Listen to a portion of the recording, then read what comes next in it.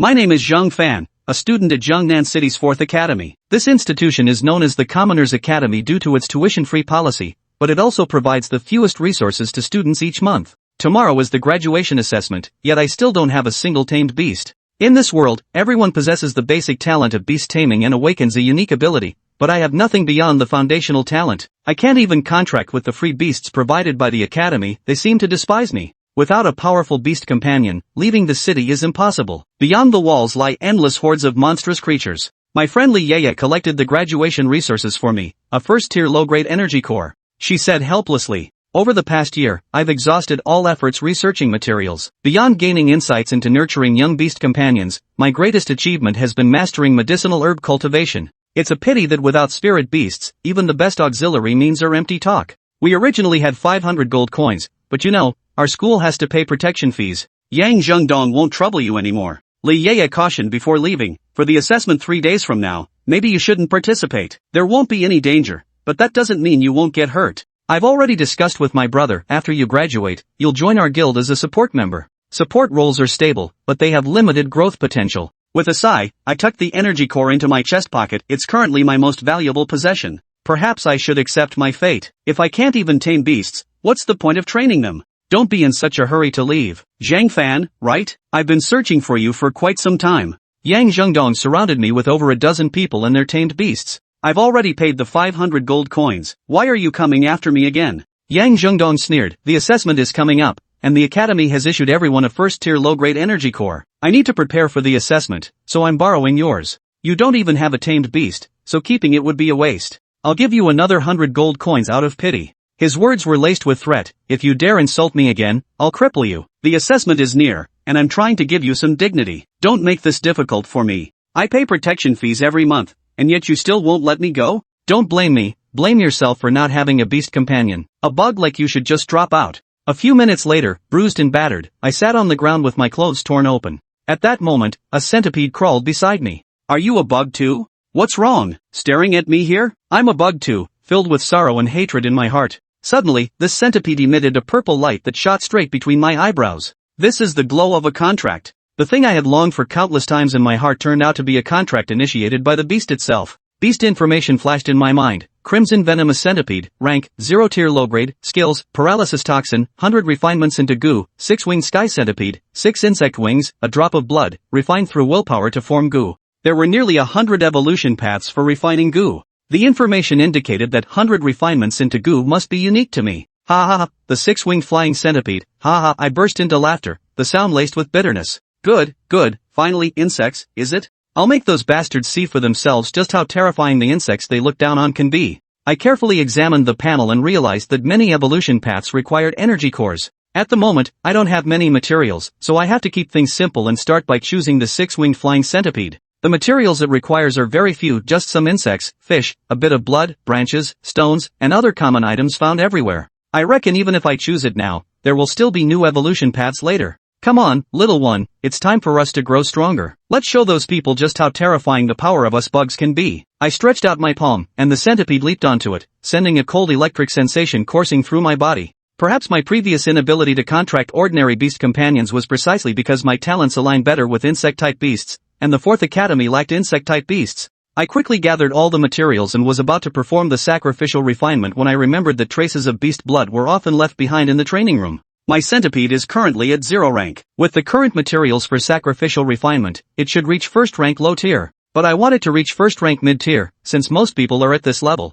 1st tier intermediate combat strength is stronger. The blood of a tamed beast is definitely more effective than my blood. Still need to go to the training room. There weren't many people training in the practice room. Yang Zhengdong, what you've taken from me, I will surely take back. I suppressed the fury in my heart. Everything will wait until the 6-winged flying centipede is fully refined. In the training room, a beautiful-faced woman was testing her spirit beast, the amethyst deer. This spirit beast is suited for the psychic energy cultivation path, but now it seems to be on the verge of mutation. The numbers on the test pillar displayed, 147. A normal first-tier low-level beastmaster typically scores around 400 to 600, while intermediate level starts at 2000. The woman looked exasperated. What's going on? Why is this happening? Your level should have reached first-tier intermediate by now. Fresh blood is definitely more effective than dried blood. I walked straight over. Your contracted beast has fallen into a state of imminent mutation. Now, it has two choices. First, do nothing, and by tomorrow morning it will complete its mutation. 2. Let me help you see how to suppress the mutation. My theoretical research on beast taming and cultivation ranks first in the entire school, though few people ever pay attention to it. Who is it? Zhang Fan? Oh, it's you. I was wondering who had come. Wang Bing saw it was me, and a faint smile appeared on her face. Do you know me? Nonsense, I don't care about your talent. I know you always rank first in every beast taming exam. My sister wants me to invite you to join our demon hunting team. It seems this ability of mine is quite sought after. However, I've already promised Li Ye that I'll join her brother's guild later. Chapter 3, Bug Transformation. Second Tier Intermediate. Well, I've already made a promise to others regarding that matter. Let's focus on your purple crystal deer for now. Wang Bing's eyes lit up. Regardless of anything else, at least in this matter, Zhang Fan could genuinely assist her. Alright, if you can resolve this for me, I'll give you 300 gold coins. That might seem a bit low, but it's all I can spare right now. No problem. Zhang Fan gently reached out to touch the purple crystal deer. At that moment, the purple crystal deer visibly grew uneasy. Its forehooves fidgeted nervously. Jade deer, relax. Zhang Fan won't harm you. Purple crystal deer. Tier, low tier tier 1 in the process of mutation. Skills, frenzied serpent charge. Forged by 100 trials. Bloodthirsty heaven-defying deer. Wrathful spirit bloodstained deer. Not recommended for cultivation. Requires excessive materials with minimal effectiveness. A trace of predatory aura emanates from its left hoof, the root cause of its mutation. Can this type of beast tamer also cultivate bugs? However, when Zhang Fan saw the material requirements, hundreds of low-grade first-tier energy cores along with the panel's warning prompt, Zhang Fan decided he'd stick to the 5 poisons method for bug cultivation. Fierce hunting aura? Well, I need some of its blood. If you don't want it to mutate, I have a way to handle that too. Forget it. Go ahead. Just help me prevent its mutation. Wang Bing gazed at the purple crystal deer, her expression tinged with resignation and guilt. Just now, she had also said that Zhang Fan wouldn't harm the purple crystal deer. Not long after, Zhang Fan examined the half-empty vial of low-grade, first-tier beast-taming blood. In another vial, a faint blackish-red mist swirled. This was the trace of the fierce hunter's chi. He had no idea where this substance had come from. Time to refine the bug. First, find a place to do it. Everything's ready. If only this trace of predatory aura could be used too, then I wouldn't have to worry about any mutations. Once again, he found himself in the sparsely populated woods near the academy. Zhang Fan arranged the ritual according to the panel's requirements. Alright. Now is the moment we change our fate. The centipede in Zhang Fan's sleeve immediately leapt out. He then sprinkled the blood he had obtained earlier over the centipede's body. Proceed with the ritual? Shall I infuse it with the aura of the fierce hunt? A sharp gleam flashed in Zhang Fan's eyes at that moment. It seemed his golden finger understood him well. Add it. Absolutely add it. Begin the ritual immediately. Suddenly, Zhang Fan sensed an additional connection forming between himself and the centipede undergoing refinement. Simultaneously, he could sense the various emotions of pain emanating from the creature. PSSSH. Splash. The centipede's form began to swell, shedding its skin repeatedly like a snake. However, this shedding occurred through a process of stretching and expanding. Zhang Fan also noticed 6 fleshy sacs sprouting from the centipede's body. Its body had now reached over half a meter in length. In its current state, it would likely terrify many people into fainting in his previous life. Endure it. If you, like me, refuse to be trampled underfoot forever, then endure it. Zhang Fan surmised that the primary cause of the centipede's excruciating pain was that fierce hunting aura. He recalled that Sister Wang Bing's demon hunting group was called the Purple Deer Demon Hunters. After graduation, once everything was settled, he would go visit them. The refinement process was astonishingly swift, faster than Zhang Fan could have imagined. 6-winged flying centipede. Level, Intermediate Tier 2. Skills, Blood Corruption Toxin, High-Speed Flight, Sonic Illusion, Thousand-Limbed Fatal Blades. Blood Corrupting Toxin, creatures below Tier 3 Intermediate suffer a 30% reduction in combat effectiveness when poisoned. High-Speed Flight, soars through the skies with 6 wings. Creatures below Tier 2 Advanced cannot pinpoint its location. Auditory Illusion, emits sounds while moving to create illusions immune to only those of Tier 3 or higher. Thousand-Limbed Blades, harnesses the predatory energy within to unleash air blades capable of wounding low-tier 4th-tier creatures. Forged by 100 trials. 12-winged Black-Eyed Centipede, Tier 2 Insect Wing Material 30 pieces, Tier 2 Mid-Level Energy Cores 5 pieces. Thousand-Eyed, Thousand-Legged Venomous Centipede. 100-Faced Reincarnation Venom Centipede. At that moment, Zhang Fan's eyes widened to an extraordinary degree. For the stats of this 6-winged centipede were, in his eyes, utterly terrifying. Even an ordinary second-tier beast tamer likely possessed no creature with stats as lavish as this six-winged specimen before him. However, places like the first and second academies were home to countless geniuses. Compared to those individuals, he likely still fell short. Never mind. There's no rush to compete with them just yet. For now, our priority is passing the graduation assessment. But six-winged centipede, could you make yourself a bit smaller? In your current form, we'd attract far too much attention if we went out like this. The six-winged flying centipede stretched an impressive 10 meters in length. Each of its 6 pairs of insect wings bore eerie patterns. As for its face, it was utterly ferocious. Just looking at it sent a chill down one's spine. Whether it was due to absorbing that malevolent aura or not, Zhang Fan distinctly felt a cold sweat break out on his back as he gazed at the six-winged centipede. Yet, Zhang Fan also detected a flicker of joy emanating from the creature, along with an overwhelming sense of goodwill. Soon, the six-winged creature rapidly shrank in size, returning to its original size. Come! Lu Qi immediately leapt toward Zhang Fan, burrowing back into the sleeve of his robe. Within the academy, similar incidents to Zhang Fan's also occurred to several others. Many had their energy cores taken by Yang Zhengdong just like Zhang Fan. But among them, only Zhang Fan possessed the potential to strike back. Boss, we've got 30 low-tier energy cores now. Yang Zhengdong's subordinate beside him looked extremely excited. To them, this was a fortune. If sold on the market, it would cover a commoner's expenses for a lifetime. Of course, it wouldn't be nearly enough for cultivating a beast. Survival of the fittest, that's how it works here at the 4th Academy. Yang Zhengdong's expression was quite pleased at that moment. With such abundant materials, he could advance his beast evolution to the high-tier first stage. Each tier is subdivided into 3 levels: low, intermediate, and advanced. The Academy's graduation assessment only tested against low-tier level 1 beasts. Beyond that, on the day of the assessment, several beast hunting groups and smaller guilds would also come to their location. After all, smaller factions always needed fresh blood. Chapter 4, a worthless good for nothing?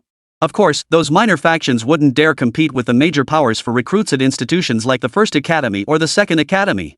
The 4th Academy is perfectly sufficient for these smaller factions. As for me, my talent isn't lacking. What I lack are the innate resources and opportunities. If given equal resources, I'd absolutely hold my own against those people. Bro, these are pretty much all the candidates left in the academy. Some are tricky to handle, either backed by guilds or with minor connections. What do you think, bro? Should we? Hearing his subordinate's suggestion, Yang Zhengdong immediately shook his head. We can't do that. Those guys are still too much for us to handle right now. Besides, we'll join another guild or demon hunting group together later.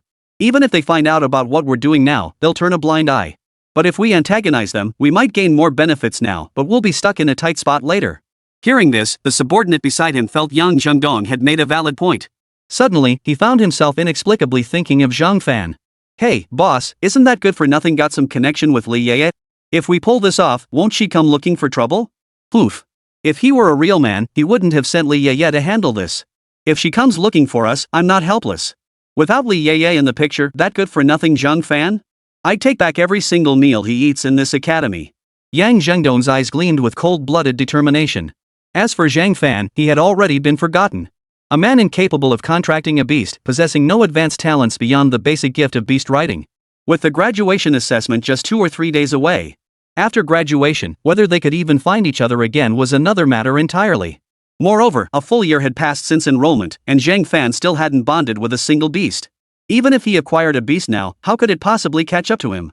What's more, within a day or two, his beast taming prowess would reach the advanced stage of the 1st rank. A mere Zhang Fan was hardly worth his concern. Brother, why did you stop me? Why shouldn't I stop you? What do you think you're going there for? Do you really think sticking up for him will accomplish anything?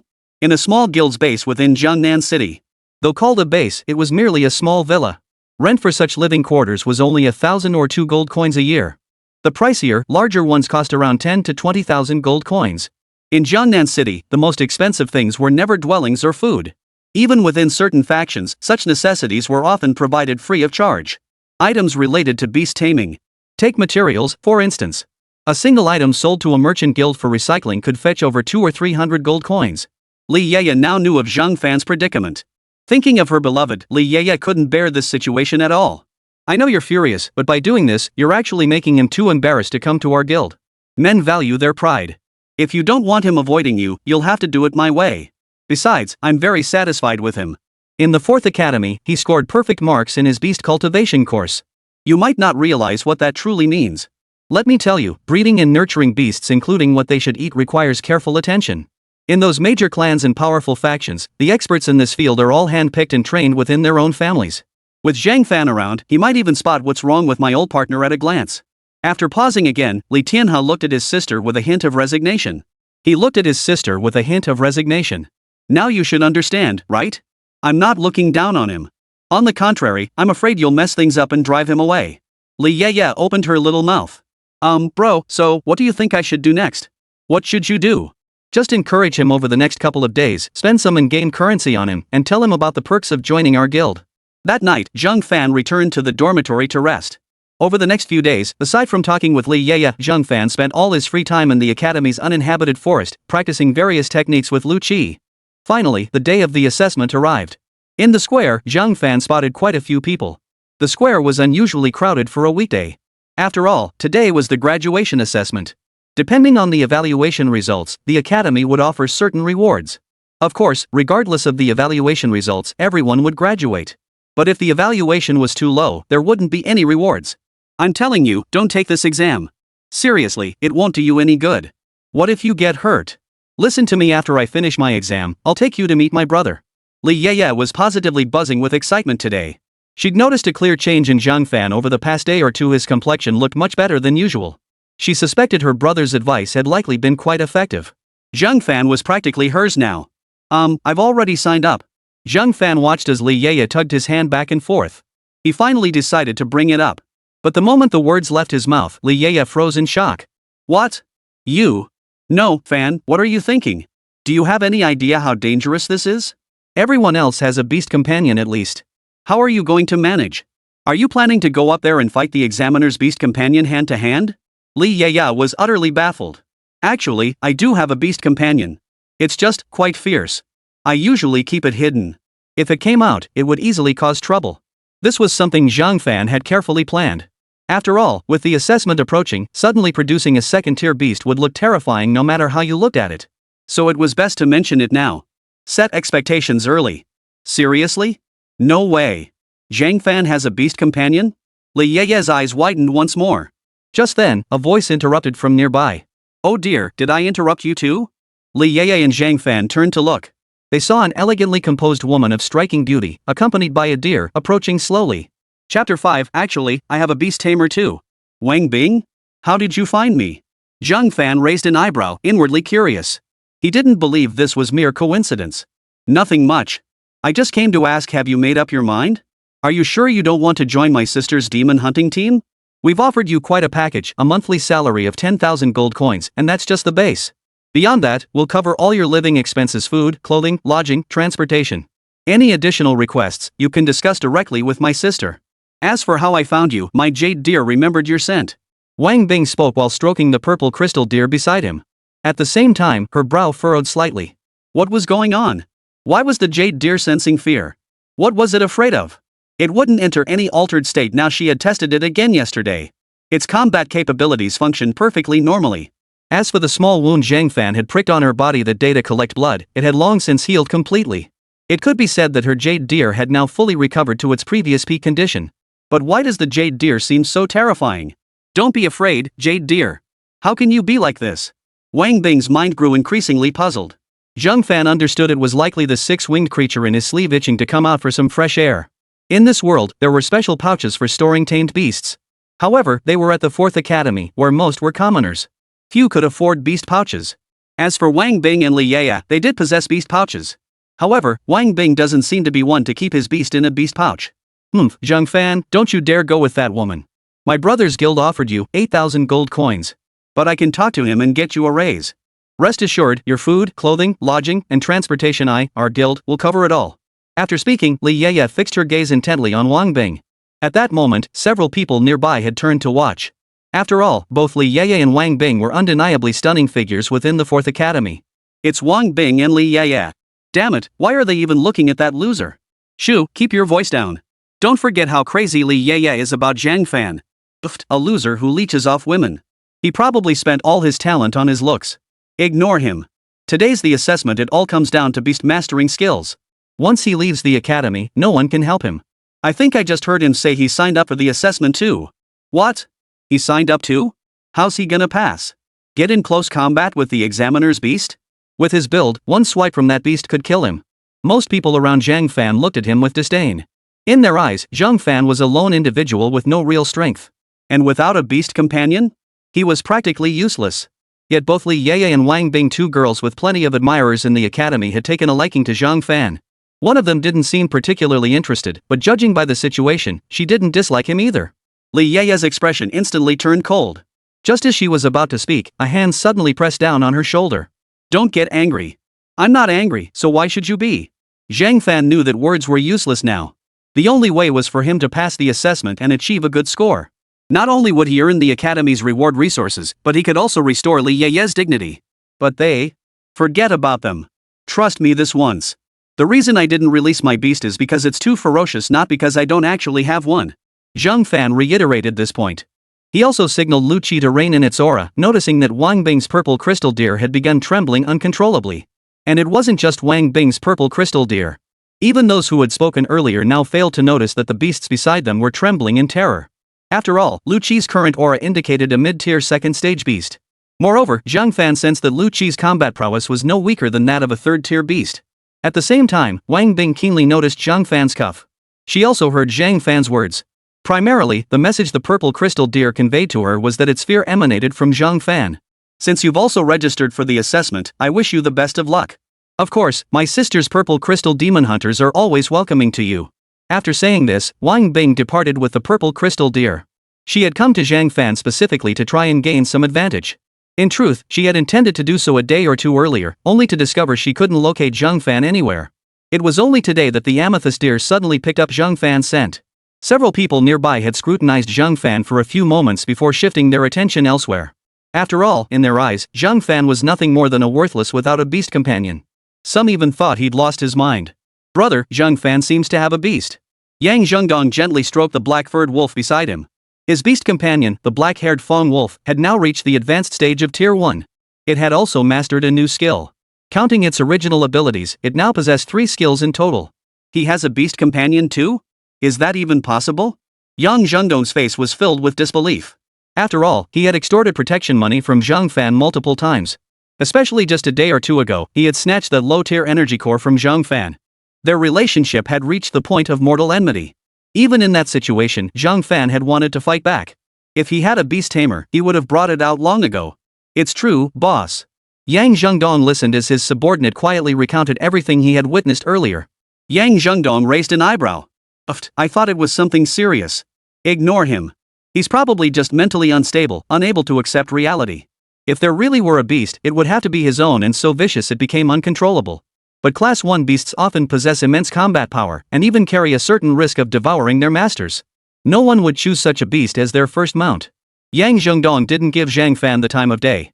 As for Zhang Fan claiming to have a beast, Yang Zhengdong found that even less believable.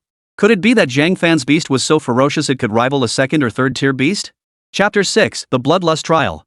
"Principal, are we sure this is wise? The Bloodlust Trial is no ordinary assessment. That boy will die. And he doesn't even have a single beast companion." Director Zhang looked at the principal before him with a helpless expression. A hint of reluctance flickering in his eyes. In his view, Zhang Fan's abilities were actually quite decent. Particularly in terms of beast cultivation and knowledge how to care for most beasts, Zhang Fan could handle it better than most. Yet for some inexplicable reason, Zhang Fan carried an aura of malevolence that repelled most beasts. This very trait was the fundamental reason Zhang Fan couldn't form a contract with any of the beasts provided by the academy.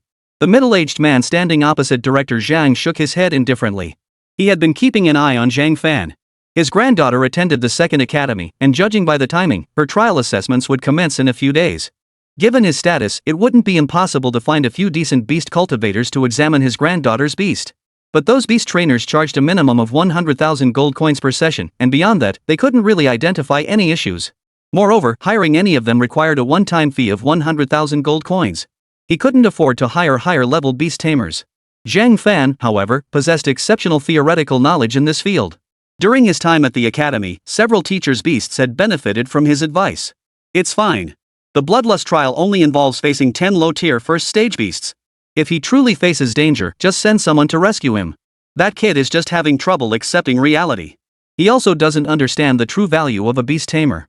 Indeed, in this world, most people possessed a basic beast mastering aptitude. Others, like Zhang Fan, lacked the advanced beastmaster talent. They couldn't provide their beasts with better enhancements. But someone like Zhang Fan, who couldn't even form a contract with a beast. This was the first time he'd ever seen such a case. Yet his previous achievements were undeniably genuine. Ultimately, as the principal, he wouldn't suffer any significant loss. All he needed to do was ensure someone rescued Zhang Fan when danger arose. So that was your plan all along. Principal Zhang couldn't help but smile. He had thought the principal before him had changed. But now it seemed the man before him hadn't changed much at all. At that moment, a large area had been cleared on the 4th Academy's sports field. A sizable arena had been erected within it. It was perfectly adequate for the assessments held at their 4th Academy. Number 65, Yang Zhengdong.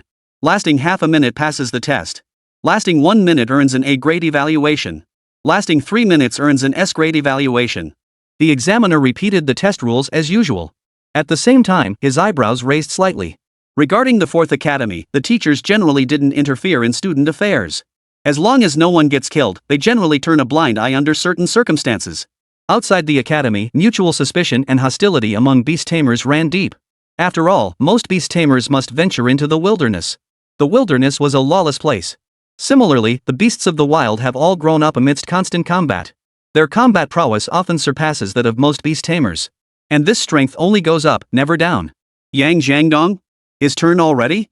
I recall hearing his beast, the black-haired Fong Wolf, has reached the high-tier first stage level.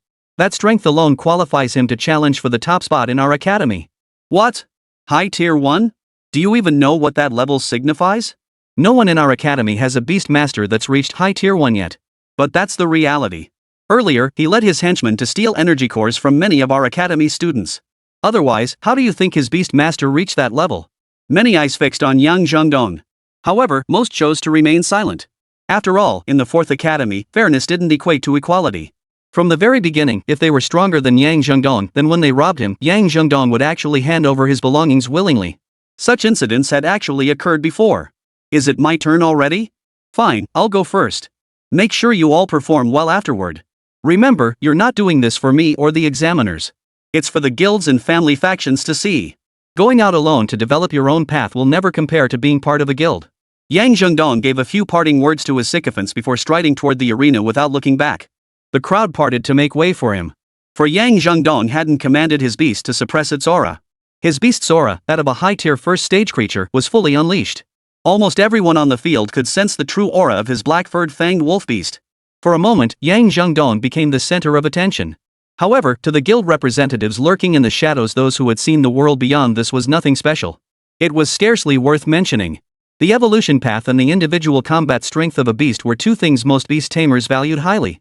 The former represented potential, while the latter signified fundamental combat prowess. Therefore, in their eyes, Yang Zhengdong was nothing special at that moment. Pfft, what's he so cocky about? My beast is mid-tier first stage, while his is only high-tier. He hasn't even reached second stage yet. Li Yaya felt a surge of irritation upon witnessing Yang Zhengdong's seemingly miraculous display. But her nature was to speak her mind directly. She never bottled things up inside. Of course, the root cause was that Li Yaya felt compelled to defend Zhang Fan. Zhang Fan merely raised an eyebrow. His expression showed no sign of concern. To be honest, judging by his current state, Zhang Fan didn't think much of him either. But once he finished the assessment, he was determined to confront Yang Zhengdong and reclaim what was rightfully his. Chapter 7, A Pity His Character Falls Short. Yang Zhengdong's performance on the stage was actually quite decent. He managed to hold out for just over 2 minutes, seemingly just a hair's breadth away from reaching the 3-minute mark. Had he truly reached 3 minutes, his assessment would have been upgraded to S rank. So it really was just a hair's breadth away? Our actual combat strength simply can't compare to those who've truly battled in the wild. Yang Zhengdong had originally planned to rely on his beast taming abilities, which were at the advanced stage of Tier 1, to flawlessly pass the assessment. This would grant him entry into a superior guild, or at least the privilege to choose a better one. But now it seemed he still fell short. Compared to rank, what those people valued even more was the true combat strength of the beast tamers. This was true not only for the guild members, but for himself as well. Yang Zhengdong, your performance was decent enough, but you've misplaced your focus. I advise you to concentrate on your beast tamer. Alright, you may leave now. The examiner was well aware of Yang Zhengdong's usual tactics. Yang Zhengdong's development strategy relied on seizing resources from others to fuel his own growth. However, he hadn't maximized the utilization of these resources. Moreover, the black-haired wolf's power hadn't been fully unleashed. Not only the examiner, but many guild representatives could see these shortcomings as well. President, we've already seen number 65. This kid isn't anything special. When I first learned his Beastmaster rank was Advanced Tier 1, it gave me quite a shock. Hearing this remark from someone nearby, the man addressed as President smiled. That's normal. That kid spends most of his time scrambling for resources. He hasn't bothered to learn how to maximize his beast's combat potential. Take just now, for instance. He could have completely let go of the reins and let his beast fight on its own. After all, a beast like the black-haired Fong Wolf carries a bloodline legacy for combat within its very being. No matter how you look at it, it would definitely be better than some greenhorn giving orders. This guild leader was none other than Li Ye's older brother, Li Tianhe. After delivering this critique, Li Tianhe turned his gaze back to Zhang Fan. The moment he arrived at the academy, he had spotted Zhang Fan. His instincts told him that the current Zhang Fan seemed vastly different from the one he had met before. After all, as the head of a guild, such intuition was essential. Otherwise, how could one survive in Jiangnan City? That would be a joke. Guildmaster, that kid seems to have joined the assessment too. Upon hearing this, Li Tianhe's brows immediately furrowed. Alright, it seems this kid's temperament still falls a bit short. Well, he's still young after all. Such things happening are normal. Li Tianhe's estimation of Zhang Fan dropped another notch in his mind. In his view, those lacking mental fortitude simply had no place in the wilderness. Otherwise, a single individual could cause the entire team to falter. The wilderness was no place for child's play. A single mistake could cost lives. And it could cost the lives of everyone in the team. After all, such examples existed in the wilderness. From now on, let this kid stick to logistics and stay put. Li Tianhe watched his sister standing beside Zhang Fan. He shook his head helplessly. He now regretted having brought his sister and Zhang Fan together. Meanwhile, on the other side of the Academy Plaza, several women with graceful figures stood quietly observing Zhang Fan. Sis, stop staring at him. He's already planning to fly away together with Li Ye. I heard he's joining her brother's guild. It's none of our business anymore. Wang Bing remarked indifferently. Beside her stood a woman with a graceful figure and elegant features of beauty, were it not for the scar across her face. This woman was none other than Wang Bing's cousin, Wang Yu. You little minx. The family won't give us any help, so we have to rely on ourselves. Besides, you don't even understand the importance of a beast tamer. You can't cheat your way through academy courses. High grades in those classes prove his genuine ability. Besides, didn't he cure your purple crystal deer? That beast tamer I hired for you cost me a whopping 300,000 gold coins. Hearing this, Wang Bing was instantly dumbfounded. At first, when she heard the word clan, she had scoffed. Truthfully, she felt almost no sense of belonging toward her family. If anything, she felt nothing but disgust. But now? What did she hear? Her cousin said she'd hired a beast tamer who charges 300,000 gold coins? She hadn't known before, thinking that person was just a friend her cousin had casually called over. What? Sis, you're not pulling my leg, are you? Wang Bing's stunned expression drew laughter from the other girls nearby. With her cousin's revelation, Wang Bing instantly began to take Zhang Fan seriously. His abilities were truly extraordinary. In fact, back at the academy, she had heard rumors about Zhang Fan's talents. But back then, her purple crystal deer hadn't been having any issues. She'd heard a few whispers about Zhang Fan but hadn't paid them much mind. But looking back now, it seemed that even back then, Zhang Fan had already begun to show glimpses of that potential. What a pity, if only he had a beast to command. Wang Bing trailed off, unable to continue. Wang Yu shook his head. It's fortunate he didn't have a beast companion. If he had one, his abilities would have easily allowed him to amass vast resources. Moreover, under the same racial and resource conditions, his beast companion's development would inevitably surpass others. That's common knowledge, Wang Bing. You still have much to learn. Enhancing Beastmaster power comes from all aspects. Of course, there are terrifying geniuses who defy all logic. In time, I'll take you to the second and first academies. You'll get a proper look at the monsters there. Just as Wang Bing and Wang Yu were chatting, the examiner's voice echoed from the arena. Number 88, Zhang Fan. It's your turn. The moment the name Zhang Fan was called, Wang Bing and Wang Yu immediately fixed their gaze on Zhang Fan. Chapter 8, Without a Beast Tamer, you cannot participate in this assessment. Yang Zhengdong and the others also scrutinized Zhang Fan closely. But soon, Yang Zhengdong noticed something amiss. He saw no trace of emotional instability or peculiar expression on Zhang Fan's face. What he saw instead was a confidence brimming with conviction. This expression was all too familiar to Yang Zhengdong. He had worn the exact same look. No way. That can't be right. If he truly possessed a beast-taming ability, why didn't he resist back then? The more Yang Zhengdong looked at Zhang Fan, the more questions swirled in his mind. Bro, it's his turn. Let's see him make a fool of himself. Make a fool of himself? How dare you talk like that? That's pushing his limits. Would you dare? Would you dare take the assessment alone, without a beast? No way. That's exactly right. His henchmen continued to sneer with mockery on their faces. Yang Zhengdong shot them a look and they immediately fell silent. One of them was also feeling a bit confused at this moment. Boss, what's going on? Something feels off. Let's take a closer look first. A grim suspicion began to take root in Yang Zhengdong's mind. Zhang Fan might actually possess a beast tamer. But what he couldn't fathom was why Zhang Fan would pay him protection money if he already possessed a beast tamer's beast? Even facing a beating, he wouldn't summon his beast. Or perhaps he'd acquired the beast just recently. Most people's first Beastmaster beast was forged by contracting with a young exotic beast, then nurturing it until it reached young adulthood and possessed some combat strength. To make a beast that already possessed combat strength become one's own beast companion, one must either defeat it or team up with their own beast to tame it. Otherwise, it's simply impossible. Moreover, most people start raising their beasts from young exotic creatures. Because many combat-capable beasts, even in death, refuse to submit. This world doesn't have any damn pokeballs or anything like that. Zhang Fan? Why does that name feel vaguely familiar? Not just somewhat, that's him. The one without a beast. What's going on? Is he fearless? Why is he going up there? Is he planning to engage in a brutal melee with the examiner's beast? Can he even win? No idea. Looks like he's lost his mind. Alright, let the Academy Infirmary know a patient's coming soon. Have them prepare some medicine in advance. I'd say focus on stocking up on mental health stuff. Many found Zhang Fan's decision to take the exam utterly absurd. After all, Zhang Fan was the only person in the entire 4th Academy this year without a beast companion. Word of this had even reached the 3rd and 2nd Academies. As for the 1st Academy, only a select few were aware. 1st Academy students were particularly focused on raw power. Such gossip was more prevalent in the 3rd and 4th Academies. Li Yeye's brows knitted tightly together.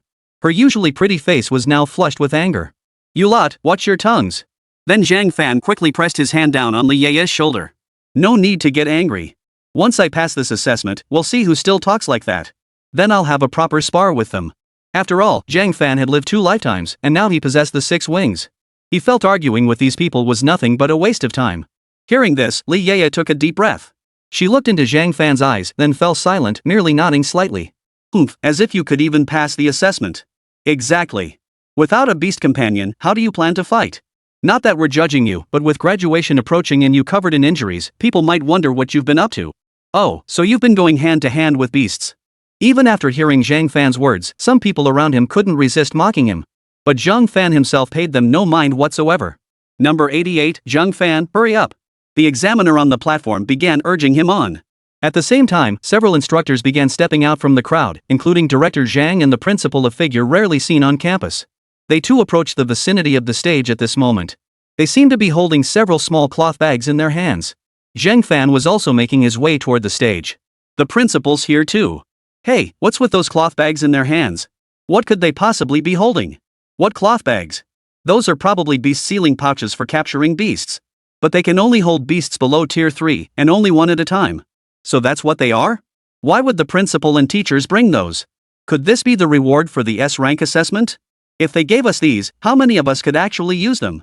First-tier beasts, no matter their specific rank within that tier take us, for example, aren't that easy to tame. Finally, amidst the murmurs of the crowd, Zhang Fan stepped onto the arena. This time, Zhang Fan was the center of attention, though unlike Yang Zhengdong, he wasn't exactly favored by the crowd. The surrounding murmurs gradually fell silent. The examiner first glanced at the principal, then fixed his gaze on Zhang Fan. Young man, are you certain you wish to participate in the Bloodlust trial assessment? This trial hasn't been attempted in over a decade. Typically, only students from the 1st and 2nd academies take it. Moreover, every year, some participants from these 2 colleges die during the trial. The resources granted by the Bloodlust trial far surpass those of ordinary assessments. They are items designated for distribution by the Empire itself. But the danger is immense. If you change your mind now, it's still possible. The examiner's words sent shockwaves through the entire academy, reaching even the representatives of minor clans who would come to the academy, members of demon hunting guilds, and a few corporate representatives. Every single one wore a look of utter astonishment. The Bloodlust trial. This wasn't child's play. It was a trial where people could actually die. The 1st Academy had plenty of stories to tell about that aspect. What? Li Yeye's entire body tensed with anger. To her, this was Zhang Fan acting recklessly. However, the examiner's next remark seemed to speak for him. If you don't have a beast companion, you can't take this exam. Chapter 9, he had deceived everyone. After all, if Zhang Fan truly didn't have a beast companion, there would be little point in him participating in the Bloodlust trial. If Zhang Fan insisted on joining, it would be nothing short of suicide. It would be up to them, his teachers, to come to his rescue. Of course, the primary reason was Zhang Fan's previous achievements in beast taming and cultivation at the academy. It was primarily because of this that the principal and others showed such leniency toward him. Otherwise, they wouldn't have bothered asking at all. Zhang Fan now fixed his gaze on the beast beside the examiner. At a glance, Zhang Fan recognized the examiner's beast. It was a stone ape following a common evolutionary path. This beast possessed numerous potential evolutionary paths, its potential undeniable. However, for most people, once it reached the 6th stage, its path forward was effectively blocked. In the past, Zhang Fan had also desired a stone ape. That stone ape now stared intently at Zhang Fan. Standing a full 3 to 4 meters tall, it radiated the aura of a mid-tier stage 1 creature. Though only at mid-tier level 1, the combat prowess this stone ape displayed far surpassed that of most academy students. After all, to this day, not a single academy member had managed to withstand its attacks for even 3 minutes. Ha! How could he possibly have a beast? I say he should come down already, no need to waste time on this assessment. Exactly. Everyone else is waiting their turn for the assessment. How can he be wasting so much time all by himself? Whoa, that scared me. I thought he actually had something and was really going to take the Bloodlust trial exam. That thing can actually kill you. The Bloodlust trial pits one person against 10 low-tier first-rank beasts. It's a standardized imperial assessment. Those who pass receive resources prepared by the Empire as rewards. The rewards are far superior to the S-rank evaluations from regular assessments. But you'd better have the guts to survive it. For a moment, the crowd still didn't hold much hope for Zhang Fan. In their eyes, how could someone like him possibly have a beast companion? If he had one, he would have produced it long ago. Yet what unfolded next left them utterly dumbfounded. I do have a beast companion, he admitted. But mine is exceptionally fierce, which is precisely why I'm participating in the Bloodlust trial. After speaking, Zhang Fan raised his palm slightly. From his sleeve, a 6-winged creature instantly crawled out. Everyone present was a beast master, not ordinary people. The moment they became beast tamers, their physical attributes gained enhancements bestowed by their beasts. Upon clearly seeing the 6-winged creature on Zhang Fan's palm, they found nothing particularly unusual about it. To the others, however, it appeared merely as an insect, nothing remarkable. Just as they were about to laugh again. Roar! The beast beside the examiner suddenly stiffened, instantly entering a state of extreme alertness. A stone ape standing 3 or 4 meters tall now displayed caution and fear in its expression. This was the first time anyone had ever seen a beastmaster like this. Stone ape. Calm down, don't be afraid. The upcoming battle has nothing to do with you. Seeing his stone ape in this state, the examiner scrutinized the 6 wings on Zhang Fan's palm. It didn't appear to be a particularly large creature. It was an insect-type beastmaster creature, and generally speaking, insect-type beasts were relatively weak. Yet despite his initial impression, he trusted his beast more than his own instincts. He could distinctly sense his beast conveying a palpable fear at that very moment. What a joke! His beast had survived in the wild. Even when facing 3rd or 4th tier beasts, it wouldn't show such fear. What makes Zhang Fan's beast so special? Calm down, Yella. Yang Zhengdong wrapped his arms around his beast companion. At that moment, he didn't need any special senses. The sheer terror radiating from his beast was palpable the instant he wrapped his arms around it. At the same time, Yang Zhengdong's face was etched with utter shock. How could this be? What kind of beast was that guy holding? My high-tier first stage Fong wolf actually felt fear? How could that be? My black-haired wolf devoured countless resources just to reach this level. I took all his resources, how could he possibly have cultivated his beast to this level of strength? In an instant, countless questions erupted within Yang Zhengdong's mind. Unfortunately, no one could answer his questions. And it wasn't just him.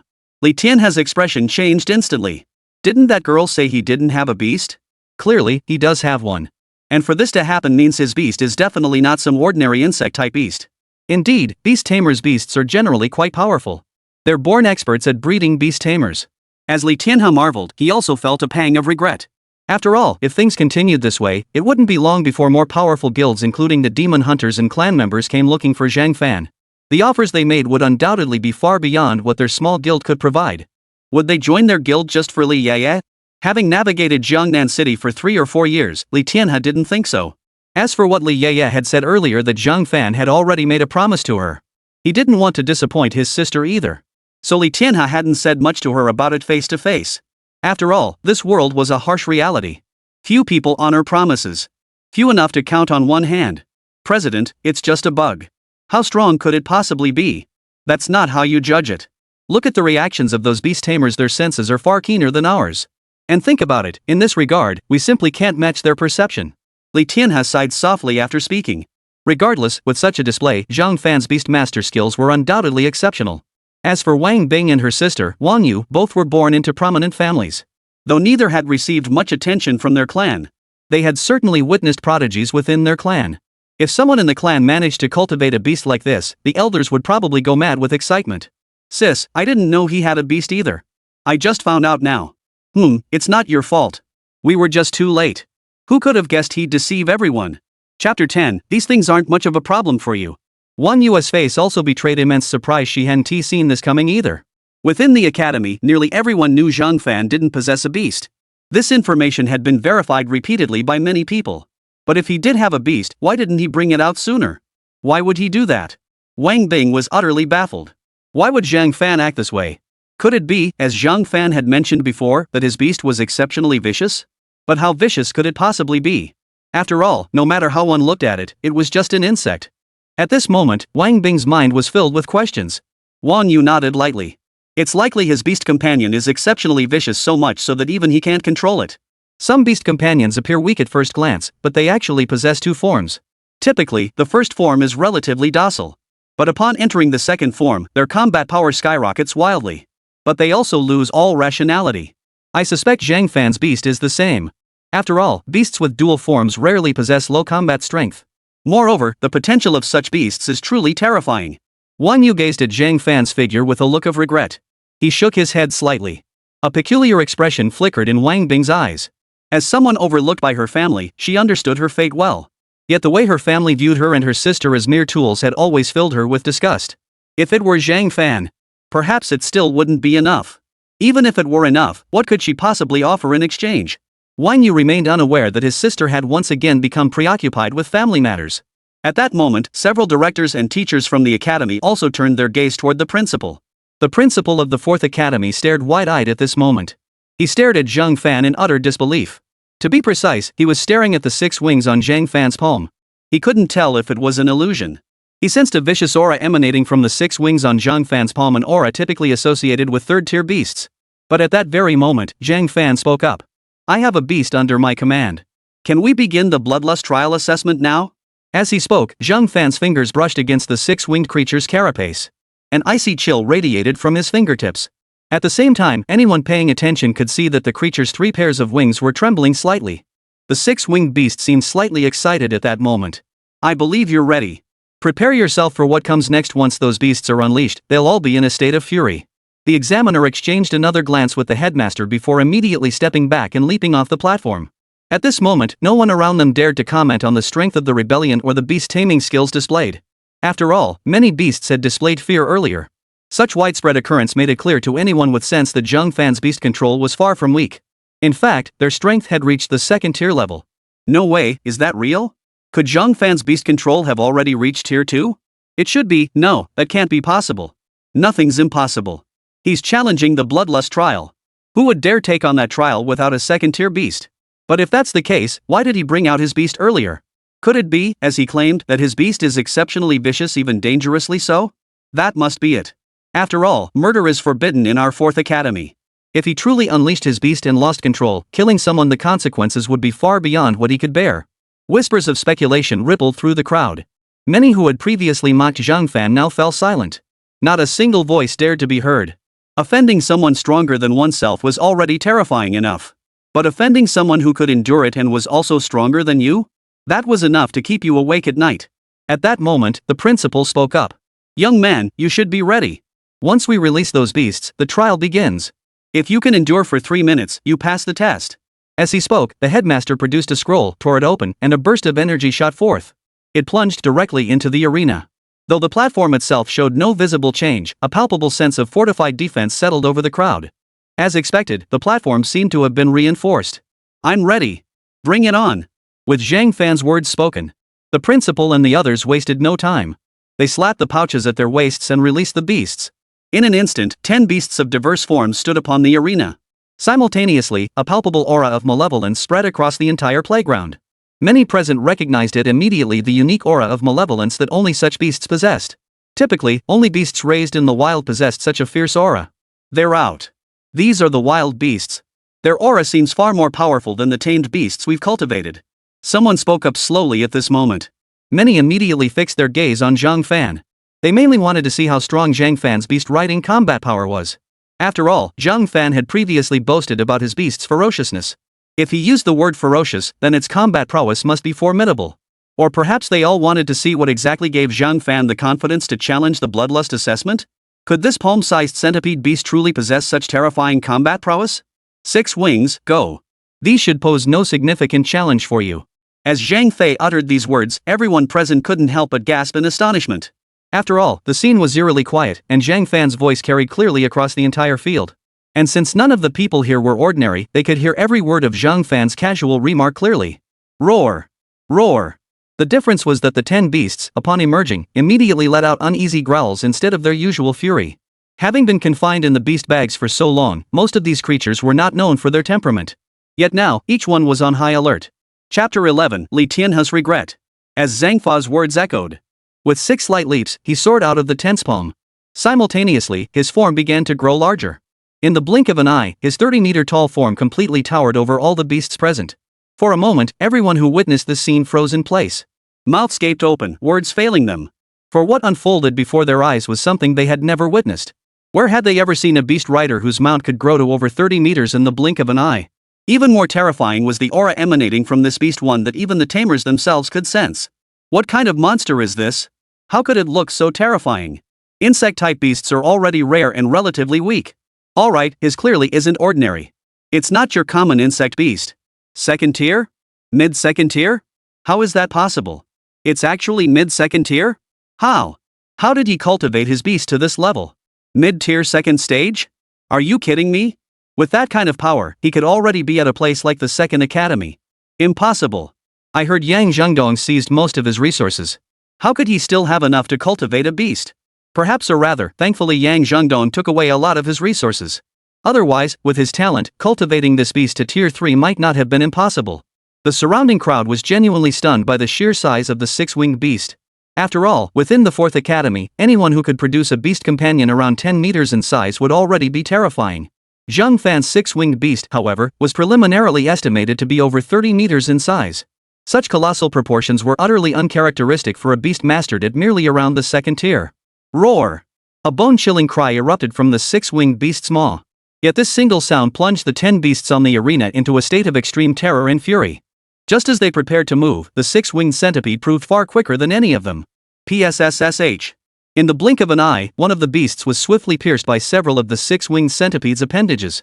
Additionally, the 6-winged centipede spat out a small amount of venom. It shielded the area around Zhang Fan. When the venom landed on the arena floor, large sections of stone slabs were corroded away. Witnessing this scene, the crowd's eyes widened once more.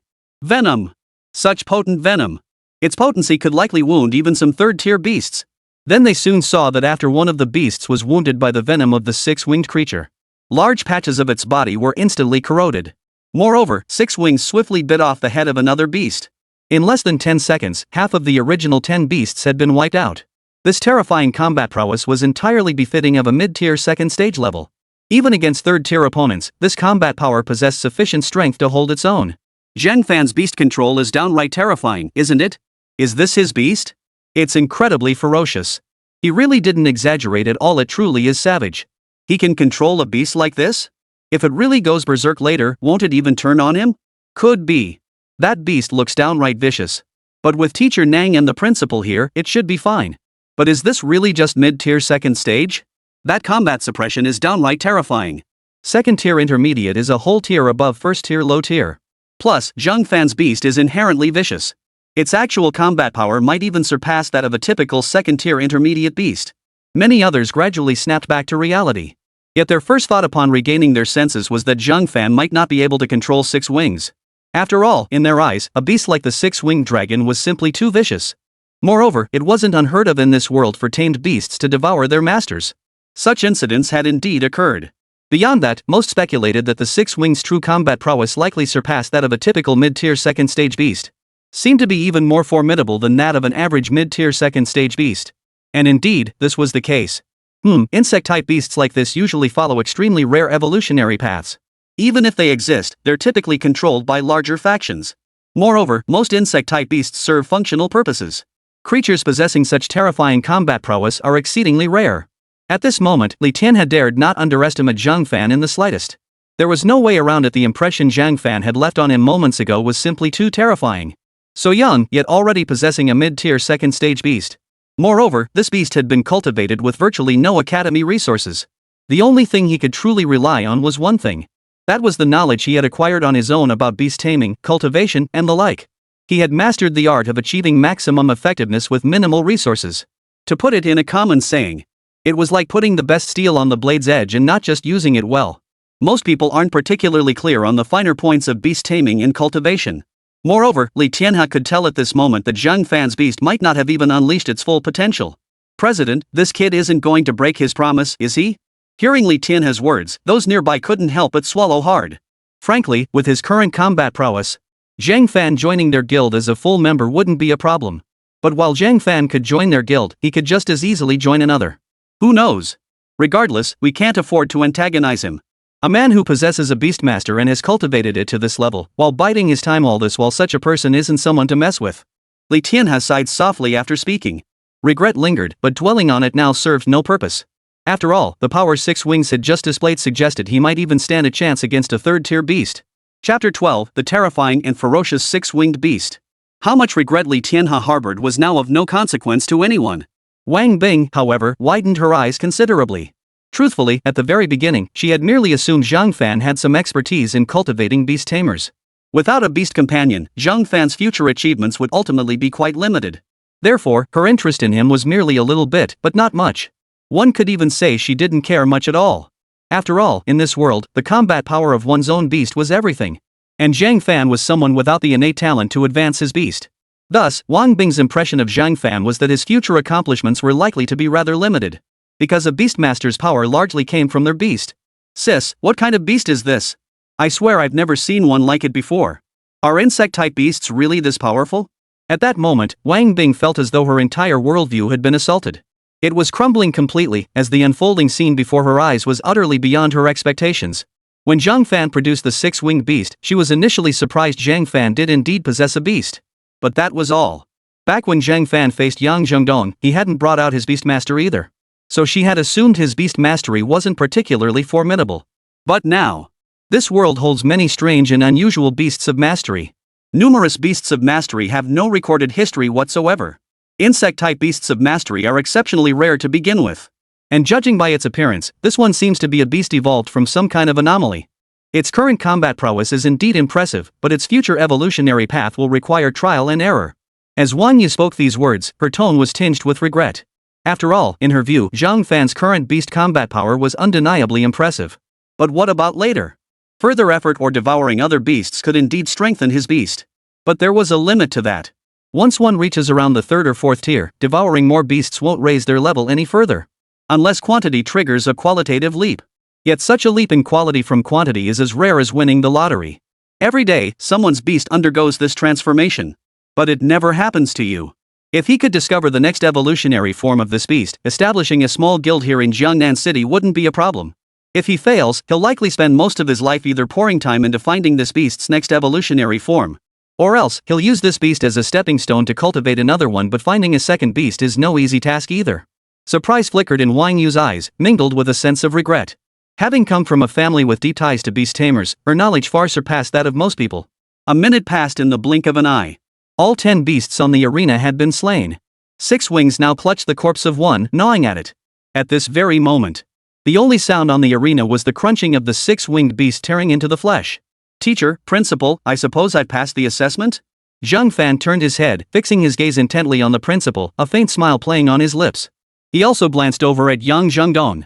He noticed Yang Zhengdong's face was now covered in cold sweat, the origin of which was unclear. Zhang Fan could even sense how tense the man's breathing had become. Many teachers in the academy felt their scalps tingle upon seeing the 6-winged creature. The creature's appearance struck them as excessively ferocious, and beyond that, the aura emanating from it exerted a palpable sense of oppression. To their eyes, Zhang Fan's beast companion didn't seem like one that had been raised and nurtured. Instead, it seemed to have emerged from some brutal battlefield. Extremely vicious and cruel. However, such a beast was also prone to becoming volatile. Once agitated, they could easily turn on their masters. The principal nodded slightly, then spoke without reservation. Zhang Fan, your beast's power is quite impressive. Frankly, achieving this level of skill would mark you as a prodigy even within the second academy. However, you must be mindful that your beast seems to possess a particularly volatile temperament.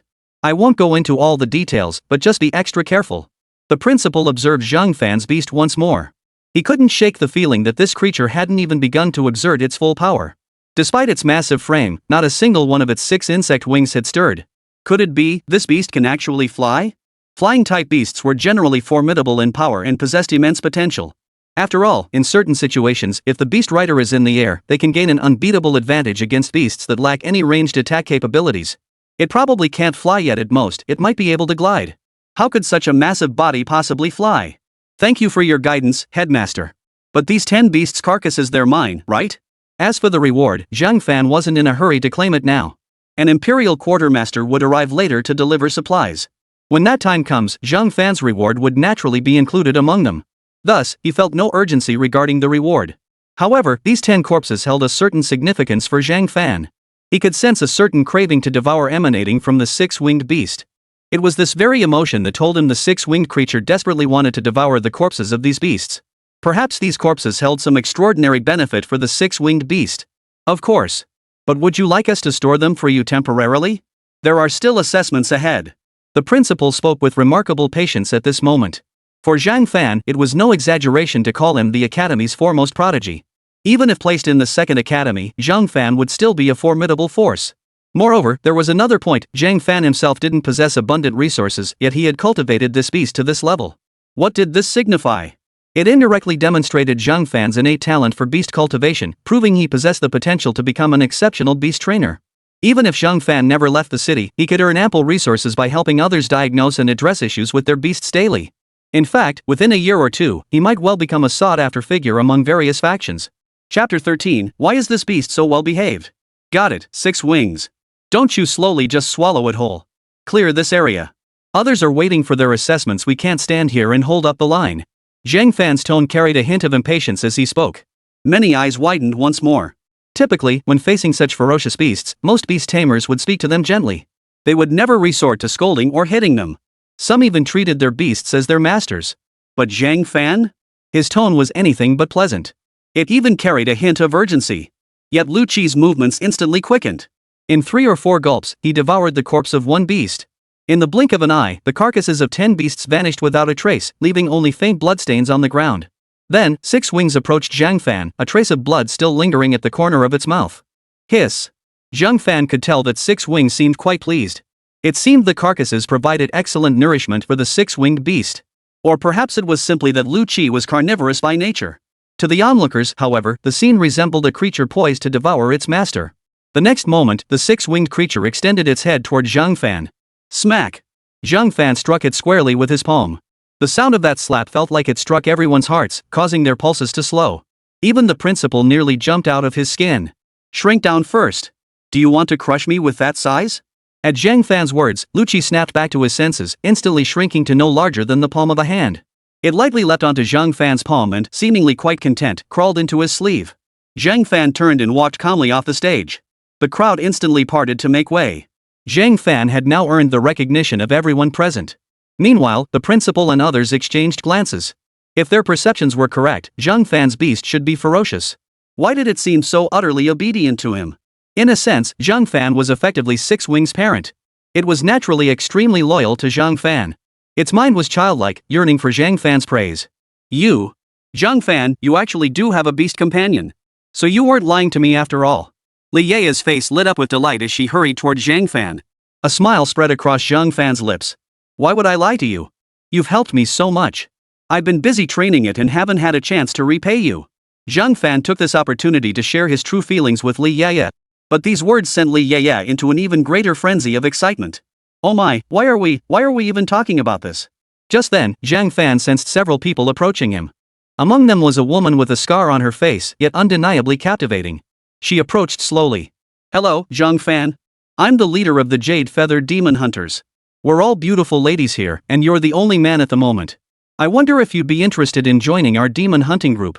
For someone with your talent, we'll start you at a base monthly salary of 20,000 gold coins. Beyond that, there are numerous perks. What do you think? 1. You still harbored the desire to recruit Zhang Fan into the Demon Hunters. Her intuition told her that if Zhang Fan truly joined their Demon Hunters Guild, it would likely bring unimaginable benefits to the guild. In truth, Wang Yu intended to use this 20,000 gold coin offer to seal the deal and secure Zhang Fan's allegiance. It would also deter other minor factions from making a move. After all, most of those recruiting at the 4th Academy at this time were minor factions. She was essentially here on a whim. The major factions in Jiangnan City all went straight to the 1st and 2nd Academies to recruit. Under normal circumstances, they wouldn't bother coming to the 4th Academy. Wang Yu's words effectively silenced many who had been contemplating making similar offers. 20,000 gold coins was no small sum. Of course, that was for most ordinary beast tamers. The jade-feathered demon hunters, I hear their background is connected to the Wang family. The Wang family is a major clan too. I hear their clan leaders each have 1 or 2 7th-tier beasts. 7th tier? Are they really that formidable? You don't seriously think the gap between each tier is negligible, do you? Let me tell you, every 3 tiers represent a qualitative leap in power. Exactly. A 2nd-tier beast can defeat a 3rd-tier beast by overpowering it, but for a 3rd-tier beast to defeat a 4th-tier beast by overpowering it is extremely difficult. 7th tier already counts as reaching the ranks of the truly powerful. Among the crowd, some still didn't fully grasp the hierarchy of beast tamers. At this moment, Wang Yu had indeed achieved half her objective. Her words silenced most of those who shared her thoughts. But Zhang Fan remained unmoved. Li Yeya's expression shifted once more. Wang Bing stood beside her sister, looking somewhat embarrassed. Her sister had said, "What's the big deal about saving face?" Since her sister had spoken those words, she couldn't very well argue against them. In the end, she followed her sister over. "Oh, really? Wang Bing, you're still at it, aren't you? Bringing people over to snatch someone away? How about we settle this with a fight?" Li Yeya wasn't exactly the type to let herself be pushed around. With the other party openly trying to snatch someone right in front of her, she couldn't just sit idly by. At the same time, Li Tianhe immediately led his guild members over at a brisk pace. But he didn't speak up. He knew that even if he tried to use moral appeals today to get Zhang Fan to join their guild, it wouldn't stop Zhang Fan from leaving eventually. And then his own sister would be heartbroken too. Given that, it was better to first see what Zhang Fan truly intended. "Little girl, a wise bird chooses its perch. I can give him so much more. What could you possibly offer him? Your measly 2 ounces of flesh?" At these words, Li Yeya's face flushed crimson with fury. "You!" Zhang Fan immediately grabbed Li Yeya's shoulders. "Calm down. Sister, you should go back. I have no intention of joining your demon hunting group." "Of course, I appreciate your offer." Chapter 14, just making you pay it back. Li Yeya had indeed been on the verge of losing her temper. But the moment Zhang Fan gripped her shoulders, she fell silent. It had been a year, and this was the first time she'd sensed Zhang Fan speaking with such conviction. Or rather, this was the first time he'd responded to her like this. She had waited a long time for this kind of response. "Besides, I already promised Li Yeya I'd join their guild. So I appreciate your invitation, but if I actually went, you wouldn't dare accept me. What faction would want someone who breaks their word?" Zhang Fan's words resonated with many present. Especially Li Tianhe, who had just walked over. Upon hearing Zhang Fan's words, the look on his face was nothing short of overjoyed. Excellent. His sister really hadn't misjudged this man. My sister truly has excellent judgment.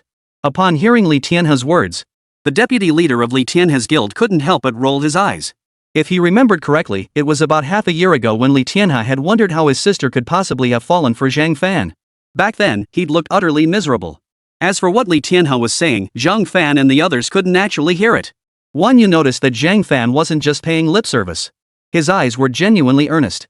"Of course, since we're friends, if you ever have any issues with your beast mastering in the future, feel free to come to me. My quote is 300,000 gold coins." Zhang Fan was confident in his ability. With his special talent, he could pinpoint exactly what was wrong with any beast. 300,000 gold coins was practically a bargain. Those around them froze, then furrowed their brows slightly. To them, 300,000 gold coins was an exorbitant sum. It could even buy some 3rd-tier energy cores. Energy cores had numerous uses. Weapons specially crafted to rely on energy cores also required them as fuel. Beyond that, the most direct use was for their own beasts.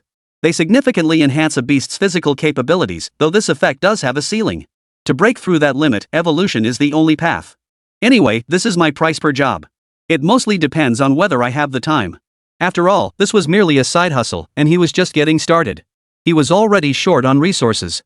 With sufficient resources, evolving the 6-winged beast would pose no problem. Given his bond with 6 wings, even acquiring a 2nd or 3rd beast would pose no difficulty. Because when some people acquire a 2nd beast, the first one might get a little jealous or something. In extreme cases, they might even turn on their master. At its core, beast taming is a relationship between man and beast. Of course, some individuals possess extraordinary talent, causing their beasts to dedicate themselves entirely to their masters. In a sense, Zhang Fan could be considered one such individual. Alright.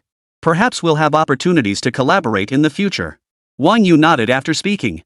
As for Zhang Fan's demand of 300,000 gold coins, she felt it was reasonable. His abilities certainly warranted the price. Unlike the opinions of those around her, she actually thought Zhang Fan's asking price was a bit low.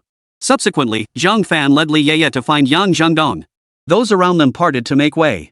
After all, Zhang Fan's true combat strength now surpassed that of every single one of them. To date, within their fourth academy, no one had demonstrated the ability to crush 10 beasts as decisively as Zhang Fan had. Most practitioners' beast-taming ranks barely reached mid-tier first level. Those like Yang Zhengdong, possessing a high-tier level 1 beast, were rare even within the fourth academy. But that was only relative to others. Compared to Zhang Fan, they pale in comparison. Yang Zhengdong, remember when we first met? I told you then that you'd pay the price. Zhang Fan spoke slowly. Of course, Zhang Fan's expression held no warmth. The other man hadn't given him a friendly look during any of their previous exchanges either. The fact that he hadn't developed any intense killing intent toward the other man was already quite something. What do you want? This is the fourth academy. Yang Zhengdong was visibly flustered at that moment. His sycophants had vanished without a trace. Finding himself in such a predicament, or rather, facing such an encounter, Yang Zhengdong couldn't help but feel a touch of self-mockery. Who would have thought he'd one day hit a brick wall? No, that wasn't quite right. In truth, he'd been kicking against a brick wall from the very beginning. There was no turning back. The past had already sown the seeds of enmity. Words now were useless. I know. Do you think, with my abilities, I could kill you? For a moment, the air itself seemed to grow several degrees colder. Cold sweat broke out on Yang Zhengdong's face. After all, in his eyes, Zhang Fan was someone capable of immense restraint. He had been causing trouble for Zhang Fan for over half a year. Yet Zhang Fan hadn't harbored murderous intent until today. Moreover, Yang Zhengdong was no fool. He understood perfectly well that once they left the school grounds, if Zhang Fan truly wanted to, soon enough, someone would come to help Zhang Fan settle the score. At that very moment, Lu Qi crawled out of Zhang Fan's sleeve once more. Seeing Lu Qi sent a chill through Yang Zhengdong's heart. I mean no harm. Just return my belongings with interest. 40,000 gold coins find a way to repay me. I'm being generous. Killing Yang Zhengdong wouldn't bring any real benefit, just the corpse of a high-tier beast tamer. And it would waste valuable time. But if he could extract 400,000 gold coins from Yang Zhengdong, combined with the rewards he'd receive later for passing the Empire's bloodlust trial, he reckoned it wouldn't be a problem to fund the Six Wings' next evolution. 40,000? Yang Zhengdong's face turned ashen. Exactly. When I was cultivating my beast, even 10,000 gold coins made a significant difference. You're essentially taking away most of the subsidy the Academy gave me. Now, I'm demanding it back, and you'll have to comply. He couldn't care less how the other party would scrape together that 400,000 gold coins. Li Yeye stood beside Zhang Fan, her gaze cold and sharp as she stared at Yang Zhengdong. Chapter 15, A Pity It's an Insect Beast. That's all there is to it. Of course, you could try hiding. After all, no one dies at the hands of a mere insect, right? Zhang Fan's words carried a hidden threat. For a moment, Yang Zhengdong sensed something off. In the past, their roles had been reversed. He was the hunter, while Zhang Fan was merely the prey. But now their roles had reversed. He had become the threatened prey. Back then, he hadn't taken this matter seriously, thinking Zhang Fan was nothing more than a pushover he could push around. Similarly, Yang Zhengdong understood Zhang Fan's meaning perfectly well. If he failed to deliver the 40,000 gold coins to Zhang Fan afterward, he might well end up dead in his own home. After all, Zhang Fan's beast companion could transform into a rather small insect. He was truly held in a tight grip from start to finish. You have 2 months. I'm giving you ample time. With that, Zhang Fan dismissed Yang Zhengdong. After all, Lu Qi had already imprinted the man's aura. If the man didn't come looking for him within 2 months, then he'd simply take action himself.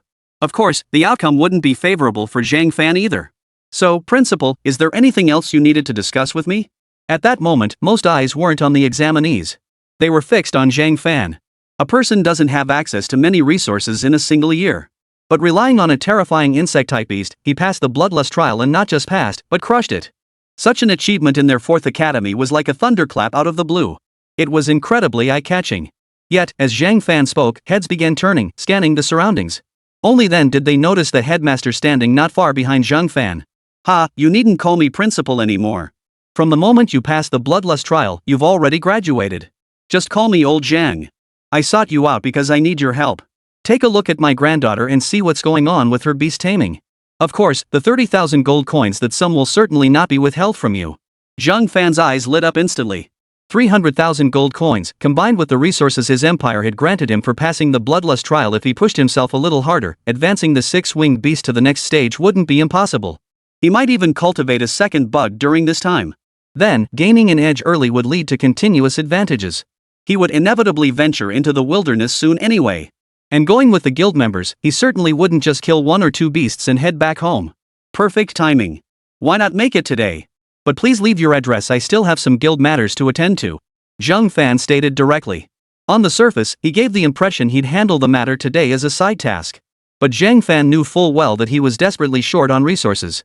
After all, when he had crossed over, he had started out as an orphan, no family inheritance, no position as the young master of some faction. Upon hearing Zhang Fan's words, an immediate smile spread across old Zhang's face. They then agreed to meet at a restaurant that evening. Finally, Li Yaya excitedly wrapped her arm around Zhang Fan's. Wow! You're so amazing now! Why didn't you ever tell me about this side of your abilities before? Li Yaya was absolutely thrilled at that moment. After all, back then, many people had whispered behind her back that she was blind. She remembered every word. Now, Zhang Fan's beast-taming skills not only proved those people wrong but also gave her a sense of vindication. Zhang Fan, right? Hello, I'm Li Yaya's cousin, Li Tianhe. How about we find somewhere else to talk? Li Tianhe's eyes were now gleaming with excitement. He had finally found his treasure. It could even be said that today, the guild had truly struck gold. With this, their future commissions could target higher-level quests. Moreover, the dungeon scroll he'd acquired 2 months ago would finally find its purpose. All this confidence stemmed from Zhang Fan.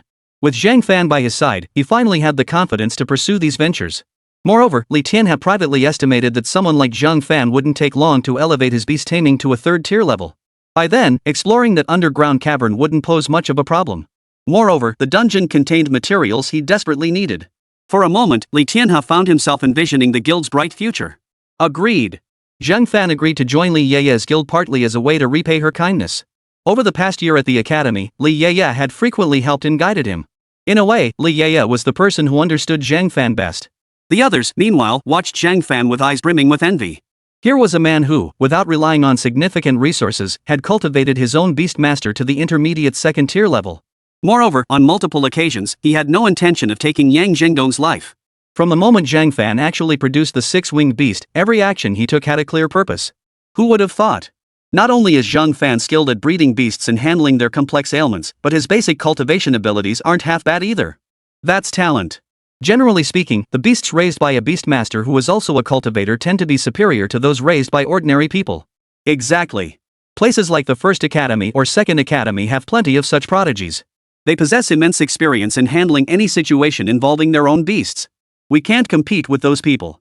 Either they have family backing, or they come from guilds or demon hunting guilds with deep traditions. The beasts they raise are bound to be exceptional. Still, Zhang Fan is terrifying. Think about it, he has limited resources and raised an obscure insect-type beast. Could you do that? Many began discussing Zhang Fan once more. Some influential factions, observing Zhang Fan's retreating figure, showed no intention of extending an invitation. Ah, what a pity it's an insect-type beast. Insect-type beasts are too rare to evolve, and information on them is practically non-existent. Researching them is like searching for a needle in a haystack. They're pitifully scarce. His path ahead will likely be rough. Chapter 16, Joining the Guild. Zhang Fan remained unaware of these assessments about him. Even if he knew, he wouldn't have cared much. For Zhang Fan understood clearly that in this world, strength was the source of everything. With strength, words became unnecessary, actions spoke for themselves. Without it, no amount of talk would earn you anything but contempt. First, I'm truly grateful you chose our guild. After all, you had plenty of options. Some guilds or demon hunting groups could offer you better terms than we can. Li Tianhe's face was aglow with excitement. He led Zhang Fan to their guild's headquarters, a villa. Inside, other guild members were busy keeping the operations running smoothly. Our guild operates fairly freely most of the time, but for important matters, I'll issue a rally call. The guild's primary income came from various commissions posted by individuals. These were usually troublesome tasks like gathering materials or gathering intelligence. Tasks like hunting exotic beasts to obtain specific body parts as materials were mostly assigned to the Demon Hunters Guild. Beyond that, there are the dungeons. Dungeon scrolls. Zhang Fan had never heard of these things before. Essentially, they function like secret realm dungeons. The beasts within were usually formidable, and the interiors offered no glimpse of the sky. Above, only pitch darkness stretched out, compounded by the formidable strength of the beasts within. Thus, some have dubbed these secret realm instances underground caverns. The dungeon scroll was considered a strategic resource. Many factions have been actively collecting them. Alright, I get the gist. But what's the price for a Tier 2 energy core within our guild? Second tier energy cores are the primary material for evolving 6-winged creatures. Other materials are relatively easier to gather. After surveying the options, Zhang Fan concluded that second tier energy cores seemed to be the most costly item. Of course, if Zhang Fan chose to evolve the 6-winged into an even more terrifying form, it wouldn't just require Tier 2 energy cores. There were also some materials that looked incredibly valuable. As for compensation, Li Yeye had mentioned earlier that 8,000 gold coins was the base amount. Beyond that, the guild covered all expenses for food, clothing, lodging, and transportation. Thus, the price of the second-tier energy core became Zhang Fan's primary concern. If the 6-winged creature were to evolve into a 12-winged form, the demand for second-tier energy cores would be a major expense. Well, if you need them, I could personally gift you 3 or 5. After all, they're not exactly rare. Energy cores, starting from Tier 3, see significant price fluctuations. First-tier energy cores start at 1,000 gold. Second-tier cores, however, begin at 6,000 gold. For third-tier energy cores, market prices skyrocket significantly, typically starting at 50,000 gold pieces. Hearing this, Zhang Fan's eyes widened in surprise. Holy cow! He had mentally estimated a third-tier energy core to cost around 10 to 20,000 gold. He never imagined the price would jump straight to 50,000 gold. But then he remembered that beyond Tier 3, Tier 4 represented an entirely different level. It represented a massive watershed. So it made perfect sense that third-tier energy cores commanded such a price on the market. Second tier, 6,000 gold. Zhang Fan glanced at the interface in his mind once more. 6-winged centipede. Level, Tier 2 intermediate. Skills, blood corrosion toxin, high-speed flight, sonic illusion, 1,000-limbed fatal blades. 100 refinements into a bug. 12-winged black-eyed centipede, Tier 2 insect wing material 30 pieces, Tier 2 intermediate energy core 5 pieces. 1,000-eyed, 1,000-legged, 10,000 venom centipede, Tier 2 insect leg materials 1,000, Tier 2 insect eye materials 1,000. 100-faced reincarnation venom centipede, Tier 2 human skin 100 pieces. Zhang Fan immediately ignored the other 2 evolution paths displayed on the interface. Of course, these weren't the only options available. Numerous other evolutionary paths existed. The second path was far too cumbersome. Wild insect-like beasts were scarce in the wilderness. Gathering 1,000 insect legs would require scouring the areas near Jiangnan City 3 times over, and even then, it might not be enough. As for the subsequent 100 pieces of human skin, Zhang Fan wasn't some murderous maniac, he couldn't stomach even one. Therefore, Zhang Fan still intended to follow the old evolutionary path, the 12-winged black-eyed centipede. No need to be so formal. Honestly, our guild doesn't have much to offer anyway, just a few second-tier energy cores. I can certainly afford to give them to you. I just wonder how many you need. If it's dozens, that might be a bit. Li Tian has stopped mid-sentence, suddenly realizing he'd gotten carried away. Running the guild for all these years, he'd seen his share of greedy people. Especially when it came to matters of profit, some people would stop at nothing to grab every last crumb of advantage they could get their hands on. However, Li Tian has soon realized he might have been overthinking it. 5 mid-tier second-level ones will do. Once I receive the rewards from the Bloodlust trial later, I can give you. Yes, once the 300,000 gold coins are deposited, I'll be able to afford it. Zhang Fan scratched his chin. A hint of embarrassment flashed across his face, reminiscent of childhood days when he'd run up a tab at the neighborhood store. It's fine. Just 5. Take them for now. Rest up these next few days and get used to life in the guild. We usually have some commissions internally. You're free to do as you please these next few days. In a few days, we have a commission coming up. I hope you'll join us for it. No problem. A smile touched Zhang Fan's lips. He felt he got along quite well with Li Yeye's cousin. Earlier, he considered that if Li Yeye's cousin didn't get along with him, he wouldn't bother putting up with it. He'd likely just walk away. Of course, he would still help Li Yeye if she needed it. Huh? He's already taking on a commission? Didn't they say new members don't have to do anything for the first month? Li Yeye chimed in at that moment. Hearing this, Li Tian's face betrayed a hint of helplessness. It's only been a few days, and you're already siding with outsiders? New members don't have to do anything for the first month because we want to prevent mistakes. Zhang Fan's beast taming is at the intermediate second tier, which already has a significant margin for error. Zhang Fan then received a key and a Black Moon Guild card. The card contained 10,000 gold coins, which included Zhang Fan's monthly salary and what seemed to be additional benefits. Chapter 17, Beastmaster Ring, Spatial Bag. Dusk, Blue Heart Restaurant. In a spacious private room, a middle-aged man and a young girl sat quietly. The girl appeared to be rather petite, standing around 5 feet tall.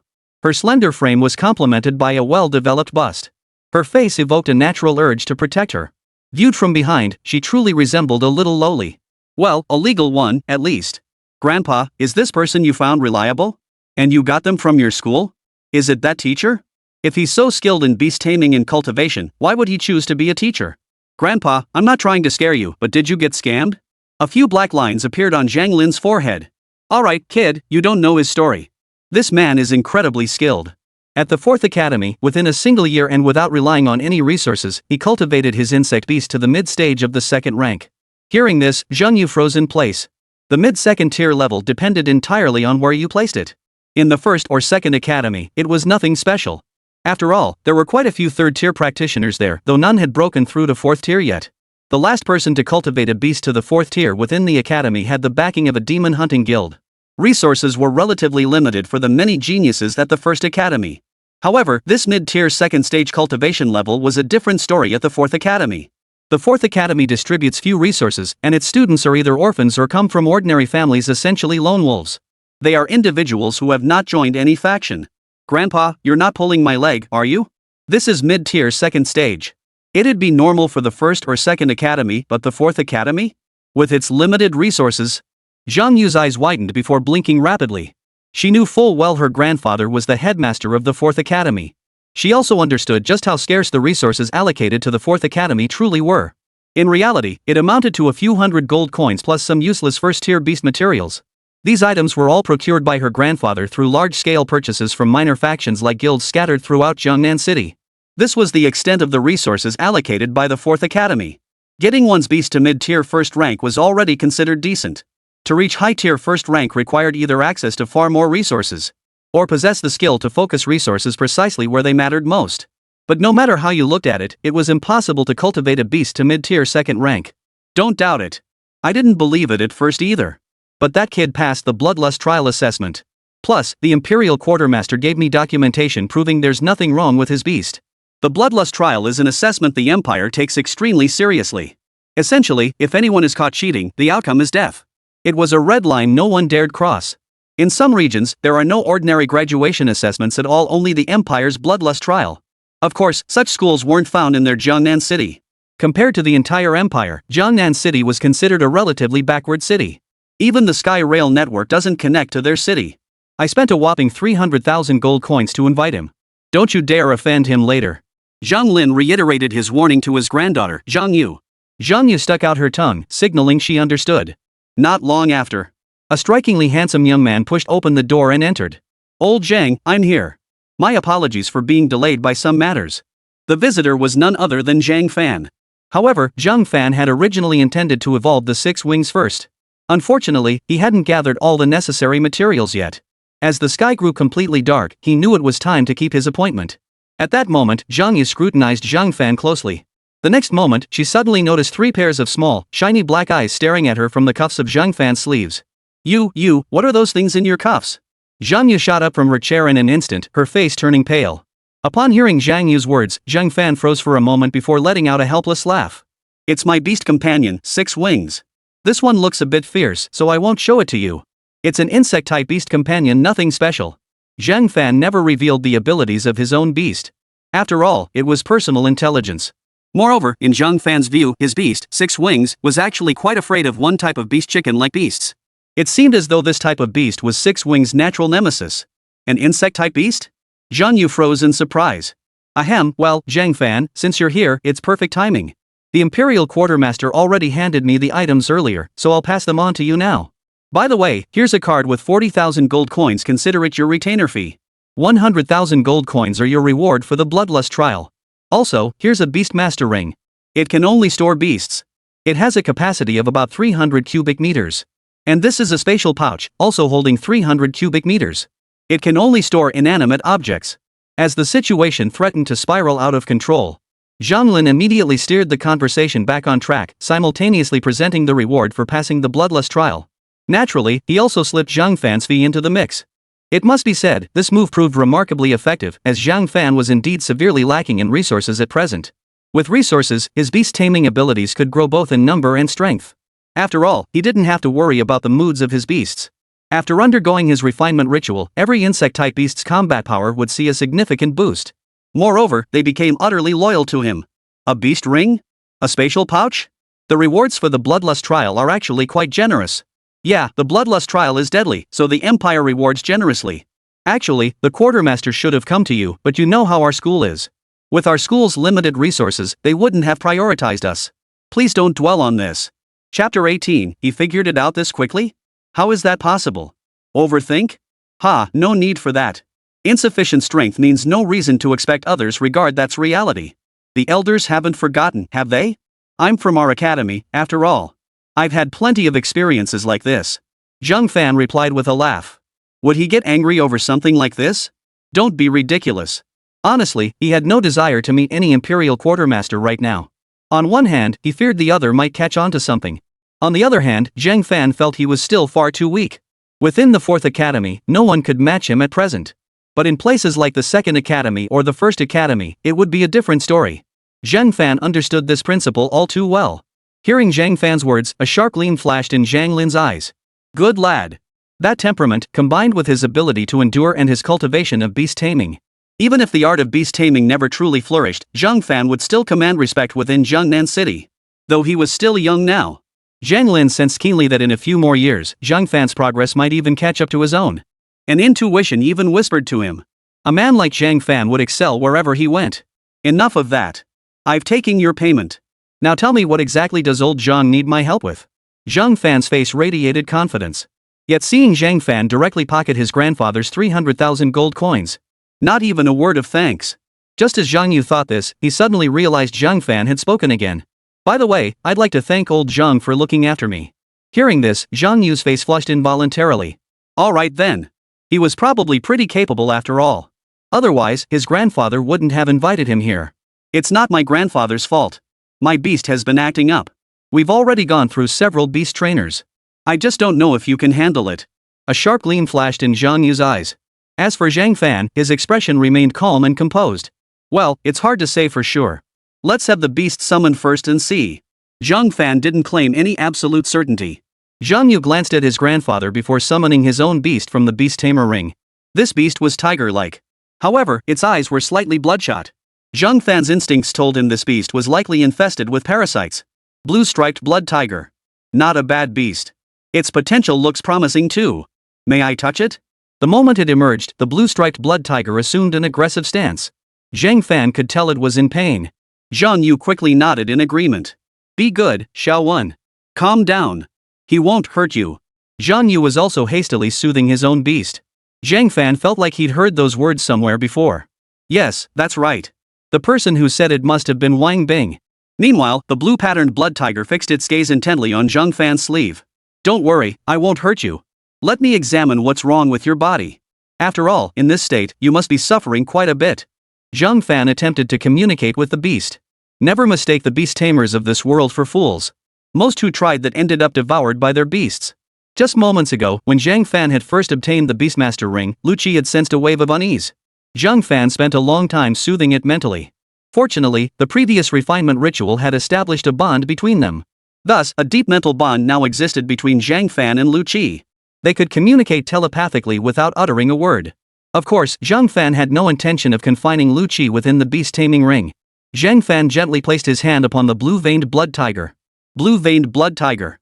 Level, low tier 3 weak. Skills, Tiger Roar in the Forest, Tiger Moon, Storm of Blood Rage. 100 refinements into a bug. 2-winged, 2-tailed tiger. 3-eyed mystic tiger. Blood-slaughtering raging howl tiger. Hosts are strongly advised against cultivating bugs due to the immense material requirements. Within the bone marrow of its left front paw resides a second-tier lower-grade blood parasitic insect beast. This insect beast possesses little combat strength, fears water, and craves blood. It is advised that the host use materials with a strong blood scent to lure it out. Simultaneously, sprinkle droplets of water on the left front paw of the blue-veined blood tiger. Zheng Fan's eyes lit up instantly. Excellent. Absolutely perfect. This way, he wouldn't have to worry about solving the problem at all. The interface had already provided the solution. Well, do you have a solution? Zhang Yu hurriedly asked. Zhang Lin, sitting nearby, felt his heart leap to his throat. His granddaughter was a student of the 2nd Academy, and the 2nd Academy's assessments were about to begin. The assessment in Jiangnan City proceeded as follows. 4th Academy. 3 days later, 3rd Academy. Then, another 3 days 2nd Academy. Upon arriving at the 1st Academy, they would still have to wait 3 more days. Zhang Lin naturally hoped his granddaughter would achieve a favorable result in the assessment. But the blue-veined blood tiger's actual combat strength was now so diminished it couldn't even muster the power of a high-tier first-stage beast. The issue itself is relatively straightforward to resolve. Could you tell me where you've taken it? There's an insectoid beast within its body, parasitizing its bone marrow. At Zhang Fan's words, Zhang Lin and Zhang Yu's eyes instantly widened. An insectoid beast. Parasitizing the bone marrow. Simultaneously, Zhang Lin and Zhang Yu exchanged a startled glance. This was truly astonishing. Many beast tamers and breeders had spent days observing, yet remained utterly clueless about how to proceed. Some couldn't even identify the problem. Yet Zhang Fan merely touched it and immediately grasped the situation. As for where he'd been, I once visited a subterranean lair where there were indeed some insects. But they all relied on toxins. I never imagined there could be blood-parasitic exotic insect beasts. In the bone marrow. How do we deal with this? Zhang Yu was utterly stunned. Truthfully, she hadn't expected Zhang Fan to solve this problem when she came. But now it seemed Zhang Fan truly possessed that ability. Even Zhang Lin felt the same way. He never imagined Zhang Fan could diagnose the problem just by touching the blue-veined blood tiger. The teachers had said it would take Zhang Fan an hour or two. Could it be that back at school, Zhang Fan had deliberately concealed his abilities for fear of attracting trouble? The more Zhang Lin pondered it, the more plausible this theory seemed. Chapter 19, The Bloodlust Assessment of the Second Academy. Now Zhang Fan had identified the problem for them. But the blood parasites were lodged deep within his bone marrow. How could they be extracted? Could it be that they would have to perform surgery to extract the blood-sucking parasite? That approach wasn't entirely impossible. But doing so would mean the blue-veined blood tiger would need over half a month to recover. This approach might be viable under normal circumstances, but the Second Academy's assessment was set to begin in just a few days. With all that back and forth, it wouldn't be able to perform at its full strength during the assessment. There is a solution. Find a material with a bloody scent and place it on its left front leg. Then, wet the leg with water. These blood parasites crave the scent of blood, yet they fear water. That's their weakness. Zhang Fan stroked his chin, then turned his gaze back to Zhang Lin. He had some resources on him now, but they were all gold coins, not many materials. Blood-scented material? I have some. Would a fresh snake gallbladder work? Zhang Lin was usually responsible for most material procurement. He handled resource distribution for the Fourth Academy. Truthfully, he didn't need to handle this himself. He could have assigned it to anyone. But certain incidents had occurred before. After that, he had to handle it personally. Alright, it mainly depends on the bloodiness, how rich it is. Shortly after, Zhang Fan held a white insect in his hand. He could sense the low-tier second-stage aura emanating from it. Who would have thought such a creature could be considered a second-tier being? The wilderness really is dangerous. Blood parasite. Level, low-tier second stage. Skills, stealthy parasitism, blood extraction. Forged by 100 trials. Bloodthirsty heart-devouring worm. Mind-disturbing parasite. Once cultivated into a parasite, this insect becomes inseparable from its host. Separation results in certain death. Upon seeing this panel, Zhang Fan couldn't help but frown. This thing might be worth cultivating once he had more resources. It might prove useful in certain situations. But with limited resources now, cultivating such a bug only to use it on one person meant it couldn't be reused later. It would be better to focus all resources on the six-winged creature right now. That way, the six-winged insect's combat strength might even reach the third or fourth tier. At this thought, Zhang Fan's mind flickered, and the six-winged creature immediately crawled out from his sleeve, swallowing the blood parasite worm in one gulp. Zhang Fan, your abilities in this area are truly remarkable. I feel this trip was well worth the 30,000 gold coins. In fact, I suspect your quoted price was actually a bit low.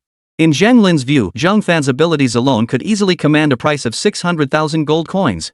After all, he had never seen anyone else who could, like Zhang Fan, simply touch something and immediately discern its secrets with such clarity. Many people had knocked on countless doors without finding a single person who could resolve their beast taming issues. Simply put, a beast tamer and breeder is like a doctor. Each individual's constitution differs, and the ailments they suffer vary. The required medicine varies accordingly.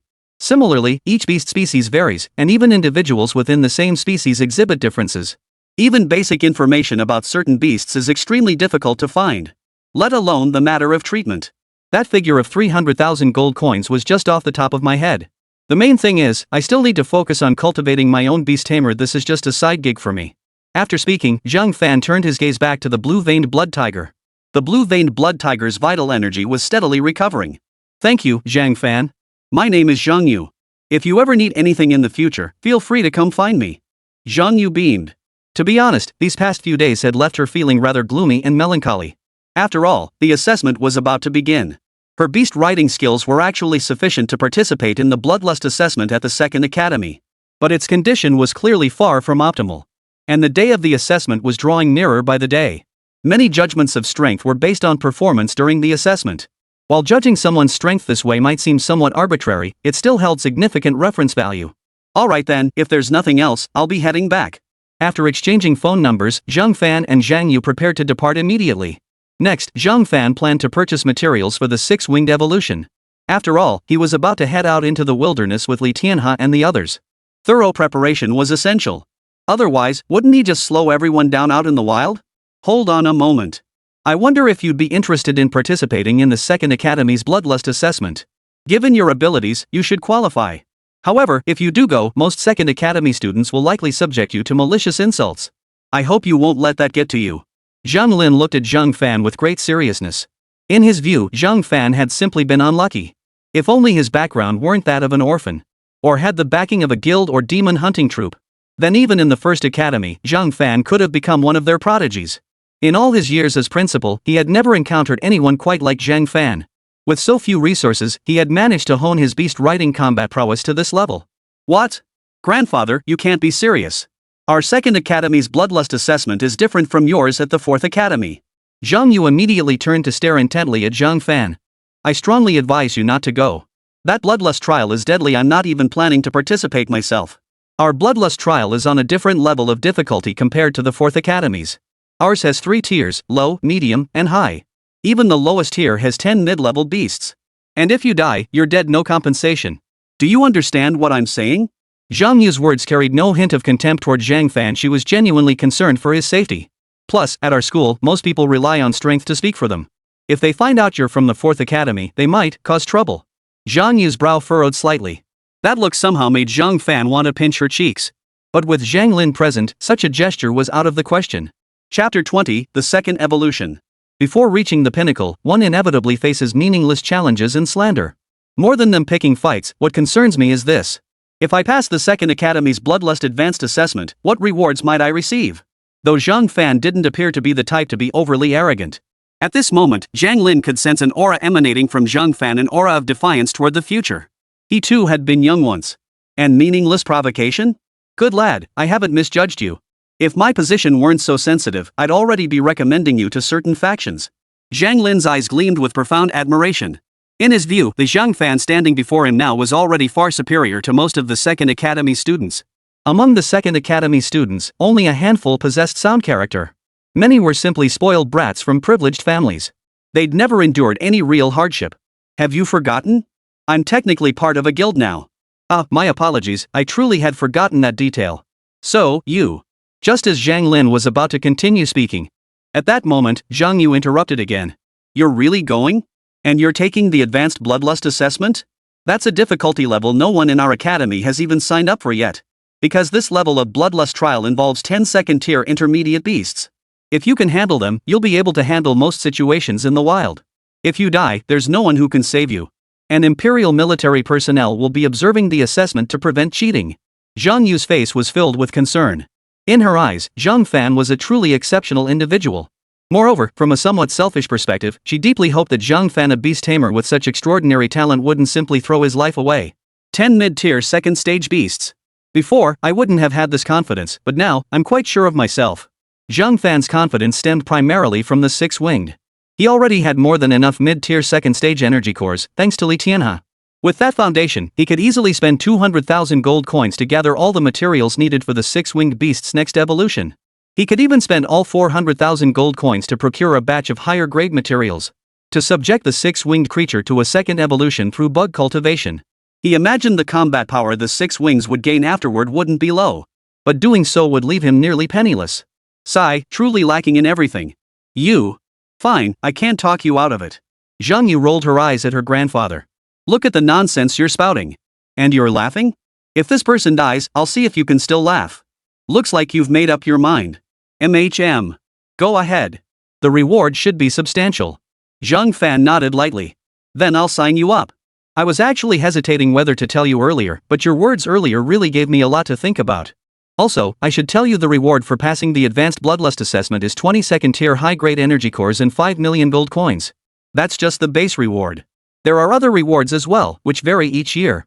As Zhang Lin spoke, Zhang Fan's eyes grew increasingly bright. This was excellent news. The rewards were generous. No wonder the second academy looks down on the fourth academy. The resources they get are worlds apart. 22nd tier energy cores and high-grade ones at that. On top of that, there's 5 million gold coins. 40,000 gold coins alone would be enough to give the six-winged creature a solid evolution boost. With 5 million gold coins, he might even be able to evolve the six-winged one more time. Beyond that, there are additional rewards. All these items combined were enough to rival the resources he'd accumulated over half a year of development. Then I'll express my gratitude to Elder Zhang right here. I suppose this matter could only be resolved with your assistance. Ha, young man, if you're determined to go, you wouldn't need me anyway. Others could handle this for you too, but most lack your strength. Young man, you must live well. When that day comes, I'll be there too. Zhang Fan nodded with a smile. The next day, Zhang Fan slowly awoke in the housing assigned by the guild. Gazing at the sunlight streaming through the window, everything in his life seemed to have slowed down. Just then, he suddenly felt a weight on his shoulder. He discovered that 6 wings had crawled over at some point. Morning, 6 wings. Hiss. Zhang Fan could sense that Lu Qi was also extremely excited at that moment. Let's go. It's time to set off. Next, it's time for you to evolve again. By the way, those strange beasts you swallowed earlier, do you feel they've benefited you? Zhang Fan stroked Lu Qi's carapace. A chill ran through his fingertips. At that moment, he finally understood why some people in his previous life had such a particular fondness for venomous pets, especially insect-type ones. Soon, Zhang Fan sensed a distinct feeling of satisfaction emanating from 6 wings. Moreover, 6 wings bared its fangs before him. This wasn't a show of aggression, but a way of telling him that after devouring those exotic beasts, its body had undergone a certain degree of enhancement. I see. Looks like you can eat more of those beasts from now on. That stuff is actually pretty good for you. Zhang Fan instantly felt a wave of relief wash over him. He knew all too well that the food required for some beast tamers was incredibly expensive. It wasn't uncommon for them to cost over 10,000 gold coins a day. Let's find a place first. We can't start the evolution ritual here. Soon, Zhang Fan located Li Tianhe within the guild. But during this time, Zhang Fan hadn't expected anyone to call him. It was none other than Wang Bing. It was more accurate to say someone had called him. Zhang Fan hadn't expected Wang Bing to seek him out. At first, Zhang Fan thought it might be a client for his side business. But the caller simply asked him to meet up. His gut told him there was definitely something else going on. They promptly arranged to meet at noon. Where are you going at noon? Li Yeye pouted, her expression darkening instantly. Though she sensed that Zhang Fan wouldn't be alone in the future. But she was still the first. She hadn't even had a chance to warm up to him before someone else was taking him away? How could that be acceptable? It's Wang Bing. Want to join me for lunch? Zhang Fan gave a helpless smile before turning his gaze toward Li Tianhe. Chapter 21, 12 Wings Black-Eyed Centipede. Wang Bing, go ahead if you need to. If you need any help, remember to give me a call. Li Tianhe now placed absolute trust in Zhang Fan. Mainly because Zhang Fan handled matters with great discretion. Moreover, after yesterday's conversation, Zhang Fan had left Li Tianhe with an exceptionally favorable impression. He wasn't a schemer. I think I can handle the situation with Wang Bing. But does our guild have any quiet place? My 6 wings are about to evolve. At this remark, both Li Tianhe and Li Yeye's eyes widened instantly. What did that mean? Evolving again? Is your evolution progressing this rapidly? Don't most beast tamers only evolve around tiers 3 or 4? And how can you just casually mention it like that? As a lone wolf using an obscure beast, aren't you freaking out knowing it's about to evolve? Aren't you worried about things going wrong during the evolution? What's the big deal? Doesn't our guild have one? If it really doesn't work out, you guys can help me find a bigger venue. Zhang Fan raised an eyebrow. Home was definitely out of the question. The streets were out of the question. Was he supposed to rent an evolution chamber? But his 6-winged evolution didn't require much, so there was no need to go out of his way for an evolution chamber. Of course I have one. I just didn't expect your beast to evolve so quickly. Isn't it only at mid-second tier? Li Tianhe's eyes widened even further. There was no helping it. Zhang Fan's words had delivered quite the shock to him. Does that mean it can't evolve until it reaches 3rd tier? Of course not. Alright, my bad for jumping the gun. Here's the deal, come with me now, and you can go on your own later. There's an evolution chamber in the guild's basement about 200 square meters. It should be more than sufficient for your needs. Li Tianhe immediately realized he probably shouldn't have asked.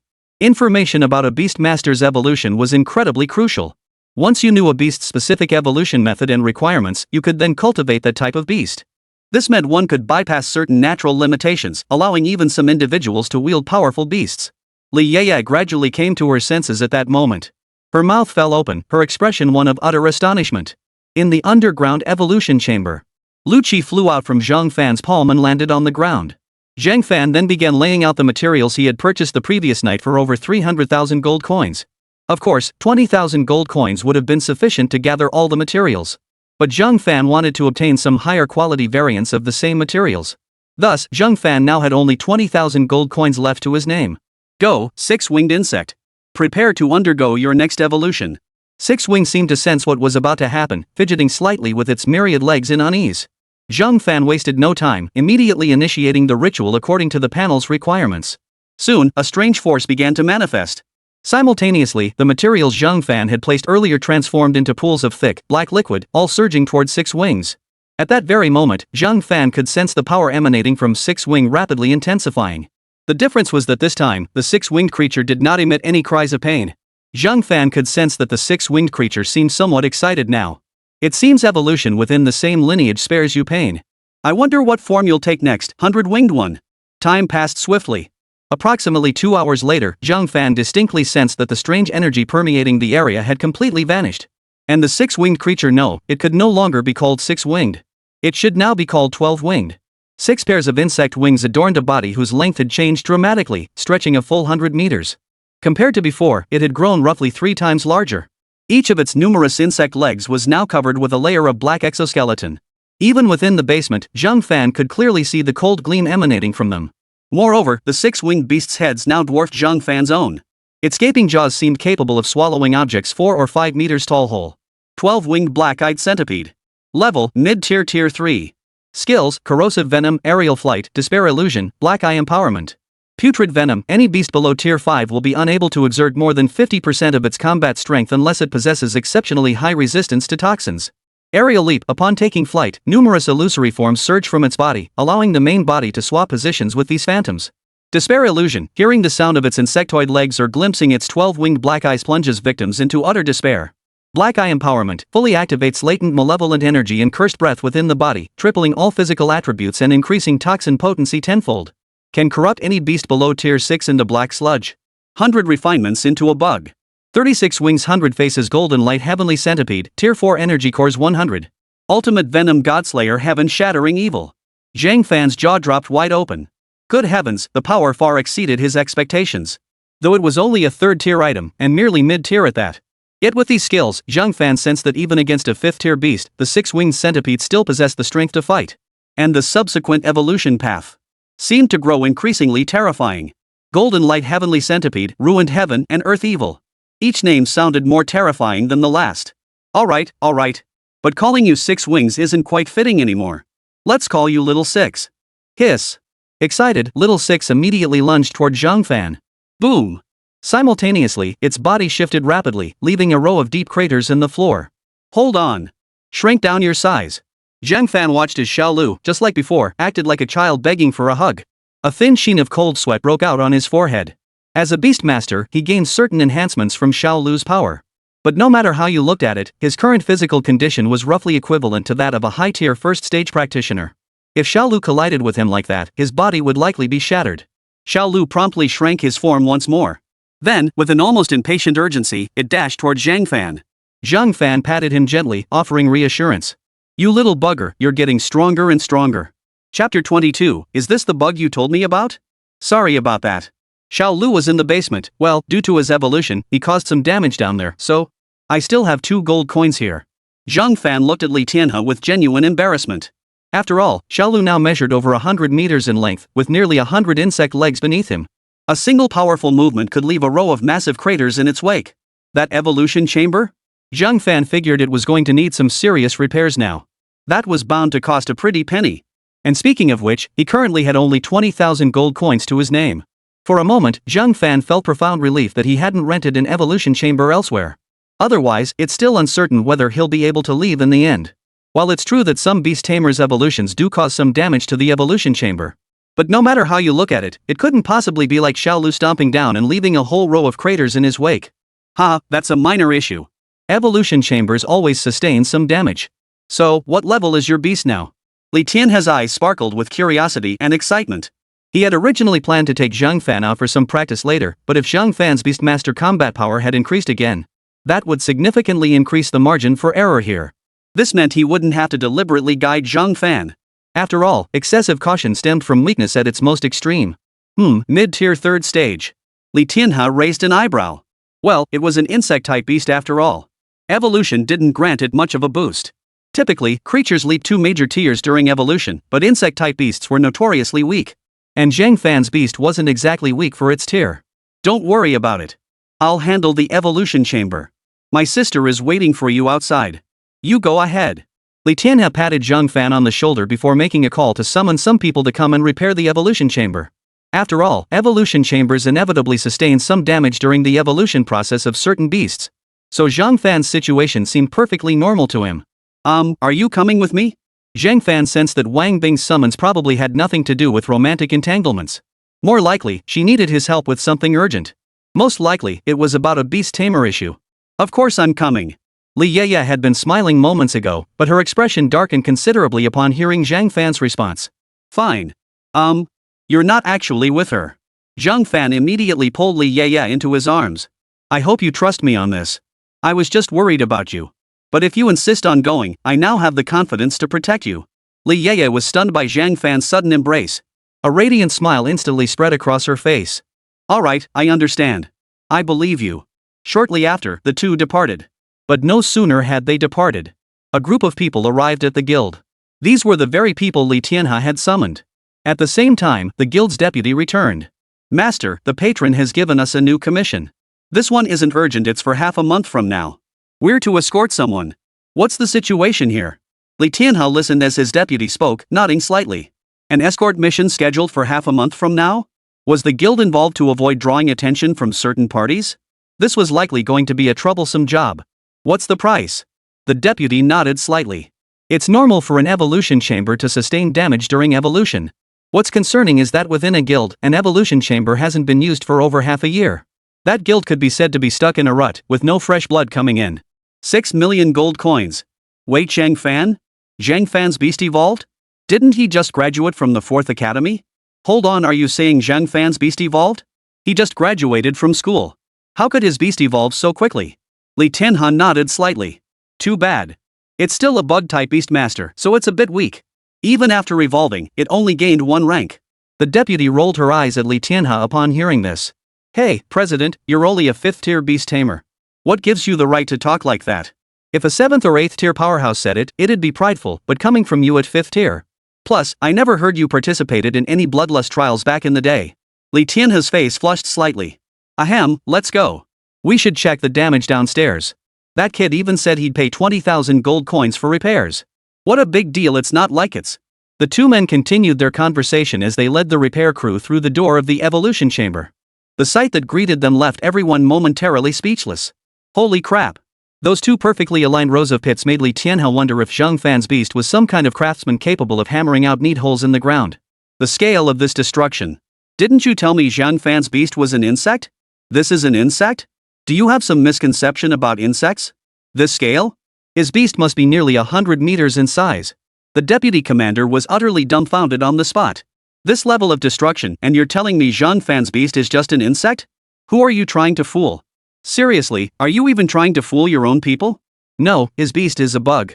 As for why the destruction is so massive, well, I recall seeing his beast back in school, a giant centipede about 30 meters long. Fine, I'll concede it's a bug. Let's talk. What brings you here? Your purple crystal deer seems to be in good condition, and it's still worried about you. Zhang Fan and Li Yeye met Wang Bing in a private room at a restaurant. The moment they entered, it was obvious that Wang Bing seemed off today. A tear streak marked her cheek. Her entire demeanor lacked the confidence they'd seen before. Ah, Zhang Fan, I truly envy you. Your abilities, your freedom from constraints. Hearing Wang Bing's words, neither Zhang Fan nor Li Yeye responded. Everyone has the right to grieve, but I still hope you'll tell me what happened. Chapter 23, Could this be your grandson? Zhang Fan was patient with Wang Bing. Mainly because he had taken some blood from Wang Bing's beast earlier. Essentially, that was for his own beast, Xiaolu. Now that the other party seemed to be in a bit of trouble, if he could help, he would choose to lend a hand. You're right. Yeah, that's about it. It turned out Wang Bing belonged to a certain family. But he was from a collateral branch, no exceptional talent, and not particularly valued. Moreover, the clan had only provided him with a rather mediocre purple crystal deer. According to the Wang family records, the purple crystal deer indeed possessed a three-stage evolutionary path. Upon reaching the final evolution stage, the purple crystal deer would attain the low-tier 8th rank. Yet its true combat prowess might not surpass that of a high-tier 7th rank beast-type beastmaster. As Wang Bing gradually blossomed into a beauty, the family planned to use Wang Bing, along with her cousin and the demon hunting squad under her cousin's command. For a political marriage? Or to be given as a concubine to some young master of a prominent family? Ha! Not at all. They want us as cannon fodder for cave exploration. At this point, a flash of anger appeared in Wang Bing's eyes. I see. Cave exploration? Why not just hide away? They've already taken control of my sister and her entire demon hunting squad. I slipped out when they weren't paying attention. Zhang Fan frowned upon hearing this. Li Yeye couldn't contain her outrage. How dare they? They're abusing their family's authority to take the law into their own hands against you. They have no right to do this. And it's utterly outrageous. Talking about this won't help. Just tell me, how do you want me to help you? Zhang Fan frowned, but he'd seen far dirtier things than this. Having lived 2 lifetimes, he'd seen his share of things. I don't know what to do either. I came to you hoping that in a few years, you could help me wipe out the Wang family. The head of the family is Wang Xingwen. Make sure you don't get the wrong one. His blood unlocks the family treasury. Outsiders can't find it. I don't know the vault's location either. After all, asking you to act requires some compensation. This is what I can offer. Wang Bing's face turned ashen. Isn't what you're doing a bit? Li Yeye felt a pang of reluctance at that moment. Oof. They never treated us as family members, just tools. As Zhang Fan said earlier, if someone takes a fancy to me, they'd gladly hand me over. Wang Bing's face was filled with self-mockery. But soon, her expression returned to normal. Seeing Wang Bing speak thus, Li Yeye nodded in agreement. Then you did the right thing. But more importantly, Wang Bing, why don't you tell me what's the combat strength of your family head's beast? Zhang Fan raised an eyebrow. That was the crux of the matter. After all, if he was going to help Wang Bing seek revenge, he would inevitably have to face the Wang family's head, Wang Xingwen. He has 3 beast tamers. 2 are at the mid-6th tier, and the 3rd is probably around the 4th tier, though that's not entirely clear. What's certain is that none of his beast tamers exceed the 7th tier. The other clan elders are also around the 5th tier level. In any case, in a few years, I hope to meet them below. Hearing this tone, Zhang Fan felt as though Wang Bing was making final arrangements. Understood. When will you depart for the underground caverns? Zhang Fan calculated inwardly if he couldn't handle it alone, he'd simply acquire more beasts. After all, his approach to taming beasts had changed since the past. Xiao Lu wouldn't object. Besides, Xiao Lu's next evolution required a significant amount of materials. In about a month. What's this sudden urge to stick your neck out for me? Fine, I'll pledge myself to you right now. Wang Bing couldn't help but chuckle upon hearing Zhang Fan's words. However, Li Yeye's face instantly flushed red. Wang Bing, you might as well just die in the Wang family. A month from now? We'll see then. See if you spot me in the news in the coming days. Suddenly, the air grew deathly quiet. Li Yeye and Wang Bing both fixed their gaze directly on Zhang Fan. Wang Bing then spoke up. No need to rush. I appreciate it. My beast has already undergone 1 evolution. In a few days, I'll be participating in the 2nd Academy's Bloodlust assessment. At these words, the expressions on both women's faces changed instantly. What? What? Not only Wang Bing, but even Li Yeye was hearing for the first time that Zhang Fan intended to take the Bloodlust assessment at the 2nd Academy. One came from a prominent family, the other belonged to a powerful guild. They were naturally aware of such matters. In fact, they likely knew more than Zhang Fan himself. Yes, the headmaster of the 4th Academy, Elder Zhang, has already arranged this for me. After passing that trial, I'll proceed to take the Bloodlust trial at the 1st Academy. It should take about a month. I'll even have extra time in between. By then, when I visit the Wang family, I'm certain your family head will be willing to sit down and talk with me. Whoosh! Wang Bing immediately stood up. You? I never imagined you'd become this powerful already? But are you certain you want to take the 2nd Academy's Bloodlust trial assessment? Wang Bing was at a loss for words. The main issue was that Li Yeye was still sitting right beside Zhang Fan. At this moment, she genuinely felt a pang of envy toward Li Yeye. Alright, you don't need to worry about these matters. Wait for my call in a month. Destroying the Wang family might be a bit presumptuous. I think by then, I can talk to the head of the Wang family and free you all without much trouble. Don't cry. Tears are worthless. Zhang Fan said indifferently. He patted Wang Bing's shoulder as he spoke. Li Yeye immediately embraced Wang Bing. Ahem, I'll comfort her. You wait for me outside. At the critical moment, Li Yeye finally snapped out of it. She realized that if she stayed seated any longer, Zhang Fan might be taken away by someone. Alright. That day, various pieces of intelligence concerning the 4th Academy began circulating. Among them were matters concerning Zhang Fan. However, these matters circulated only among the majority of independent individuals. The other factions couldn't care less about such matters. And since Zhang Fan was an orphan, this made the freelancers even more curious. Meanwhile, at the second academy. Hey, old Zhang, this isn't your grandson, is it? Are you sure you want him to take our bloodlust assessment? Chapter 24, Just How Strong Is He? Zhang Lin's face darkened upon hearing the words from across the table. What do you mean, my grandson? I only have one granddaughter. This kid passed our academy's bloodlust trial earlier. And I feel his true strength goes beyond that. I've asked about his intentions. That's why I'm here to sign him up. It's not like this is the first time we've had someone like this. Why are you making such a big deal out of it? Zhang Lin's face broke into a broad smile. But as he recalled the earlier events, he still felt profound shock. Yet he also felt a deep sense of regret. It was a pity that Zhang Fan didn't come from a privileged background.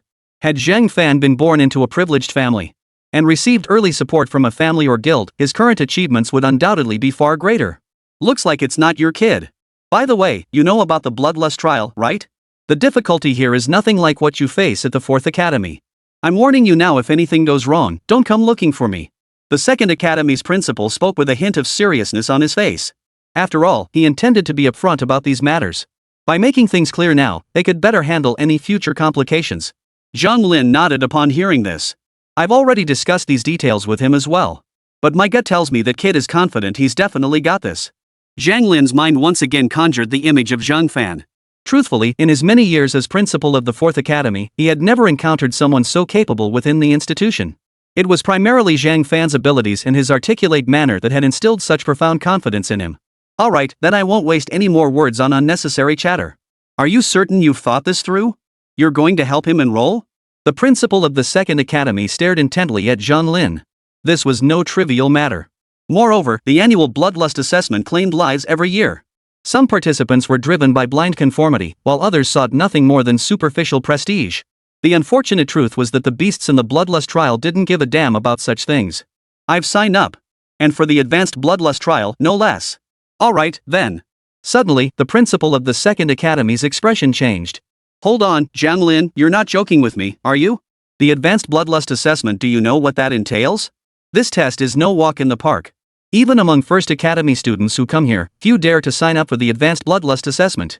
10 mid-tier 2nd stage beasts anyone capable of handling that level of pressure could venture into the wilderness alone. Beyond the major factions within Jiangnan City whose scions might dare such a thing, ordinary folk signing up for this would be courting death. The 2nd Academy's principal no longer wore his usual benevolent expression. This is sheer nonsense, and to take it this far? That boy must be out of his mind. Have you lost your mind too? Zhang Lin shook his head upon hearing his old friend speak thus. Oldly, you know me well enough. Am I that kind of person? I have complete faith in that kid. A confident gleam shone in Zhang Lin's eyes. In his view, Zhang Fan passing the advanced bloodlust assessment was practically a certainty. Moreover, after this, Zhang Fan's strength would undoubtedly increase dramatically. Because Zhang Fan was different from the others. Others would likely need to first thoroughly understand their own beasts, figure out how their beasts evolved, and determine what materials were needed to make them stronger. But Zhang Fan possessed the ability to instantly discern what a beast needed. With such terrifying insight, Zhang Fan knew exactly what his beast desired. There would be absolutely no mistakes when purchasing supplies. In fact, Zhang Fan could even use the resources obtained from the advanced bloodlust assessment to create a second beast companion. A youngster who had only recently graduated. Not even a year had passed, and he already possessed 2 beasts. By then, Zhang Fan's beasts should possess combat strength at the 4th or 5th tier. As for what lies ahead? That remains anyone's guess. Just as Zhang Lin was mentally mapping out Zhang Fan's future, the principal of the 2nd Academy beside him gave a slight nod. He had resigned himself to fate. After all, if anything went wrong, he'd have his reasons. Alright. But you should at least tell me what kind of strength he possesses. Let me see what kind of confidence this kid has. I guess his combat strength is at least at the 3rd tier level. Among our academy, some who signed up for the intermediate difficulty of the bloodlust assessment have also reached the 3rd tier, specifically the mid-3rd tier. That kid's beast master is at the mid-tier of the 2nd stage. Old Zhang, what the hell are you here for? Don't mess with me. The 2nd Academy's principal's face darkened, then gradually turned purple. No, I genuinely intend to enroll him. I'm not joking. Zhang Lin felt a bit embarrassed. After all, from this perspective, he did seem like he was here to cause trouble. Of course, in the end, Zhang Lin did enroll Zhang Fan. Over the next day or two, Zhang Fan managed to get back the 100,000 gold coins from Yang Zhengdong. However, regarding the remaining 300,000 gold coins, Yang Zhengdong said he didn't have enough right now. He promised to make up the difference on his next visit. No problem. I'm generous. Just remember to pay me back, Zhang Fan stated directly. After all, he had been too weak back then. If he had possessed his current strength at the time, Yang Zhengdong might very well be his subordinate now. Ah well, no point dwelling on it. Strength is the foundation of everything. Yang Zhengdong nodded lightly before walking away. Shortly after his departure, several figures approached from the roadside. Is that guy the one you mentioned, Zhang Fan? Does he have a mid-tier second stage beast? A bug-type beast, even? One of them asked. Yang Zhengdong's expression darkened. That's right, guild leader. I was outmatched. I never imagined he possessed such a beast. In fact, I suspect he's long been aware of his beast's ferocity, so I hope the president won't cause trouble for him. Besides, he's joined the guild now. If you intervene on my behalf, it will only waste time and effort. Hearing this, the guild leader's expression darkened. Chapter 25, Your perspective is too narrow. Well, so that's how you see me. I was merely curious, nothing more. Still, you've got decent character, kid, it's just your perspective that's lacking.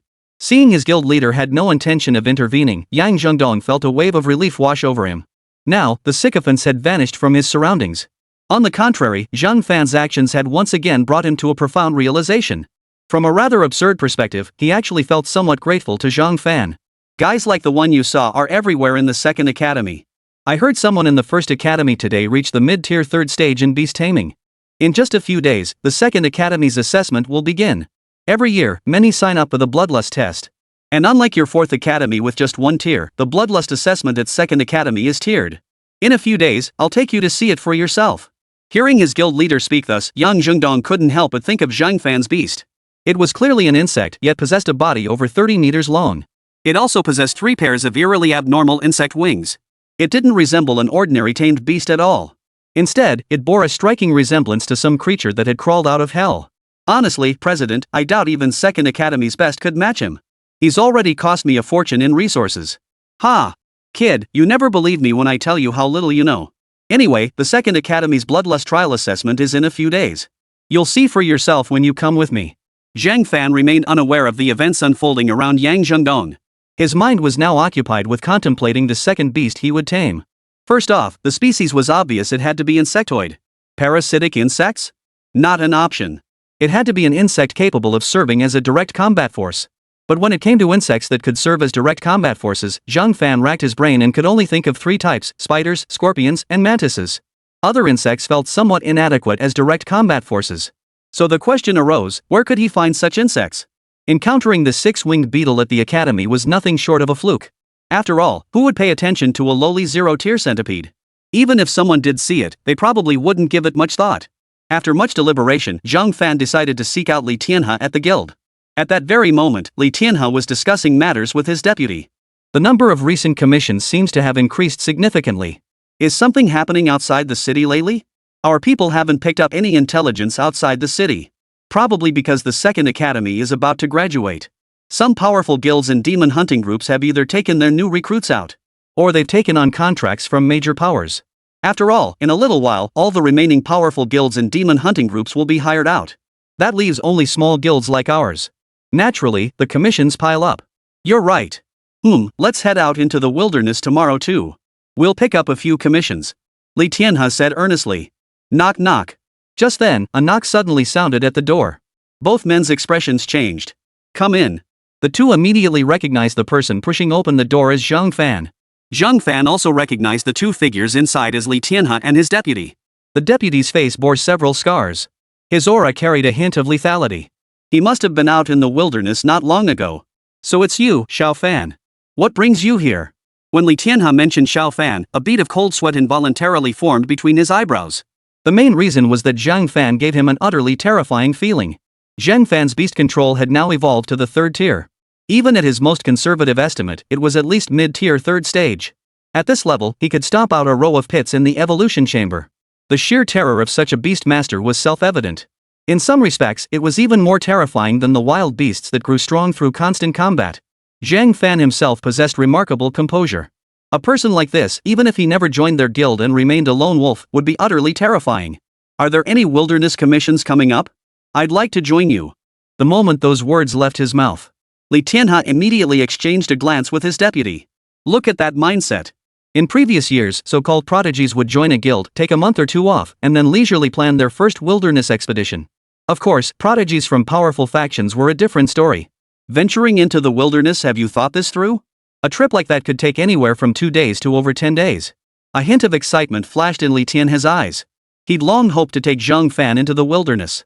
Zhang Fan's temperament struck him as exceptionally unusual. He even sensed that, given time, Zhang Fan could handle minor commissions in the wilderness entirely on his own without much trouble. I've made up my mind. I don't want to waste time in the city anyway. Besides, there are still 8 days left before the bloodlust trial at the Second Academy. Not long ago, Zhang Lin had sent him a message informing him that the Second Academy's bloodlust trial would officially commence in roughly 8 days. During this period, Zhang Fan certainly didn't want to sit around twiddling his thumbs, hoping some part-time job would come knocking. Alright, so you're also planning to witness the Second Academy's bloodlust trial? Rest assured, I won't miss it. Li Tianhe said with a smile, picking up the water glass on the table and taking a sip. A faint smile also appeared on the face of the deputy standing nearby. Actually, I'm not just here to watch. I've enrolled in the Second Academy's assessment. Clatter. Li Tianhe's grip loosened, and the glass clattered to the floor. Fortunately, the cup was sturdy and didn't shatter. What? What? For a moment, both Li Tianhe and his deputy were utterly stunned. Are you kidding me? The Second Academy's bloodlust trial assessment? You're going to participate too? No, you. Just as Li Tianhe was about to say something to Zhang Fan, suddenly, he recalled a vision he'd witnessed yesterday in the evolution chamber. If Zhang Fan possessed that level of strength, then participating in the Second Academy's bloodlust trial assessment might not be out of the question. Have you made up your mind? Didn't Yaya tell you? Chapter 26, Blackstone Forest. Zhang Fan's words landed a direct critical hit on Li Tianhe. Yaya didn't tell you? Great. My cousin's already been swayed by outsiders so quickly. And she didn't even tell him about something like this. Upon hearing Zhang Fan's words, the deputy standing nearby scrutinized Li Tianhe once more. The smile on his face gradually froze. Ha ha ha. Zhang Fan, let me introduce you. This is our guild's deputy leader, Kodingzhong. He's a mid-tier 4th rank beast master. Since we're heading out to the wilderness anyway, let's bring Xiaoyu along to handle some commissions. Li Tianhe immediately changed the subject. Having lived 2 lifetimes, Zhang Fan instantly saw through Li Tianhe's situation. Oh, I actually thought Yaya had already told you all about this. Snap. The sound of glass shattering echoed, appearing out of nowhere for some reason. She probably forgot. So there's more to this than I realized. At this moment, Li Tianhe had already learned about Zhang Fan's activities over the past day or two. Whether it was the Wang family or Zhang Fan's next move. However, Li Tianhe's focus wasn't on Zhang Fan at that moment. He studied Li Yeye intently. A vague sadness welled up inside him. You never told me any of this. Oh, cousin, I just saw how busy you were every day, so I didn't bother telling you about Zhang Fan. Well played. This cousin had truly pulled one over on him. Alright, never mind. Never mind you. That Xiao Fan, are you sure you want to get a second beast? Don't laugh at me, but I only have 2 beasts myself now. Mainly because I'm afraid my old companions would get upset with me. Honestly, I don't have the energy to raise a 3rd one either. I've seen your beast, it doesn't exactly look like the most docile creature. Trying to train a second one now might just set it off. Li Tianhe's tone turned serious at this point, for incidents of beasts devouring their masters weren't unheard of. Once a beast attacks its master, it too suffers damage. In that state, the beast becomes utterly enraged, indistinguishable from wild beasts. The inevitable outcome is being exterminated by the city's imperial enforcement forces. Zhang Fan shook his head. He then raised his hand. At that moment, Xiaolu slowly crawled out, glancing curiously at Li Tianhe. Then it looked at Zhang Fan, somewhat confused. It had been sleeping soundly. Why had it been suddenly called out? Could it be something tasty? Xiaolu actually has a pretty docile temperament. Well, he's certainly docile with me. This kid listens to me very well. And if he's going to evolve next, he'll still need quite a few things. It won't be gathered in a day or 2, so I plan to get a second one, still choosing an insect. Other types of beasts seem to dislike the aura emanating from me. Zhang Fan knew full well this was likely due to his special advantage. But whatever. These bugs weren't so bad either. Alright then. Li Tianhe watched the docile little 6 in Zhang Fan's hand, a thin sheen of cold sweat forming on his forehead. His instincts screamed that this little Lu was now far more powerful than the creature he had encountered before. Such a terrifying creature now lay docile in Zhang Fan's hands. It was hard to imagine that this creature had once been so ferocious during its time at the 4th Academy. His deputy glanced over as well. But upon locking eyes with Xiaolu, he felt an inexplicable chill run down his spine. Is this the one you evolved in the lab? Why is it so small? Yeah, it's usually much bigger. I weakened it to shrink it down, otherwise it wouldn't fit in the beast ring. But it seems to dislike staying inside. After that, the group discussed the details of their field trip. Essentially, this trip wouldn't involve actively seeking out terrifying beasts. Instead, they'd focus on completing material gathering commissions and, while they were at it, help Zhang Fan scout for any formidable insectoid beasts. Out in the wilderness, within the Blackstone Forest. The Blackstone Forest is our first stop in the wilderness. This area is regularly patrolled and cleared by Jiangnan City's night watchmen. No third-tier beasts should appear here. However, occasionally you might still encounter a third-tier beast. In short, once you leave the city, you absolutely cannot let your guard down. Beyond the beasts, humans are the true terror. The Empire's laws hold no sway in the wilderness. Li Tianhe now regarded Zhang Fan as one of his own. Naturally, Zhang Fan remained fully focused at this moment, listening intently to Li Tianhe's words. Remember, unless you possess 4th-tier strength, never venture into the wilderness alone. The dangers there are often utterly unpredictable. Within the guild, some members responsible for gathering materials were now quietly sizing up Zhang Fan. Many were unaware of Zhang Fan's background. They only knew he had graduated from the 4th Academy and shared an unusual relationship with Li Yeye. Beyond that, they knew nothing else. Along the way, they had slain 3 or 4 beasts, all merely 2nd-tier creatures, yet Zhang Fan had yet to make a move. What do you think his strength is? Could he be a freeloader? Shut up. That's none of our business. We just need to complete the commission. Zhang Fan and Li Tianhe could actually hear the collectors whispering about him in the shadows. But Zhang Fan didn't seem to care much. Sorry, but I haven't mentioned anything about you to them. It's fine. I don't care about such empty fame. After speaking, Zhang Fan scanned the surroundings once more. Still no trace of any insectoid beasts. Truthfully, when he'd first planned to leave Jiangnan City, Zhang Fan had hoped to find a mid-tier 2nd-stage insectoid beast capable of flight. Now, his mindset had shifted. Any insectoid beast with even a modicum of combat strength would suffice. A 1st-tier creature would do. As long as it wasn't some parasitic insectoid beast. Up ahead lies the Greenblood Swamp. Beyond that is the Dark Forest. We have a commission to collect materials from the swamp. Guild leader, shall we proceed? The deputy spoke up at this moment. Li Tianhe pondered briefly before responding directly. Let's go. Once we complete this commission, we'll head back. Guild leader, the scout reports seeing several people locked in a standoff with a group of 3rd-tier advanced dark apes up ahead. There are already casualties. Chapter 27, attacking you? They must be insane. Damn it, looks like we're going down here. Bloody hell, what the hell are dark apes doing here? Why aren't these things staying in the dark forest? Lu Yi, snap out of it. Take your sister and run. Despair washed over Lu Yi's face. All the beasts they'd encountered so far had been mere 1st or 2nd-tier creatures. But now? A pack of high-tier 3rd-level dark apes had dealt them a devastating blow. The mercenaries hired by the clan had been wiped out completely. Even the clan's own personal guards had suffered casualties. Dad, what about you? Stop dawdling. Take your sister and leave immediately. In a few days, attend the 2nd Academy's assessment as scheduled. I'll cover your retreat. Remember, once you return, seek refuge with your aunt. Otherwise, the clan won't give you the time of day. A middle-aged man stood covered in blood, his beast companion not far beside him. A golden-haired fanged lion. Though his beast was only a low-tier 4th rank, facing a swarm of over a dozen high-tier 3rd-rank dark apes was proving overwhelming. At that very moment, an eerie aura permeated the air. The moment the group sensed it, their expressions shifted in unison. What was this? This aura? In an instant, even the dark apes froze in place. Wailed. A terrifying howl erupted from the nearby darkness. Even the entire Blackstone Forest seemed to faintly echo with the sound. What is that sound? What kind of monster is that? The crowd had just begun turning their heads to search for the source of the sound, but soon they caught sight of a colossal figure.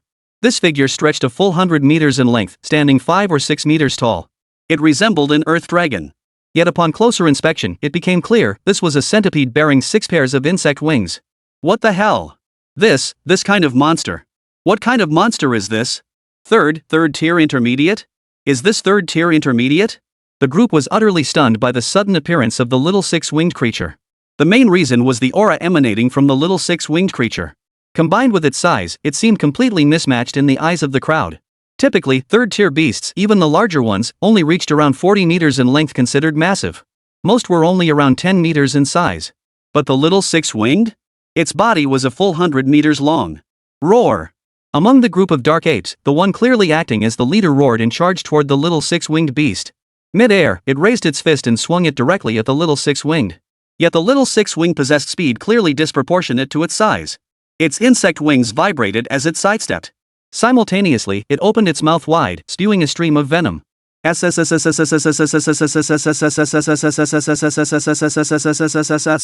venom splattered onto the surrounding trees, instantly corroding them into pitted holes.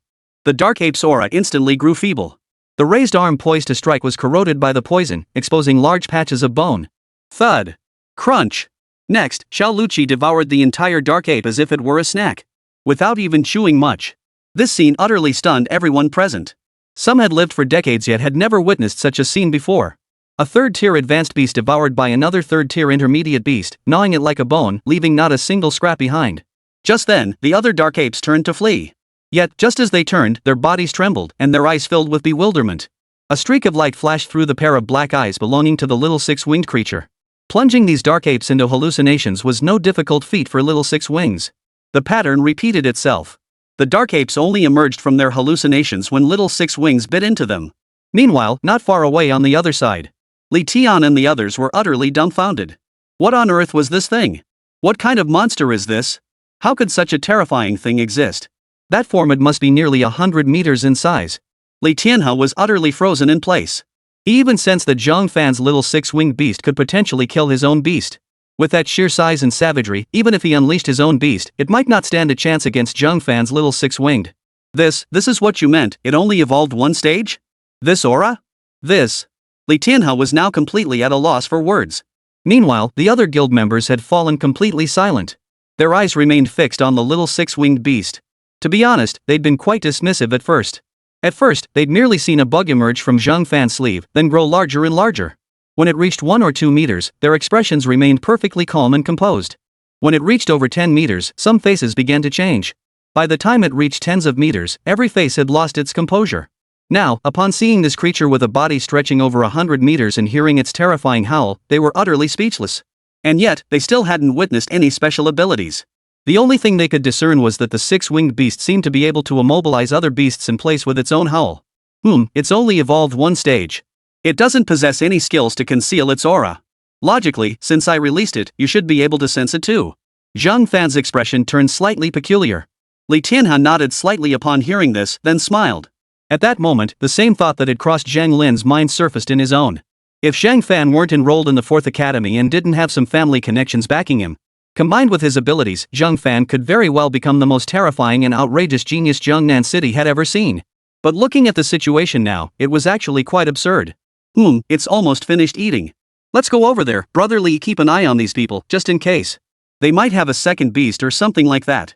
Zhang Fan's words made Li Tianhe's eyebrows twitch. What did he mean by keep an eye on them?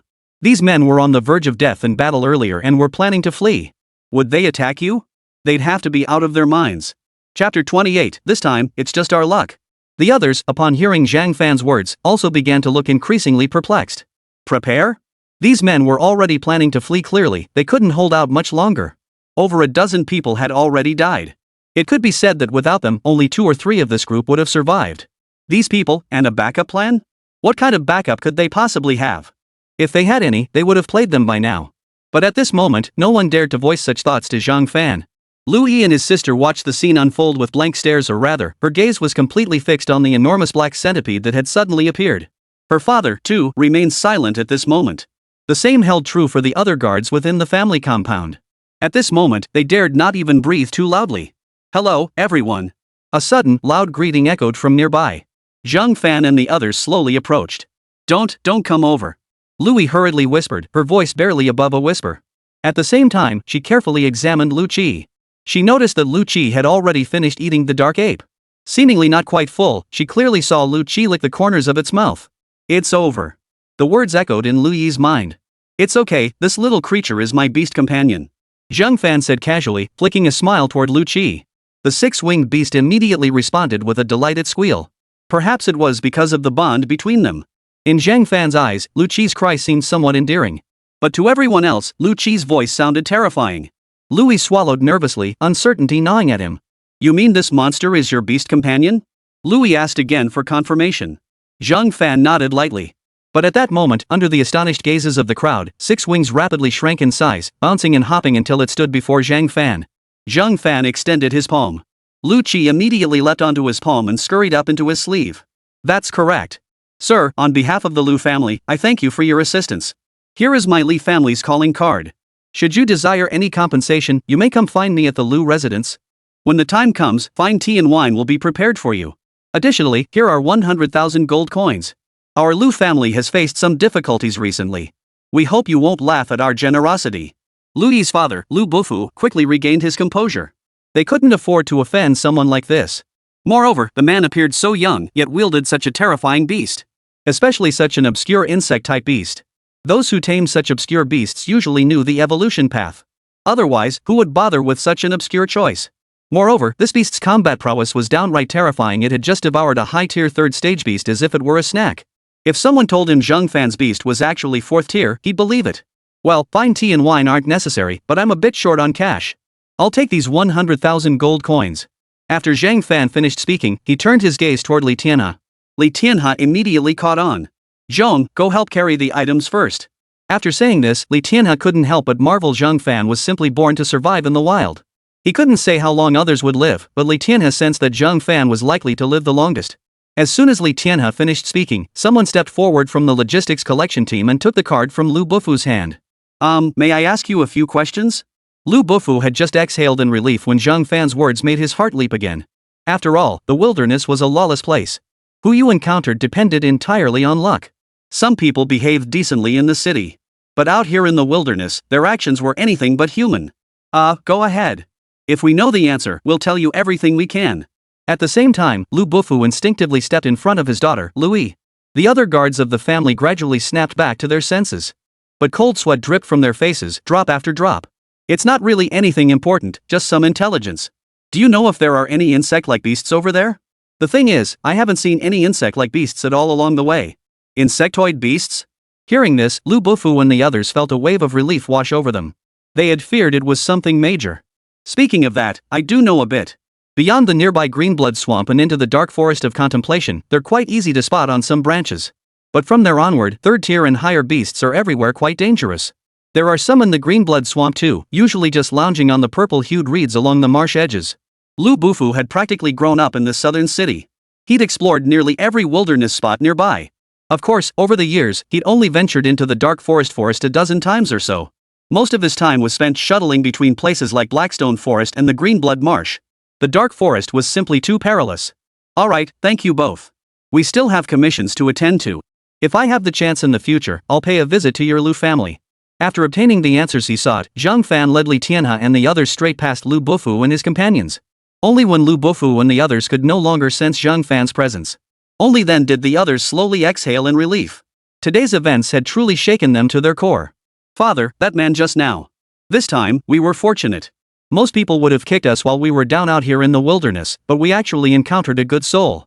Louis, remember this, when we venture out, we must be fully prepared. Otherwise. After speaking, Lu Bufu glanced at Lu Yi's younger sister. When it came to his 2 daughters, Lu Bufu sometimes didn't know how to guide them. I understand, father. But do you think this man might be from one of those powerful families? No, absolutely not. Those powerful factions don't possess that kind of humility. If you've ever dealt with them, you'd recognize the arrogance ingrained in their very bones.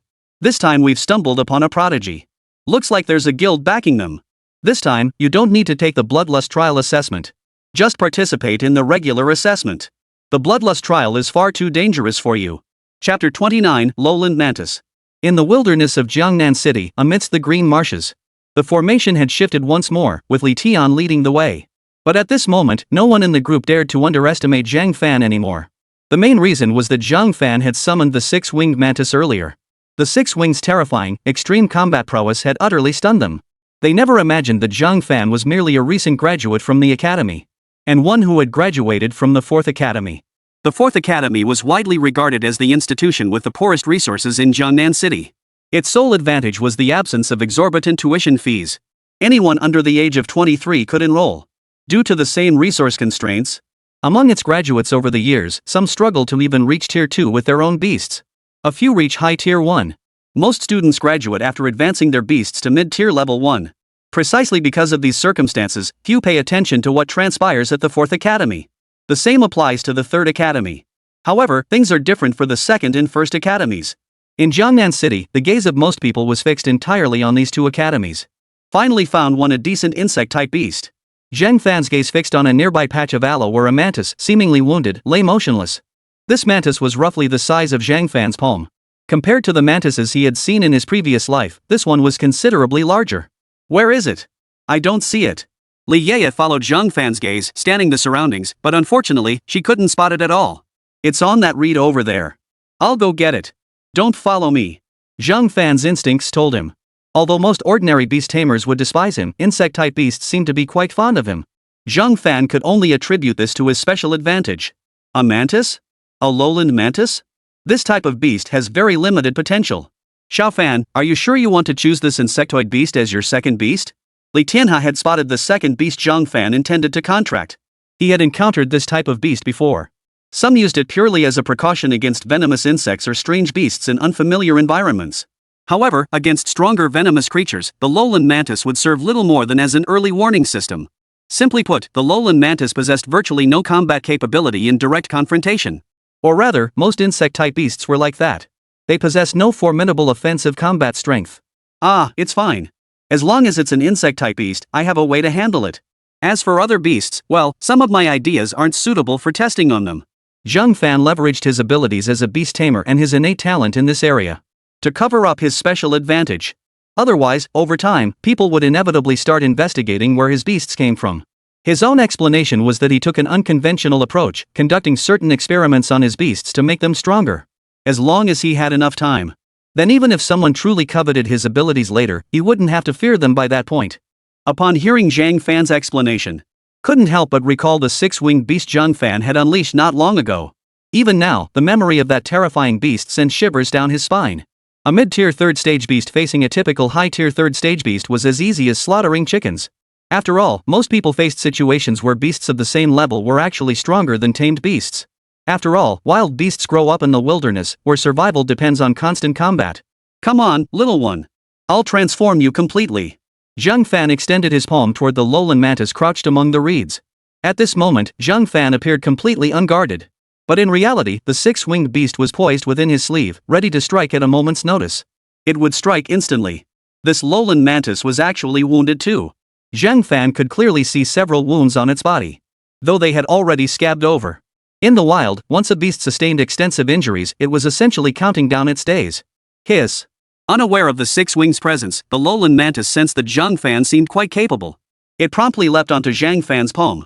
Good creature, would you like to become my beast companion?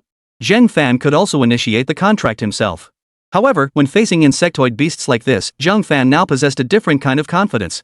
Suddenly, a purple contract energy emerged from the lowland mantis's body. In the next instant, it surged toward Zhang Fan. Lowland mantis. Level, high tier 1. Skill, storm/unusable severely injured. 100 refinements into a parasite. Rage blood mantis, tier 2 advanced energy cores 10. Death-defying shadowless glow mantis, tier 3 advanced energy core 1. Terror Guardian Mantis, Tier 2 Advanced Energy Core 10.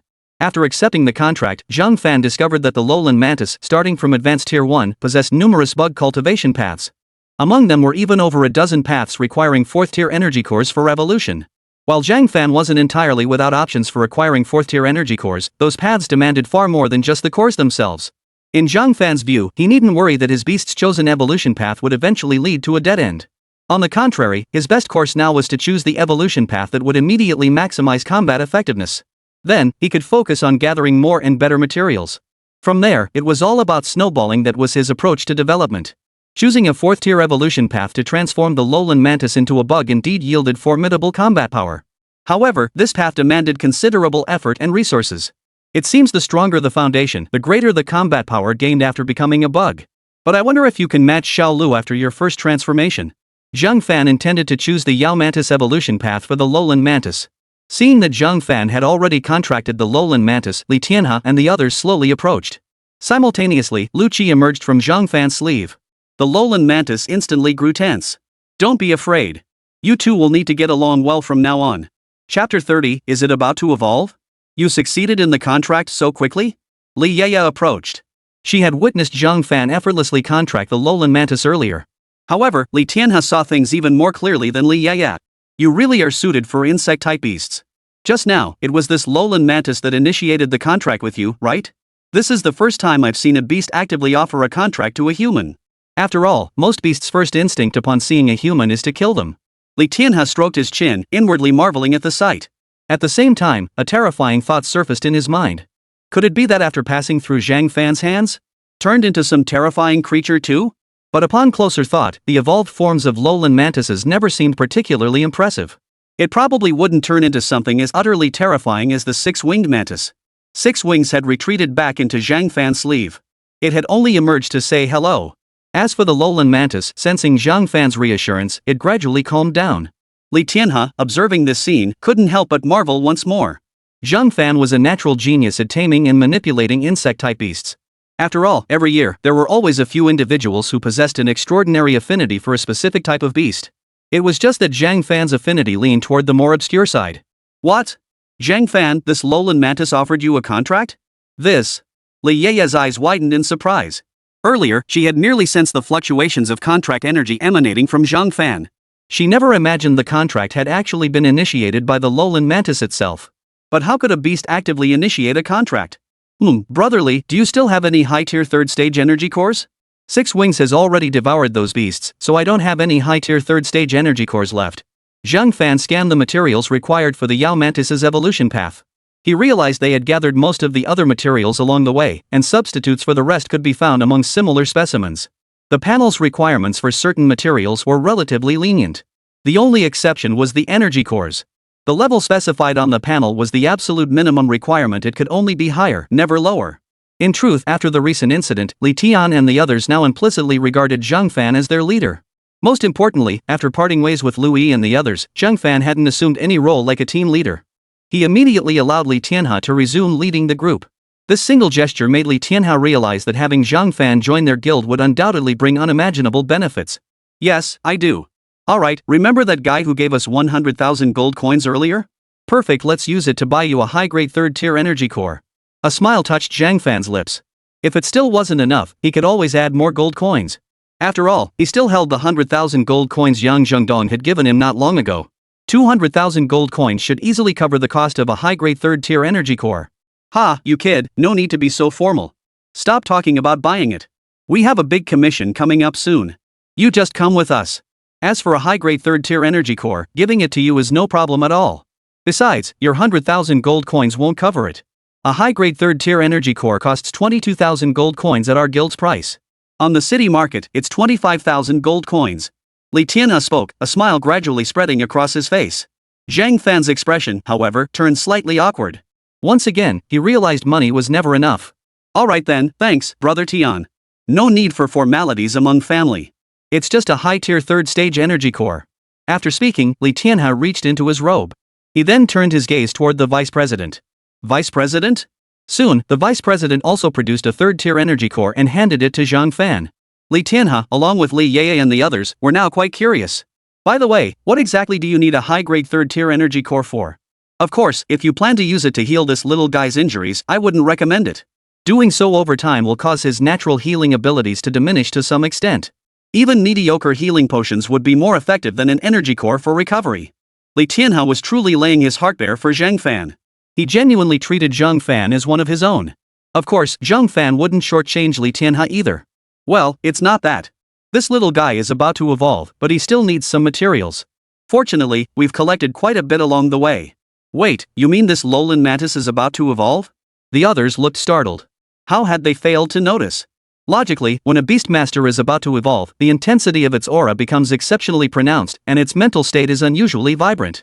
This lowland mantis, however, didn't fit the bill at all. It still bore some minor injuries. And how exactly had Zhang Fan discerned it? That's right. However, its upcoming evolution still requires some materials. With what I already have, plus one high-grade third-tier energy core, it'll be complete. Of course, I'm still short on some materials, so I'll just buy them directly from our guild. We're family, I can't keep taking advantage of them, right? Zhang Fan stated bluntly. After all, the materials required for his beast's evolution were unique to him. Even if others learned the process, they couldn't replicate the evolution. His beast's evolution was guided by that golden finger. Otherwise, even if someone else used the exact same beast as him, they wouldn't be able to evolve it. Upon hearing Zhang Fan's explanation, Li Tianhe and the others slowly gaped in astonishment. Their expressions betrayed utter astonishment. Holy crap! This evolution seems anything but ordinary. So, we'll evolve right here? Right here. This evolution shouldn't take too long. The first evolution might be painful for the lowland mantis, but once the pain subsided, it would be rewarded with terrifying power, including a future with even greater potential. Seeing the serious expression on Zhang Fan's face, Li Tian and the others knew he wasn't joking. Alright. We'll leave the materials here. You start the evolution process first. Meet us over there later. Chapter 31, Life or Death Struggle. The Radiant Mantis. The evolution of a Beastmaster's beast is typically a secret. It must never be disclosed to outsiders. Not even to family members. Especially given their relationship. It's fine. My method of evolution can't be learned by others just by watching. First and foremost, one must possess an affinity for insect-type beast tamers. And be able to communicate with them to a certain extent. The moment Zhang Fan uttered these words, immediately dispelled the speculations of some within the guild team. Indeed, someone like Zhang Fan's method of evolution might not be suitable for ordinary people. In fact, even with identical materials and the same beast, they might very well fail to evolve. The same applied to the evolution paths of certain clan beasts. Well, fine. This will give us a chance to see for ourselves. Upon catching Zhang Fan's gaze, Li Tianhe understood immediately that Zhang Fan wasn't joking around with him. They had no need to shy away from witnessing Zhang Fan's beast evolution. Zhang Fan, is this safe? Evolving in a place like this? Li Ye couldn't help but worry. Don't worry, it won't be dangerous. We'll keep watch nearby just in case. Tell us what materials you need. Soon after, the group cleared a space. Li Tianhe perched himself in a tree, while the others released their beasts to stand guard. When they first emerged, they hadn't been as vigilant as they were now. After all, the evolution of a Beastmaster's beast was crucial to its future. Moreover, they had never witnessed a beast evolution like Zhang Fan's before. A large pile of materials had been arranged into a bizarre formation. Do you think this kind of evolution will work? At that moment, the vice president standing beneath the tree looked at Zhang Fan and voiced his question. But the question was actually directed at Li Tianhe. There shouldn't be any issues. You know him well enough, he wouldn't attempt anything without a solid plan. Besides, he's prepared so thoroughly the evolution should go smoothly. Did you forget what we witnessed in the guild's evolution chamber? Li Tianhe harbored no doubts about Zhang Fan whatsoever, instead countering the vice president's question. The vice president immediately nodded in agreement. Zhang Fan finally finished arranging the materials. He then instructed the lowland mantis perched on his shoulder to come down. Alright, next, you just need to stand in the center. It might hurt a bit afterward, but I promise you'll gain power far stronger than what you have now. The lowland mantis trusted Zhang Fan completely and immediately jumped down, taking its place at the center of the formation. Zhang Fan could sense a resolute determination emanating from the lowland mantis at that moment. It seemed somehow connected to the injuries it bore. It seemed this little fellow held a grudge, likely because of its injuries. Without delay, Zhang Fan activated the formation. He activated the formation directly. Simultaneously, a strange power began to manifest between him and the lowland mantis. In the next instant, these energies solidified. Crimson and black energies surged forth, rapidly infusing into the lowland mantis's body. Roar! The other beast tamers, sensing unease at this moment, let out low growls. It was these growls that gradually snapped everyone back to their senses. This method of evolution is utterly absurd. I've never seen anything like it before. Beast evolution methods are all over the place. Some beasts alone have over a dozen known evolution paths on the market. But Fan Ge's evolution here is truly extraordinary. Its aura is surging rapidly, low tier, second stage, mid tier. I have a feeling once this evolution completes, we'll witness a whole new form of the lowland mantis. Even if we told others about this evolution, no one would believe it. Who could have imagined an insect-type beast could unleash such power? The crowd's address for Zhang Fan had completely changed. They now addressed him as Brother Fan with genuine respect. Li Tianhe and the vice president both stared wide-eyed. These two had seen their fair share of things. Yet they had never witnessed an evolution like Zhang Fan's before. What sent chills down their spines most was the bizarre aura emanating from the lowland mantis. It was filled with a fierce, murderous energy. Though clearly not yet at the third stage, this bloodthirsty aura made them frown repeatedly. Frankly, if they encountered a beast with such an aura in the wild, they'd turn tail and run. To hell with facing danger head-on. Life, after all, is something you only get one of. Zhang Fan also studied the lowland mantis closely. He too could sense a hint of pain emanating from it. Unlike the six-winged mantis, however, it did not emit even a faint hiss. It was as if the lowland mantis harbored some deep-seated hatred. Little Six, look at it. When you evolved, your screech was so weak. If not for our mental link, I'd have thought something terrible happened to you. Six Wings retracted completely into Zhang Fan's sleeve. What? What did you say? I can't hear you. I can't hear you at all. Seeing Lu Qi's reaction, Zhang Fan said nothing more, merely smiling helplessly. Second stage advanced.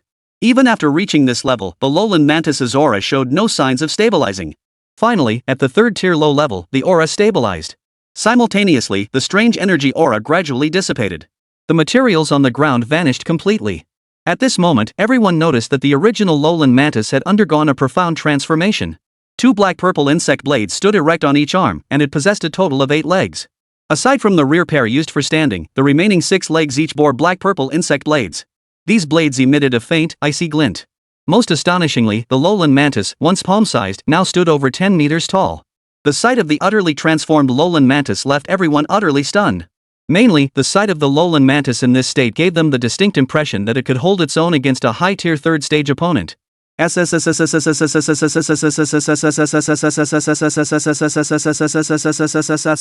shrill cry, filled with exhilaration and joy, erupted from its mouth. Upon hearing this sound, the Vice President's 4th-tier intermediate beastmaster instantly shifted into a state of alert combat readiness. As for the others' beasts, they were frozen in place by that single hiss. At the same time, on the other side, within the Blackstone Forest, a dozen or so individuals clad in uniform gathered together. What's going on? I distinctly heard a howl earlier. That sound. I guess it was a 4th-tier beast. Chapter 32, The Luxurious Interface. The dozen or so individuals currently in the Blackstone Forest were none other than the Night Watchmen of Jiangnan City. Their responsibility lay in clearing the surrounding monstrous beasts. Their daily task was to keep the beasts within the Blackstone Forest below Tier 3. But not long ago, they suddenly heard a terrifying howl. The sound sent an inexplicable chill down their spines. They tentatively estimated that such a beast must be at least 4th tier in strength. In the Blackstone Forest, even 3rd tier beasts could sometimes kill quite a few people. A 4th tier beast was an entirely different matter.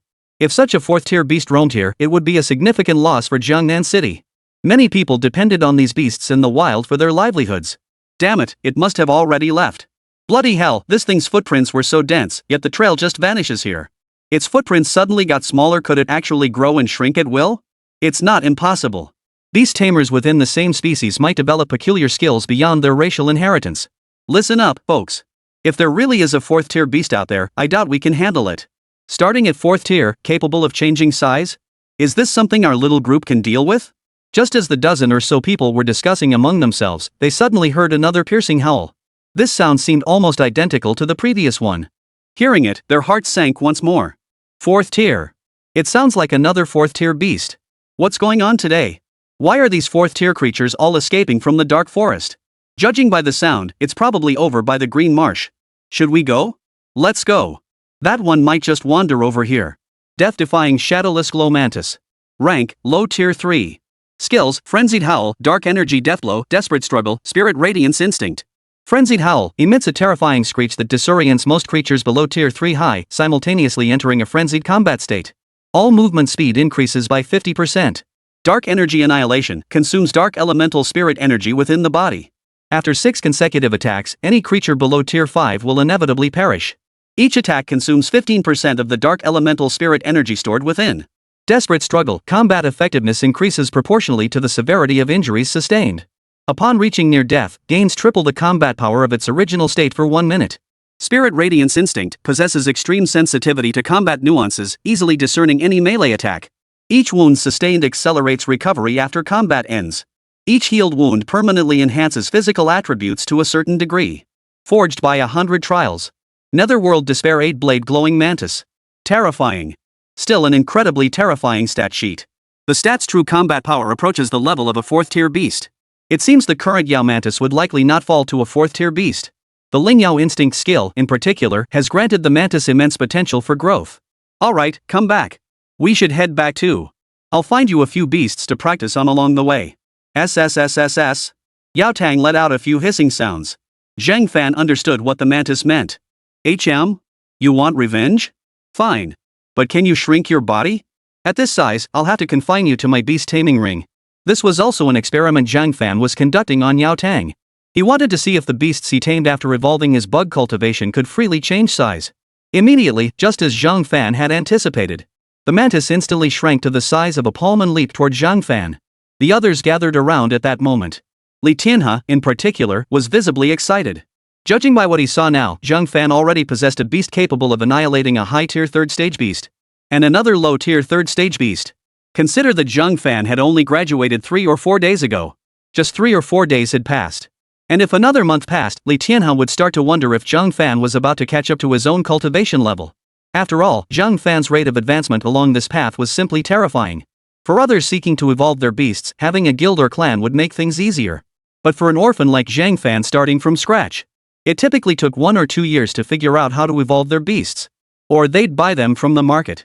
Even purchased evolution paths weren't guaranteed to be genuine. In all his years in Jiangnan City, Li Tianhe had never seen anyone reach Zhang Fan's level before. Impressive strength. Congratulations on acquiring another powerful beast. Next, let's search the Green Marsh. Yao Tang seeks revenge before his evolution. He was wounded by a strange beast. As Zhang Fan spoke, the others gathered around to scrutinize the Yao mantis perched on his shoulder. They found it hard to fathom the aura of a low-tier third-stage beast. This very presence unsettled their own beasts. Such a presence now existed in the form of a palm-sized creature perched on Zhang Fan's shoulder. Seeking revenge? Fine. By the way, is this creature's evolved form called the Radiant Mantis? Li Tianhe also fixed his gaze on the Glorious Mantis. Honestly, when he saw the 6 insect blades on the Glorious Mantis earlier, he thought it looked incredibly cool. However, his instincts told him he couldn't control insect-type beasts. He certainly couldn't do what Zhang Fan had done, make an insect-type beast directly offer a contract. He simply didn't possess that kind of ability. Its full name is the Shadowless Glowing Mantis. You'll get to see it in action soon. Zhang Fan still didn't plan to mention the prefix given on the panel. Alright, everyone else follow Zhang Fan. Today will be quite an eye-opening experience for you all. Li Tianhe waved his hand dismissively, readily agreeing to Zhang Fan's request. Expectation and excitement flickered across the others' faces. To be honest, they were also eager to witness the true combat prowess of Zhang Fan's mantis. Though he radiated a low-tier third-stage aura, the group sensed that Zhang Fan's actual combat prowess might surpass that level. It might even completely surpass the lower tier of the third stage. Perhaps he possessed the strength of a mid-tier third-stage cultivator. Soon after, the group came to a halt before a murky lake. Chapter 33, When will I have to walk this path too? The green marsh crocodile, could it be that creature? It's been lurking here for over a decade, a 4th-tier low-grade beast. Since it never leaves the swamp, the night watchmen never bother to deal with it. This beast has long been the ruler of this area. When in the water, its combat strength increases significantly. Li Tianhe stared grimly at the demon crocodile not far ahead, its vertical pupils the only visible part of its face. Beads of cold sweat inevitably formed on his forehead. Even his low-tier 5th-rank beastmaster would likely gain little advantage in a confrontation with this demon crocodile in such swampy terrain. In fact, it was highly likely to sustain injuries. Moreover, in this swampy environment, a single bite from that green swamp crocodile, the potent venom in that bite would spell serious trouble for his beast. It was possible that even if he managed to kill the demon crocodile, the rewards gained wouldn't be worth the cost of the healing medicine. In summary, those with true strength generally avoid provoking the Greenland demon crocodile. SSS. The Yao mantis let out a few shrieks before leaping off Zhang Fan's shoulder. Simultaneously, its form expanded in an instant. Looks like it's down to this one. No worries, let it fight. If it doesn't get to cause a ruckus, it won't feel satisfied. Zhang Fan pinched the cuff of his other sleeve. After all, he still had the 6-winged. The 6 wings could fly. Though they were usually too lazy to bother, in this environment, they could dive underwater or take to the air. If the radiant mantis truly faced danger, the 6 wings would intervene. Besides, Yao Tang might not lose. This, isn't it a bit? Li Tianhe sensed that Yao Tang might not necessarily win. Mainly because he didn't know Yao Tang's abilities, though he guessed it probably only had 1 or 2 skills. At most 3. Most beast tamers at the lower tier of stage 3 were in this situation. And since it was Zhang Fan's decision, Li Tianhe didn't feel comfortable saying much more. Don't worry, I've got backup plans. Besides, Yao Tang isn't the same lowland mantis it used to be. Zhang Fan was actually quite confident in the glorious mantis. The others could only watch on with lingering doubts. However, deep down, they didn't harbor much hope that the radiant mantis would win.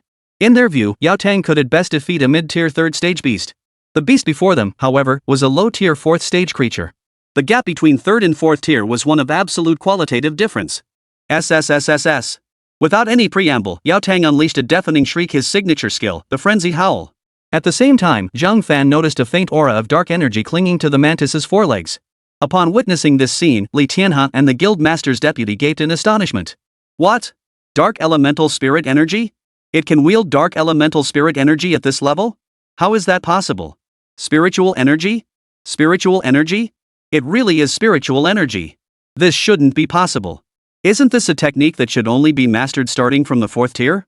Li Tianhe felt his entire worldview being shattered. He had never witnessed anything like this before. A low-tier 3rd-rank beast tamer could unleash such a spirit energy technique. And an elemental spirit energy technique at that. Typically, spirit energy techniques weren't mastered by beast tamers until after reaching the 4th tier, and even then, it depended on the beast tamer's innate aptitude. After all, many beast tamers reach the 5th tier without ever mastering a single spirit energy skill. Spiritual energy skills in this world were akin to sword intent or blade intent in cultivation realms. The effects of each beast tamer's unique psychic skills series vary greatly. Next, it only needs to land a few hits on the opponent's weak points to secure victory. Still, I hope it takes some damage.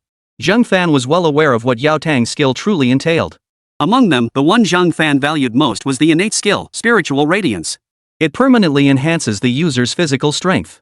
Moreover, the enhancement level is determined by the extent of injuries sustained. It's practically a scion physique. Injuries? Li Tianhe was confused. As for Zhang Fan's claim that striking the magic crocodile's weak points would lead to victory, he felt there was no issue with that statement. In truth, this was precisely the terrifying aspect of the normal Yao Tang skill. As long as 6 hits landed and the opponent was at least 5th tier, the Glorious Mantis would inevitably prevail. As long as the Glorious Mantis survives, its combat strength slightly increases each time it recovers from injury. This effect is unrestricted and counts as one of its skills. Moreover, the Mantis's skills aren't limited to this one. Psionic abilities, well, I'd rather not elaborate on that. Without intelligence on this psychic ability, it was a devastating weapon. 6 attacks. Not an overwhelming number, yet certainly not insignificant. Ah, right. I almost forgot. My apologies. Inquiring about another's Beastmaster skill is a major taboo. It reveals how much defense a person has. Li Tianhe was also shocked by the skill Yao Tang displayed. For a moment, he'd forgotten these details. Boom! Yao Tang's strike cleaved through a massive boulder in the swamp, simultaneously leaving a gash on the demon crocodile's body. PSSSH. A jet of blood shot out. Yao Tang instinctively dodged it. The blood sprayed onto a nearby tree, corroding a large hole into its bark. The demon crocodile's blood was actually poisonous. Zhang Fan examined it carefully, then shook his head slightly. Forget it. He wouldn't force the issue. Getting injured was excruciatingly painful. While there were many ways to make Yao Tang stronger, he didn't want it to come at the cost of deliberate injury. It wasn't necessary. When had Zhang Fan ever needed to rely on harming his own beast to gain greater power? After dodging that attack, the mantis finally reacted belatedly. But at that moment, Zhang Fan spoke. Yao Tang, don't inflict meaningless wounds upon yourself. If you desire power, stay by my side. A mere 4th-tier demon crocodile? Use your full strength and kill it outright. These words from Zhang Fan served as tremendous encouragement to Yao Tang. His aura surged. He charged toward the demon crocodile once more. The muddy waters of the swamp were as flat as ground to Yao Tang. 2nd strike, 3rd strike, 5th strike. In just 3 or 4 seconds, Yao Tang delivered 5 strikes. Now, only the final blow remained. Chapter 34, Annihilating the Demon Crocodile. The demon crocodile sensed something was amiss. Or rather, its primal instincts warned it that if it failed to block the next strike or worse, suffered another wound from the mantis, then its fate would inevitably be death. That stance. He's about to unleash his ultimate move. Are you sure this is wise? The surrounding swamp began to boil, as if being forged by some unseen force. Simultaneously, the aura emanating from the swamp rapidly converged upon the demon crocodile. Perhaps only now did the demon crocodile truly intend to get serious. Unfortunately, it was too late for any show of strength now. After all, only one strike remained. The next blow would decide the outcome. Li Tian and the others were unaware of the Yao Mantis's abilities. Witnessing the demon crocodile's overwhelming might, a sense of dread settled in their hearts. Don't worry. You haven't even seen the full extent of the Yao Mantis's terror yet. And as long as the next strike lands, no matter what technique he uses, he'll be defeated. Zhang Fan still offered no explanation as to why. Regarding Yao Tang's skill, to be honest, he didn't want to utter a single word about it. To him, Yao Tang's skill was perfectly adequate. But in the eyes of others, Yao Tang's skills were nothing short of terrifying. SSSS. The Yao Mantis emitted an excited chirping sound. Dark-type spiritual energy gathered once more at its hands. And for the next attack, it didn't bother with any unnecessary dodging. Instead, it charged straight toward the magic crocodile, even at the high risk of getting injured. Roar! Finally, the demon crocodile sensed something amiss. After unleashing its skill, the wounds on its body showed little sign of healing. The wounds remained on the surface of its body. At the wound sites, some strange energy continued to suppress him. A deeply unsettling premonition grew stronger within him. Unfortunately, Yao Tang had already closed in before it could be addressed. PSSSH. It tried to unleash its other skills, but Yao Tang's attack struck first, landing on its body. Whoosh! The wounds on its body instantly activated the dark elemental energy within. Simultaneously, within everyone's perception and line of sight, the aura surrounding the demon crocodile rapidly dissipated, while a faint black mist began to seep from the 6 wounds. Roar! The demon crocodile let out a long, drawn-out roar.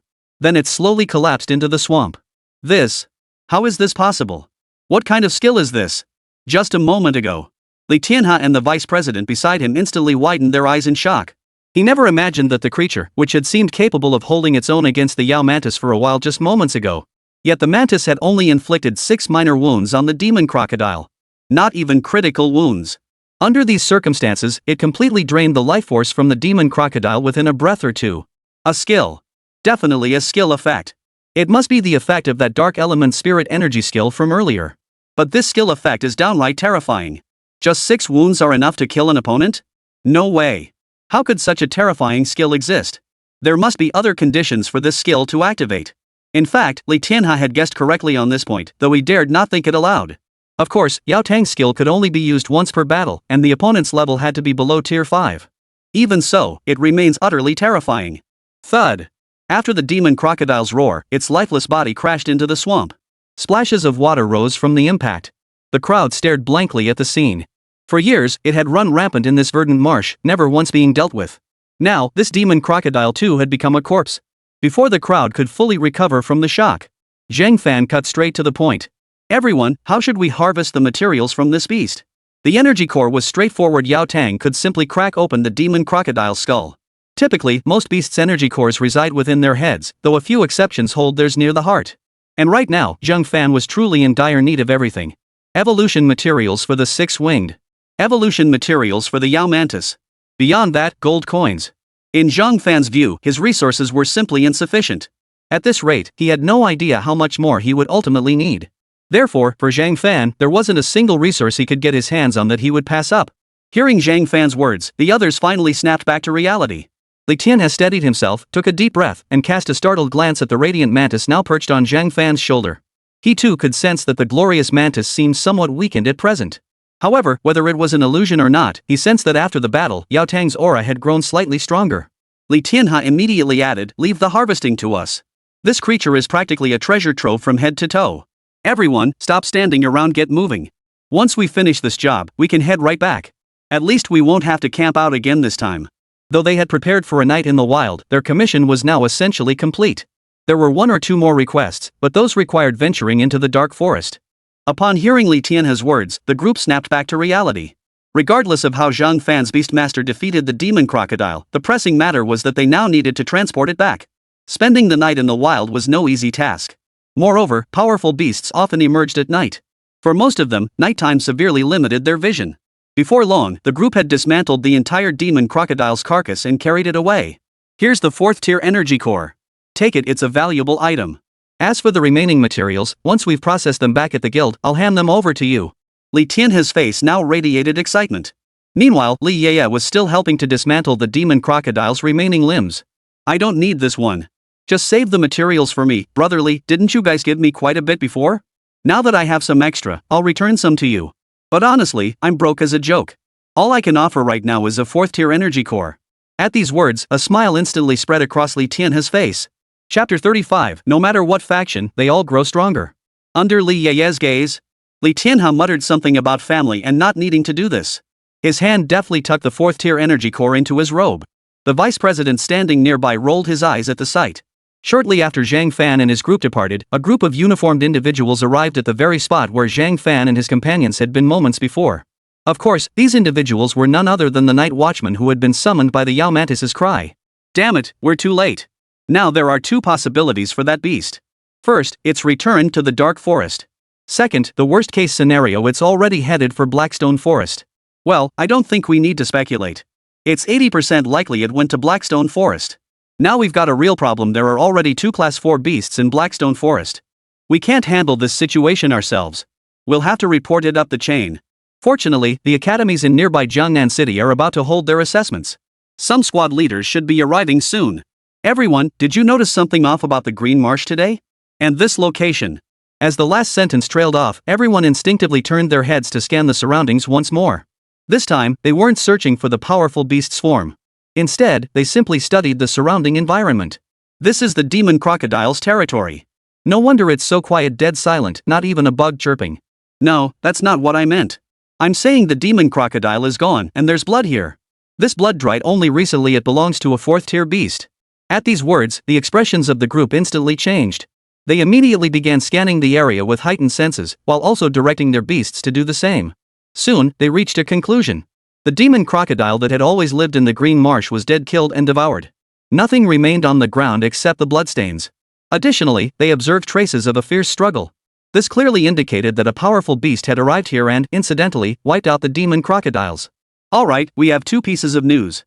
One is good news, the other is not so good. The good news is obvious, the demon crocodiles are gone. The bad news is that something far more powerful than the demon crocodiles has arrived in Blackstone Forest. The group's faces couldn't help but turn pale at this moment. In their understanding, the Blackstone Forest already harbored a 4th-tier beast. And they hadn't even been able to locate it. Now another one had arrived? For a moment, the pallor deepened on every face. After returning to the city, Zhang Fan calculated the time. In truth, their journey had only taken a single day. There were still 5 or 6 days left before the Second Academy's Bloodlust trial began. That was ample time for Zhang Fan and the guild members to make another trip. This time, however, Zhang Fan knew exactly what they needed to accomplish. Originally, he had planned to bring along some of the guild's logistics personnel. They would tackle some quests together and sweep through the green marshes while they were at it. Even without the magic crocodiles, the green marsh still harbored plenty of 3rd-tier beasts and above. Truthfully, Zhang Fan intended to head to the dark forest. But he feared that might be overly ambitious. Going alone would be manageable. But with this logistics team responsible for gathering materials in tow, Zhang Fan didn't want any casualties among them. But plans never account for unexpected twists. Early the next morning, Zhang Fan was tracked down by the Lu family. It must be said, these clans truly had extensive intelligence networks. They'd located him so swiftly. Then again, it made sense. He hadn't gone to great lengths to conceal his identity. Moreover, Li Tianhe's guild had been established in Jiangnan City for 6 or 7 years now. It was considered a relatively established small guild. Thus, it was hardly surprising that Zhang Fan had been found. When I first received the intelligence, I was somewhat skeptical. But regardless of the guild's standing, with someone like you in its ranks, I believe its rise is imminent. Looking at the middle-aged man across from him, Zhang Fan now recognized who this man was. The sisters he had rescued yesterday, one named Lui, the other Luya. As for the middle-aged man before him, he was none other than the sisters' father, Lu Bufu. At that moment, Li Tian and Li Yeye were seated beside Zhang Fan. But they remained silent. Given Li Tianhe's experience, this time, the other party had come to find Zhang Fan not only to repay him but also to ask for a favor. Zhang Fan could also discern the purpose behind their visit. What piqued his curiosity was the nature of this matter. Moreover, the visitor belonged to a prominent family, a wealthy clan, as the saying goes, and the price they offered for the task would certainly be substantial. For someone like Zhang Fan, who lacked everything, he was genuinely eager to know how much the other party was willing to offer. Of course, I've brought 1 million gold coins with me this time. Partly as a token of my gratitude, and partly because I'd like to establish a friendship with you. Before leaving home, Lu Bufu had carefully considered his approach. He intended to make an extremely significant move regarding Zhang Fan. His goal was his 2 daughters, and even his entire family, though he wasn't yet the family head. But if he could become friends with Zhang Fan, everything would change. Alright. I'm not joking either, I am indeed short on funds. It wasn't just a matter of being short on money. Last night, Zhang Fan had done the math himself. If he wanted to continue evolving Lu Qi and Yao Tang, he'd need another 19 million gold coins. That was assuming all materials were purchased with gold coins. In summary, roughly 20 million gold coins would be sufficient for both Lu Qi and Yao Tang to evolve. Of course, if he went with the cheapest materials available, it would only cost 15 million gold coins. But Zhang Fan didn't want to do that. Each time he evolved his bugs, he aimed to provide materials that surpassed the base requirements listed on the panel. This way, the evolved bugs would gain even greater combat power. Right now, out of 1 million gold coins, he had to set aside 500,000 for Li Tianhe. After all, the other party had genuinely helped him a great deal, and now he was returning the favor. Moreover, from a certain perspective, Li Tianhe's guild was practically his own at this point. Moreover, Zhang Fan was now contemplating how to strengthen both Li Yeye's and Li Tianhe's beast tamers.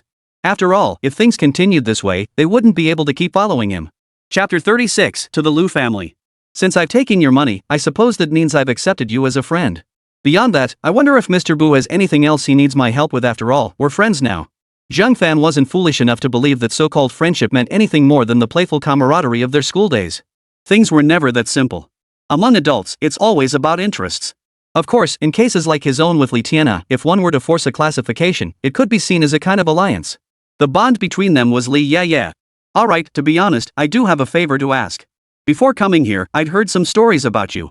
The only one to pass the bloodlust assessment at the 4th Academy. And you possess exceptional talent in the cultivation of beast tamers. We're friends. No need for such roundabout talk. What do you need me to do? But as I said, I'm also short on resources. Zhang Fan's meaning was straightforward. Essentially, he was saying that for the right price, he could handle most tasks. Of course, that's assuming the payment is substantial. For people like Lu Bufu and his clan, resources weren't exactly scarce. Their families possessed considerable assets. They bring in a fair amount of gold coins each month. What they lacked was the evolutionary path for beast taming.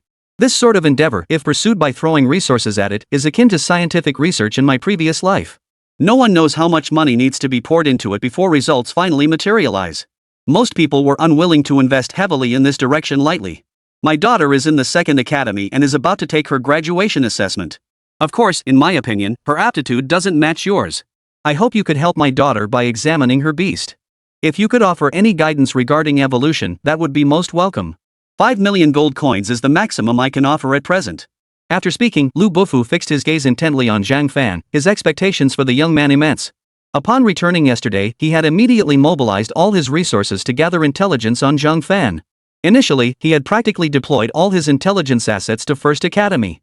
After all, in his view, someone like Zhang Fan was highly likely to be a prodigy from the 1st Academy. Li Tianhe and the others were likely Zhang Fan's bodyguards or similar. And Zhang Fan himself must come from some powerful family. It wasn't until late into the night that he discovered Zhang Fan wasn't at the 1st Academy at all, he was at the 4th Academy. After reviewing Zhang Fan's 4th Academy intelligence and witnessing his beast riding skills, Lu Bufu knew that someone like Zhang Fan was destined to soar to great heights sooner or later. He too wanted to stake everything on a gamble for his 2 daughters. Win, and the Lu family would be his, and who knew how much higher the entire clan might rise? If he lost, the fate of his 2 daughters would remain unchanged. They would remain mere tools for arranged marriages within the clan. With limited talent, that was the inevitable outcome. 5 million? Truthfully, Zhang Fan was tempted. Adding this 5 million to the reward he'd earn after passing the bloodlust trial at the 2nd Academy would easily bring his total to at least 5 million gold coins. 20 high-grade 2nd-tier energy cores wouldn't be of much use to him anyway. He could sell them off for a profit. This would cover half the resources he needed, and the other half would surely follow soon. For a moment, Zhang Fan's eyes nearly sparkled with excitement. Alright, I'll take this on. However, my guidance might not be entirely effective. My expertise lies primarily in the health aspects of beast taming. I haven't tried this particular aspect yet, but I'll certainly give it my all. After Zhang Fan spoke these words, Lu Bufu immediately nodded vigorously. This time, he also intended to see if his daughter could follow Zhang Fan. Given Zhang Fan's capabilities, perhaps in 3 or 4 years, he might bring him a pleasant surprise. As for the matter of having multiple wives and concubines, in this world, those with true power faced no issues in such matters. Of course, without sufficient power, such actions would only invite trouble. That would be ideal. I may have other matters to attend to later, so let's just stick with today's arrangement. Zhang Fan stated directly. Upon hearing Zhang Fan's words, Lu Bufu's eyes lit up. Alright, agreed. Just as Zhang Fan was about to leave, Li Yeye instinctively sensed something was off again. She reached out and grabbed Zhang Fan's arm. You're leaving today? Yeah, today. Don't worry, nothing will happen. Besides, I'll be back tonight. Zhang Fan could see the unease in Li Yeye's eyes. His abilities were terrifyingly advanced compared to others his age. Back when he and Li Yeye were together, he had been weak. And Li Yeye had genuinely been stronger than him. And since Li Yeye liked him, their relationship never faced any issues. But now the tables had turned. When the power gap between 2 people grew too wide, the relationship inevitably underwent subtle shifts. Wait for me tonight. Zhang Fan certainly hadn't forgotten who had stood by him during his darkest days.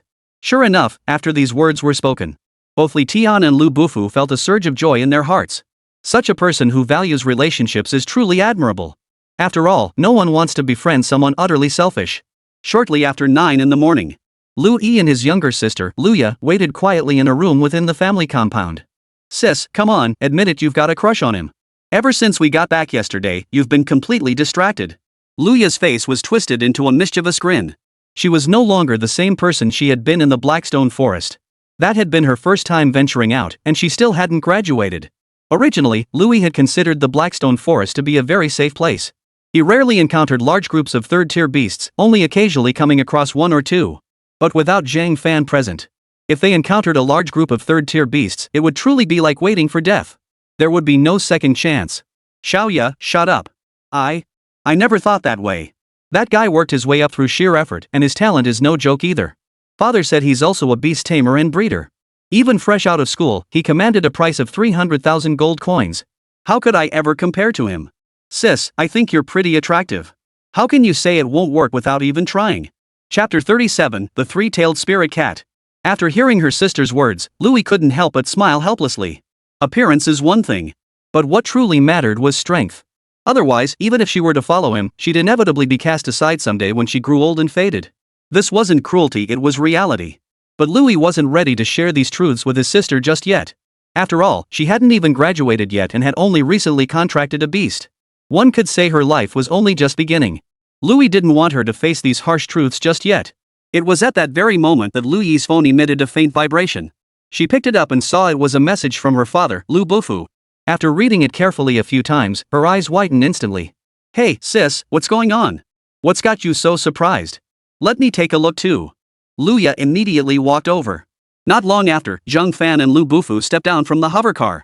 Zhang Fan turned his head to glance at the hovercar. He thought to himself, once his six-winged mantis and radiant mantis evolved one more time, he'd get himself a vehicle just like this. Lu Bufu instantly saw through Zhang Fan's plan. After all, he was a man too, and he had been young once. Young people, after all, covet the same things: powerful beasts, piles of gold coins, and a decent hovercar. But investments, well, they had to be made gradually. Giving whatever you have on hand not only devalues your gift. On the other hand, it would diminish his own value. As the saying goes, everything in life requires a sense of proportion. My eldest daughter is already waiting. Her beast companion is a three-tailed spirit cat. As for my youngest daughter, she only recently contracted her beast companion, so there's no need to look at hers. As Lu Bufu explained to Zhang Fan, he led him deeper into the Lu family compound. This scene was noticed by some members of the Lu household. After all, Lu Bufu was not the head of the Lu family. He was merely a young-looking lad, and most people gave him a cursory glance before moving on. Zhang Fan could tell Lu Bufu wasn't the head of the Lu family either. But at this moment, it didn't matter much to him. Lu Bufu was paying him, and all Zhang Fan needed to do was get the job done. Soon, Zhang Fan met the Lu sisters again. The elder sister possessed an impressive figure, and her pair of jade-like legs lingered vividly in Zhang Fan's mind, impossible to shake off. Her demeanor was also refined and elegant. She was far more attractive than any of those internet celebrities he'd seen on Douyin in his previous life. As for Luyi's younger sister, she seemed like a loli. Though she had reached that age and carried a hint of maturity, her petite frame still made one's blood boil. Zhang Fan took a deep breath. Right now, this wasn't the time for such thoughts. His strength wasn't sufficient yet, and he lacked absolute certainty. Brother Fan. Brother Fan. Both sisters called out in unison. The sound of their voices made Zhang Fan's mind wander. Call out your beast for me to see. Zhang Fan sensed something was off. Most likely, Lu Bufu had said something to the sisters earlier. Moreover, Zhang Fan sensed that Louis seemed to harbor some feelings for him. Perhaps it stemmed from that rather melodramatic and cliched hero rescuing the damsel in distress scenario earlier. All right. Louis promptly summoned her three-tailed spirit cat from her beast ring. The moment it emerged, it darted behind Louis, appearing timid and fearful. In fact, Zhang Fan noticed that the moment it emerged, the spirit cat's first glance was directed at his two cuffs. One sleeve held Yao Tang, the other held Lu Qi.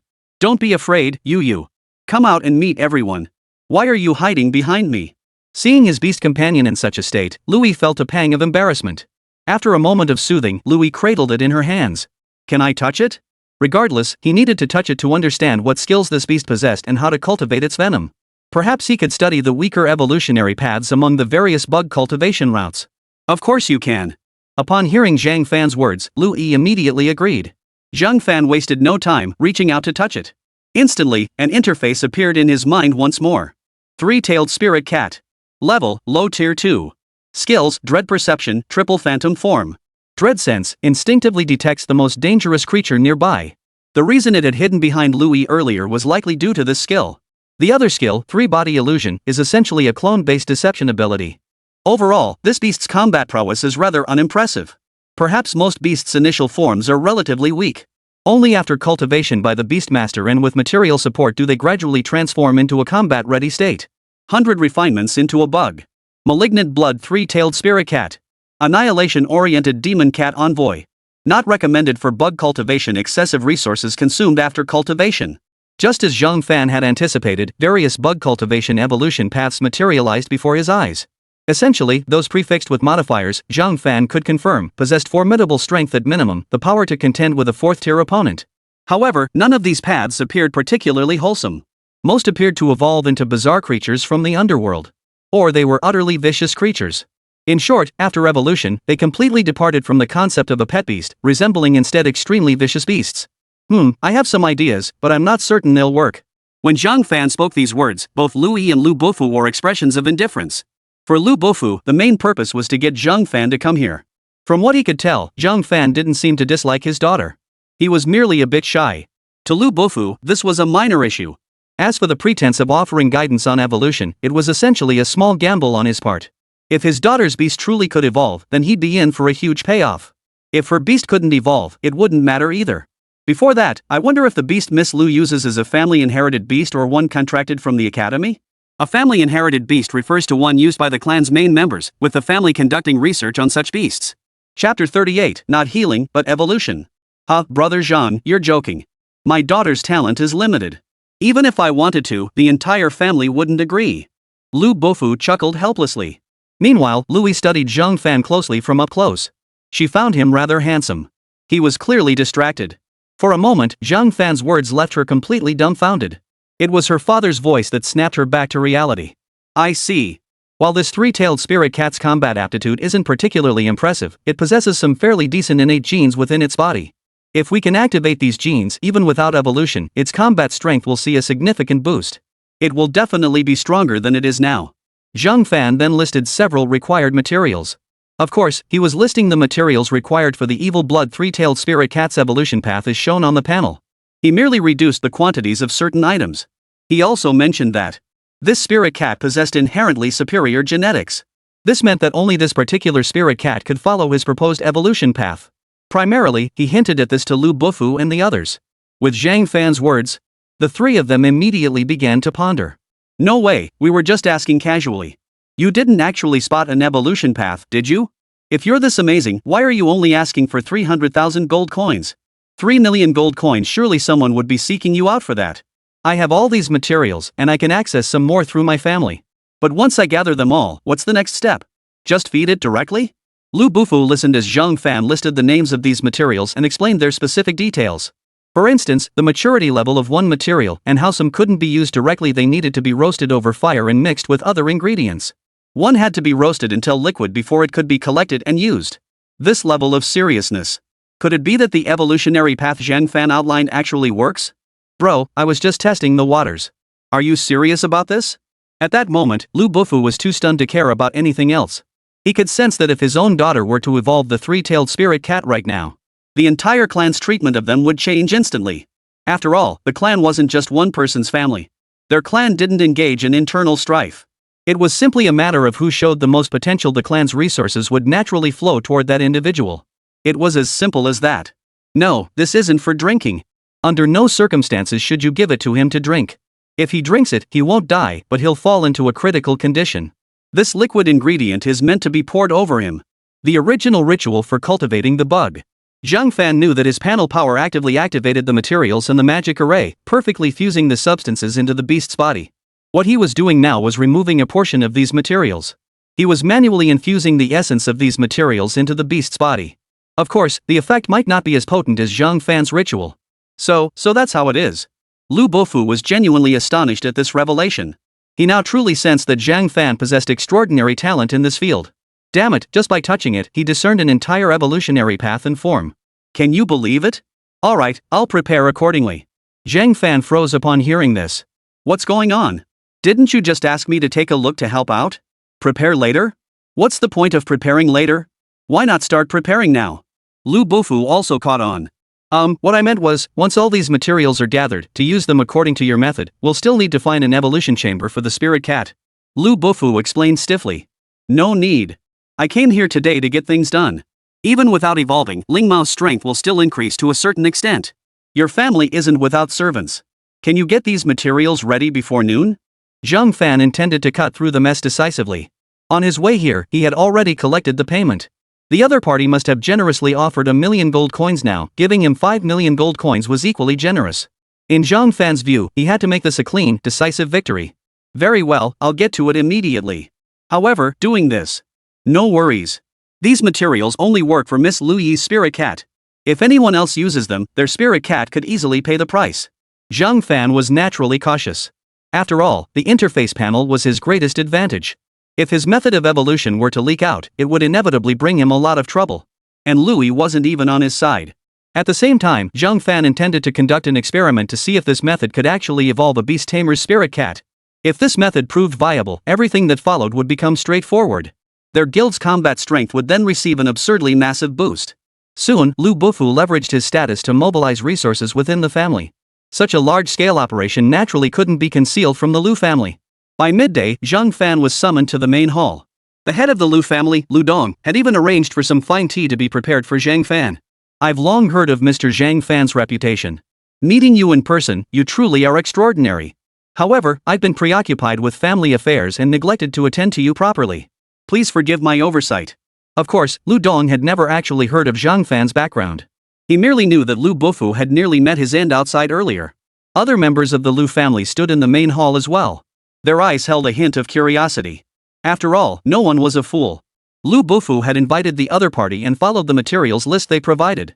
This alone proved Lu Bufu trusted the other party implicitly. Though the man was young, perhaps even too young, looking like he'd just graduated. It's fine. I don't care about superficial things. Once I've taken the money, I have to deliver. I'll do my utmost to handle this matter well. Zhang Fan declared these words. Many members of the Lu family nodded in agreement. Regardless of why Lu Bufu had sought out Zhang Fan, his attitude toward the task commanded their respect. Ha, Mr. Zhang Fan, you've shown such dedication to treating my Lu family's beast. I'd like to express my gratitude to you here. A smile immediately spread across Lu Dong's face. Treatment?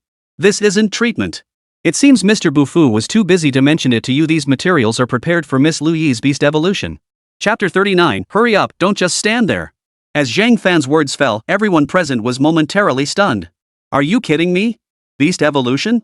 The preparations required for each beast evolution were incredibly extensive. Everyone treated it with the utmost caution. Yet these materials before them? They weren't exactly difficult to come by. Indeed, most people's preparations for beast evolution far exceeded what was needed here. What? At that moment, many within the Lu family were filled with shock. Their expressions betrayed their astonishment without restraint. Lu Yi, meanwhile, stood quietly to the side, holding his three-tailed spirit cat, saying nothing. On the surface, he appeared utterly composed. But in truth, Lu Yi's mind was far from calm. He had no idea whether his three-tailed spirit cat could evolve. Does the evolution of a three-tailed spirit cat really require so many materials? I recall this type of beastmaster creature being rather weak. Who knows? Where did Lu Bufu even bring this guy from? He looks so young, could he be a fraud? Unlikely. If he were a fraud, he wouldn't be so calm and composed. He must possess genuine skill. The other members of the Lu family exchanged a few more words before falling silent. To say Zhang Fan truly had the skills would only provoke him further. For now, the best course was to wait and see how events unfolded. Once Zhang Fan departed, inquiring with Lu Bufu would clarify everything. After all, the beast that was about to evolve belonged to Lu Yi. It wouldn't concern them much either way. Lu Yi's beast evolution? Do you know the evolutionary paths of the three spirit cats? Lu Dong, the head of the Lu family, was utterly astonished at this revelation. That someone was actually willing to reveal the evolution path of a beastmaster's beast. Even just one evolutionary form would be incredibly useful. After all, this was merely Jiangnan City. Reaching tiers 4, 5, or 6 was considered formidable strength. Within the clan, they were considered pillars of strength. It must be noted that the original Lu Yi did not possess such capabilities. Her beast taming skills could only be elevated to the 3rd tier at best, reaching a natural limit. Naturally, I possess no pre-existing evolution path for the three-tailed spirit cat. The one I'm presenting now is specifically tailored for Miss Lu Yi. Other three-tailed spirit cats would not benefit significantly from this evolution route. Upon hearing Zhang Fan's words, the other members of the Lu family also furrowed their brows. Had Zhang Fan been an elder accompanied by a powerful beast tamer, such words might have carried considerable weight. But in the eyes of the crowd, Zhang Fan was merely a young lad.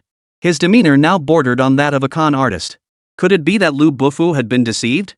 Lu Dong also frowned at that moment. He did not directly accuse Zhang Fan of being a fraud, however. Then I, Lu, shall express my gratitude to Mr. Zhang Fan right here. With that perfunctory response, Lu Dong fell silent. He too began to suspect whether Lu Bufu had brought back a fraud. Finally, the materials were nearly all prepared. Mr. Zhang Fan, all materials are now ready. Can we proceed today? By not voicing this question, he was also giving Zhang Fan a way out. After all, for Lu Bufu, Zhang Fan's talent was the most crucial factor. As for whether the three-tailed spirit cat could evolve? In truth, Lu Bufu harbored little hope on this matter. In his view, even if the three spirit cats could evolve, their strength wouldn't be particularly formidable. After all, they were merely ordinary three-tailed spirit cats.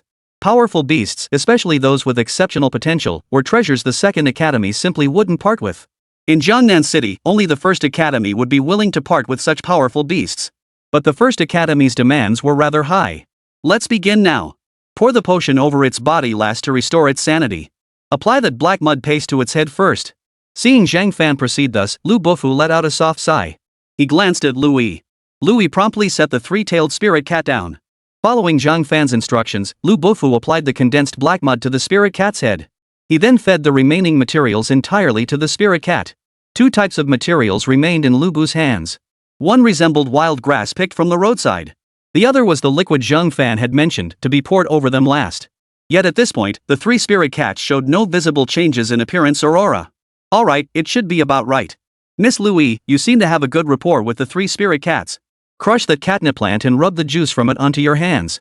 The three-tailed spirit cat had been watching Lu Bufu's hand intently the entire time. Lu Bufu nodded lightly. She immediately walked toward Louis. But as he walked, he didn't circle around. He passed directly by the three-tailed spirit cat. Hey, don't let it smell this herb. Quick! This is trouble. Zhang Fan, who had been observing the three-tailed spirit cat's state, suddenly noticed its fur bristle all over. Its pair of jade-like eyes suddenly turned blood red. A menacing aura began to emanate from its body. The potency of the medicine swallowed by the three-tailed spirit cat was now fully activated. Quick! Hand her the catnip first. The next step must be done by her. Hurry, we're running out of time. Zhang Fan sprang to his feet. The Lu family members hadn't yet reacted. Roar! A sudden low roar made them turn their gaze toward the three-tailed spirit cat.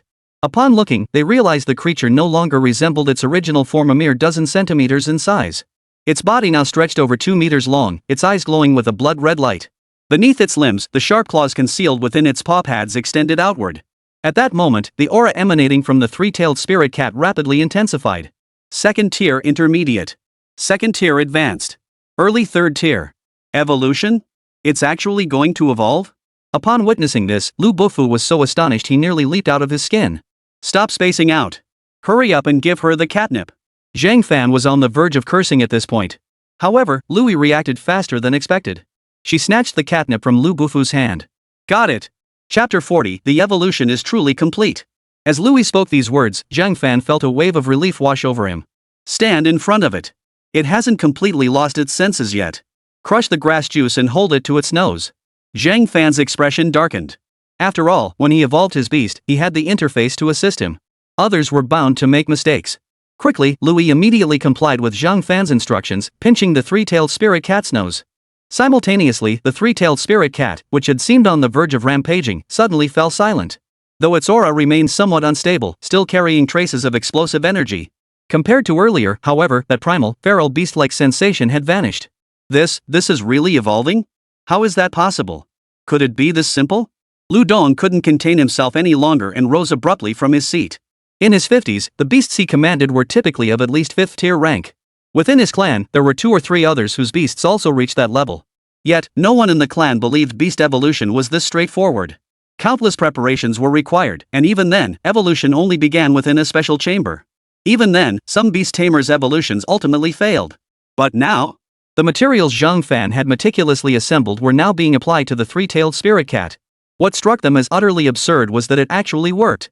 Suddenly, the surging aura emanating from the three-tailed spirit cat and its transformed physique spoke volumes. It actually evolved like that? That person, how did he do it?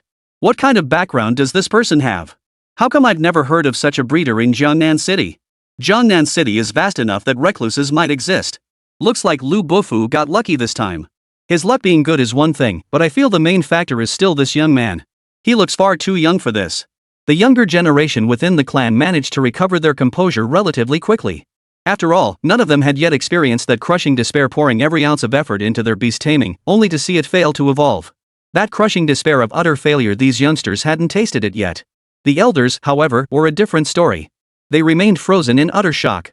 For the scene before them had truly shaken them to their core. How could this be? How could anyone make beast evolution seem so simple? No, it wasn't that the evolution of the beast was simple. What was truly terrifying was that young man. He knew how to harness these resources, how to utilize them to perfection. He also possesses profound knowledge of tamed beasts like the three-tailed spirit cat. Excellent. It won't go berserk anymore. Mr. Lu Bufu, if you drop the ball again next time, don't blame me for cursing you. The evolution path I've crafted for these beasts fully activates their innate instincts and genes to make them stronger. But during this process, the sudden surge in power and primal instincts can easily cause them to transform into savage beasts. That's when the Beastmaster's soothing touch becomes crucial. Zhang Fan glared at Lu Bufu with a dark expression. Truthfully, Lu Bufu was simply overwhelmed by the sheer magnitude of the three-tailed spirit cat's transformation. Even at this moment, Lu Bufu felt a twinge of doubt about the theories he had previously developed regarding beast evolution. Upon hearing Zhang Fan's words, the others froze in surprise once more. Combination? An evolution path created through pairing? What did that mean? I am sorry, I was just a bit. Lu Bufu's face was stiff with embarrassment. Indeed, he had acted improperly earlier. At his age, he should not have lost his composure at such a critical moment. On one hand, he was genuinely astonished by Zhang Fan's abilities. On the other hand, he had never imagined Zhang Fan would actually allow the three-tailed spirit cat to undergo evolution. Never mind. It doesn't matter now. The final step is to pour the liquid we collected earlier over him. After speaking, Zhang Fan slowly shook his head and took a deep breath. He simply refused to accept failure. Still, overall, it could be considered a success. There was no need to be angry. After that, Lu Bufu encountered no further major mishaps. Within minutes, the aura emanating from the three-tailed spirit cat gradually stabilized, now firmly anchored at the mid-tier third stage. Its massive form now occupied nearly the entire front chamber. For a moment, no one dared to underestimate this three-tailed spirit cat. Sometimes, sheer size could be a formidable combat asset. Alright, that's essentially it. Though there were some hiccups, it's at least achieved the evolution I envisioned. Zhang Fan examined the spirit cat closely and nodded slightly. Not bad. Though it fell slightly short of his expectations. He had envisioned the three-tailed spirit cat reaching the upper tier of the third stage. But third-tier intermediate was acceptable enough. Mr. Zhang Fan, the evolution path you've devised is truly extraordinary. I've never seen anything like it before. This is simply remarkable. At this moment, Lu Dongdue found himself at a loss for words to adequately praise Zhang Fan. At the same time, he desperately wanted Zhang Fan to hand over this evolution path. Of course, he wasn't foolish enough to demand it outright. He was actually willing to pay Zhang Fan to acquire it. The others, observing the now drastically transformed three-tailed spirit cat, nodded repeatedly, their hearts filled with astonishment. Moreover, they sensed that the current three-tailed spirit cat possessed combat prowess that was simply unmatched. It even held a high probability of victory against most powerful beasts of the same rank. It actually succeeded in evolving. This is simply... At that moment, Lu Bufu's eyes nearly popped out of his head. The other members of the family gradually snapped back to reality. Instinctively, they exchanged glances. In that moment, they could all see the shock reflected in each other's eyes. Regardless, the evolution had succeeded. The newly evolved three-tailed spirit cat had already reached the advanced third tier. Generally speaking, a Beastmaster's rank could be elevated by 2 tiers within its current form. Those with better innate talent could advance 3 tiers. That marked the upper limit. Beyond that, evolution was the only path to greater strength. Chapter 41, The Lu Clan Sky High Recruitment Offer. Upper Tier 3? Zhang Fan nodded lightly, feeling a hint of regret. But then he reminded himself this beast wasn't his to begin with. The arrangement between him and Lu Yi was simply Lu Yi's father paying for services rendered. He saw no need to consider Lu Yi's concerns. This isn't really an evolutionary path, just a form. As for buying it from me, it's actually useless. My formula is customized. Even if other three-tailed spirit cats used it, the effect wouldn't be very good. They might even lose their minds, becoming uncontrollable and eventually turn on their masters. Zhang Fan turned to look at Lu Dong, explaining everything with utmost seriousness. After all, if he didn't make this clear, people might get the wrong idea. What Zhang Fan never anticipated, however, was the sheer magnitude of the shock the word custom-made would deliver. Customize a beast's evolution? Are you kidding me? Yet the reality was right before their eyes. This was something they could see with their own eyes. Moreover, the aura emanating from the three-tailed spirit cat was undeniable. It couldn't be faked. In that moment, the gaze of every member of the Lu family toward Zhang Fan shifted once more. If they had once dismissed him as a fraud, they now knew better.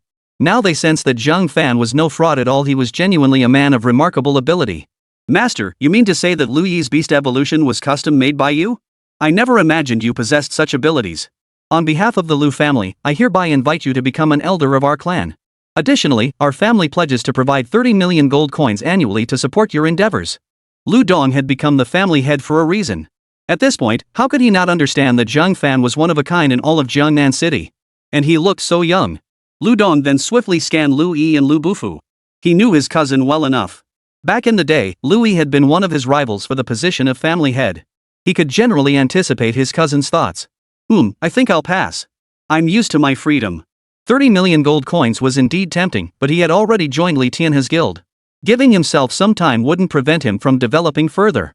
But 30 million gold coins isn't enough? Of course, it's not that the Lu family is stingy. It's just that the clan has been facing some difficulties lately. Otherwise, I'd be willing to offer you 80 million gold coins.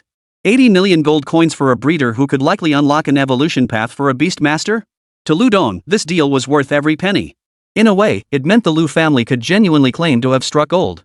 But all of this hinged on one condition: Zhang Fan becoming an elder of the Lu family. I'll pass. Thank you for your generosity, Patriarch Lu. I should be on my way. Of course, as a beast tamer myself, should the Lu family ever encounter issues with their beasts, feel free to consult me. My current rate is 1 million gold coins. For custom evolution like this, I can't guarantee absolute success. Custom evolution comes at a different price: 8 million gold coins per attempt. Money troubles. Still money troubles. Take Zhang Fan, for instance. Setting aside the costs of evolving Lu Qi and Yao Tang. But it's not just a single evolution either. There will be more evolutions later. 20 million gold coins is just the beginning. Beyond that, Zhang Fan also plans to acquire several more tamed beasts.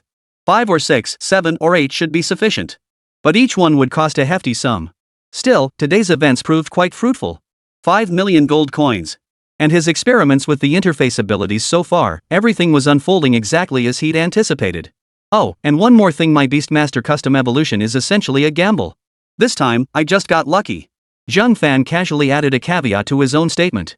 After all, he had merely touched the three-tailed spirit cat and somehow stumbled upon this evolution path. The Lu family would undoubtedly interrogate Lu Bufu thoroughly about him afterward.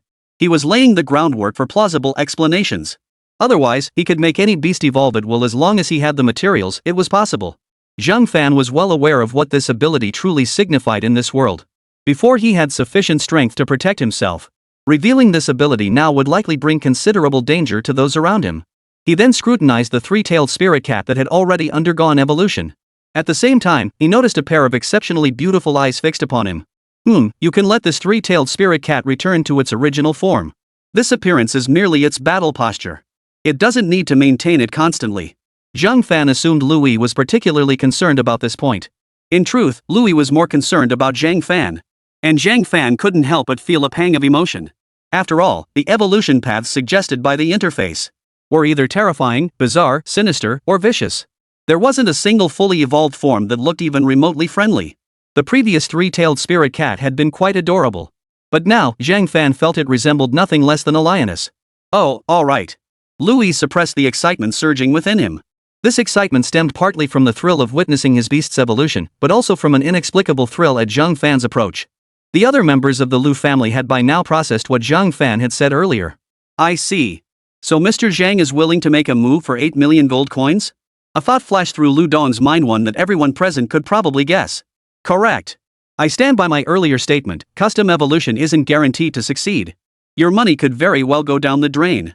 Zhang Fan was calculating in his mind. If things went this way, his demand for 20 million gold coins would be nearly met.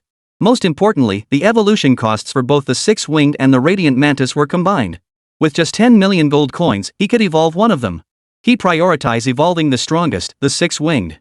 8 million gold coins, plus the 5 million Lubu had paid earlier, and the gifts from before. All told, that comes to 13,500,000 gold coins. Chapter 42, Hidden Injuries. You have solutions for everything? 13 million gold coins would be more than enough for the evolution. The remaining 500,000 gold coins, along with some spare change, would cover daily expenses. With this in mind, Zhang Fan felt even more confident about participating in the Second Academy's Bloodlust assessment. But after this, with the newly evolved Six Wings taking on the Second Academy's Bloodlust trial again, wouldn't that be a bit unfair? Perhaps he should have Yao Tang step in, then it would be a good challenge for Yao Tang too. This time, it was 10 mid-tier second stage beasts. Previously, facing the 4th stage demon crocodile, it had essentially relied on Yao Tang's own skills. But using that skill against 10 mid-tier second stage beasts would be far too inefficient. Anyway, let Yao Tang decide for himself when the time comes. Master Lu, you must consider this carefully. 8 million gold coins aren't exactly pocket change. I operate on a pay first, deliver later basis. One misstep, and those 8 million gold coins will go down the drain. Of course, whether he actually gets the 8 million gold coins is still uncertain. He didn't want to deceive anyone over this sum. If the other party truly paid up, then he wouldn't mind enhancing their Beastmaster's beast a little, provided the 8 million gold coins were delivered. If not, it wouldn't matter either. However, one thing had surpassed Zhang Fan's expectations: Lu Dong's extraordinary trust in him. His eyes even sparkled with excitement. Of course I'm willing. 8 million gold coins is no small sum. But given our current situation, the Lu family needs even greater strength to hold our ground. By this point, most members of the Lu family understood what Lu Dong was referring to. Lu Bufu was equally aware. Their Lu family had now encountered a troublesome situation. The root cause of this trouble lay in their insufficient strength. If the matter couldn't be resolved, forget about 8 million gold coins, even 20 or 30 million gold coins might not be enough to settle it. By this point, Zhang Fan had grasped the situation. It seems the Lu family head has made his decision. Zhang Fan's lips curved upward. Of course. Even without these troublesome minor matters, my Lu family would still be honored to count Mr. Zhang as a friend. Lu Dong looked at Zhang Fan with genuine earnestness. Earlier, when Zhang Fan had stated that he would handle matters with utmost diligence after receiving payment, it had already earned him considerable respect. After all, some fellow cultivators, though far less capable than Zhang Fan, carried themselves with an air of superiority that put Zhang Fan to shame. Someone, bring Mr. Zhang 8 million immediately. Shortly thereafter, in a back chamber of the Lu residence. Present at the Lu residence, besides the family head Lu Dong, were Lu Bufu and Lu Yi. Several elders of the Lu family were also present. It could be said that all the pillars of the Lu family were gathered here. Earlier in the front hall, Mr. Zhang accepted no more than 5 million gold coins from my cousin. Yet he handled the matter with such diligence and responsibility. I, Lu Dong, am truly impressed. The additional 2 million gold coins are my sincere gesture to forge a friendship with Mr. Zhang. After inspecting the card, Zhang Fan discovered the additional 2 million gold coins. Now, having followed Lu Dong to the inner hall, Lu Dong explained all these matters clearly. Zhang Fan nodded lightly. Given this, he would need to adjust his plans accordingly. Very well. Since we're friends, I'll give it my all. Though I may need the Lu family's assistance with one more matter later. As soon as Zhang Fan spoke these words, Lu Dong's eyes lit up instantly. Zhang Fan's words implied that once the Lu family successfully handled this matter, they would truly become his friends. Then, persuading Zhang Fan to control the evolution of beasts would be a breeze. Even if Zhang Fan had no specific plans for evolving other beasts, the Lu family could simply switch to cultivating their clan's inherited beast, transforming into a three-tailed spirit cat. Agreed. Zhang Fan nodded lightly. Master, then we'll trouble you to release your beast. Then Zhang Fan saw Lu Dong's 5th grade mid-tier night orchid fierce lion beast. The Lu family's inherited beast seemed to be a lion-type creature. Zhang Fan paid little attention to its original form. What Zhang Fan hadn't anticipated, however, was that the night orchid fierce lion entered a battle stance the moment it emerged, radiating an icy aura. A pair of vertical pupils fixed intently on Zhang Fan. The beast itself measured over 60 meters in size. Though it seemed less focused on Zhang Fan himself than on the area around his sleeve. Mid-tier 5th rank. It must have sensed my beast. You calm it down. Soon, under Lu Dong's soothing words, the night orchid fierce lion gradually calmed down. Zhang Fan then reached out to touch it. Night orchid fierce lion beast. Level, mid-tier 5th rank dark wound suppression, originally low-tier 6th rank. Skills, Beast King Roar, Lionheart Seal, 99 Storm Blood Claws. 100 refinements into a bug. Demon Disciple Fierce Evil Wrath King, 7th tier Energy Core. Bloodthirsty 4-winged Sky Howling Beast, 7th tier Energy Core. 1 hidden wound on the tail, 3 hidden wounds on the brow ridge, 1 wound caused by a dark element skill on the heart. 12 wounds in total, requiring resting fruit. Zhang Fan immediately selected the first evolution path. However, the subsequent notification on the interface made him frown. If I'm not mistaken, your beast companion has hidden injuries: 1 on the tail, 3 on the brow bone, 1 near the heart. When Zhang Fan first spoke, Lu Dong and the others nodded slightly. They knew 2 or 3 of them. But the list kept growing. A full 12 points. Judging by Lu Dong's pale, shocked expression, Zhang Fan had hit the nail on the head with every detail. You saw through it? Lu Dong was utterly astonished. Some of the injuries on his beasts were hidden wounds sustained when he was young, in the wild, as his beasts had sacrificed themselves to save him.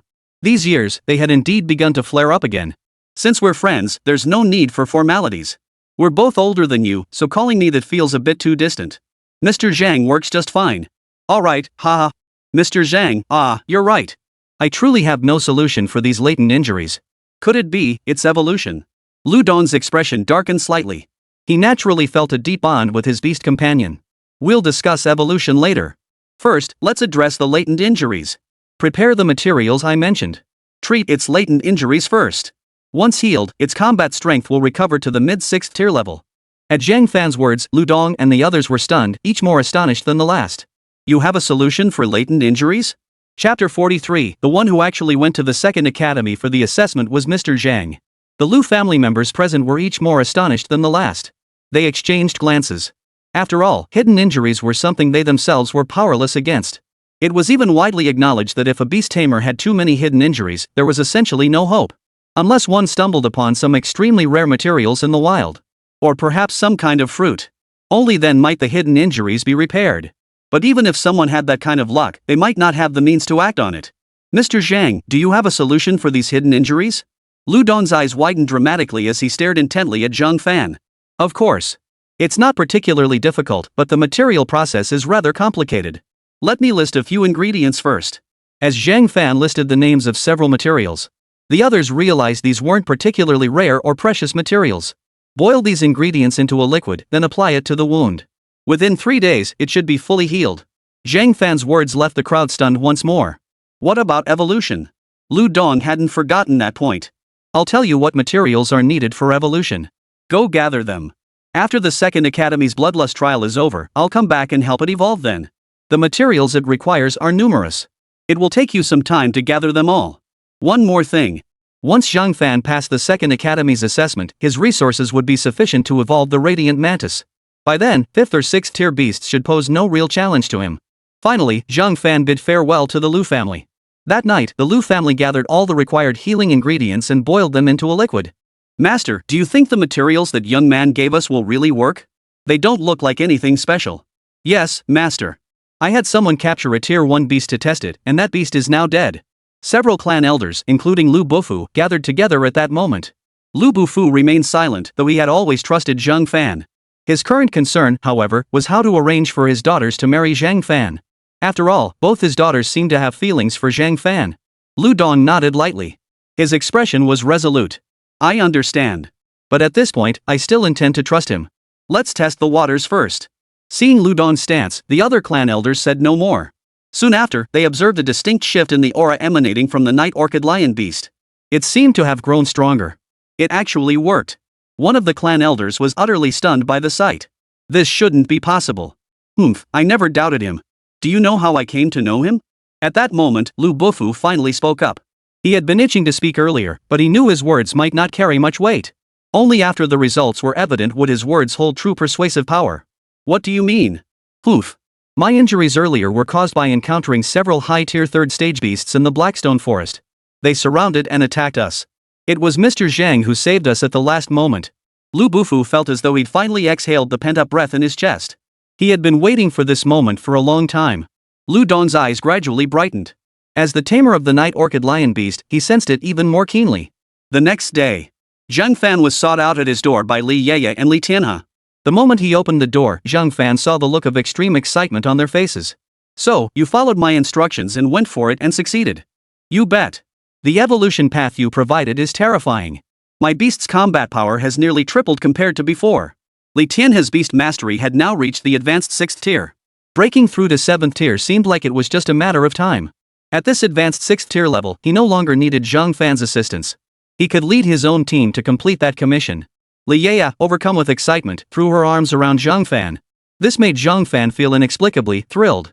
After all, he was a man, and such feelings were perfectly natural. So, my evolution path is valid. What about you, yeah? Zhang Fan teased, glancing at Li Yeye who was still clinging to him. At that moment, Li Tianhe, showing good judgment, closed the door and left immediately. Actually, I've been under immense pressure. Li Yeye began to cry as she spoke. It seemed that seeing Zhang Fan's strength remain unchanged day after day had made her fear she might be abandoned by him in the future. Naturally, Zhang Fan took the opportunity to comfort Li Yeye. Over the next few days, Li Yeye scarcely left Zhang Fan's quarters. Li Tianhe made no inquiries whatsoever during this period.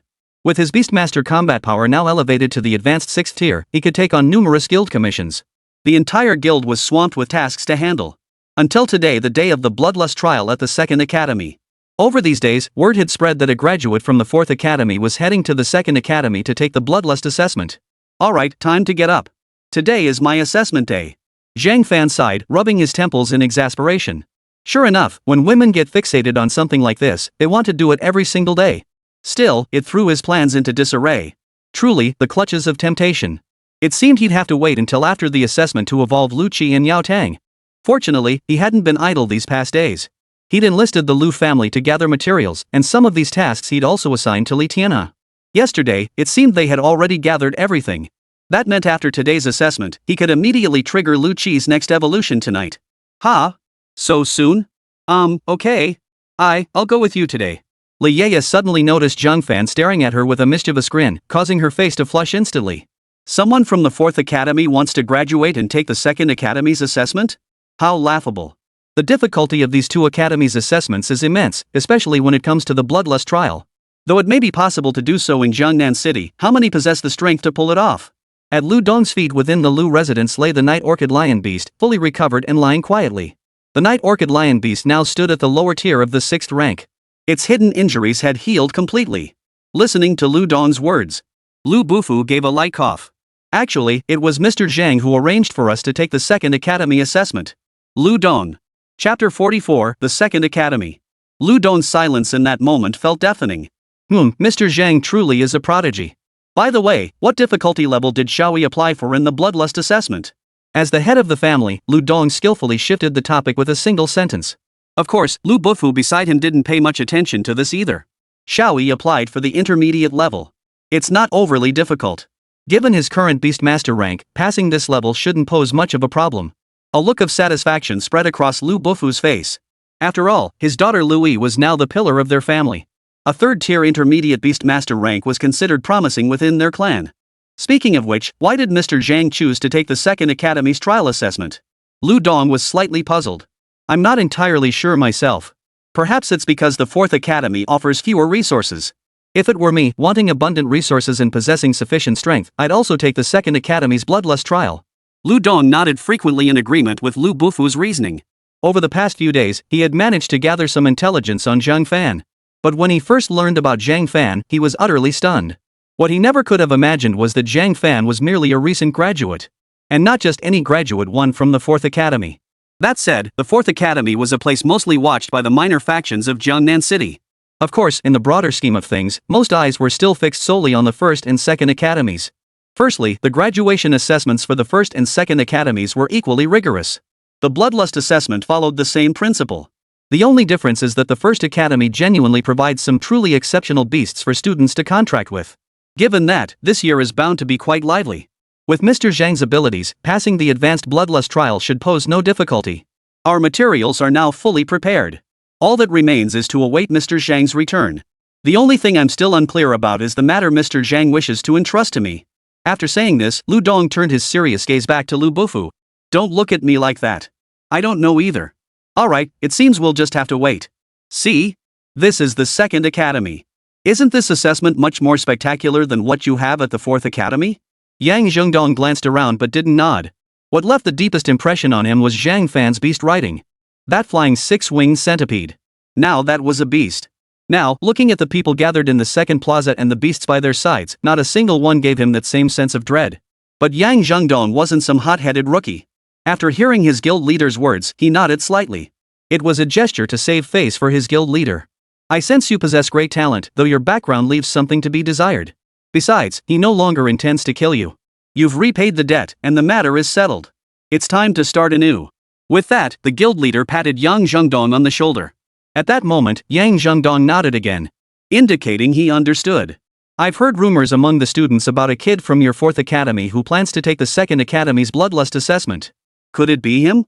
Hearing his guild leader's words, Yang Zhengdong's expression immediately shifted. It must be him. Only he would have the confidence to attempt this. His Beastmaster abilities are too formidable. Plus, he's a Beastmaster cultivator. There's no way he's been standing still these past few days. Yang Zhengdong felt an instinctive certainty. He believed that 80% of the people who came here to take the bloodlust assessment were likely Zhang Fan. And only Zhang Fan possessed such capability. After all, Zhang Fan was the only one in the entire 4th Academy who had participated in the bloodlust trial. Ha! I think you're overthinking it. Beast evolution isn't that easy, especially for insect-type beasts. Yang Zhengdong opened his mouth but held his words back. Anyway, they'd see soon enough. Arguing now served no purpose. Beyond just the two of them, many 2nd Academy students were also buzzing about Zhang Fan. Of course, they didn't know his name. They only knew that someone from the 4th Academy was coming to take the assessment. What a fool! A mere 4th Academy graduate dares to take our assessment? Doesn't he know ours is infinitely harder than theirs? Exactly.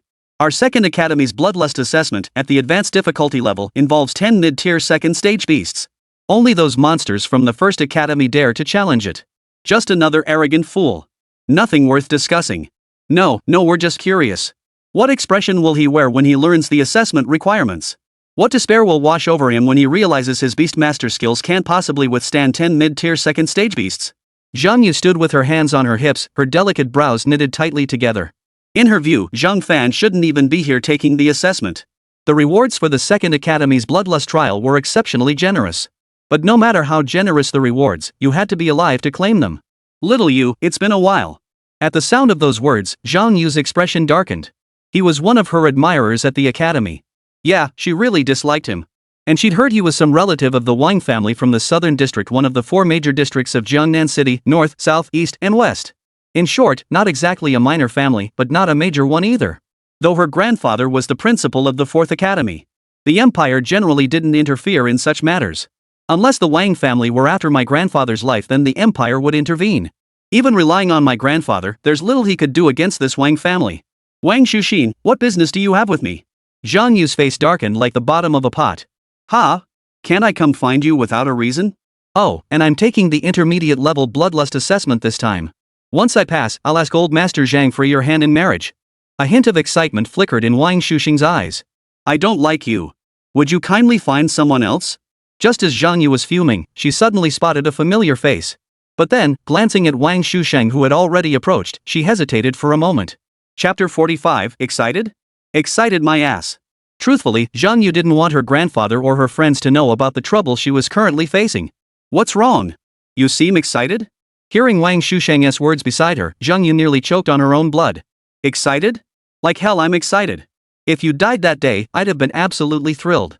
Zhang Yu didn't want to curse, but in the end, he still didn't call out to Zhang Fan. That's right, she had spotted Zhang Fan right here. Regardless of how you put it, Zhang Fan had made a very favorable impression on her from their first meeting. At the very least, he was better than Wang Xusheng. Did you hear? Someone from the 4th Academy is coming to take the Bloodlust trial at our school. I bet he'll probably die on the stage. Sometimes it's just like that, there are always naive fools who think their hard work can change everything. After hearing Wang Xusheng's words, Zhang Yu's expression darkened. Fine, I don't really care what you say anymore. But could you please just get lost now? I hate you, can't you tell? Zhang Yu finally couldn't take it anymore. Yet Wang Xusheng could see that Zhang Yu still harbored a shred of hope for this man. What? You think he can do it? At that moment, Zhang Fan also spotted Zhang Yu, along with Wang Xusheng beside her. Li Yaya had also come along with Zhang Fan today. Truthfully, Li Yaya hadn't felt this confident at the start.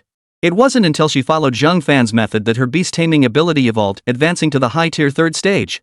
Now, Li Yaya possessed undeniable beauty, and her face radiated confidence. Since that day, she had also acquired a certain unique charm. Walking beside Zhang Fan, Li Yaya drew quite a few glances from those around them. I see someone I know. Let's go say hello. Zhang Fan gave Li Yaya's shoulder a gentle squeeze. Li Yaya followed his gaze and spotted a legal age lowly. Her looks were certainly nothing to sneeze at, but more importantly, her 2 peaks seemed even more towering than her own. Acquaintance. How well do you know them? Li Yaya felt a twinge of unease, instantly growing annoyed. But Zhang Fan hadn't picked up on it at all. He only remembered that back when he'd planned to come here for the Bloodlust assessment, she was the only one who'd genuinely considered his safety. Truthfully, when Zhang Fan first arrived in this world, few people cared about him. Besides Li Yaya, the second person was Zhang Yu. She's actually pretty great. Zhang Fan blurted out instinctively. The moment those words left his mouth, Li Yaya froze in place. So she wasn't the first after all. A pang of hurt instantly welled up inside her. You mean she's pretty great? No, I meant she's a really nice person. Not what you're thinking. Come on, let's go over there. Zhang Fan's expression made Li Yaya puff out her cheeks, but she still chose to follow him. We haven't seen each other in a while. Who's this? Your boyfriend? Zhang Yu hadn't intended to speak to Wang Xusheng, but upon hearing that somewhat familiar voice, she turned to look. It was indeed Zhang Fan. Her eyes lit up instinctively, but remembering Zhang Fan's words, her lips twitched slightly. He's not really my boyfriend. Don't mind him. So, are you feeling confident about this Bloodlust assessment? Zhang Yu gritted her teeth and glanced at Li Yaya again. She guessed this must be Zhang Fan's girlfriend. They seemed pretty happy together. Zhang Yu didn't want Zhang Fan to know about her situation. Yet things rarely unfolded as one wished. Hello. Allow me to introduce myself. I am Wang Shusheng, the foremost among the younger generation of the Wang family and one of the top 10 students in this academy. If possible, I'd appreciate it if you'd get lost. Wang Shusheng's expression was as cold as ice. One of the top 10? What is this? The Wang family? That Wang family? The moment he heard the name Wang family, Zhang Fan instantly grew serious. He hadn't forgotten about Wang Bing. The Wang family? The one from the southern district? The top 10? That's the academy's strongest 10 students. And you are? Zhang Fan remained uncertain. So you're from the Wang family. Would you have time to spar with me? I hear your family treats collateral branches rather harshly. With this subtle hint, Wang Shusheng stated directly, so you know about our family. That's correct. We are very strict with our collateral branches. They lack talent, even if they haven't used any family resources. But since they grew up in the Wang family, they should sacrifice for the clan at critical moments. Wang Shusheng delivered this with utter conviction. Oh? So by that logic, Wang Bing must be one of your Wang family members, right? Correct. What a pity. I thought she was quite attractive. The family head said that if I achieved good results this time, I could enjoy her when I returned. At that moment, Wang Shusheng assumed Zhang Fan was pursuing Wang Bing. I detest people like you who treat others like objects. You wanted to settle this? Fine. Wang Shusheng immediately unleashed his beast companion, simultaneously putting it into combat mode.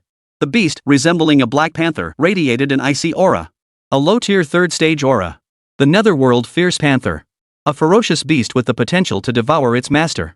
At this moment, Li Yeye also intended to summon her own beast. Her beast now far surpassed its former self. So in this second academy, you can directly summon your beast to start fighting. This rule isn't bad at all. Zhang Fan pressed down on Li Yeye's shoulder as he spoke slowly. Of course, he wouldn't let Li Yeye fight. Of course not. But I suppose letting my beast kill yours wouldn't be a problem. If you kneel and kowtow to me now, I might spare you. But you have a second option, hand over the woman beside you to me, and I'll arrange for our clan to grant you a position. That way, a lone wolf like you will have a place to belong in the next life. At that moment, those around them began to notice the situation unfolding with Zhang Fan and his group. Zhang Yu clenched her teeth, her expression grim. In her eyes, she had dragged Zhang Fan into this mess. Chapter 46, Sensing the Terror Again. What's going on here? What else could it be? Wang Shusheng, the top young talent of the Wang family, came to pursue Zhang Yu again, only to discover she already had a suitor. But didn't Wang Shusheng have his eye on several women before? Why is he so fixated on Zhang Yu? It's all because of Zhang Yu's grandfather. He's special. Wang Shusheng can't force the issue, and the others might not even be a match for the Wang family. This kid's in for a world of trouble. Not necessarily. Maybe this kid has some special background too. The surrounding crowd chattered on, each adding their own comments. Among them, Yang Zhangdong and his group had also noticed the commotion. It was actually their leader who first spotted the commotion. As for Yang Zhangdong, he was inwardly pondering whether the newcomer might be Zhang Fan. The more he thought about it, the more likely it seemed. Stop spacing out. Look over there, something's happening. And that kid, doesn't he look familiar? Hearing his president speak, he turned his head and immediately spotted Zhang Fan and Li Yeye. Naturally, most of his gaze was fixed on Zhang Fan. For a moment, Yang Zhangdong's face twisted into utter astonishment. Zhang Fan. He's actually here? It must be him. In the 4th Academy, he's the only one qualified to participate in this bloodlust trial. Yang Zhangdong's expression shifted from shock to certainty. The guild leader beside him rolled his eyes upon hearing this. Kid, I'll be damned if I don't see what's so terrifying about his beast control that has you looking like you've lost your soul every single day. Let me tell you, the one facing him is the top young talent of the Wang family. And that beast master beside him? He's only at the low-tier 3rd rank. You'll probably find these tamed beasts aren't even as fierce as the wild beasts raised in the wilderness. But that's the case for everyone's tamed beasts. Yang Zhangdong didn't immediately refute his guild leader's words. Instead, he paused for a moment, deep in thought. It's not that I'm distracted, just that I've had some realizations lately. Perhaps, President, once you witness his beast taming, you'll reconsider your previous opinion. Can tamed beasts really match those wild beasts raised in the harshest battles? I believed the same until I witnessed his tamed beasts. Some of the little ones are causing trouble. Go check on them. Old rat, don't blame yourself. Not finding those 2 4th-tier beasts in Blackstone Forest wasn't your fault. Don't let this one setback negate all your previous efforts. From a viewing platform, several members of the Night Watch squad had also noticed the situation unfolding near Zhang Fan and his group. The Night Watch had come to the 2nd Academy intending to recruit fresh blood into their ranks. After all, there were always those who disliked guilds, demon hunting groups, and clans alike. This was precisely when the Night Watchers sought recruits. And because the second academy had a large population, they also assisted in maintaining order. But right then, Zhang Yu stepped directly in front of Zhang Fan. I'm sorry. Without another word, Zhang Yu apologized to Wang Shusheng. He also grabbed Zhang Fan's arm to stop him from speaking. Seeing this, Zhang Fan held his tongue, instead glaring at Wang Shusheng with a sour expression. The Wang family, huh? He'd remember that. TSK. You really didn't need to apologize to me. But today, I'll give you the benefit of the doubt. I'll let that pretty boy off the hook. Rage surged relentlessly within Zhang Fan. It had been ages since he'd felt this furious. Fine. Very fine. You. Hey, you lot. Cut it out right here, okay? Today is. Suddenly, a roar erupted from nearby. The group turned to see. Several uniformed officers were approaching slowly. The one leading them had stopped mid-sentence. Night Watch, 2nd Squad Deputy Captain, Rat of the Granary. It's you. My apologies for causing you trouble. The moment Wang Shusheng recognized the Night Watchman, his demeanor shifted completely. Among the Night Watch, many were hidden tigers and crouching dragons. Years ago, a certain family had the misfortune of deliberately provoking the Night Watch. The Imperial military personally intervened. Every last one of them was crushed. Not a single one was spared. San Shuisheng, is that the deputy captain who's terrifyingly skilled at tracking beasts? It must be him. Who would have thought the Night Watch would bring him to this year's 2nd Academy Bloodlust trial? Rumor has it they're bringing him along to help him relax. To relax? Why? No idea. I'd advise you not to pry too deeply into Night's Watch affairs. You might not even know how you died. Many faces showed surprise upon seeing Rat Song. At that moment, Louis also noticed what was happening. She hurried over. She wasn't concerned about the warehouse rat, her focus was on Zhang Fan. At the same time, San Laoshu froze in place, not because he deliberately left his words hanging. His beast-taming instincts had alerted him to the presence of those two auras, the same ones they'd never managed to locate in the Blackstone Forest, likely belonging to 4th-tier beasts. And now, here they were. And both auras were present here. But what kind of place was this? This was the 2nd Academy, the future backbone of Jiangnan City.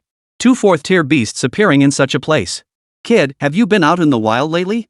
San Laoshu ignored Wang Shusheng beside him, instead fixing his sharp gaze on Zhang Fan. Yes, I have. Who are you? A Night Watchman? Are the Night Watchmen siding with the Wang family too? Zhang Fan's face turned pale. He was in a foul mood now. The Wang family, he had to go there, no matter what. No, I have no connection to the Wang family. Today is the assessment. You cannot fight here. Settle it privately, but not today. What I want to ask is, have you encountered any strange beasts in the wild? Or do you know who killed the magic crocodile in the green blood swamp? San Laoshu's eyes fixed intently on Zhang Fan, glancing briefly at his cuff.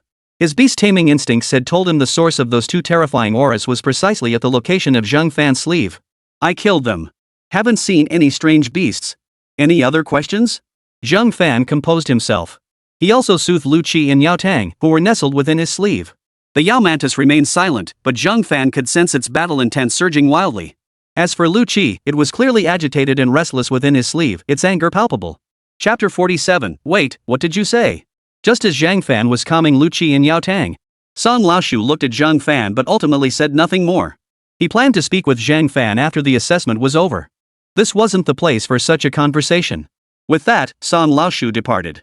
But the moment he was gone, the others froze in shock. Ha! Did you hear what he said? He killed the demon crocodile. Wait, is the demon crocodile really dead? Dead? A 4th-tier beast? How could he possibly have killed it? What's his name? No idea. From the sound of it, he seems to be called Zhang Fan. Somehow I don't recall ever hearing that name around our academy. Zhang Fan paid no heed to the surrounding mockery and skepticism. Instead, he cast a cold glance at Wang Shusheng. Wang Shusheng smiled faintly, then slowly shook his head. He didn't say anything more. Mr. Zhang, you didn't even say you were coming. I was just about to go find you. Hey, you have 2 girlfriends here? I thought you said just one. A sudden, melodious voice cut through the air from nearby. Everyone turned to see Louis. The Louis of today was no longer the insecure person of the past. Her beast-riding combat prowess was terrifying. The clan had tested it, and even clan elders hoped Louis would sign up for the advanced bloodlust assessment. Ultimately, for safety and to avoid drawing excessive attention, Lu Dong had persuaded him to register for the intermediate bloodlust assessment instead. Thus, Louis now exuded an extraordinary elegance, enhanced by his naturally striking good looks. For a moment, many were dazzled by her presence. Ah, Miss Louis. You've misunderstood, only this one is. Zhang Fan gestured toward Li Yeye beside him. Regardless of anything else, upon hearing Zhang Fan's words, a smile immediately spread across Li Yeye's face. At that moment, however, Wang Shuxing's gaze was entirely fixed on Louis. He was particularly drawn to people with such a pure and lovely aura. "Hello, Miss Louis. I've actually always felt. Actually, the moment I first saw you, I already felt quite unwell. Could you please move aside? The Wang family's, last remaining member? Well, never mind." Louis simply sidestepped Wang Shusheng, who had suddenly blocked her path. Those around them watched the scene unfold, some already grinding their teeth in frustration. What the hell is wrong with that kid? Why are so many beautiful women swarming around him? 3 of them? Isn't one enough? Allow me to introduce myself. My name is Louis, and I'm a member of the Liu family. Should either of you require anything, you're welcome to come find me at the Liu residence. Young lady, I have a sister too. If you feel the outside world is too dangerous, you're welcome to join my Liu family. In saying this, Louis was also helping Zhang Yu. Zhang Yu understood this and felt a surge of emotion. Attention, everyone! For this year's Bloodlust Trial Assessment, only one person has signed up for the Advanced Difficulty level. Therefore, this year's Bloodlust Trial will begin with the Advanced Difficulty level. Now, the assessment officially begins. Number 1, Zhang Fan. Upon hearing this announcement, everyone turned their gaze toward the arena. They noticed that a 500 to 600 meter wide arena had been constructed at some point, with several teachers standing nearby, maintaining the energy shield surrounding it. Zhang Yu had intended to thank Salui, but this sudden interruption made her turn her head toward Zhang Fan instead. "You've got no turning back now." Zhang Yu shot Zhang Fan a disapproving look, thinking he was being far too cocky. "Don't look at me like that. At least have some confidence in me." Zhang Fan shook his head and began walking toward the arena. I sure don't want to be the one to bury you," Zhang Yu said, then fell silent. Li Yaya remained completely silent, for in her eyes, this was nothing more than a trivial matter for Zhang Fan. "Indeed, Mr. Zhang Fan. What a pity I'm number 19. I was actually hoping to leave with you," Louis remarked indifferently. "No problem. I'm heading to the Liu residence anyway. I can wait for you. Leaving together isn't out of the question." Zhang Fan tossed over this remark without turning his head. A faint smile touched Louis's lips. At that moment, Zhang Yu noticed Louis seemed to be holding several books in his hands. 108 Ways to Chase Men, How to Capture a Man's Heart. Zhang Yu's mouth fell slightly open. She didn't know what to say, only feeling quite shocked. Meanwhile, Wang Shusheng, watching Zhang Fan's retreating figure, sneered coldly once more. "So he's that good for nothing from the 4th Academy. He can't possibly think the Bloodlust trial here is as easy as the one at the 4th Academy, can he?" After speaking, Wang Shusheng glanced at Zhang Yu and the other two once more. He realized they hadn't paid him any attention from start to finish. In that moment, rage surged within Wang Shusheng. It's him. So he's Zhang Fan. Doesn't he understand the standards of the Bloodlust trial here at the 2nd Academy? That must be it. Otherwise, he wouldn't be so utterly unfazed. Hey, it really is him. Zheng Dong, you were right, it's definitely him. But do you really think he can pass the Bloodlust trial here? Especially at the advanced level? The advanced level of the 2nd Academy's Bloodlust trial is nothing like the 4th Academy's trial difficulty.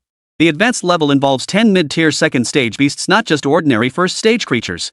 2nd tier beasts aren't like 1st tier ones, they have their own moves. At that moment, the guild leader beside Yang Zhengdong once again shared his knowledge about beasts with him. Truthfully, the guild leader had already explained these things to Yang Zhengdong during their field trips with the guild. I still believe in him, guild leader. Just watch. He's different. Seeing Yang Zhengdong's unwavering stance, the guild leader chose not to press the matter further. Meanwhile, on a viewing platform, Ko Xian, the captain of the night watch, turned to look at his subordinate, the young lieutenant nicknamed Rat of the Granary. What's wrong? Even if you're talking, you shouldn't be taking this long. And look at your face, how come you look worse after going out than when you came back? Captain, my beast tamer sends 2 4th tier beast energies emanating from that kid, the same 2 from Blackstone Forest. Song Lashu said, his face covered in sweat. The captain nodded. At such a young age, one must first cultivate a sound mindset. Alright, I understand. Now, relax. It's not like it's... He paused abruptly. Wait, what did you just say? Suddenly, the captain sprang up from his chair like a carp leaping out of water. Chapter 48, what kind of monster is this? I said, I sense 2 4th tier auras emanating from him. Song Lashu's face paled even more. The captain's expression also shifted. This wasn't the wilderness, it was within the city walls, at a place like the 2nd Academy. Had their night watch actually allowed a beast to slip into the city? If the Empire found out, the punishment awaiting them would be far worse than the electric chair. Where is that kid now? You haven't made a fuss, have you? No. He seems to have, he's already on the arena platform. Song Lashu took a deep breath. The squad leader turned to look at the arena and indeed spotted Zhang Fan. Good. I'll intervene shortly. Fortunately, he's the first one to be tested. Though, it's possible we made a mistake. He might have just been out in the wild and picked up the scent of a strange beast. The squad leader clung to a sliver of hope. He also told me he killed the demon crocodile. At these words, the captain froze momentarily before turning his gaze. A sudden thought struck him. After all, countless geniuses emerged across the empire every year. Their region didn't even have sky railways in the empire's eyes, they were profoundly backward. Could it be that kid is a genius? You must understand, some geniuses defy all logic. The squad leader's words left San Laoshu momentarily stunned. But my Beastmaster tells me he senses nothing of the peaceful aura unique to Beastmasters emanating from that boy. Instead, the Beastmaster's body radiates an overwhelmingly fierce, savage energy. Upon hearing this, the squad leader nodded again. Well, we'll find out soon enough. Let's see what happens. Hello, you're Zhang Fan, correct? I'll make this brief. There's no room for regret here, and the beasts we're testing are 10 mid-tier second stage creatures. Once it begins, we won't rescue you. Imperial law is clear on this point. If you regret it now, you can join the Night Watch. After all, everyone was young once. Standing on the arena was another Night Watch squad leader, unaware of the events unfolding in Blackstone Forest. At that moment, the entire Academy Plaza fell silent. All eyes were on Zhang Fan, awaiting his decision. Zhang Fan shook his head gently. I know. But is that the only challenge? 10 mid-tier second stage beasts mean nothing to me. At these words, the expression of the Night Watch squad leader overseeing the assessment instantly turned cold. He had offered kind advice, only to be met with such ingratitude from Zhang Fan. The others chimed in at that moment. Pure arrogance. 10 mid-tier second rank beasts? These aren't tamed beasts, they're genuine beasts captured from the wild by the Empire. Every one of them is a battle-hardened killer. Their combat prowess far surpasses that of tamed beasts of the same rank. He truly doesn't know his place. Blood will be spilled here soon. I hope he doesn't regret it. Oof. No use trying to reason with a fool. Just sit back and enjoy the show. The Night Watch captain suppressed his urge to curse. But recalling Imperial law, he knew he must answer every question posed by the examinee during the Bloodlust assessment. It is true. Strictly speaking, the Bloodlust assessment is divided into 5 tiers: low grade, mid grade, high grade, special grade, and sergeant. Special grade requires 10 third-tier low-grade beasts. Sergeant requires 10 third-tier mid-grade beasts.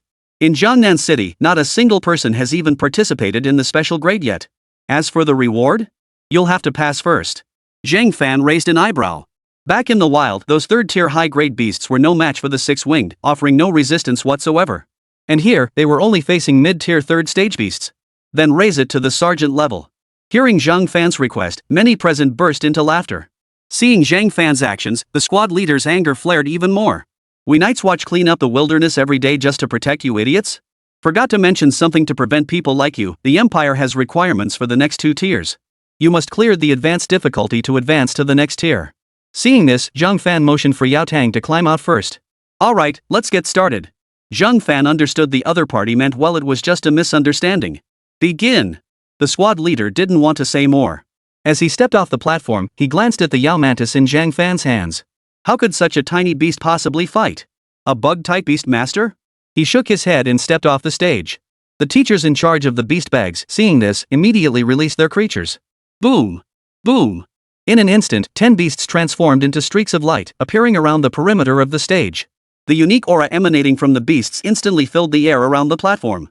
Each of these mid-tier second-stage beasts boasted a massive frame of around 7 to 8 meters, dwarfing the size of most people's tamed beasts. An overwhelming sense of pressure instantly engulfed the crowd. Some people's beasts collapsed to the ground at that very moment. Is this what a mid-tier second-stage beast master looks like? It's terrifying indeed. I wonder how he manages to stay standing. The situation is simple. His beast hasn't even been released yet.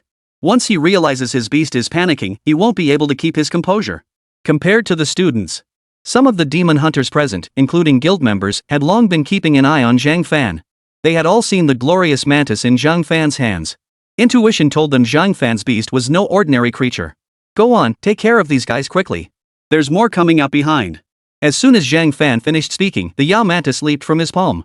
The 10 second-tier beasts, poised to pounce on Zhang Fan, suddenly froze in place, utterly motionless. Simultaneously, an even more terrifying and vicious aura emanated from the glorious mantis. Moreover, within a breath or two, the mantis's body swelled dramatically. 8 legs, the front 6 each bearing black-purple insect blades. Its aura completely overwhelmed the 10 mid-tier second-stage beasts. They froze in place, not daring to move an inch. Snap! Snap! After swelling to over 10 meters in size, the Yao Mantis fully extended its body. Every face froze in utter shock at that moment. Beyond the aura of a low-tier third-stage cultivator, an intensely vicious and bloodthirsty presence emanated from it, sending chills down everyone's spine. What kind of monster is this? Chapter 49, not this one, but another. With a piercing screech from the Yao Mantis, the 10-second tier intermediate beasts turned to flee. Bang! But as they turned, they slammed directly into the energy barrier. Splatter! One of the beasts was instantly cleaved in two by the Yao Mantis. Second-tier mid-level beasts were utterly powerless against the Yao Mantis might. As for the other mid-tier second-stage beasts, not even a minute passed before every single one present was utterly annihilated. Some people hadn't even regained their senses yet. Wang Shusheng stared at the Yao Mantis on the arena, his eyes nearly popping out of his head. When he saw Zhang Fan's Yao Mantis, whose body was over 10 meters in size, he had already stopped underestimating it. Yet now, this third-tier low-grade beast slaughtered these second-tier mid-grade beasts with the ease of slicing through melons and vegetables. The entire process showed no sign of hesitation. Or rather, those mid-tier second-stage beasts were utterly defenseless against the glorious Mantis's attacks. Forget those mid-tier second-stage beasts, even his own beast companion was now cowering on the ground, trembling. Forget maintaining combat strength, merely standing upright was a struggle. How is this possible? How could his beast companion be this powerful? Isn't it only a low-tier third-stage creature? How can it be so ferocious? At that moment, Wang Shusheng began to doubt his own understanding. He began to question whether the principles he'd learned at the academy were all false. Insect-type beasts were generally small in stature, and most possessed timid natures. Their intelligence is limited. Sometimes they can't even comprehend their master's commands. But now, Wang Shusheng felt all that was false. What about being small in stature and timid? Given the situation before him, could this possibly be considered timid? At this moment, Wang Shusheng felt utterly speechless. At the same time, a chill ran through him. It seemed he had already crossed Zhang Fan. But then he remembered the backing he had, his family's influence. After all, Zhang Fan was merely someone who had come out of the 4th Academy. Generally speaking, those from the 4th Academy shouldn't have much backing. On the stage, Zhang Fan scanned the surroundings once more. No beasts remained standing now. Even Yao Tang had suffered no injuries. Indeed, a mid-tier second-stage opponent was truly no match for Yao Tang. So, may I now increase the difficulty of the assessment? Zhang Fan felt a surge of anticipation within him. If he passed the final soldier-level bloodlust trial, combined with the resources he had already accumulated, after the 6-winged evolution, the Yao Mantis could immediately follow suit. Moreover, there would undoubtedly be resources left over. Then he could assess the situation. Perhaps the next evolution wouldn't be too far off. Song Laoshu and his captain exchanged glances, both seeing shock in each other's eyes. They never imagined that the aura Zhang Fan's beast riding emitted was actually the same presence Song Laoshu had sensed earlier outside. So that aura was emanating from his beast riding ability all along. I thought. Song Laoshu instantly exhaled in relief. But his eyes widened in disbelief the next moment. Among the younger generation in Jiangnan City now, it seemed few could even register for the advanced bloodlust assessment at the 2nd Academy. Only the geniuses from the 1st Academy would attempt such a thing. But those geniuses from the 1st Academy all had powerful families or guilds backing them. With immense resources backing them, coupled with their already formidable natural talents. That's why they dared to do so. But what about Zhang Fan? Didn't he come from the 4th Academy? If given the choice, who in Jiangnan City would ever attend the 4th Academy? Wait, if that's the case, he still has a beast companion with him. This kid hasn't even shown his full strength yet. Song Laoshu's eyes widened dramatically at this revelation. At this age, to possess 2 beast tamers both formidable and of the more ferocious variety was astonishing. Go all out? With these mid-tier second-rank beasts? Against that mantis, do you really think he needs to go all out? And that's just the first one. The second beast. Now, Jiangnan City is truly about to produce a genius. The squad leader raised an eyebrow. If he hadn't misjudged, Zhang Fan's other beast might be even more formidable than the one he'd just seen. Truth be told, such a prodigy was precisely what the Night Watch coveted. Unfortunately, what the Night Watch valued most was character and virtue. Strength is secondary. After all, once you become a night watchman, you must dedicate yourself to Jiangnan City. Few are willing to do so. Captain, are you suggesting this kid will be invited to join the Imperial Army? It's likely, but when he speaks, though his tone isn't arrogant, his pride runs sky high. Such a man would never join the Imperial Army. The captain shook his head finally. He relaxed and sat back down. Since Zhang Fan's beast control was manageable and it wasn't as they had feared 2 4th-tier beasts infiltrating their ranks, then there was nothing left to worry about. Meanwhile, Yang Zhengdong stared at the Yao Mantis on the arena, his mind still reeling. What was going on? How had it changed? If he remembered correctly, it was supposed to be a giant insect crawling on the ground. And that one seemed far more ferocious than this one. That one was a true bloodthirsty beast. After this Beastmaster knocked down those beasts, it barely made any subsequent moves, proving it wasn't bloodthirsty. Moreover, the two looked completely different. So this is the insect-type Beastmaster you mentioned. It is indeed terrifying. To have cultivated a beast to this level right after graduation is truly remarkable, especially coming from a place like the 4th Academy. At that moment, the guild leader beside Yang Zhengdong slowly snapped back to reality. Having been mentally prepared by Yang Zhengdong earlier, his acceptance was considerably better than that of others. Still, it's fortunate you're not his sworn enemy. Otherwise, no one could avenge you against someone like him. The president couldn't help but feel a pang of emotion. Fortunately, Zhang Fan wasn't an utterly bloodthirsty individual. Otherwise, things would have become extremely difficult. No, the beast I mentioned isn't this one. This must be his second beast. His original beast was far more vicious than this one. Chapter 50, he has two beast tamers. The chairman beside Yang Zhengdong had been nodding frequently. He felt Zhang Fan was already a remarkable talent, someone who would undoubtedly stand out even at the 1st Academy. But Yang Zhengdong's next words left him frozen in place for a full minute. Wait, what? Are you saying this isn't the beast you mentioned, but another one? He has two beasts? At that moment, the chairman could no longer maintain his composure. Earlier, he had called Zhang Fan a genius, an extraordinary genius. Moreover, his character remained commendable. But Yang Zhengdong's words had completely stunned him.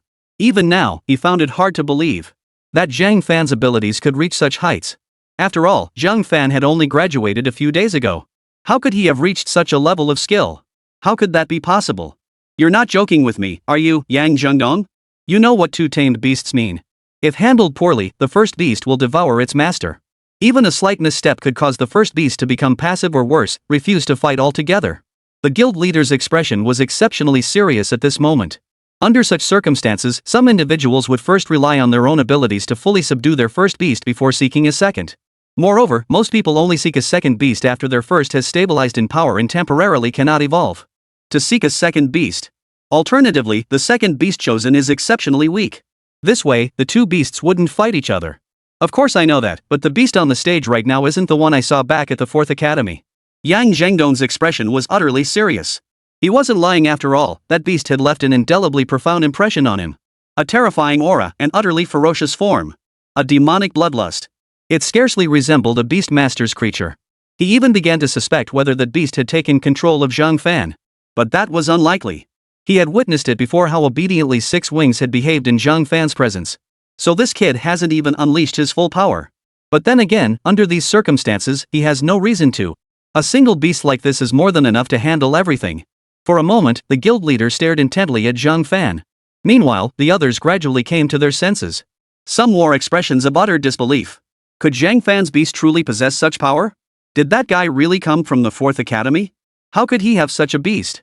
If I'm not mistaken, his beast seems to be an insect-type beast, right? When did insect-type beasts become so terrifying? Perhaps this is the true evolved form of insect-type beast tamers. Zhang Fan himself remained unaware that his very presence had ignited a fervent craze for insect-type beast tamers throughout Jiangnan City. But many saw through it clearly. Zhang Fan's beast tamer likely underwent an anomalous evolution. Its subsequent evolutionary path was extremely difficult to predict, and it might even be impossible for it to undergo a second evolution.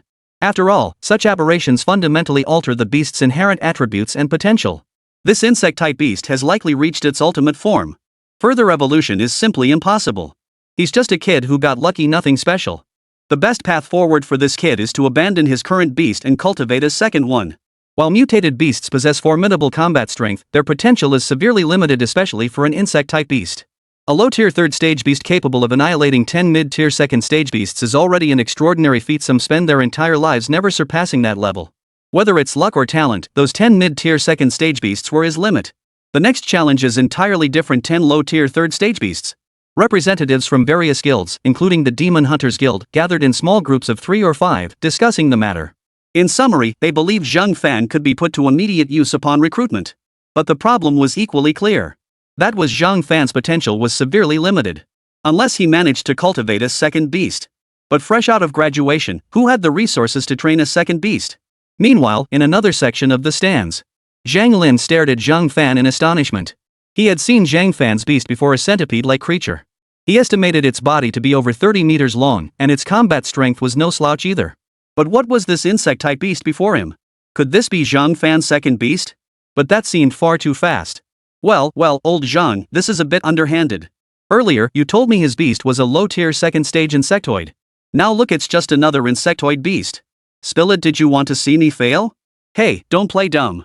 Talk. At that moment, the principal of the second academy didn't take Zhang Fan seriously either. He could tell at a glance that Zhang Fan's beast was originally a lowland mantis. He could discern faint traces of it. However, he had never encountered this particular evolutionary form of the lowland mantis before.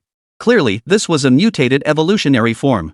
Typically, such drastic increases in combat power and drastic changes in appearance belong to the category of aberrant evolution. No, I'm not referring to this particular beast. Zhang Lin's words left the second academy's principal momentarily stunned. What does that mean? Could it be that the examiner made a mistake? This must be his second beast. The one I told you about doesn't look like this. Seems he hasn't been idle these past days. In that case, he probably won't be fielding his first beast. After all, this second one is already stronger than his original one. Zhang Lin stroked his chin as he spoke slowly. Beside him, the principal of the second academy stared wide-eyed, his eyes as round as copper bells. Wait a minute, you never mentioned he actually had two beasts, did you? Well, I only just found out about that myself. At that moment, Zhang Fan remained unaware that many were puzzled by his beast. Chapter 51, The Perfect Melee-Type Beast. Zhang Fan now fixed his gaze once more on the Night Watch squad leader. The squad leader gave a slight nod. This served as his acknowledgement of Zhang Fan. Alright, I truly didn't expect your beast to be this powerful. However, your beast seems to have undergone a mutation evolution. If that's the case, the path ahead won't be easy. Personally, I suggest you cultivate another beast. After all, with this beast by your side, accumulating resources in the early stages should be quite manageable. Upon hearing this, Zhang Fan gave a somewhat helpless smile. Actually, this is my second beast. What? The squad leader was taken aback. He hadn't anticipated Zhang Fan possessing two beasts at all. He froze for a moment. Alright, it seems you're quite the strategist. So, shall we increase the difficulty? If you choose to leave now, you may take the 22nd tier energy core, 5 million gold coins, a beast egg, and a dungeon teleportation scroll. The squad leader's words were meant to dissuade Zhang Fan from continuing the challenge. After all, a low-tier third-stage beast was vastly different from a mid-tier second-stage beast. Even if Zhang Fan summoned a mid-tier third-stage beast, it might not withstand the relentless assault of the entire horde. The entire arena had fallen silent. All eyes were fixed silently on Zhang Fan. After all, Zhang Fan was the only one from the second academy this year who had participated in the advanced level bloodlust assessment. And he passed with such ease. In the end, it all comes down to that saying. True strength is the foundation of everything. Thank you for your kindness, but I've already made up my mind. Zhang Fan didn't hesitate for a moment, choosing to increase the difficulty directly. After all, this was likely his only chance to acquire resources so effortlessly. Once outside, acquiring resources would become considerably more troublesome. The Night Watch squad leader nodded in understanding. He then departed the arena. Soon, Zhang Fan sensed the presence of 10 low-tier third-stage beasts emerging from the surrounding area. Boom! Boom! Compared to before, even more terrifying third-tier low-grade beast auras appeared. However, these auras lasted only an instant. Yao Tang immediately stretched its body, completely suppressing the low-tier third-stage aura.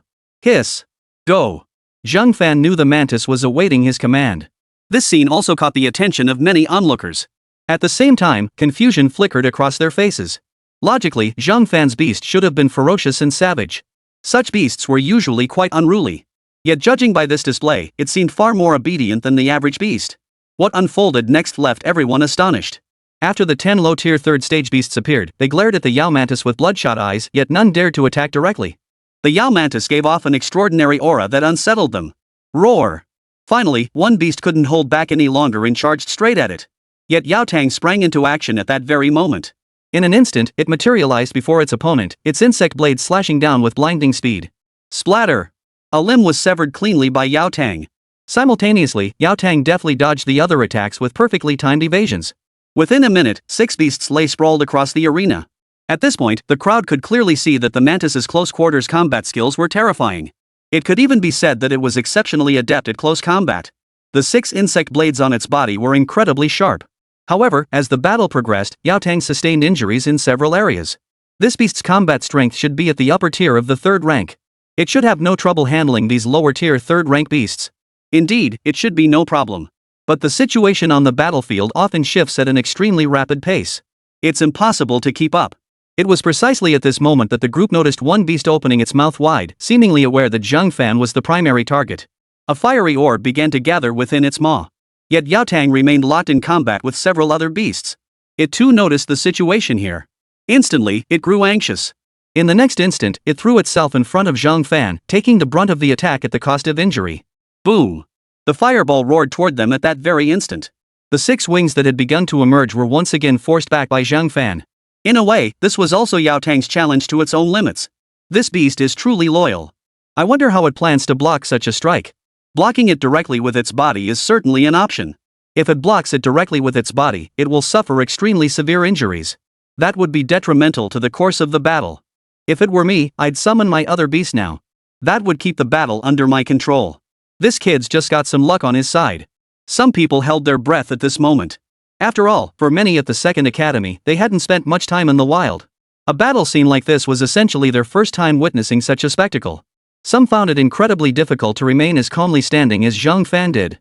Yet what followed still left the crowd somewhat astonished. Yao Tang raised its insect blade, cleaving the fireball in two, then charged forward again. Another minute passed, and on the battlefield, no other beasts remained standing except for Yao Tang. Simultaneously, the aura emanating from Yao Tang gradually calmed. Moreover, the wounds on its body began to heal rapidly. The healing was almost visible to the naked eye, and at the same time, the aura emanating from the glorious mantis had increased by another 10% compared to before. It was already known that the glorious mantis combat prowess far surpassed that of a typical low-tier third-stage beast. Yet, its current display of skill left everyone staring in astonishment. Its terrifying close combat prowess was complemented by a perfect recovery skill after disengaging. Moreover, after its wounds healed, its physical prowess even saw a noticeable enhancement. The students of the Second Academy were utterly dumbfounded. Their own beast-taming skills lacked such practical utility. How to put it? Their beast skills were the kind that didn't really matter much either way.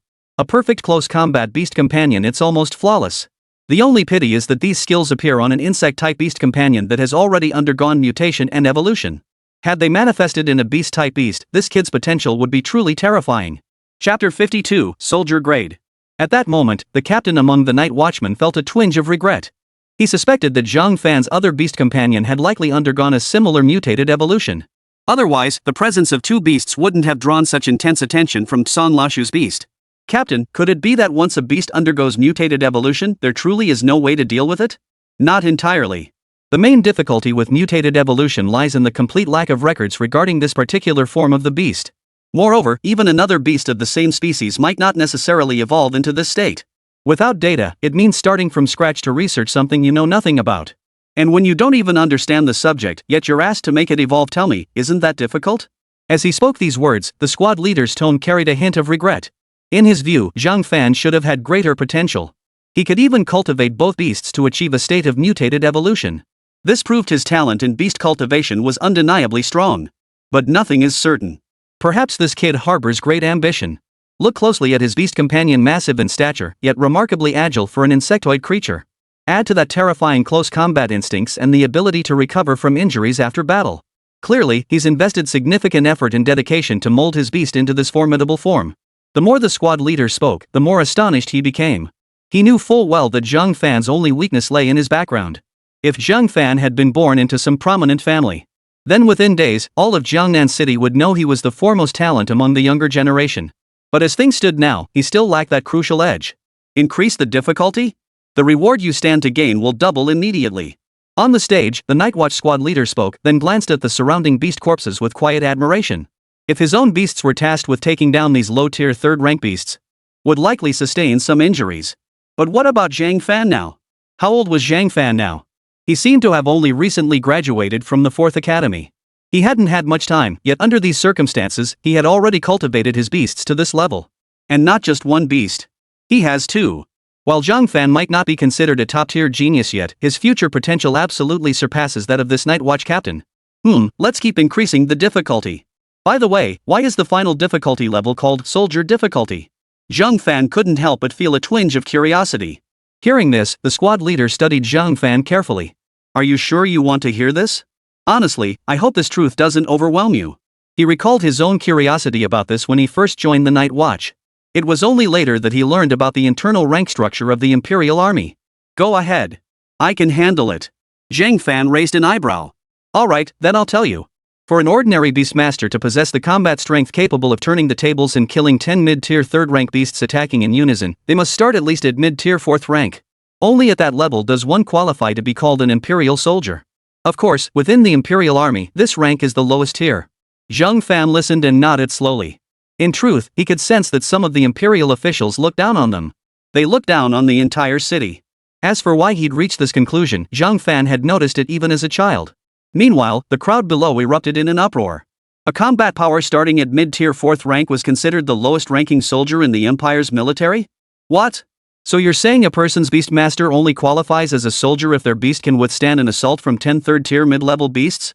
It seems worse than that. He implies that while such a feat might qualify someone elsewhere, within the Imperial Army, combatants of that level aren't even worthy of a title.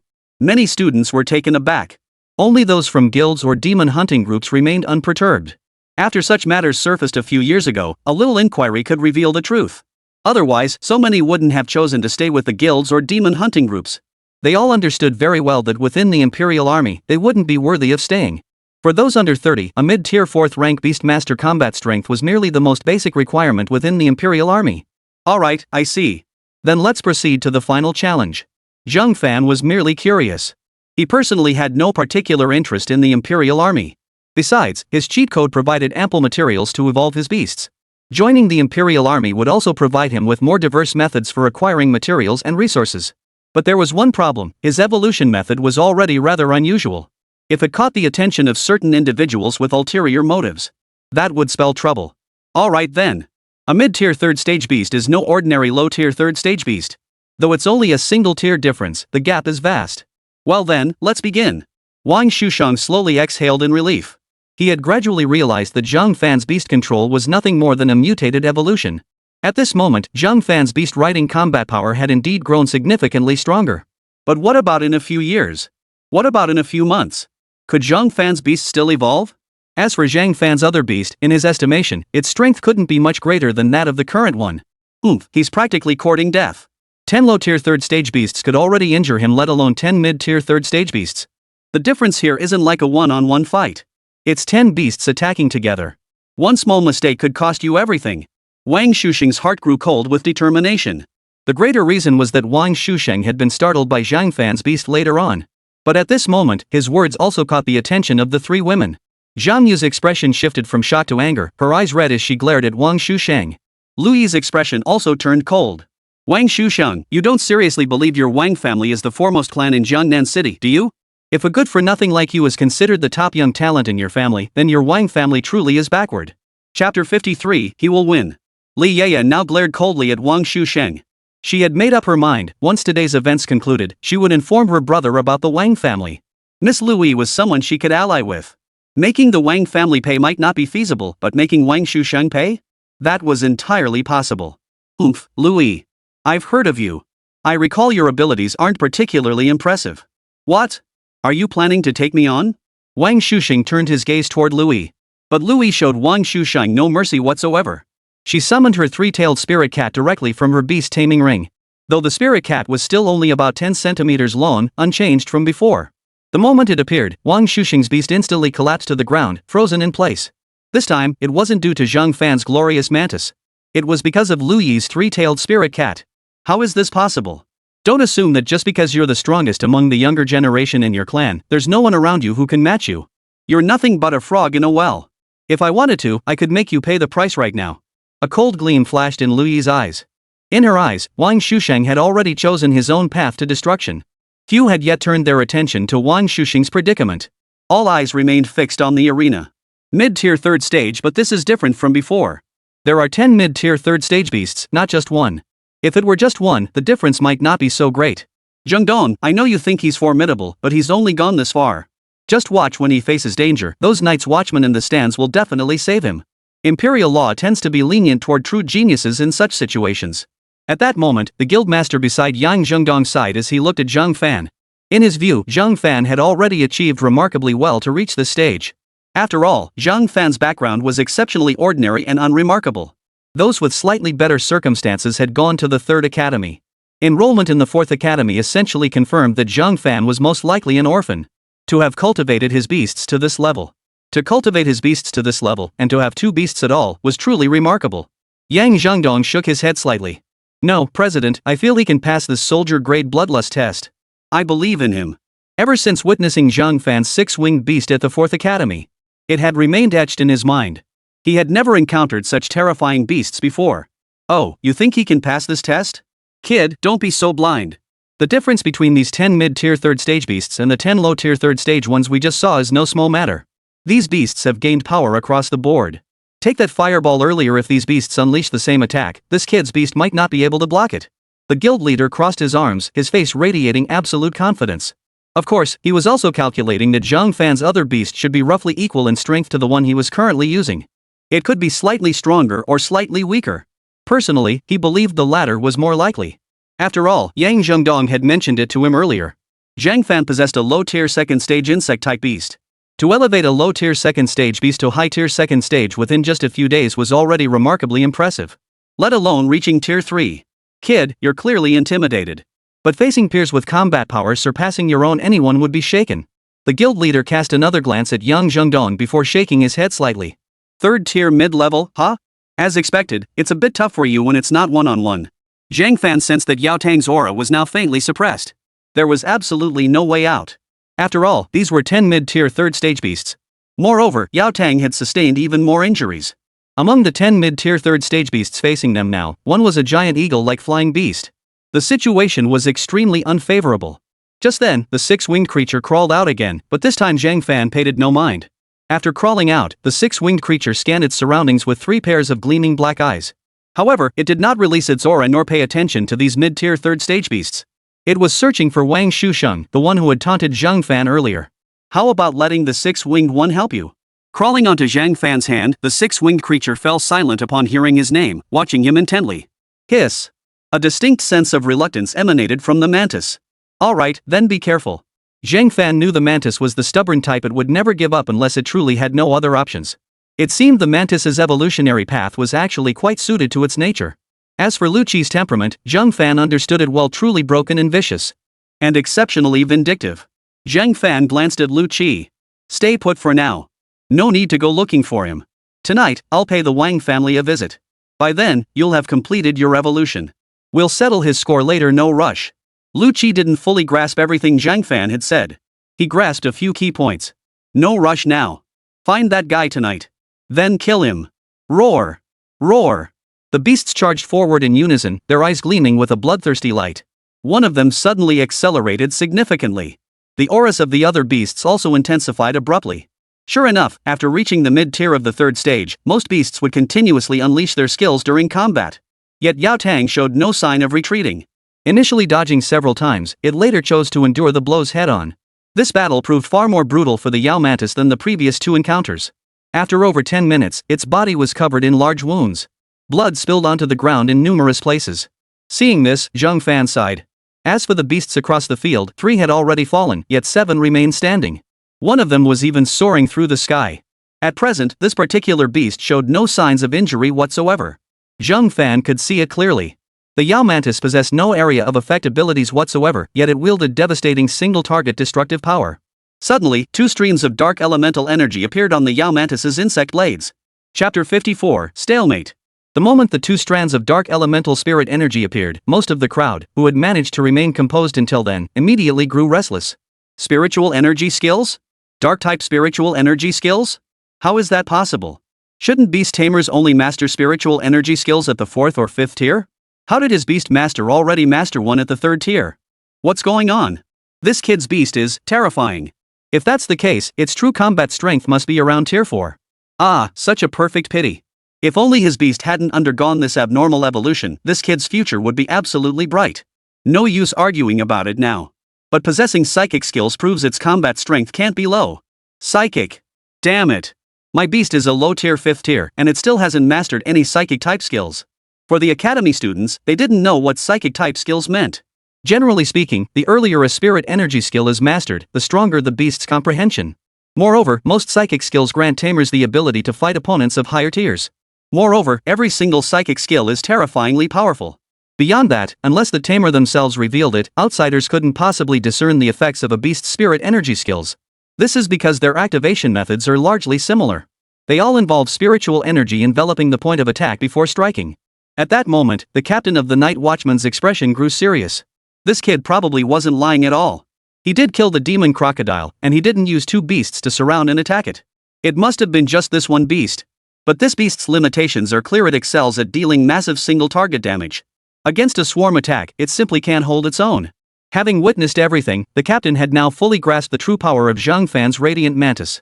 In his estimation, Zhang Fan's glorious mantis was indeed an exceptional beast. The only pity was that its future potential seemed limited. Captain, why don't you think he released his second beast at this moment? Song Laoshu was perplexed. If it were him, he would have unleashed his second beast immediately to end the battle outright. That's precisely one of his beast mastering strengths. Unless absolutely forced, his beasts won't retreat, nor will they allow others to interfere in their battles. Such a beast is truly exceptional, far superior to those that flee at critical moments. The more the squad leader spoke, the more he sensed that Zhang Fan's beast was no ordinary creature. The only real pity was that it was a mutated, evolved beast. So that's how it is. The warehouse rat thought back to the feeling Zhang Fan had given him when he saw him earlier. Suddenly, an utterly absurd thought popped into his mind. That Zhang Fan himself was remarkably composed. Especially in those eyes there was a confidence unlike any other. This confidence wasn't the kind found in prodigies. Zhang Fan possessed a grounded, unshakable self-assurance born of absolute certainty. Captain, what do you think? Could it be that this beast's mutation and evolution were essentially deliberately engineered by him? The captain couldn't help but snort coldly at this suggestion. Mutant evolution is fundamentally an uncontrollable process. While beasts that undergo it do become stronger than ordinary ones, most people are just gambling on luck. Those who get lucky rarely wish for their beasts to undergo it. While aberrant evolution brings immense benefits, its drawbacks are equally stark, namely, the extreme unpredictability of future potential. As the saying goes, luck may favor you once, but can it consistently favor you every time? Many, like this squad leader, were astonished that Zhang Fan's Yao Mantis had mastered psychic abilities. Yet this astonishment was swiftly followed by profound regret. After all, the future potential of mutated evolution is highly unpredictable, a fact known to all. Many reacted with initial astonishment, only to be overcome by profound regret. The Yao Mantis on the stage cared not a whit for others' thoughts. After swiftly dispatching a beast using its psychic abilities, only then did the students from the academies belatedly realize that Yao Tang's skills were no simple feat. 5 left. Keep it up. Honestly, your performance has exceeded my expectations. After all, I know you're not particularly adept at handling situations like this. Zhang Fan offered his praise to Yao Tang. For Zhang Fan, whether it was Yao Tang or Lu Qi, he valued their inner resolve above all else. Though Yao Tang offered no verbal response, Zhang Fan could distinctly sense that his fighting spirit had grown significantly stronger than before. As time passed, one after another of the strange beasts fell to Yao Tang's attacks. Only the last one remained soaring high in the sky, unscathed. Though the praying mantis could leap, it simply couldn't reach the creature, and for the moment, there seemed no solution. Many spectators recognized this predicament. Some felt it was a pity. Others wondered, didn't Zhang Fan have 2 beasts? Perhaps the second one could fly. Speaking of which, why would a flying beast appear in the Bloodlust trial? Don't forget the current difficulty level of the Bloodlust trial. He's already chosen the soldier grade difficulty. At this level, the beasts released won't be useless trash. Things are getting tricky now. After such a long battle, that beast must be at its limit. Perhaps he should have sent his beast to take out that flying beast in the sky right from the start. No, if he did that, the moment his beast touched down, it would be swarmed by the other beasts. That would be a complete loss. Many were gradually accepting the fact that Zhang Fan possessed extraordinary strength. Yet some still clung to the hope that Zhang Fan could prevail. After all, Zhang Fan possessed 2 beasts. Not just this one. It could be said that the moment of truth for whether Zhang Fan would pass the trial was now. To have made it this far is truly remarkable. Unfortunately, with just one flying beast, even if you added another ground-based one. Wang Shushan was about to continue speaking. But then he felt a chill run down his spine. Chapter 55, he's also a beast tamer. For a moment, Wang Shushan could only stiffly turn his neck to look behind him. He quickly realized. Lu Yi, Li Yeye, and Zhang Yu, all 3 of them were staring at him with utter coldness. Especially Lu Yi and Li Yeye, their eyes held a palpable chill and murderous intent. In the end, Wang Shushan couldn't utter a single word and chose to remain silent. Damn it, I'm just weak right now. Once I return to the clan and spend some time there, the resources within will definitely propel me to the next realm. By then, how many of you will stand a chance against me? That Zhang Fan, after all, relies solely on a mutated, evolved beast. His future potential is extremely limited. Wang Shushang, his mouth shut tight, was consumed by a flurry of dark thoughts. At that moment, Louis could roughly guess some of his thoughts. Still, Louis intended to speak with her father after tonight. About the Wang family's affairs. On the arena stage, many spectators could see that Yao Tang now had no effective means to counter the flying beast soaring above. Flying beasts are generally rare in the wild, though not entirely absent. If you choose to abandon this path, you'll have to join the Imperial Army and participate in other assessments. In that case, you can retain the rewards you've earned so far. Of course, if you choose not to join the Imperial Army and give up now, you'll receive no rewards whatsoever. Beside the arena, the squad leader addressed Zhang Fan directly. At the same time, he was deeply shocked. News of the events here had already reached certain individuals within the Imperial Army. Now, those individuals seemed to have a keen interest in Zhang Fan. Similarly, many others expressed understanding of this situation. After all, no matter how you looked at it, the abilities Zhang Fan had demonstrated at this moment surpassed those of most people. Whether through luck or his own cultivation, Zhang Fan had passed both the Advanced Bloodlust test and the Hell-tier Bloodlust test. These were undeniable achievements. Oh, so you think I've run out of tricks? Rest assured, a mere flying beast in the sky isn't much of a problem. Zhang Fan first addressed the squad leader in charge of the assessment. Then he turned his gaze toward Yao Tang. Leave the rest to Little Six. Don't lose heart, you've done exceptionally well already. After speaking, Zhang Fan patted Yao Tang's insect blade. SSSSH. Yao Tang retracted his insect blade, no longer in a combat stance. The flying beast in the sky was a double-headed eagle. Its defining feature was the two heads it possessed. Ordinary ambushes were no challenge at all for it. At that moment, many eyes widened once more. No way. Could his other beast actually fly? He has two third-tier beasts? How is that possible? Isn't he from the 4th Academy? Only those from the 1st Academy should have such conditions. It's not impossible. He did mention having two beasts earlier. If his second beast can fly too, then he's practically guaranteed to pass the soldier-grade bloodlust trial. Many students in the 2nd Academy couldn't help but feel astonished at this moment. It was as if they were completely different people compared to before. Before, they had looked down on Zhang Fan with utter contempt. After all, he was merely a graduate of the 4th Academy, and they assumed his abilities were severely limited. Moreover, they assumed he had merely passed the bloodlust trial at the 4th Academy and mistakenly believed the trials here would be similarly easy. That was why he had come. That was the prevailing belief among them. But now, they sensed that Zhang Fan had seemed confident from the very beginning. Impossible. Absolutely impossible. How could his other beast mount possibly fly? Wang Shuxing's face paled involuntarily. Truthfully, he simply couldn't accept that Zhang Fan was stronger than him. At that moment, Li Yaya also found it hard to bear. What's wrong? Just because you see something beyond your comprehension, something you dare not even imagine, does that mean it doesn't exist? Li Yaya retorted sharply. Wang Shuxing had now become a scaredy cat, not uttering a single word. Yet time on the stage continued to tick away. Immediately after, everyone clearly saw Zhang Fan extend his palm. Another insect leapt out. But in the next instant, this insect rapidly grew in size. Its length stretched to 100 meters. Screech! As a piercing insect cry echoed, the creature shot skyward. Only now did the crowd fully recognize it. It possessed 6 pairs of insect wings, countless legs, and resembled an extremely enlarged centipede. What kind of monster is this? The guild leader beside Yang Zhengdong froze in shock upon seeing the 6 pairs of wings. He never imagined that Zhang Fan's other beast would appear like this. Its body now measured over 100 meters in length. Yes, that's it. This is the beast I saw back at the 4th Academy. But this one is much larger than the one I saw before. I clearly remember that back then, this beast was only around 30 meters long.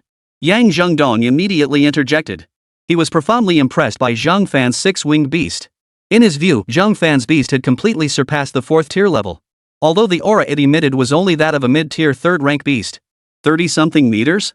Are you saying this beast has already undergone one evolution? How is that possible? After mutating and evolving, it could evolve again? This kid.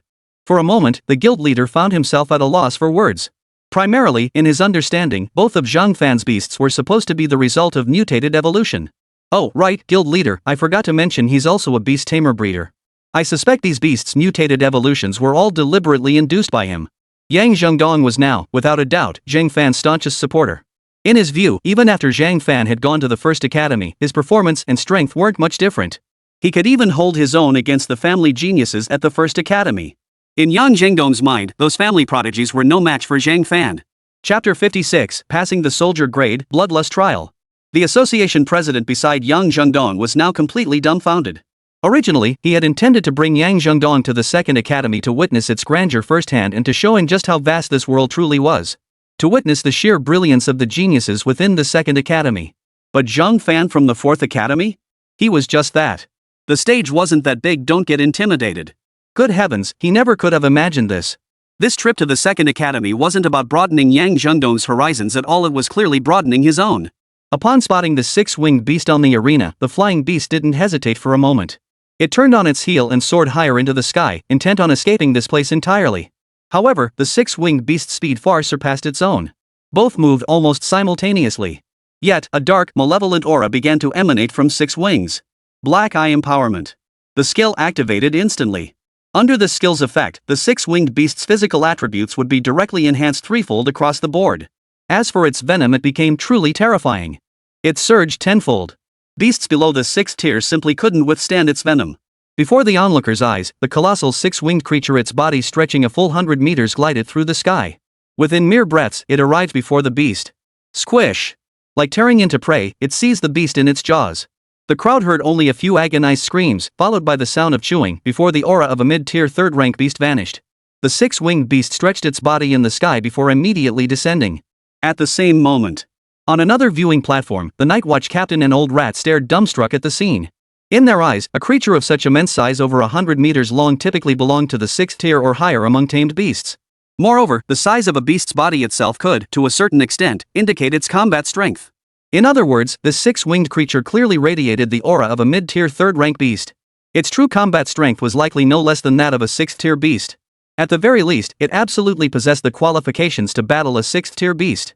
This guy, whether he has potential or not, is irrelevant now. With strength like this, he's already proven himself worthy of standing his ground in a place like this. The squad leader swallowed hard, able only to utter these words. Today's visit to the Second Academy had left him feeling as though his entire worldview was being reshaped. He even began to doubt whether Zhang Fan was truly from Jiangnan City. When had the people of Jiangnan City become so exceptionally gifted? When had their cultivation of beast-riding abilities reached such astonishing heights? But at this moment, there was no one who could answer such questions for him. After Zhang Fan had put away both Lu Qi and Yao Tang, the crowd gradually snapped back to their senses. They turned to look at each other once more. They could see the shock in each other's eyes. Truthfully, when Zhang Fan had produced the Radiant Mantis earlier, they had regarded him as a genius, or rather, a genius with exceptional luck. Some still harbored doubts, believing Zhang Fan's beast control was merely a mutated evolution. They thought achieving another evolution would be incredibly difficult.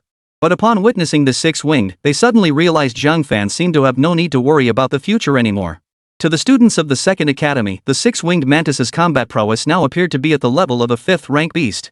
With such power, Zhang Fan would be treated with utmost respect by any faction in Jiangnan City. Who would have thought his second beast could grow this powerful? It must possess fifth-tier strength by now.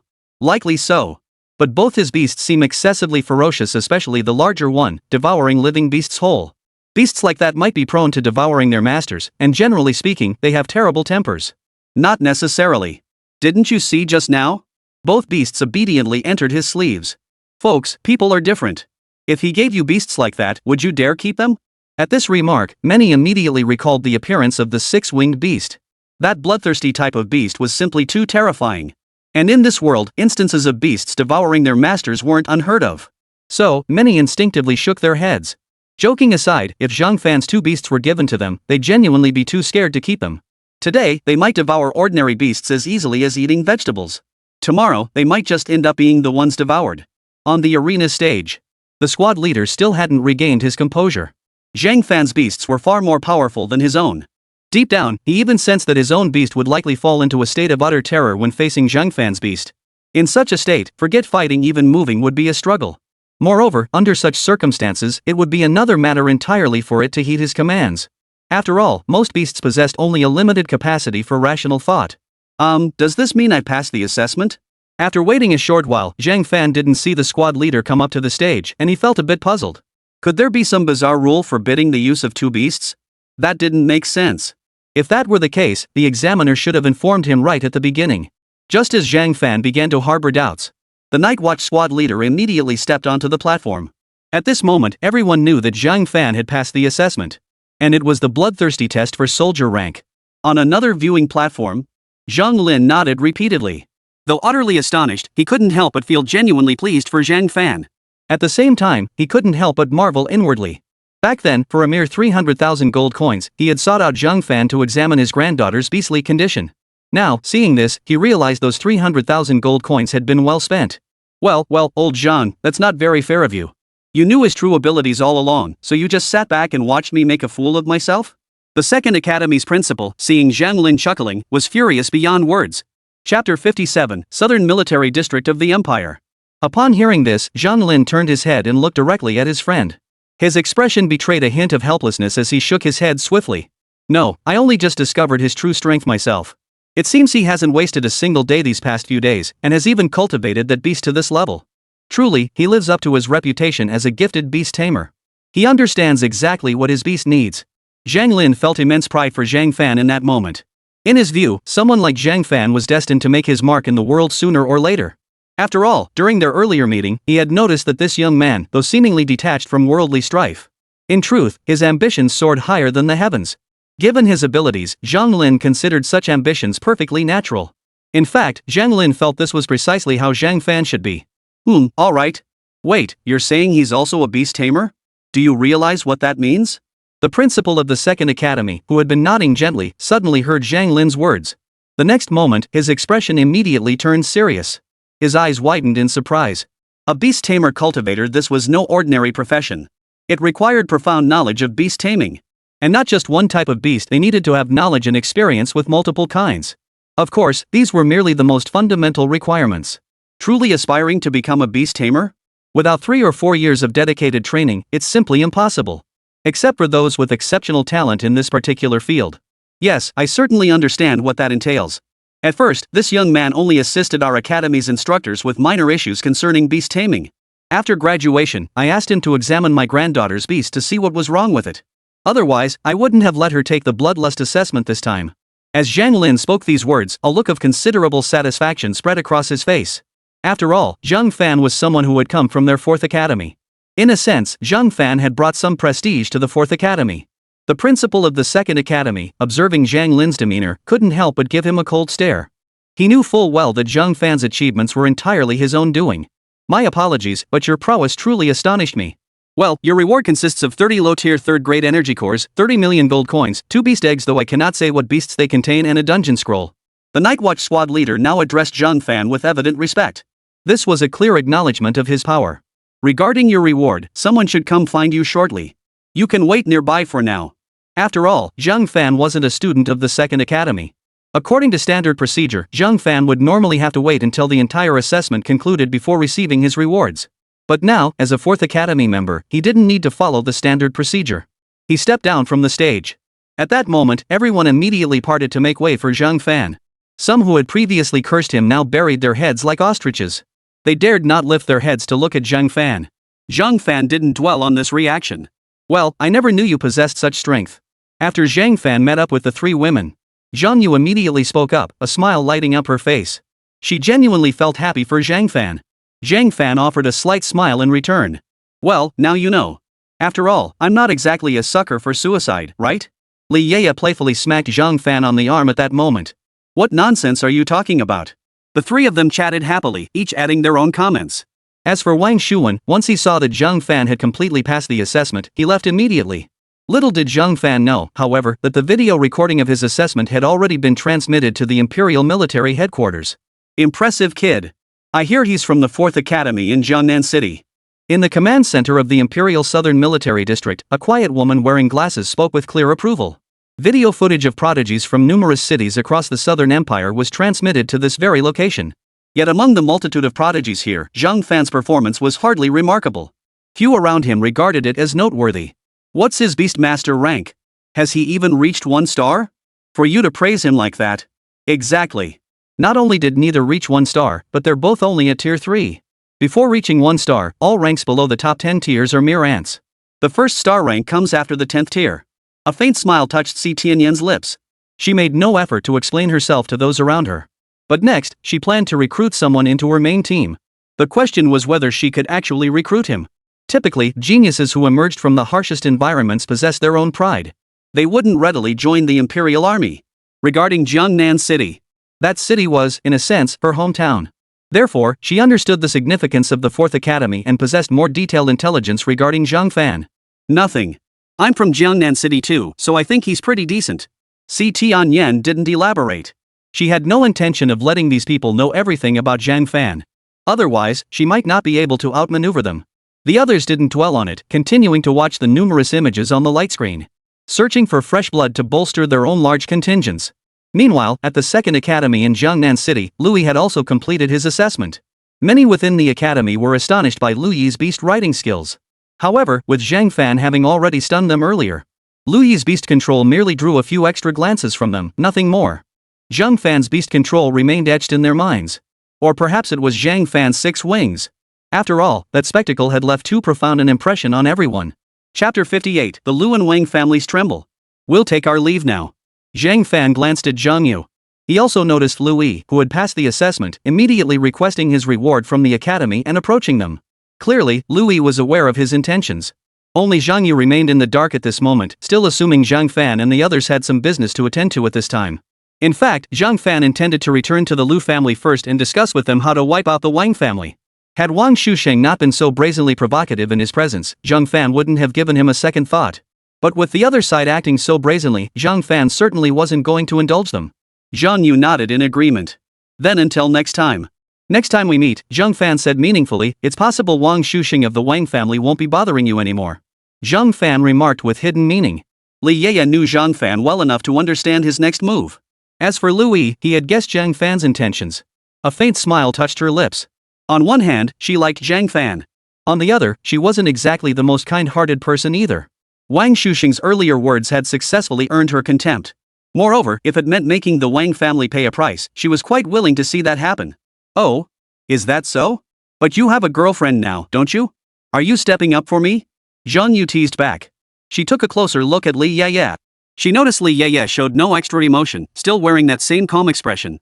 For Li Yeye, being his first was enough. Ever since she saw Zhang Fan's 6 wings, she understood she could never have him all to herself. A man like Zhang Fan would inevitably attract many women. Therefore, Li Yeye was actually quite satisfied with the current outcome. Moreover, Lu Yi beside her clearly had strong feelings for Zhang Fan. Her intentions were transparent to Li Yeye. It's not just that. I also agreed to a friend's request. Of course, I don't recommend having multiple girlfriends either. The moment Zhang Fan uttered those words, Zhang Yu's eyes widened and she immediately glanced at Li Yeye. Her face flushed slightly. Truth be told, Zhang Fan was undeniably handsome in her eyes, and his personal abilities were truly extraordinary. You? Never mind, stop teasing me. Zhang Yu instantly felt a bit embarrassed. Meanwhile, Lu Yi raised an eyebrow. Ever since Zhang Fan had evolved her beast companion, her inner scheming nature seemed to have fully surfaced. Oh dear, Zhang Yu, why are you blushing? It's fine. He'll be coming to my place tonight, along with Yeye. Why don't you come too? The words left Zhang Yu frozen in place. Her mouth fell slightly open, her face a picture of shock. Zhang Fan couldn't help but chuckle helplessly. Alright, stop teasing her. Let's go. Only when Zhang Fan spoke did Zhang Yu realize Lu Yi had been joking with her all along. The Lu residence. Head of the family, according to intelligence relayed from the academy by our clan members, Miss Lu Yi, Mr. Zhang, and Mr. Zhang's friend are currently heading towards our Lu residence. Furthermore, Miss Lu Yi has passed the intermediate bloodlust assessment at the second academy. Mr. Zhang, meanwhile, has shattered our Jiangnan city's record by passing the soldier-level bloodlust assessment. In the main hall of the Lu residence, the attendees could understand the first part of the report. But the latter part left them somewhat perplexed. Especially Lu Dong, the family head, who immediately asked, "What does that mean? What is a soldier-level bloodlust assessment?" The man then explained the details of the soldier-level bloodlust assessment to the Lu family members. When he finished speaking, among the group, only Lu Bufu, who had anticipated this outcome, remained composed. Everyone else stared in stunned silence. Seeing their shock, Lu Bufu lifted his chin slightly. A smirk spread across his lips, one even harder to suppress than an AK-47. Seeking out Zhang Fan had been the most correct decision he had ever made. The assistance Zhang Fan had now brought to the Lu family was immeasurable. Moreover, once tonight passed, news of Zhang Fan would likely spread throughout the entire city of Jiangnan. Under these circumstances, the Lu family stood as Zhang Fan's foremost strategic ally. Wouldn't that mean the Lu family would gain countless new allies for their future development? Friendship, after all, wasn't like childhood. They were adults now. When they could help each other, that was friendship. Right. Hurry and prepare tea. Mr. Zhang will be arriving shortly, and we mustn't neglect him. First, prepare a place for Mr. Zhang to rest. Lu Dong hurriedly instructed. He was calculating in his mind, Zhang Fan had just completed the bloodlust trial not long ago, and tomorrow they would be discussing the evolution of his beast taming abilities. Today, he might as well let Zhang Fan rest properly. But at that moment, a sharp gleam flashed in Lu Bufu's eyes. Master, my daughter has long held immense admiration for Zhang Fan. Leave the arrangements to me. Lu Bufu immediately offered. As soon as he spoke, the Lu family members looked at him with somewhat peculiar expressions. What did he mean by has long held immense admiration? When Zhang Fan graduated from the 4th Academy, your daughter didn't even know him yet. And now she's already admired him for ages? Ahem, well then, this matter is yours to handle. For Lu Dong now, he actually needed Zhang Fan's support. However, the stronger bond between the Lu family and Zhang Fan would be through Louis. This could be seen as a form of marriage alliance. Meanwhile, in the grand hall of the Wang family residence, every member of the Wang household wore expressions of utter astonishment. They never imagined 4th Academy could produce someone like Zhang Fan. This Zhang Fan is truly remarkable. 4th Academy has actually produced someone like him. Indeed, it's downright terrifying. At such a young age, he's already cultivated his beasts to possess 5th-tier combat strength. According to intelligence relayed by our family members, his 2 beasts are of the most ferocious kind, known to devour other beasts alive. Every member of the Wang family wore expressions of utter shock. The more they discussed it, the more they felt such a person shouldn't even exist. Even before this, they had known of Zhang Fan's existence. Yet back then, none of them had given him a second thought. To them, he was merely an ordinary graduate from the 4th Academy. Yet, he seemed to have no sense of his own limitations. Speaking of the 4th Academy, didn't someone in our family also graduate from there? Chapter 59, where did his beast control come from? At that moment, the Wang family members all fell silent. Truthfully, they had never held the 4th Academy in high regard. After all, resources from that place were the scarcest. The sole advantage was that enrollment required only an age requirement.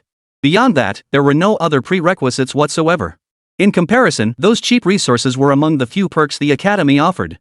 Of course, for people like them, those resources weren't worth their attention. Yes, several distant relatives without positions in the family are indeed members of the Wang clan. I recall that somewhat useful Wang Bing is one of them. As a discarded pawn among the collateral branches, he has no talent whatsoever. He couldn't even meet the admission requirements for the 3rd Academy and ended up at the 4th Academy. Not long ago, he even snuck out. Useless trash like them should sacrifice themselves for the family. And that Wang Yu utterly disobedient. Their affairs are insignificant. The pressing issue now is Zhang Fan. What exactly is the background of this brat? Seeing the conversation drifting off course, the family head cut in to steer it back on track. Let's go. We'll find out by asking him directly. Wang Bing sat on the sofa, her expression cold as ice. Within their Wang family compound, one villa stood deliberately vacant. And she, including her cousin, Wang Yu, and even the demon hunting squad under her command, was not spared by the Wang family. They were all locked up here. Moreover, because Wang Bing had escaped once before, security here had been significantly tightened. Over these days, the tears on Wang Yu's face had long since dried up. Because some members of her guild refused to risk their lives for the Wang family's cause, and naturally, she herself was unwilling too. Later, several people died. As for Wang Bing, the injury on his arm had not yet fully healed. Those bastards, I'll never let them off the hook. One day, they'll pay the price. That person will come. Wang Bing murmured to himself. Wang Yu touched the scar on his face. Xiao Bing, I don't know why you're so confident. These past days, the clan has been buying beast rings. They plan to use those things on us. When that time comes, I'll do whatever it takes to get you out of there, even if it means sacrificing myself. You're still so much younger than me. This is the only thing I, as your sister, can do for you. When your mother left, she entrusted me to look after you. Now I can't even take care of myself. I'm even becoming a burden to you. Wang Yu's face was dull and lifeless. The scar on her face seemed to speak volumes of her sorrow. If Zhang Fan were here, he too would be utterly shocked. The once formidable woman now resembled a wounded dog. No, sister. The Wang family's downfall isn't because of you or me. Their damnation stems from their own malice toward us. But I've staked the Wang family's future on this. They will absolutely pay the price. Wang Bing spoke, her thoughts inevitably drifting to Zhang Fan. She recalled the distinct feelings he had evoked in her during their few encounters.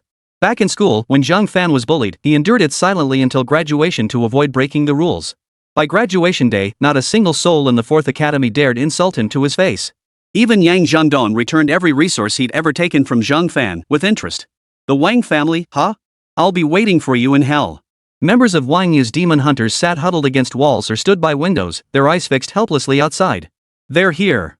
Looks like they want something from us.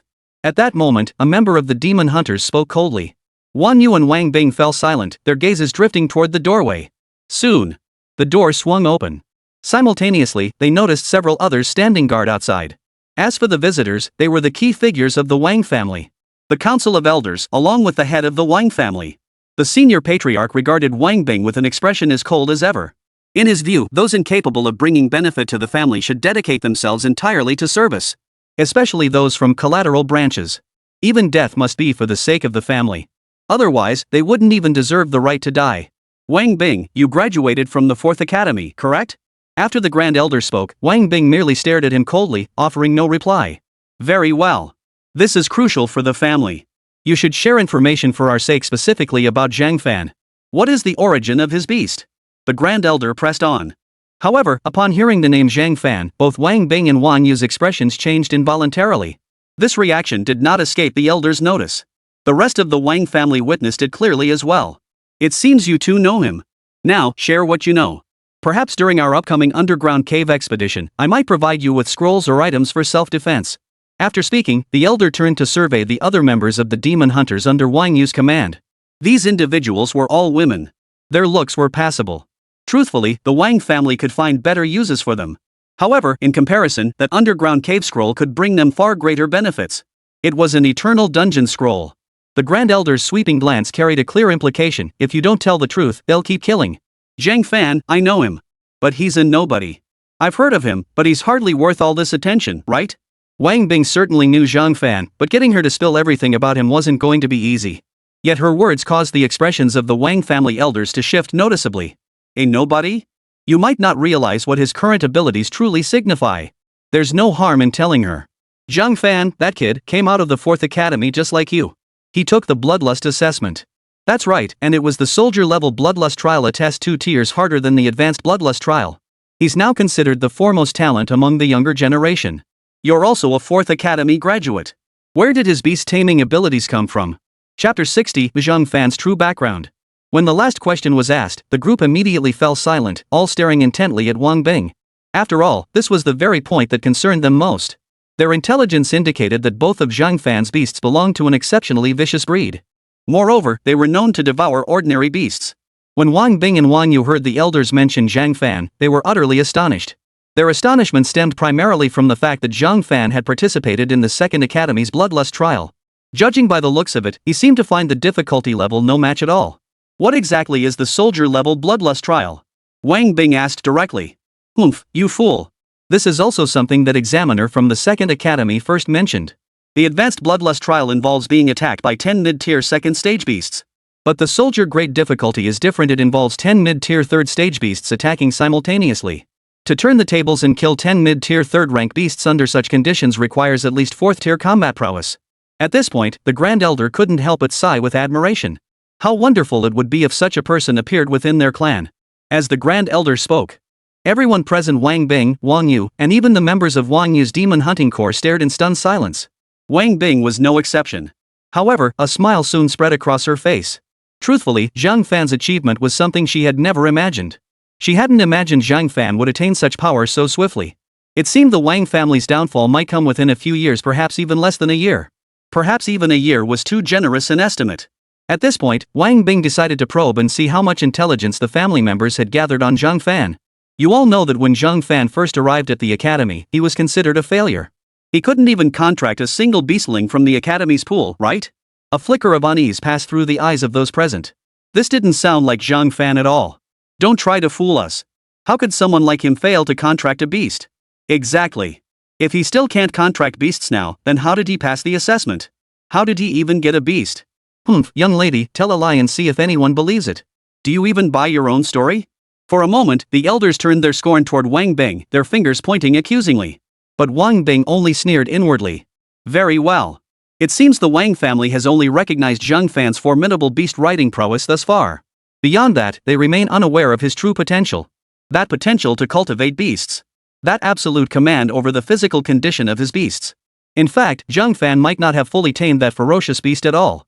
It took him 2 full years to finally break it completely. I'm not lying, that's the truth. If you don't believe me, you can look it up yourselves. This part was indeed true, but what followed was fabricated. If the other party checked it later, then this falsehood would also become true. Sure enough, as Wang Bing uttered these words, the elders all exchanged glances.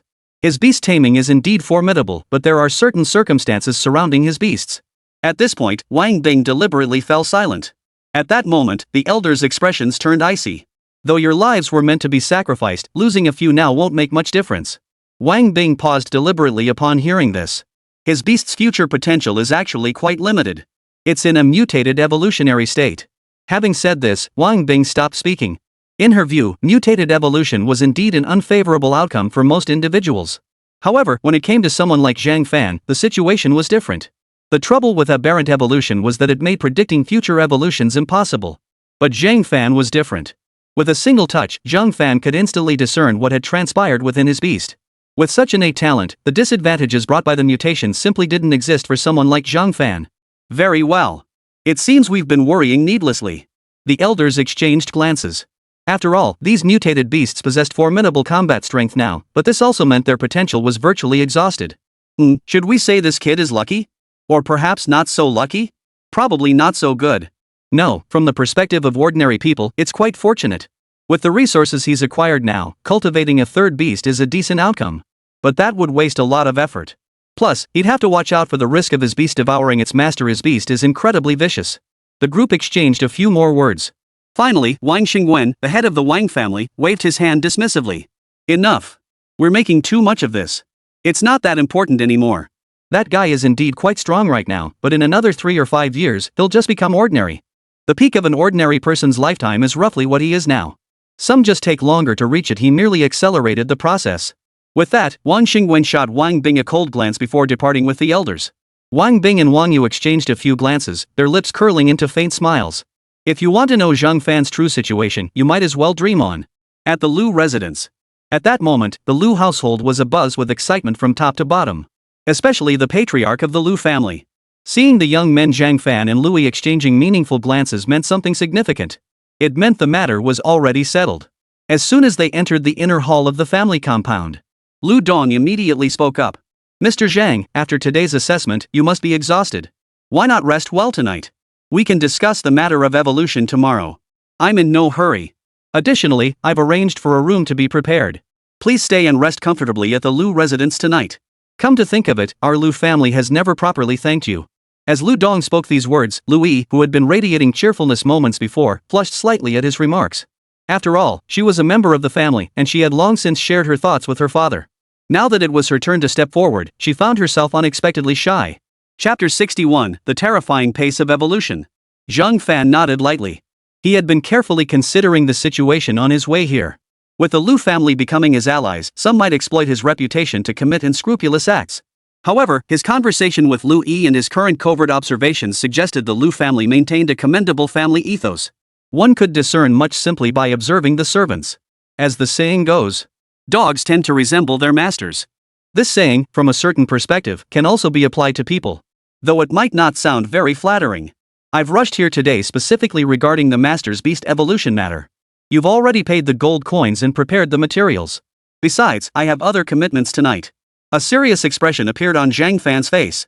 At that moment, Louis stepped forward and briefly mentioned the Wang family's affairs. After a long pause, Lu Dong tapped his fingers. He wasn't about to back down.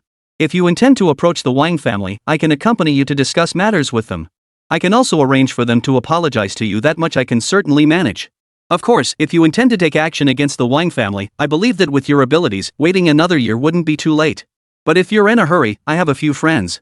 Just guide them in beast evolution, and I believe the minor Wang family would be no match for you. After saying this, Lu Dong laid his cards on the table. After all, the relationship between their family and Zhang Fan didn't seem particularly solid at the moment. But in the eyes of both Lu Dong and Lu Bufu, it was only a matter of time before Zhang Fan and Louis became a couple. In fact, the two had already developed a strong connection, and breaking through that final barrier was just a step away. Truthfully, I wouldn't advise rushing into this.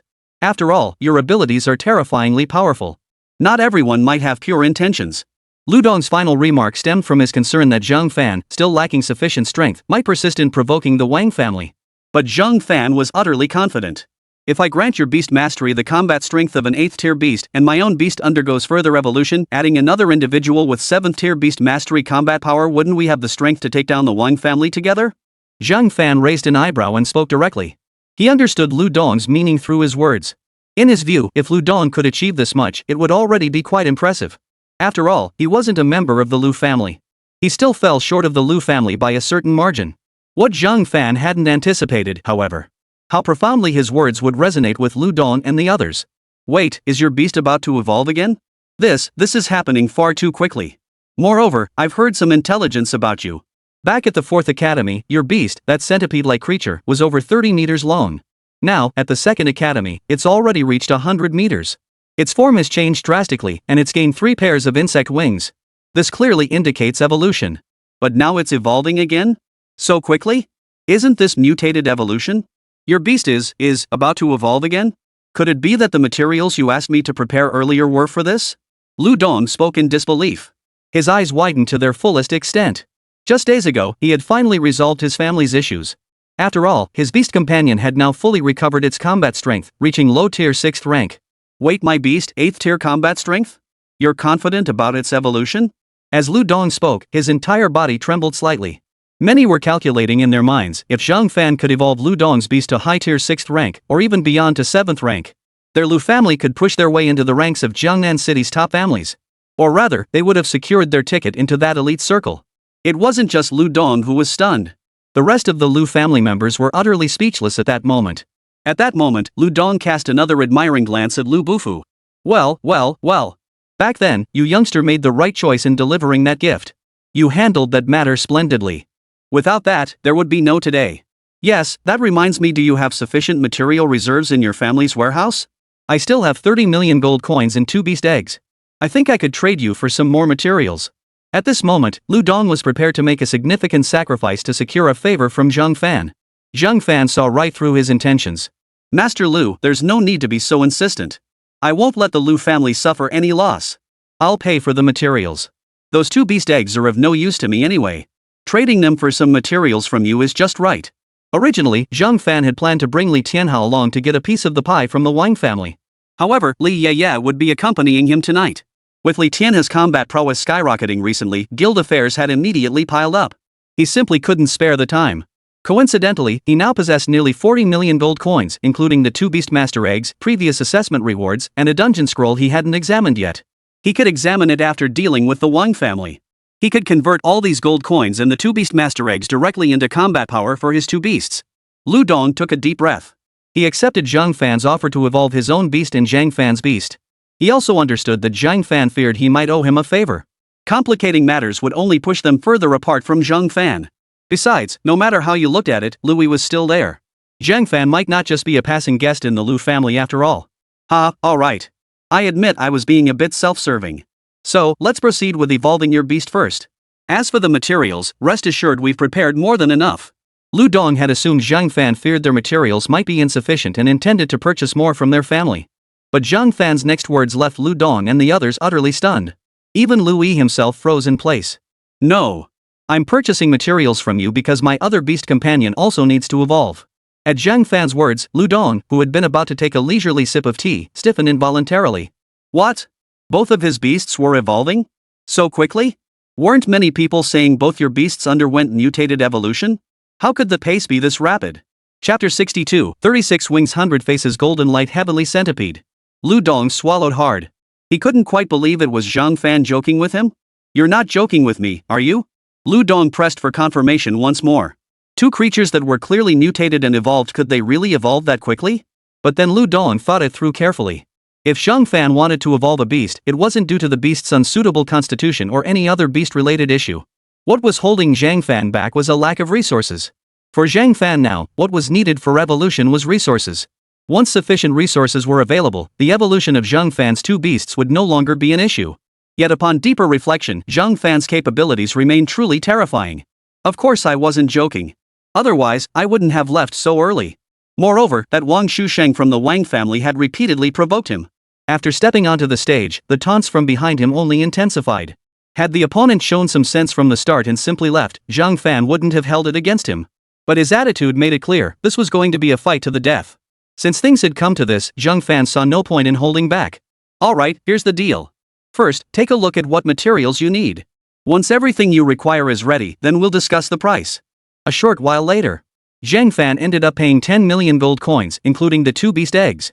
Truthfully, the 2 beast eggs awarded as assessment rewards weren't bad either, but for Zhang Fan, they weren't necessary. His tamed beasts were all insects. The creatures incubating within those 2 beast eggs were clearly not insects. Most likely, they were beasts of the tiger or leopard variety. Generally speaking, such beasts possessed formidable combat prowess. The materials are all ready, Mr. Zhang. Let's begin your beast's evolution first. We've also prepared an evolution chamber for you. The materials have already been transported inside. We won't observe the evolution process itself, but I do hope that once your beasts have completed their evolution, you'll show us what they look like. I'm very curious to see just how powerful your 2 beasts will be after their evolution. Lu Dong's words were essentially an attempt to curry favor with Zhang Fan. Zhang Fan nodded and walked straight into the chamber. Lu Qi seemed to sense something and cautiously poked its head out. The Yao mantis wasn't exactly content to stay still either. After entering the chamber, Zhang Fan scanned the surroundings. The chamber was not small. Zhang Fan estimated it to be about 400 or 500 square meters in size. A large pile of materials was stacked nearby. Zhang Fan promptly instructed both the mantis and the six-winged creature to land. You two, do as I say. Arrange these materials. Little Six, you leave all first. Yao Tang, you'll be second. Zhang Fan commanded the two creatures, still in their miniature forms. Hiss. SSSS. The two little creatures responded with a cry and arranged the materials as Zhang Fan had requested. If anyone from the second academy had been standing here now, witnessing this scene, their eyes would likely have popped out of their sockets. After all, in their minds, Zhang Fan's two beasts were notoriously vicious. Among them, especially the six-winged beast. In the eyes of many, Six Wings was an utterly terrifying creature. Yet the six-winged beast now seemed a bit dazed. Zhang Fan turned his head just in time to see Six Wings clutching what appeared to be the heart of some strange beast, about to shove it into its own mouth. Little Six, that's not something you eat. Don't put it in your mouth. At Zhang Fan's words, the six-winged beast's six insect-like wings trembled slightly before it obediently set the object down. Zhang Fan didn't dwell on it much. The six-winged and the glorious mantis were quite different in temperament. Lu Qi was more mischievous, sometimes even ferocious, and instincts seemingly ingrained in their bloodline. Yao Tang, however, possessed a meticulous nature. He remained calm most of the time. This too might be instinct. He waited for prey to show a weakness before delivering a fatal strike. With the two little ones assisting, Zhang Fan didn't take long to set up the formation this time. Go on, six-winged. Prepare to undergo your next evolution. Thankfully this area is spacious enough. Otherwise, I truly feared your transformation might attract too much attention. Lu Qi's insect wings quivered slightly, and Zhang Fan could sense a flicker of excitement emanating from him. Then, begin your evolution. Zhang Fan immediately accessed the interface. In that instant, the strange power emanated from Zhang Fan's body. Simultaneously, the surrounding materials transformed into streams of black energy, relentlessly surging towards Six Wings. Outside, Li Ye and Louis chatted happily, especially Li Ye, who hadn't given the Wang family's affairs a second thought. However, her mind was already calculating. How many women would Zhang Fan have next? Louis, Wang Bing, and as for that Zhang Yu, she wasn't quite sure about her yet. She'd wait and see if they could meet again later.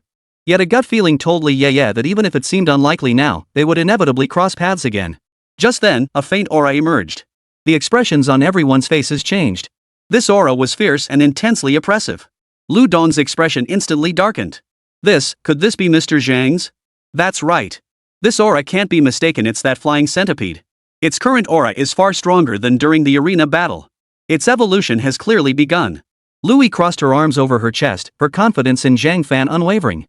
While they waited outside. Just minutes earlier, Li Ye had also shared with her the details concerning the Wang family and Wang Bing. Not just her. Even Lu Dong, the head of their Lu family, was furious upon hearing the news. Indeed, Mr. Zhang is truly exceptional. That Wang family will soon pay the price for their arrogance. Lu Dong acknowledged that within any family, some members inevitably lacked exceptional talent. However, he would never force family members into anything. He would offer them opportunities. After all, the family's enterprises required capable hands to manage them.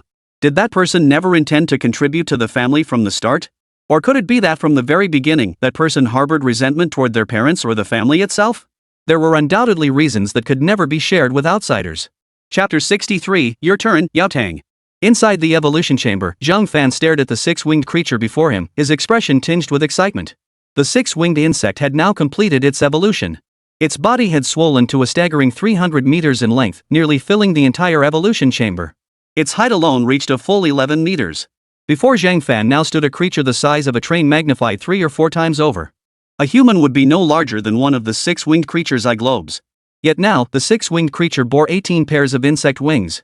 Its carapace glowed with a cold, metallic sheen. The countless insect legs beneath it were entirely bright gold. It gave Zhang Fan an intensely sharp sensation. Now, those so-called third-tier beasts would likely not even be able to block the six-winged beast's feet. Ha! The six-winged beast let out an excited cry. But this time, the six-winged beast didn't charge madly at Zhang Fan like before. Instead, it shrank its body and leaped toward him once more. Zhang Fan instantly extended his palm. The six-winged creature leapt onto it with joy. 36 wings, 100 faces, golden light, heavenly centipede. Level, high tier 5. Traits, 36 wings, 36 pairs of insect wings with rapid regeneration, 100 faces, various illusions visible on wings and carapace. Skills: Triple Golden Shadow, 100-Eye Perception, Golden Light Sweeping the Gods, Sky Roaming Earth Shifting, Bloodthirsty Fierce Countenance. Triple Golden Shadows: while moving at high speeds, it projects illusory copies of its body. These illusions cannot be perceived by the five senses unless the target feels no fear toward the beast itself. The hardness of its insect legs is 3 times that of its carapace. 100-Eye Perception detects malevolent intent from any direction. During combat, foresees 1 second of impending danger. Does not predict favorable events. Golden Light sweeps the soul. By emitting aura or sound, it draws creatures into an illusionary realm. Any creature can escape, but each escape drains 10% of its spirit. Creatures with inherently weak spirits cannot escape. Those below 7th rank have a high probability of being unable to escape and are easily controlled. Sky Splitting, Earth Shifting: when moving, traversing any terrain be it sky or earth, except water, feels as smooth as walking on flat ground. Additionally, movement speed remains unaffected by any standard debuff skills. Bloodthirsty Aura triples offensive desire and enhances all physical attributes by threefold, with no side effects. Can be activated at any time. Simultaneously erases pain perception. If activated while severely injured, the user may succumb to agony upon skill termination. 100 refinements into a bug. 1000 faces Golden Radiance Fierce Countenance Immortal Primordial Centipede. Malevolent Form Fierce Form 6 paths Giant Primordial Centipede. Zhang Fan stared at Lu Qi's current stats panel, utterly stunned. This panel, these skills, this raw combat power, it was likely capable of taking on a 9th tier beast. Especially with its current traits combined with 6 wings innate abilities. Not only a master of illusions, but also terrifyingly formidable in physical prowess. Facing off against 6 wings meant first enduring the illusions generated by its insect carapace and wings. Then there was the Golden Light sweeping the divine. This skill tested mental resilience. It all comes down to the opponent's mental fortitude. If it's weak, the 6-winged beast can even take control of them. This skill is ridiculously powerful. Its other abilities are equally formidable. Even just one of the 6 wings abilities, if placed on any beast tamer, could make that tamer terrifyingly powerful. Especially the 6-winged beast, along with its subsequent evolutionary paths. The second evolution path contains an entry for a colossal form. Could it be that the 6 wings form will grow even larger?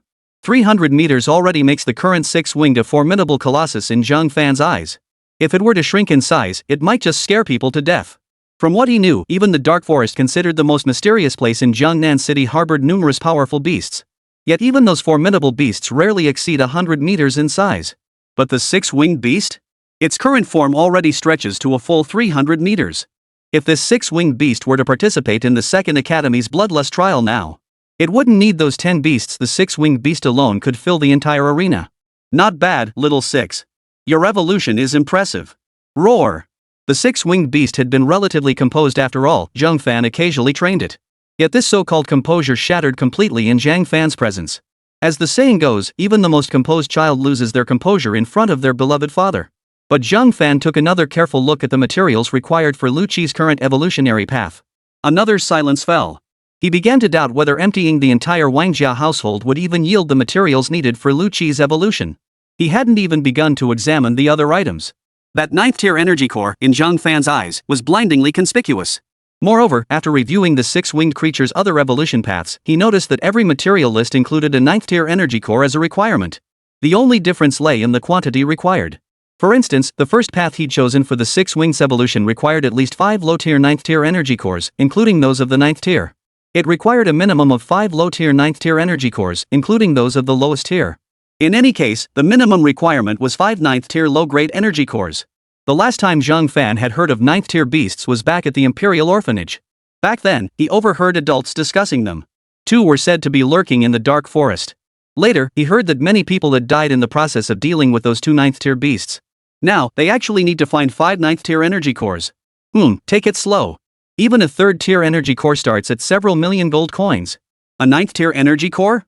Who knows how much that would cost? Probably starting at 100 million gold coins.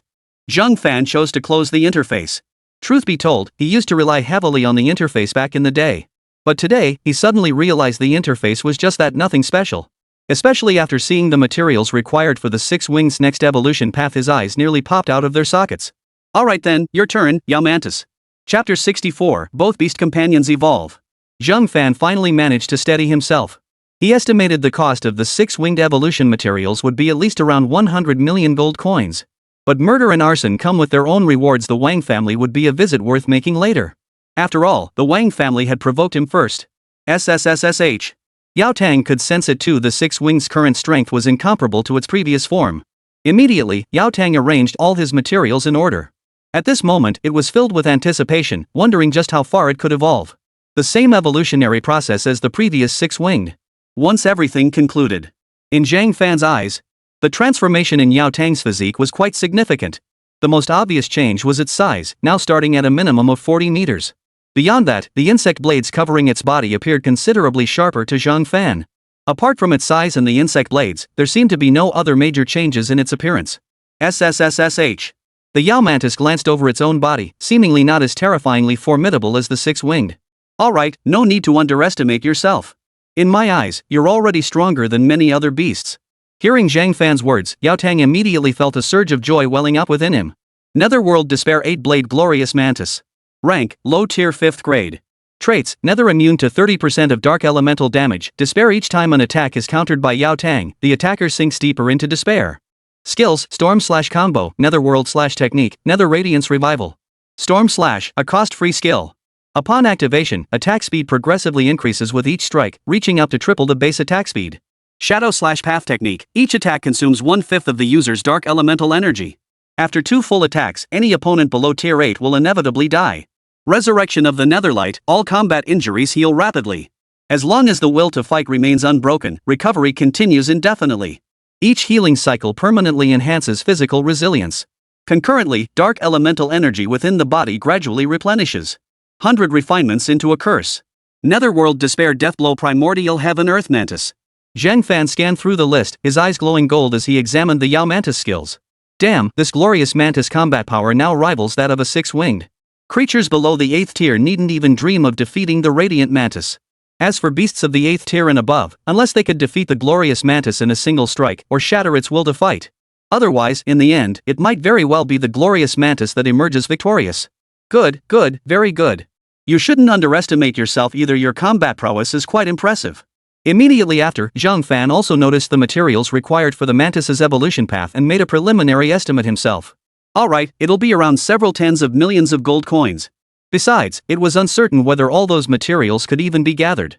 The thought of needing to gather materials afterward and nearly 10 times what he'd used today. Zhang Fan felt a chill run down his spine. He currently had just over 20 million gold coins left. Earlier, he had hoped to save up enough gold coins to fund another evolution for either the six-winged or the Radiant Mantis. But now, it seemed to Zhang Fan that without a month or two, forget about evolution, just gathering the materials was another matter entirely. Alright, you should come back too. We're heading to the Wang family shortly. When we get there, I believe you'll completely astonish everyone. Zhang Fan patted the Yao Mantis's insect blade. The Yao Mantis's insect blade now measured a full 7 or 8 meters. Truly capable of slicing ordinary, moderately sized beasts clean in half with a single stroke. Fortunately, the Lu family's evolution chamber was sufficiently tall and spacious. Otherwise, Zhang Fan suspected Yao Tang's evolution might have punched a hole right through the ceiling. The mantis immediately shrank its form and leapt swiftly onto Zhang Fan's other arm. Finally, before everyone's eyes, Zhang Fan slowly emerged from the underground evolution chamber. Well, Mr. Zhang, has the evolution been completed? Your timing seems rather quick. Lu Dong spoke slowly. Mainly, he hadn't seen any trace of a beast companion behind Zhang Fan. However, they had clearly sensed 2 powerful auras just moments ago. Clearly, Zhang Fan's 2 beasts had absolutely succeeded in their evolution. Their combat strength had undoubtedly increased significantly compared to before. I didn't want to rush it either, but since they've evolved, I still need to go to the Wang family. That's why I came out quickly. Besides, I have to get your beast evolved too. I can't just stay in here forever. Zhang Fan didn't dwell on Lu Dong's teasing. After all, whether he acted quickly or not, Lu Dong's niece would likely come to realize it eventually. As for Lu Yi's feelings toward him, Zhang Fan wasn't stupid, he could sense them clearly. Combined with Lu Yi's personality and appearance, Zhang Fan felt not the slightest aversion toward her. He even harbored a hint of affection. But now wasn't the time to break that final barrier. Alright then. I'll leave my beast to your care. By the way, might we have a look at your beast? I'm quite curious. Of course. There's nothing to hide. Also, you don't need to keep calling me you or your. Just call me Mr. Zhang. Calling me you is a bit too formal compared to addressing me as Mr. Zhang. Seeing Zhang Fan speak this way, everyone felt a surge of delight. From this moment, they could draw a conclusion. That Zhang Fan genuinely regarded them as friends or perhaps allies. Zhang Fan then scanned the surroundings. This area was considered the Lu family's rear mountain. The nearby hill, though artificial, was sufficiently tall. The area was also surrounded by dense woodlands. Currently, Zhang Fan only knew that the Lu family's evolution chamber was located here. However, he also noticed that the location was actually rather small. In fact, it was somewhat inferior to the underground evolution chamber in terms of space. Want to see my beast? That guy Xiaolu is getting too big now, this place might not hold him. Yao Tang should be fine though. Chapter 65 doesn't even know his own beast skills? After Zhang Fan uttered these words, everyone froze for a moment. They instinctively glanced around, realizing the space here was indeed rather cramped. Unlike the spacious front courtyard of the clan's residence, which was indeed large enough. However, that area was also filled with numerous family servants, and some could even be seen from outside. It was at this moment that Lu Dong immediately spoke up again. Then forget it. There's no rush anyway. Once we arrive at the Wang family's residence, we'll definitely meet them. As Lu Dong spoke these words, Zhang Fan smiled and nodded in agreement. He probably agreed, given the Wang family's past actions and the impression he'd gained from Wang Xingguan at the Second Academy. Their demeanor had already made it clear, these people were definitely not easy to deal with. Given that, the odds were high that a confrontation would erupt upon arrival. As for sitting down to drink tea? If the Wang family were capable of such things, they wouldn't have gone to imprison Wang Bing and the others in the first place. The thought of Wang Bing still trapped by them made Zhang Fan feel uneasy. Alright, Master Lu, prepare your materials. Next, we'll evolve your beast. After that, we'll head to the Wang family. Zhang Fan adjusted his mindset slightly. He immediately put on a cheerful expression for Lu Dong. His resentment was directed at the Wang family, not at Lu Dong. He knew better than to confuse the two. He wouldn't give face to anyone who made him uncomfortable. This wasn't his past life, he didn't have to grit his teeth and endure everything anymore. Golden Mask Ferocious Beast Roaring Golden Lion. Rank, High Tier 7th Grade. Traits, Golden Mask All Gold Elemental Spirit Energy Skills of the Beastmaster increase in power by 30%, Fearsome Beast Most ordinary beasts feel fear and dread when facing a Beastmaster. Skill, Eternal Rage Roar, Copper Iron Golden Fur, Golden Beast Descends. Eternal Rage Roar significantly reduces sanity while doubling attack speed and strength, simultaneously causing massive stamina depletion. Copper Iron Golden Fur, all attacks from beasts below rank 8 are ineffective, except for psychic type skills. Golden Beast emerges, consumes all gold elemental spirit energy within the body, increasing bite force 30-fold, speed 5-fold, and body size 2-fold. Lasts for 30 seconds. 100 refinements into a bug. Inside the evolution chamber. Zhang Fan stroked the golden lion before him. This tamed beast now measured around 100 meters in size, significantly larger than before. Even more terrifying was the faint aura of authority emanating from it. To the Lu family, if someone claimed this beast was a wild, independent king of beasts ruling its own domain, they might well believe it. This is simply too incredible, old buddy. Lu Dong stared at the golden lion before him, his entire body trembling with excitement. Tears welled up in his eyes. He was overjoyed that his old companion had evolved, his excitement nearly overwhelming him. Zhang Fan stepped back at this moment, giving Lu Dong and his beast ample space. It's actually a high tier 7th rank?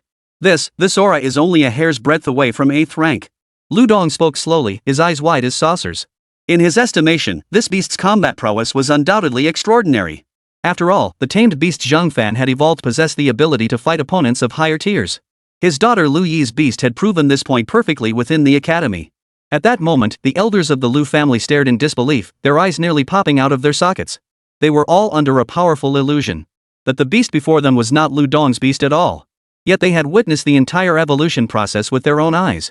Moreover, the gaze this beast cast upon Lu Dong after completing its evolution was distinctly different. Clearly, this beast was Lu Dong's own. Yet this transformation was undeniably too drastic. This beast's combat strength must have reached the 8th tier. Definitely 8th rank, it might even possess mid-8th rank combat strength. Mr. Sang's evolution technique is truly formidable. The elders of several clans slowly snapped back to their senses. They drew in sharp breaths. At that very moment, their faces lit up with intense excitement. The reason was simple, with such combat prowess, the Lu family would effortlessly ascend to become one of Jiangnan City's top clans. It could even aid the young master of the Lu family, the son of Lu Dong, Lu Koshan. They had heard through the grapevine that Lu Koshan wasn't faring well at the first academy. Previously, the family had been too weak and insignificant to offer any meaningful support. But the boy was sensible. He endured much hardship without uttering a single word to his family. After a few minutes, Lu Dong had composed himself. My apologies for the spectacle, Mr. Zhang. This old companion of mine has been by my side all this time. Its evolution has become something of an obsession for me. Now, it has finally evolved. I couldn't quite control myself for a moment. Its combat strength should now be at the 8th tier level. Mr. Zhang, you absolutely must not reveal this aspect of your abilities to anyone else. As Lu Dong spoke, he also gave Zhang Fan some cautionary advice. Zhang Fan understood Lu Dong was acting in his best interest. He nodded in agreement. In my view, its skills are quite impressive. But that psychic ability must be used wisely. With that skill, it can be the decisive factor in turning the tide of battle at critical moments. Zhang Fan promptly offered his assessment of this beast. Although Zhang Fan felt its skills weren't as impressive as those of the Radiant Mantis or the Six-Winged, its stats were still worth noting. At the very least, reaching mid-tier 8th rank combat strength should pose no problem. The others nodded in agreement. But soon, they froze in place. Psychic skills? They recalled that Lu Dong's beast companion didn't possess psychic abilities. What's wrong? You didn't know your beast had psychic abilities, did you? Zhang Fan's eyes widened instantly. What was going on? Could it be that only he could see the interface? You mean, my old buddy has already mastered psychic skills? Is that really true? Of course. Why, can't you sense it? Logically, since it's your beast, you should feel it even without touching it. Zhang Fan inwardly sighed with relief. Thankfully, many people had recognized his talent as a beast tamer. Chapter 66, Is my beast really that terrifying? The Lu family members, including Lu Yi and Li Yeye, were all momentarily stunned. What had they just heard? Could Zhang Fan really discern a beast's abilities just by touching it? Initially, they were stunned by Zhang Fan's ability. But then it hit them. Zhang Fan could assess a beast's physical condition with a single touch and even tailor its evolutionary path. Given that, it made perfect sense that he could determine how many skills a beast master possessed with a single touch. After a few seconds of silence, Lu Dong gave a helpless smile. Mr. Zhang, your talent is downright terrifying. Perhaps that's precisely why those beasts might dislike you after all. They have no secrets from you. To determine what skills a beastmaster possesses, we must have it use every single one. I recall my old companion had 7 skills, though it didn't possess any psychic abilities before. It seems it mastered them during this evolution. Excitement flared across Lu Dong's face.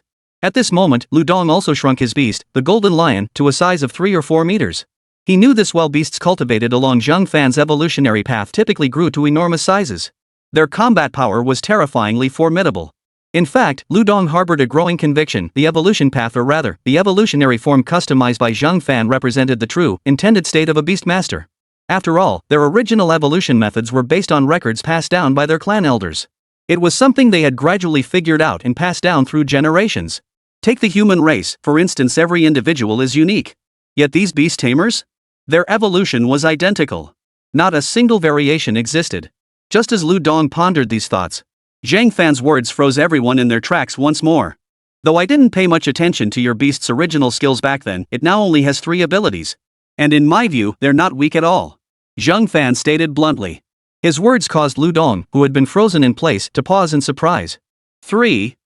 3 is still better than nothing. At least he gained a psychic-type skill compared to before. Lu Dong instinctively furrowed his brow. But upon careful reflection, he realized he had gained a psychic-type skill. Moreover, his beast-taming combat power had seen a significant boost. The cost was merely sacrificing 4 skills, a price worth paying. 1 is a roar-type skill. It doesn't involve sonic attacks. That skill doubles its speed and strength, but it loses some rationality and accelerates its stamina depletion. At these words, everyone in the Lu family stared wide-eyed, their eyes nearly popping out of their sockets. A death-defying skill? No, with such severe drawbacks, it shouldn't even be called a death-defying skill. Lu Dong's face paled with shock, yet he also felt a flicker of delight. He recalled that his old comrade had always possessed a skill for fighting to the death. The difference was that skill only boosted strength by 30%, followed by a day of weakness afterward. What exactly is a death-defying skill? Zhang Fan searched through the lessons stored in his mind and realized that the 4th Academy had never covered this subject. At that moment, Lu Yi immediately explained to Zhang Fan. Xiao Fan, a death-defying skill is one that, when used by a beast rider, temporarily boosts combat power for a set period, but leaves them weakened afterward for a certain amount of time. Lu Yi's words instantly clarified things for Zhang Fan. Ah, so this skill isn't strictly a death battle type either. As long as its stamina holds out, its strength and speed will double and remain boosted, though it will suffer some loss of sanity. Ah, it seems those hidden injuries have affected its core after all. We should feed it more tonics going forward. In a year or 2, the skill might even strengthen.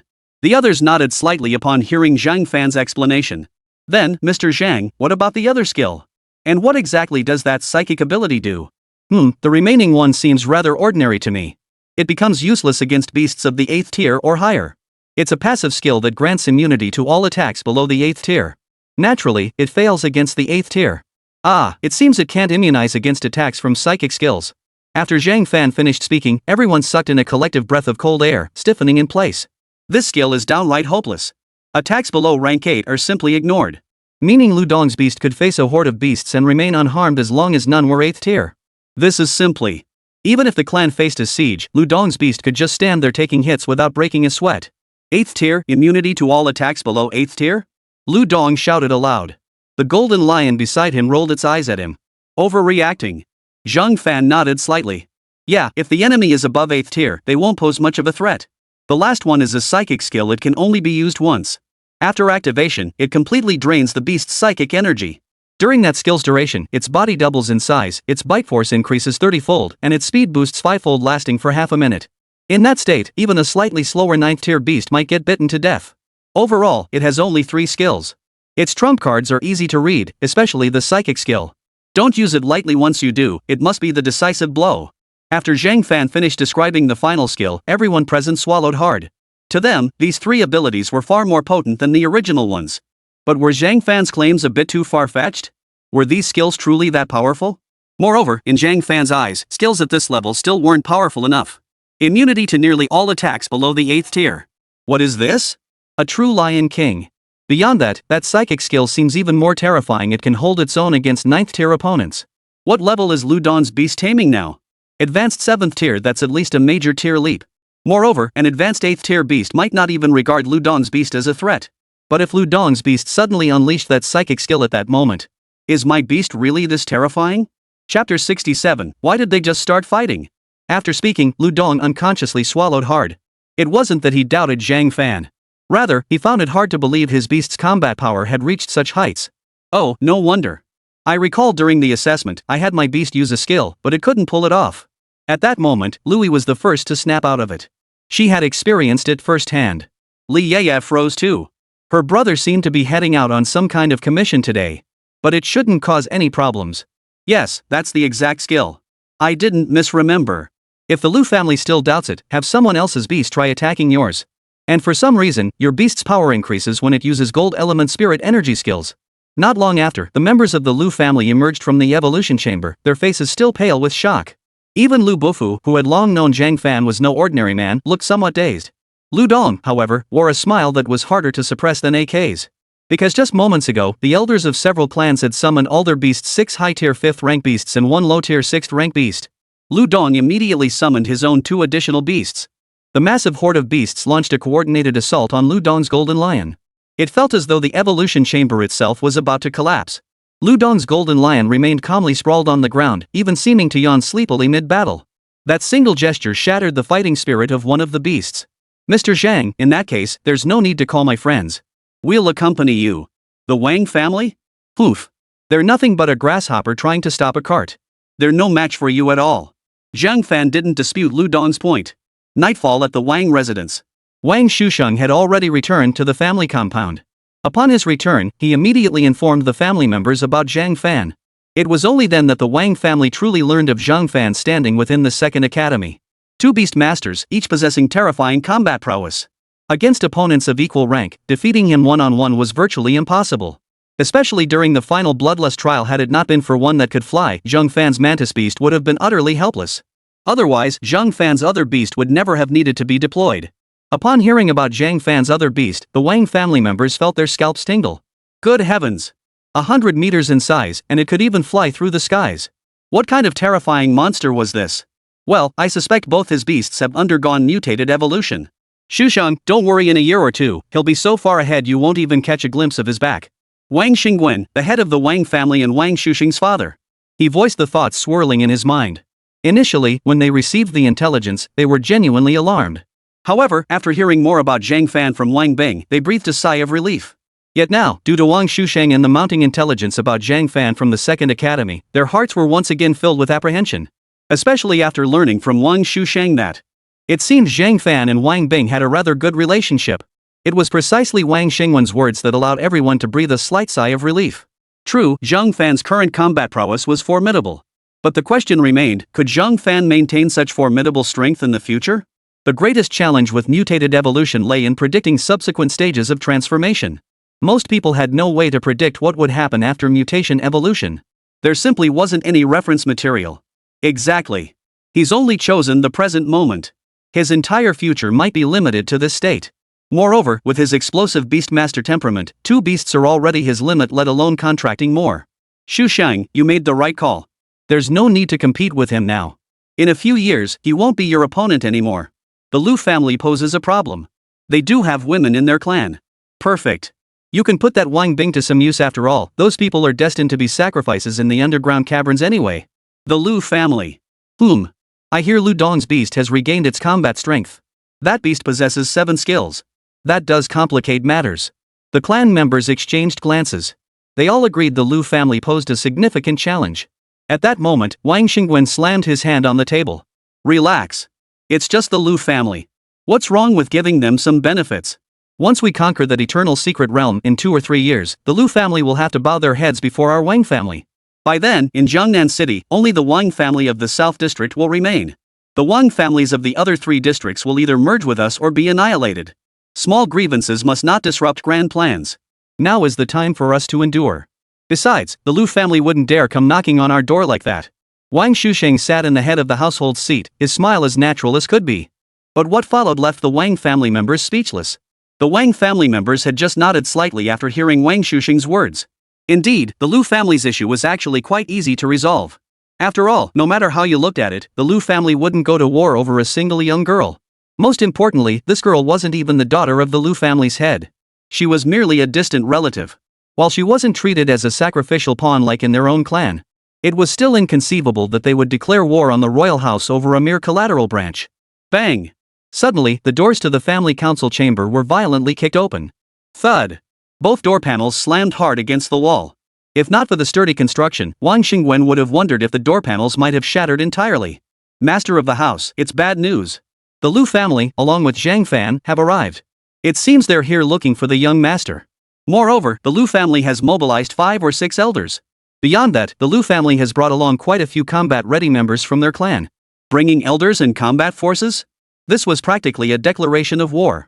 The steward's words caused every member of the Wang family present to freeze in shock. Their gazes immediately turned to Wang Xingwen. What? They just decide to fight like that? Wait, who else did you say was there? Chapter 68, is departing feasible? For a moment, Wang Xingwen was utterly dumbfounded. He couldn't understand it. His son hadn't even had a major conflict with Lu Yi from the Lu family. At most, it was just a verbal altercation, the sort of thing that happened every day. Yet he hadn't seen any family or guild members come looking for trouble. What was going on here? Wasn't it said that the Lu family patriarch was known for being steady and level-headed? How had things escalated to the point where their family was now involved? The head of the family, and Zhang Fan. Zhang Fan. Wang Shengwen's eyes narrowed instantly. Suddenly, everything clicked into place. So that's how it was. I see. The Lu family probably didn't want to get involved at first, but this Zhang Fan likely persuaded them. Plus, Xu Sheng mentioned earlier that kid has a decent relationship with Lu Yi of the Lu family. It's only natural he could sway them. Too bad the kid's still a bit too naive. As long as we prevent the Lu family from acting, it's fine. After all, the Lu family's only after those resources. If it were me, I'd jump at such a legitimate opportunity too. In that moment, Wang Xingwen felt he had clearly discerned the interests at stake between the Lu family and Zhang Fan. Of course, this was merely his own conjecture. The true situation was far from what he imagined. Look at you, calm down. What a state this has become. Lu Dong, I never thought you'd resort to such scare tactics. If it really comes to blows, your Lu family won't gain anything either. Come on, let's go meet this Lu family patriarch together. As for that Zhang Fan, we'll deal with him after we've handled the Lu family. Xu Sheng, you come along too. Your beast may be defeated, but your spirit must never be broken by the enemy. At the Grand Plaza of the Lu family estate, Zhang Fan glanced around but found no place resembling a detention area for Wang Bing and the others. As for the combat strength Wang Bing mentioned the Wang family possessed, in Zhang Fan's eyes, it was nothing to speak of. Even this current situation wouldn't require Zhang Fan to lift a finger. Lu Dong alone could handle it. Mr. Zhang, why don't we just storm right in? Lu Dong now felt an urgent desire to test the true combat prowess of his golden lion beast in actual battle. In doing so, he could also teach Wang Xingwen a proper lesson. He had his own grievances with the Wang family in the past, but as the head of the Lu clan, he had to prioritize the interests of the entire clan. He couldn't act on his own whims, otherwise, the clan's downfall would be inevitable. He never imagined he'd arrive here today in this manner, seeking trouble with the Wang family. No rush.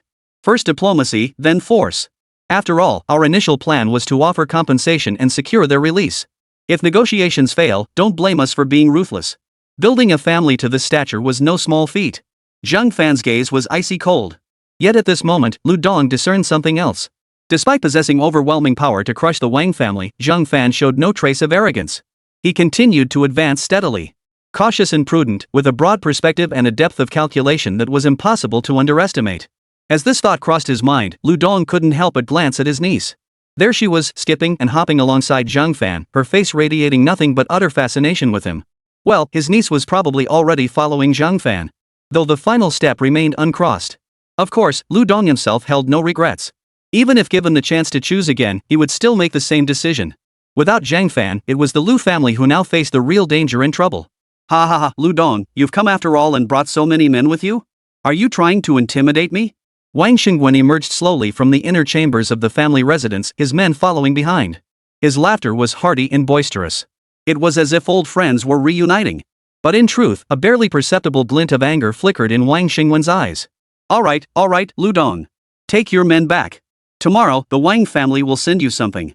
After all, it's just a matter concerning a collateral branch of the family. Besides, it's no big deal just a quarrel among the young. As Wang Xingwen spoke, he shot another glance at Zhang Fan. This young lad was Zhang Fan. It must be said, this kid possessed both nerve and luck. Even at this moment, he remained unflappable, utterly composed. Too bad he wasn't born into my Wang family. Soon enough, I'll have no choice but to send you to your death. After Wang Xingwen finished speaking, the air fell into complete silence. At this moment, Lu Dong felt no desire whatsoever to speak. He slowly raised his finger and examined it. Looks like it's time for a trim today. Wang Shusheng, if you apologize to me and your Wang family releases Wang Bing, I'm still quite reasonable. By the way, you'll need to provide some compensation. Then we'll leave.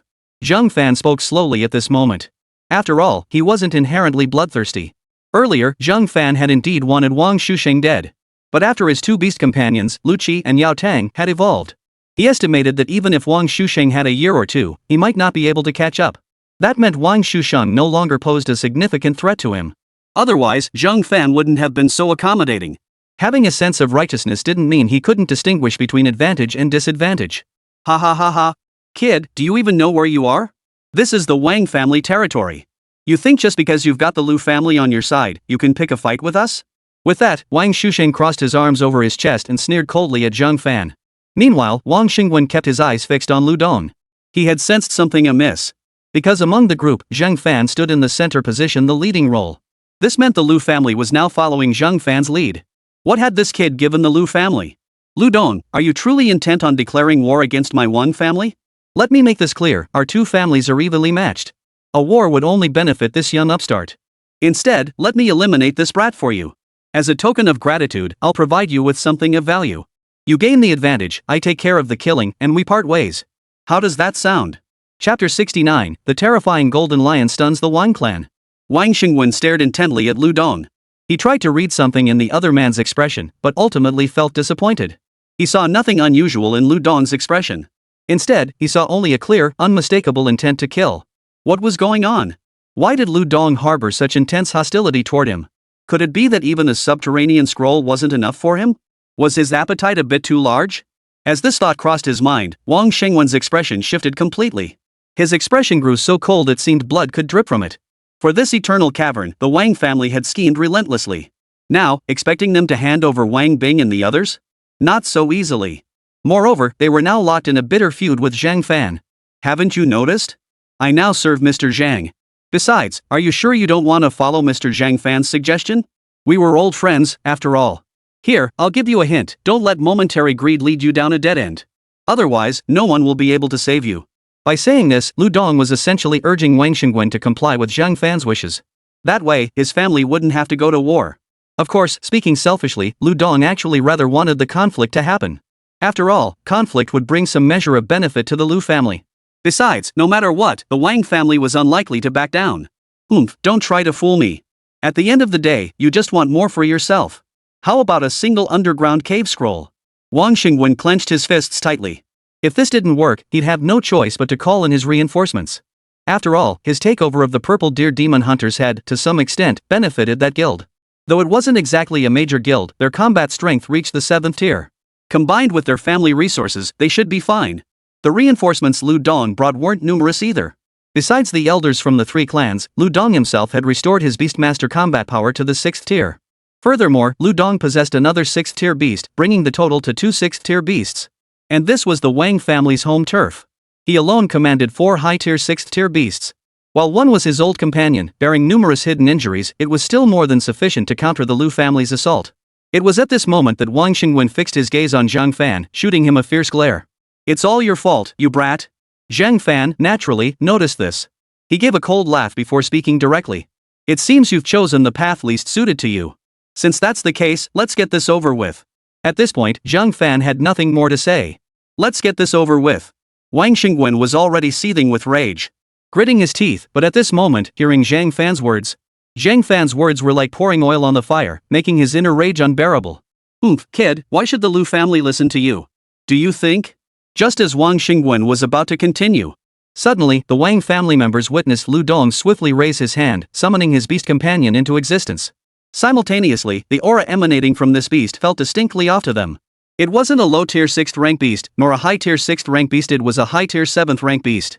That represented a colossal gap in rank. How could this be? When? How could the Lu family have quietly produced such a beast?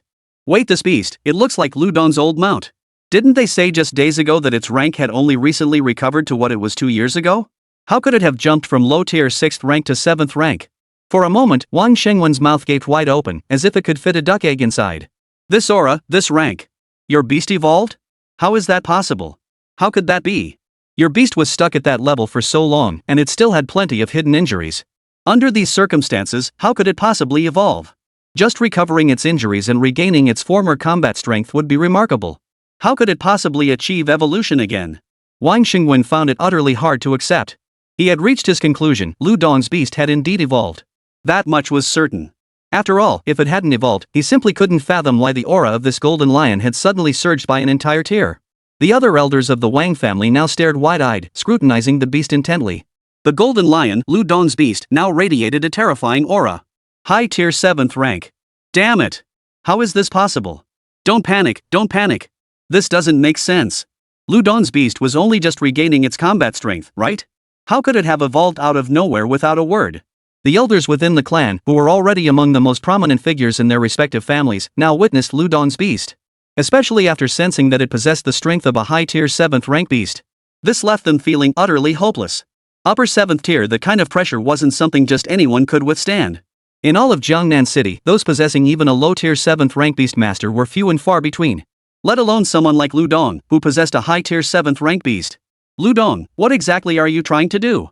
Are you prepared to go down in flames with me, the Wang family, just for this brat? Don't forget, my second brother holds a crucial position in the military. Wang Shusheng could no longer maintain his composure. He too could sense the terrifying combat prowess emanating from Lu Dong's beast. The aura it emitted was already causing the energy within his own body to feel unstable. Moreover, under these circumstances, he noticed that the beast within his own beast-taming ring was now trembling with fear. Damn it! Was the gap between 6th and 7th tier really this vast? How could this be? How had he managed to break through to the 7th tier with his own beast? At this moment, no one could answer Wang Shengwen's question. He could only instinctively ask himself again. Of course, asking it a dozen times wouldn't help. Chapter 70, Fish may die, but the net may not break. Before we fight, I want to know where Wang Bing and the others are being held. Zhang Fan spoke up again at this moment. It was merely a casual inquiry, though he suspected the other party would likely refuse to reveal the location. Kid, shut your mouth. This isn't your place to speak. Lu Dong. Are you really going to do this? Wang Shusheng stared intently at Lu Dong, refusing to believe the man would actually dare to act. Seeing this, Zhang Fan said no more. Lu Dong then commanded his beast, the golden lion, to enter full combat mode. Actually, calling my name won't do you any good. Perhaps even without our Lu family, your Wang family wouldn't stand a chance this time. Golden lion, unleash your full power. The Wang family deserves to be wiped out. Lu Dong spoke calmly, his words dripping with cold indifference. Even now, his opponent still couldn't grasp the situation here. And it wasn't as if Lu Dong hadn't given him any chances. He could have withheld it entirely. But he had offered one. Unfortunately, the other side hadn't seized it. You actually dare to make your move? Very well. It seems today we're destined to go down fighting with the Wang family. Wang Shengwen's face had turned a deep purplish black. Right now, he was seething with rage. Originally, he had assumed that if Zhang Fan came to the Wang family alone, he'd have plenty of ways to handle him. But he never imagined that Zhang Fan hadn't come alone at all. Moreover, he had brought the Lu family along. In their eyes, the main concern was the Lu family's combat strength, particularly Lu Dong's. Otherwise, they weren't entirely without means to deal with Zhang Fan. Fish may die, but the net doesn't necessarily tear. And even if we hadn't come, your Wang family wouldn't stand a chance. Why can't you understand this? As Lu Dong spoke, he turned to observe his beast companion, the golden body. At that moment, the golden lion's form began to grow steadily larger. In barely a second or two, it reached 100 meters in size. This terrifying form resembled a colossus in the darkness. Wait, what's happening? Your beast? How could it evolve into this form? Over the years, Wang Xingwen had also dedicated himself to studying beast tamers, though he hadn't uncovered anything particularly useful either. Moreover, he understood that his own tamed beasts all carried hidden flaws. Further evolution was essentially impossible. Therefore, he had staked everything on his eternal cavern. Unfortunately, before he could even begin his plan, his venture had been struck down in its infancy. This size? What kind of monster is this? His beast.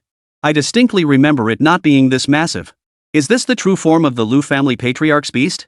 High tier 7th rank? With power like this, can we defeat them? How can we fight this? Are we even opponents? Why would the Lu family come looking for trouble with us?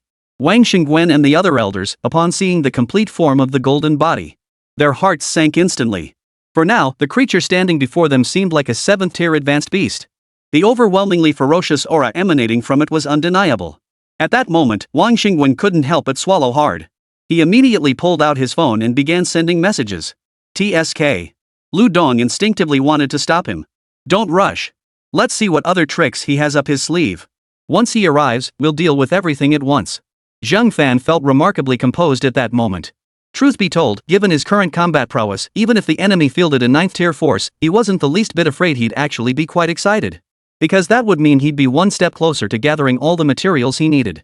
At that moment, Louis gazed at Zhang Fan, her eyes practically sparkling. Whether it stemmed from a certain fondness for Zhang Fan or admiration for his abilities, he couldn't quite tell. In Louis's eyes, Zhang Fan was truly extraordinary. Li Yaya, meanwhile, summoned her beast companion. It was a unicorn rhinoceros. A black-striped heavenly horned rhinoceros. It was a low-tier 4th rank beast, and its current form was the result of evolution guided by Zhang Fan. This beast was no small creature, boasting a body over 20 meters in length. Though it paled in comparison to the 100-meter golden lion standing nearby. Nevertheless, it still commanded a formidable presence. Wang Shu, Zhang Fan attacking you is a bit unfair. Here, Lu Yi and I are the weakest.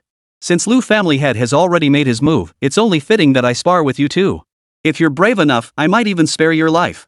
Li Yaya had been deeply annoyed with him all along. Zhang Fan's current beast riding technique was running rampant through the Wang family. And facing Wang Shusheng? That was borderline bullying. That's why Li Yaya chose this moment to intervene. Part of her motivation stemmed from lingering resentment over remarks he'd made back at the second academy while Zhang Fan was on the stage for his assessment. You. Just you. Wait, that's your beast? Who are you? I never saw you take the assessment. You're not from the second academy. As the son of Wang Xingwen, Wang Shusheng's personality was, to put it bluntly, a carbon copy of his father's. Instinctively, Wang Shusheng looked down on Li Yaya. But upon seeing Li Yaya's beast, he couldn't help but swallow hard. The aura of a 4th tier beast felt like someone had clenched his heart in a tight fist. Moreover, this beast wasn't small, and its aura clearly marked it as no ordinary mount. It was almost on par with the wild beasts roaming the wilderness, perhaps even more ferocious than the tamed beasts found in the wild. Who am I? I'm Zhang Fan's girlfriend. Back in the second academy, I've long wanted to have a proper spar with you. Since you couldn't defeat Zhang Fan's beast, me challenging you isn't exactly bullying you. Not bullying? Sis, if I'm not mistaken, your beast's aura suggests a low-tier 4th rank level. And judging by its combat prowess, it might even be mid-tier 4th rank. You lot treat my Wang family like a soft target. Lu Dong, you still have a chance to back down now. I've made up my mind. Are you sure you want to keep attacking my Wang family? Chapter 71, this is your chance to save face. After delivering this speech, Wang Xingwen glanced up at Lu Dong's beast companion the golden lion. Though it hadn't fully engaged yet. They dared not launch a blind attack. Most crucially, he had noticed earlier that Lu Dong had intended to interrupt his call for reinforcements. Only to be intercepted by Zhang Fan. What exactly gave this kid the confidence? Or could it be that this beast master's sudden surge in power was actually due to this kid? Was that why Lu Dong obeyed this kid so readily? Wang Xingwen was, after all, a man skilled in scheming. In just a few seconds, he had deduced numerous details. But even if he deduced these details himself, he might not necessarily believe them. For in his eyes, such a scenario was simply too shocking to fathom. After all, how old was Zhang Fan? He'd only recently graduated from the 4th Academy. And yet he already possessed such profound understanding of the evolution of beast tamers? How could that be possible? It was like turning a hot-blooded young man into a cunning old fox in his 40s or 50s. It was utterly impossible. You don't seriously think that just because you called in reinforcements, you have a solution now, do you? Besides, this whole thing was never in your Wang family's favor to begin with. Lu Dong raised an eyebrow. At the same time, he was somewhat speechless. Why weren't the Wang family members coming forward yet? He was getting impatient. Similarly, the 3 elders who had come from the Lu family wore expressions of equal anticipation. They too were eager to witness the moment when the Wang family members, having summoned their respective beast companions and unleashed their full strength, failed to even scratch the golden lion's coat. That spectacle would surely be quite a sight to behold. Cut the nonsense. Right or wrong, I'm doing this for my family. Aren't you doing it for yours? Did you come to my Wang family not to secure greater benefits for your own clan? Humph, Lu Dong, you've certainly learned how to put on a show of virtue in front of me. Wang Xingwen saw this and realized the other party likely didn't want their interests. He only sought to ally with Zhang Fan and strip some flesh from the Wang family. Unfortunately, his cousin served in the Imperial Army. Distant help couldn't extinguish a nearby fire. His only hope lay with that guild and the other 2 clans. If things played out this way, the Wang family would bleed heavily. But once they weathered this storm, everything the Wang family had lost would eventually be reclaimed. When that time came, he would settle accounts with each of them, one by one. 1,000 malevolent thoughts flashed through Wang Xingwen's mind. Lu Dong could guess some of his intentions. What Lu Dong didn't know was the source of Wang Xingwen's confidence to settle all scores in the future. And he didn't want to know. Since neither of them has much of a future left, what's the point of him dwelling on it? It's simply unnecessary. Building a reputation for virtue, that skill, I learned it from you. 3 years ago, our Lu family certainly suffered losses at your hands. Coming after you isn't unreasonable. And I, Lu Dong, will never let my family members be sacrificed as pawns. Mr. Zhang, should we wait for their reinforcements or strike now? At that moment, Lu Dong saw that Wang Shuxing's beast and Li Ye's beast had already engaged in combat. However, Wang Shuxing's beast was already covered in wounds from Li Ye's beast. Meanwhile, Li Ye's black-patterned heavenly horned rhinoceros bore not a single white mark on its body. Zhang Fan hadn't even bothered to watch Li Ye's battle closely. He knew full well the combat prowess of Li Ye's beast. Even ordinary low-tier 5th rank beasts might not stand a chance against it. And Wang Shuxing's beast was only a 3rd-tier creature. Surviving a few hits and remaining standing was already pushing its limits. No need to wait for them. Just strike now. Wipe them out completely, then find the person. There's no point in talking any further after all this. Let your beast sweep them aside. There's no need for the others to get involved. The Wang family isn't all that impressive, after all. As Zhang Fan scanned the scene, he observed the Wang family members and concluded their strength was indeed on par with the Lu family's, not much different at all. But the problem now was that Lu Dong's beast had evolved. Its true combat power now reached the 8th tier. Combined with its innate skill set, it was utterly unfazed by any siege tactics. Even if a 9th tier beast were to appear, Lu Dong's golden lion might still emerge victorious. Arrogant. A mere high tier 7th rank beast master dares challenge our entire Wang family? Boy, you don't seriously believe that at this level, no one can suppress you, do you? This is sheer arrogance. You clearly hold no regard for our Wang family. A beast's stamina is finite. Even ants can bring down an elephant if their numbers are great enough. Prepare to pay for your arrogance. Patriarch, it's time for us to intervene. Oomph. Thinking a single high-tier 7th rank beast can take on our entire Wang family? What a joke. The elders of the Wang family were seething with anger, each more furious than the last. To them, Zhang Fan's words were nothing short of a slap in the face. And it was a particularly hard slap. Their pride had been struck. No faction would ever let such an insult go unanswered. Meanwhile, the members of the Lu family, especially those 3 elders, wore cold smiles on their faces at this moment. Very well. That expression, that attitude, that feeling, they knew it all too well. Because roughly an hour or 2 earlier, they had been exactly the same. Then came the silence. Now, they saw that same expression and heard that same tone again, this time on the faces of the Wang family. How familiar it all felt. Yet, compared to the excitement of the elders, Lu Dong was even more agitated. At this moment, the corners of his mouth were truly struggling to suppress a grin. It's not that I look down on you, nor that Mr. Zhang looks down on you. This is simply giving you some face. After all, Mr. Zhang didn't directly attack you. Although Lu Dong hadn't witnessed Zhang Fan's 2 tamed beasts after their evolution during his time at the Lu residence. But he had sensed the aura emanating from them during their evolution. Chapter 72, The Wang Clan in Despair. Wang Xingwen felt as though his face had been beaten to a pulp. Today's incident was utterly intolerable. If he let this slide today, by tomorrow, even the lowliest riffraff would dare come to the Wang family and act out of line. Fine. Fine. Fine. You said it yourself, you're only sending one beast, right? Then listen up, every member of the Wang family. Surround that golden lion. Today, we'll tear its skin off, no matter what. Our Wang family's honor has been trampled underfoot by this beast. Wang Xingwen was seething with rage. His eyes were bloodshot with fury. The rage burning within him needed no words. His expression alone spoke volumes. In an instant, one after another, the crowd summoned their own beasts. Especially the elders.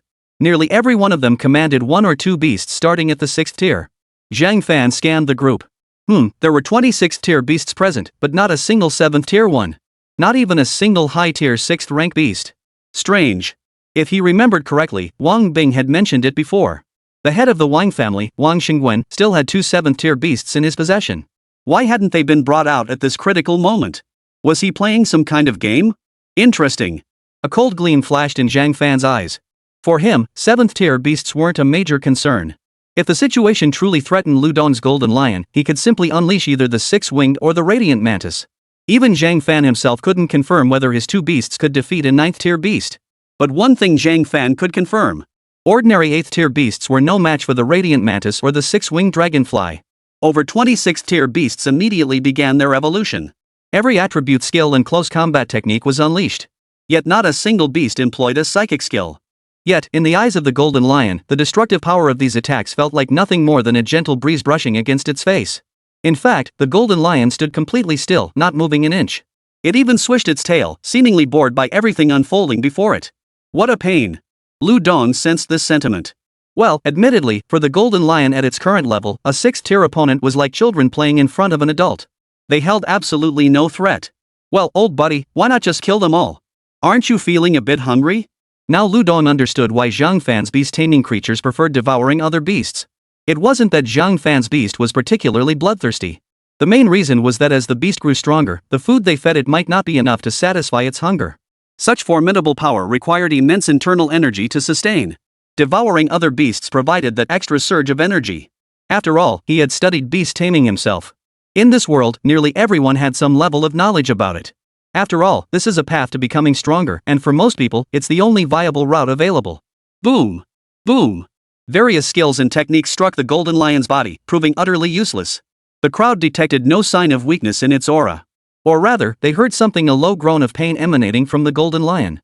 Suddenly, a terrible foreboding settled over the Wang family members. What was going on? This can't be right? How could it be that none of it seemed to have any effect?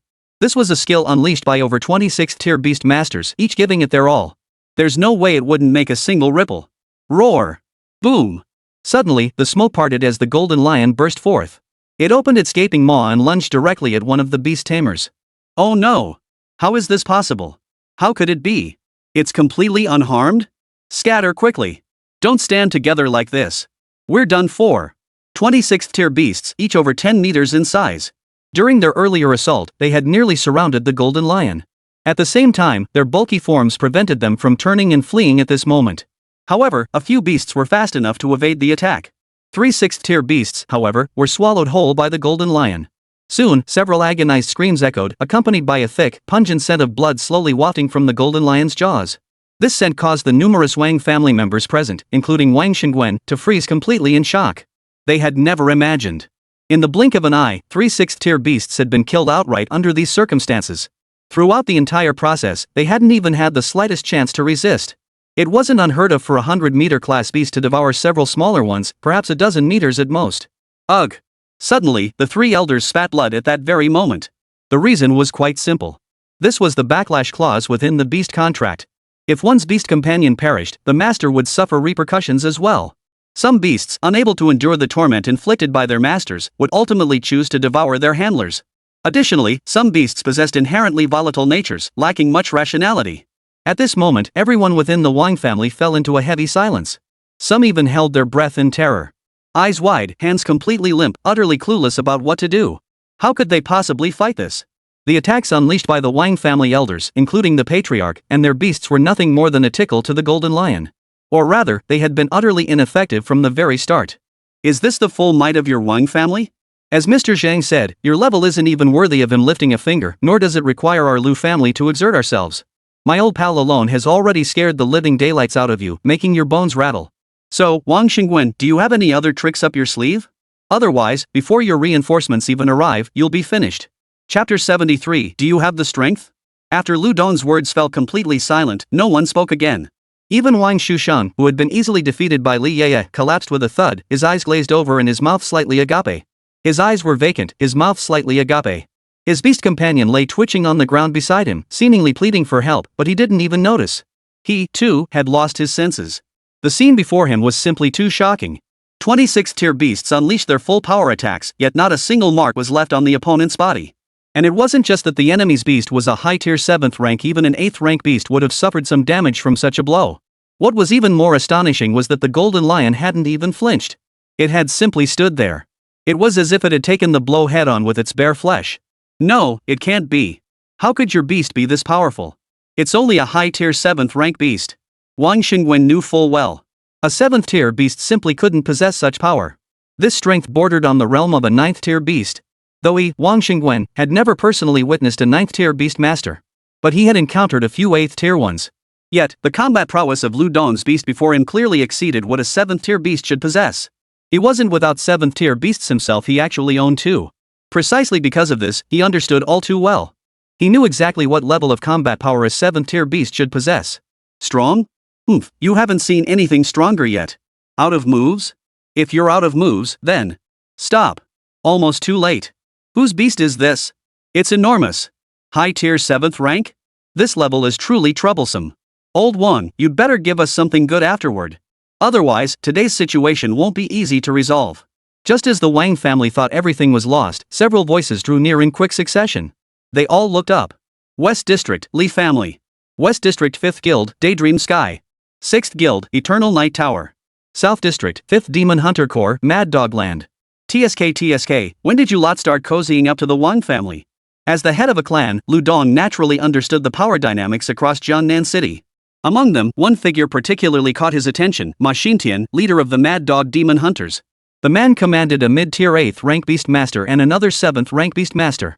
Yet upon Ma Xintian's arrival, he didn't acknowledge Lu Dong or Zhang Fan, instead fixing his gaze directly on Wang Xingwen. Head of the Wang family, I hear that your clan's purple deer demon hunters are under your command. Might I request to have them all transferred to my banner?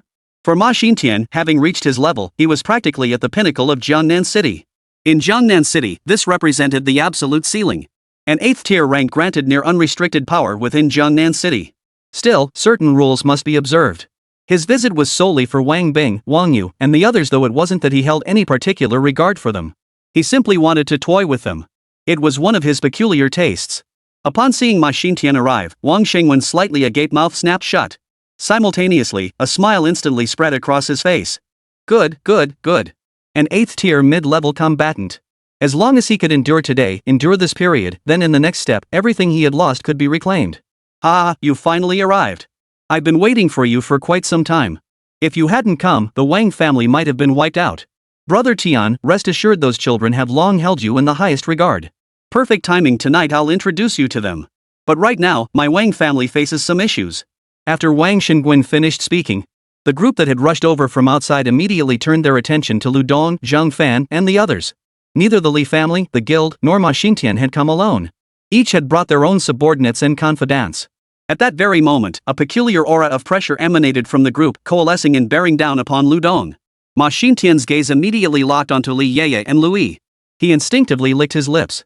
Lui immediately grabbed Zhang Fan's arm and pressed herself close to him. Zhang Fan felt the softness pressed against his arm.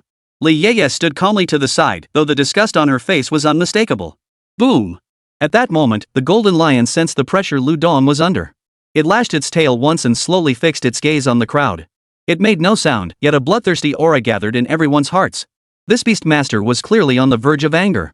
However, this beast seemed unusually powerful. At the advanced 7th rank level, its size was already formidable. The head of the Li family, along with the 2 guild representatives, all frowned at this moment. Today's situation looked increasingly difficult to resolve. Kid, kneel down. Hand over those 2 women beside you, and I'll let you go. Ma Xintian paid no heed to the golden lion after all. Its aura only indicated a high-tier 7th rank beast, while his own mount was a mid-tier 8th rank. All eyes were now fixed on Zhang Fan. However, Wang Shusheng's face now twisted into a cold smile. Good. Very good. Let's see what you're going to do now, kid. Get out. Don't make me say it twice. Zhang Fan's voice was icy cold. After all, Li Yeye and Louis were now both his women. Given how the other party was already speaking like that, did he still need to be polite? At the same time, the moment Zhang Fan uttered those words, nearly everyone's eyes widened in shock. How could he dare? How could he? Ma Xintian possessed an intermediate 8th tier beast tamer. He even held some renown throughout the entire Jiangnan city. Lu Dong and the Lu family elders, however, showed no sign of panic. They had immense confidence in Zhang Fan. Since my Beastmaster broke through to mid-tier 8th rank, you're the first person to speak to me like this. Young man, sometimes overconfidence leads to actions you'll regret. I was young once too, but my strength was formidable. In the end, it was the other party who paid the price. Do you have the strength? Chapter 74, Why aren't you intervening? Ma Xintian's words instilled immense confidence in the Wang family members present. At this point, even if the Wang family couldn't produce anything, Ma Xintian would still come after Zhang Fan. But it was precisely at this moment that Wang Xingwen's eyes lit up. He wouldn't let Zhang Fan go ahead and provoke Ma Xintian like this. Mr. Ma, there's no need to waste your temper on this young upstart who doesn't know his place. Leave this matter to the Wang family. Rest assured, we will handle it to your complete satisfaction. As for those two girls, it's their honor to have caught your eye. All you need to do is help me hold off Lu Dong. Besides, the Lu family has been asking for this kind of trouble. Wang Shengwen's plan was straightforward. His plan was to have Ma Xintian and his men kill Lu Dong. That way, he could distribute the Lu family's vast resources among his men. And in the end, he would also reap some benefits.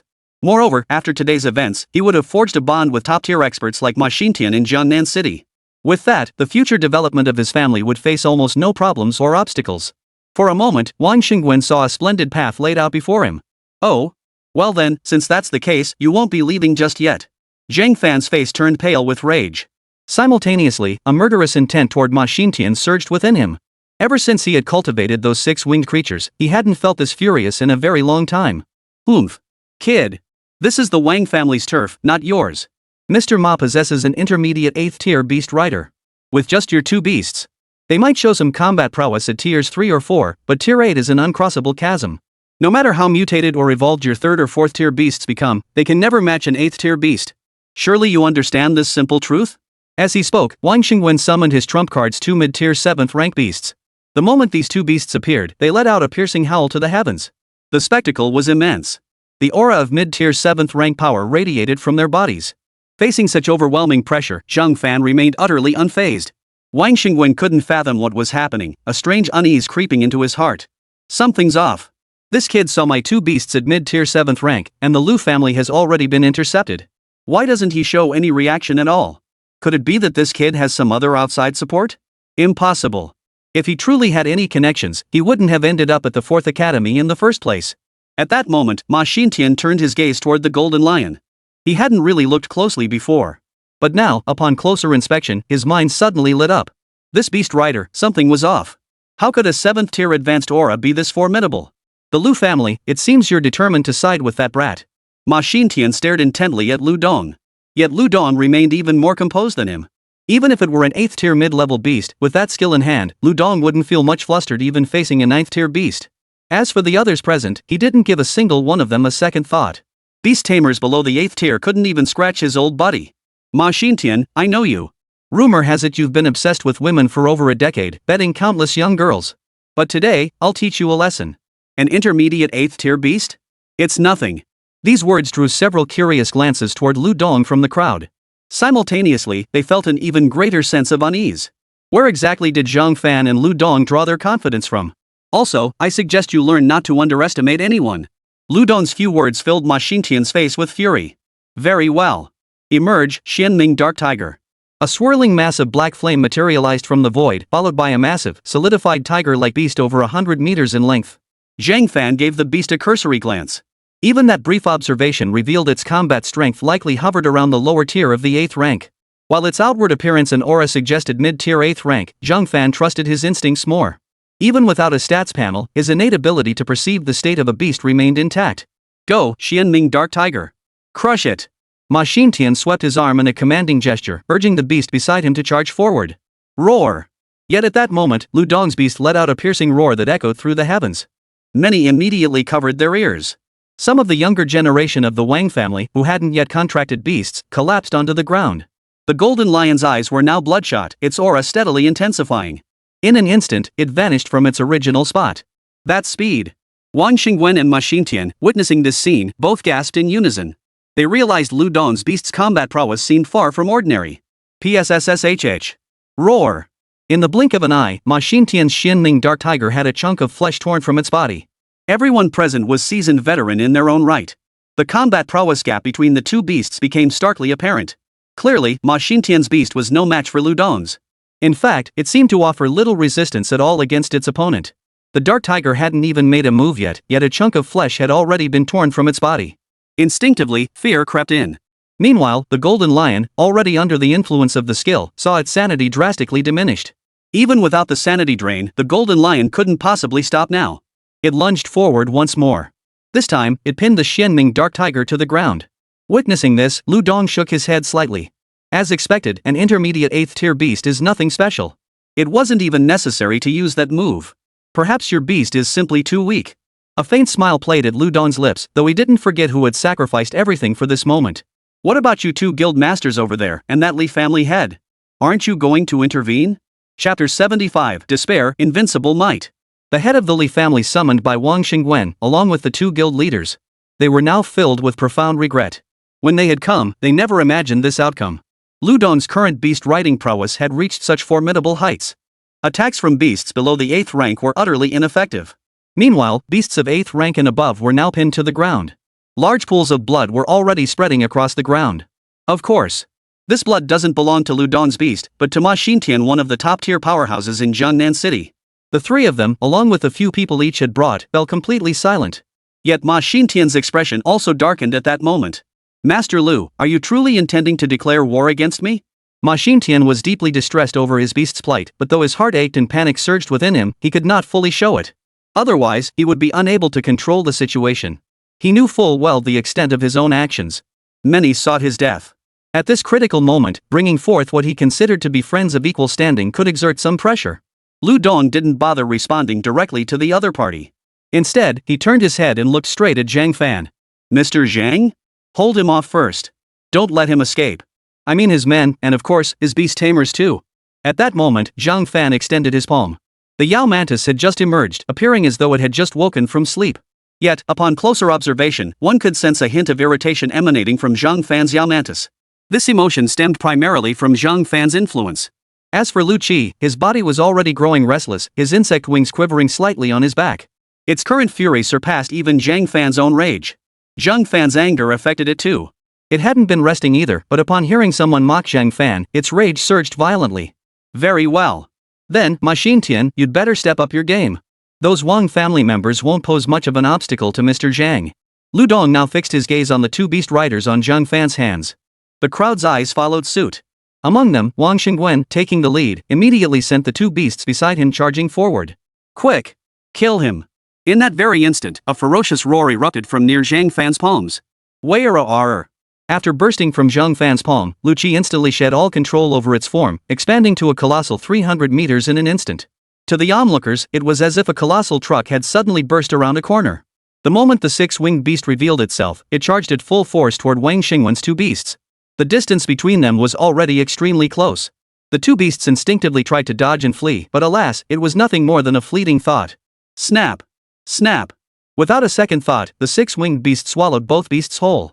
With a body spanning 300 meters in length and towering dozens of meters high. For its gaping maw, swallowing a beast less than 100 meters long was nothing short of effortless. At the same time, the mantis had found its own group of opponents. Over a dozen 6th-tier beasts. How is this possible? Ugh! Wang Xingwen's eyes bulged wide, his eyeballs nearly popping out of their sockets. Before his shock could fully register, however, a mouthful of blood spurted from his lips. Simultaneously, his body plunged into profound weakness. This was not only due to the backlash from the beast's death, but also because the physical enhancements and attribute bonuses the beast had granted its master vanished completely. Suddenly, as Wang Xingwen bent over to vomit blood, he felt something liquid drip onto his hair. In that instant, Wang Xingwen froze rigid in place. In that moment, he felt as if he had been transported back to his youth, when his strength was still feeble. Once, their group had been scattered by a dozen strange beasts. It was during that incident that he had clung desperately to the ground beneath some grass, holding his breath so tightly it felt like it might stop forever. A powerful beast had been there, and the mucus dripping from its mouth had fallen onto his head. But now, unlike then, he wasn't hidden in the grass. Moreover, he could see that beneath him lay utter darkness, a colossal shadow completely engulfing him. Is this your beast? What a joke. At this moment, Wang Xingwen knew his Wang family was utterly defeated. He understood that this time, he was undoubtedly doomed. In that instant, countless thoughts raced through his mind as memories of his past began to flood his consciousness. The sheer presence alone was enough to send Wang Xingwen into a whirlwind of memories. In Wang Xingwen's own eyes, these mere seconds felt like a lifetime. To others, it was merely a few seconds. With trembling, Wang Xingwen slowly raised his head. Before him stood a figure towering over nearly the entire city of Jiangnan, its face adorned with 6 wings spanning dozens of meters. Terror froze Wang Xingwen to the spot. Hiss! The 6-winged creature let out a low growl and lunged directly at Wang Xingwen. Without surprise, Wang Xingwen vanished without even leaving a corpse behind, swallowed whole into the creature's belly. Witnessing this scene, many members of the Wang family were so terrified they stumbled backward, yellow liquid seeping from beneath them. Thud! Wang Shuxing collapsed to the ground at that very moment. His face turned deathly pale. How could this be? Why did its size suddenly increase so drastically? Why? Why is this happening? What on earth is going on? His beast companion, wasn't it supposed to be a 3rd or 4th tier beast? What's going on with its size? Has it evolved? This can't be. This isn't right. This can't be real. Wang Shusheng sat on the ground, muttering to himself in a daze. His face had lost all trace of human consciousness, completely frozen in a state of terrified stupor. Chapter 76, Jiangnan City, don't come back. Within a single exchange, Yao Tang annihilated the dozen or so 6th-tier beasts of the Wang family. Without pausing, Yao Tang immediately turned his attention to the remaining members of the Wang family. To Yao Tang, the most crucial thing was not finding opponents as powerful as himself, but Zhang Fan's will. Zhang Fan's demand was clear: every single person before him must be killed. Barely a minute or two passed. The Wang family compound was left with scarcely a body remaining. Originally, Zhang Fan hadn't intended to take things to extremes. He planned to have a proper discussion, and if that failed, he would demonstrate some of his power. But they ignored him 3 or 5 times. And that Ma Xintian, he had the audacity to make a pass at his woman. This was something Zhang Fan simply couldn't tolerate. Yet at that very moment, the head of the Li family, accompanied by his own men and the 2 guild masters, had all vanished without a trace. Many were captivated by Zhang Fan's 6-winged mantis and the radiant mantis, so no one noticed exactly when they slipped away. But Lu Dong hadn't forgotten to keep an eye on Ma Xintian. Truthfully, Ma Xintian had considered fleeing midway through the journey. Yet that notion vanished entirely upon witnessing Zhang Fan's beast taming. He believed his research into beast taming had yielded considerable achievements, otherwise, he wouldn't have cultivated his own beast to the mid-stage of the 8th rank. Moreover, he knew all too well that his beast mastery had reached its limit. Unless he could find a way to heal the hidden injuries within his beast's body. But healing hidden injuries was far from easy. In the wild, if one was lucky enough to stumble upon some naturally occurring high-grade medicinal plants or certain fruits, such things usually attracted large numbers of beasts. It might even draw the attention of 9th-tier beasts. Under such circumstances, securing the item and making a complete retreat. The difficulty of accomplishing this is incredibly high. It was precisely because he couldn't heal the latent wounds inflicted by his beast companions, coupled with the fact that he was already in his 50s, and on top of that, he had lost his ability to procreate. Thus, he ceased to care about enhancing his beast-taming combat prowess, instead focusing his efforts on personal indulgence. However, by now, a hint of regret had begun to stir within him. So the Wang family isn't all that after all. I showed goodwill and patience for my friend's sake, yet you lot wouldn't even listen to a single word I said. Well, it's all over now. I shan't dwell on it. Just be more careful next time around. Zhang Fan sighed helplessly, a hint of melancholy in his voice. He then turned his gaze toward Ma Xintian. Your turn. I wonder how my current strength measures up in your eyes. Do I still meet your standards? Zhang Fan didn't spare Ma Xintian a single friendly glance. If the other had just insulted him, he wouldn't have cared much. But that arrogant attitude. And to have designs on his woman. Under these circumstances, let alone Zhang Fan, any normal man would be hard-pressed to put on a friendly face. How could your beast be this powerful? I've never heard of you in Jiangnan City. At this moment, Ma Xintian was utterly bewildered. But after carefully sensing the auras of Lu Qi and Yao Tang, his mind was filled with shock. What kind of aura was this?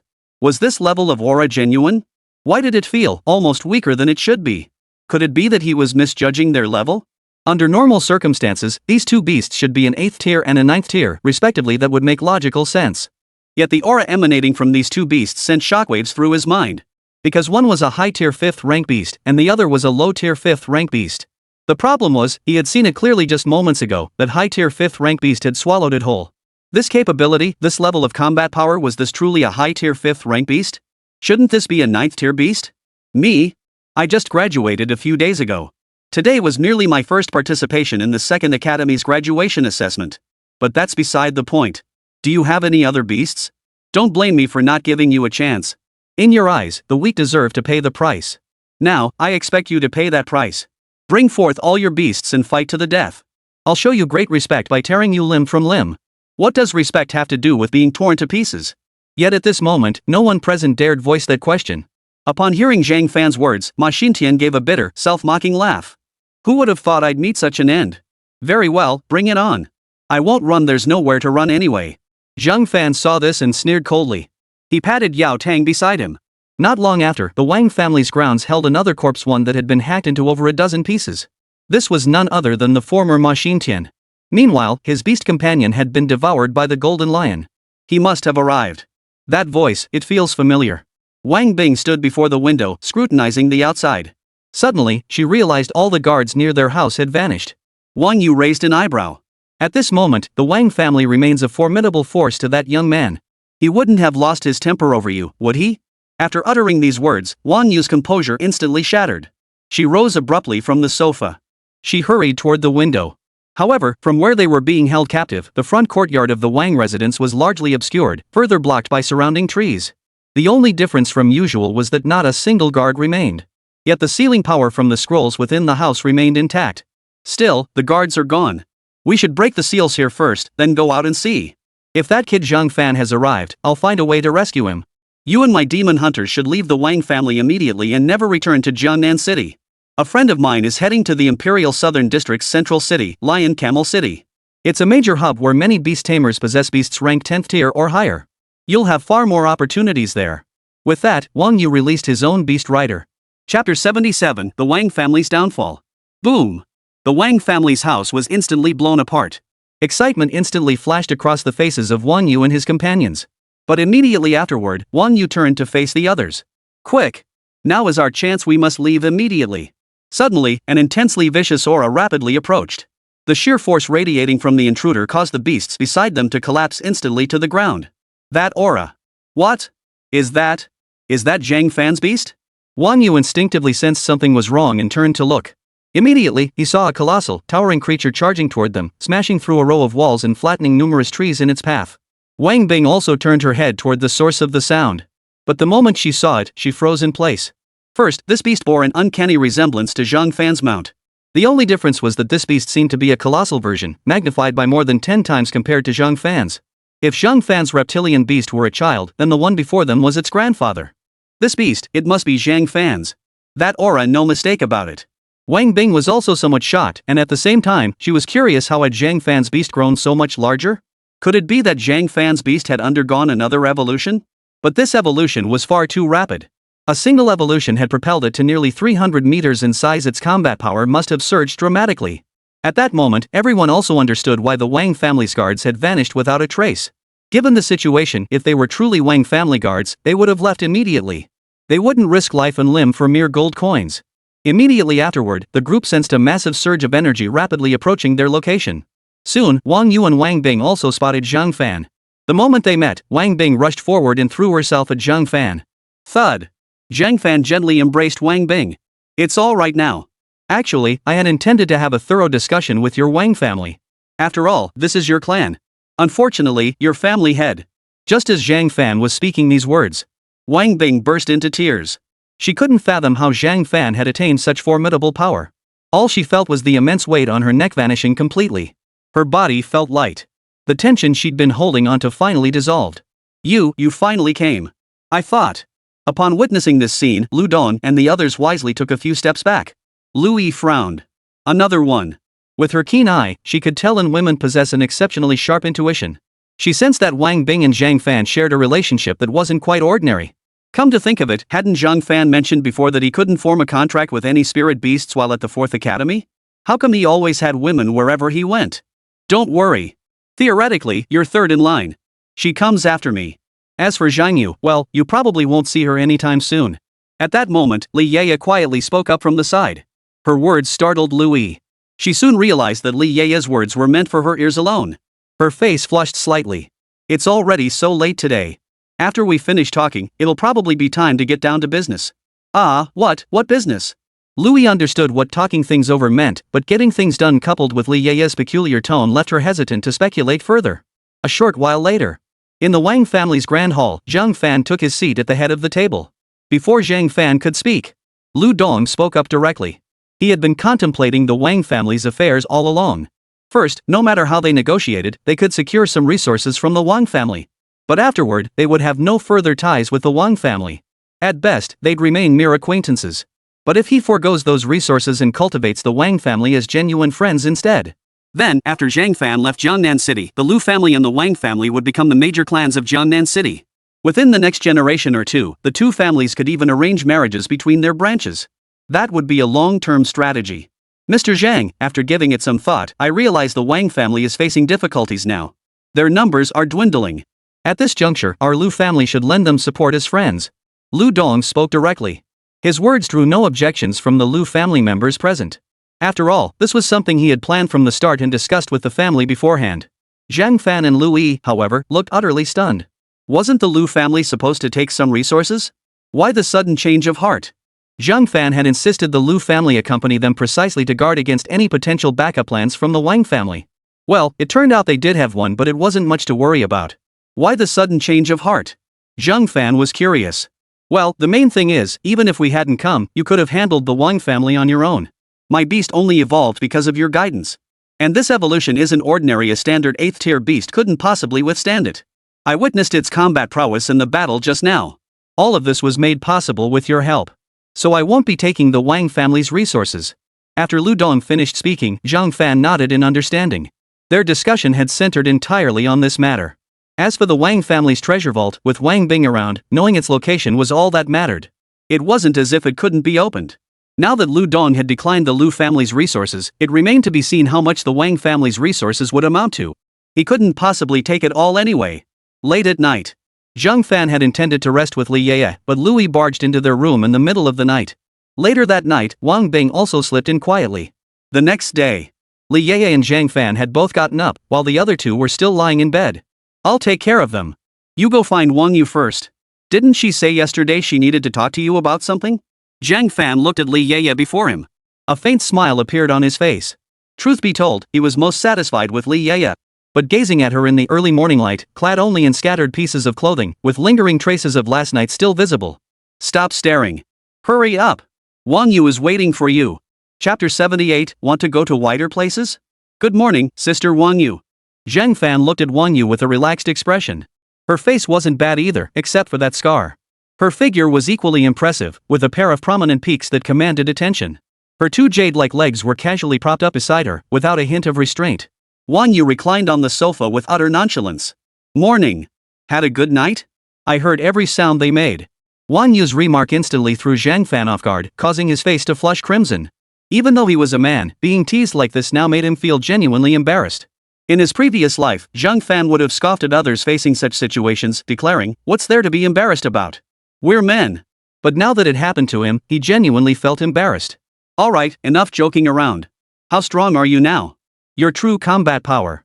Wang Yu's gaze was intensely serious as he stared straight at Zhang Fan. This was something she had already considered thoroughly. Moreover, with Zhang Fan possessing such strength, if he were to participate in that commission, he might just end up settling in that city. A city with sky railways laid out that was what could truly be called an imperial city. Take Jiangnan City where they were now. Though it was a city, in Wang Yu's eyes, it fell far short. One of them possesses combat strength close to the 9th tier, while the other has 8th tier strength. Does the Wang family have any other enemies that require my assistance? After all, Wang Bing was now his woman. Zhang Fan would never let her suffer any injustice. No, this isn't about the Wang family. After last night, no one dares to underestimate the Wang family, nor the Lu family including you. In Jiangnan City, most people holding any intelligence won't dare cause trouble for us. Zhang Fan had only graduated a little over half a month ago. He first participated in the 2nd Academy's Bloodlust assessment. He shattered the city's historical record for the Bloodlust trial and passed. That very night, he stormed the Wang family estate, leading his men to purge the place. Among the casualties was Ma Xintian, one of Jiangnan City's top-tier powerhouses. Ma Xintian, who commanded an intermediate tier 8th rank beast tamer, also met his end at Zhang Fan's hands. Had this feat been accomplished by a middle-aged beast tamer, it would have been legendary in Jiangnan City. But when such deeds were committed by a youth like Zhang Fan, it wasn't a legendary tale in Jiangnan City, it became a horror story. Under these circumstances, would anyone still dare to pick a fight? How could that be possible? Yet, early this morning, Wang Yu received numerous apologies from the Li family and the two guilds that had fled the Wang family last night. The combined value of these gifts would be more than enough for Wang Yu to establish a new demon hunting squad. She had already disbanded her own demon hunting squad. All those individuals had been integrated into the Wang family. The Wang family still had some survivors. For those who clearly harbored grudges, Wang Yu dealt with them swiftly and decisively. What I actually need to discuss with you concerns another city. My demon hunting squad previously accepted a commission to travel to that city. That city has sky railways and many things we don't have here. The equipment there is also far more specialized. Beyond clans, demon hunting guilds, and guilds, there are also conglomerates. It's a promising city. I hope you'll join us on the journey. If you agree, I'll explain the details of the commission to you. Zhang Fan stared at Wang Yu before him, carefully weighing every word the other man had spoken. Meanwhile, on the other side, Zhang Lin, the headmaster of the 4th Academy, never imagined that one day, he too would be sought out by a high-ranking imperial officer. Imperial Southern Region, 8th Regiment, 15th Army, Deputy Captain. While this rank was insignificant on an imperial scale, in their small city of Jiangnan, it was truly a high-ranking official. I never imagined a small place like ours could attract someone of your caliber. I wonder what brings you here. I'm doing my utmost to run the 4th Academy. It's the only institution in Jiangnan City that doesn't charge tuition fees. Zhang Lin spoke with great courtesy. He then carefully appraised the man before him. The man stood tall and poised, his posture elegant. Though he wore glasses, the white imperial military uniform draped over his shoulders, the insignia on his uniform, and the aura radiating from him, proved he was no ordinary man. Both in appearance and combat prowess, he was clearly of the highest caliber. Yet Zhang Lin dared not stare too long. After speaking, he quickly averted his gaze to rest on the bridge of his nose. He knew he couldn't afford to offend someone like this. Don't be nervous, Principal Zhang Lin. I'm here for one person specifically. As for you, I've looked into your background. You're an excellent principal. Additionally, the Empire will be issuing you some rewards shortly. Consider it a reward for your academy producing a genius. However, you must never reveal that you received imperial rewards for this matter. Otherwise, trouble will find its way to you. I hope you understand. After delivering these words, Si Tianyan adjusted the glasses perched on her nose. Her primary reason for coming here was Zhang Fan. A genius? Rewards? Could it be you're here for that boy named Zhang Fan? He only recently passed the 2nd Academy's bloodlust trial. In our Jiangnan city, he is indeed a prodigy. But across the entire empire, Zhang Fan's talent surely isn't worth someone of your stature coming personally, is it? Zhang Lin had seen the outside world. He wasn't swayed by Si Tianyan's words either. Rewards or not, that could wait. First, he needed to see what the other party was truly after. No need for such wariness. I'm no enemy, nor do I harbor ill will toward Zhang Fan. I've come solely because of his talent. I wish for him to join the Imperial Army. Moreover, I personally guarantee that once he joins the Imperial Army, he won't have to go through any formalities and will enjoy the utmost freedom. In the Imperial Army, if you're dissatisfied or want change, it's simple, defeat your superior, and the army will follow your lead. Chapter 79, You Are More Terrifying Than Them. Seeing the generous terms offered before him, Zhang Lin understood the Imperial Army well. He knew that for the person before him, Deputy Squad Leader Si Tianyan, this offer carried significant pressure. This was no small pressure to bear. But then he recalled Zhang Fan's beast tamer. In just a few short days, it had undergone an evolution, reaching the mid-tier level of Stage 3. In terms of actual combat power, it wouldn't be implausible to say it had reached the 4th tier. At the very least, when facing other 3rd-tier mid-level beasts, Zhang Fan's mounts possessed overwhelming dominance over their peers. Moreover, the sheer size of Zhang Fan's two beasts alone was terrifying. Come to think of it, last night he had suddenly heard a certain beast's roar. The sound felt oddly familiar. Steeling his nerves, Zhang Lin lifted his gaze to meet Si Tianyan's eyes. You sought me out, presumably to act as a go-between for that young man. I can't say whether the terms you mentioned would be useful to him, but I can certainly help you contact him. Zhang Lin stroked his chin. He understood perfectly well that she was here for Zhang Fan. Truthfully, this was the first time he'd encountered someone like this. And here he was at their 4th Academy. Ultimately, his background was lacking. Otherwise, Zhang Fan would have made a name for himself a year or two ago. Of course, it might not be too late now. Si Tianyan's eyes lit up instantly. At least she'd found someone. After all, she still had some time during this period. If they could truly recruit Zhang Fan into their team, then the future pressure on their team would be significantly reduced. Thank you so much. With your connection here, our meeting will go very smoothly. Si Tianyan expressed her gratitude directly. Regardless of whether the matter ultimately succeeded, this was merely basic courtesy. Speaking of which, is that kid really that talented? Why send someone like you to recruit him? Zhang Lin couldn't help but feel a pang of curiosity. In his view, the Imperial Army was full of monsters and geniuses. Zhang Fan was indeed terrifying when viewed across the entire Jiangnan city. But on the scale of the entire empire, he probably wasn't anything special.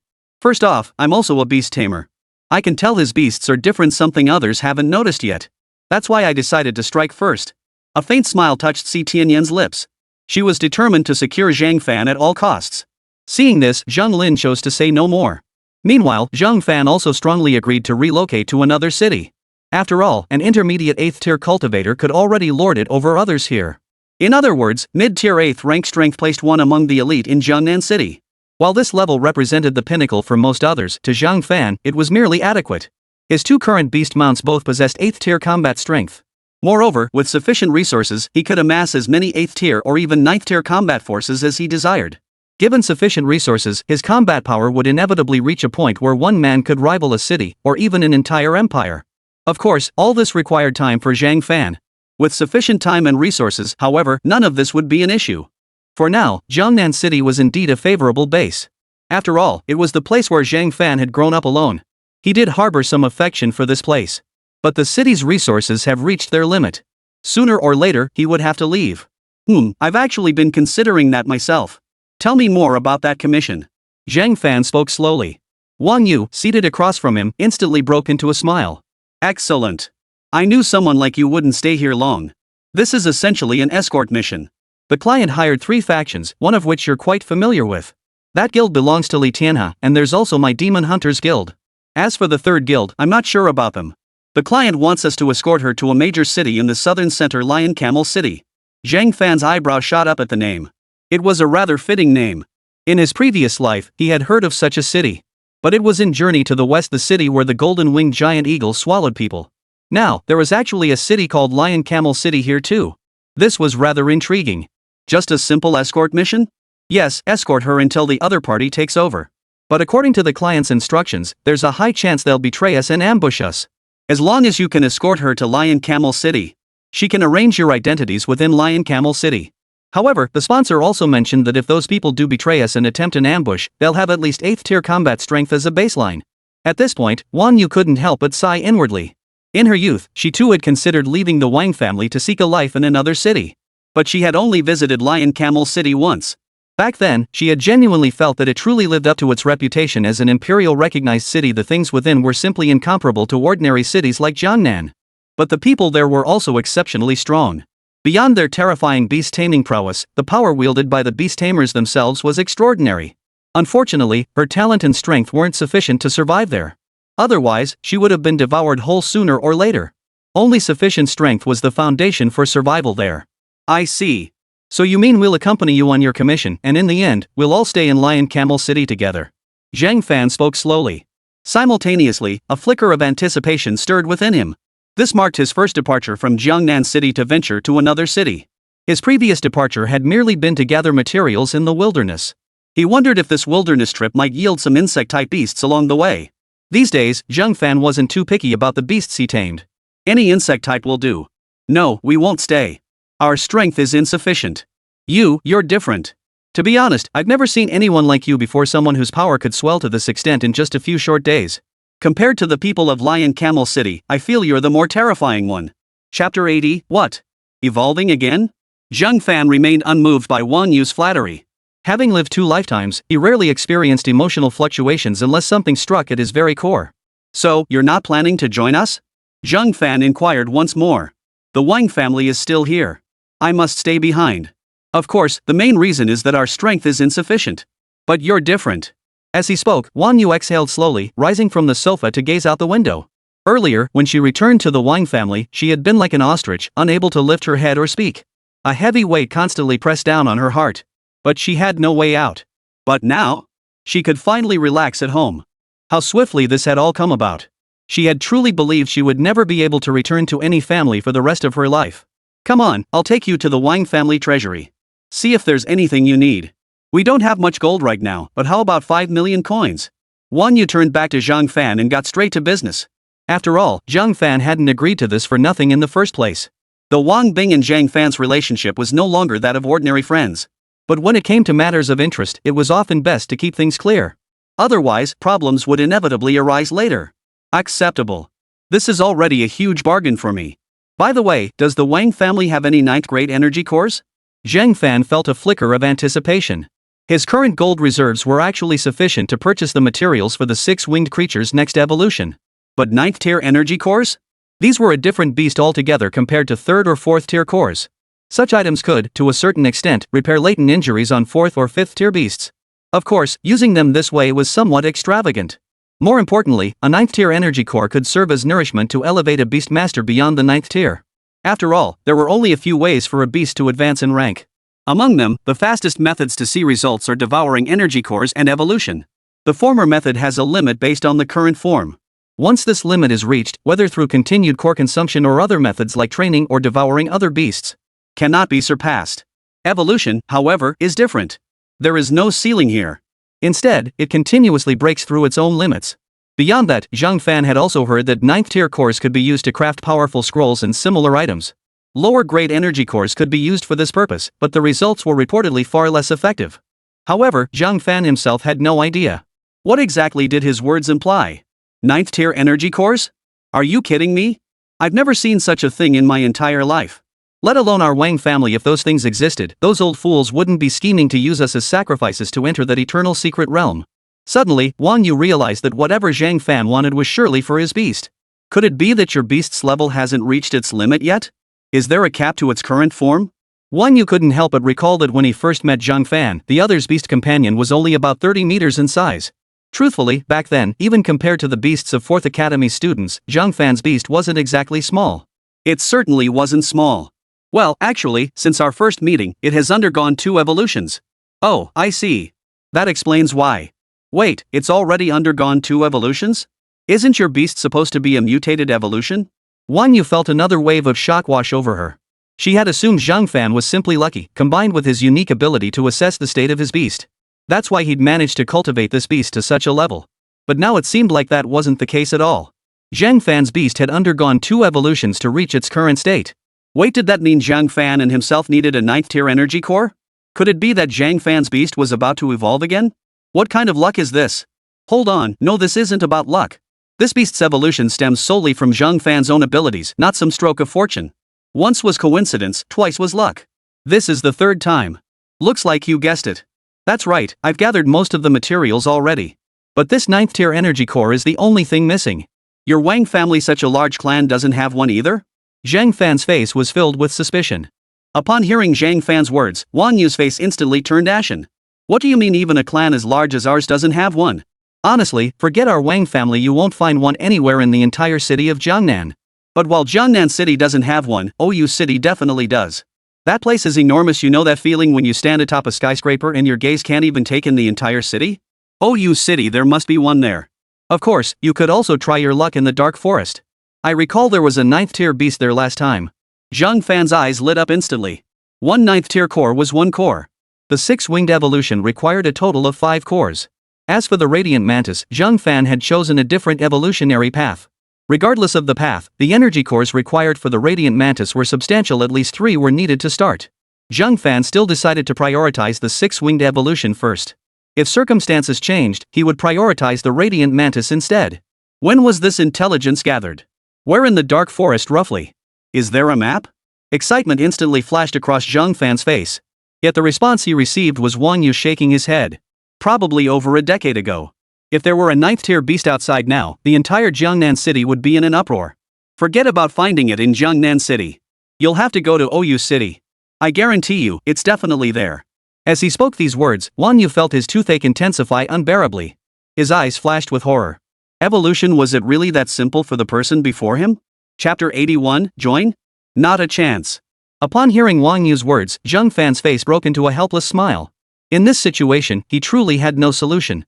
While many were bidding on 9th tier cores in the market, not a single one had actually surfaced. Alright, then I guess we'll have to go to Lion Camel City. You've made it sound so vast. A 9th tier core should be commonplace there. Unlike here, where it's relatively rare. Wang Yu offered no counter-argument to Zhang Fan's words, nodding quickly in agreement. That was indeed the case. Oh, and here's some bad news. In Lion Camel City, there are actually 2 distinct markets. But neither of them uses gold coins for transactions.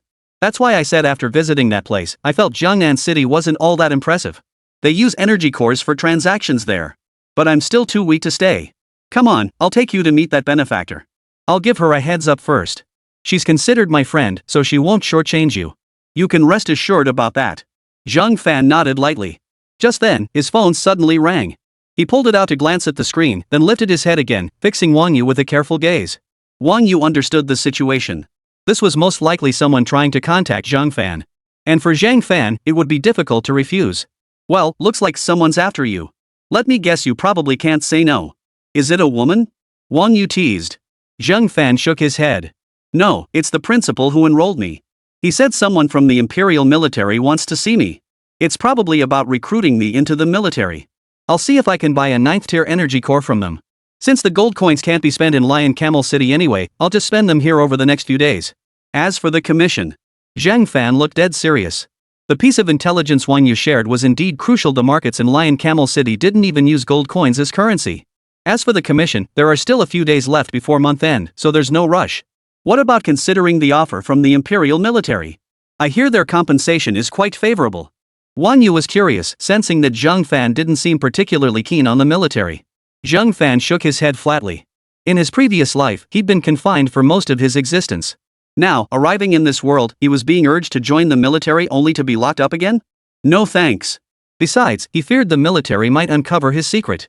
Every other day, one of his tamed beasts would undergo evolution. Over time, this would inevitably raise some suspicions. But things were different out here. I have no such plans. I'll go find that principal first. This afternoon, I'll go with you to meet that benefactor. Zhang Fan then left the Wang residence immediately. Meanwhile, Zhang Fan began calculating in his mind. The materials for the 6-winged and radiant mantis were already gathered. He still carried a substantial amount of materials and 20 million gold coins. Wang Yu had indeed given Zhang Fan 50 million gold coins, but Zhang Fan chose to exchange part of that gold for materials. He also procured some additional materials from Wang Yu. Only the 9th tier energy core remained elusive to Zhang Fan. A 9th tier core is nearly impossible to obtain these days. That so-called eternal secret realm is merely a realm that can be entered countless times. It's quite suitable for developing a clan, but unfortunately, there are no 9th tier beast tamers within. The secret realm scroll rewarded for passing the bloodlust trial was a single entry realm, usable only once. It also contained no 9th tier creatures. With secret realm scrolls, once you obtain them, you'll know the highest tier of creatures within. Since neither scroll contained 9th tier creatures, they were useless to Zhang Fan. He decided to leave the eternal secret realm scroll with the Wang family. As for the one in his possession, he planned to sell it at his convenience. With these surplus resources now available, I can start considering directly cultivating a 3rd beast companion. Zhang Fan mentally finalized his next course of action. He wasn't being picky anymore. As long as it was an insect-type beast with frontline combat capabilities, it could be developed as a frontline fighter. Shan Shui Restaurant? That should be correct. I recall this place demanding quite a high price. Zhang Fan shook his head. Since he wasn't footing the bill anyway, his purpose was simply to see if the military representative could produce a 9th tier core. If they could, that would be ideal. If it proved troublesome, he wouldn't embarrass Zhang Lin. After the formalities, he'd simply leave. In the blink of an eye, Zhang Fan stepped into a private room. Finally here. Hello, Mr. Zhang Fan. Tianyan greeted him immediately, simultaneously giving Zhang Fan a thorough once-over. She lingered her gaze particularly on the area around his cuffs. One cuff seemed perfectly still. The other cuff, however, was different. Tianyan could distinctly sense a pair of small eyes staring back at her. An inexplicable chill ran down her spine. Sure enough, neither of Zhang Fan's 2 tamed beasts was ordinary. These creatures weren't merely gifted with powerful innate abilities that would develop on their own. The fundamental reason lay with Zhang Fan himself. Hello, captain of the military unit, what business do you have with me? Though he already suspected the outcome, Zhang Fan insisted on asking carefully. He wanted to gauge the other party's intentions. After all, the military possessed numerous materials. In the future, he might be able to procure some supplies from them. At this rate, his material requirements were growing exponentially day by day. The pace of gathering materials was essentially matching the pace of his own power growth. Moreover, the man before him was quite handsome, certainly no less attractive than Wang Bing and the others. Let me introduce myself first. I'm Tianyan, Deputy Captain of the 15th Army, 8th Regiment, Southern Imperial Forces. I welcome you to join our team. And since you're such a prodigy, you're likely to have your own ideas. For the first 3 months, I can overlook your absence. But after that, during the new recruit assessment. Let me interrupt. I have no intention of joining the Imperial Army. I'm too accustomed to my freedom. Chapter 82, Making a Mountain Out of a Molehill. Zhang Fan's opening statement left Si Tianyan stunned, her face suddenly etched with utter surprise. What was going on? Who in their right mind would refuse such an offer? In this world, most people aspired to join the Imperial Army. After all, among the Empire's benefits, the militaries were the most generous. Even the lowest-ranking soldiers in the Imperial Army, if they died for any reason, would have their descendants receive considerable preferential treatment from the Empire. There's a standard for this, though. If the descendants commit any wrongdoing, all previous benefits are immediately revoked. Could you elaborate? Is it just about freedom? If you become a deputy captain like me, you'll have plenty of free time. Plus, the Imperial Army has resources unavailable elsewhere. Also, you probably don't know about the ranks beyond 9th and 10th tier, right? Once you join the Imperial Army, I can tell you all about them. Zhang Fan fell silent. The atmosphere grew extremely quiet at this point. I think I'll pass, old Zhang. This meal's on me, but I've got things to attend to. With that, Zhang Fan prepared to finish his meal and head to the beast market to see if any insect-type beasts were available. His standards weren't particularly high. Beetles or grasshoppers would suffice. Besides, regarding that rank business, if I ever reach that level, I'll find out sooner or later. If you're willing to do some business with me, I'd be more than happy. Joining the Imperial Army? No thanks. Zhang Fan stated bluntly. At the same time, Zhang Fan was beginning to lose patience. The main reason was that the other party was using the matter of levels to lure him, which made Zhang Fan feel somewhat disgusted. Si Tianyan's eyes widened in shock. She hadn't anticipated that Zhang Fan seemed to have little regard for the Imperial Army. Moreover, her words seemed to have backfired. Zhang Fan was already growing weary of her. Fortunately, Zhang Lin was present beside him, otherwise, Zhang Fan might have turned and walked away right then and there. Well, you currently possess 5th tier combat strength and passed the 2nd Academy's soldier level bloodlust test. However, what we require, you cannot provide. Gold coins aren't something we particularly need either. You should have experienced what it's like to lack resources at the 4th Academy, but things will be different once you join the Imperial Army. It was all Si Tianyan speaking. In Zhang Fan's eyes, she was indeed quite attractive. Wearing glasses and a crisp white military uniform, this ensemble suited her remarkably well, giving her a certain charm. Zhang Fan admitted he'd been quite taken with her at first sight. After all, men are naturally drawn to beautiful things. It's fine. Let me pour you a cup of cappuccino. Go on. I won't be joining anyway. Mainly because my talents are limited, my abilities are limited, my aptitude is limited, and my resources are limited. Zhang Fan wasn't ignoring Si Tianyan's words. He was listening carefully, and soon he realized that Si Tianyan's manner of speaking was essentially, you're lacking in this area, you're not good at that, you can come to the military to improve. And so on and so forth. Zhang Lin watched the scene unfold, letting out a helpless chuckle. Ah, well. Since that's the case, I won't press the matter. No worries. We might cross paths again someday. I'll stick to my original offer. If we can do business together, that would be ideal. Zhang Fan spoke slowly. He still couldn't shake his obsession with that 9th tier energy core. Si Tianyan shook her head firmly. No, you're being too naive. This is your only chance. In another year or two, when you reach the 8th or 9th tier, you'll realize that Jiangnan City completely stifles your growth. But larger cities? They're a whole different ballgame.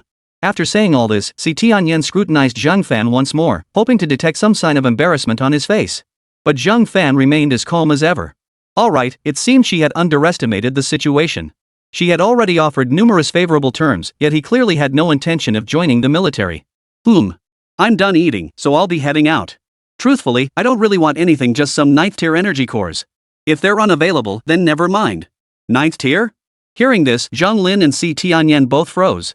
What on earth did Zhang Fan need 9th tier energy cores for? Energy cores? 9th tier energy cores? What do you need those for? For fun. Zhang Fan remained guarded towards Si Tianyan standing before him. Of course, he couldn't reveal his true intentions. Si Tianyan sensed he was toying with her, but she trusted her instincts more. Zhang Fan wanting a 9th tier energy core meant he definitely had something up his sleeve. Zhang Lin, who knew Zhang Fan well, recalled the scene he had witnessed at the 2nd Academy. Could it be that Zhang Fan's beast was about to evolve again? But it had only been a few days since the last time. This evolution was far too rapid. For others, a single evolution took at least 5 or 6 months, and even that was considered relatively fast. But Zhang Fan? It seemed like less than a month had passed at most, a little over half a month. Truthfully, if Zhang Lin knew that Zhang Fan's beast had already evolved once, he'd be even more stunned. As for the 9th tier energy core, I don't have one on me. Alright, I won't elaborate further. If you change your mind later, feel free to contact me anytime. This offer stands for 3 months. With that, Si Tianyan departed without delay. She knew that even if she stayed longer, Zhang Fan wouldn't agree to accompany her to the military. If things continued this way, she would only earn Zhang Fan's growing distaste. That outcome was not what she desired. It really is no easy task. I hope there will be another chance later. Since I'm out here anyway, I might as well go see Lion Camel City. Si Tianyan glanced back at the restaurant behind her, then shook her head and walked away. This was the best course of action for her at the moment. She'd wait a while longer before seeking Zhang Fan out again to see if there might be a chance then. Your beast mastery is evolving this fast? Seriously, using a 9th tier energy core for this seems like overkill. Chapter 83, When are we leaving? Zhang Lin eyed Zhang Fan with a hint of teasing. Mainly because he saw that Zhang Fan had already passed the 2nd Academy's Bloodlust assessment. And at the soldier grade difficulty level, a feat never before achieved in Jiangnan City. In fact, Zhang Lin could sense that Zhang Fan was destined to become the foremost figure in Jiangnan City. Based on his own estimates, it had taken Zhang Fan only 5 or 6 years to elevate his beast taming to the 8th and 9th tiers. What others could scarcely reach in a lifetime might prove remarkably effortless for Zhang Fan. It's getting late. My beast's evolution does indeed require this material. But this isn't forced evolution. That kind of evolution is not only uncontrollable, but it also affects the beast's foundation. I won't be doing that. Zhang Fan was well aware of a type of evolution that was largely unpredictable and entirely dependent on luck.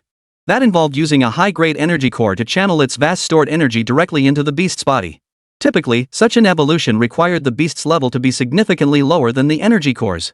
Moreover, the energy core's level must be at least 2 or 3 levels higher than the beast tamer's. But this kind of evolution was entirely luck-based. With good luck, the beast evolves, though its strength may not increase significantly. If luck is poor, nothing happens at all, and the beast remains unchanged. This can only be described as a desperate attempt by some to force their beasts to evolve, a case of trying to pull up seedlings to help them grow. It might be useful for quickly churning out cannon fodder with some combat capability. So you're implying you were mocking that deputy captain in the Imperial Army? Let me tell you, you'd be wise not to underestimate her. Her combat prowess could sweep through everyone in Jiangnan City. Have you heard of Ma Xintian? He's another top-tier expert in Jiangnan City, wielding an intermediate 8th tier beast. Yet when facing that woman, Ma Xintian wouldn't dare show the slightest hint of audacity. That Ma Xintian is incredibly lecherous. You should watch out for him. That guy does things without a care in the world. After Si Tianyan left, Zhang Lin opened up like a floodgate, talking nonstop. His tone grew particularly serious when mentioning Ma Xintian. Today, many were still processing the news about the Wang family, but the Li family dared not spread rumors. Even the 2 guild leaders previously invited by Wang Xingguan remained tight-lipped. Thus, Zhang Lin remained completely unaware that Ma Xintian was already dead. And the person who killed Ma Xintian was sitting right beside him. Oh, alright. I'll keep that in mind. By the way, old Zhang, do you know where I can buy some insect-type beasts? Zhang Fan figured that if he went looking himself, he'd likely never find the place. Better to ask Zhang Lin first. As long as he found the place, the price shouldn't be too exorbitant. Insect-type beasts? Actually, you can find quite a few beasts at the market, though none of them are particularly strong. Generally, after getting their first beast, many people choose to hunt for subsequent beasts in the wild. After taming wild beasts or finding their eggs, they're cultivated as Beastmaster eggs. Soon after, Zhang Fan departed. So it really is best to find mounts in the wild? What a hassle. But never mind. No need to be too picky this time. This afternoon, I'll go with Wang Yu to meet that big spender first. That afternoon, they were once again at the Wang residence. Zhang Fan had intended to go with Wang Yu to meet this benefactor, but what he hadn't anticipated was that this benefactor was actually Wang Yu's close friend. You're Zhang Fan? I've heard of you. Those Wang family members. I never imagined they'd meet their end at your hands. It's incredible. You've only just graduated, yet your beast taming is already this powerful. If you were to go to Lion Camel City, you'd surely adapt to life there faster than anyone. What a pity. Had you been born in Lion Camel City, your talent would have made you the center of attention? This place has truly held back your potential. Before Zhang Fan stood a petite girl in white stockings, scrutinizing him intently as she voiced every thought she had about him. Zhang Fan looked at her, feeling a dry heat in his throat. This girl was truly an enchanting little devil. Just looking at her made one feel irresistibly drawn in. My name is Ko Ningning. To be honest, my beast taming is only at the 6th tier, and I lack any advanced talent, just the basic aptitude. On this journey to Lion Camel City, I hope you can protect me. I also heard from AU that you plan to stay in OU City, right? OU City is divided into an inner city and an outer city. Anyone can enter the outer city, but the inner city is different. I can only arrange for a maximum of 10 people to obtain the status needed to stay within the inner city. At this point, the little girl's face flushed red. But you'll have to wait a few days for me. Zhang Fan nodded lightly. Understood. By the way, do you have any 9th tier energy cores? For Zhang Fan now, he lacked nothing except for some 9th tier energy cores. With a 9th tier energy core, his 6 wings could evolve immediately. Still, he asked without much hope. He suspected the other party wouldn't have one. I don't have any on me, but I can arrange for about 5 from my family. Though 9th tier energy cores aren't particularly valuable items in Lion Camel City. If you want them, as long as you can safely escort me to Lion Camel City, 5 9th tier energy cores won't be a problem. Koningning understood clearly that Wang Yu had introduced Zhang Fan to her not only because she could provide him with a cover identity in Lion Camel City, but more importantly, because she possessed resources unavailable in Jiangnan City. Moreover, hiring Zhang Fan would require her to offer something in return. After all, for a job where you could easily lose your life, no one would join you without some form of compensation. Some might even stab you in the back at a critical moment. Koningning had learned about Zhang Fan from Wang Yu. Among Jiangnan City's elite warriors. Currently, there was actually one more the head of the Lu family, though that person might not necessarily intervene. You have it? Fine, fine. No problem. When do we depart? Chapter 84. You can always come find me later. At that moment, Zhang Fan was absolutely thrilled. Obtaining a 9th tier energy core required no effort at all. As long as he safely escorted the target to Lion Camel City, he would ultimately receive the 9th tier energy core. Beyond that, there was the matter of his status within Lion Camel City. He could bring Lu Yi, Li Yaya, and Wang Bing, all 3 of them. After all, the other party had stated they could provide identities for up to 10 people. Including himself, he only had 4 people on his side. His request should pose no problem. No wonder Zhang Fan was feeling a bit impatient now.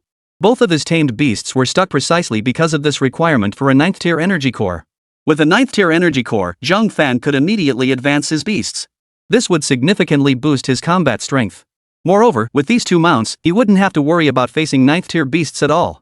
Don't be so impatient. I still have some matters to attend to. We should be able to depart around the end of this month. I'm very pleased we can collaborate. A delighted expression also flashed across Koningning's eyes. She knew all about Zhang Fan. Mainly because Wang Yu was involved, she had gleaned quite a bit of information about Zhang Fan from him. With Zhang Fan on board, this mission should proceed without major complications. Even if something did, it wouldn't be anything major. After all, if someone like Zhang Fan couldn't handle it, there was no one else in Jiangnan City she could turn to. Let's hope so. A flicker of resignation passed through Koningning's eyes. Zhang Fan immediately noticed it. What's wrong? You seem a bit. Zhang Fan felt he should ask for clarification. Koningning's expression turned serious as she quickly covered up, nothing. I'm just happy. With someone as strong as you around, my safety along the way should be pretty much guaranteed. Zhang Fan understood that Koningning still didn't consider him a friend, merely a collaborator. It's fine. If you have something to say, just speak up. I won't blame you. Originally, I intended to treat you as a stranger. But earlier, Wang Yu also mentioned that you're her friend. And since she's now my friend too, and I promised Wang Bing I'd handle this matter, in a way, we're friends as well. Anyway, I'm definitely coming with you to Lion Camel City. Tell me everything so I can prepare. Or rather, once we're in OU City, if you run into any trouble, you can still come to me. Zhang Fan glanced at Wang Yu first, then fixed an intensely serious gaze on Koningning. Under his intense gaze, Koningning's cheeks flushed involuntarily. She had to admit, in her eyes, Zhang Fan was quite handsome. His tone was also gentle. Most importantly, she sensed he genuinely needed a 9th tier energy core. Yet, regardless of that, she felt he would genuinely consider helping her with her matters. It's really nothing much. Just the usual family nonsense. But, I'm actually quite envious of you now. Your family isn't restricting you anymore. In truth, Wang Yu hadn't yet found time to explain the Wang family's internal situation to Koningning in detail. He'd only mentioned that Ma Xingtian, one of Jiangnan City's powerful figures, had come to their Wang family looking for trouble and been killed by Zhang Fan. He had learned the details from the Lu family head, whom he and Wang Bing had questioned. At this point, Lu Dong understood that his ability to defeat Ma Xingtian wasn't due to his own strength, but entirely because of Zhang Fan. Therefore, regarding this matter, Lu Dong directly informed the Wang sisters that Ma Xingtian had been killed by Zhang Fan. From that point onward, Wang Yu understood that Zhang Fan could no longer remain in Jiangnan City. Moreover, Koningning possessed discerning insight. Upon her arrival, she wisely refrained from probing directly into this particular detail. At this point, she had only heard rumors of Zhang Fan's terrifying combat prowess. However, the Wang family incident from last night was still unfolding, and many people were still unclear about the details. Under different circumstances, many might have spoken freely. But this time was different. Zhang Fan's power was formidable, and the Lu family was no pushover either. This made some people more cautious when speaking. People still valued their lives. So you're unaware of the Wang family's situation. But it doesn't matter. I'll repeat what I said before, if anything comes up, you can still come to me. At that moment, Zhang Fan shot Wang Yu another glance. He wasn't stupid. The Wang family's business, if one had to put it bluntly, was nothing more than a series of scandals. But if it were Zhang Fan himself, he would have acted the same way. After all, if he hadn't fought back, the one who would have paid the ultimate price, the one who would have died, would have been himself. Only by fighting back could he claim what was rightfully his.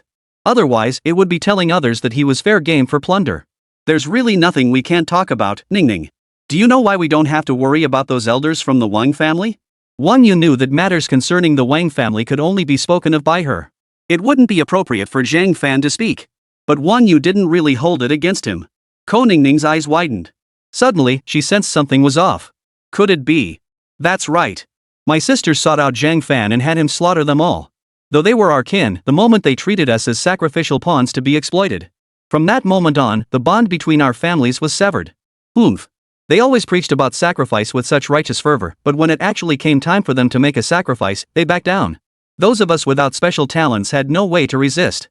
We became the sacrifices they used to breach the secret realm. If Zhang Fan had arrived just a few days later, you wouldn't be seeing me now. With Wang Yu's words, Ko Ningning instantly grasped the entire situation within the Wang family.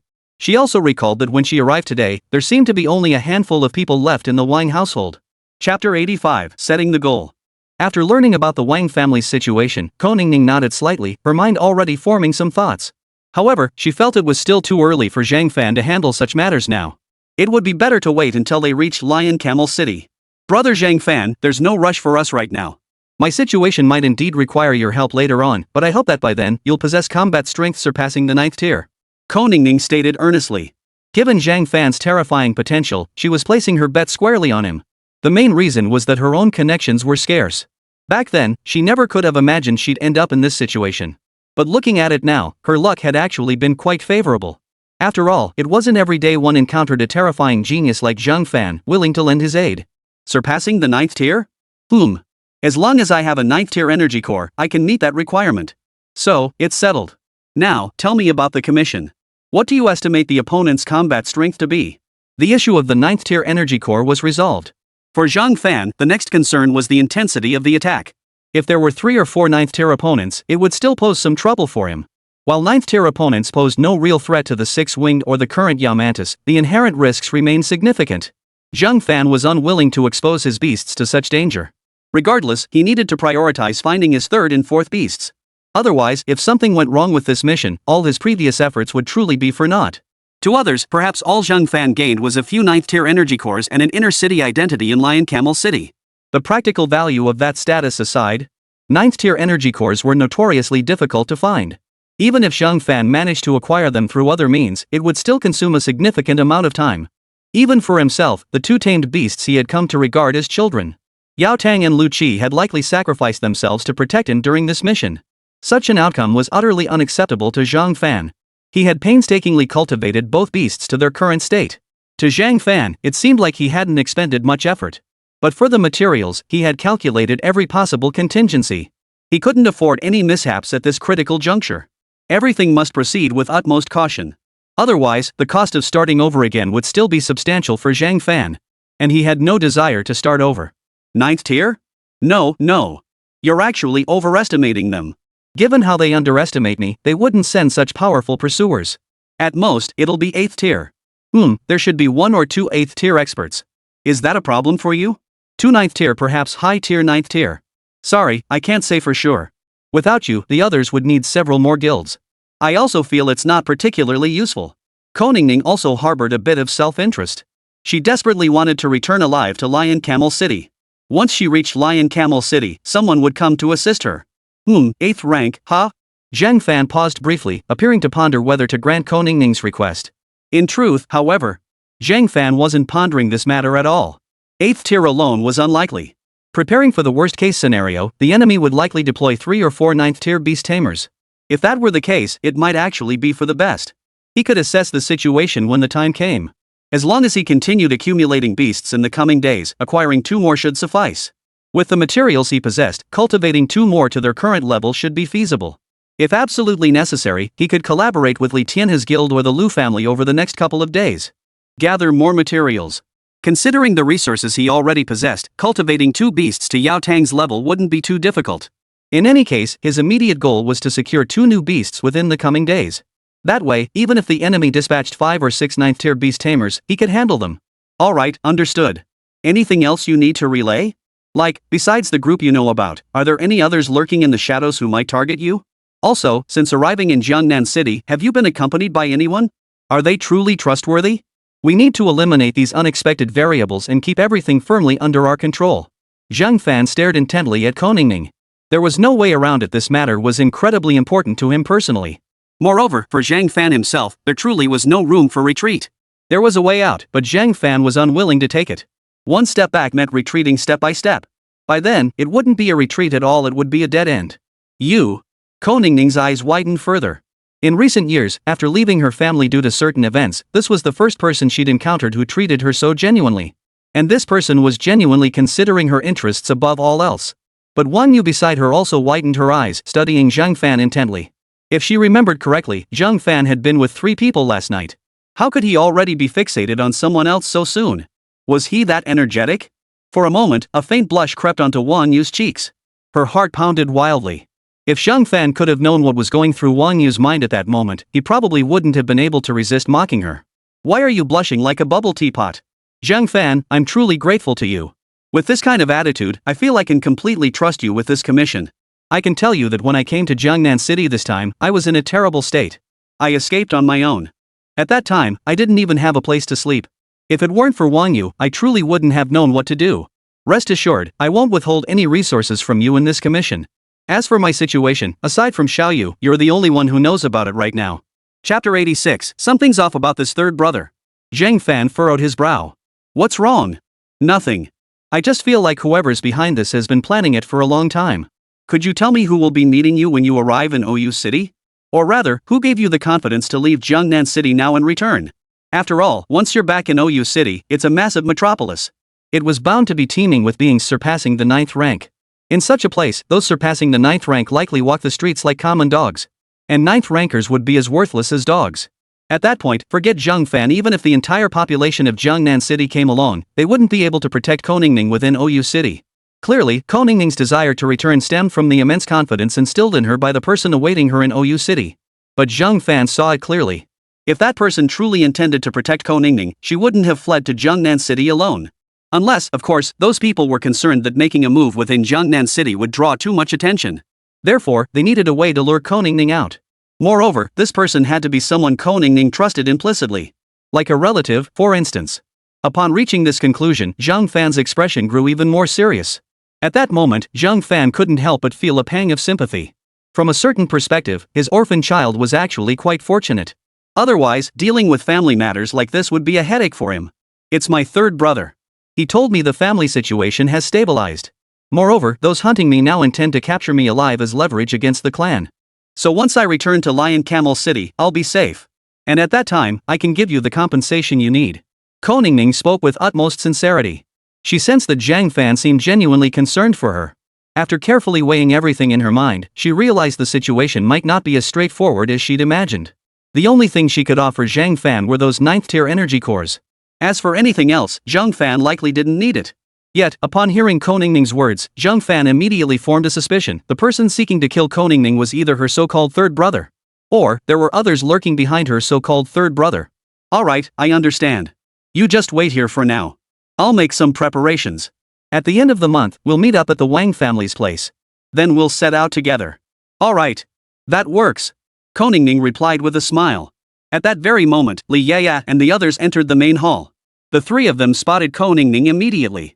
They found her quite attractive petite frame, stylish attire, and especially those pair of jade-like legs adorned with white stockings. She looked like a little fairy. Seeing Zhang Fan looking so excited, the 3 women exchanged a knowing glance. Zhang Fan had set his sights on another girl. But last night had truly left them exhausted. Even now, Wang Bing and Louis both felt as though they might stumble. Hello, my name is Koningning. Soon, the 4 women were chatting away like old friends. It was at this moment that Li Yeye and the others realized they had misunderstood Zhang Fan. During this time, they also finished their breakfast. Finally, Li Yeye looked at Zhang Fan and asked calmly, "So, what do you need our help with next? And honestly, are we really strong enough to go to that Lion Camel City?" The question of strength was what concerned Li Yeye most. If they were insufficiently prepared, wouldn't going to Lion Camel City only slow Zhang Fan down? This concern weighed particularly heavily on Li Ye's mind. Wang Bing and Louis both nodded slightly. They too knew that if they went to Lion Camel City with their current strength, they would inevitably become a liability to Zhang Fan. Yet the idea of being completely separated from Zhang Fan left both of them feeling reluctant. Zhang Fan calmly swallowed a mouthful of rice and took a sip of water. Just prepare the materials. The rest is none of your concern. It's only Lion Camel City and you're already intimidated so quickly? And you, Louis, last night you were shouting about fighting me 300 rounds, yet after just one round, you. Louis's face flushed crimson as she immediately covered Zhang Fan's mouth. After all, Wang Yu and Koningning were still present. Wang Yu might not have eaten pork, but he'd seen pigs run. But Koningning was a different story. When it came to matters of the heart, she was only half-baked in her understanding. Ha! Does Sister E also possess 8th tier strength? Or is it 7th tier power that gave you the confidence to challenge Mr. Zhang Fan directly? With such prowess, you could certainly go to Lion Camel City. Louis was utterly defeated by Koningning's utterly naive remark. Zhang Fan couldn't help but chuckle at that moment. Well, not exactly. Zhang Fan, stop laughing at me or I'll kill you. After some playful banter with the group, Zhang Fan departed. He decided to pay a visit to the Beastmaster market after all, even though the potential of the beasts there wasn't particularly impressive. But for Zhang Fan, it wasn't potential he valued. He values fate, at first glance, I suppose. Back when he was in the 4th Academy, he had contracted a 6-winged creature. The 6-winged's original form was a centipede. A very weak centipede, still at the 0-tier level.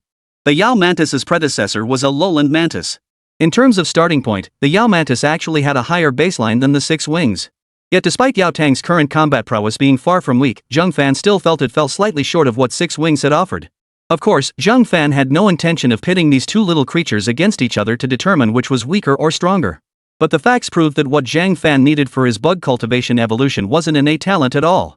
A beast market? I hope they have some insect-type beasts.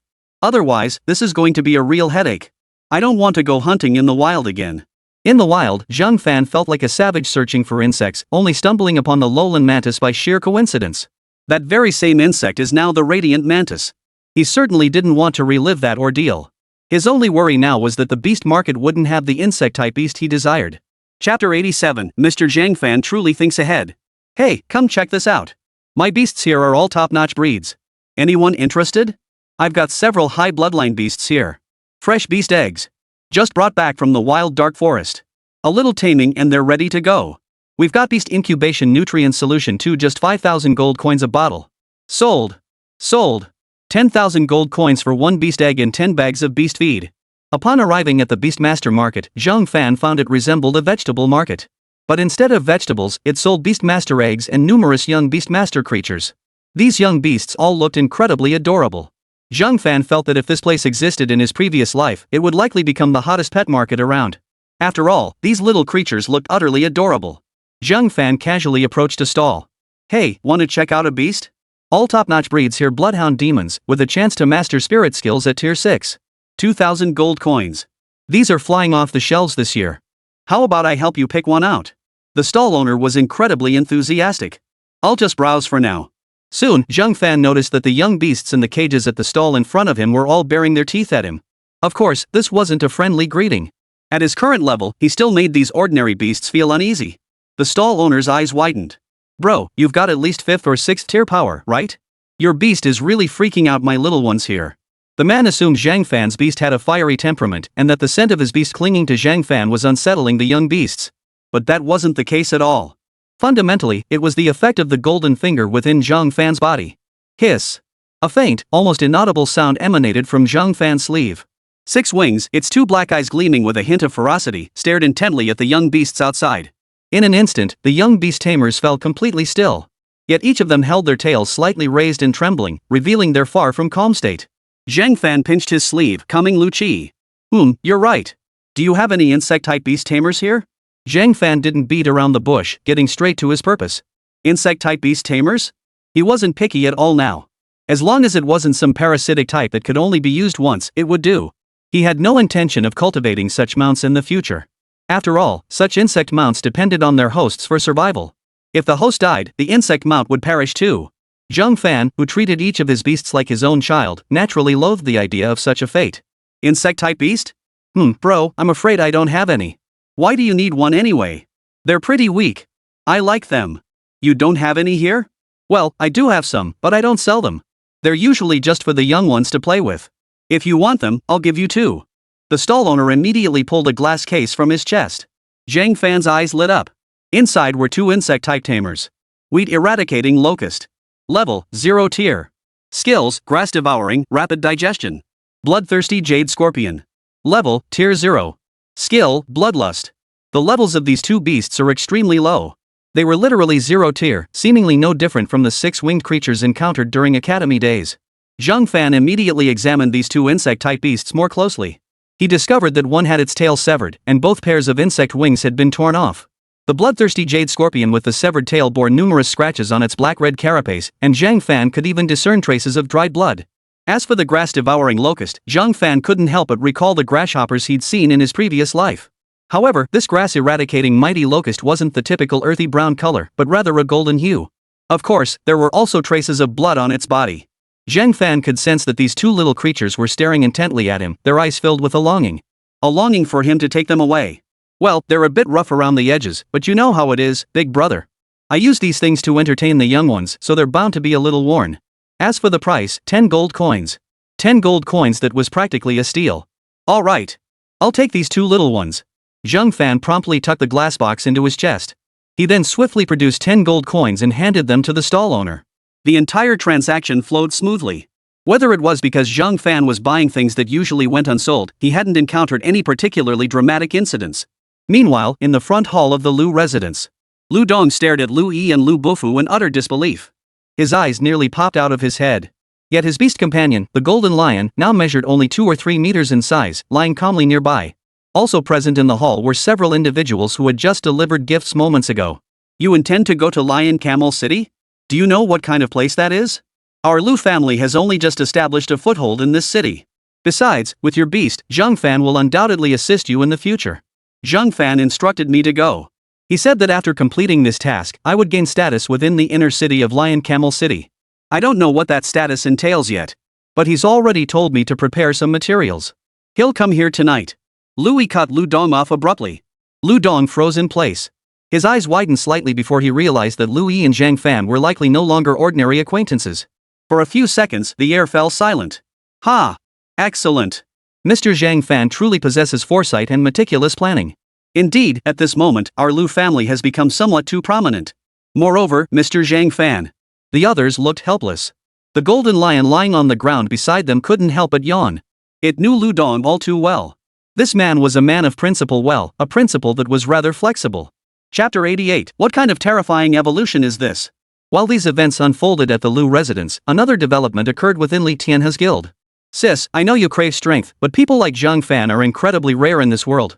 And even within Lion Camel City, who do you think could truly match him? After graduation, a person without relying on family, without relying on a guild, without relying on any faction.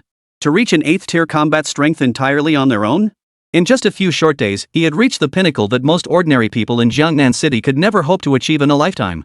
Li Tianhe looked at Li Yeye with complete seriousness. Besides, Zhang Fan agreed to this. He wants me to go and even gave me a list of materials to gather. The moment Li Yeye uttered these words, Li Tianhe's expression shifted instantly. Gone was the solemn expression, now his face was filled with excitement. What? Is that for real? Li Tianhe was only in his 30s, and previously, his beast had evolved only after using materials provided by Zhang Fan. Normally, he had to proceed with extreme caution to complete his commissions, but today, he swept through the wilderness. His rampage had even alerted the night watch. Honestly, when he unleashed his own beast companion, its terrifying combat prowess left even him utterly dumbfounded. The skills it displayed were equally astonishing. If not for the contract still existing in his mental brain, and the fact that this evolution had unfolded before his very eyes, he might have doubted whether this beast was truly his own. Of course it's real. Alright. That afternoon, at the Wang residence, Wang Bing's beast had just completed 2 consecutive evolutions. Wang Bing himself and Wang Yu both gaped so wide their mouths could have swallowed a stone. Holy crap, 6th tier. Wang Yu roared inwardly. She had seen God this afternoon. No, wait, it was nothing short of a miracle. What kind of person could make their beast evolve twice in a single day? The purple crystal deer could no longer be called that. It should be called the purple moon deer. Its entire body was snow white, standing over 50 meters tall, adorned with purple patterns. The pair of antlers on its head emitted a faint pink glow. It resembles a crimson moon suspended behind its antlers. It was truly exquisite beyond compare. The aura of its 6th tier power was stimulating every cell in Wan Yu's brain. It should be called the purple moon deer now. Its true combat strength is likely early stage 8, but its primary abilities aren't frontal combat. It specializes in ranged spellcasting and healing. Lower tier 8th rank. At that moment, Wang Yu and Wang Bing were both utterly dumbfounded. What the hell? Lower tier 8th rank? Already 8th tier so quickly? If Ma Xintian, who had struggled so hard to reach the 8th tier, found out about this, he'd be crawling out of the ground in disbelief. How could this be? Is evolution really this simple? Wang Yu felt his entire worldview crumbling. Her eyes were practically glued to the deer at that moment. All afternoon, she'd watched Zhang Fan and Wang Bing step by step evolve the beast before them into this form. Truthfully, even during the first evolution, she could see the creature's form resembling that of a purple crystal deer. But now, you're telling me this is a purple crystal deer? That pathetically weak purple crystal deer? Who would believe that? Well, it's also thanks to having observed this deer before, so its evolution was relatively straightforward for me. The only downside is that I wasted quite a bit of material along the way. Logically, its combat strength should have reached the high tier 8th rank level directly. As expected, when dealing with a beastmaster who doesn't specialize in insects, my control over evolution still isn't quite up to par. Zhang Fan's words snapped Wang Bing and Wang Yu back to reality. Upon hearing his words, both of them felt an overwhelming urge to beat the crap out of him. What kind of talk was this? What did he mean by poor control? What did he mean by wasting materials? You've probably never seen someone squander every last bit of their family's resources without ever evolving their beast. Could you speak like a human being? Alright, let's leave it at that for now. Next, we need to find Yaya and Yi. Binger, in the coming days, you should help your family with some tasks. After all, you've consumed quite a lot of materials for them. Zhang Fan spoke earnestly, though he knew the Wang and Lu families would inevitably assist each other later. But over time, people's hearts change. If one day the two families became enemies, that wouldn't be a good thing. Wang Bing's expression immediately brightened. Indeed, she now possessed the capability to do so. Yet beside her, Wang Yu was already losing his composure. Wait, what about their beasts? Are you planning to evolve them too? Wouldn't that make them 8th tier combatants after evolution? Wang Yu's face was etched with disbelief. If only the Wang family still had any materials left, she would have hoped Zhang Fan could examine her beast as well. But this outcome was already the best possible result. Compared to her own beast's evolution, Wang Yu understood that their relationship with Zhang Fan was the most crucial factor. Moreover, Zhang Fan had instructed Wang Bing to gather more materials for the Wang family in the coming days. This too was done with the family's interests in mind. That alone was quite commendable. Of course, an 8th tier combat strength is achievable. Reaching that level after 2 evolutions is perfectly normal. If it doesn't reach that tier, then something is amiss. Either the materials are insufficient. The moment those words left his mouth, Wang Yu froze in place, utterly unable to recover. What kind of statement was that? Wait, evolution? How terrifying is that? Starting at 8th tier combat strength? Wang Yu suddenly felt a pang of emotion, as if Zhang Fan was about to leave with his people. Good heavens, thankfully Zhang Fan was leaving with his people. Otherwise, at this rate, Zhang Fan could have assembled a group of 8th tier powerhouses right here in Jiangnan City. Yet, in the entire city of Jiangnan, there were currently no more than 10 8th tier powerhouses. Alright. 1,000 thoughts swirled in his mind, but in the end, Wang Yu chose to remain silent. He then took another careful look at Wang Bing. His cousin really had some luck. Chapter 89, Evolution possible with any materials? With someone like Zhang Fan around, even if they weren't geniuses, their future prospects couldn't be low. There was a saying that sounded rather nice: when one person achieves enlightenment, even the chickens and dogs ascend to heaven. Now, this saying fit Zhang Fan quite well, and he wasn't an especially cold-hearted person either. Whether it was Li Yaya, Wang Bing, or Lui, Zhang Fan treated them all equally. Soon, Zhang Fan completed the evolution of the other two's beasts at Li Tianhe's guild and the Lu family. The Lu family head and Lu Bufu observed Lu Yi's beast now. Though they had some expectations in mind. They never imagined Zhang Fan could achieve it so swiftly and that he could evolve the beasts again. Perhaps the obstacle to Zhang Fan's beast evolution wasn't the beast's own strength, nor Zhang Fan himself. Rather, it was a matter of insufficient resources and materials. That was the fundamental reason. Moving forward, my 2 beasts also need to evolve. Soon, Louis will be accompanying me to Lion Camel City. Louis should have already informed you of this, correct? Zhang Fan also wanted to see what the Lu family intended. Regardless of their intentions, Louis would undoubtedly accompany him to Lion Camel City. Still, he felt it necessary to ask the question as a gesture of respect. At that moment, Lu Dong's face was beaming with a broad smile. Of course. She mentioned it to us the moment you arrived. I wholeheartedly support this decision. As Lu Dong spoke these words, the expressions of Lu Bufu and Louis beside him instantly turned somewhat peculiar. Still, they said nothing more. Upon learning of their decision, Zhang Fan gave a slight nod in acknowledgement. Mr. Zhang, your two beasts are about to evolve again so soon? Frankly, the Lu family currently lacks the resources for this. Lu Dong's face betrayed his deep concern. At present, he truly had no spare materials to allow Zhang Fan's beasts to evolve further. Moreover, Zhang Fan's beasts were no ordinary creatures. In fact, he sensed that Zhang Fan's beasts required as much material as possible for their evolution. No, I've already gathered the materials. What I lack now, and this isn't just you, but the entire Jiangnan city, is something I can't find anywhere. That's why I'm heading to OU City. Besides, I intend to evolve two other beasts, two little ones I captured not long ago. Zhang Fan said with a broad smile. At that very moment, the two little creatures, Yao Tang and Lu Qi, poked their heads out simultaneously from Zhang Fan's sleeves. What's going on? What did Zhang Fan just say? Are they about to get two new companions? You've already captured them, and now you can make them evolve? Zhang Fan's words sent shockwaves through Lu Dong's mind. He had no idea Zhang Fan's two tamed beasts could evolve so quickly. But this was still a bit too fast, wasn't it? Who doesn't spend at least a month nurturing a tamed beast after capturing it? Only then would one prepare for evolution. But someone like Zhang Fan? He was already initiating evolution right away. You found two more beasts? When did that happen? Why haven't I seen them? Louis asked curiously at that moment. After all, her relationship with Zhang Fan was far from ordinary friendship or mere acquaintance. They knew each other inside out. So when she asked these questions, she didn't hold back much. Technically speaking, it's not exactly reclaiming them. I actually bought them from the Beastmaster market. I saw these two had tremendous potential, so I purchased them. Zhang Fan responded immediately. Of course, he didn't mention last night's little battle with the three of you, where you all ended up looking pretty pathetic. Getting such high praise from you means they're no slouches. Speaking of which, the beasts at the beast market aren't exactly top tier. What kind did you buy? Can we see them? How much did they cost? At this moment, Louis was like a curious child, asking non-stop. Zhang Fan, of course, didn't mind sharing. 10 gold coins. 10 gold coins? Everyone froze in surprise. What kind of beast could be so cheap? Then they saw a glass box. Inside, they clearly saw a bug missing its wings. There was also a scorpion, looking rather pitiful with its stinger broken off. These things? Were they really tamed beasts? Lu Bufu couldn't help but doubt. Was there really something special about these two creatures that Zhang Fan valued so highly? Somehow, these two beasts just didn't seem up to par. If his senses weren't deceiving him, these tamed beasts seemed to be nearly zero tier, didn't they? Louis glanced over them too. She quickly recalled Zhang Fan's previous two beasts. The Radiant Mantis and the Six-Winged. Those two beasts were clearly insects in their original forms. Now, these were also insects. They must be incredibly terrifying too. Take her own beasts as an example. She knew all too well what their combat strength had been like at the very beginning. And Lu Dong's beast could also illustrate this point. Though she didn't know why Zhang Fan insisted on choosing insect-type beasts, Louis would support his decision regardless. Excellent. Excellent. Mr. Zhang Fan truly is extraordinary. My eyesight isn't the best, so I couldn't make out these two beasts clearly, but I could still sense that they were truly extraordinary.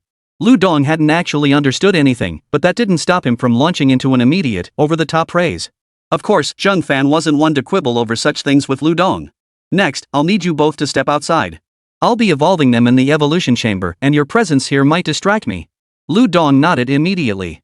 After all, the evolution of each Beastmaster's beast was an extremely critical process. In cultivation novels, this would be akin to secluding oneself for breakthrough training, a perfectly normal occurrence. Understood, Mr. Zhang Fan. If anything comes up, just call me. Xiaoyi and I will wait outside. Also, once your beast evolution is complete, I have quite a few things I'd like to discuss with you. Lu Dong's expression was solemn. He promptly led Lu Bufu and Louis out. Once they were completely outside the Lu family's evolution cultivation chamber, Lu Dong looked at Louis with excitement. It seems your relationship has grown quite close. Since you're heading to Lion Camel City this time, why not deliver a letter for me? Chapter 90, Golden Blade 12 Feathers Fierce Blood Locust. Louis examined the letter before her, her expression tinged with suspicion. She had no idea her family, or rather, her family head Lu Dong, had any connections in Lion Camel City. Why had he suddenly produced this letter? What is this letter? Louis froze in surprise. This matter had never been mentioned to her before. Not even her father had mentioned it to her. At the same time, Lu Bufu's eyes widened in surprise. He too had no idea when Lu Dong had prepared such a letter. But he didn't dwell on it. While he didn't particularly trust the elders within the family, this family head was different. After all, he himself had once competed for the position of family head. I wrote this for my son. Even back then, that youngster was quite independent. By now, he should have returned. I've received intelligence that he's actually not faring well in Lion Camel City. If you tell him to come back, he might not listen. Just give him this letter. As for the rest, you needn't concern yourselves. Just attend to your own affairs. Shall we? To be honest, the family can no longer help you now. I only hope that even while you're away, you won't forget your family. Lu Dong understood perfectly well. If Louis had gone to Lion Camel City alone, he could still interpret it as Louis venturing out alone to seek his fortune. But now, he understood all too well that Louis's journey to Lion Camel City alongside Zhang Fan held potential achievements beyond comparison even for the entire clan. Moreover, his beast taming skills now possessed combat strength at the 8th or even 9th tier. Even without further evolution, he could advance his rank through other means like devouring energy cores or rigorous training. If evolution represents a leap in potential and level ceiling, it also brings a simultaneous, albeit smaller, level increase. Training, however, steadily increased his level. Thus, Lu Dong was confident his clan could establish a firm foothold within Jiangnan City. With the addition of the Wang family and Li Tianhe's guild, the three factions could forge a formidable alliance. Just minutes ago, the three factions had exchanged a communication. That conversation left all parties with a very positive impression. They could essentially agree that, under certain circumstances, they were cut from the same cloth. I understand. I'll keep an eye out. Which faction is he currently affiliated with? A faction called the Crimson Moon Consortium. Yes, a consortium faction. That's precisely why I only asked you to deliver the message. Moreover, he doesn't hold any significant position within that consortium, nor is he a prominent figure. As long as he sees the envelope, he'll return. Of course, once you arrive in Lion Camel City, attend to your own business first. Lu Dong took a deep breath. He had known all along that his son wasn't doing well, but there was little he could do about it.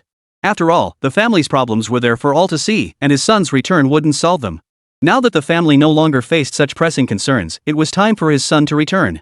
Finding someone to deliver the letter in Jiangnan City, however, would be difficult unless he paid a hefty sum. But Louis, standing before him, could help. I understand. If it's just a minor matter like delivering a message, it shouldn't be a problem. I'll speak with him shortly. Louis was no fool. He could see right through his uncle's hesitation. He clearly didn't dare entrust Zhang Fan with anything substantial. Today, she witnessed it. Too many people now knew of Lu Dong's beast taming prowess. Each arrived bearing lavish gifts for direct visits. On one hand, it was to make themselves known. On the other, they were discussing collaborations. Who was behind all this? Clearly, it was all thanks to Zhang Fan. Precisely because of this, how could Lu Dong possibly bring himself to trouble Zhang Fan again? But now, the task of delivering the message could only be entrusted to someone trustworthy. Time passed swiftly. It wasn't until late into the night that Zhang Fan's two tamed beasts finally completed their evolution. Both beasts now stood at the lower tier of the 5th rank, matching Yao Tang's level.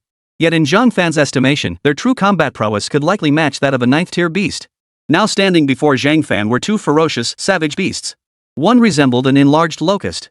This locust stood upright on two legs, while its other two pairs of forelimbs bore insect blades that occasionally flashed with golden light. 6 pairs of insect wings spread behind it. Unlike the 6-winged insect, this one stood upright, resembling a humanoid form. Golden Blade 12 Wings Fierce Blood Locust. Rank, Low Tier 5th Grade. Traits, Golden Blade all attack skills gain a 30% power boost, 12 Wings movement speed increases 6-fold while airborne. Skills, Frenzy 12 Slashes, Golden Feather Armor, Path Severing Strike. Frenzied 12 Slashes, summons 12 clones possessing 90% of the host's combat power. All clones attack simultaneously. After 12 strikes, both clones and host gain 15 times their original combat power. Lasts 10 minutes, consuming all internal energy. Golden Feather Armor, passive skill. Attacks from beasts below rank 9 have no effect. Does not grant immunity to elemental attacks or psychic skills. Path Severing Strike, sacrifices one hand blade to channel the body's full sharpness, capable of slaying 9th tier beings. When activated during Frenzy 12 Slashes, this skill can eliminate 10th tier creatures. Powerful. All those materials spent were well worth it. Zhang Fan didn't shortchange these two beasts either.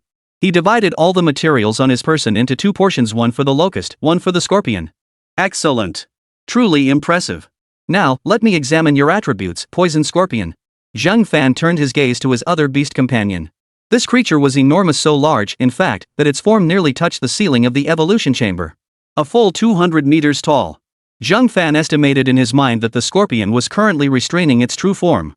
If it were fully extended, its size might be even greater. It was important to note that this evolution chamber had been constructed by the Lu family using considerable resources, supplemented by a space expansion scroll. Simply put, it expanded the space within a room by 1 to 10 times. Standing outside, one would see no visible change. Yet the interior space was indeed expanded. However, such scrolls could only be used once on a single enclosed structure. A second attempt yields no effect whatsoever. Chapter 91, Deadly Toxin Colossus Black Magic Scorpion. Deadly Venom Colossus Black Magic Scorpion. Rank, 5th tier, low grade. Traits, Deadly Venom Toxin Type Skill Effects increased 5-fold, Colossus Body expands 5-fold, with corresponding proportional increase in physical strength. Skills, Soul Severing Deathblow, Immortal Armor, Heartless Venom, Raging Fury. Soul Severing Deathblow neutralizes toxins from any creature below tier 9. When amplified by Deadly Venom, it incapacitates tier 11 creatures and renders all below tier 11 incapable of surviving the toxin. Usable only once per day. Immortal Armor, Passive Skill. Any attack below rank 9, excluding psychic abilities, cannot inflict damage. Heartless Venom, an inherently potent toxin within the Beastmaster's body. This venom can eliminate any Beastmaster below tier 9. When tier 9 to tier 10 beasts are exposed to this toxin, they cannot exert their full strength. Rage Power, all skill damage increases by 50%, and all attributes receive a triple boost. The cost is loss of reason, though the beast can still perceive its master's voice and presence, preventing friendly fire. Can only be used once every 3 days. Alright. Your stats aren't weak either. With this, that commission shouldn't pose any major problems. This evolution outcome matches my prediction. Your 2 powers are actually stronger than Yao Tang and Lu Qi. Upon hearing this, Zheng Fan could clearly sense that the Locust and Scorpion perked up considerably. As for the glorious mantis, it remained curled up in Zhang Fan's sleeve, seemingly unresponsive. Six Wing was another story. Naturally ill-tempered, it flailed its limbs, desperate to burst free. Zhang Fan had no choice but to soothe him. Alright, don't get angry. For your next evolution, I'll definitely prepare more materials for you. For this evolution, Zhang Fan had even used up the materials meant for Six Wing. Simply put, he had taken the materials required for the original evolution path and forced them into the Locust and Scorpion in greater quantity and higher quality. This crude method did indeed grant them more power during their evolution. However, Zhang Fan sensed that a significant amount of energy still dissipated during the process. He estimated that roughly double the materials required by the evolution path could grant the tamed creatures even greater power during their evolution. This made perfect sense. Greater power demands greater energy expenditure. Immediately after, Zhang Fan commanded the 2 beasts to shrink their bodies and come before him. Since the sleeves already housed the Six-Winged Mantis and the Radiant Mantis, the Locust and the Poison Scorpion did not enter the sleeves. The mighty Locust, gleaming bright gold, hung like an earring from Zhang Fan's ear. As for the Poison Scorpion, it retracted directly onto Zhang Fan's collarbone. From the outside, it looked as if Zhang Fan had a tattoo on his collarbone. With Zhang Fan present, the 4 little creatures seemed to have no inclination to quarrel or fight. Perhaps they had 6 wings. But after Zhang Fan's earlier reassurance, they understood he didn't want to see them like that. Time to head out. Zhang Fan took a deep breath. He couldn't afford to idle away the coming hours. In Lion Camel City, the currency spent wasn't gold coins. It was energy cores. Therefore, over the next few days, he'd be best off venturing into the wilderness to hunt down and eliminate beasts to acquire some energy cores. These would cover the expenses required for his upcoming visit to Lion Camel City. Plus, he'd need to purchase the materials consumed. While gathering energy cores in the wild, he could conveniently collect the materials too. Doing this alone seemed a bit exhausting. Instead, tomorrow he'd gather Li Tian and some guild members, along with Wang Yu and the others. He'd handle hunting the beasts in the dark forest, while the scavenging tasks could be left to Li Tian, Wang Yu, and the others. Squeak! Zhang Fan pushed open the door to the evolution chamber. Immediately, Zhang Fan saw Lu Dong, Lu Bufu, and Lu Yi. Aren't you guys resting? Zhang Fan froze for a moment. He guessed it must be very late by the time he emerged. His hunch proved correct. It was now well into the late hours of the night. If he had left just 1 or 2 hours earlier, it would have been the next morning. No rush at all. We were just waiting for you, Mr. Zhang. It seems your beast evolution is complete. I can already sense your aura has grown significantly stronger than before. Enhancing a beast's power also boosts the tamer's combat strength to a certain degree. Some had even considered relying on sheer numbers of beasts to bolster their strength. But in the end, those who tried this path all failed. Because beasts have their own temperaments. At best, some might tolerate more. But endurance has its limits. Under such circumstances, the inevitable outcome is that the beast turns on its master. Master Lu Dong, when did we start being so formal with each other? Didn't you say you needed to discuss something with me? Well, I happen to have time tonight. For a beast tamer, going without sleep for 3 or 4 nights doesn't really affect anything. At the same time, Zhang Fan was curious, what kind of situation could Lu Dong possibly be unable to handle now? Or was it that he lacked sufficient confidence to act rashly? Could it be that someone out there already possessed a 9th-tier beast? At this thought, a flicker of excitement flickered in Zhang Fan's eyes. This was good news. I underestimated our relationship. Well, it's actually about my son. Lu Dong then recounted the matter concerning his son to Zhang Fan once more. To Zhang Fan, this seemed like a trivial matter. It wasn't particularly troublesome. So that's what it's about. Don't worry, it's just delivering a message, nothing difficult. Louis, what are your plans for the next few days? Zhang Fan considered how many people he could realistically bring along if he went hunting in the dark forest. After all, in Zhang Fan's estimation, the only thing that would slow him down in the dark forest was the time needed to collect corpses and materials. Therefore, bringing more people along was his current plan. Fortunately, the dark forest was vast enough. Otherwise, Zhang Fan's sweeping raids would quickly strip the entire dark forest bare. Chapter 92, 8th tier. Is that considered a master? A stronger? The next morning, as noon approached, Zhang Fan realized he had indeed gathered quite a few people: Li Tian and members from the guild, people from the Lu family, and some from the Wang family. However, Wang Bing and Wang Yu from the Wang family were absent. Yesterday, Wang Yu seemed to have secured a military commission. This was a major assignment. He'd heard it was originally meant for Lu Dong, but Lu Dong had referred it to the Wang family. Alright, let me make this clear up front. Each of your families gets 20%, I take 40%, and the Lu family handles the distribution. Upon hearing Zhang Fan's words, everyone present nodded in agreement. Whether it was the Lu family, Li Tian and the guild members, or even Lu Dong himself, they were all aware of Zhang Fan's circumstances. They also understood their own circumstances. Going forward, the three parties would likely collaborate frequently. In fact, as long as Zhang Fan himself didn't encounter any issues, their partnership would likely endure indefinitely. This particular collaboration served as a foundation for their future endeavors. Li Yaya and Louis were present as well. So, where are we heading next? The dark forest? Li Yaya clenched her fist, her face lighting up with excitement.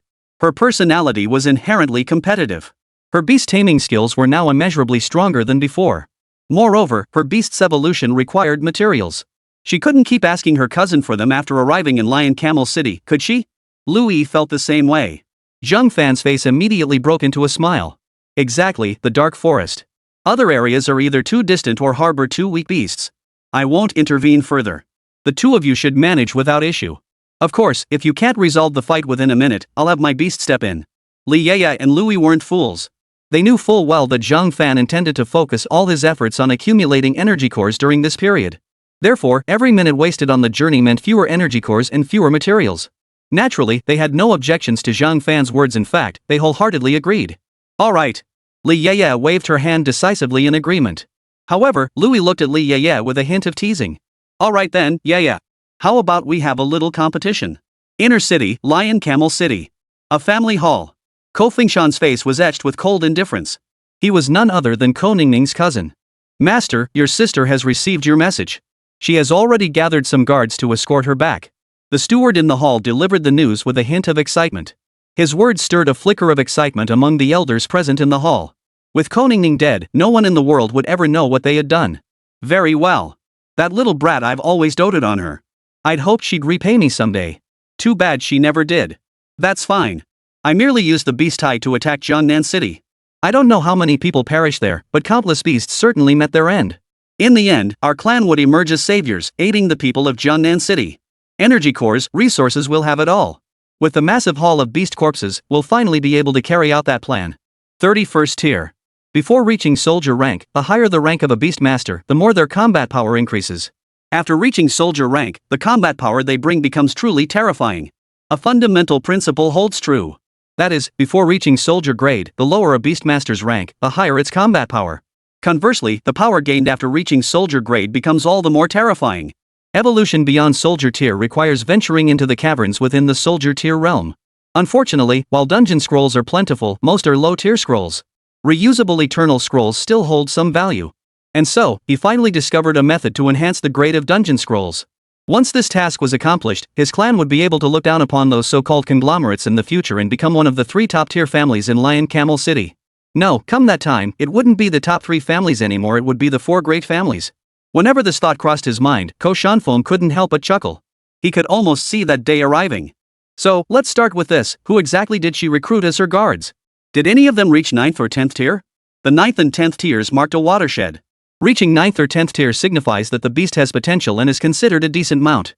In the eyes of the people of Lion Camel City, any beastmaster who hadn't reached 9th or 10th tier was considered mediocre. They might even be called outright useless. Of course, if one possesses profound expertise in such beasts, their strength becomes a different matter entirely.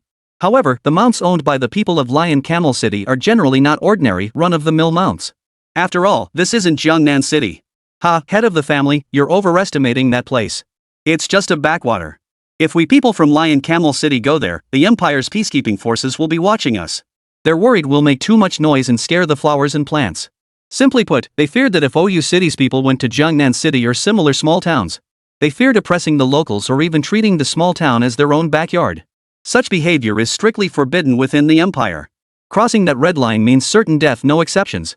This was precisely why Ko Shanfeng hadn't gone himself or sent someone directly to Jiangnan City to kill his cousin.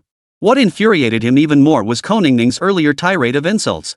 Yet, to his utter astonishment, the deceased patriarch had left Ko Ningning a teleportation scroll. It took some time, but now every member of the clan, from top to bottom, supported him. As for those who opposed him, he'd already sent them on their final journey. Yeah, I know all that. I remember in that small town, even trash like an 8th tier cultivator could be called an expert, a strong man. How laughable. Chapter 93, the 9th tier dungeon scroll. Ko Shanfeng cracked his neck before turning his gaze back to the steward. Continue. You must share everything you know. That way, I can make adjustments later. Otherwise, using my own people is still a bit inconvenient. After all, in that girl's eyes, I'm just a cousin who has her best interests at heart. Thankfully, I'm adept at improvising. Otherwise, that girl would have figured out I orchestrated everything within the family. Ko Shanfeng spoke slowly, idly twiddling his fingers. Essentially, in his view, everything had already been resolved. As long as I kill that cousin of mine in the end, that's all that matters. Now then, should he capture his cousin alive or not? Her current state actually quite suited his inner desires. After all, the Ko family was now effectively under his sole command. Under these circumstances, as long as his actions didn't violate the interests of the majority, the family would acquiesce to his wishes. Moreover, he had already replaced the current generation of clan elders. These were all supporters of his. A small guild and 2 minor families. I heard the guild leader recently had his beastmaster evolve to the 8th tier. The other 2 young ones seem pretty weak, both stuck at tier 6. As for the rest, they're probably only a tier 2 or 3. For you, this matter will absolutely pose no problem whatsoever. At that moment, broad smiles spread across the faces of the others. With such meager strength, it was practically child's play in their eyes. Poof. Before reaching 9th or 10th tier, they're all mere ants. Spend a few cores to have someone retrieve my sister. As for those guards? Send a few 8th or 9th tier individuals to entertain themselves with them. Speaking of which, I've already informed my cousin that some within the family will send 8th tier pursuers after her. When she's captured and realizes I orchestrated the entire plan, I wonder what expression will cross her face. After uttering these words, Ko Shanfeng's face twisted into an even more sickly grin. But among those present, some wore forced smiles. Others gritted their teeth in silence. Over the next few days, Zhang Fan essentially waited while his men swept through the dark forest. Yet no strange beasts stood in their way. In fact, Zhang Fan was nearly gathering enough materials to evolve his 5th beast companion to an 8th tier combat power. But Zhang Fan had no intention of acquiring a 5th beast right now. In his view, 4 was sufficient for now. Moreover, the 6th winged 9th tier core might not be entirely reliable. This time, Ko Ningning's request felt off to him. At least for now, he didn't fear them sending any 9th tier operatives. His only real concern was if they dispatched someone at the 11th tier level. That would be a real headache. The main issue was the lack of a 9th tier energy core. Without a 9th tier energy core, he had no choice but to take Ko Ningning's commission. But the more Zhang Fan thought about it now, the more he felt that unless Lu Qi underwent another revolution, this commission would still carry significant risk for him. He was caught in a vicious cycle. Man, this dark forest is such a crappy place, not even a single 9th tier beast to be found. Zhang Fan sighed helplessly, his entire body giving way to a deep sigh. His current predicament was nothing short of frustrating. He had encountered 1 or 2 8th tier beasts in the dark forest, but both were low tier 8th tier beasts. Not a single 9th tier beast was in sight. Even now, Zhang Fan hadn't made a single move. However, the people around him who were gathering materials froze upon hearing Zhang Fan's voice. Huh? Weren't they supposed to be gathering materials and corpses? How did it turn into searching for 9th tier beasts? No one mentioned this before setting out. But upon closer reflection, they realized there was no need for concern. Even that low-tier 8th tier beast hadn't lasted a minute. Even if a 9th tier beast showed up now, they wouldn't be afraid. Just then, someone else heard Zhang Fan's voice and cautiously spoke up. Brother Zhang, are you looking for a 9th tier beast? Zhang Fan turned to see it was someone from Li Tianhe's guild. This man appeared to be approaching middle age, and the beastmaster beside him bore numerous old wounds and hidden injuries. On the surface, it seemed nothing was seriously wrong. But Zhang Fan could see them clearly at a glance. Of course, Zhang Fan wasn't the type to help just anyone. His assistance to Li Tianhe and Li Yeye was a repayment for their favors. His initial assistance to Lu Dong was also to secure resources for the 6 wings. That's how the adult world works. From the very beginning, it's never about feelings, but always about interests. Yeah, that's right. I'm mainly searching for 9th tier energy cores, that's the priority. But we don't have any in Jiangnan City either. If we did, things would be much easier. What? You know where to find 9th tier beasts? Zhang Fan's interest was instantly piqued. He was currently struggling to find a 9th tier energy core. With a 9th tier energy core, everything else would become insignificant. Even after joining Ko Ningning's clan, he still possessed considerable confidence. However, Zhang Fan's intuition told him that the clan in distant Lion Camel City would certainly not be weak. In fact, they were likely extremely formidable. You must be familiar with the dungeon scrolls. I have one here. It's a 9th tier dungeon scroll. It should contain 9th tier beasts, though I don't know exactly how many. This scroll has always been our family's heirloom. Now, I wish to sell it to you. The dungeon scroll, right? How could he have forgotten about the dungeon scroll? Truthfully, Zhang Fan had considered it from the start.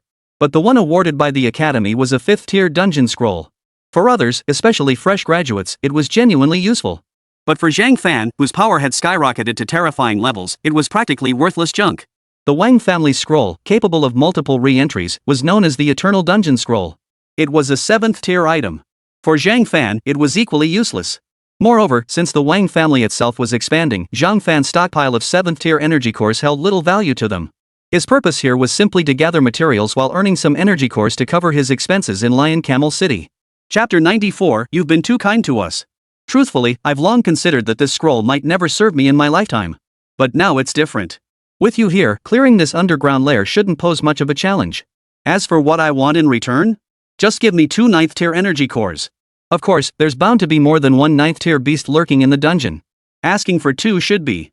As he spoke, he kept a wary eye on Zhang Fan. After all, he hadn't witnessed Zhang Fan's true strength firsthand. Yet seeing the respect Li Yeye and Louis showed him, he knew it must stem from genuine power. Moreover, even if he hadn't witnessed it firsthand, he'd heard rumors about Zhang Fan's formidable abilities. But whether Zhang Fan would agree to his request was still up in the air. For him, pulling out this single-use 9th tier underground secret realm scroll was already a huge gamble. Therefore, he felt a deep sense of unease and helplessness at that moment. Deep down, he even harbored a trace of dread. Don't worry. Just 2? Here's the deal, take 30% of the 9th tier energy cores I obtain. 3/10 seemed like a small share. But after all, it was essentially free. After all, he had contributed a 9th tier energy core himself. He understood Zhang Fan was already being generous. Otherwise, when he pulled out that underground cave scroll, there was a high chance it would be snatched away by someone or some family faction. That was the harsh reality in this world of universal beast tamers. The weak are often the easiest targets for bullying. It all boils down to that old saying, big fish eat little fish eat shrimp. One principle. Really? The man's face lit up with delight. Of course it's true. If you hadn't brought it up, I really wouldn't have had a way to help you. In a way, you've actually done me a huge favor. Here's the deal, let me take a look at your beast later. Who knows? Maybe your beast could evolve too. Zhang Fan understood the principle of possessing a treasure invites trouble all too well. He estimated that once this person obtained a 9th tier energy core in the near future, there would inevitably be those who coveted it. But if this person's beast taming prowess had also improved, then some of the risks involved could be mitigated. As for formidable opponents? Zhang Fan reckoned that in present-day Jiangnan City, very few would dare confront the Lu family, the Wang family, or Li Tian has guild these 3 major factions. Even if they possessed the strength, such individuals likely lacked the urgent need. After all, it was ultimately just a 9th tier energy core. Its effects wouldn't differ much from other lower tier energy cores. For most others, it was just that, nothing special. But for Zhang Fan specifically, he needed a 9th tier energy core to evolve his beast. Thus, for Zhang Fan, the 9th tier energy core held significant importance. If he managed to acquire a substantial number of these 9th tier cores this time, he could directly select 10 9th tier energy cores and double the materials to evolve the 6-winged beast. This would undoubtedly grant the 6-winged beast a substantial combat power boost after its evolution. What? You're genuinely willing to help me? Won't this be too much trouble for you? I'm truly grateful you'd do this. The man spoke cautiously once more. Regarding beast evolution, they had heard rumors that Zhang Fan was a beast cultivator. They'd heard that Li Tian and the chairman's beast evolution had been guided by the very person before them, Zhang Fan. No trouble at all. And this isn't really a bother to begin with. No need for thanks at its core, we're simply conducting a transaction. Right. So, the 9th tier energy core is just for the 2 of us. The rest of the resources will be divided among everyone else as originally planned. Any objections? After Zhang Fan finished speaking, everyone's eyes widened in surprise. Many hadn't anticipated that this operation in the Dark Forest had already yielded a substantial haul of materials and energy cores. Though these ordinary low-grade energy cores were practically worthless in Zhang Fan's eyes now. Truth be told, if one thought carefully, just over 10 days ago, Zheng Fan had actually been quite troubled by the lack of materials. Now he was fretting over acquiring higher grade materials. Zheng Fan then turned to look at Li Yeye and Louis. What? Not enough? Zheng Fan mainly didn't want to pick up materials himself, since that was actually quite a hassle. Li Yeye and Louis couldn't help but smile. It seemed that in this particular aspect, Zheng Fan wasn't quite as knowledgeable. But then again, it made sense. Zheng Fan's true expertise had always been in the realm of beast taming. No, you've given plenty. Theoretically, almost every team exploring dungeon's secret realms divides the spoils between the main force that kills monsters and those who provide the secret realm scrolls. The others are all replaceable, so they don't get anything from the dungeon secrets. The only perk they get is a bit more gold than they'd earn on regular commissions. Just as someone was about to speak up, Li Yeye spoke slowly. Her eyes fixed on those individuals. Many who met her gaze immediately lowered their heads. No one wanted to miss out on securing more benefits for themselves. It's fine. Let's just stick with it. Today, I'll follow the distribution method we agreed upon earlier. As soon as Zheng Fan finished speaking, many eyes lit up instantly. Great. Thank you, Brother Fan. You're too kind. This means my son can get a decent beast companion too. Great. My child can get into the 3rd academy now. You don't actually buy beasts, the academy issues them. But you still need to secure your own contract. Just getting my child into the 3rd academy feels like a huge win already. Zheng Fan witnessed this scene but said little. Most of the people present were already middle-aged. Among them, Zheng Fan could spot some notably young faces within his own group. They were from the Lu and Wang families. They were actually quite pleased. After all, this journey was essentially about fulfilling their family's mission. Yet Zheng Fan's actions had indeed secured them some benefits. Well then, it's time to set off. Let's go see that 9th tier underground cavern. Chapter 95, The Blood-Cursed Deadlands. Blood-Cursed Deadlands. Level 8th 9th tier advanced. Material yield, death soul bones, immortal grass, corrupted blood. Is this place the dungeon's secret realm? It's my first time in a dungeon like this. Among you two, Yeye and Xiaoyi, have either of you been to any dungeons before? Zheng Fan glanced up again at the interface that flickered into existence in the sky before vanishing instantly, a faint smile playing at the corners of his mouth. This place was rather intriguing.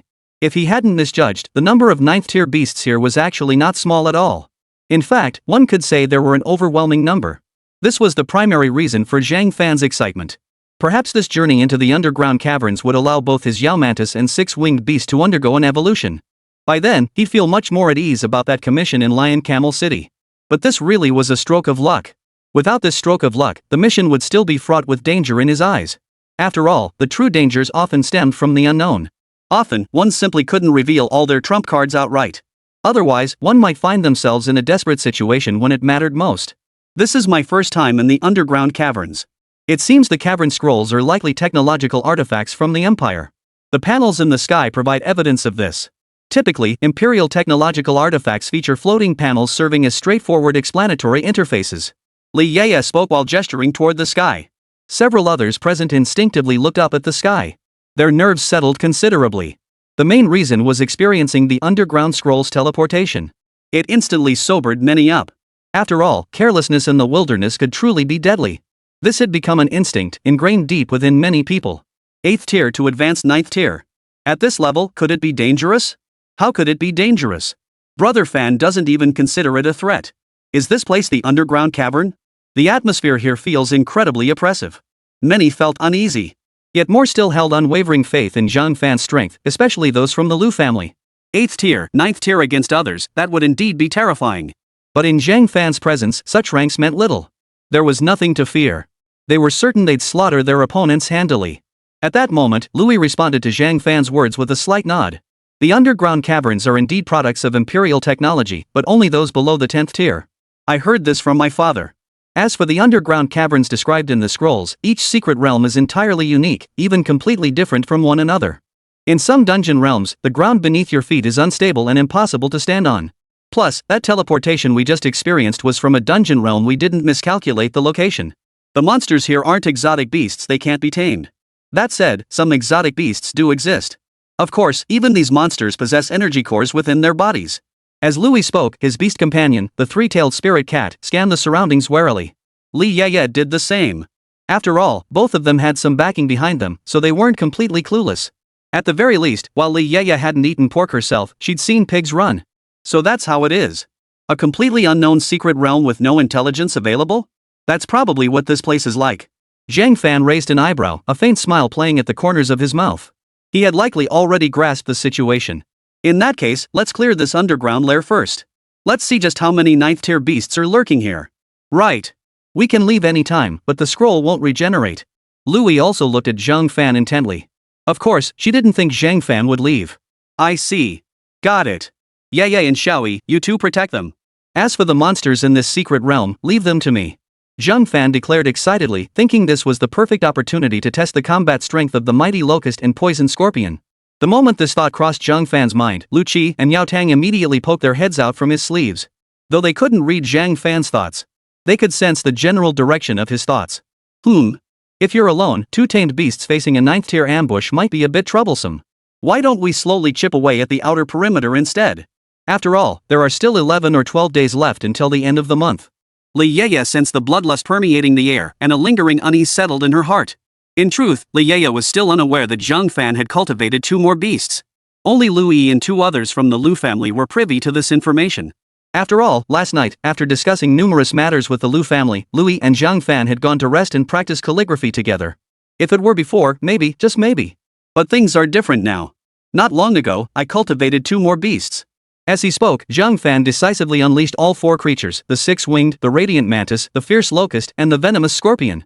The others watched as 4 small black pebbles seemed to fly from Zhang Fan's body, hurtling toward the distance. Yet mid-air, the pebbles abruptly swelled. Whoosh! Wayara. The glorious mantis and 6-winged insect let out a roar the moment they emerged.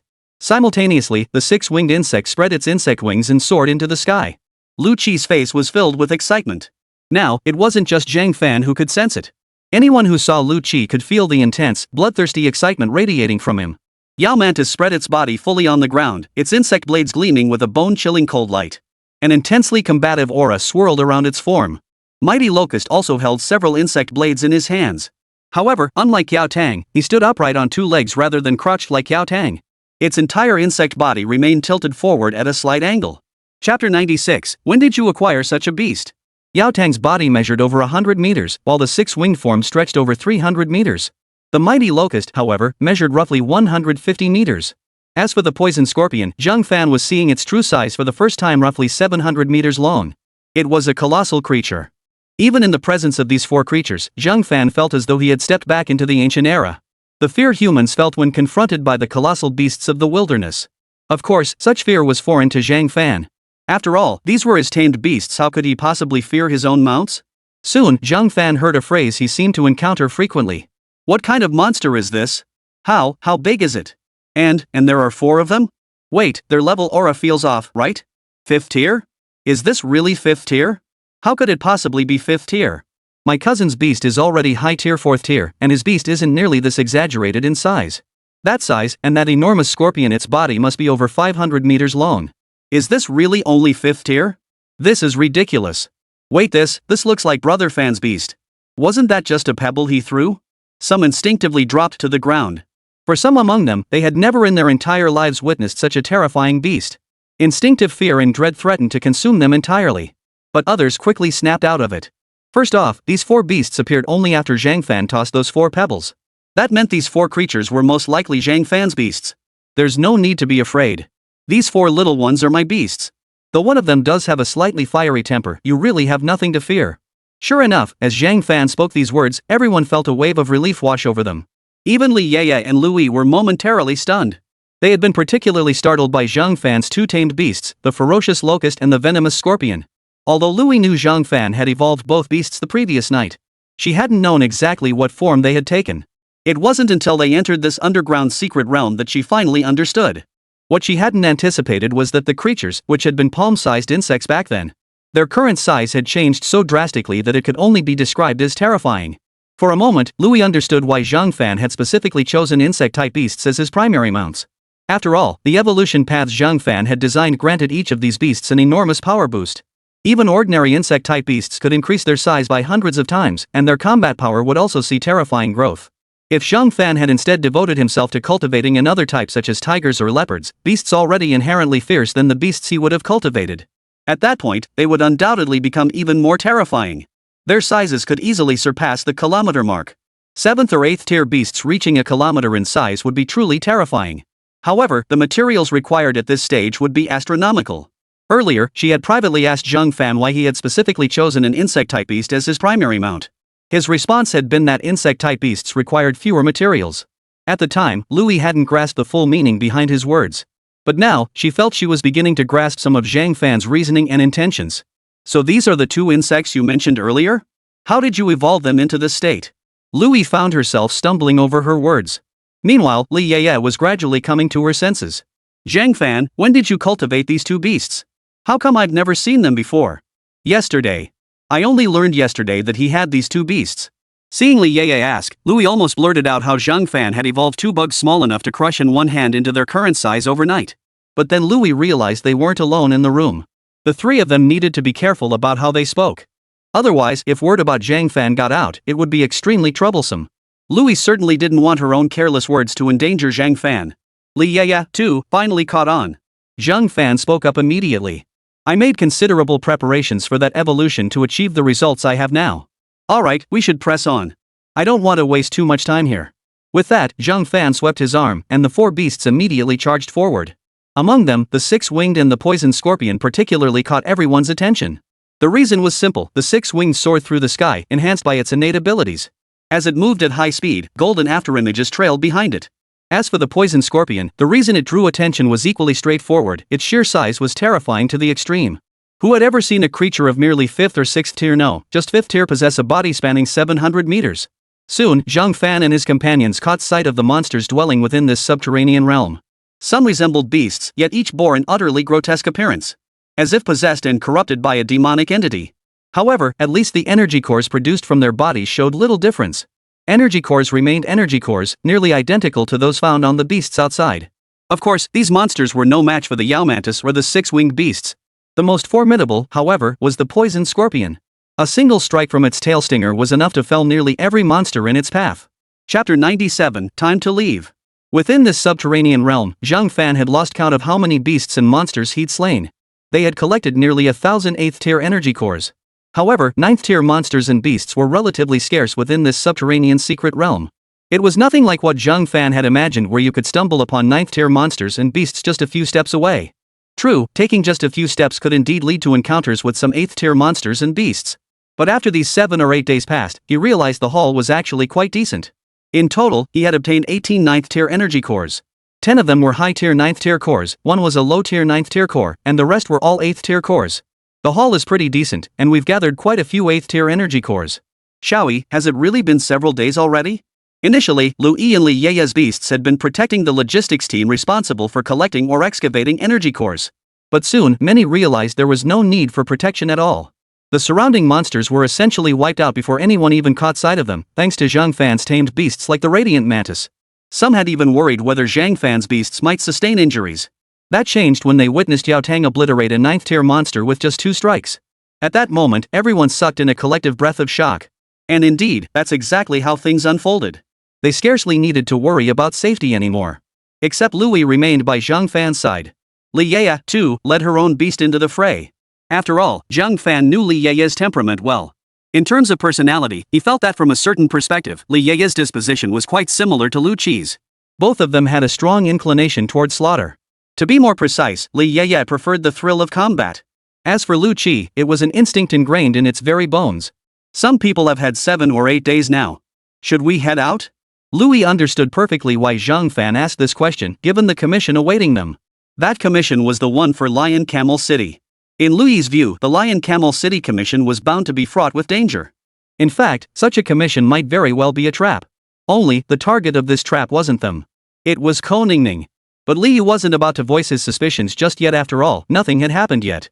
If events unfolded differently than he anticipated, revealing his suspicions prematurely would only make him appear incompetent and meddlesome. Worse still, instead of gaining respect, he might end up making enemies.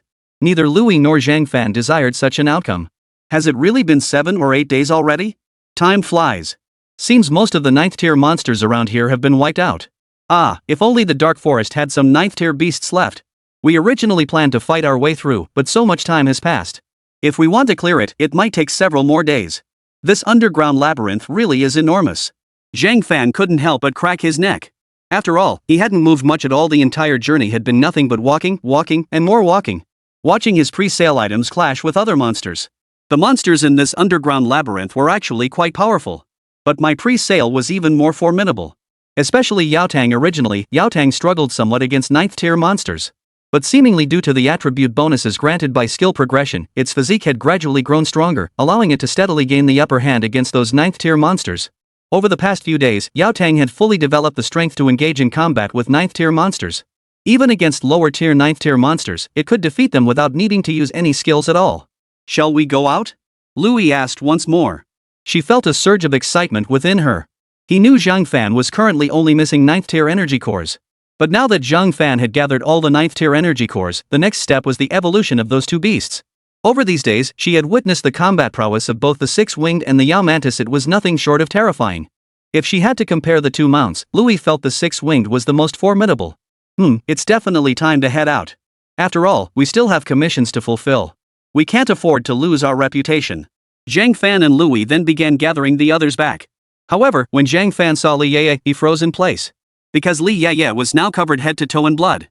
"Did you personally take part in a hunt?" Zhang Fan's expression held a hint of teasing before he asked directly. Of course, at this level of hunting, it was extremely difficult for beast masters like them to actually attack or seriously injure these 9th tier monsters. "Of course not. I didn't participate. I just collected a 9th tier energy core for you. Those monsters sure are massive, aren't they? Still, they're no match for your beast. After all, they're already 9th tier. Li Yeye's excitement was palpable, her smile radiant. Zhang Fan smiled and nodded in agreement. Excellent. With this, he now possessed 19 9th tier energy cores. 19 9th tier energy cores. Back then, he hadn't even dared to dream of having 5. After all, he hadn't found a single 9th tier beast in the entire Dark Forest. Let alone a 9th tier energy core. Great. Great. Great. Another 9th tier core, and a mid-tier 9th tier one at that. Not bad. Let's head back now. Otherwise, we might miss that commission. Upon hearing Zhang Fan's words, Li Yeye's expression shifted noticeably. She had genuinely forgotten about that. Right. Her request. I almost forgot about her. We really should head out now. Hopefully, we haven't missed it yet. Chapter 98. Can we talk now? Not long after, the group returned to the city. However, Zhang Fan realized they had truly come dangerously close to missing this mission. After everything was settled, Zhang Fan hurried toward the Wang residence. Li Yeye and Louis naturally followed close behind. Upon arriving at the Wang residence, they saw Koningning sitting on the sofa. She seemed a bit upset. "Oh my goodness, I was starting to think you guys were going to stand me up. I never expected you to actually show up. You gave me quite a scare. Honestly, without you, I wouldn't have had a clue how to get to Lion Camel City." After saying this, Koningning visibly exhaled a sigh of relief. After all, within Jiangnan City, she truly couldn't find anyone stronger than Zhang Fan. Even those with strength comparable to Zhang Fan were few and far between. In fact, she couldn't find a single one. That was simply the reality. Similarly, those with 8th tier strength demanded more than she could afford. Even if she somehow found some 8th tier powerhouses to guide her, she still wouldn't have much confidence. Zhang Fan, however, was different. While his beast taming hadn't reached the 8th tier yet, his 8th tier combat power surpassed that tier entirely. That was the crux of the matter. And that was truly terrifying. Rest assured, we won't break our promise. The reason we've been absent from Jiangnan City these past few days is because we ventured into the wilderness. We also made a detour to a subterranean secret realm scroll. But you're absolutely right about one thing: if neither of us can escort you to Lion Camel City, then no one in Jiangnan City will be able to. Zhao Fan was boasting again, for he was confident that Yao Tang and Lu Qi would undergo even more powerful evolutions next. By then, 6 wings would radiate an aura of an 8th tier level. As for combat power, it would undoubtedly surpass that of a 10th tier. Even at the 5th tier, Lu Qi and Yao Tang already possess terrifying combat power.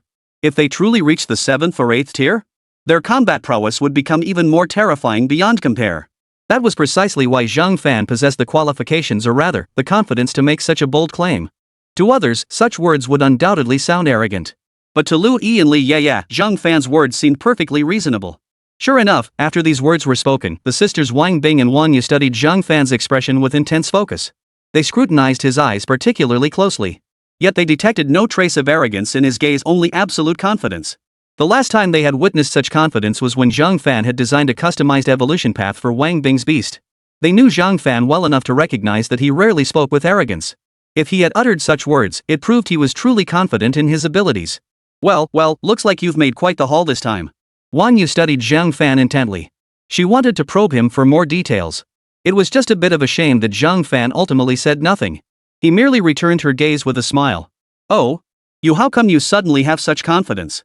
Koningning was instantly struck by immense curiosity at Zhang Fan's words. She promptly asked him directly. But Zhang Fan still didn't elaborate, merely shaking his head lightly. There's no need to say anything now. Just wait until we depart tomorrow. Besides, I might as well see this commission through to the end. I'll personally escort you to your family's estate and see what kind of situation your family is really in. How about it? Deep down, Zhang Fan still harbored doubts about Koningning's so-called cousin. There was undoubtedly some scheme at play. Of course, he couldn't voice this directly, he had to wait and see how things unfolded. Besides, the 5 9th tier energy cores he sought, along with his status within the inner city, were all inextricably linked to Koningning. If she were to die in Lion Camel City afterward. Although Zhang Fan now possessed 19 9th tier energy cores, but that was only enough to evolve the 6-winged and the radiant mantis. Don't forget Zhang Fan still had 2 more beasts to tame, making 4 in total. At minimum, he'd need 49th tier energy cores. Perhaps even 50. Truthfully, Zhang Fan never felt he had too many of these materials. In fact, even if he had 59th rank energy cores, he'd still consider it too little. In any case, this commission wasn't just Koningning's problem, it was Zhang Fan's problem too. And if Koningning truly had perished within Lion Camel City, those who survived might find themselves slandered and implicated. Even with the truth on their side, they'd be unable to clear their names. Considering all these factors, these were the primary reasons Zhang Fan placed such importance on this commission. Alright, that works. At that time, I can introduce you to my cousin.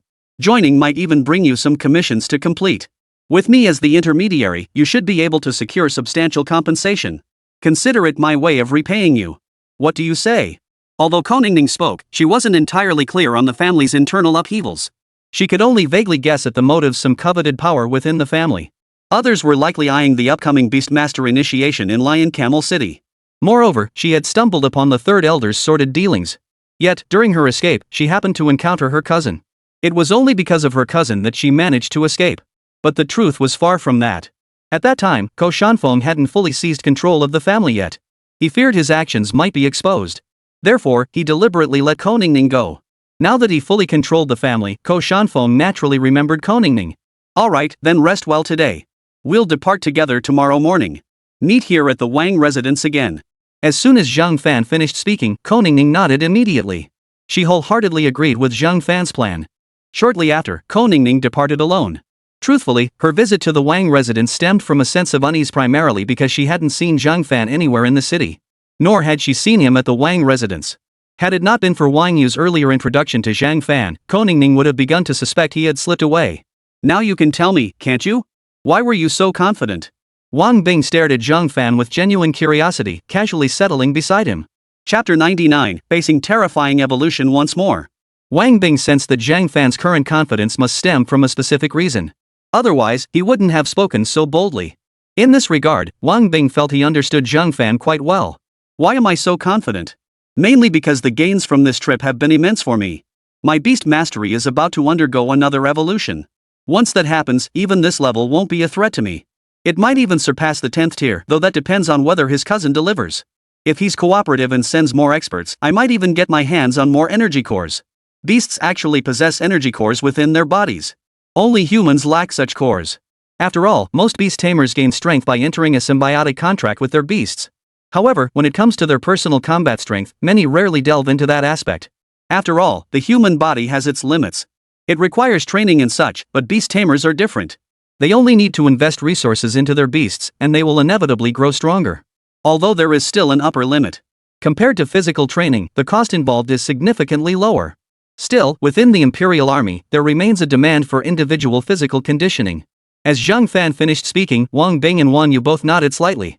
They refrained from inquiring about Zhang Fan's personal gains, recognizing this as his private matter. Certain boundaries must be respected in such matters. So you've noticed the problem too? To be honest, even though she's my friend, I didn't want to bring this up directly. I also feel that her cousin is acting very strangely. Why send her back at this particular moment?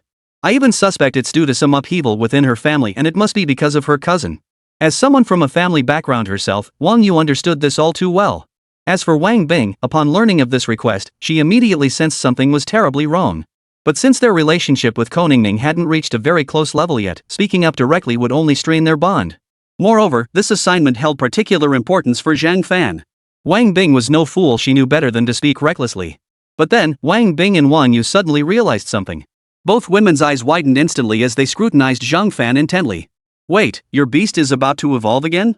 So soon? If it evolves again, after 9th tier, is 10th tier next? I've never heard of that tier before. Wang Yu couldn't hold back and blurted out the question. To him, this seemed utterly terrifying. After all, he distinctly recalled hearing just a day or two ago that Zhang Fan's beast had undergone an evolution. And now it was about to evolve again? This pace was nothing short of terrifying. But upon careful reflection, even without this current plan, Zhang Fan's rate of power growth was already terrifying. Among the same batch of graduates, many were still tempering themselves in the Blackstone Forest. Others were honing their skills within the logistics departments of various factions. Is this the gap between people? Yet Zhang Fan's current achievements have already reached a pinnacle that those individuals might never attain in their entire lives. Faced with this reality, Wang Yu couldn't help but feel a pang of emotion. Beyond the 9th tier lies the 10th tier, that much I can confirm. Alright, I should go evolve my beast. Tomorrow, we're setting out. Has anything been happening with the Wang family lately? Wang Yu understood Zhang Fan's concern. Last night, he'd been worried about potential problems the Wang family might face after his departure. He'd dealt with it just in case. However, Wang Yu understood clearly that the Wang family faced little trouble in Jiangnan City at present. Even if issues arose, Li Tianhe and the Lu family were there to lend a hand. No one dared cause trouble for their family.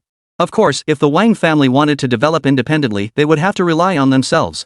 It was impossible to keep relying on others' charity. Wang Yu understood this point all too well. At the same time, she was quite content with their current situation. Without Zhang Fan, the players would undoubtedly have been targeted by now. That was an outcome Wang Yu absolutely did not want to see. The Wang family hasn't had any issues lately, and with Xiao Bing here now, the clan's warehouse has stocked up a bit over the past couple of days. How are your preparations coming along? Wang Yu asked with a smile. Upon hearing these words, both Lu Yi and Li Yeye felt a surge of excitement.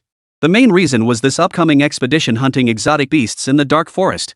Their beast tamers had performed exceptionally well. Ordinary 8th and 7th tier beasts offered no resistance whatsoever before them. Throughout the entire hunt in the dark forest, neither of them had needed Zhang Fan to intervene and solve problems. Their prowess had indeed reached the pinnacle of Jiangnan City. Passing away in the same city is still a form of self-preservation. Their matters are now settled. Next comes the advancement of my beast tamer.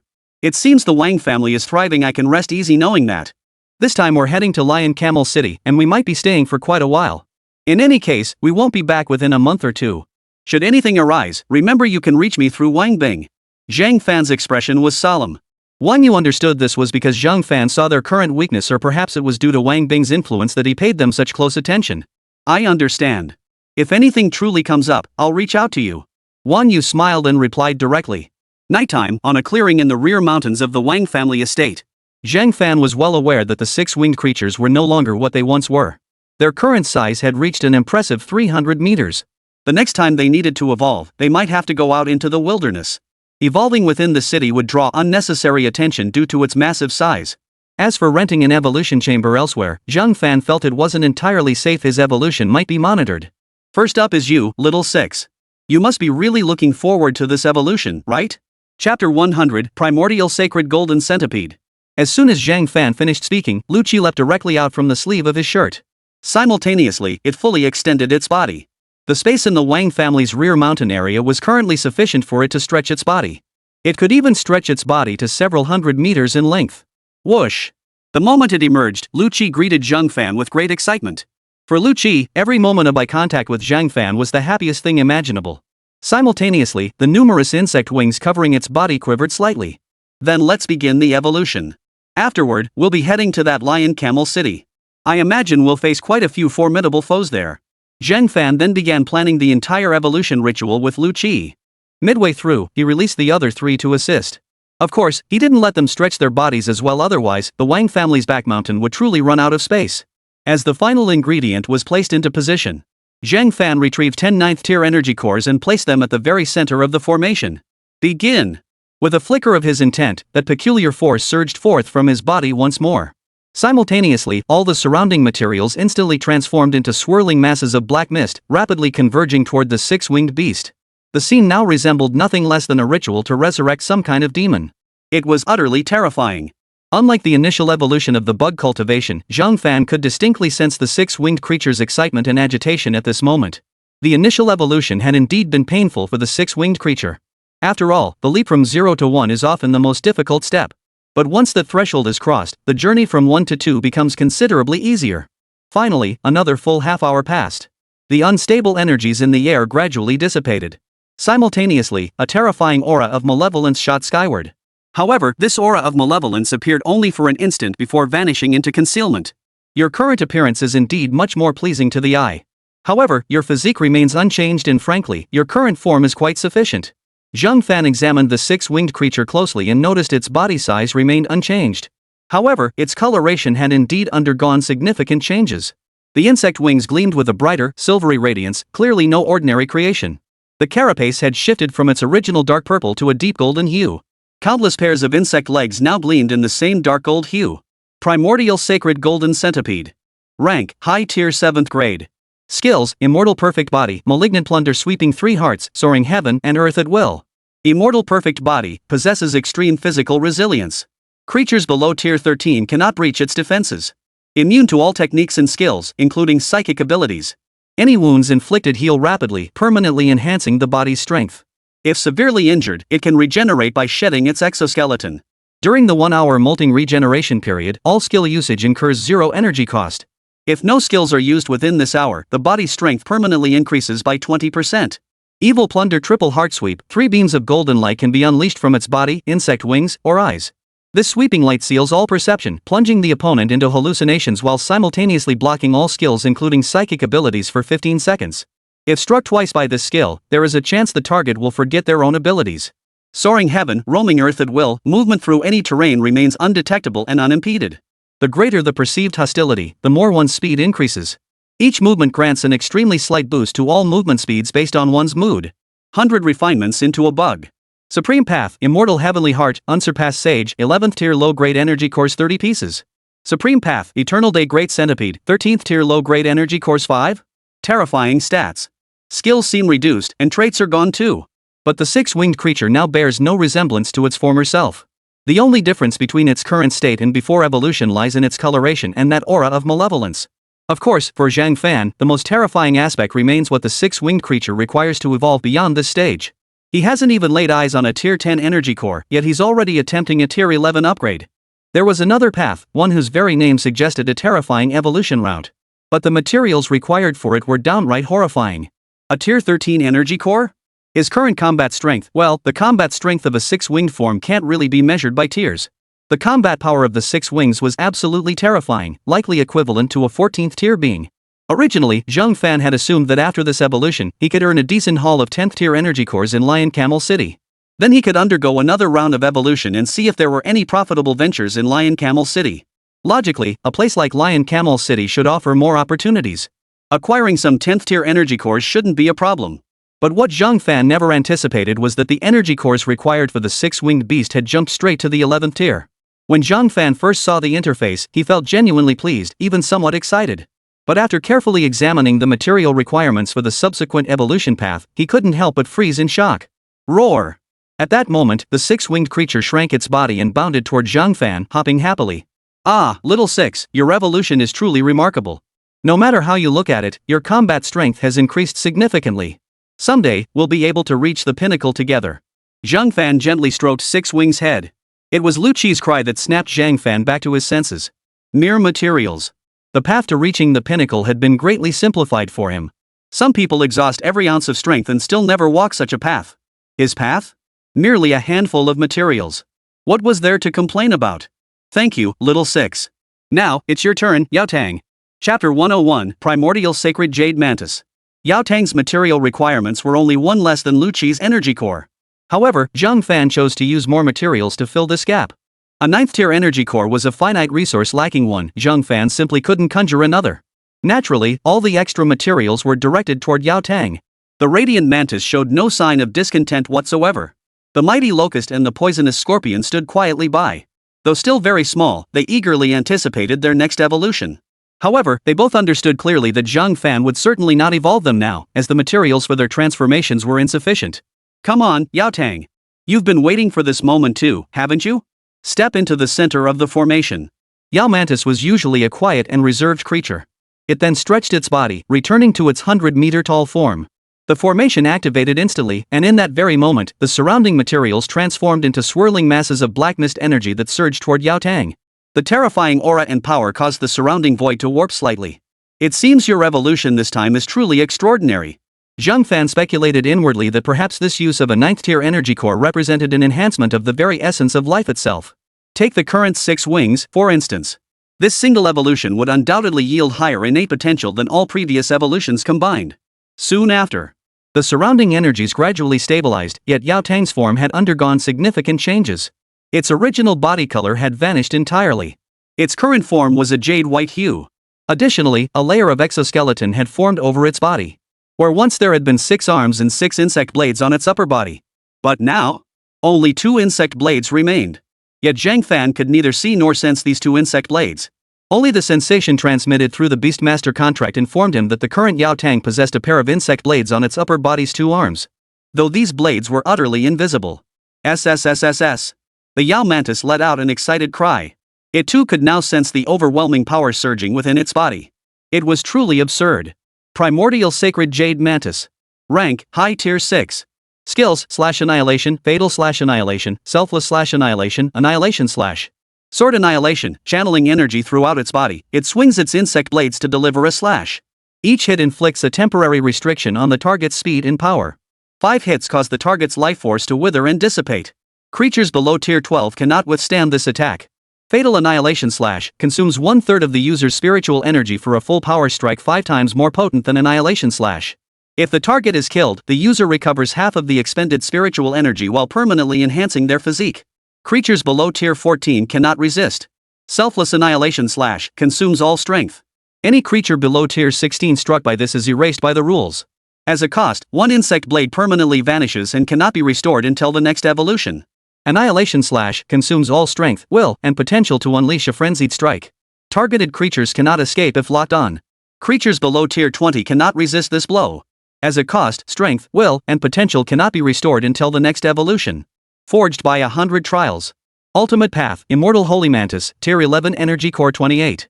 Good. Very good. Yao Tang's current stats are truly extraordinary. Its current stats and skills have undergone a complete transformation, utterly different from before.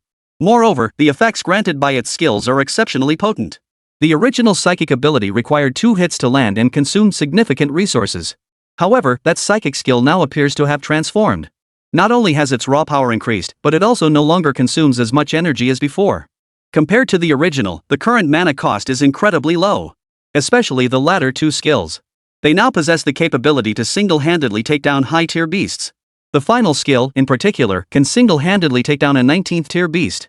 Early the next morning, at the Wang residence, the head of the Li family arrived once more, inwardly marveling. The Wang family still existed. He recalled his last visit, when the Wang family patriarch, the elders of the Wang clan, and even the top martial artist from Jiangnan City. All had been annihilated. Even now, Li Buting still felt uneasy. He dreaded the day that young man would return with the Lu family to hunt down his own clan. That would surely be the day of their clan's annihilation. These past days had been filled with dread, driving him to personally prepare lavish gifts for a visit to the Lu family. At least the other party had accepted his generous gifts. For now, he should be out of danger, free from any further threats. Yet even so, he felt no real sense of security.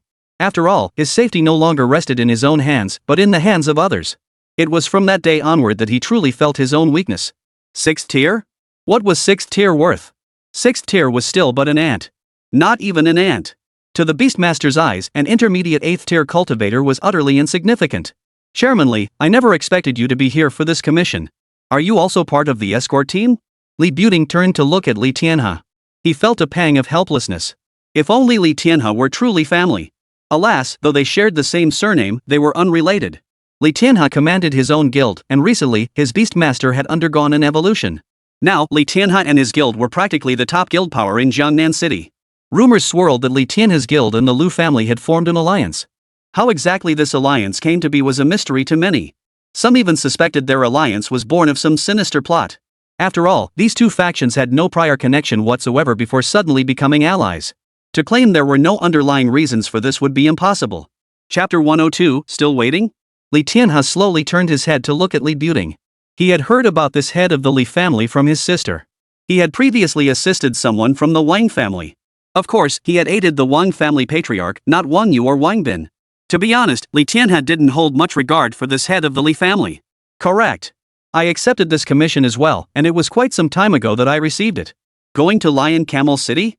I do know a route. But for now, let's see what the client has in mind. In truth, Li Tianhe was well aware of his own commission.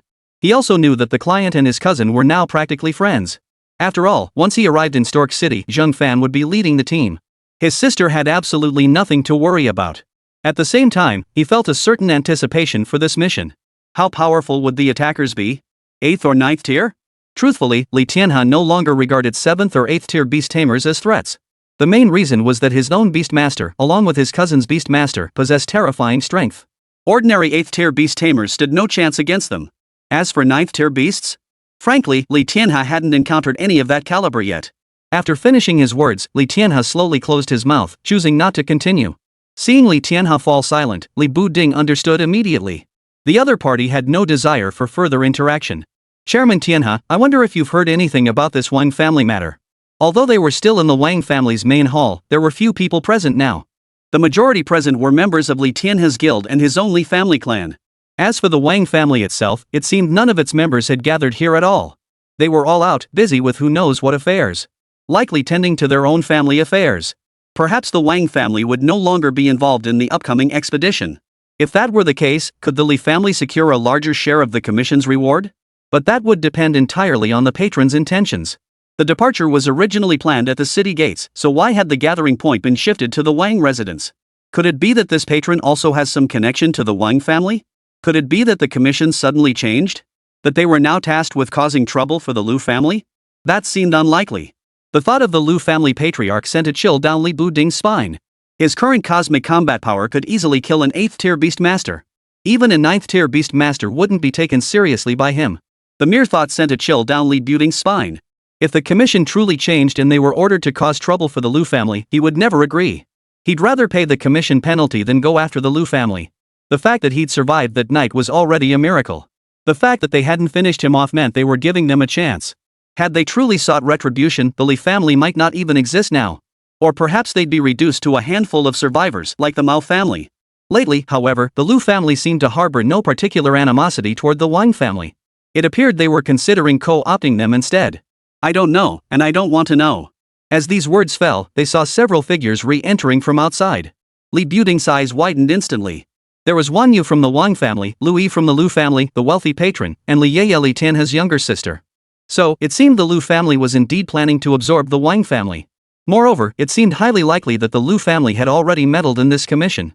While others might not recognize Lu Yi from the Lu family, Li Buding had seen it clearly before. The young man with the mysterious background and Lu Yi shared an extraordinary connection.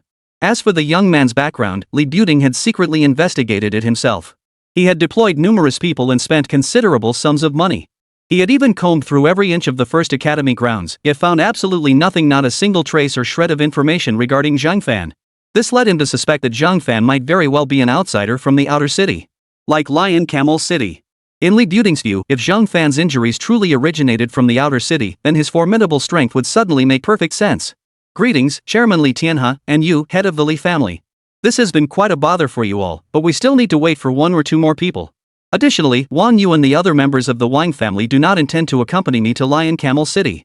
As for the reward, rest assured, it remains unchanged. There will be no reduction whatsoever. Li Buding listened to these words, feeling a sense of relief wash over him, yet his brow furrowed involuntarily. What was going on? Were they still supposed to wait? Wait for whom?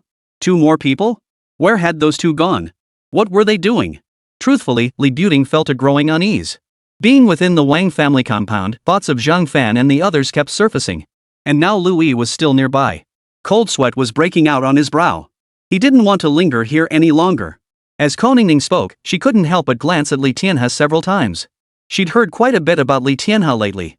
Rumor had it that this long-silent guild leader had suddenly unveiled an 8th-tier beastmaster. Beyond that, the combat prowess of this guild leader's beast was terrifying to the extreme. According to intelligence circulating in the city, the president's beast's combat power had actually reached the 9th tier. That's why it was only an 8th-tier beast. But its combat power was undeniably at the 9th tier. This fact was being widely discussed. It seemed that during an earlier incident, the guild leader's beast had effortlessly defeated 2 high-tier 8th-rank beasts. That was when rumors of its 9th-rank combat power first began circulating. Koningning silently pondered this to herself. Immediately afterward, she turned her gaze to Wang Yu beside her. What about those two? When are they coming out? Koningning asked with a hint of exasperation. She was ready to depart, but Zhang Fan and Wang Bing were nowhere to be seen. Li Yaya and Louis exchanged a knowing glance. They both knew full well that if the two hadn't gotten up by now, it meant last night must have been incredibly wild. But at this moment, Li Yaya couldn't sit still any longer. Chapter 103, looks like you really got duped. Wang Yu, your Wang family is really letting yourselves down. Miss Louis, Miss Li Yaya, I mean you no harm. It's just this Wang family, President Li Tianhe and I have been waiting here nearly all morning. And this Wang family hasn't even offered us a cup of tea. When Li Buting finished speaking, everyone's eyes widened in disbelief. Good heavens, do you even realize what you're saying? But Wang Yu was no ordinary person. Having once run a demon hunting guild herself, she understood exactly what the head of the Li family was thinking. Seeing the Wang family's weakened state now, he simply spoke his mind. He just wanted to vent his dissatisfaction. Even if they were genuinely prepared to serve tea, he'd still find fault. The head of the Li family, is that so? I hope you'll take back your words and apologize to Sister Wang Yu immediately. Otherwise, I'll inform my uncle right now that your family intends to declare war on ours. Louis and Wang Bing also shared a very close relationship. This closeness stemmed from their shared experiences participating in group activities with Zhang Fan over time. Once they became close, there was naturally much to discuss. After speaking, Louis was deeply concerned about the plight of the sisters, Wang Bing and Wang Yu. And now, today, someone had spoken to her like that right in front of her. It would be strange if Louis wasn't angry. Sure enough, as Louis spoke these words, Li Buding, the head of the Li family, turned ashen-faced. Simultaneously, he felt a pang of regret he shouldn't have provoked the Wang family in the first place. But just as he was about to speak again, he heard a voice he never wanted to hear again in his life. What's up? Early morning, huh? Ah, you guys are up bright and early. Already assembled? Sorry, my beasts were playing outside. I had to go find them. Generally, when Zhang Fan was working, he didn't particularly want Yao Tang and the others around him. So he had sent them out. Yet the four little creatures knew better than to reveal themselves, darting about the Wang residence in the dead of night. Their minuscule size meant no one noticed them at all. Who might you be? I feel like we've met before. Zhang Fan stared at Li Buting, slowly sinking into deep thought. Beside him, Wang Bing glared at Li Buting with a sour expression. But Li Buting's expression had completely frozen. The same went for the few clan officials he had brought along. Earlier, they had witnessed the Wang family's upheaval with their own eyes. They could never forget what Zhang Fan looked like, nor the sound of his voice. Indeed, you look familiar, haha. Well, seeing that you all seemed unprepared with tea or other necessities for the journey, well, the supplies needed along the way I personally arranged for some. Also, Wang Yu, if you have any difficulties, remember to discuss them with our Li family. After all, your great-great-grandfather and my great-grandfather were connected. Our families have been good friends since way back when. Li Buting felt he had pushed himself beyond his limits at that moment. Honestly, even when facing powerful beasts in the past, he hadn't felt this tense. Koningning's face was twisted with a strange expression. As for Li Tianhe, a faint, cold smile played on his lips. He said no more. Fine, forget it. Let's go. We're leaving. Although Zhang Fan couldn't immediately recall who this person was, he could still grasp the situation at hand. He could still piece together some of the details. Wang Yu, however, didn't immediately seek trouble with the Li family over this incident. The reason was simple, the Wang family was now far too weak. But with that eternal cavern scroll in hand, rebuilding their strength shouldn't pose too much of a problem. Soon after, Zhang Fan and his companions departed Jiangnan City. Yet, shortly after their departure, a message swiftly reached Lion Camel City. More precisely, it reached a specific family within the inner city of Lion Camel City. Here, let me see what this is about. Ah! My cousin has finally set out. Ah, at last. I'd been waiting for days. A wildly unrestrained grin spread across Ko Shanfeng's face, his eyes flashing with a sharp gleam. Recalling his cousin's figure, he couldn't help but lick his lips. Besides beast taming, the one thing he cared about most in this family was that cousin. Now that the fruit had ripened, it was time to harvest it. I've been informed. Servants, inform them it's time to move. My cousin has departed from Jiangnan City. Dark Moon Mountain will be their burial ground. Eliminate everyone except my cousin. At that moment, Ko Shanfeng recalled something, and anticipation surged within him. Master, there are Blue Moon Group operatives in Dark Moon Mountain. They seem to be searching for some kind of exotic beast there. Are we truly to strike there?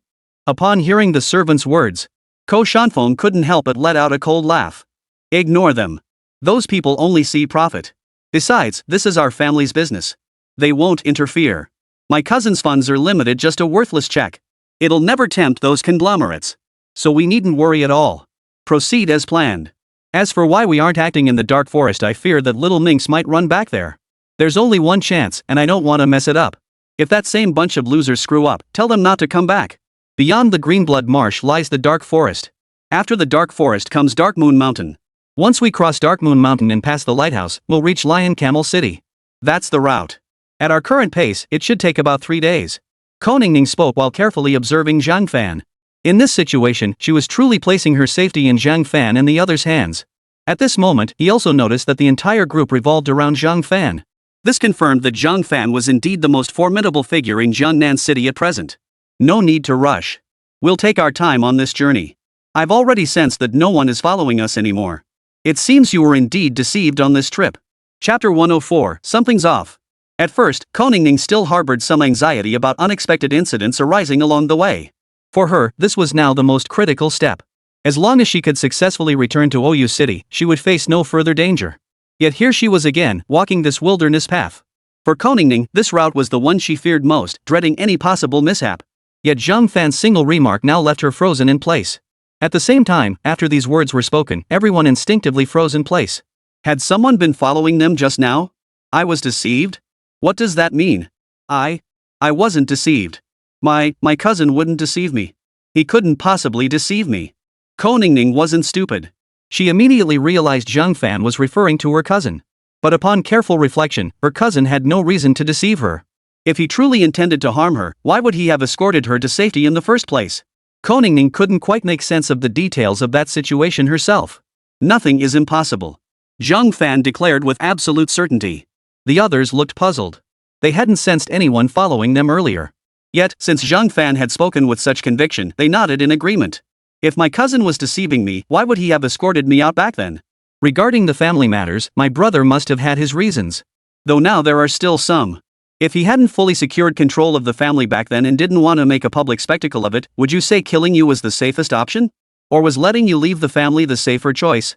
Killing you would have meant bloodshed within the family.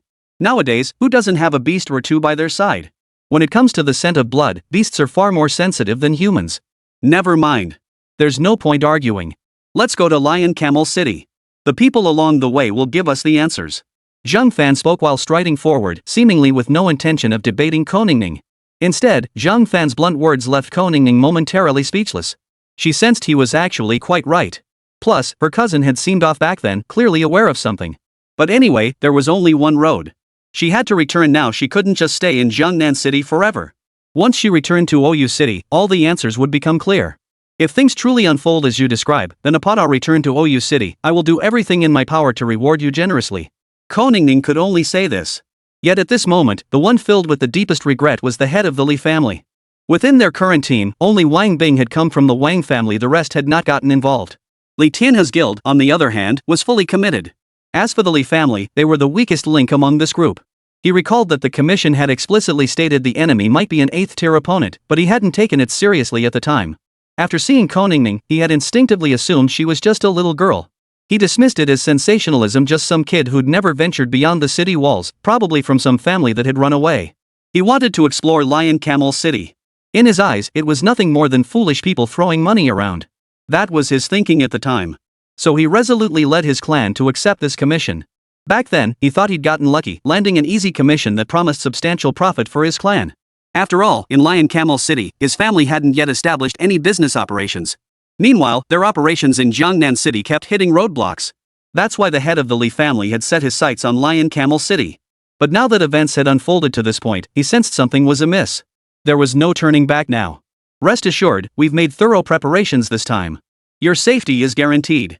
We promise to deliver you safely to Lion Camel City, even to your family's doorstep.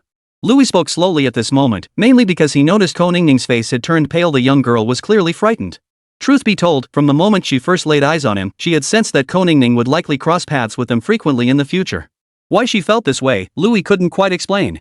So you needn't worry about these matters. As for anyone attacking you or causing trouble, leave that to us. That's what we agreed upon earlier. Louis offered reassurance to Koningning. Koningning quickly regained her composure. After all, this path was one she had to walk, whether she wanted to or not. Since she couldn't stay in Jiangnan City forever, she had no choice but to rely on others for now. Zhang Fan and the others escorted her to Oyu City. What kind of power are we facing this time? Why are they mobilizing so many of us? Those big families love bossing people around. They actually want our entire guild to handle this commission. Inside a cave within Darkmoon Mountain, dozens gathered, each face betraying impatience. In their eyes, this commission was nothing short of overkill. Yet the leader among them leaned against the wall, deep in thought. Bai Ruo's expression remained composed, though his inner impatience was palpable. He sensed something was amiss with the Ko family in the inner city lately, suggesting internal turmoil within the clan. Yet as an outsider, he dared not pry. Nevertheless, their guild had collaborated with the Ko family on numerous occasions in the past. Those collaborations had yielded substantial benefits for them. From a partnership perspective, the client family had been a solid ally. But this time, the person they sent to discuss the commission was clearly off. Previously, those who came to discuss business were all well presented, speaking and behaving with integrity. This time was nothing like that. Both their manner of speaking and their demeanor seemed different from the Ko family members he had known before. Could it be that some real upheaval had struck this family? Chapter 105, Exposed. Chairman, what are you thinking about? This commission is a huge windfall for us. Those captors are truly foolish with their money. I always felt their payments were excessively generous before. And the task they asked us to handle is remarkably simple. The words of the person beside him interrupted Bai Ruo's train of thought. The one who interrupted him was none other than the guild's vice president, his right-hand man. Xing Zhang. A man with 10th tier Beastmaster combat prowess. Whether it was an illusion or not, over the past few months, he increasingly sensed that the guild's vice president harbored some dissatisfaction toward him. The root cause lay in their differing philosophies. As guild leader, Bai Ruo's philosophy was simple: if a commission wasn't excessively unreasonable, he would accept it. Xing Zhang, however, clearly had no moral constraints. His eyes were fixed solely on how much profit a commission could bring, and whether he could squeeze more benefits out of the client during the process. He paid no heed to the client's perspective or the consequences their careless handling might bring. This has led to their guild's reputation steadily declining within Lion Camel City over the past few months. People with money aren't fools. They just trust us to get the job done. Betraying that trust comes at a cost. After Bai Ruo spoke these words, Xing Zhang's face immediately lost all expression. In the past, he would have heeded Bai Ruo's advice. But in recent years, their guild's efficiency had steadily declined. Moreover, his Beastmaster rank had been stuck at tier 10 for a full 15 years, showing no signs of progress. His current Beastmaster form had reached its level cap. Forget breaking through the 10th rank. Even aspiring for the legendary soldier rank was now a distant dream. Finally, about 5 or 6 months ago, someone approached him. Reputation? Reputation is meant to be sold. Guild leader, do you know why your beast has been unable to evolve? Think about it: how much material would we need to spend just to explore a single evolutionary path? Countless failures, all for the gamble of that one success. For that one success, we let those family members on us countless times. If we didn't scheme relentlessly for profit, how could we ever match those family clans? How could we ever compete with those conglomerates? Yes, you do possess some talent, some aptitude. But Chairman, it's time you woke up. Your beast mastery has been stuck at the 11th tier for 12 years now. Have you never considered changing your way of thinking? Xing Zhang stared directly at Bai Ruo, his gaze holding no trace of evasion. This was precisely the matter he had long wished to discuss with Bai Ruo. But until now, Bai Ruo had consistently avoided him, seemingly preoccupied with other matters. In truth, Bai Ruo understood Xing Zhang's concerns. Yet, to avoid conflict and ensure the guild's continued operation, he had often avoided the subject altogether. Today, however, there was no avoiding it. I've given it thought. But without my credibility, neither the consortium nor the families would continue entrusting us with any commissions. Then we'd be reduced to a mere demon hunting troop, just like when I first founded this guild. Do you understand? Hearing this, Xing Zhang immediately lost his temper. You just... But before he could finish his sentence, someone burst into the cave. President, Vice President, our target has appeared.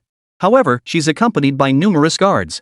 The beasts beside those guards are all 8th tier, while the rest are 6th and 5th tier. As expected, the small town of Jiangnan lacks any true powerhouses. At that moment, those around them fixed their gaze intently on Bai Ruo and Xing Zhang. While many were aware of the ideological clash between Bai Ruo and Xing Zhang, no one coveted the positions of guild leader or deputy leader. The primary reason was that within their guild, aside from Bai Ruo and Xing Zhang, the highest-ranked members were only 9th tier. 9th tier practitioners were few and far between, only 5 in total, all senior executives within the guild.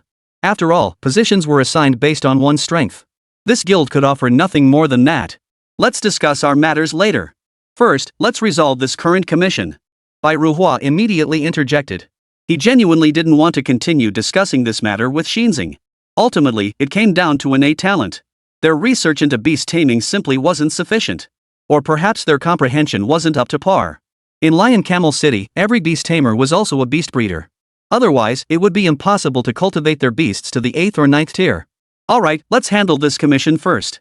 Meanwhile, Zhang Fan and his companions, who had just entered Darkmoon Mountain, suddenly halted their advance. It was primarily Zhang Fan leading the group who consciously stopped, prompting the others to follow suit. impressive perception.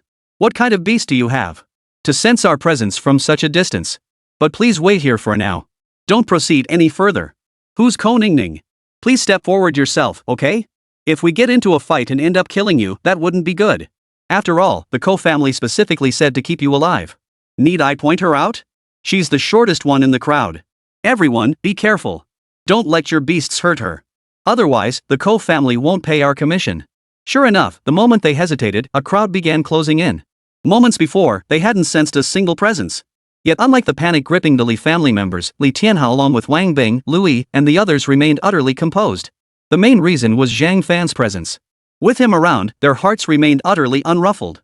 Truthfully, these people posed a significant threat to them, but with Zhang Fan present, they were no longer a concern. In such a hurry? I thought you'd keep lying and wait a bit longer. I've felt your presence tracking me since we entered the dark forest. Your aura was far too obvious. My beast companion even sensed your killing intent. Next time you ambush us, I'd advise against revealing any killing intent. Not only can a powerful opponent sense it easily, but it also gives away your own position. Chapter 106, The Truth. The moment Zhang Fan spoke, everyone present froze in surprise. Instantly, their gazes shifted from Ko Ningning to Zhang Fan. What was this young upstart thinking?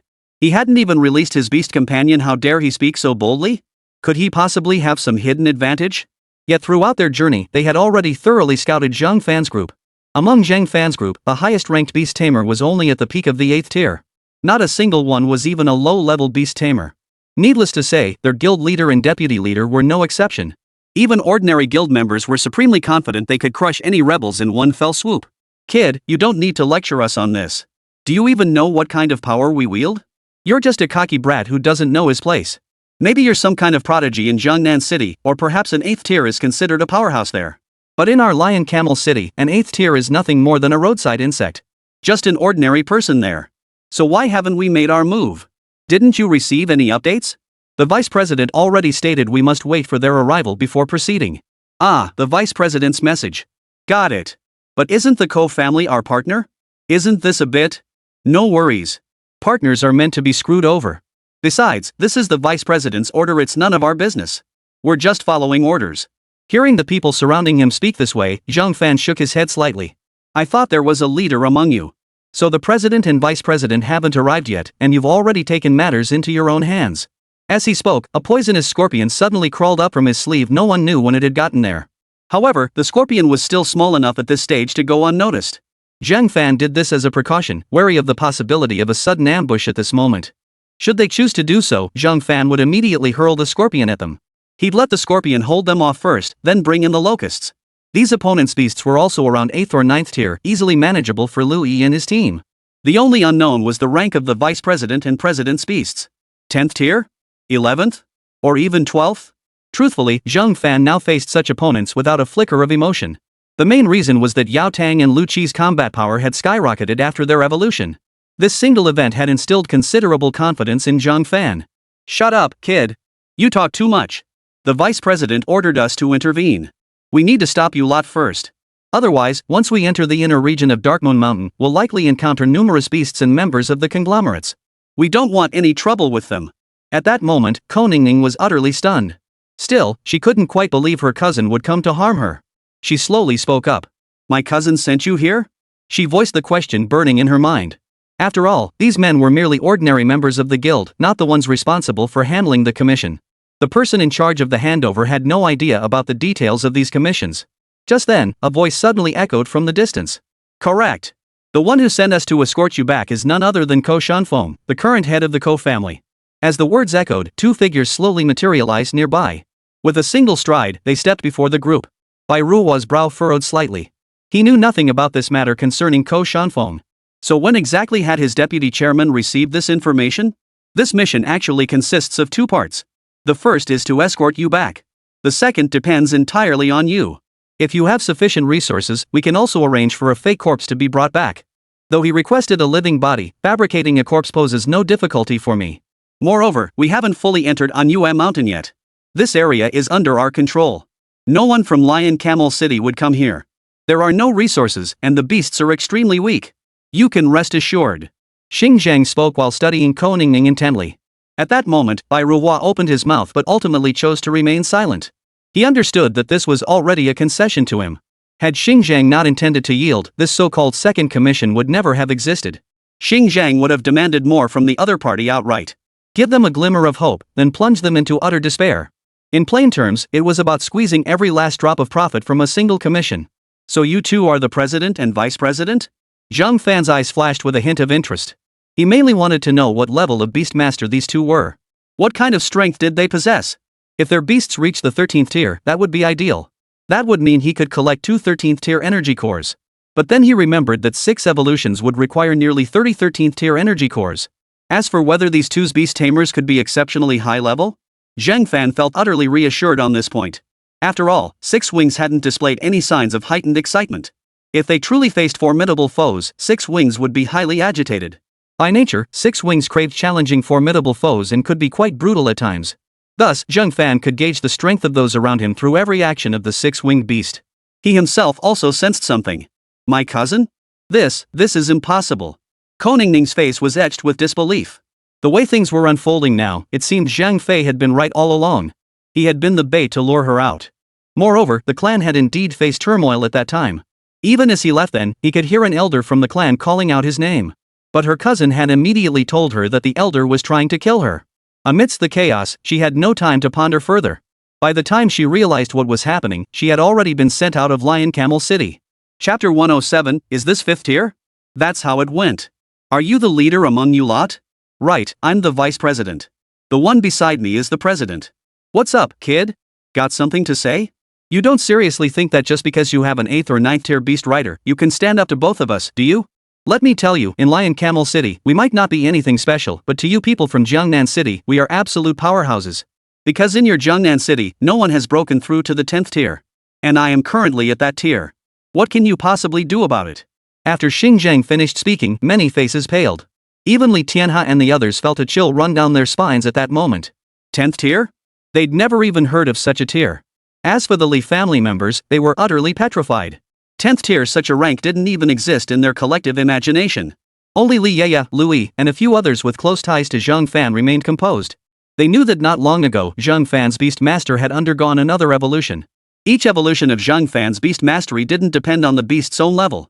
The beast's inherent level was generally only half of its combat power. In most cases, the true combat power of Zhang Fan's beast was roughly double its base level. They had heard terms like 10th tier and 11th tier from Zhang Fan himself. However, these two tiers were not something Zhang Fan truly regarded as significant. 10th tier, 11th tier? No 13th tier? The folks from Lion Camel City aren't all that impressive after all. Zhang Fan raised an eyebrow, his eyes widening involuntarily. He wondered inwardly, could it be that Lion Camel City is truly this weak? Oof. We're just a bunch of slightly bigger small fry.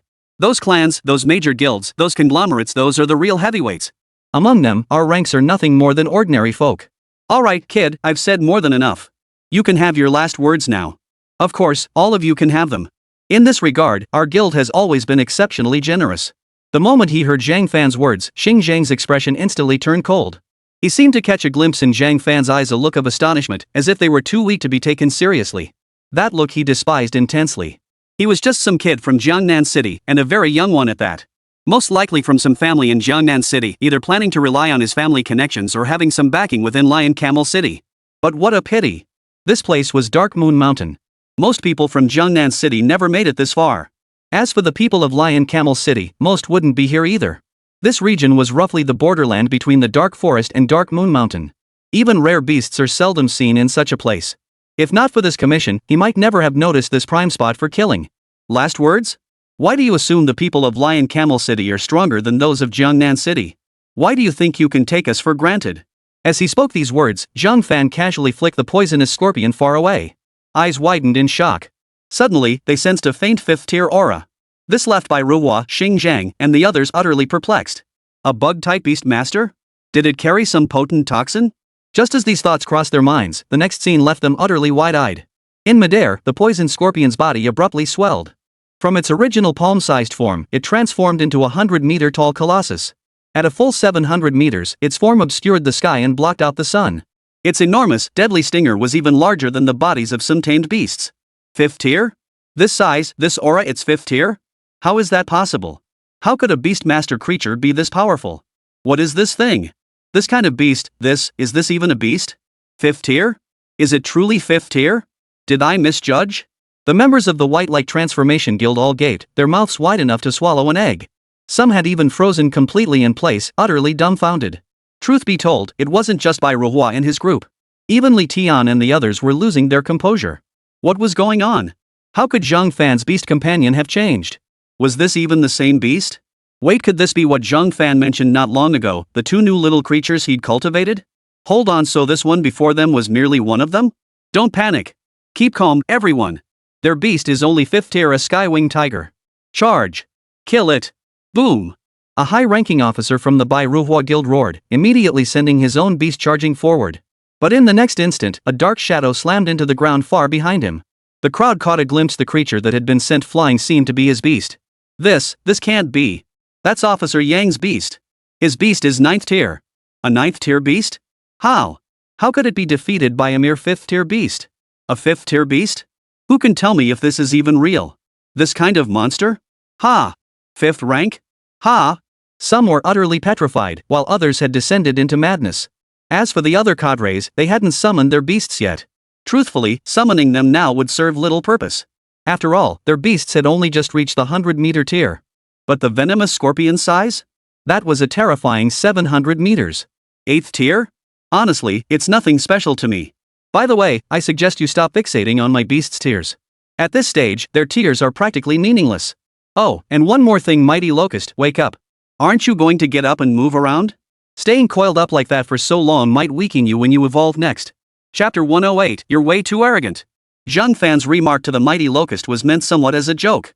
Of course, true evolution wouldn't possibly cause the Locust beast to lose any strength.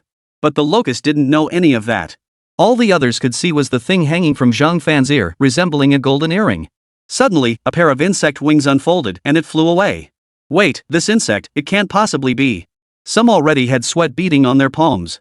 One poisonous scorpion was terrifying enough. If another one appeared, then this battlefield. Sure enough, the more you dread something happening, the more likely it is to occur. A golden-skinned creature appeared, resembling a locust standing upright in midair. Except this locust bore a human-like form. The difference was that it held several insect blades in its hands. The most striking difference between the fierce locust and the radiant mantis lay in their stances. The mighty locust stood upright like a human, resembling a swordsman. As for the glorious mantis, it relied entirely on its innate instincts. Its twin blades were poised before it. Xiao Yi, Yaya, Xiao Bing, the others around us are yours to handle. With the mighty locust and poison scorpion assisting you, eliminating them shouldn't be a problem. Brother Tianhe, please protect Koningning. Her beast control isn't much use right now. She's quite fragile herself. If the enemy gets desperate, things could get messy. Zhang Fan immediately began dividing the battlefield. As soon as his words fell, Li Ye and the others commanded their beasts to cease hiding, fully revealing their true forms. In other words, they would revert to their original body size as beasts. These beasts had all undergone the evolutionary path provided by Zhang Fan. Their sizes now hovered around the 100 to 200 meter range. In the blink of an eye, 5 colossal beasts now stood on the field. One of them could truly be called a colossus. These people, are they truly from Jiangnan City? When did the beast tamers there reach this level of cultivation? Impossible. Their beast tamers haven't even reached the 10th rank. How could their beasts possibly be 100 meters in size? No. What we're seeing is fake. It's fake. Crack. A thick, black shadow rope suddenly swept through the air. In that instant, over a dozen people along with their beasts were reduced to clouds of blood mist. Poison Scorpion slowly raised its tail, flicking the blood from its tip. At that moment, both Bai Ruhua and Xing Zhang were utterly frozen in shock. In truth, the beast companions of Wang Bing, Li Yaya, and Lui possessed terrifying potential. Even at the 8th rank, their bodies measured between 100 and 300 meters in length. Such size not only indicated combat prowess but also signaled a beast's potential. Reaching this level at the 8th rank would draw significant attention even within the entire Lion Camel City. Any discerning observer could see that the potential of these beasts was simply immeasurable. Yet what left them utterly baffled and stunned at that moment were Zhang Fan's venomous scorpion and fierce locust. Both were merely 5th-tier beasts, yet their combat prowess rivaled 9th-tier beasts. No, 9th-tier beasts would be utterly crushed by them. Especially when you consider their terrifying size. 5th tier. 5th tier. A 700-meter-long body at 5th tier? Is this even a bug anymore? Poof. You may be gifted, but your beast ultimately can't match a 10th tier one. Moreover, your beast must be in some kind of skill state right now. Its aura is extremely unstable. This must have come at a significant cost to your beast, right? At this moment, everyone's beasts were locked in fierce combat. The battlefield echoed with intermittent booms. However, everyone present clearly noticed that Zhang Fan's two beasts. The poison scorpion could effortlessly defeat 9th tier beasts, but the other beast, the mighty locust, seemed noticeably slower in comparison. It seemed to lack the venomous scorpion's prowess. Moreover, an eerie aura now shrouded the poison scorpion. Clearly, this scorpion had entered some sort of skill state. Correct, it is indeed in a skill state. Of course, you could wait for its skill state to end. As for the cost you mentioned, it likely won't be able to use the skill again for the next day. Well then, gentlemen, it's time for you to make your move. Let me see just how weak these 10th and 11th tier beasts truly are. Zhang Fan raised an eyebrow in boredom. When he realized neither of them was 12th or 13th rank, his interest plummeted by more than half. The 13th tier energy core was gone. Well, that was understandable. Perhaps even at the 13th tier level, such beasts were rare even within Lion Camel City. But these two hadn't even reached tier 12. This left Zhang Fan feeling rather disheartened. Truth be told, if others learned of Zhang Fan's situation, it would likely send a chill down their spines. Just days ago, his tamed beast still possessed combat power at the 8th and 9th tiers. Now, however, the combat power of 6 Wings and Glorious Mantis had reached the terrifying level of the 14th tier. The Glorious Mantis even possessed terrifying skills capable of annihilating 20-tier opponents. Faced with such overwhelming superiority, Zhang Fan had lost all interest in the two men before him. Arrogant. You're far too arrogant. While so many 8th tier beasts are indeed troublesome, the gap between 10th and 11th tiers is no simple matter. Come forth, bloodthirsty mantis. Xing Zhang spoke as he summoned his own beast. However, his beast was also an insect-type beast, though its form was nowhere near as massive as Zhang Fan's, measuring only about 100 meters in length. His bloodthirsty mantis was only 80 meters in size, but its aura clearly marked it as a 10th tier beast. Zhang Fan also noticed that this bloodthirsty flying mantis bore numerous hidden injuries. On the surface, it seemed as though these injuries had been contained. In reality, these injuries were far from contained. Zhang Fan could tell at a glance that this beast couldn't sustain serious injuries. If it were to become gravely wounded without powerful healing abilities, it would likely die. Ah, old buddy, I'm afraid you'll have to take another hit. Mingho Heavenly Ape. Chapter 109, I've got more than just these two beast companions. In an instant, the situation on the battlefield shifted dramatically once more. Two additional beasts were suddenly summoned. One was Xing Zhang's bloodthirsty flying mantis. The other was Bai Ruo's beast, the Mingge Ocean Ape. This ape was no small creature either, standing a full 137 meters tall. Beyond its size, its fur bore a faint reddish hue. However, its hands were covered in thick calluses. At the same time, Zhang Fan noticed that this beast was on the verge of evolution, its physical state already pushed to its limits. As for the hidden injuries on its body, they had been stabilized. If this beast managed to break through and evolve, it would hold tremendous promise for the future. Unfortunately, the evolution fell just short of completion. It might require more time or perhaps additional materials. At the very least, it would require another 2 or 3 months. Had it not encountered Zhang Fan and his companions, this outcome would have been quite favorable for an ordinary creature. But it was a pity they had crossed paths with them. Given the current standoff between both sides, it was inevitable that this would become a fight to the death. Just as it was from the start, no matter what was said, Xing Zhang and Bai Ruo would inevitably kill them to fulfill their commission. It was merely that Zhang Fan and his group now possessed the strength, turning the tables. 1 10th tier, 1 11th tier. Ultimately, it's still a bit lacking. Zhang Fan shook his head lightly. In his view, even if they hadn't reached the 13th tier, at the very least, achieving the 12th tier would have been acceptable. He could at least make use of them. But at the 11th and 10th tiers, even the evolution of his two beasts, the locust and the scorpion, would be useless. Still, he'd collect them first. He would carefully plan their use later based on the materials available. Zhang Fan felt fortunate that his special ability granted him countless methods to cultivate and evolve a single beast. Even a single evolutionary path could branch into countless variations. So, looking at it this way, the evolution of the locust and scorpion might still prove useful. After all, the evolution materials required only specified the minimum grade on the panel. For instance, if the panel specified a 9th tier energy core, then the materials needed would start at least from a 9th tier energy core level. Thus, using 10th or 11th tier energy cores isn't out of the question. Combined with the beast cores produced by other level 9 beasts within this guild, one of the two beasts, the locust or the scorpion, could actually be evolved. Indeed, I must say, a young man like you is truly formidable. I imagine your reputation in Zhongnan City resonates throughout the entire city. As you said, your beast taming combat prowess is impressive. However, it's a pity that even at their peak, they only possess 9th tier strength. They haven't reached the 10th tier at all. Once you hit the 10th tier, that's a whole new beginning. The leap in power between tiers is far greater than the incremental gains between tiers. In other words, beyond the 10th tier, the possibility of cross-tier battles between beast tamers becomes extremely rare. Xingjiang steadied his mind, exhaling softly through the corners of his mouth. Truth be told, just moments ago, Zhang Fan had exerted considerable pressure on him. Most crucially, they could clearly see that Zhang Fan was merely a young man who had just turned 20. At this age, he was exceptionally young among beast tamers, so young he seemed almost like a newborn.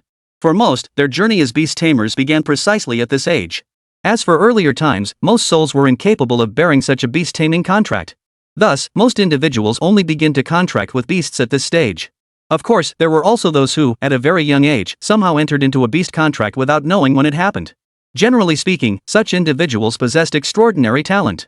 At this moment, Xingjiang was also incredibly excited. He had realized that while Zhang Fan's beast was terrifyingly powerful, the issue was that Zhang Fan's beast was already at the 5th tier level. His own beast, however, was 10th tier. Throughout the Empire's vast history, there was no recorded instance of a lower-tier beastmaster defeating a 10th-tier beastmaster. Even if such instances existed, they would be exceedingly rare. Compared to Xingjiang and Bai Ruhua, who had regained their composure. On Zhang Fan's side, aside from the Li family members and Koningning, Li Tianhe and the others showed no particular expression. Only Lu Yi's face slowly revealed a hint of mocking expression. She said nothing, but Bai Ruhua noticed the change in her expression. He sensed something was off. After all, Zhang Fan hadn't just now realized the true strength of their beast tamers. It seemed he had sensed the power of the beasts under their command the moment they arrived. What other resources did this man possess? Could it be that he had other beasts? That shouldn't be possible. Both of his beasts appeared to be of the fiercer sort. For such beasts, having two was already quite a feat. If there were 3 or 4, wouldn't they be fighting each other daily? As for the number of beasts they commanded, the two of them actually commanded more than just this one beast each. However, the beasts they had brought forth at this moment were their strongest. As for their other beasts, they were either at the 8th rank or stuck at the 7th rank. There was little point in deploying beasts of these tiers now, as they would have no impact on the battle's outcome. It would merely add a few more corpses to the pile. At the same time, they had no choice but to deploy their beasts immediately. Otherwise, the morale of the guild members would completely collapse. Most of the members they'd brought out had already perished. The losses this time were simply incalculable. But first things first, resolve the situation before discussing losses. Otherwise, addressing damages before the crisis is over would be utterly pointless. Hand over your 2 beasts, and we might consider sparing you. Otherwise, don't you think it would be a shame to waste such talent by letting you die? A cold gleam flickered in Xingjiang's eyes. There was also some discussion among them. In his view, Zhang Fan's 2 beasts were no ordinary creatures. But Zhang Fan's next words left them frozen in place. Chapter 110, Do I Need to Rely on My Clan? Seems you think you've got me cornered, but I've got more than just these 2 beasts. As these words left Zhang Fan's mouth, the atmosphere among Bai Ruhua's guild members, which had seemed to relax slightly, suddenly froze once more. What did he mean? He meant Zhang Fan had other beasts? And ones that were even stronger than the 2 before them? How could that be possible? At his age, Zhang Fan didn't seem like someone from one of those families either. Those from prominent families carried an undeniably potent aura of lineage.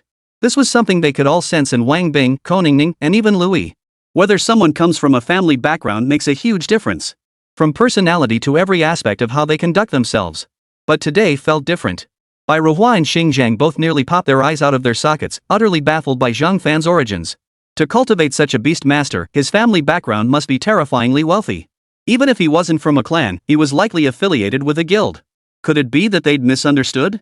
Their preconceived notion that Zhang Fan was from Jiangnan City might actually be wrong. Zhang Fan was actually from Lion Camel City? The sudden realization sent a chill down both their spines. No way. You're not from Jiangnan City? But if you're also from Oyu City, you should know that within the inner city, the Ko family is one of the 9 Grey clans. This commission must be completed. If you truly are from Oyu City, we can grant you face and let you leave. But that girl must stay. That's non-negotiable. After uttering these words, the look of caution on Xingjiang's face reached its peak. Bai Ruhua also stared intently at Zhang Fan. Young man, we admire your talent. If I'm not mistaken, these 2 beasts are ones you've cultivated yourself, without much outside help.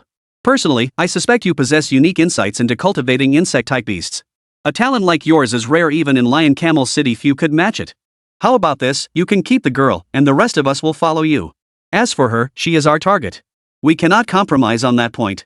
At this moment, Bai Ruhua and Xingjiang both understood the situation clearly. If Zhang Fan truly had some hidden hand up his sleeve, it would be best for them not to engage him in combat. Otherwise, they both stood a good chance of falling directly into Zhang Fan's hands. Take what Zhang Fan just mentioned, for instance, he still had 2 tamed beasts. At the same time, they were gambling betting that Zhang Fan's beast tamer combat strength wouldn't exceed theirs by much. Otherwise, they would truly be left with no options. Who knew your family held such renown in Lion Camel City? But rest assured, I won't hand you over. I'm still waiting for those 9-tier energy cores you promised me earlier. At that moment, Zhang Fan turned his head and glanced at Koningning. In that single glance, Zhang Fan noticed tears welling up in Koningning's eyes. What's wrong? Why are you crying? Out of fear or betrayal by your kin? If it's fear, then worry no more. 10th and 11th ranks mean nothing to me. If it's family, then wipe those tears away and kill and don't just stand here crying.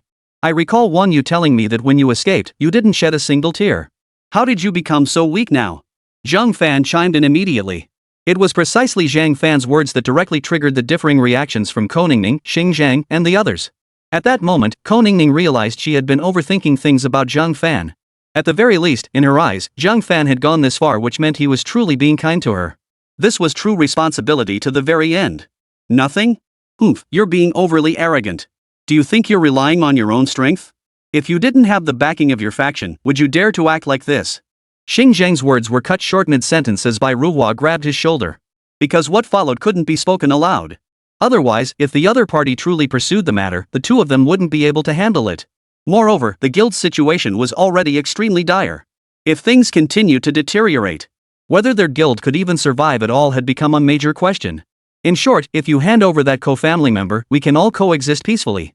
Otherwise, we'll have no choice but to go to war. Bai Ruhua forced himself to speak. But both he and Xingjiang saw an extremely peculiar expression on Lui's face. Those expressions seemed to say they were fools. Ha! Rely on my family? Rely on the guild? Rely on the power behind me? What power? The orphanage in Jiangnan City? Does that power sound formidable? Back then, everyone called me a worm. That's why I swore to myself then and there I would become strong. I couldn't contract ordinary beasts and everyone considered me a failure. But in my eyes, even a bug isn't weak. All things start small, and besides, isn't your beast a bug too? As Zhang Fan spoke, he flung 2 more insects into the air. This very scene caused Bai Ruhua and Xingjiang's expressions to change drastically. How could this be? It's one thing to have a beast, but how could this beast's power? Screech! The 6-winged creature expanded its form mid-air, soaring through the sky as a colossal beast spanning 300 meters. Golden insect legs and countless wings adorned its form. It hovered high in the sky. The other beast rider's mount was equally extraordinary. A pair of insect blades hung before its body, yet the aura of killing intent emanating from it was far more terrifying than that of Xingjiang's bloodthirsty mantis. Even after Zhang Fan's radiant mantis appeared, the bloodthirsty mantis instinctively retreated several steps. Everyone could clearly see the bloodthirsty mantis's posture was filled with terror. Chapter 111, The Trembling Crowd. When the members of Bai Ruhua's guild witnessed Zhang Fan's 2 beasts, every voice fell silent. A collective gasp of shock filled the air. Despair, numbness, helplessness, a complex web of emotions hung heavy in their hearts. They no longer focused on the aura emanating from Zhang Fan's 2 beasts. For Zhang Fan's beast mastery level was utterly meaningless as a measure of combat strength. Whose tamed beast, at the 5th tier, already possessed the combat strength of a 9th tier beast? Could this even be called a tamed beast? Are you sure it's not some kind of wild beast king captured from the wilderness? High tier 7th rank? Low tier 7th rank? If combat strength is roughly double the rank, then these 2 beasts' true strength is 14th rank? 14th tier? Are you kidding me? No joke. It's simple logic. Though his 2 beasts are only 5th tier, their combat strength rivals 9th tier, even 10th tier beasts. Even if their true combat power is double their actual tier, that's still tier 13 if they're 1 tier below. 13th tier? He's only 20, right? To have achieved this at such a young age. At that moment, everyone in the Bai Ruhua guild had completely lost their composure. The scene before them felt like a direct assault on their worldview. At this moment, their minds were filled with curiosity and questions. Could someone like Zhang Fan truly be from Jiangnan City?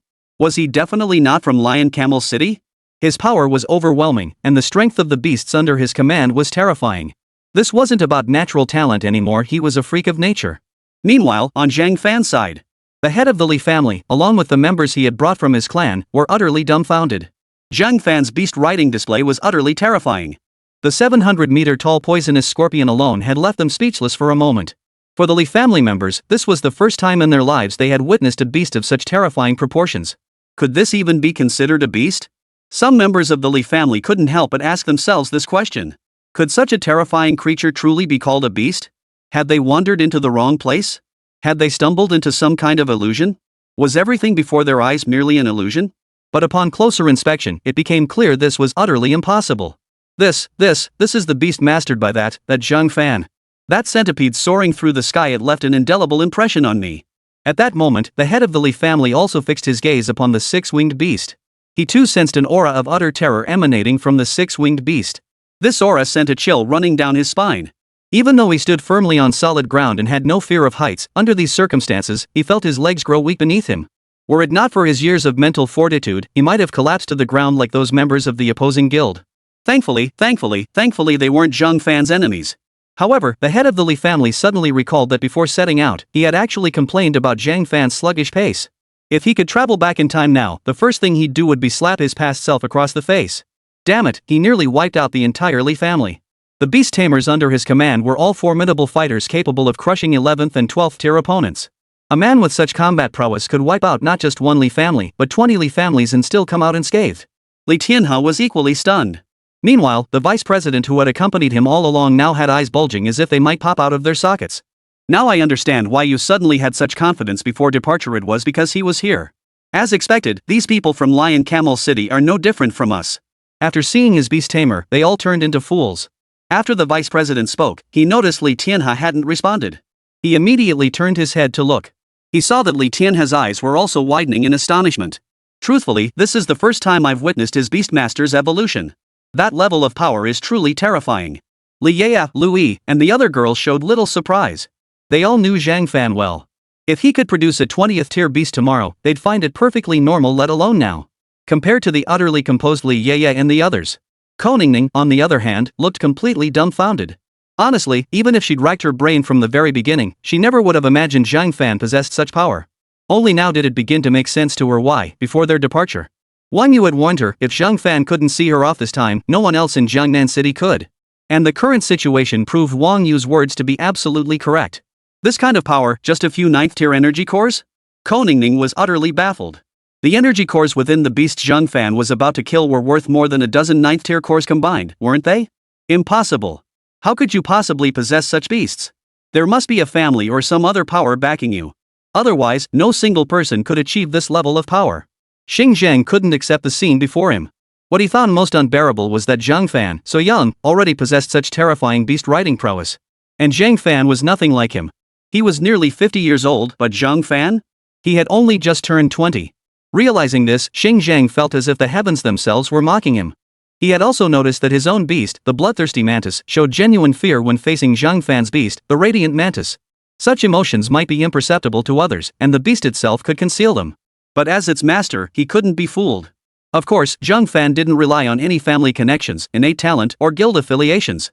But Zhang Fan truly wasn't relying on himself either. He had his own cheat code interface. It was this interface that forged all these achievements. Chapter 112, hold on, spit it out. Nothing is impossible. Then let's get started. Perfect. Let me show you just how powerful my two beasts are. This is their first battle since evolving. To be honest, I'm not entirely sure of their current combat strength either. With that, Zhang Fan snapped his fingers. In the next instant, Lu Qi let out a roar and charged straight at the Minghao heavily ape. Fear flickered in the massive ape's eyes. Yet, recalling its master stood directly behind it, it realized retreat was utterly impossible. Any step backward would cost it everything. Of course, sometimes the decisions one makes aren't driven by personal will. Like now. Lu Qi charged directly at it. It immediately unleashed its psychic abilities, but in that sudden moment, it realized everything before its eyes had changed. It was no longer in Dark Moon Mountain. It was in a forest of beasts. It had returned to its own tribe. In reality. At that moment, everyone's eyes widened in astonishment. They had witnessed Bai Ruo's tamed beast preparing to resist. Moreover, the aura of a skill had been triggered, a psychic-type skill at that. This confirmed their suspicions beyond doubt. But unexpectedly, the skill aura only stirred briefly before abruptly halting. The stone ape seemed to be completely immobilized, frozen in place as if something had seized its entire body. What's happening? What kind of skill is this? How did it suddenly get suppressed? But, it's already been hit by the skill effect? The Li family patriarch watched with intense focus, not daring to spare even a fraction of his attention. Meanwhile, the head of the Li family surmised that this must be some kind of hallucinatory skill, akin to an illusion. Wait, how is this beast tamer doing this without even making contact? Clatter. Suddenly, the head of the Li family heard the sound of the six-winged creature's shell, and also the sound of its insect legs. These sounds felt as though they were already transporting him away from this space. The head of the Li family immediately bit his tongue. His eyes cleared instantly, and his mind snapped into focus. On the surface, the six-winged seemed like a reckless, head-on melee beast. But now, the head of the Li family suddenly realized that things were not at all as they seemed. Zhang Fan's beast mastery was a dual cultivation of physical and magical arts.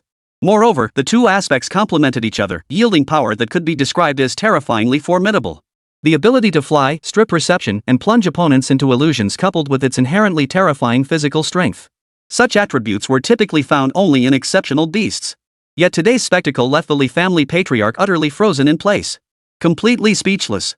When such a single trait appeared casually on a beast, its projected combat strength was already formidable. But for multiple such traits to converge on a single being? The surge in combat power was far more than a simple sum of its parts. The critical issue was that Zhang Fan possessed not just one such beast. PSSSH. Snap. No. Heavenly Ape. No. Ugh. Bai Ruhua shouted frantically, his heart skipping a beat at the sight unfolding before him. Everyone's eyes widened in shock, for the impact of what they witnessed was utterly terrifying. There, six wings soared through the sky, its jaws snapping cleanly through half of the heavenly ape's skull. Such a gruesome sight left most of the onlookers utterly petrified. But the six-winged creature was the type that wouldn't stop until its prey was dead. How could it possibly relent now? With several more bites, the once white Ningay ape was reduced to a headless corpse. Hold on. Spit it out.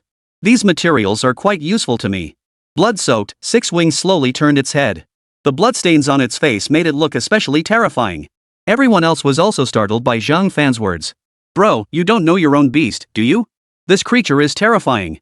You interrupt it at its peak excitement? And demand it spit out what's in its mouth?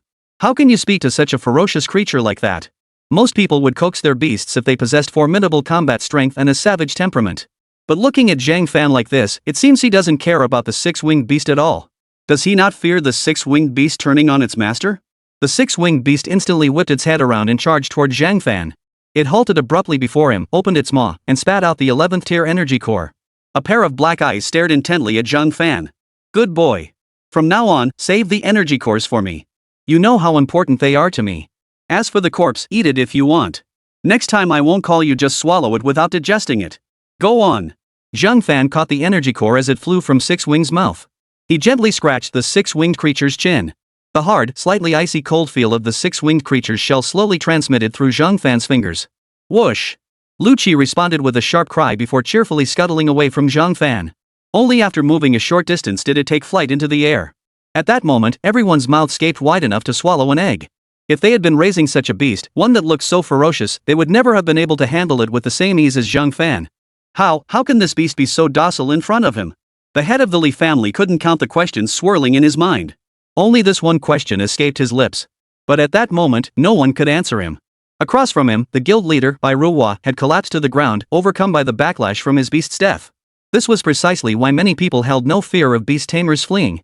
The higher the rank of the fallen beast, the more terrifying the backlash became. Unless they turned tail and fled immediately. Otherwise, once the beast died, they truly couldn't walk away even if they wanted to. Chapter 113, I never interfere in his battles. The entire battlefield had fallen silent. After a few bites, Six Wings had completely devoured the stone ape's corpse. Zhang Fan could sense that Six Wings' power had risen once more. Truthfully, Zhang Fan believed that if the six-winged beast remained here, devouring strange beasts daily, over time, its combat prowess could see a significant boost. However, in Zhang Fan's view, this wasn't the most efficient method for the six-winged beast. The most efficient path lay in facilitating its evolution. This would not only unlock its latent potential but also boost its combat prowess. Moreover, the magnitude of this combat enhancement far surpassed what ordinary level-ups could achieve. Ordinary leveling up merely increased its rank. The gains from this are actually quite limited. Evolution, however, was an entirely different matter. Each evolution brings terrifyingly significant skill enhancements. Take the current Radiant Mantis, for instance. After devouring the corpse, the six-winged mantis fixed its gaze on Bai Ruhua. Though Zhang Fan hadn't spoken much, the creature could sense his intent. Without hesitation, Lu Qi spat a stream of venom, striking Bai Ruhua in an instant. Bai Ruhua vanished without even a scream, turning into vapor. The six-winged insect's venom had also undergone a significant enhancement. However, for the six-winged, this venom was no longer a special ability. Most of the time, it was merely used to clean the tooth residue left on its teeth after devouring prey. Beyond that, it served to facilitate its biting. As for using it as a primary offensive weapon, the six-winged creature never even considered it. After finishing these tasks, Six Wings immediately landed and hopped toward Zhang Fan. Its pace was slow, and its form rapidly shrank. Everyone could tell the six-winged creature seemed quite pleased with itself. Look at you, so pleased with yourself. Seems your new move worked like a charm. Zhang Fan couldn't help but praise Six Wings. Truthfully, no matter what happened, Zhang Fan would never blame his beast for any shortcomings. Praise was Zhang Fan's eternal response to his beast. Hiss. Already in high spirits, Lu Qi's insect wings nearly fluttered like a fan after hearing Zhang Fan's words. Immediately afterward, Six Wings retreated into Zhang Fan's sleeve. Unlike Yao Tang, who enjoyed going out to challenge other insects in the weakest possible form, Lu Qi's greatest joy each day was simply being with Zhang Fan. The crowd watched the scene unfold, then shifted their gaze back to Yao Mantis and the bloodthirsty mantis. The bloodthirsty mantis had already retreated 3 or 4 steps. It was nearly retreating behind Xing Zhang. Well, a beast hiding behind its master. Though the scene seemed absurd, many who witnessed it found themselves inexplicably amused. As for Xing Zhang, his face darkened completely. Moreover, the size difference between the bloodthirsty mantis and the glorious mantis was like a grandson seeing his grandfather. It was precisely at this moment that the glorious mantis instantly shrank its body considerably, simultaneously weakening its aura significantly. This sight only fueled the rage consuming Xing Zhang's face. For Xing Zhang, what he feared most in recent years wasn't death or defeat. What terrified him most was being looked down upon. Now, in this moment, Xing Zhang felt as though Zhang Fan was treating him with contempt. Unable to contain himself, he glared at Zhang Fan, his face twisted with rage. Don't look at me like that. I couldn't care less how it fights. Perhaps it senses your beast tamer is too weak, so it's holding back its power. It wants to challenge your beast tamer in its weakest form. When Zhang Fan had finished speaking, Yao Tang's size had already returned to what it had been when Zhang Fan first threw it out. However, at this moment, Manhwa, standing not far away, wore a look of mockery on his face. Put. What's this nonsense about fighting one-on-one? If you can gang up, you should gang up. On one hand, it was immensely satisfied with its own cloning ability. As for the poisonous scorpion, confusion was written all over its face. Where is my master? Where is my master? Those two are so powerful, they've completely suppressed my senses. I can't feel where my master is at all. Don't let the scorpion's imposing stature fool you. In truth, its mind was that of a 5 or 6-year-old child. Every night when Zhang Fan sent the 4 others out to play, the scorpion always preferred to stay right on Zhang Fan's body, never wanting to leave. As for Six Wings, it insisted on playing only near Zhang Fan, refusing to venture far. But now, it suddenly realized that after Six Wing and Glorious Mantis fully unleashed their auras, they had also unseen suppressed it. This was precisely why the poison scorpion now dared not move at all. But when Six Wing retracted, the scorpion suddenly realized its senses had sharpened considerably. A wave of relief washed over it. Of course, no one had noticed the scorpion's situation. Even Zhang Fan, unless he actively probed the thoughts of these tamed beasts, would remain utterly unaware. So that's how it is. Poof. Who would have thought that after all my effort, I ended up raising such a beast? Come on, I can't bear to watch this anymore. Kill me. Upon hearing Zhang Fan's words, Xing Zhang's body stiffened involuntarily. Gazing at Zhang Fan's radiant mantis, he felt a momentary disorientation as if Zhang Fan's mantis was truly his own beast. That defiant spirit, refusing to accept fate. But he knew these were illusions. In truth, Zhang Fan understood perfectly why the glorious mantis possessed such a nature. The mantis's very nature demanded vengeance for any wrong done to it. This meant the mantis held many things deeply in its memory. Take that second academy assessment, for instance. Faced with a flying beast in the sky, Yao Tang had absolutely no way to fight back. He ended up covered in injuries. Zhang Fan himself wasn't the type to blame his beastmaster.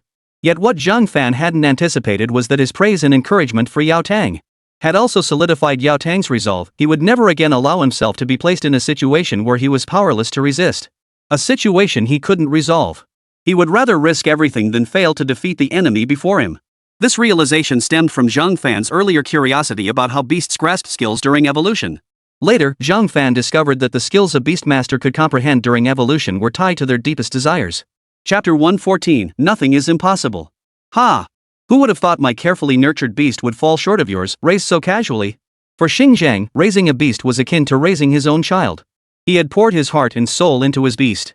In an attempt to trigger their evolution, he had even ventured them into dangerous territories. He hoped the harsh environment would trigger their evolution. Such cases weren't unheard of, they were quite common throughout the empire.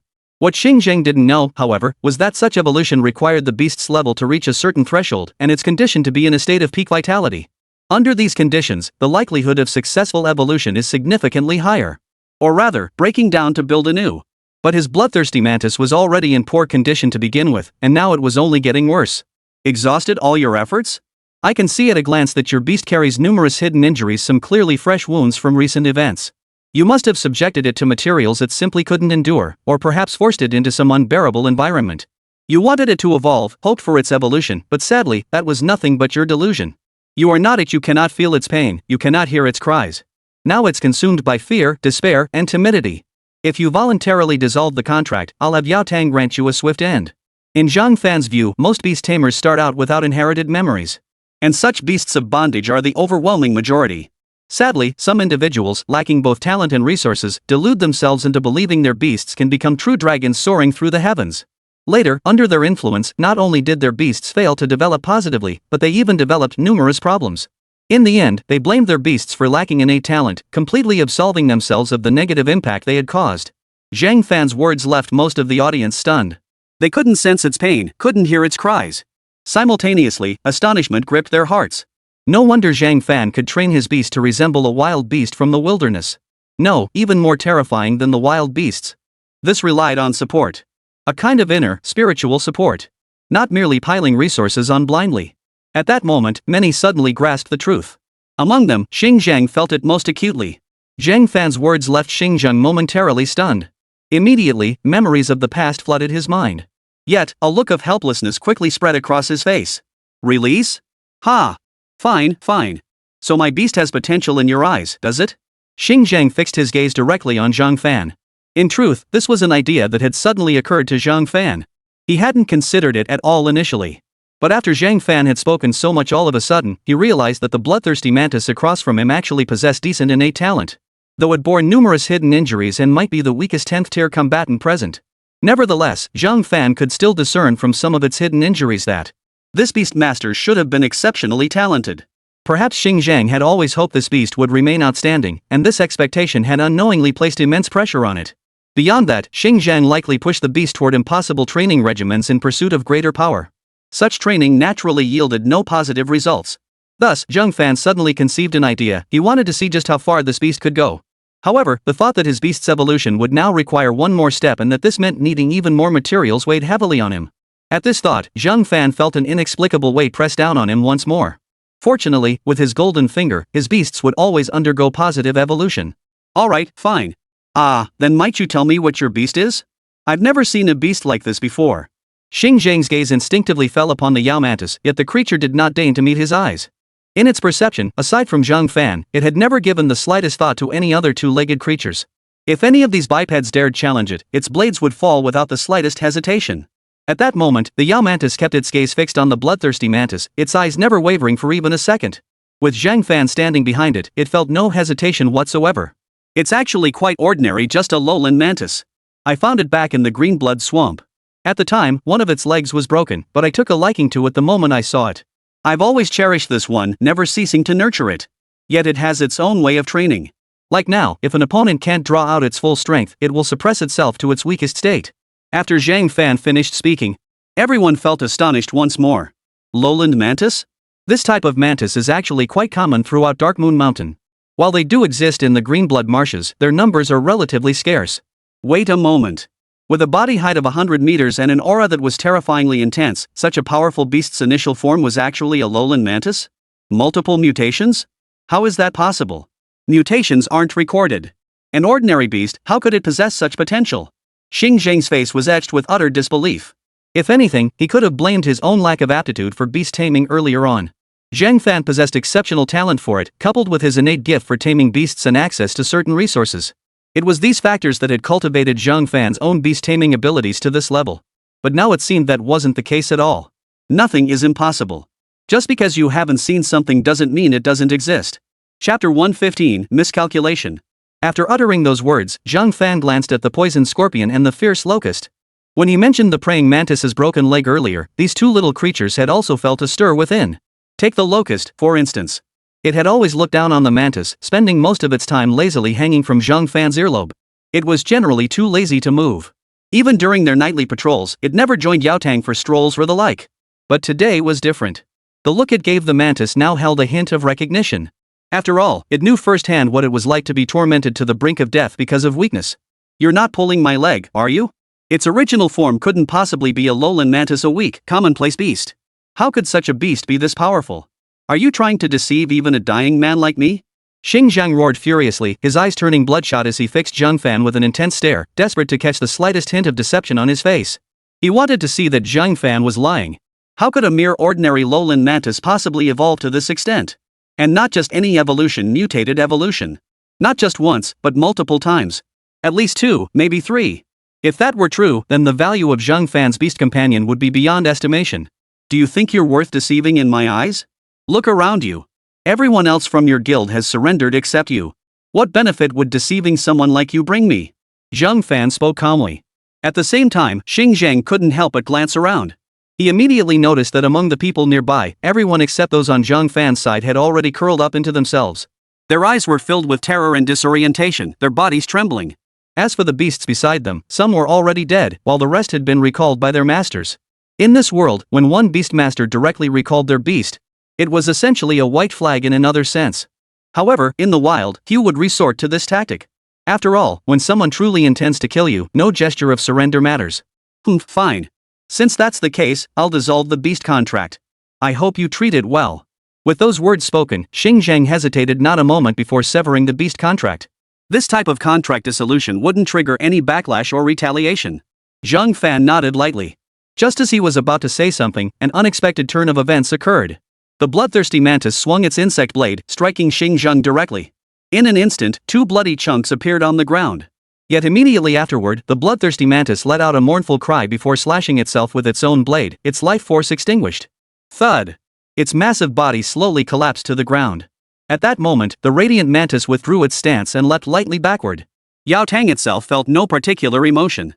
Seeing it had no opponent left, it efficiently extracted the energy core from the bloodthirsty mantis's body. Zhang Fan gazed at the energy core, feeling a pang of regret. Ah well, it seems fate wasn't on his side. TSK. Well, at least I understand now why master devouring incidents occur. Zhang Fan suddenly realized that even if he hadn't intervened, given enough time, the bloodthirsty mantis might have succumbed to its own power and erupted, killing Xingjiang outright. Time to clean up the battlefield. Let's head back. As for you lot, return whence you came. Zhang Fan beckoned with a wave of his hand. The Yao mantis immediately shrank and burrowed into Zhang Fan's sleeve. As for the poison scorpion and the fierce locust, the 2 little creatures followed closely behind, returning to their usual spots. The poison scorpion, in particular, curled into a ball on Zhang Fan's collarbone and even rubbed against his clothes. The locust clung to Zhang Fan's ear. From the side, it still didn't look like an insect, but rather a golden earring. After that, the members of the Bai Ruhua Guild departed immediately. However, several members had handed over a significant amount of materials they carried a form of ransom payment. At this moment, Ko Ningning regained her composure and approached Zhang Fan once more. Her gaze toward Zhang Fan had changed to no longer the same as before, now carrying a considerable amount of admiration. After all, witnessing something firsthand was entirely different from merely hearing about it. Ko Ningning was a prime example of this. Initially, she had been genuinely astonished by Zhang Fan's abilities. Yet, she had never witnessed his beast riding skills firsthand. Moreover, given Zhang Fan and Wang Yu's close relationship, she couldn't simply ask him outright. Thus, though some doubts lingered in her mind, she chose to trust Wang Yu. After all, Wang Yu had helped her through a particularly difficult period in the past. Truth be told, when they set out, her trust lay more with Wang Yu than with Zhang Fan. But now, things were different. Someone with Zhang Fan's influence was highly regarded in Lion Camel City. It seems you were right all along. That letter my cousin sent me was a trap. He wanted me dead too. You saw through it from the start. I shouldn't have doubted you. I'm sorry. Truthfully, when I finally grasped this reality, I was utterly shocked and profoundly grateful to you. Without your help, I'd likely have been taken back and killed by now. Ko Ningning spoke slowly, her eyes now reflecting a deep sense of admiration. After all, in Ko Ningning's view, even at Zhang Fan's age, she herself couldn't have achieved what he had. More importantly, Zhang Fan was exactly 2 years older than her, and she had only just come of age this year. Previously, within her clan, she had only contracted an ordinary beast, and her current strength was merely at the low tier of the 3rd stage. Given this situation, even if she were given 5 years. Even with a full 5 years, she still wouldn't be confident she could catch up to Zhang Fan's level. Or rather, aspiring to reach Zhang Fan's level was nothing short of wishful thinking. Chapter 116, We should abandon this assignment. Upon hearing Ko Ningning's words, Zhang Fan couldn't help but smile. No need to apologize, and don't be surprised. Keeping some guard is the way to survive. Handing everything over to someone else. That means you're even handing over your own weaknesses to others. You're still young, aren't you? So realizing this now isn't too late. By the way, as that person mentioned earlier, there are quite a few powerful beasts lurking in Darkmoon Mountain, right? A gleam of sharpness flashed in Zhang Fan's eyes. A faint smile also touched the corners of his mouth. In that case, he might be able to gather a lot of materials in Darkmoon Mountain and use them to evolve the two little guys, the mighty locust and the poison scorpion. As for Six-Wing and Glorious Mantis, those two had just evolved, so there was no rush. But that depended on the situation. If he found energy cores of tier 12 or 13, he'd save them for the two little ones' evolution. Any energy cores below tier 12 could be used as evolution materials for the poison scorpion and mighty locust. They do exist, but I wouldn't advise you to pick a fight with those conglomerates just yet. Koningning's words left everyone utterly baffled. How could Zhang Fan's beast hunting in Darkmoon Mountain possibly involve the conglomerates? Confusion spread across their faces. It didn't make sense. Darkmoon Mountain was vast. Could it possibly be connected to some corporation? Some had visited Lion Camel City before, but Darkmoon Mountain truly was immense. It couldn't possibly be connected to any consortium. The areas around Lion Camel City where powerful beasts frequently appear are all controlled by syndicates and clans. Take Darkmoon Mountain, for instance. It's divided into 12 sectors, each controlled by a different consortium. However, there's a significant distance between each sector. Outside these zones, while some beasts do exist, their power is generally weak, rarely exceeding the 10th tier. As these words were spoken, the expressions of the entire group shifted in shock. They suddenly realized just how tyrannical these conglomerates truly were. The reason I advise against this is precisely because they have overwhelming numbers, and many individuals like those at the 11th tier, second rank are stationed within their territory. The conglomerate's power far surpasses that of guilds, and even clans pale in comparison. Their true terror lies in their research into beast taming. As he spoke, a fleeting look of reminiscence flashed across Koningning's eyes.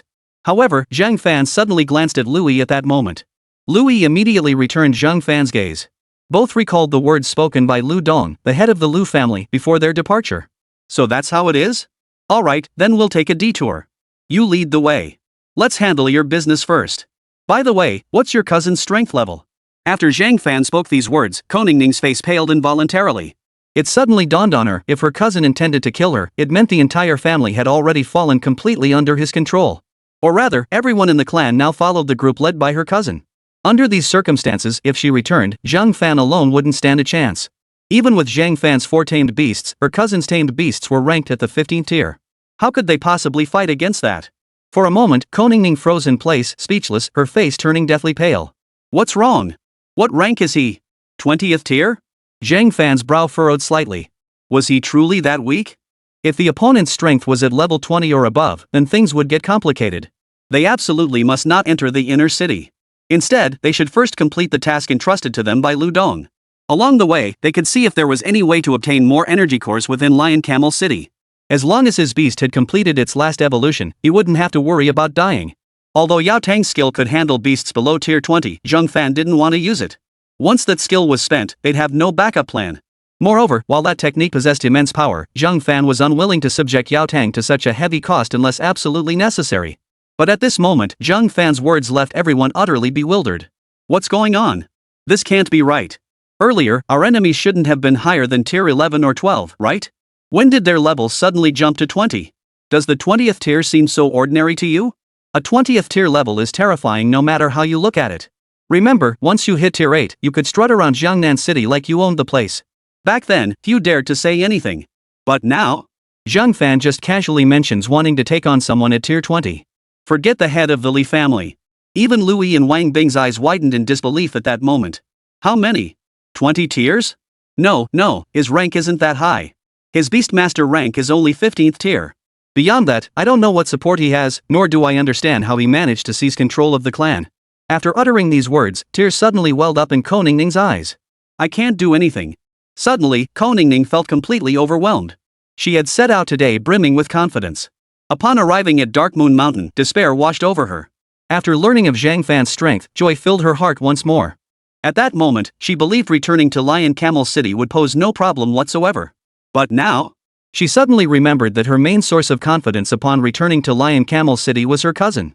Learning that her cousin was a 15th tier cultivator who actually wanted to kill her sent Koningning into a complete breakdown.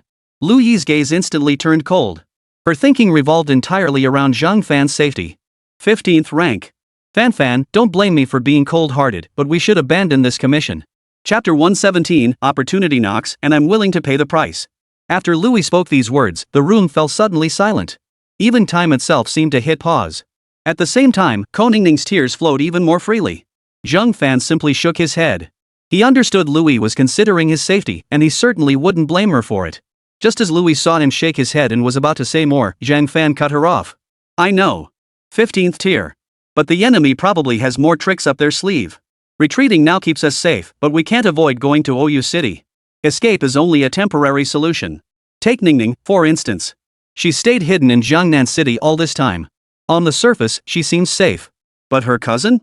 He'll keep devising new ways to kill her. So running is pointless. Besides, this isn't a dead end. There are no dead ends in this world, only people who despair of their circumstances. Zhang Fan spoke calmly, giving Louis's cheek a light pinch as he spoke. Though Zhang Fan didn't explicitly blame Louis, his gaze made it clear he was determined to go to OU City. Alright then, Brother Tian, you take your guild members back first. The Li family too, just the few of us will suffice.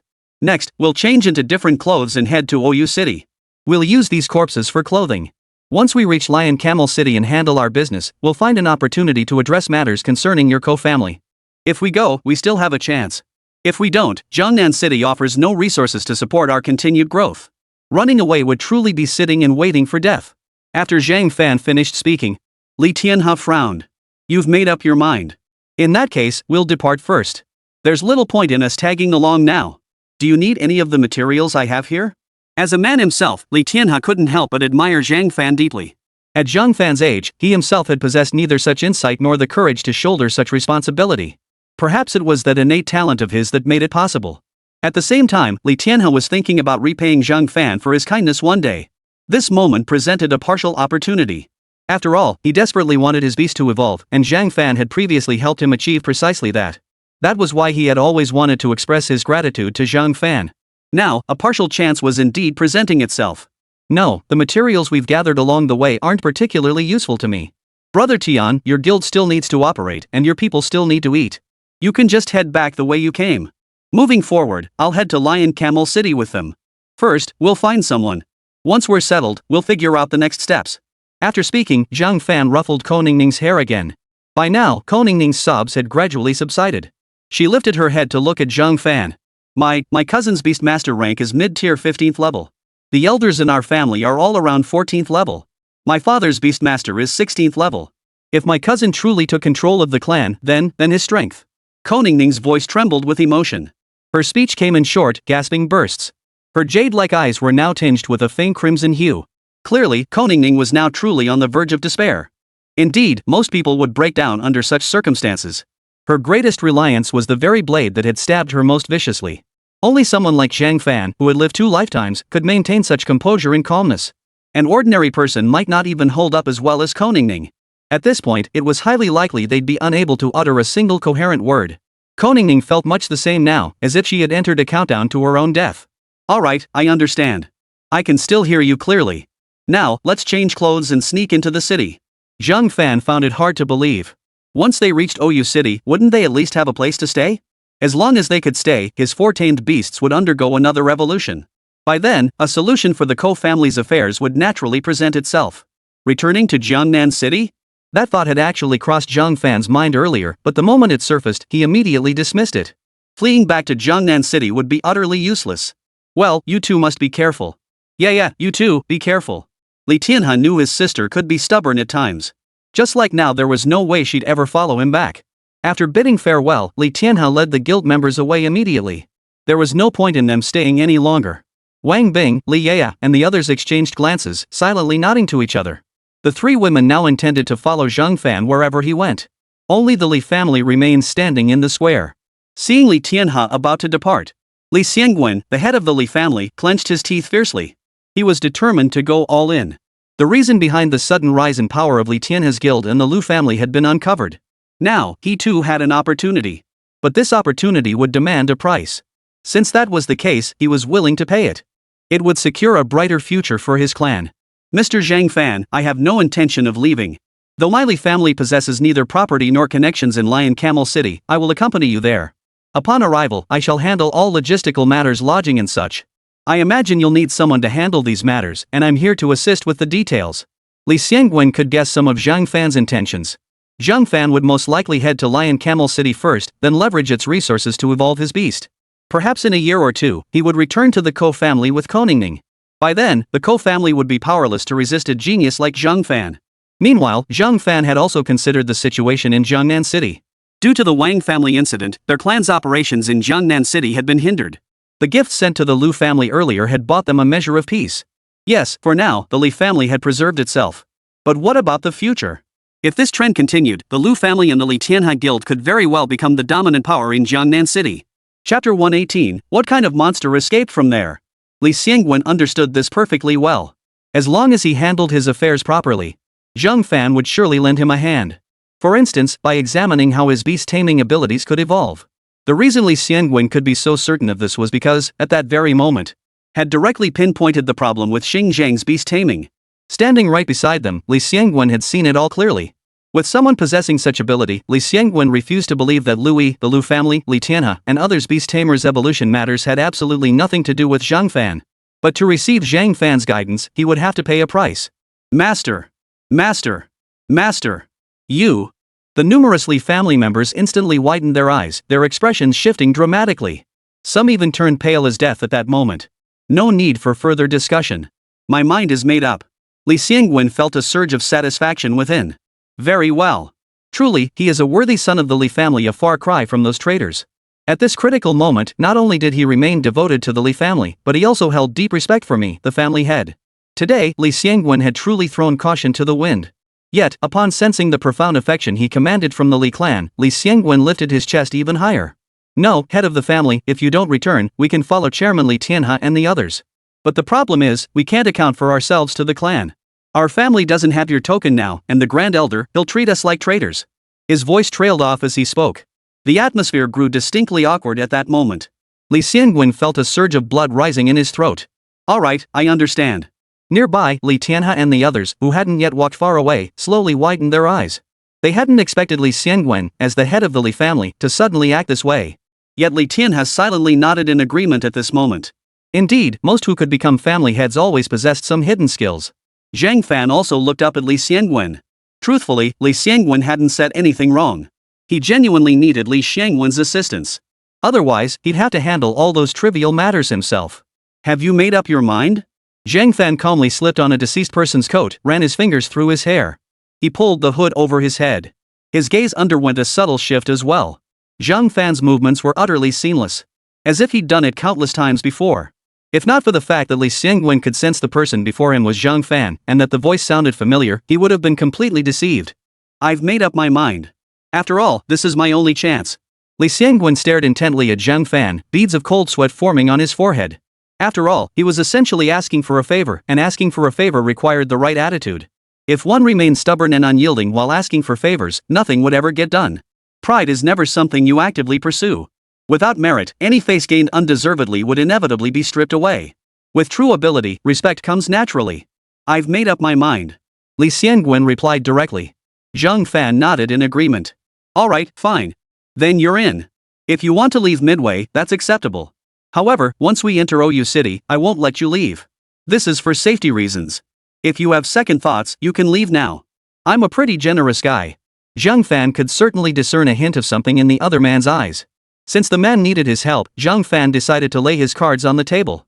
All right. In the end, Zhang Fan and the others all changed into new clothes. All of them were dead people's clothes. Li Yaya, dressed in men's attire, had a certain charm all her own. The other two women were equally impressive. It seemed Lu Yi's words hadn't caused any rift in their relationship. In truth, Lu Yi's perspective was quite reasonable. After all, it wasn't them but Wang Yu who had a close relationship with Koningning. So it was only natural for Lu Yi to speak his mind so directly. Aren't you going to change your clothes? What? I haven't given up yet, but you've already abandoned yourself? If that's the case, I'll kill you and take your body to the Ko family. Tell me, do you think I'll earn your cousin's reward then? Zhang Fan noticed Koningning seemed to be in a daze. He spoke slowly. Like the whisper of a demon. These words sent a shiver down her spine. Soon, with Lu Yi and the others' help, Koningning changed into fresh clothes. But Koningning still felt a bit afraid. At that moment, Zhang Fan took Koningning's hand firmly. Once we're in the city, you're my sister. You're not Koningning anymore, you're Zhang Xin. That's final. Anyone can abandon you, but you must never abandon yourself. Understand? After Zhang Fan finished speaking, he immediately took Koningning by the hand and led her forward. The three women exchanged glances. They smiled helplessly. Louis, in particular, turned to Li Yeye and whispered in her ear. Back then, wasn't it this very trait of Zhang Fan's that you fell for? Li Yeye's face flushed. If she had to explain how she'd fallen for Zhang Fan, well. Wang Bing pouted helplessly. Her gut told her that Koningning might one day truly become one of their sisters. This feeling wasn't unique to Wang Bing. Lu Yi and Li Yeye both felt it too. Shortly after Zhang Fan and the others departed, another group arrived at the very spot they had just vacated. This is strange. The energy signature has vanished completely. There's not a trace of energy left here, just this pile of corpses. How powerful was that beast? What did the scanners show? The group's faces were icy, each pair of eyes holding a hint of astonishment. Simultaneously, they completely suppressed their own auras. It turned out that roughly 10 minutes earlier, their consortium's beast detector had suddenly sounded an alarm. At first, everyone assumed it was just one or two ordinary beasts escaping from their consortium's controlled zone. But upon checking the detector, they discovered 4 had escaped. Upon realizing the information displayed on the detector regarding those 4 beasts, Wang Shu couldn't help but swallow hard. We absolutely must find them. That thing hasn't been located yet. If other mining teams learn we've discovered monstrous beasts with terrifying potential here, we're finished. Chapter 119, discovered so quickly. The level information displayed by 2 of the detectors left them somewhat astonished. For there were 2 5th-tier beasts and 2 7th-tier beasts. At first glance, these 4 beasts seemed unremarkable. Their appearance near the group's territory meant these beasts had escaped from the consortium's controlled area. As for why they were classified as beasts, it was because these beasts carried a terrifying aura of malevolence. Such malevolent aura could only be found on beasts that had grown up in relentless combat, devoid of any rationality. While some tamed beasts might carry a hint of this aura, they lack the distinct bloodthirsty stench that comes from devouring corpses. However, it's not unheard of for a beast tamer to be detected by their scanners as a beast. Such instances are exceedingly rare. It was a rare occurrence, happening perhaps once every year or two. This time, however, there were 4 at once. Originally, they wouldn't have paid these 4 strange beasts any mind.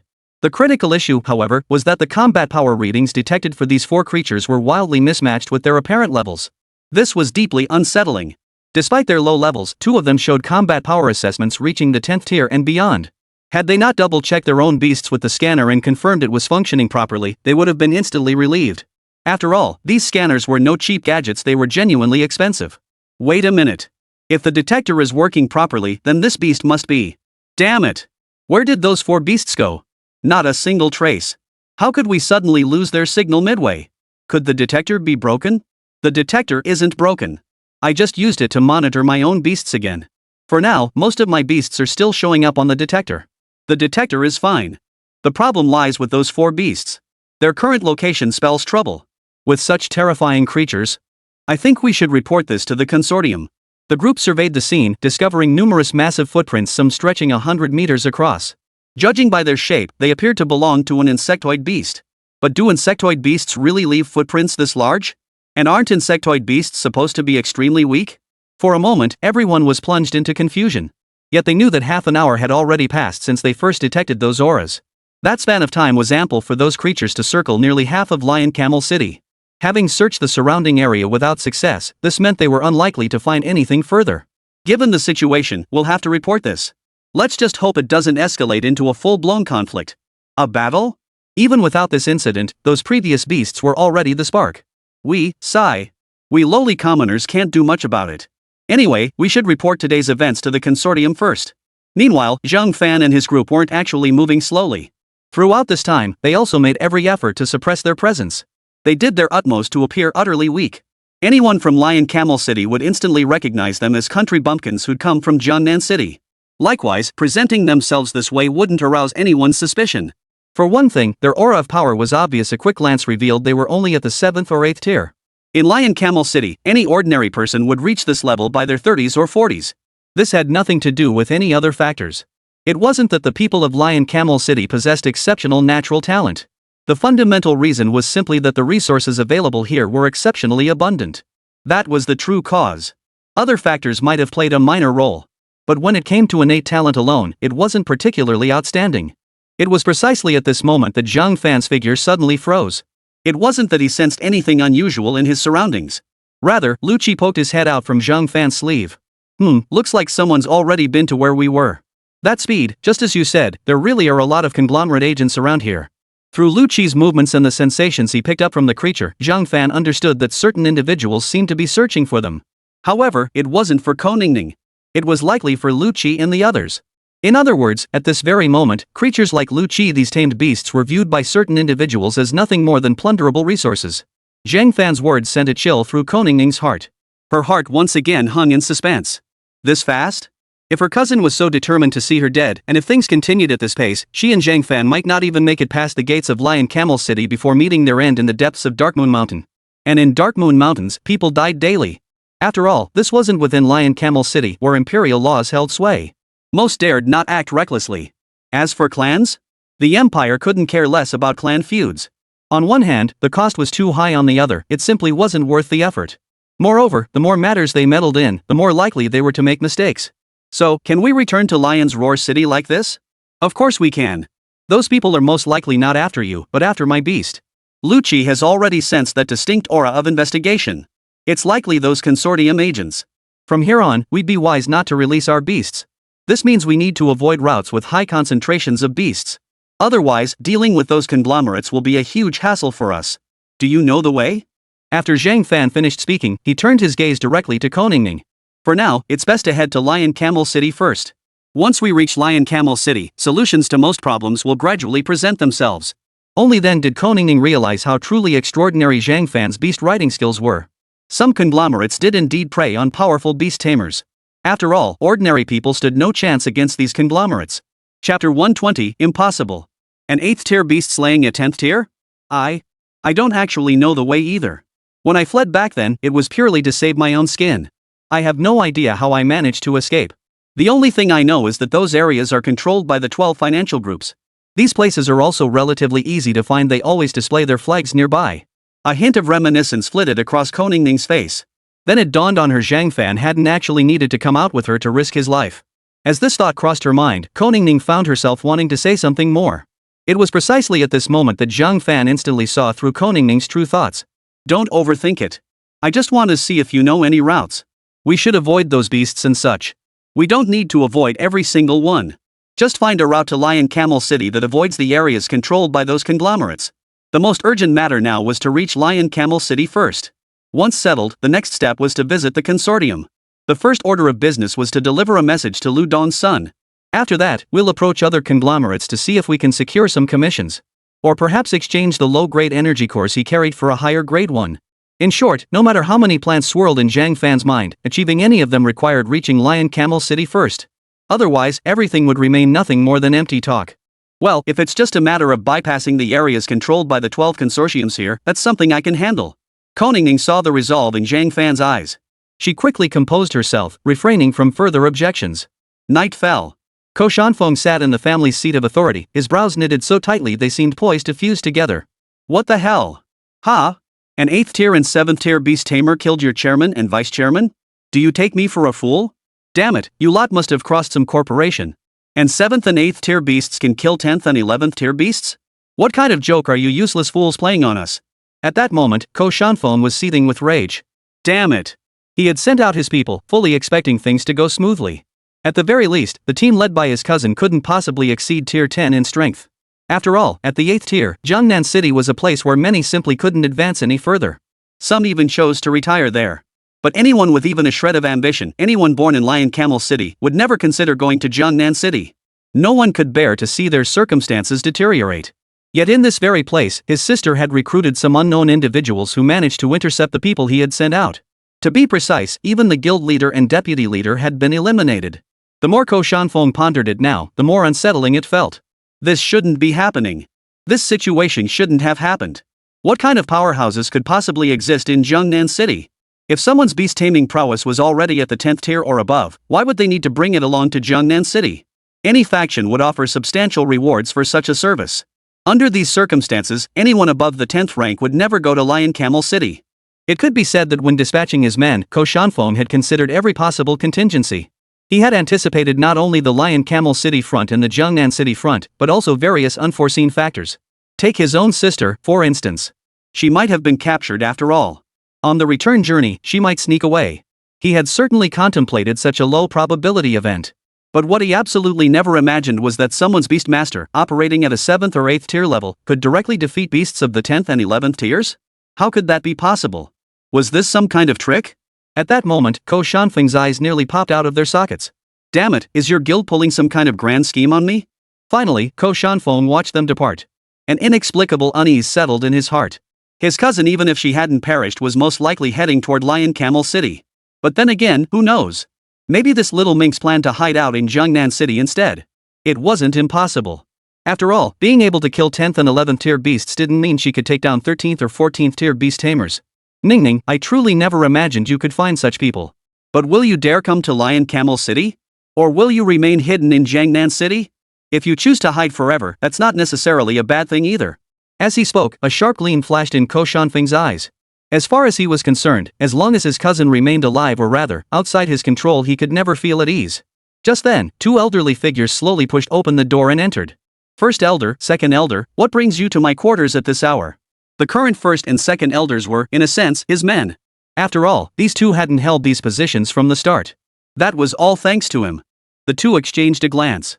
If that girl's situation can't be resolved, our plan. The moment he heard that tone, Ko Shanfeng understood his cousin was the only one who had glimpsed their plan. Though she'd only caught glimpses of certain details, the full scope remained unclear to her. Truthfully, she won't significantly impact our plan. At most, it might cause a minor disruption. If they have the guts, they'll come looking for me at the family estate. If they lack the guts, she'll likely be hiding in Jiangnan City. Then we can just proceed with the plan. Besides, haven't those conglomerates been searching for something at Dark Moon Mountain these past few days? Perfect. They'll be the perfect scapegoats. A faint, cold smile touched Ko Shanfeng's lips, though his eyes still held a trace of chill and regret. After all, in his eyes, his sister was nothing short of a work of art. Chapter 121, The White Blood Consortium. Within the Ko family, many remained unaware of the internal events unfolding at that moment. This included Zhang Fan and his companions. Night had now fallen. The group had finally found a place to stay. 3 rooms were allocated, one for the head of the Li family, Li Xiangwen, another for Zhang Fan, Louis, and the others. As for Ko Ningning, she naturally had a room to herself. So this is Lion Camel City. Even at night, it's truly an enormous city. Zhang Fan stood before the floor-to-ceiling windows, gazing out at the endless expanse of the city below, a sense of awe filling his heart. He could also see hot air balloons floating above the city. The city's prosperity far exceeded his imagination. It was just as Wang Yu had described this city, stretched on, seemingly without end. Keep in mind, Zhang Fan was standing on a high rise over 30 stories tall. Even from this height, he couldn't take it all in at a glance. Truly, it was a metropolis worthy of its name. Right now, I feel like an old country bumpkin visiting the Grand View Garden. Tomorrow, it's time to start looking for clients. Zhang Fan murmured slowly as he stood before the floor-to-ceiling window. The 3 women sat together on the bed, each playing with their miniature versions of their beasts. Though they said nothing, the flush on their cheeks was impossible to hide in this atmosphere. Alright, stop staring over there. We've got some serious business to attend to tonight. Wang Bing squeezed her thighs together, struggling to contain her excitement. Knock knock. Just then, a knock sounded at the door. The 3 women's expressions instantly turned cold. Who could it be? Didn't they know better than to disturb others' rest this late at night? Brother Fan, are you there? It's me, Ningning. The moment they heard that voice, the 3 women exchanged glances and instantly widened their eyes. Wait, they were still here. And he'd come looking for them in the dead of night like this? You've got to hand it to the folks in Lion Camel City, they sure know how to have fun. At that moment, Zhang Fan turned his head and shot the 3 of them a withering look. He suspected Ko Ningning hadn't come to discuss romantic matters. Sure enough, not long after, Zhang Fan opened the door, and the group gathered around a table. Brother Fan, do you think I can go back? I feel like I'll end up following you back to Jiangnan City after all. My cousin is a 15th tier player. I don't have the confidence to surpass him, and besides, he has so many allies. Ko Ningning, whose emotions had seemed somewhat stable just moments ago, now felt a wave of despair wash over her. Mainly, she simply couldn't see any hope of surpassing her cousin. What's more, her beast wasn't particularly strong. It was only a tier 3 beast. This beast had been contracted to her back when she was still part of the clan. Running away has never been useful. If it were, I would have kept running forever. Back then, I ran every day, but in the end, the resources were still snatched away by others. Why do you think arriving in Jiangnan City means you're safe? Since you're here, start thinking about how to accumulate resources next. What I lack now are 9th tier energy cores and those above 9th tier. With enough of them, the rest won't be a problem. Zhang Fan spoke calmly, though he knew his words would likely have little effect. Of course, Zhang Fan didn't expect his words to bring about any change in Ko Ningning. Under these circumstances, not breaking down was already commendable. Ko Ningning nodded slowly. Zhang Fan knew full well that Ko Ningning hadn't taken a single word to heart. Alright then, do you know any contacts in Lion Camel City? I want to leverage our strength to take on a few commissions. As long as we secure enough materials and energy cores, my beast mount can evolve again. Then you won't have to worry about your cousin anymore. Zhang Fan raised an eyebrow. He wasn't the least bit flustered. He refused to believe they couldn't find any commissions here. Even in a place like Jiangnan City, he knew there were endless commissions every day. Of course, most of them were only Tier 3 to Tier 5. Higher level commissions were much rarer. Brother Fan, is your beast about to evolve? Koningning froze for a moment, but her expression quickly shifted from surprise back to calm. After all, Zhang Fan's beast was merely... Wait a minute, Zhang Fan's beast couldn't be judged by ordinary standards. Given its current level, a 7th tier beast could effortlessly take down an 11th tier one. So perhaps its combat strength was actually on par with a 12th tier beast. If it were to evolve once more. Suddenly, a gleam of realization lit up Koningning's eyes. If that's the case, then, we could indeed. However, in Lion Camel City, my friends are merely acquaintances. I don't have any particularly close ones. A hint of resignation flickered in Koningning's eyes. After everything that had happened, she didn't even dare to meet those ordinary acquaintances she was less familiar with. Zhang Fan nodded slightly upon seeing this. Then let me rephrase it. Among these casual acquaintances, who do you think would be more approachable? We'll go find her, and you can stay here. Zhang Fan silently calculated in his mind. The possibility of triggering another evolution for the 6-winged scorpion was too difficult. The best approach now was to have the poison scorpion and the mighty locust evolve once more. With the combat power brought by these 4 tamed beasts, directly attacking the Ko family should pose no major problems. As for Koningning's cousin, there was still a way to handle him. If the 6-winged insect truly couldn't prevail, Yao Tang's ultimate move would serve as the backup plan. Still, he needed additional contingency plans. After reaching this conclusion, Zhang Fan couldn't help but glance at Lu Yi and the other two. In that case, we should have their beasts undergo evolution as well.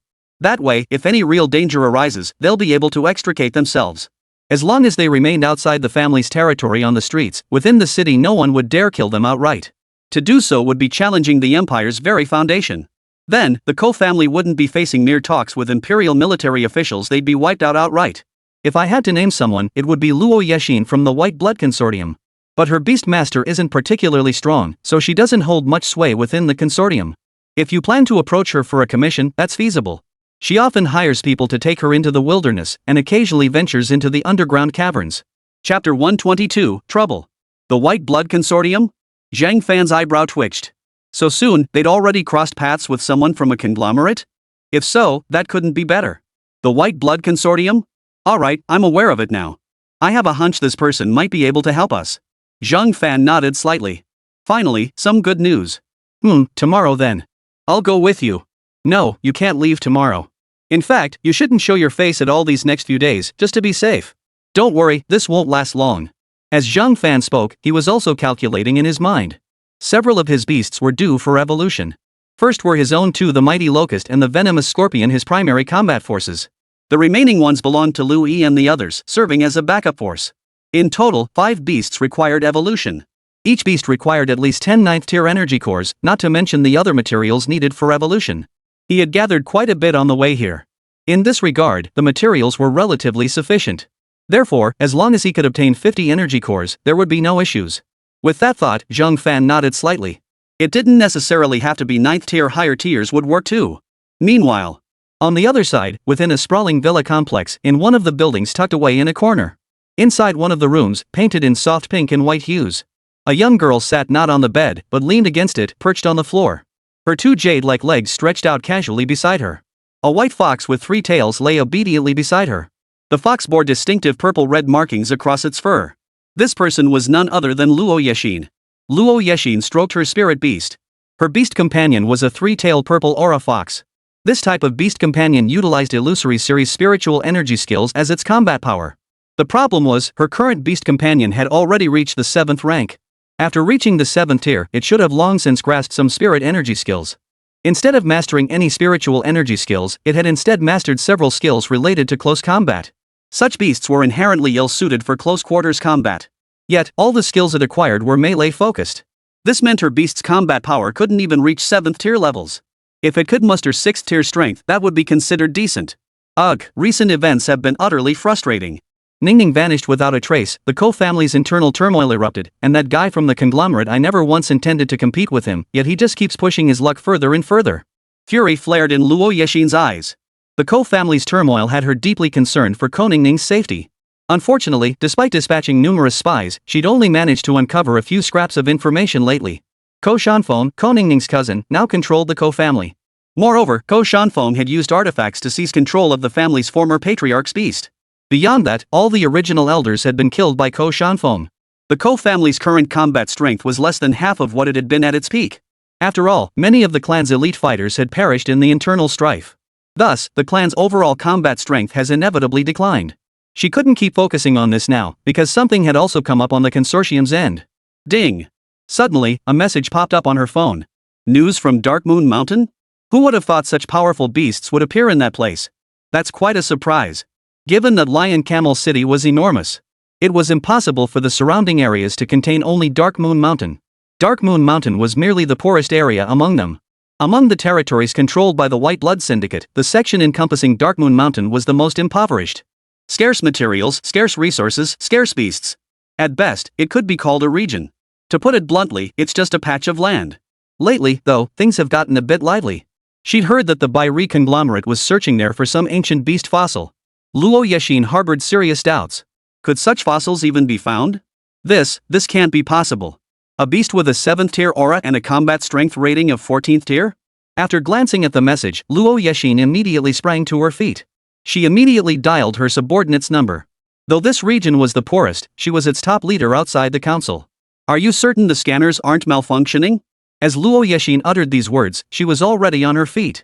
She had no desire to remain seated on the floor any longer. However, she soon confirmed the authenticity of the report. Immediately afterward, she ordered that this information not be relayed to the council. She had no intention of sharing any of the potential rewards she might receive. A 7th tier rank, a 14th tier combat power beast, what kind of terrifying thing is this? The next day, Zhang Fan and the 3 women followed the route and location provided by Ko Ningning, heading straight to a branch of the White Blood Consortium to find Luo Yexin.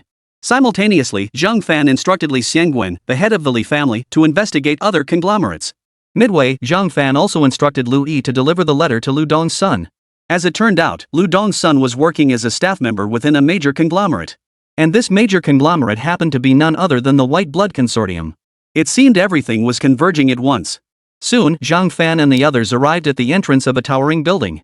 This conglomerate resembled the corporations Zhang Fan had seen in his previous life. The difference, however, was that this conglomerate never faced issues like wage arrears. After all, everyone was risking their lives. Today they were dealing with beasts, tomorrow they might just be dealing with the conglomerate. What? You wish to see Miss EXIN? Do you have an appointment? Zhang Fan fell silent. How familiar this felt. This formula. Alright, no appointment. But I came here looking for work. I heard your consortium has substantial resources, so I came seeking opportunities. As Zhang Fan spoke, he was inwardly calculating whether to check out the nearby guilds instead. Thank you for saying so. Looking for work, huh? We do have quite a few assignments available. Today, though, your luck's out. Our lady is heading out of town to Dark Moon Mountain for a day of escort duty. The pay is 1/5 tier energy core. Chapter 123, Malicious Interference with the Consortium's Development? Zhang Fan shook his head. Forget about ordinary jobs like that. Do you have anything more dangerous? What Zhang Fan meant was that he found the reward for a 5th tier energy core too low. There is something, but it requires special abilities. Like examining Our Lady's beast companion to determine what's wrong with it. This commission sounds good. The question was, how much would they pay? If the pay is generous, then instead of waiting days, I could head straight to the Ko family in just a day or two. Then everything would become much easier. Zhang Fan gritted his teeth. This consortium really is incredibly domineering. Each one controls a section of the surrounding Lion Camel City. All for the purpose of relentlessly hunting exotic beasts. For ordinary people seeking energy cores or materials, the only options were to take commissions or join a consortium. But there was little he could do about it. Besides, dwelling on it now was pointless. His priority was to resolve matters for Ko Ningning and the Ko family. Once the Ko family matter concluded, the materials they brought would enable Lu Qi and the others to evolve directly. Alright, so what's the reward for that commission? How many energy cores? Zhang Fan asked excitedly. But the receptionist behind the counter froze, momentarily stunned. Energy cores? You must be from outside the city. Alright, let me tell you, if you can solve our young mistress's beast taming problem, we'll give you over a dozen 13th or 14th tier energy cores. Of course, if you can't solve it, even a single 12th tier energy core would suffice. There wasn't actually a rule like that before, but last year, quite a few people tried their luck, so the young lady added this clause. If you're willing to proceed this way, I'll connect you immediately. Zhang Fan hesitated no longer and nodded immediately. Compared to Zhang Fan's smooth progress, Louis, tasked with delivering the letters, and Li Xiangwen, who was approaching other financial groups, weren't having such an easy time. At that moment, Li Xiangwen wiped the blood from his nose. Damn it! Some nobody from that backwater town of Jiangnan City, barely a 6th-tier fighter, and he dares come asking our syndicate for a job? Do you think you useless trash can handle the work around here? He walks in offering me a 3rd-tier energy core as tribute? Ha! A 3rd-tier energy core? Do you think I'm some kind of fool? As he spoke, he grabbed the 3rd-tier energy core and slammed it into Li Xiangwen's face. Passers-by came and went, none saying much. Everyone was too busy to care. Yet some raised their eyebrows slightly. But upon seeing the words engraved on the building before them, they shook their heads and walked away. Those characters read, Blue Ice Consortium Branch. Li Xiangwen didn't get angry. In his view, the humiliation he was enduring now would be more than repaid within a year or two. Haha, sorry, I just wanted to. Put. Before Li Xiangwen could finish his sentence, a thick glob of phlegm landed squarely on his face.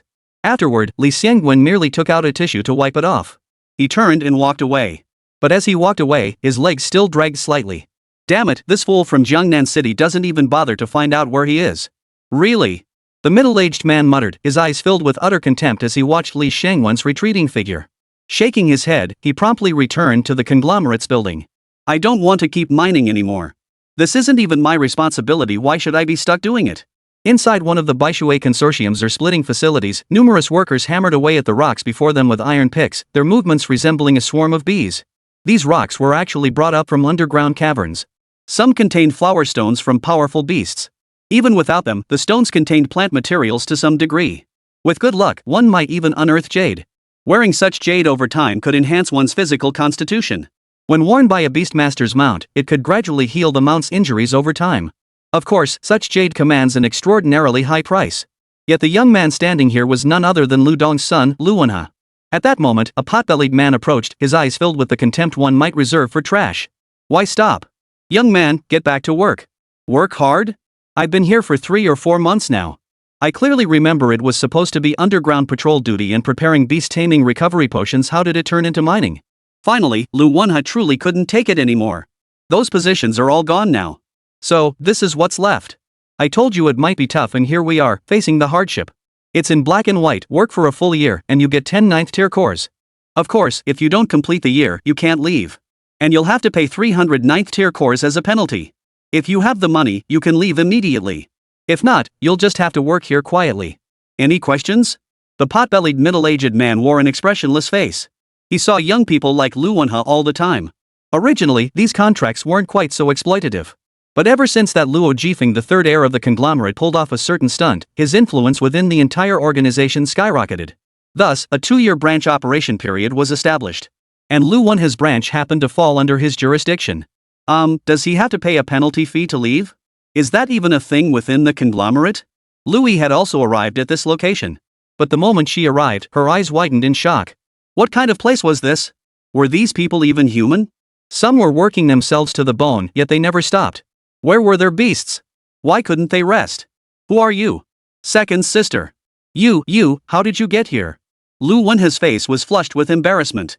When you're out in the world, sometimes it's not the setbacks you fear most, it's having your loved ones see you suffering. I'm here to take you back. The family can certainly afford to support you. Well, if you insist on leaving, you can pay me 300 9th-tier energy cores right here. If you don't have them, I'll report you to Imperial Law for maliciously hindering the development of the consortium. Chapter 124, You Should Get a New Beast. Louis stared at the middle-aged man before him, suddenly falling silent. Why? The middle-aged man then repeated his reasoning. Finally, after finishing his explanation, the middle-aged man added one more sentence. Truthfully, I have no choice. If I let anyone go, I have to hand over 100 energy cores. Well, the rest. I can't discuss it further with you. The middle-aged man spoke these words with a hint of resignation. In fact, he couldn't help but feel that, from the current perspective, the strategy of that third heir to the conglomerate was indeed quite sound. However, within the next year or two, trouble was bound to erupt. By then, the entire conglomerate would be ruined because of it. Whether the conglomerate would even exist then was anyone's guess. But he couldn't voice these thoughts now. If the conglomerate collapsed, he could simply find another place to continue his work. The conglomerate's ability to pool resources was something neither families nor guilds could match. But equally, one shouldn't expect many within the conglomerate to risk their lives for it. Most are here for resources, materials, and beasts. The rest is just nonsense. Alright, I see people like you all the time. Go back. Once this year is over, you should be free to leave. Ah, Lion Camel City, what a place full of opportunities. Well, if you insist on putting it that way, it's full of opportunities to be taken advantage of. After the middle-aged man finished his speech, Louis nodded helplessly. He then patted his cousin on the shoulder. Hang in there a little longer. Trust me, we'll sort out your situation. The middle-aged man standing nearby heard every word Louis said. He narrowed his eyes. He possessed none of that desperate willingness to die for the conglomerate. If one conglomerate fell, he'd simply find another. Those who fight tooth and nail for the conglomerate, do you think they'll get the resources first? At best, they'd hand you a worthless IOU. And who reap the rewards? Naturally, the well-connected. What did you get out of it? Hey, kid, there are actually 5 heirs in this conglomerate. That's all I'm saying. If you're smart, you'll get what I mean. And you should get out of here. Though I have no idea how you got in. But this mining site? Outsiders aren't usually allowed in. After hearing the middle-aged man's words, Louis paused in confusion. Then, her eyes suddenly cleared. She nodded lightly. She turned and walked straight out. We've already arranged for you to contact the young lady. As for the energy cores you left with us, we'll return them all once the young lady confirms the beasts are ready. The young lady won't be back for a while yet. You two come with me to the waiting room on the 2nd floor and wait there for a bit. Zhang Fan first produced a substantial number of energy cores as a deposit. For Zhang Fan, this was also a way of testing the waters. Zhang Fan nodded and glanced behind him, noticing only Wang Bing and Li Yeye present. Louis hadn't returned yet. Ah, no need. We'll stay right here. There are seats available, so we'll wait here. Besides, I'm somewhat pressed for time myself. With that, Zhang Fan led the 2 women over and sat down nearby. The front desk attendant scrutinized Zhang Fan. She suddenly sensed that he seemed different from the other cultivators. While most people in Lion Camel City possessed some breeding skills, but to earn the title of breeder in Lion Camel City, one must frequently observe others handling beasts, discerning their weaknesses, hidden injuries, and how to address them. Only after building such a reputation could one truly be considered a breeder. Of course, a single misjudgment could tarnish one's reputation, leaving them overlooked. Fundamentally, very few in Lion Camel City pursue the profession of breeder. Those who do it are usually gray-haired elders, whose words carry a certain weight of authority. Additionally, perhaps because some who realize they've been deceived find their opponent is an elder, they refrain from violence. Not long after, Louis returned looking troubled. Zhang Fan immediately inquired. After their conversation, Zhang Fan grasped the general situation. So, what you're saying is that perhaps this conglomerate wasn't always like this. The problem likely lies with these 5 heirs. We might need to look into these 5 heirs. Zhang Fan showed no sign of distaste toward the consortium. Without certainty or confidence, one fears the unfamiliar. Zhang Fan possessed both. Moreover, he had been aware of the existence of conglomerates since his very departure. By choosing not to join the imperial military, he would inevitably encounter forces from the civilian sphere. Conglomerates, clans, guilds, demon hunting groups. These 4 types of factions existed in most places. Want to avoid them? Simple, just stop being a beast master altogether. That would certainly keep you out of their way. But having entered this world, he must fight. He must fight relentlessly, without a single step of retreat. To retreat would be to lose one's spirit. Not only would further advancement become impossible, but even taking a single step forward would prove exceedingly difficult. It should be one of the 5 heirs. There are many ways, but the simplest and most efficient is. Before Louis could finish his sentence, Zhang Fan grabbed his shoulder. We'll discuss his matter later. There's no rush. I don't feel this issue is holding me back. Did you deliver the letter? It's been delivered. Good. Then it's our turn to handle things. Once I finish my part, your cousin's situation won't be a problem. Upon hearing Zhang Fan's words, Louis's eyes widened in surprise. Could it be that Zhang Fan had already devised a different solution? At that very moment, Wang Bing and Li Yeye stepped forward and recounted Zhang Fan's previous situation. Essentially, it involved assisting a young lady from the conglomerate with her beast taming. Regardless of anything else, they were well aware of Zhang Fan's abilities in this particular field. In this regard, they understood that Zhang Fan was virtually unmatched by anyone else. Child, I truly believe it's time for you to find a new beast companion. I admit, I've watched you both grow up together, but she's reached her limit in accompanying you this far. Now, you're the weakest among the 5 of us. If this continues, I fear. Chapter 125, where did that terrifying youngster come from? Inside a luxurious, spacious car cruising down the road, Luo Yexin's face betrayed a hint of resignation. Her own beast's combat strength hadn't increased at all in 2 years. For those within the conglomerate who supported her, this was utterly unacceptable. Because of this, she now received the smallest share among the 5 heirs within the conglomerate. Likewise, the only person still backing her was Antly, the one responsible for raising her. Listening to Aunt Lee's constant murmuring beside her, Luo Yexin said nothing more, simply closing her mouth. She listened silently. Of course, listening was one thing, acting on it was quite another. Well, this time, a beast with such terrifying potential has appeared in the area you're responsible for. I think this is a chance heaven has given you. Ah, I know you don't want to give it up. But in this world, emotions aren't always reliable, nor are they all powerful. Only strength earns the right to command everything. Everything else is merely a means to an end. After speaking, Aunt Lee continued to stare at Luo Yexin. The other party remained as stubborn as ever. Seeing this, Aunt Lee couldn't help but sigh deeply. Truthfully, Luo Yexin was feeling quite troubled inside. She understood the logic behind it all. But sometimes, people cling to certain things more than they cling to so-called reason. Luo Yexin was no exception. I understand, Aunt Lee. This is the last time. This time, it's a branch under Luo Jifeng's control. Someone there claims to have taken on my request. So I've decided to go check it out. This is also my final promise to Ziyu. The Ziyu she mentioned was none other than her spirit beast. Aunt Lee looked at Luo Yexin and couldn't help but sigh. This child truly takes after her parents. Alright. As for whether Luo Jifeng would send people to make things difficult for her, that was simply impossible. Unless, of course, Luo Jifeng had truly ascended to that position within the conglomerate. In that case, Luo Yexin would have to be cautious. So for now, neither of them had any guard up about going to that place. If Luo Jifeng were to reveal immense ambition at this juncture, eliminating other heirs not through fair competition, but through brutal, bloodthirsty means, then ultimately, no one within the conglomerate would be willing to let Luo Jifeng ascend to that position. Not long after, the two arrived at the White Blood Consortium's branch office. To be precise, this branch had originally fallen under her jurisdiction. However, over time, her beast-taming combat strength had shown little growth. Most of the syndicate members had already abandoned her. Where is he? Luo Yexin rushed in and demanded urgently. Before the front desk could respond, Zhang Fan and the others stepped forward from the side. You're the client? I'm the cultivator assigned to this commission. Zhang Fan had a rather delicate appearance, and his aura was quite likable.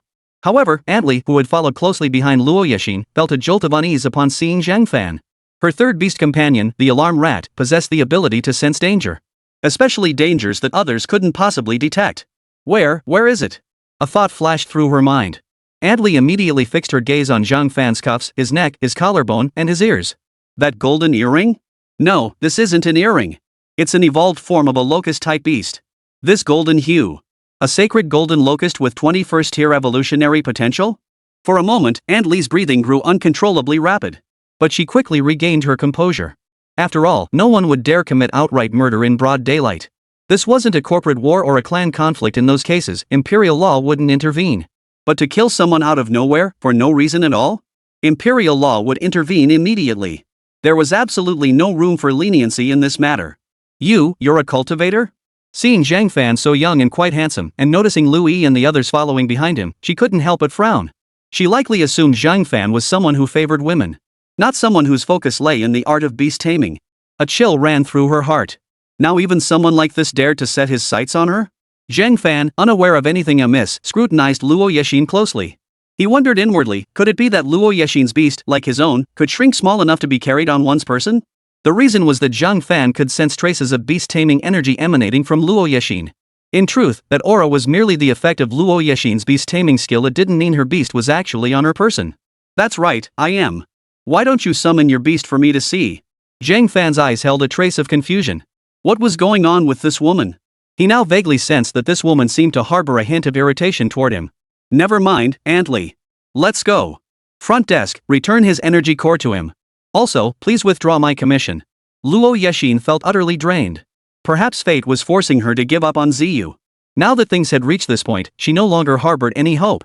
Yet the moment those words left her lips, Aunt Lee suddenly snapped back to her senses. She knew the young man before her was far from what he appeared to be, and he certainly wasn't targeting Luo Yexin. Even if Luo Jifeng, the third heir, truly intended to do something, he wouldn't have sought out someone like this from Lion Camel City. So young. He must be a terrifying prodigy who rose from the ranks of the freelancers. With 4 beast companions, all insect-type creatures, his power was undeniably formidable. Come to think of it, she had never seen her own screaming rat react with such terror after sensing Zhang Fan. At that moment, Yao Tang opened its eyes at Zhang Fan's sleeve, carefully sensed the surroundings, then closed them again. Ignoring it too weak. It didn't even feel the slightest urge to move. As for Lu Qi, however, restlessness was in its nature. A pair of large, dark eyes peered out. It also licked its lips.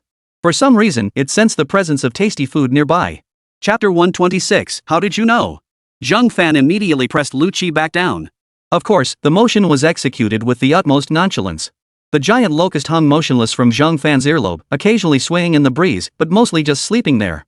As for the poisonous scorpion, it too sensed a kind of detection. This detection wasn't like a scanner's long-range probe, only the six-winged insect could sense it, not the other little creatures. This particular detection emanated from the screaming rat. The poisonous scorpion could sense it too. Yet it discerned that this detection posed no threat whatsoever. Immediately, the scorpion shifted slightly, adjusting its posture to continue leaning against Zhang Fan. The tiny creature curled up into a ball once more. When there's nothing else to do, it loves nothing more than staying close to Zhang Fan, wishing it could be right by his side every single day. Zhang Fan's casual gesture had always gone unnoticed.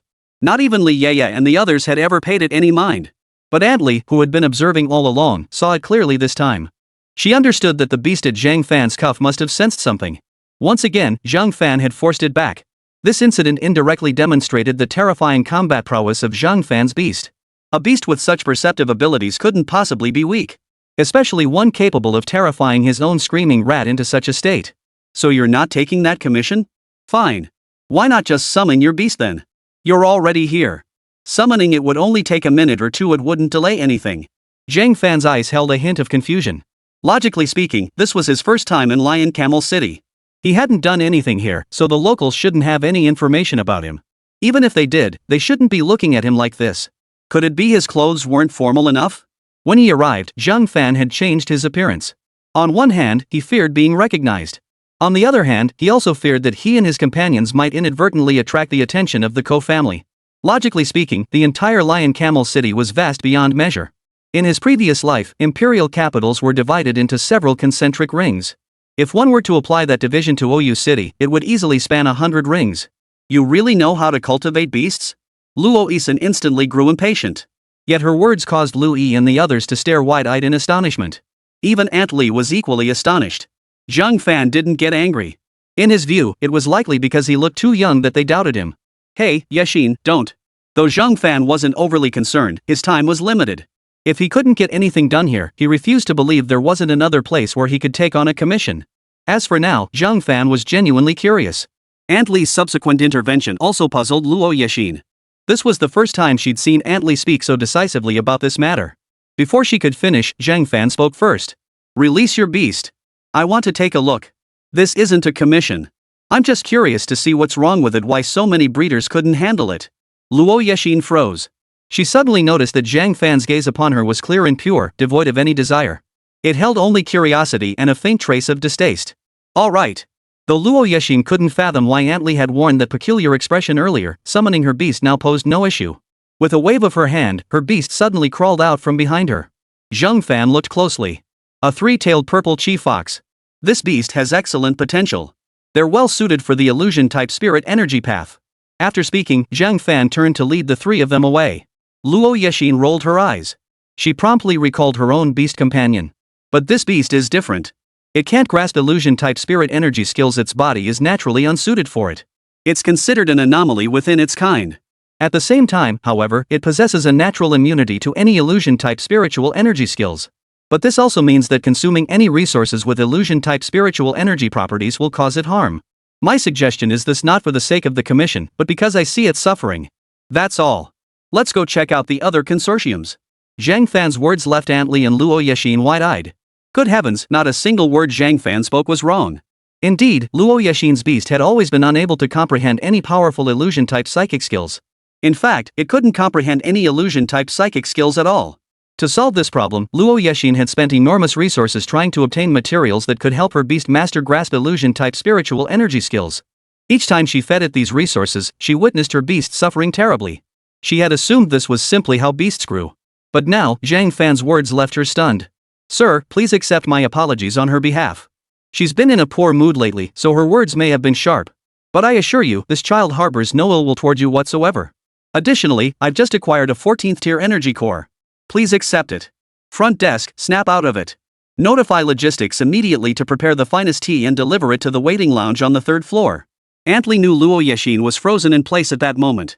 But even so, she couldn't persuade Luo Yashin to let Zhang Fan stay. Those earlier words had likely already offended him. It would be fortunate if he didn't cause further trouble. Aunt Li knew that even if Luo Yexin came to her senses now, she still couldn't possibly keep Zhang Fan here. A faint smile touched the corners of Zhang Fan's lips. At the same time, his footsteps halted abruptly. Truth be told, he wasn't greedy for money or anything like that. He couldn't care less about some 14th tier energy core. What caught his attention was the apparent suffering of that beast tamer. Otherwise, he wouldn't have bothered wasting another word. As for why he wasn't moving now? Well, after all that walking, a little rest was in order. A cup of hot tea here wouldn't hurt either. Only then did Luo Yexin gradually snap back to her senses. She immediately turned her head, fixing her gaze on Zhang Fan, who was already nearing the doorway. She couldn't help but ask. You? How did you know? Guess why I took that commission? You don't think I like wasting time, do you? Skip the tea. I feel sorry for your beast. Treated well. Chapter 127, Mediocre Strength? Zhang Fan knew he couldn't stay any longer. Moreover, that woman, who was approaching middle age, would absolutely not let him leave so easily. His only hope was to see if he could secure more energy cores. There was no other way. All 4 children needed to evolve. Each child required more than 1 evolution material. Back then, 3 or 5 energy cores sufficed, but now it started at a minimum of 10. 10 cores were merely the bare minimum requirement for any evolution path listed on the interface. To achieve greater combat power, Zhang Fan would inevitably invest more materials. Other materials are manageable, but energy cores? They're a real headache. No need to rush off, sir. You must be quite tired from your journey. Please come upstairs for some tea first. That girl was just upset with me earlier. She meant you no harm. I apologize again on her behalf. Also, regarding the commission fee, I can pay you right now. Yexin, come apologize right now. Honestly, this is completely unacceptable. Aunt Li was even more agitated than Luo Yexin herself. If Zhang Fan could truly guide her, combined with the accumulated energy within Luo Yexin's current beast companion, that beast would likely evolve soon. Once it evolved, she was confident she could secure Luo Xin a position within the conglomerate. Luo Yexin snapped back to her senses. She knew that if she wanted to resolve her beast's issues, Zhang Fan was truly her only option right now. As for seeking others? That would be waiting. Who knew how many years that might take? I'm truly sorry, sir. I was blind earlier. Please come upstairs with me so we can discuss this properly. And regarding compensation, rest assured, I won't shortchange you in the slightest. Luo Yexin apologized immediately after regaining her composure, without a moment's hesitation. At this point, what was there left to hesitate about? He might as well lay his cards on the table. To say Luo Yexin wasn't regretting it now would be a lie. Initially, the other party had genuinely intended to let her examine their beast. Now I'd been misled by my own preconceived notions. Is that so? My current price differs from what I quoted earlier. I require 50 12th tier energy cores, or 30 13th tier energy cores. Higher tier cores are also acceptable. If you have them, we'll consider it. If not, then. Zhang Fan's words instantly brought relief to Aunt Li. But Luo Yexin's face immediately clouded with a hint of difficulty. Her resources were running low lately. Even if she had energy cores, most had been spent on supplies for her tamed beasts. Though it had been a wasted purchase, she genuinely had very few energy cores left at the moment. Alright, then come with me. Yexin, don't just stand there. Quickly summon your beast now so the master can examine it first. Aunt Li's eyes lit up. Energy cores? No problem. It was time to put her old connections to use. While she didn't have many energy cores herself, if she pooled her resources, gathering 50 12th tier energy cores shouldn't be too difficult. If all else failed, she could reach out to her younger brother and call in a favor. Once Luo Yexin's issue was resolved, she was confident she could successfully elevate Yi Luoxin to that position. Oh, alright. No need to look now. Since there's no issue, I'll go up with you. If the price is right, I won't make things difficult for you. Zhang Fan knew this was as far as it would go. Yet at that moment, hearts were practically leaping from the eyes of the 3 women. Earlier, they hadn't understood a single thing Zhang Fan had done.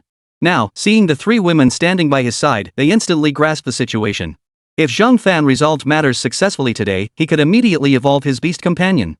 Though they didn't know exactly how many energy cores Zhang Fan needed, the figure he'd quoted suggested it would be enough to evolve at least 1. In the blink of an eye, the group ascended to the 2nd floor. An exceptionally spacious reception hall, spanning a full 400 square meters. Sofas, tea, and an array of snacks were laid out before them. Zhang Fan showed no sign of haste. He took a leisurely sip of tea before gently setting the cup down. The 3 women, however, seemed somewhat stiff. Sit down. Why are you 3 standing there? What, are you going to help me watch? Zhang Fan's slightly lighthearted tone instantly broke the seemingly frozen atmosphere. Aunt Li and Luo Yexin both breathed a sigh of relief. Luo Yexin still harbored doubts. How exactly had Aunt Li discerned Zhang Fan's extraordinary nature back then? After all, Zhang Fan hadn't revealed his beast taming abilities back then. Ah, yes. You three are quite the sight yourselves. To be by the master's side, you must be quite skilled. Don't be shy, come, have some tea and rest your feet. Aunt Li immediately warmed the atmosphere. The three women promptly sat down. Zhang Fan's relaxed demeanor had put them at ease as well. We've already witnessed your abilities, sir. It's just that we've never heard your name before. That's why. It's fine. I just arrived in Lion Camel City myself. I was looking for a place to settle down here. The resources back home were too limited to support my growth, so I brought my 3 wives with me. My abilities may be ordinary, but providing for these 3 women is hardly a challenge for me. Zhang Fan's words caused the 3 women's faces to flush slightly. To be precise, they weren't officially married yet. In this world, marriages were typically arranged between powerful factions like conglomerates and guilds, usually to unite 2 forces. In those cases, a marriage alliance served as the strongest bond. However, Zhang Fan's remark caused Aunt Li's lips to twitch slightly. In Lion Camel City, those ranked from 10th to 13th tier typically resided in the outer city, and most individuals possessed this level of strength. This was considered slightly stronger. Those stronger than that constituted less than 1% of Lion Camel City's population. Moreover, those at the 10th tier level were at least 30 years old, if not in their 40s. Someone like Zhang Fan, barely 20 years old. His youthful appearance was immediately apparent, resembling someone who had just graduated. Chapter 128, Who Fed It the Three-Tailed Fox Heartgrass? When Aunt Li heard Zhang Fan describe his strength as mediocre, her facial expression nearly cracked. At such a young age, his beast-taming combat power was at least at the 13th tier. And he didn't just have one such beast, he had a full 4. How could that be called mediocre? But upon listening carefully to Zhang Fan's words, Aunt Li began to understand why he had come to Lion Camel City. The main reason was that the city could no longer provide the resources necessary for Zhang Fan's beast evolution or upgrades. I see. But since you currently have nowhere to stay, it just so happens I have a residence that's been vacant for quite some time. You're welcome to stay there. Here's the key. If you can help this girl resolve her issues, I'll keep that place reserved for you. Zhang Fan felt puzzled, and by this point, he wasn't the only one. Even Luo Yexin, along with Li Yeye and the other 2, could sense something was off. The other party was being far too enthusiastic. The thing is, this beast taming issue has been troubling me for quite some time. Alright then, we'll discuss other matters later. For now, let me take a good look at this beast. Could you bring it over? I want to touch it. Zhang Fan stated bluntly. Regardless of the reason, the other party had extended such extraordinary goodwill toward them. First, there was that 14th tier energy core earlier, and now he was even offering them a place to stay. Though in this world, houses weren't particularly valuable. It still represented a form of trust. Typically, one might gift a house to someone they trusted deeply or considered a close friend. Alright, go ahead, Ziyu. Go take a look. Rest assured, the gentleman won't harm you. Soon, the 3-tailed purple chief fox approached Zhang Fan. Zhang Fan could clearly sense that the purple fox seemed somewhat afraid of him. Immediately, Zhang Fan adjusted his demeanor to appear more friendly. Though it seemed to have little effect. In the end, Zhang Fan still reached out and placed his hand on it. One-tailed purple fox mutant. Level, 11th tier status effect, currently 7th tier. Skills, Fierce Corrupted Fire, Beast Roar, Phantom Entanglement status affected, currently unusable. Numerous latent injuries, 3 on hind legs, 47 internal. All latent injuries stem from stimulation by phantom-type materials, preventing normal wounds from healing. As a cub, it consumed a 3-tailed fox heartgrass, completely destroying its foundational constitution. Unless it follows the path of bug cultivation and evolution, it will never be able to evolve. By the time he reached halfway through the panel, Zhang Fan's expression darkened. This condition was utterly dire. It was the first time Zhang Fan had ever seen a beastmaster in such a wretched state. However, on the surface, this little creature appeared unharmed. Yet Zhang Fan sensed it must be enduring extreme agony. How much did you feed it? You. His voice trailed off abruptly. After all, it wasn't his own beast. Interfering this much felt like meddling in others' affairs. At that moment, the purple chief fox, which had previously been wary of Zhang Fan, suddenly bared its teeth. This display of aggression was too much for the nearby Yaumantis and Lu Qi, who could no longer contain themselves. They lunged forward, claws and fangs bared, ready to burst out of Zhang Fan's sleeves for a fierce battle. The venomous scorpion immediately began crawling out from the collar of Zhang Fan's robe. Noticing this, Zhang Fan swiftly pulled back. Simultaneously, he tried to calm the little creatures. After all, he had come here to earn energy cores, not to cause trouble with these creatures. Ziyu. I'm sorry. I did feed it quite a lot of illusion-type resources. I never imagined its body couldn't actually digest illusion-type materials. Luo Yexin felt quite embarrassed as she spoke. She immediately tried to soothe Ziyu. Aunt Li, however, shuddered violently. Earlier, she had sensed a terrifying aura of malevolence. This young beast tamer was definitely not someone easy to deal with. It was absolutely the kind of ferocious beast that could devour its master. Few dared to handle such beasts. After all, the very notion of a beast devouring its master is utterly terrifying to most beast tamers. Only this young man dared to attempt it. Had it been anyone else, the inevitable outcome would have been a devastating backlash. It bears too many hidden injuries. Last time, you likely fed it the hallucinatory fireworm, a second-tier insectoid beast. Though its hallucinatory properties and connection to illusion-type spiritual abilities make it somewhat suitable. For other three-tailed purple chifoxes, this insect would be a valuable resource. But for this one? It's one of the most potent toxins. I can't even fathom how it survived. After Zhang Fan finished speaking, Luo Yexin was utterly dumbfounded. Her eyes even welled up with tears. We didn't know either. Don't blame her, sir. She truly didn't mean it. Aunt Li stepped in to smooth things over. At the same time, she realized why all their efforts had yielded no results despite providing ample materials. The reason lay right here. Truthfully, no one could have anticipated this. It was like a flock of sheep all grazing peacefully when suddenly one appeared that ate meat. If you told that story, no one would believe it. Luo Yexin burst into tears. She and her beast companion had practically grown up together. Hearing Zhang Fan's words, Luo Yexin instantly felt an overwhelming sense of guilt toward her beast companion. Seeing this, Zhang Fan understood she hadn't meant any harm. This beast was hatched from an egg, right? You formed a contract with it from the very beginning, correct? A sudden thought crossed Zhang Fan's mind and he frowned once more.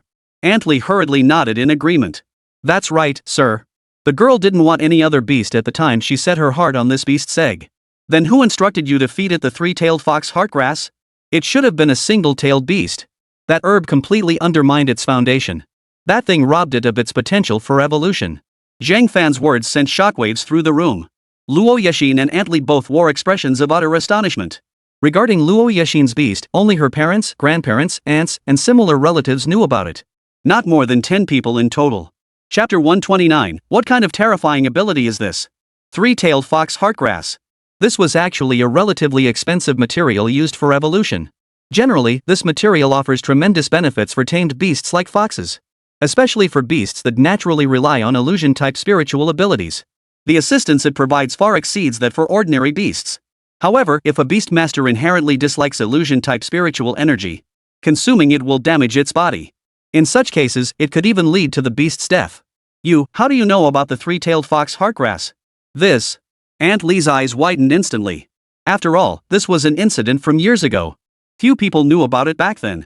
Moreover, most three-tailed purple foxes appeared with three tails only differing in color and size. Yet those three tails and the purple markings on its body were the unmistakable hallmarks of a three-tailed purple fox, traits impossible to erase.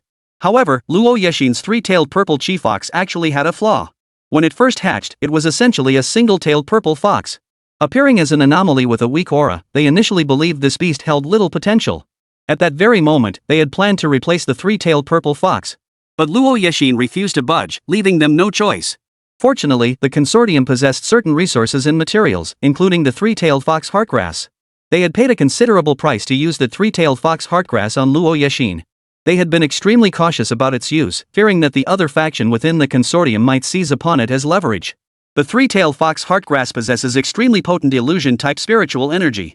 If a beastmaster lacks illusion-type spiritual energy within their body, consuming this herb is tantamount to suicide. Or rather, if the beastmaster's body was inherently capable of accommodating illusion-type spiritual energy, then it could be used. Of course, the effect wouldn't be very good. I've said before, this beastmaster is an anomaly. It simply cannot consume the three-tailed fox heartgrass. Zhang Fan's entire brow was practically knotted into a single point. In his eyes, these people were bloody idiots.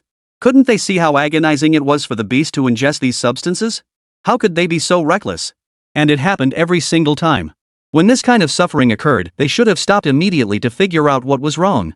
Zhang Fan couldn't believe they hadn't killed this beast yet. It was only surviving because of its innate strength. Otherwise, with such mistreatment, it would have perished long ago. But upon further reflection, Zhang Fan realized Luo Yexin probably didn't mean to do it. Plus, the way the beast had shielded Luo Yexin earlier clearly didn't suggest it was suffering abuse from her. Ultimately, Zhang Fan could only attribute this situation to his own interface. Thanks to his interface, he'd been spared much trouble and could discern numerous issues. Had he relied solely on his own judgment without the panel's capabilities, Zhang Fan would have merely administered medicine to heal the beast. But with the panel, he was confident he could give this beast a future once more. Ah, your skill already surpasses many beast trainers in Lion Camel City. You might not know this, but this three-tailed spirit fox. Aunt Lee now felt compelled to explain the situation. She no longer intended to conceal anything.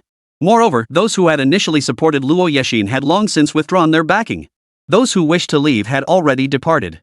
Only those like them remained, those who, bound by familial ties, intended to support Luo Yexin to the end. I know. This child started out as a purple chifox, no, more accurately, a purple chifox with only one tail. Ah, such promising potential, and you've raised it into this. Without sufficient knowledge to raise a beast, it's no small feat that this one is even still alive. Zhang Fan's words left Luo Yexin and Aunt Lee stunned once more. Remarkable. Take Aunt Lee, for instance. She knew how many people Luo Yexin had sought out for her beast tamer. Countless practitioners had offered prescriptions that were barely effective. Some had even prescribed remedies that not only failed to help but actually plunged Luo Yexin's beast, the three-tailed purple chifox, into a critical state. Immediately, both women felt a wave of relief wash over them. Zhang Fan had merely glanced at it briefly and already identified the problem. Now that he'd actually examined it with his hands, seeing so much was normal. Not at all normal. What kind of background does this man have? Ordinary beast tamers all rely on tools and take half a day just to identify one or two issues. Yet here was Zhang Fan, casually touching it and already discerning so much. Now then, let's see what price you're willing to offer. For the price agreed upon downstairs, I'll prepare a medicinal broth to restore its original strength. There shouldn't be any issues with that. However, it will permanently remain at the 11th tier. It won't be able to advance any further. Upon hearing Zhang Fan's words, the two men felt their hearts sink once more. 11th tier? This rank was actually quite ordinary. For those not affiliated with conglomerates or guilds, it represented the absolute peak for commoners. But for those within the conglomerate, like Luo Yexin and her kind, this rank was far too low. So low it was practically embarrassing. The higher the price, the faster the healing, right? 13th tier energy cores, can you heal it at the fastest possible speed? Luo Yexin asked slowly. At the very least, she wanted to compensate her beast companion, which was why she spoke thus.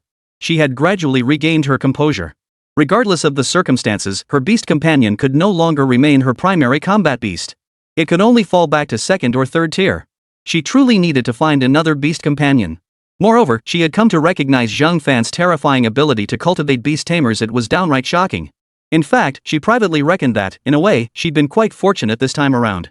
Chapter 130, Why are you so cautious around him? Aunt Lee now fully accepted Zhang Fan's abilities. She marveled inwardly at her good fortune. A true benefactor had come knocking. But soon, Aunt Lee heard Luo Yexin's words. Yexin, you. Aunt Lee had intended to suggest that Zhang Fan use ordinary healing to restore the beast tamer's injuries. Any restoration of its strength would be welcome. But Aunt Lee could also see the profound guilt in Luo Yexin's heart toward her beast companion. That was why Luo Yexin insisted Zhang Fan treat her beast as quickly as possible. Fastest? Poof.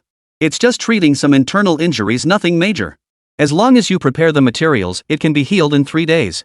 With better ingredients, it could be done in a day. It depends on what you bring. I'll give you 3 formulas, the slowest one is cheapest, taking a month to recover. All 3 formulas are yours.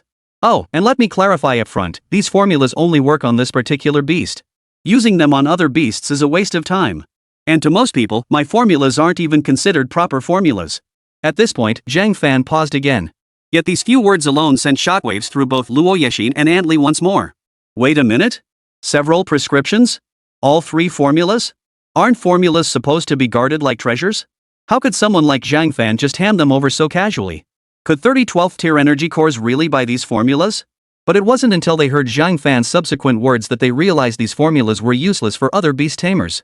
So then, wait, doesn't that mean it's a formula concocted on the spot? Such formulas usually require testing, right? And this young man just... Suddenly, both recalled Zhang Fan's earlier demeanor. A realization dawned on them. It seemed like concocting a formula on the spot wasn't particularly difficult for Zhang Fan. Also, you might not have understood my meaning. If you offer a higher price, I can restore its potential and facilitate its evolution. Simply restoring its potential requires 50 12th tier energy cores. For a full evolution, its potential would be fully restored.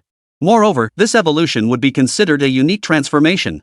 Given its current state, this is the only way it can evolve. 60 13th tier energy cores. Zhang Fan realized the two hadn't grasped his meaning, so he repeated himself. This time, however, they were utterly dumbfounded. Instead, their mouths slowly fell open. After all, Zhang Fan's words carried an overwhelming impact in their ears. Evolution? How familiar yet how utterly alien those 2 words felt. Especially for Luo Yexin, she hadn't even dared to imagine such a possibility. Antli also sucked in a sharp breath at that moment. Good heavens, that tone was downright arrogant. No, wait, he genuinely had the confidence to back it up. Meanwhile, Wang Bing and the other two girls sat with their chests puffed out against the sofa. And they call themselves city folk? People from OU City are no different, are they?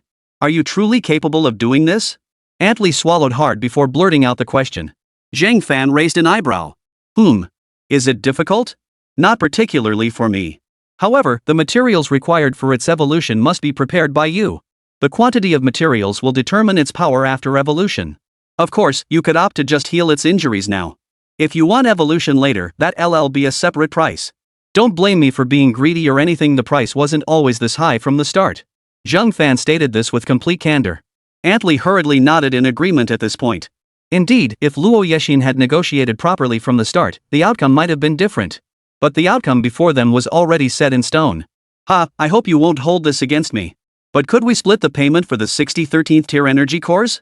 Not that I don't trust you. No problem at all. It's not a big deal. Looks like you two are having a rough time lately, but I figure it's only temporary. Once this three-tailed purple chi fox finishes evolving, you can give them all to me at once. With that, Zhang Fan stood up immediately. His attitude was purely businesslike, without any hint of trying to take advantage. Antli instantly felt a pang of regret. How could she make the same mistake as her niece? Did such a person even need to be deceived? No, 60 is too few. Make it 80. I must be getting senile. Also, here's the key. Remember to take it. The surroundings of that residence are quite pleasant. After all, more than just this one transaction, I hope you and Luo Yexin can become friends. 80 cores 13th tier energy cores were no small resource for her. But for this evolution, she was willing to stake everything. Lately, Luo Jifeng's movements and actions within the conglomerate had been relentless. If Luo Yexin's beast evolution reached tier 13 or even tier 12.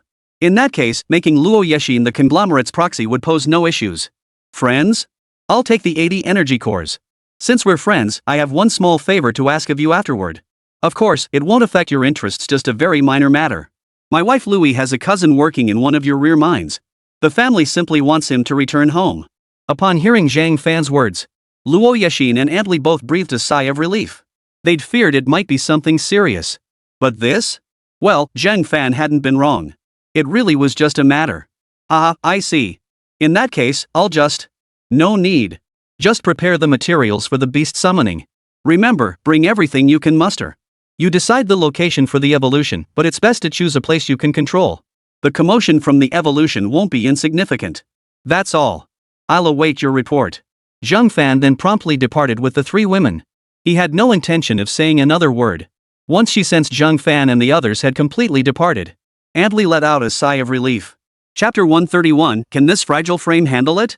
Compared to Antli, Luo Yexin also felt a sense of relief wash over her. Yet, she couldn't help but glance at Antli with a hint of puzzlement.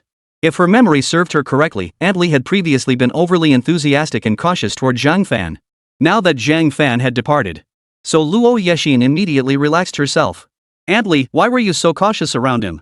I recall you seemed to notice something even before he mentioned the issue with Ziyu. Without hesitation, Luo Yexin voiced her question directly. After all, Antli wasn't some stranger to her. Antli was practically family to her. Ever since her parents vanished, Antli had been the one looking after her. That's why, earlier in the car, when Antli lectured her, Luo Yexin chose not to respond. She understood that her relative was offering solutions for her future, born from genuine concern. But often, people aren't cold machines. They don't always act based on maximum efficiency. Instead, their actions are often colored by personal emotions. Luo Yexin was no exception at this moment. Perhaps this was precisely the difference between humans and machines. You feisty little thing, I understand your temper, but next time, don't act so recklessly. Fortunately, that person was magnanimous. Otherwise, we would have been in serious trouble. That man possessed extraordinary strength, accompanied by two beasts with combat power at the 14th tier, and another two at the 9th and 10th tiers. 4 beasts in total, one even residing within his sleeve. Setting aside the sheer number, such combat prowess at his age alone is terrifying. Moreover, his beast mastering skills had my scream rat frozen in fear. Since you've been here, I've never encountered anything like this. Even higher tier beastmasters couldn't intimidate my scream rat like that. As Antli's words fell, Luo Yexin's eyes widened in disbelief. What's going on? Is it that terrifying? Such a young person possessing 4 beast tamers? And 2 of them wielding 14th tier combat power? Could it be a misperception? Luo Yexin tried to continue but quickly realized that the screaming rat wasn't exactly a tamed beast that understood human social niceties. On the contrary, most spirit beasts were straightforward creatures that rarely lied. Besides, she'd seen her aunt's screaming rat before. Its power was limited, its only true strength being its ability to sense genuine danger. Personality-wise, it was also a rather proud little creature. Never mind that. Perfect timing, you focus on stabilizing Zu's condition today. I'll gather the materials. He didn't specify what exactly, but I'll prepare everything that might possibly be needed. Yexin, if this person truly can evolve your beast, the debt we'll owe them won't be something a few resources can repay. That kid looks decent enough, and his abilities are truly rare. You might consider. At this point, Luo Yexin still had no idea what her aunt was really up to. That said, Zhang Fan was indeed quite handsome, but his abilities were what truly mattered. You must understand that most people in this world only care about profit. That kid already has 3 women, yet he doesn't treat them like servants. Instead, he genuinely treats them as his own people. Even something as minor as one of them being a cousin is worth mentioning to him. I suspect he already has a solution for your beast taming issue. But he likely dismissed the resources offered in the commission precisely because he's after this matter. At this moment, Aunt Li found herself increasingly speculating about Zhang Fan's motives. The more she thought about it, the more she sensed that Zhang Fan possessed terrifying talent and extraordinary character and above all, was profoundly loyal and principled. Luo Yexin wasn't exactly a fool either. Her beast now held promise for evolution. Though her lingering doubts hadn't entirely vanished, they were at least half resolved.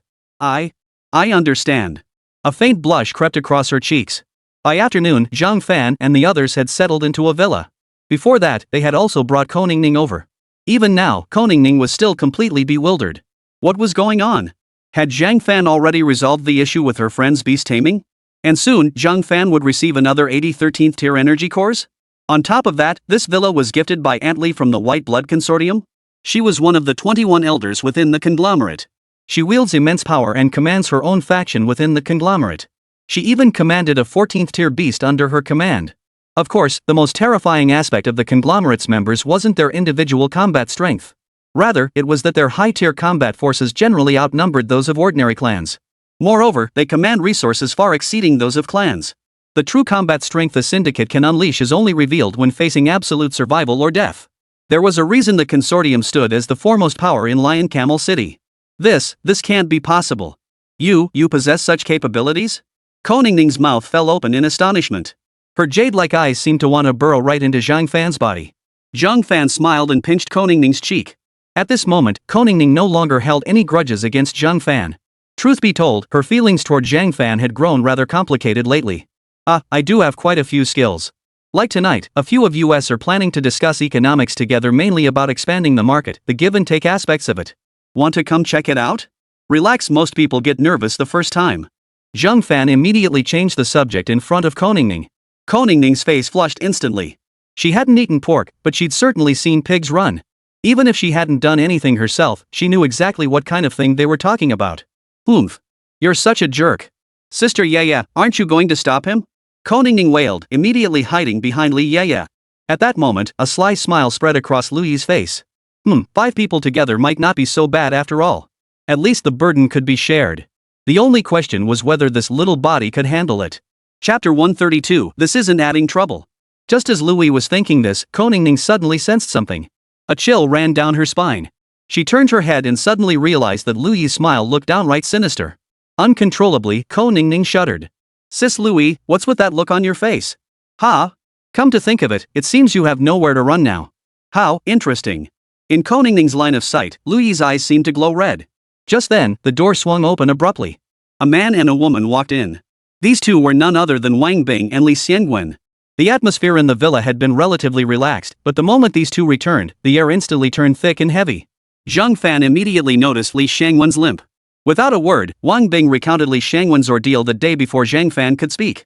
At that moment, Li Xiangwen, a middle-aged man, dared not even lift his head. He had originally intended to assist Zhang Fan with odd jobs and such, bustling about in hopes of receiving guidance on his beast taming. But now, he hadn't been able to help Zhang Fan at all. Now he'd gotten himself into trouble, which only added to Zhang Fan's problems. He didn't know how Zhang Fan had managed to secure such a place to stay. But people need to save face. As these jumbled thoughts swirled through Li Xiangwen's mind.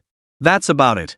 Mainly, someone from the Blue Ice Consortium branch threw him out, looked down on his 3rd-tier energy core, and for some reason even broke his leg. Then the 7 Wolves Guild humiliated him too.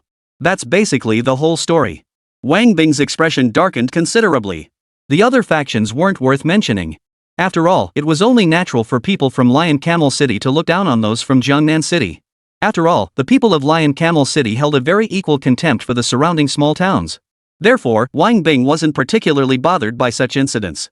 What infuriated Wang Bing, however, was the actions of that individual within the Blue Ice conglomerate. Refusing the commission was one thing. Looking down on him was another. Even cursing him a few times could be tolerated. But crippling someone's leg? Wasn't that going too far? Zhang Fan's face was so flushed it looked like blood could drip from it. The other party had clearly crossed the line. Refusing the commission, hurling insults, these were understandable. But resorting to physical violence? That crossed the line. Mr. Zhang Fan, I'm sorry for causing you trouble. It's not your fault. This is an exchange between us. I'll help you investigate the evolution of the beast and you handle some errands for me. Just get it done. Whether it succeeds or not is another matter. But the Blue Ice group hitting people? That's their fault. Tomorrow, after we handle things together, we'll go find the Blue Ice group tonight. Zhang Fan's words carried an icy tone. Yet Li Xiangwen detected a hint of protection in those words. It was precisely at this moment that Li Xiangwen suddenly understood why some people would follow a genius with unwavering loyalty. And why others, despite being geniuses themselves, never managed to cultivate truly loyal followers. Now, Li Xiangwen understood. From the moment he had taken up the banner of the Li family alone, he had realized he had no one to rely on. As for brothers? Well, there are some. After the struggle for the clan chieftain position, he's the only brother left. It's that simple. As Zhang Fan himself said, his insistence on tagging along was part of a deal with Zhang Fan. In fact, at this moment, he was even causing trouble for Zhang Fan. Mr. Zhang Fan, I've caused you trouble. Trouble? There's no trouble. This matter isn't over yet, so it's not trouble. It's unresolved, I don't know how to resolve it, and once it ends, I'll have gained nothing while wasting a lot of time. That's trouble. As for your situation now, I'll settle it later. So it's not a problem. Alright, go get some rest today. Zhang Fan pondered inwardly. Tomorrow, he would pay another visit to the White Blood Consortium to see how their preparations were progressing. If everything was ready, he'd have their beast tamers evolve first. Then he'd use his resources to evolve the 6 wings and the others. 80 13th tier energy cores would be enough for 4 beasts to evolve.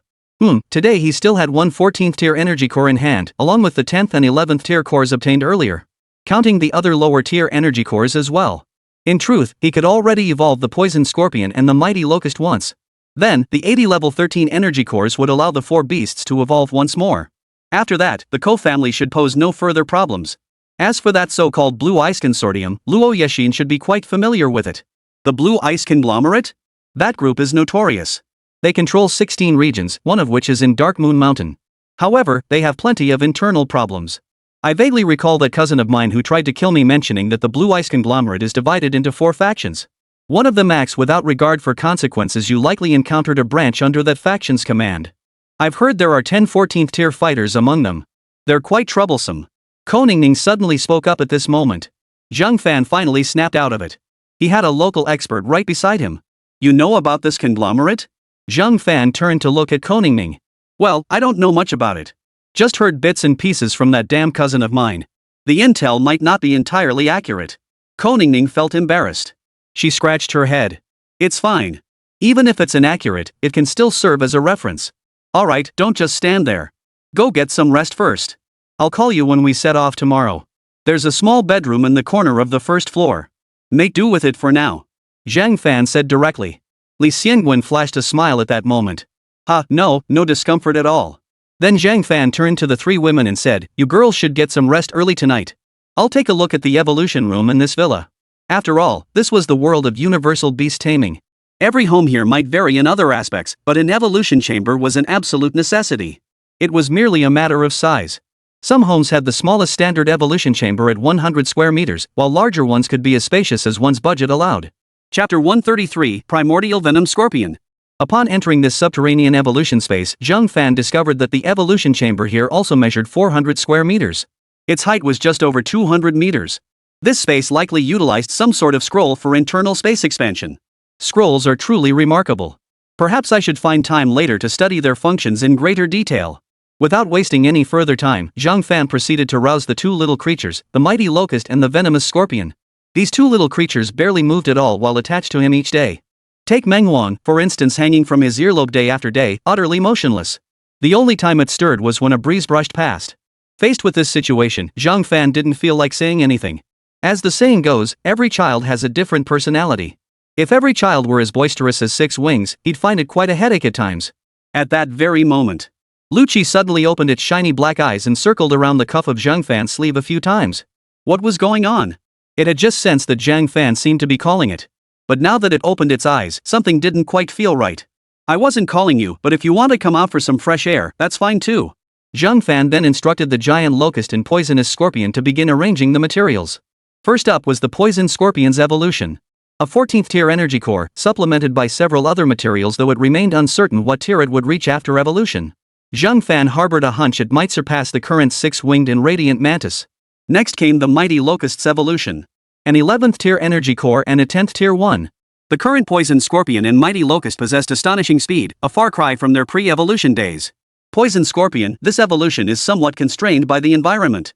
You can maintain this form, no need to fully reveal your true shape. There simply isn't enough space for you here. The poison scorpion emitted a distinctive insect-like hiss. But Zhang Fan could understand the meaning behind this hiss. It roughly conveyed approval. Then, let the evolution begin. Suddenly, an eerie energy began to manifest within the formation. The materials arranged around it instantly transformed into clusters of black energy, directly merging into the scorpion's body. This evolution lasted a full 3 or 4 hours. However, upon its completion, Zhang Fan discovered that the scorpion's aura had become utterly terrifying. Thanks to Zhang Fan's constant reminders, the scorpion remained roughly the size of a palm after completing its evolution. Primordial venomous scorpion. Level, high tier 7. Size, 1,100 meters. Abilities, blood corruption, toxin annihilation, flesh-rotting venom armor, absolute perception. Blood corruption toxin, any creature below tier 15 including tier 12 that cannot resist the scorpion's venom will liquefy upon the second poisoning. Additionally, 5% of the victim's flesh essence permanently enhances the scorpion's toxin potency. Annihilation toxin, creatures below tier 20 cannot resist this rule-based toxin. As a cost, using this skill plunges the scorpion into a frenzied state. Only its beast master can calm it. Strength increases 5-fold. Speed doubles. Cooldown, 1 day. Corrupting venom immortal armor, close-range attacks trigger venom backlash, which creatures below tier 16 cannot withstand. Furthermore, as long as the scorpion's venom reserves remain, any attack from a creature below tier 20 cannot inflict effective damage. Absolute perception, born from panic during a battle, the scorpion yearned to perpetually sense its beastmaster. This skill allows it to perceive the beastmaster's presence under any circumstances. After Zhang Fan glanced at the stats, he realized the venomous scorpion's stats were utterly terrifying. High tier 7th rank. This is high tier 7th rank, not some 10th tier nonsense. What level of combat power did it possess? Immunity to attacks from creatures below tier 20? And that malignant blood corrosive toxin sounds downright terrifying. Creatures below tier 15 instantly dissolve into sludge? The sheer power of these skills? This is downright monstrous. Zhang Fan couldn't help but suck in a sharp breath. Sure enough, no matter which evolutionary path they took, creatures like the poison scorpion would see greater power increases the more materials they were given. For a moment, Zhang Fan considered altering his original plan. His original plan had been to evolve all 4 of his beasts simultaneously. But now, he decided to change course. He divided the 80 energy cores he had obtained into 2 equal portions, giving one to Yao Tang and the other to Lu Qi. He'd see just how much combat power these 2 little beasts could gain. Hiss! Zhang Fan suddenly realized the poison scorpion was no longer ahead of him. Instead, it had appeared at his feet, seemingly out of nowhere. Following the original routine, Zhang Fan should have reached out his hand at this moment. But Zhang Fan was stunned by the scorpion's dramatically enhanced stats. So for a moment, he hesitated to reach out. This left the poison scorpion pacing anxiously in circles at Zhang Fan's feet. Haha, you're something else. Acting like this in front of me, no one would believe it if they saw it. Zhang Fan couldn't even imagine how people would react if they saw a beast rider, soaring 1,000 meters above the ground, acting all spoiled and angry. The poison scorpion was practically doing just that. Zhang Fan immediately reached out his hand. The scorpion instantly leapt onto his hand. Zhang Fan could clearly sense the scorpion completely relax. Its anger and lingering unease vanished instantly. It became docile at once. Suddenly, Zhang Fan understood why the scorpion had mastered its final skill. Ah, you little fellow, I know you like staying by my side. But one day, I might not be here with you due to some unexpected circumstances. When that time comes, don't panic. You must rely on yourself. The scorpion paid no heed to Zhang Fan's words. It swiftly climbed up Zhang Fan's arm, deftly reaching his collar. First, it rubbed against his neck. Then it returned to its usual spot, curling into a tight ball. What about relying on me alone? I can't hear you, I simply can't hear you. All I care about is staying by your side. No one can block my perception of you. Chapter 134, Primordial Heaven Slicing Golden Blade vs. Giant Locust. Zhang Fan had no idea what the poisonous scorpion was thinking. He assumed it simply wanted to stay by his side, just like before. But Zhang Fan's understanding wasn't entirely wrong. Beside him, Manhwa glanced at the scorpion curled up in Zhang Fan's clothes and suddenly remembered his materials still weren't laid out. Glancing at the pile of evolution materials he'd need shortly, lying not far from him, he couldn't help but sink into deep contemplation. Soon, the mighty locust completed its evolution as well. Unlike the poison scorpion, the mighty locust's form underwent significant changes. Of course, this was largely due to the limited space within the underground evolution chamber. Therefore, Zhang Fan still instructed the locust to maintain a compact form after its evolution. Primordial Sky-Slicing Golden Blade Giant Locust. Level, High Tier 7. Size, 297 meters. Skills, 1 blade / million avatars, cuts through all, mountain-like stillness. Single stroke execution, creatures below Tier 16 cannot react to or perceive this strike. Each successful execution grants a 3% boost to all subsequent attack power, derived from the destroyed target's life energy. Million avatars, instantly manifests hundreds or thousands of avatars. The greater the number of avatars, the weaker their individual attack power. The main consciousness can continuously shift between any avatar. Simultaneously, any injury sustained by the main body can be dispelled by transferring consciousness to transform the main body into an avatar, actively dissipating the damage. No resource cost. When used to dispel injuries, it consumes 10% of the user's metallic spiritual energy. Unstoppable slash, locks onto the target's intent. The slightest movement triggers an absolute strike. If the target remains motionless, the skill cannot activate. Upon successful activation, unleashes a slash with 50 times the user's attack power. This skill consumes 80% of the user's physical energy. If the strike successfully kills the target, all expended physical energy is fully restored. Immovable mountain body. While stationary, all attacks from beings below tier 25 are rendered useless, including spiritual energy skills and intent lock skills. Any movement invalidates this skill. The current locust originally possessed 8 limbs, but now it has only 6. The difference lies in its hands no longer wielding insect blades. Instead, they wielded weapons resembling Guan Yu's crescent blades. 4 of them, wielded by each of its 4 hands. Zhang Fan's lips curled into a high smile. He was now certain that both the poison scorpion and the mighty locust had reached combat power levels of 15 or 16 tiers. Particularly impressive was the mighty locust's unshakable mountain stance. This skill alone made it a formidable presence whenever it stood its ground. Not bad. Seems you've grown considerably stronger. The locust had maintained an expression of calm detachment after all. For a creature like it, growing stronger was only natural. But upon hearing Zhang Fan's voice, it instantly perked up. It swiftly positioned its 4 companion insect blades behind its wings, then charged toward Zhang Fan at breakneck speed. Upon reaching Zhang Fan's ear, its speed slowed abruptly. It gently touched Zhang Fan's earlobe, transforming itself into a golden earring as always, remaining perfectly still. Zhang Fan could sense that even the fierce locust was feeling a little happy now. Zhang Fan couldn't help but glance up at the small windows high above. Faint sunlight was already filtering in from outside. So it really is morning already? Zhang Fan understood clearly that each time his beast evolved, although the panel's power served as a guide, the time consumed in the process could not be shortened. Moreover, he himself couldn't completely leave. Although he sensed he could technically step outside the array's perimeter, he felt that if he truly left during the evolution process, his beast might feel displeased. Therefore, he had never done so, nor did he see any need to. Time to head out. Wonder how prepared they are. I don't want to wait too long. Zhang Fan scratched his chin and walked straight out of the basement. Meanwhile, within the White Blood Consortium, numerous individuals had gathered around Luo Yexin. These were primarily her supporters. If one were to trace their lineage carefully, most of them actually shared some blood relation with her. Are you certain all these materials will enable Xiao Yexin's beast to evolve? But even if it does evolve, will its rank truly reach tier 10? And even if it does reach tier 10, what good will that do? At this stage, even reaching tier 10 won't hold much sway anymore. Forget tier 10. Even if it reached tier 11, the other members of the conglomerate wouldn't choose to support little Yexin. These distant relatives, connected by only the faintest blood ties, had nonetheless contributed substantial resources for Luo Yexin's sake. And their faces all bore traces of worry. The main reason was that their children hadn't inherited the qualifications to become agents either. The so-called conglomerate agents were the only ones controlling the conglomerates under the Elders' Council. In most cases, the council wouldn't interfere unless something particularly critical arose. To become an agent, one must first demonstrate achievements. Or, to put it another way, one must possess sufficient strength. Neither of these conditions had been met by Luo Yexin. Typically, one relies on achievements to become an agent. As for possessing sufficient strength, unless one is powerful enough to crush their peers, the latter condition holds little practical significance. Still, it serves as a baseline requirement. One must possess at least a respectable level of power. If one's strength is too weak, even if they achieve something remarkable, they still cannot become an agent. At this moment, Luo Yexin couldn't help but recall Zhang Fan's appearance, especially his remarkably confident demeanor. This memory filled her with renewed confidence. If Zhang Fan were here, she wouldn't have to worry about this endeavor failing. He had simply instructed them to gather materials without specifying what they were. The quantity alone determined the strength of the beasts after evolution. Li Sunny, you trust that man so completely? And with such a tight deadline, could it be we've stumbled upon a con artist? Chapter 135, what kind of monster is this person? Li Sunny was none other than Luo Yexin's aunt. However, due to sensitive circumstances within the conglomerate and other complex reasons, this aunt was only occasionally addressed privately. Most of the time, Luo Yexin chose to refer to her as Aunt Li. A smile immediately spread across Aunt Li's face.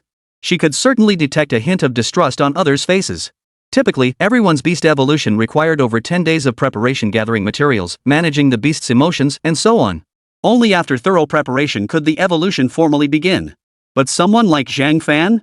He wanted to evolve in just a day or two. Moreover, no specific materials were specified, they were simply told to gather as many as possible. The more, the better, that seemed to be the gist of it. And the evolution was scheduled for today. Such a rapid pace made one wonder, was this truly evolution? It doesn't really matter. I have a few void scrolls. If that kid dares to deceive us, I'll use one then. He won't be able to leave.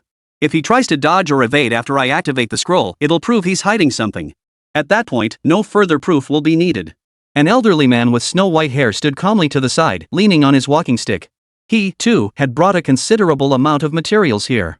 Upon hearing the old man's words, the others all nodded silently in agreement. Indeed, this approach was quite sound. Even if the other party harbored any ulterior motives, within the void space, they could never be a match for so many of them. As for that void scroll, it essentially transported people to a desolate void space, one with light and land. Nothing else existed there. It was typically used for evolving one's own beast companions without being detected by outsiders, or for experiments related to beast evolution. Such matters are invariably handled through the void scroll. Crucially, once used, the void scroll is completely destroyed. Even if traces of a beast's evolutionary path were left behind, they couldn't be detected by outsiders. Such items aren't exactly expensive, but they aren't cheap either. For most people, they simply don't need such items. Therefore, they're quite common on the market. Exactly. We all have void scrolls. Using one will solve the problem, right? But Yexin, this is the last time we'll help you. Next time, we won't be able to assist you anymore.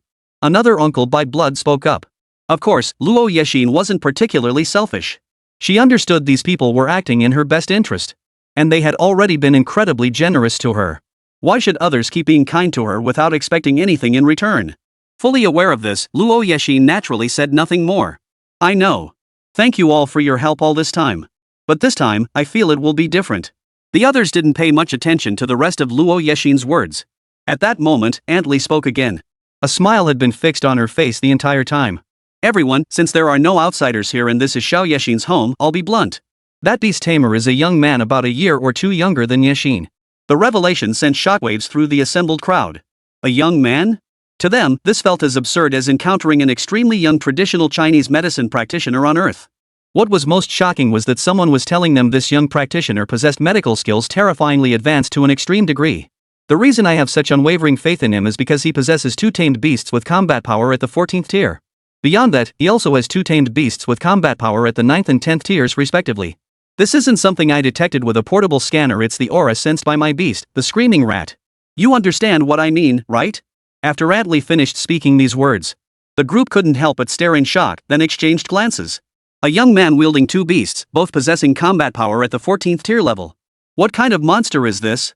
Most people, even geniuses, only had beasts at the 13th tier. The truly terrifying geniuses might have beasts at the 14th tier. But even in those exceptional cases, it was usually just 1 beast. Many only began searching for a second combat beast as they approached middle age. When seeking new beasts, most followed Aunt Li's example, opting for functional creatures for their 2nd or 3rd mounts. Beasts like her screaming rat, for instance. Aunt Li then recounted yesterday's events in full detail to the assembled group. After listening, the group fell silent once more.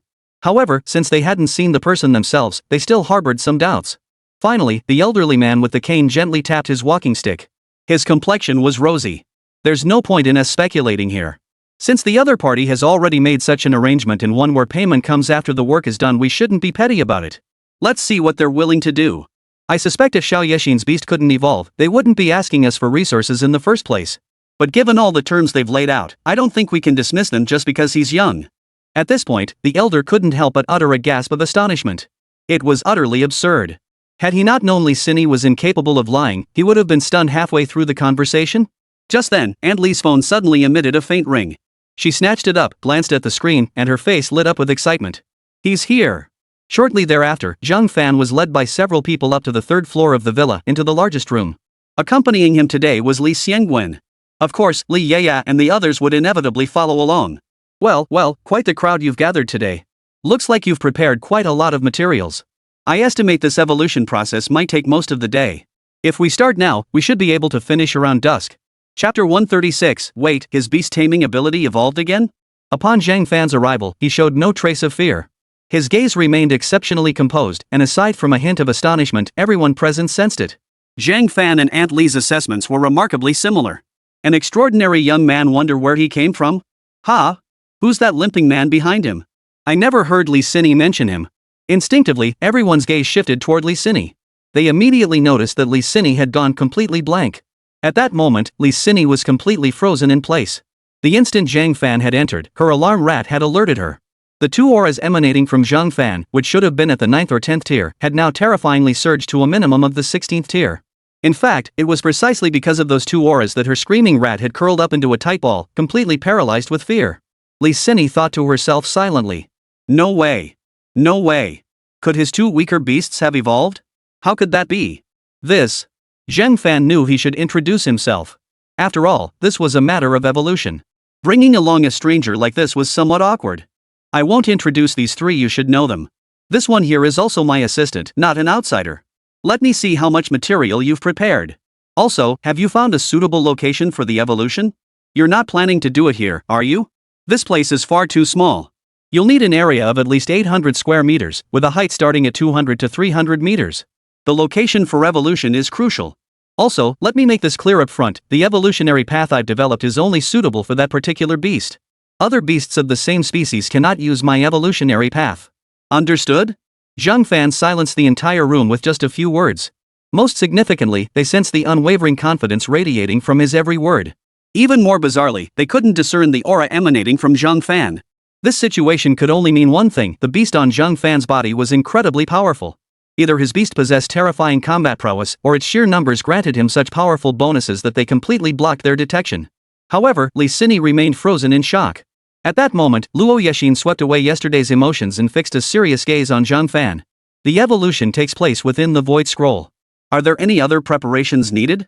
The Void Scroll? Zhang Fan's remark left everyone momentarily stunned. Could it be that Zhang Fan was unaware of the Void Scroll? Mr. Zhang, the Void Scroll is a scroll that can transport people, including their beasts, to another void space. Whatever happens there is known only to those who entered together. Moreover, each Void Scroll is permanently destroyed after a single use. That's why many choose to conduct their beast evolution experiments, including testing evolution paths within these scrolls, where such matters remain concealed. Zhang Fan was genuinely unaware of this, but Li Xiangwen seized the moment to demonstrate his value. What a marvel! Now that the issue is resolved, show me the materials you've prepared. Zhang Fan's face lit up with excitement. At that moment, her elders furrowed their brows slightly. For some reason, they suddenly sensed that Zhang Fan was becoming unreliable. Perhaps it was because she didn't even know about the Void Scroll. This is what I prepared. Hold on, kid. Are you really a beast tamer? One of the elders spoke up directly, clearly harboring some distrust toward Zhang Fan. At that moment, Li Sini also snapped back to his senses. Yes, it's him. That's right. I see. You probably don't trust me. Alright then, you've got all the materials ready, and the venue is set. The only thing left is a beast tamer who can use fire-type skills. Do you have one? Some of the materials need to be roasted over fire. Zhang Fan didn't get angry.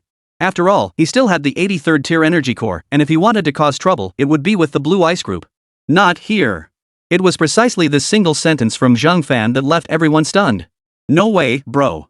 Are you seriously confident enough to just evolve a beast like that? And this method of evolution seems a bit too hasty, doesn't it? Yes, I have it. Me too. Most of us at this age have this kind of beast.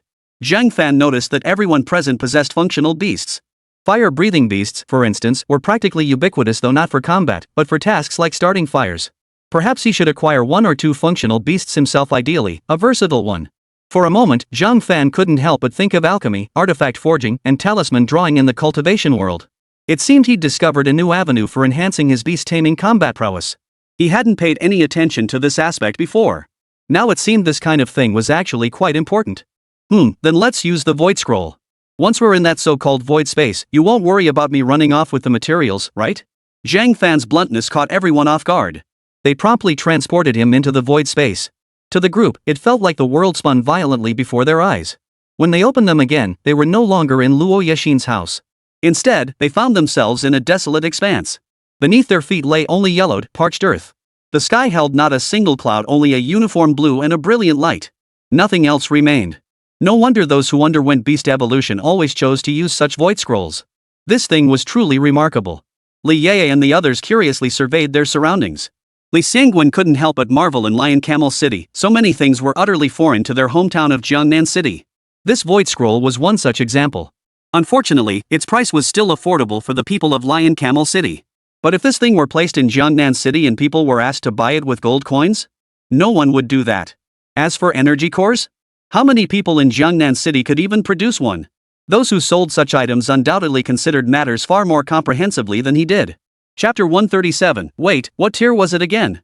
Zhang Fan nodded slightly. He then looked at the others. Without hesitation, they each produced their own material pouches. After collecting them one by one, Zhang Fan dumped them all onto the ground beside him. Soon, a towering mountain of materials, dozens of meters high, appeared before their eyes. After scanning it with a glance, Zhang Fan nodded slightly. He then turned his gaze toward Wang Bing. Binger, summon your purple moon deer. We need that creature's assistance now. Without it, this evolution might take considerably longer. Wang Bing didn't question Zhang Fan. She immediately summoned her beast as instructed. In the next instant, everyone witnessed a 50-meter-tall white jade deer suddenly materialize. The deer's body bore faint purple patterns. Its massive antlers emitted a faint purple glow in curved arcs. Everyone present, except for Wang Bing, had their eyes light up. Especially the women like Li Xini. Each of them, upon seeing the purple moon deer, found themselves utterly unable to look away. Wow, what a beautiful beast! Luo Yexin murmured in awe.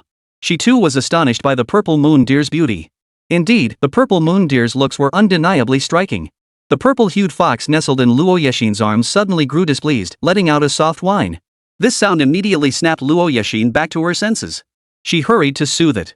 Moon deer, it's been a while since I last saw you. Looks like Wang Bing has been taking good care of you. The purple moon deer no longer harbored the aversion toward Zhang Fan it once did. On the contrary, it now showed a certain fondness toward Zhang Fan. It immediately walked up to Zhang Fan, lowered its head, and rubbed against him. Alright, good girl. I need your help today. First, use your skill to make a pot. Then, just put the materials I mentioned inside. Zhang Fan immediately began preparing for the evolution. Everyone watched with wide eyes. This was the first time they'd witnessed Zhang Fan's unique method of evolution. Soon, the purple moon deer gave a slight toss of its head. A pot, entirely constructed of wood, materialized in midair, gradually solidifying. Of course, this contraption was crafted by the purple moon deer using its own wood-based spiritual energy. There was no risk of it being scorched or ignited. After placing a small portion of the material inside, Zhang Fan immediately instructed the other fire-type spirit beasts to begin the burning process. This is extremely important, and none of you are to touch it.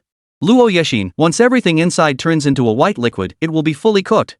After that, when your beast loses its senses, you must call it back. First, splash some of that liquid onto its face. Finally, make it drink it. Zhang Fan's words left everyone stunned. They had never encountered such an evolution method before. Did beast tamers lose their minds during evolution? Got it? Stop spacing out. There can be no mistakes later. If something goes wrong, don't blame me for cursing you out, understand? If you mess up, the evolution's effectiveness will be reduced by at least half. Zhang Fan immediately grew stern. At that moment, Louis couldn't help but scratch her neck helplessly. Indeed, back then, it was within her own clan where things had nearly gone wrong. But Zhang Fan hadn't overly blamed her afterward. At the same time, Zhang Fan's words instantly made everyone perk up and pay close attention.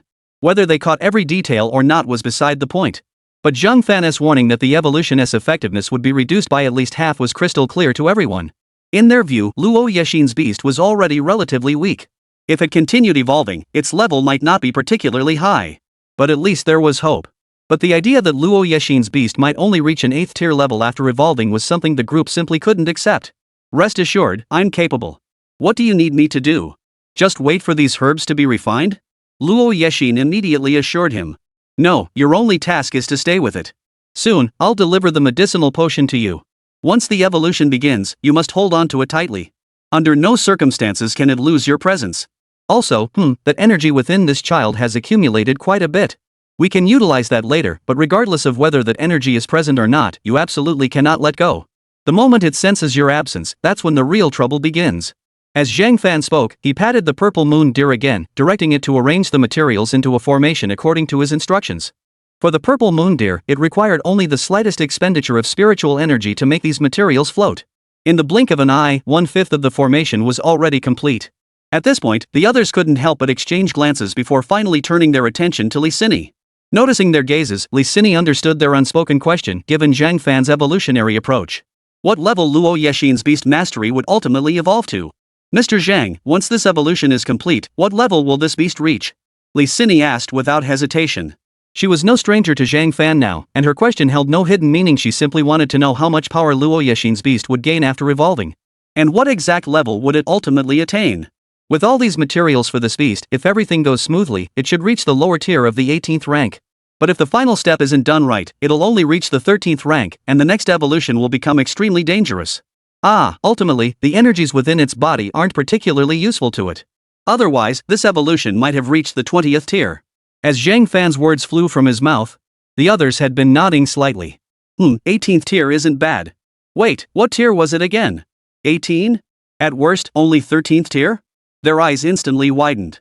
To be honest, seeing the scene before them, they understood that Zhang Fan wasn't joking around with them at all.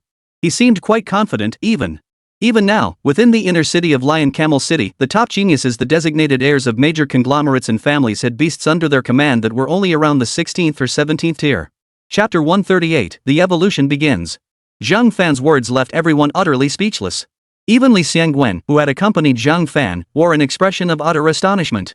His face instantly drained of color, turning deathly pale. 18 tiers? His own beast couldn't even match a single-digit tier. How could that be possible? Wait, this is the evolution Zhang Fan planned? 18 tiers? You're not joking with me? Li Sini's mouth instantly fell open in shock. Even Luo Yexin's eyes nearly popped out of their sockets. 18 tiers? Are you kidding me? But then she saw the purple moon deer. Such a mystical beast, she'd never laid eyes on anything like it before. It seemed Zhang Fan wasn't joking. Of course I'm not joking. Didn't I mention before? Its current physical state suppresses its power. It should be an 11th tier beast, but evolving it to 18th tier requires these materials, including the toxins within its body. Though those toxins are actually the energy of illusory type spirit power. This evolution also serves to rebuild its foundations. The next evolution won't be as troublesome as this one, and it will also be much safer. After speaking, Zhang Fan noticed the formation had been fully set up. As for the alchemical ingredients, they had all dissolved into a thick, white liquid. Simultaneously, a refreshing fragrance wafted from the wooden cauldron. Everyone immediately caught the scent. It was pungent, yet to them, it felt like a breath of pure air filling their lungs. It was refreshing and invigorating, boosting their spirits immensely. The fire-breathing beasts responsible for the flames also ceased their activity at this moment. Their auras seemed to grow slightly more potent. The process was slow, but remember, this was the essence emanating from the medicinal broth. What if they drank this broth? The group realized something. Right, they hadn't really seen what ingredients Zhang Fan had the purple moon deer add to the pot earlier. Is it done brewing? Moon deer, make a lid and cover it for now. Who would have thought the pot you constructed with your wood elemental energy could serve this purpose too? Zhang Fan immediately turned his head to look. He instantly realized that the pot constructed by the purple moon deer using its wood element spirit energy actually possessed the ability to enhance the potency of herbs and plants. Simultaneously, it released some of the subtle nutrients within. Purple moon deer promptly complied. One of the beasts responsible for supplying flames, a 7th tier firetail chicken, seemed ready to leap right into the pot. Bang! Suddenly, a wooden lid appeared and slammed shut. The aroma was completely sealed within. Everyone froze. Then they snapped back to reality. This was meant for Luo Yexin's beast evolution later. They nearly failed to react in time. Particularly one individual, the tamer of the firetail chicken, now saw his bird had already leaped onto the lid. Other fire attribute beasts seemed to have similar thoughts. Hey there, you little rascal. You actually have your eye on this thing? Quickly, put them away. Shocked, everyone immediately recalled their beasts. Now everyone understood Zhang Fan was absolutely capable. Just from that single pot of soup he'd made. They were nearly speechless. Every beast present yearned to drink from this broth. Clearly, this was the real treasure. Even more astonishing, Zhang Fan had them prepare ingredients on the spot. Yet he casually scanned the scene and assembled the ingredients on the spot. Could you believe such skill? At this moment, not a single one of them dared to harbor any doubts. Perhaps moments ago, doubts had flickered in their minds. After all, Luo Yexin's beast was only a 7th tier creature. An evolution that skyrocketed straight to 18 tier? The notion was utterly staggering, but whether Zhang Fan's concoction actually worked remained to be seen. Everyone present was a beast tamer themselves. Did they really need to say more? Alright, I'll have Moon Deer pass you the pot shortly. For now, go to the center of the formation, place it down, and don't leave its side. Place your hand on it. Remember, whatever you plan to do, it must sense your presence. Oh, and don't place it on your body. Once the evolution begins, its primal nature will be fully unleashed. It will enter a frenzied state. During that period, it must undergo this process to be reborn. It cannot be avoided. As Zhang Fan finished speaking, he motioned for the others to step back. They cleared a full 300 meters of space. This area is a bit too large, isn't it? No wonder he said he needed a venue. Looks like this evolution is no ordinary affair. 18 tiers. If it can reach that level after evolving, then everything happening now makes perfect sense. Whether he'll reach 18 tier after evolving, I don't know. But just with that potion alone, that young man is not to be underestimated. These dozen or so individuals were among the most influential top-tier executives within the White Blood Consortium. At this moment, each bore a significant new perspective on Zhang Fan. Li Xiangwen, who had come with Li Ye and the others, was utterly dumbfounded. But he quickly snapped back to reality, wondering if he might get lucky and receive Zhang Fan's guidance on his own beast evolution. His expectations weren't high. Reaching just 9th or 10th tier would leave him thoroughly satisfied.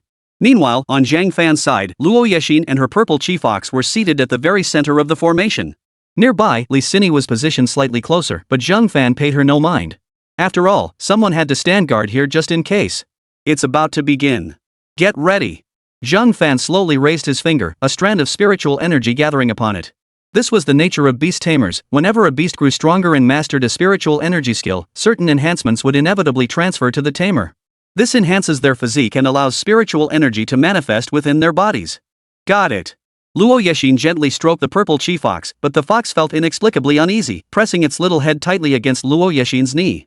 Upon hearing Luo Yexin's words, Zhang Fan immediately channeled the spiritual energy gathered on his fingertips and directed it toward one of the materials. Instantly, the entire formation activated. 1/10 of the materials transformed into energy bodies, rapidly surging into the purple chief ox's body. Immediately after, waves of immense energy surged skyward.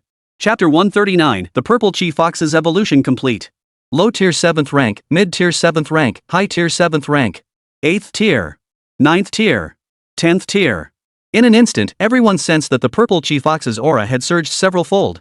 Moreover, they once again sensed that the aura of weakness emanating from the purple chief ox had completely vanished. Simultaneously, an even more ferocious, cruel, and brutal aura began to emanate from the purple chief ox. What is this? The effect of this evolution is truly immense? It seems this evolution is quite stable.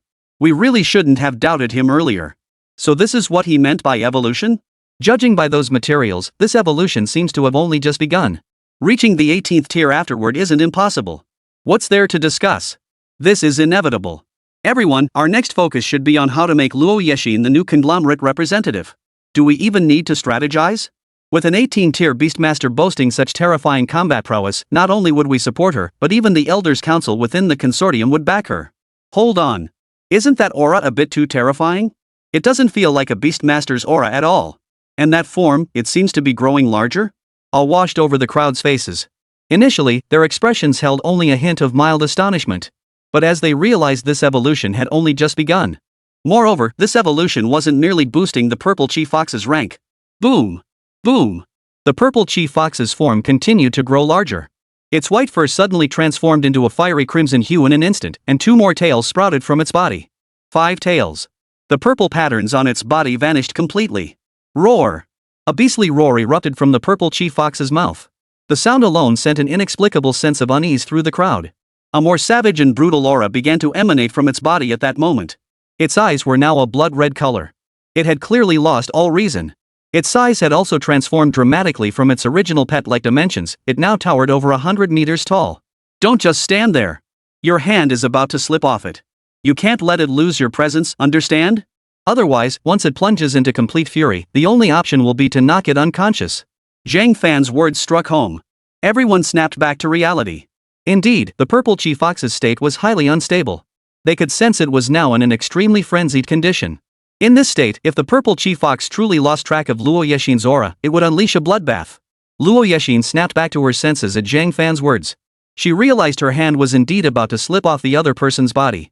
In that instant, Luo Yexin hurriedly pressed his hand back down. What followed, however, was nothing out of the ordinary. At first, the group could still exchange a few words. But when they saw the number of tails on the purple chi fox reach 9, its size transformed from that of an ordinary pet to over 300 meters in length. Before their very eyes. It was nothing short of a monster. 9 tails lashed through the air without conscious motion. Those bloodshot eyes, coupled with the unique, terrifying aura emanating from its body. This beastmaster creature didn't resemble a tamed beast at all. It felt like a true beast king, forged through relentless battles in the wild, evolving into its current form. Finally, the materials were nearly depleted. The purple chi fox's level had soared from its original 7th tier to a staggering 17th tier. To be honest, when everyone initially mentioned 17 or 18 tiers, it seemed like just another level. But now, witnessing the purple chi fox's appearance and sensing that aura of menace, they all couldn't help but swallow hard. If someone had told them at that moment that the beast before them was actually the purple chi fox, they would never have believed it. Alright, now we're down to the final step, awakening its rationality. Jade dear, use your spirit energy to deliver the cauldron to her.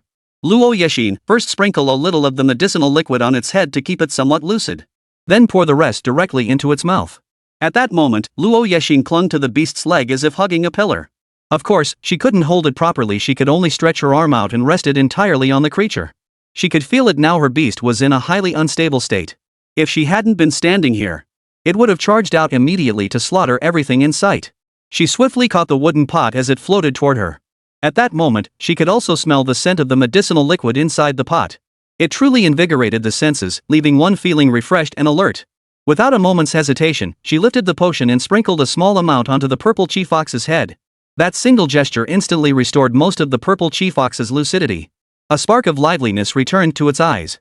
Seeing this, Zhang Fan breathed a sigh of relief. Fortunately, the consortium had provided an abundance of materials. Combined with the fact that the beast's body contained a significant accumulation of material energy toxins. Under these circumstances, the evolution effect was remarkably successful. Otherwise, achieving such results would have been utterly impossible. At best, it would have only reached the 14th tier. It was only by combining his own energy with those materials that the current results were achieved. As this thought crossed his mind, Zhang Fan felt a pang of resentment. Damn, it really is a conglomerate. They never have to worry about resources or anything like that. He was different.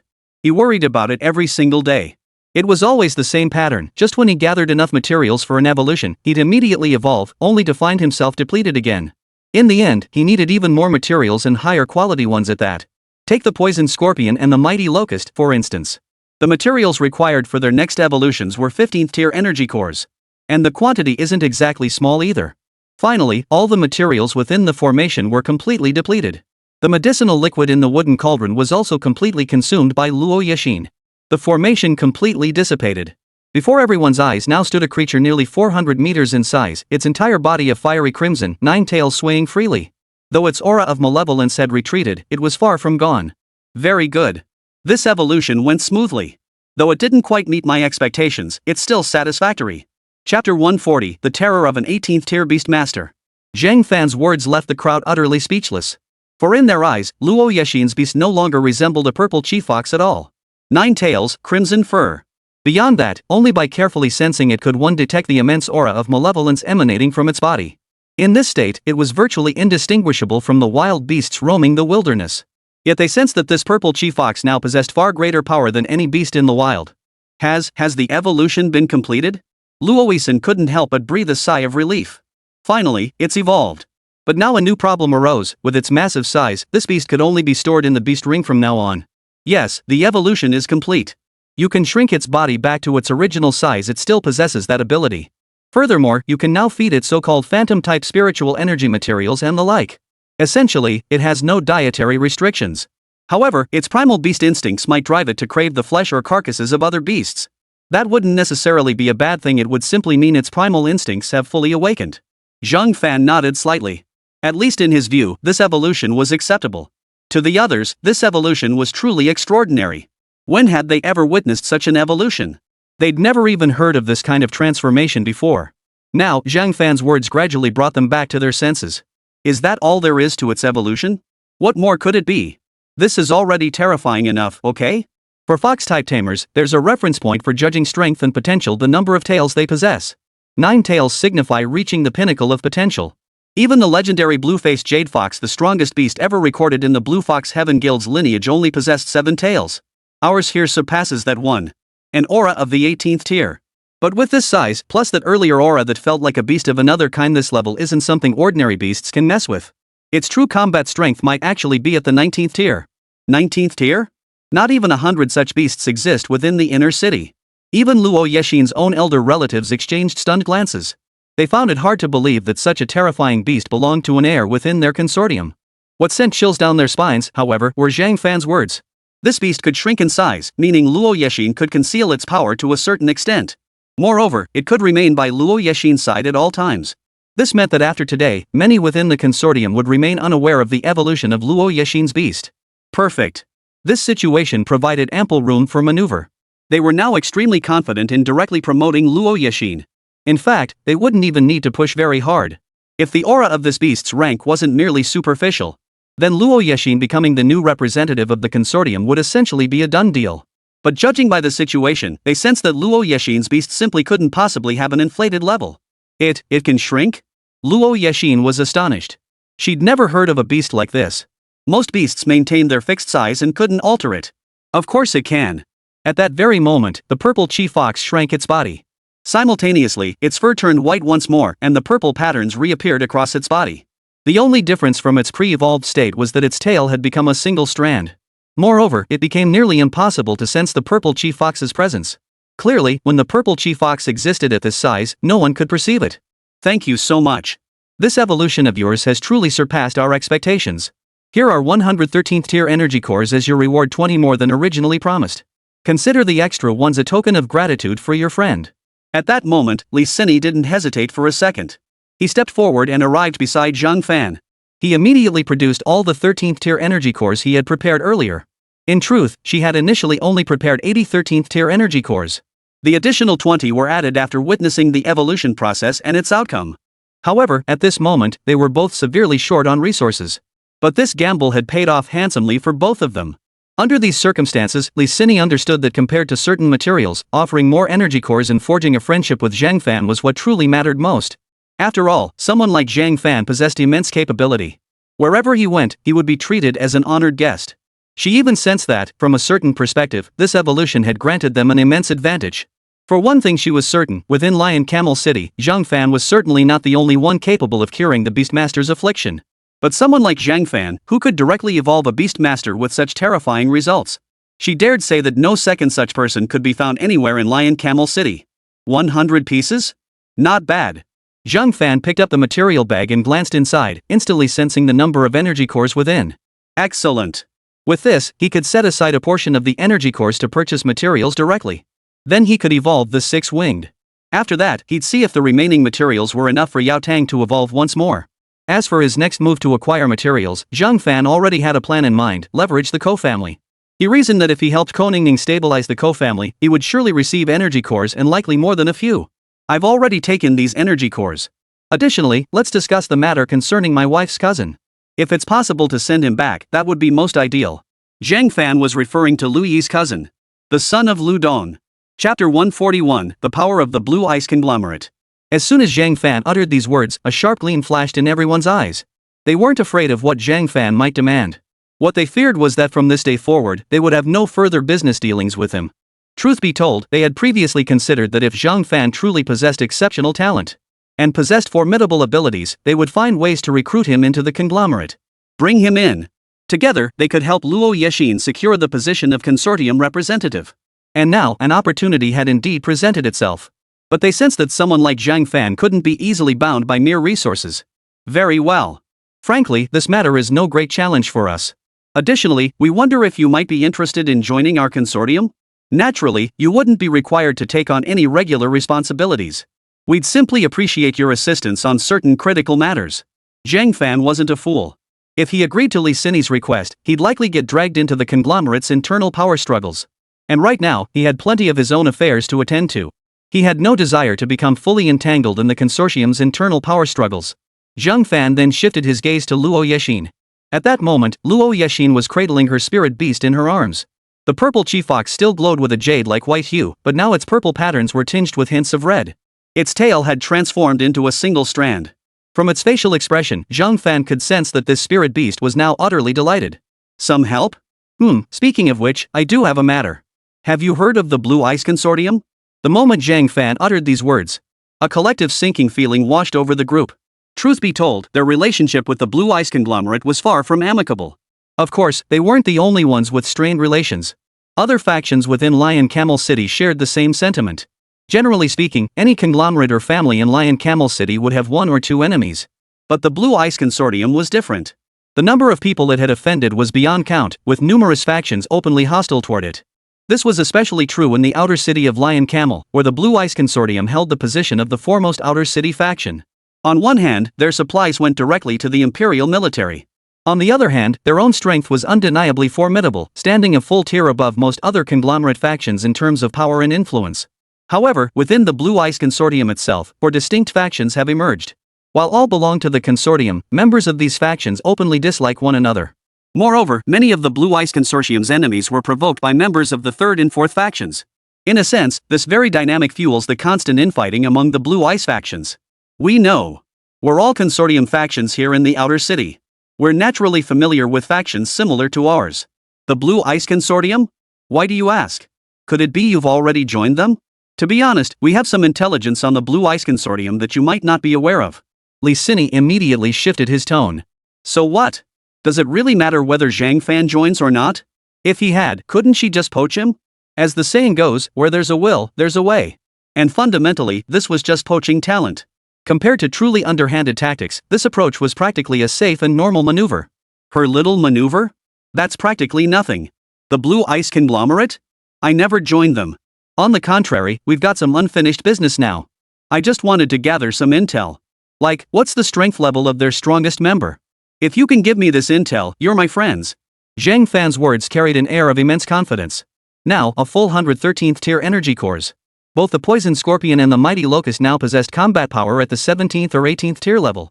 Even when facing 20th tier creatures, they wouldn't show any significant weaknesses. They could even hold their own in a fight. If Zhang Fan were to directly evolve his two beasts, Six Wings and Radiant Mantis, then at that point, even 20th tier opponents would truly become mere commonplace foes. It was precisely these factors that gave Zhang Fan immense confidence. Moreover, after dealing with the Blue Ice Group, he was bound to secure additional resources. In fact, the amount he would obtain would undoubtedly far exceed what he could secure here. After all, as the saying goes, murder and arson bring a golden sash. However, upon hearing Zhang Fan's words, everyone couldn't help but feel a surge of joy. They had originally assumed he had already joined the Blue Ice Consortium. Now it seemed entirely different. Instead, Zhang Fan had made enemies with the Blue Ice Consortium. For Zhang Fan, he was actually quite protective of his own. This stemmed largely from his time at the 4th Academy, where few could come to his aid. Back then, Li Yeye could have helped him. But if she had, he would have truly been unable to hold his head up in the 4th Academy. That's why, back then, Zhang Fan had secretly wished he'd been born into some influential family. Now, though he no longer dwells on the past, for Zhang Fan, this experience shaped his tendency to protect those close to him. The Blue Ice Conglomerate must have offended you. Their luck really is terrible. Who would have thought they'd cross someone like you? As for the Blue Ice Conglomerate's strength, it's actually quite complex. Internally, they're divided into 4 factions. What Li Sini said next largely matched what he'd learned from Koningning. However, some speculations about their strength began to take shape. First, the leaders of each of the 4 factions within the Blue Ice Consortium each commanded a 17th tier Beastmaster, and likely 2 or 3 16th tier ones as well. Across the entire conglomerate, there are no fewer than 300 16th tier powerhouses. The remaining 14th and 15th tier members numbered around 1 to 2,000. However, these forces were likely divided fairly evenly among the 4 factions. Beyond this, there might be some unknown trump cards. Regarding these hidden cards, no one outside their inner circles truly knows, only they themselves hold the answers. Chapter 142, Forging an Alliance. I'm aware of that. So, within your consortium, I assume there are others besides you, lot higher ups and such. How about this, Luo Yexin? I'll help you become the leader of your consortium. After that, you and I will declare war on the Blue Ice Consortium together. What do you say? It's a significant gamble. Of course, whether you agree or not, it won't affect our relationship. After all, there are no outsiders here. Zhang Fan could see that these individuals had all invested substantial resources in Luo Yexin. Fundamentally, they were clearly supportive of her. Otherwise, they wouldn't be standing here worrying about her fate. But if someone claimed that a conglomerate like this only had such a small number of people involved, Zhang Fan simply couldn't believe it. A consortium wasn't some small guild. If it were a guild, he'd believe there were only 20-odd high-ranking members. But if it was a conglomerate, with only this handful of top executives? Zhang Fan wouldn't believe it even if you killed him. At the same time, the moment Zhang Fan uttered these words, everyone froze in surprise. Yet they snapped back to reality almost immediately. They were very fond of hearing what Zhang Fan had to say. Luo Yexin was already at a disadvantage. With Zhang Fan's backing, she might even bypass the probationary period entirely. She could become the conglomerate's representative outright. At the same time, Li Xiangwen's mouth opened slightly in surprise. He understood all too well why Zhang Fan suddenly wanted to declare war on some consortium. It wasn't that Zhang Fan harbored any particular dislike for that consortium. Li Xiangwen sensed that Zhang Fan's actions were fundamentally tied to his own situation. And that was precisely the case. Luo Yexin found herself at a loss. Of course, she did harbor ambitions to become a consortium representative, something she hadn't considered before. Back then, she'd mostly been pushed along by the people she supported. But after everything that had transpired over the past year, she suddenly understood that within the conglomerate, the rivalry among these heirs wasn't a matter of life and death. It was merely that no clear victor had emerged yet. The process was now halfway through. Without Zhang Fan following the original course, she would have inevitably lost. Such a defeat meant either permanent expulsion from the conglomerate or death. Either outcome was far from favorable. Of course, whether she could ultimately remain within the conglomerate and become one of its top 100 elites was another matter entirely. This was another position within their white blood consortium. It was somewhat different from the Council of Elders. At that moment, Luo Yexin glanced uneasily at her aunt, Li Sini, and then at her other elders. Naturally, she wanted Zhang Fan's assistance with this matter. But the problem was, Zhang Fan wasn't without his own demands.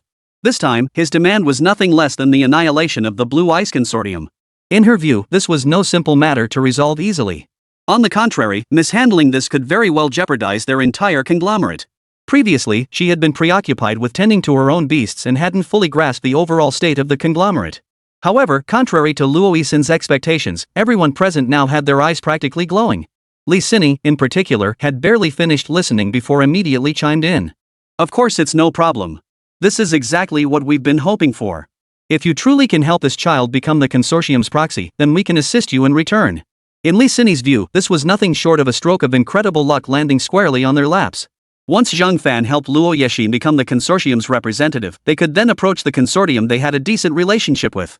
Introducing Zhang Fan to them would be straightforward. Given his capabilities, getting them to assist with certain matters would pose no difficulty. Especially when it came to eliminating the Blue Ice Consortium. Moreover, the Blue Ice Consortium was deeply divided internally. Essentially, if one faction was crushed, the other three would likely refrain from intervening. They might even resort to sacrificing one faction to save the others. After Li Sini finished speaking, Zhang Fan nodded slightly. On one hand, there was the Blue Ice Consortium. On the other, entering the inner city would inevitably require some reliance on the White Blood Consortium. After all, he didn't believe entry into the inner city came without conditions.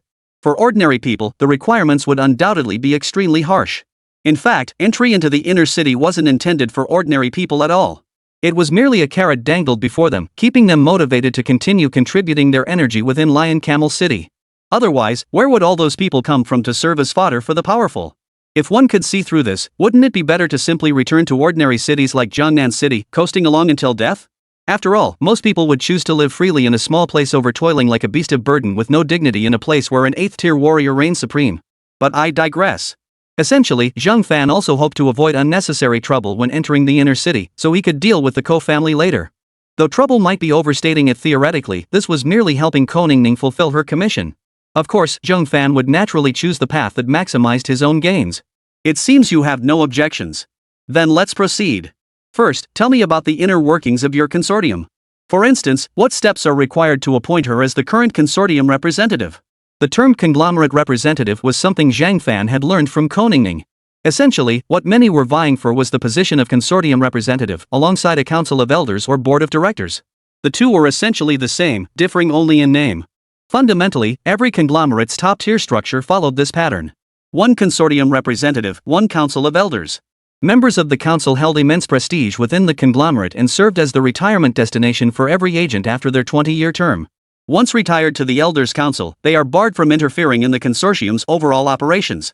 Zhang Fan wasn't privy to these details, nor did he care much. He wasn't exactly born into a conglomerate.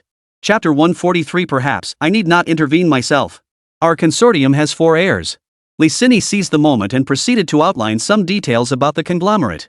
Essentially, only 2 heirs within the conglomerate currently possess the qualifications. Originally, there were supposed to be 4 heirs. Many had high hopes for these 4.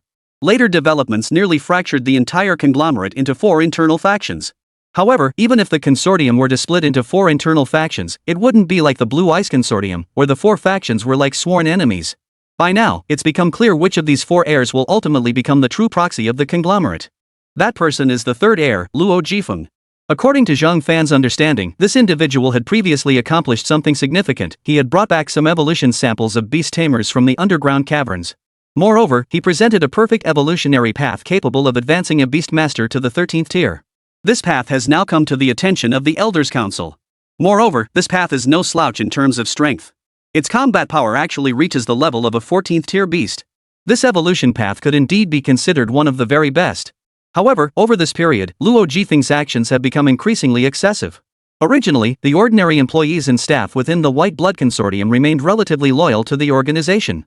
But Luo Jifeng has treated them all like chives. Those who sought to leave the conglomerate faced either astronomical penalty fees. Others were forced to work out their full year without receiving anything, only to be dismissed afterward. Beyond that, Luo Jifeng stripped away the benefits of many who didn't support him. It wasn't so much deprivation as outright withholding. The council could no longer oversee Luo Jifeng. At present, Luo Jifeng is merely a temporary consortium representative. Provided no major issues arise over the next 4 to 5 months, he will essentially remain in this proxy position indefinitely, retiring only after 20 years. So, what if you challenge him directly now? Zhang Fan turned to look at Luo Yexin again. At that moment, Louis suddenly realized that his cousin, who had presumably been living quite comfortably within the Bai Shui Consortium, likely hadn't enjoyed even a few days of good fortune. He had been exploited by Luo Jifeng within the conglomerate. No wonder that middle-aged man had spoken those words back then. Such behavior would inevitably alienate everyone around him. Moreover, within this conglomerate, it was impossible to seal off information. Everyone possessed both inner strength and beast tamers. The multitude of thoughts flashing through Louis's mind at that moment remained unknown to the others. But they didn't care. The matter involving Louis's cousin was easily resolved. I should be able to challenge him, but at this moment, his supporters would all come after me. So, Luo Yexin understood that her beastmaster's current rank was 18, and this level of power carried no false pretenses, it was genuine combat strength. Yet, facing such a mob attack, she doubted even her beast could hold out. Oh, well then, you could always bring in some outside help. I could hold them off for you, and those people. Zhang Fan was about to say he wouldn't kill them either. He would simply defeat their beasts completely. Simply eliminate them. Their corpses will become your spoils of war. Though it's a pity most won't carry all their materials on them. At that moment, Lee Sin-hee cut him off with a single sentence. The remark left Zhang Fan momentarily speechless. Didn't you just say the Blue Ice Consortium members were too disorganized? How come your consortium is the same? Ah, it's an unavoidable move. If Luo Jifeng truly solidifies his position as the consortium's proxy, given his temperament, he won't spare us either. He'll either eliminate us or banish us to some minor city branch to die. In this kind of conflict, the losing side has never had a good outcome from the start. Lee Sin-hee stated bluntly. Zhang Fan raised an eyebrow. He turned his gaze back to Luo Yexin. He noticed that Luo Yexin's expression now bore a striking resemblance to Koningning's. Alright, I understand. Tomorrow, I'll help you resolve your consortium's affairs. After that, you'll accompany me to the Blue Ice Consortium. Then, I'll see how many people dare to step forward. In the end, I'll handle it personally. A faint smile touched the corners of Zhang Fan's lips. If that was the case, he might as well use all 100 energy cores on the 6-winged beasts. The next batch of materials obtained from the Blue Ice Consortium could then be applied to the glorious mantises. Ah, even so, it still feels like the materials might not be quite enough. After the Yao Mantis's evolution, perhaps some might still be left over. Then he could use it for the poison scorpion or the mighty locust to evolve once more. However, once inside the inner city, Zhang Fan had no idea how powerful the people there might be. He also suspected there were plenty of hidden talents lurking here. Today, he'd evolved the 6-winged insect. Combined with the poison scorpion and mighty locust, whose combat power could crush 16th and 17th tier opponents, things should be fine then. Tomorrow? Fine. I'll handle his supporters then. No need to hold back. Exactly. No mercy needed, just kill them outright. Sigh, I truly hate this outcome, but there's no other way. If we do nothing, they won't spare us either. Now, we certainly won't spare them either. At the 18th tier, that kid Luo Jifeng is only at the 13th tier in beast mastery. He stands no chance. At that moment, smiles spread across everyone's faces. Some even burst into loud laughter. The gloom in their hearts vanished instantly. Perhaps I won't even need to intervene myself. Let me first examine your beast. Since its evolution was complete, I haven't had a proper look at it. Zhang Fan's gaze now fixed on the purple mist fox nestled in Luo Yexin's arms. Luo Yexin immediately nodded. At the same time, the purple chief fox no longer bore such intense dislike toward Zhang Fan. It bounded toward Zhang Fan with evident delight. Zhang Fan caught it in his arms. However, this action nearly caused an uproar among the four little ones on Zhang Fan's own body. What was going on? Lu Qi, Yao Tang, even the poisonous scorpion, even the fierce locust was getting agitated. Chapter 144, Crimson-Robed Nine-Tailed Fox. For the four little ones, the place they occupied was their territory. They would never tolerate any other presence stepping foot there. Yet now, the purple chief fox had entered Zhang Fan's embrace, and its aura was far from weak. This instantly made the four little ones grow restless. The poisonous scorpion, in particular, seemed poised to bolt from Zhang Fan's embrace. With no other choice, Zhang Fan placed the purple chief fox on the ground and proceeded to comb the four little ones. The other three creatures remained unseen by the others, but they did notice the giant locust perched on Zhang Fan's earlobe. Who would have thought Mr. Shang's tamed beast would be so tiny? I almost mistook it for a golden accessory. Li Xin quipped at that moment. It was then that she suddenly realized this beast on Zhang Fan's ear was one of the creatures that had caused the screaming rat such extreme terror. Which meant there were three more just as tiny. Suddenly, Li Xin thought of the purple chief fox. After evolving, the purple chief fox could alter the size of its body.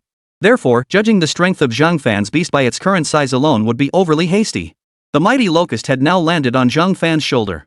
However, after Zhang Fan gave it a slight pinch with one finger, the giant locust promptly repositioned itself to hang from Zhang Fan's earlobe. The purple chief fox's fur bristled slightly once more. Essentially, this was fear instinctively emanating from sensing a formidable presence that had locked onto it. It's okay, little one, don't be afraid. My beasts, their temperaments are actually quite good. Most of the time, they won't get angry. They just think you're trying to take their spot. Zhang Fan wasn't sure if this purple aura fox could understand his meaning. Crimson White Nine-Tailed Fierce Fox. Level, Low Tier 18. Skills, 9 Heaven's Tail Sweep, Illusionary Heart Annihilation Bolt, Ferocious Beast Cannon, Undying Vicious Chi Body. 9 Heaven's Tail Sweep, creatures below 19th tier cannot resist this attack. This skill harnesses the power of all 9 tails, converging them with a slight pulling force. Creatures below 20th tier are guaranteed to be struck. Illusory Heart Annihilation Blast, 3 Annihilation Blasts are consecutively fired from its mouth into the air. To hostile creatures, these 3 blasts appear as 300. Only the initial 3 possess true destructive power, the rest are illusions. Each Annihilation Blast possesses enough power to instantly kill any creature below tier 20. Ferocious Beast Cannon, in Crimson State, unleashes a high-intensity energy projectile capable of killing any creature below tier 23. Requires a 3-second wind-up before firing. Immortal Vengeance Body, in Crimson State, any attack from creatures below tier 20 except psychic skills cannot truly harm it. Simultaneously, the Beastmaster can use the Vengeance aura on its body to force opponents into an illusionary realm, permanently draining 5% of their physical energy to bolster its own growth. Zhang Fan nodded lightly. The main issue was that the initial foundation wasn't solid. This evolutionary form essentially laid a solid groundwork. With this foundation in place, subsequent evolutions would become considerably easier. Of course, it also depended on whether the other party would seek him out later, since the foundation was now firmly established. To borrow terms from the cultivation world, it was akin to forging an unparalleled foundation. To be perfectly honest, it wasn't quite an unparalleled foundation. But it can certainly be called a solid foundation. Not bad. At least it passes muster in my eyes. It can now consume those illusion-type spiritual energy materials. Still, I recommend you purchase some ordinary high-energy material resources instead. They're practically indistinguishable from the illusion-type ones. As for skills and techniques, the current 4 abilities are sufficient. Its true combat strength is likely 1 or 2 tiers higher than its current level. Probably around 20-something tiers. Even higher opponents aren't beyond its reach, it'd just be a bit more taxing. Zhang Fan rose slowly. The purple chief fox, however, paid little heed to such matters. It understood its own strength well. When encountering any foe, it relied solely on its own perception to gauge the opponent's approximate power. If the foe proved sufficiently formidable, it wouldn't feel any fear. With that, the purple chief fox turned gracefully, its tiny paws scurrying swiftly toward Luo Yexin. Yet it couldn't comprehend the profound impact Zhang Fan's words had on the others. What? Are you saying it now has 4 skills? It has skills now? Yes, the evolution of spirit beasts carries a certain probability of mastering skills. Before, this purple chief fox's skills were rather weak. I think it had 2, maybe 3. Now it's finally mastered another one. Indeed, this evolution is no simple matter. A full 20 tiers of combat power? It leaped 2 tiers at once? Mr. Zhang, there's no need to deceive us. Everyone was startled inside, their astonishment unmasked on their faces. Simultaneously, they scrutinized the purple chi fox with heightened attention. Luo Yexin was overjoyed. Wonderful. Ziyu, your skill has finally. Just then, Zhang Fan cut in abruptly.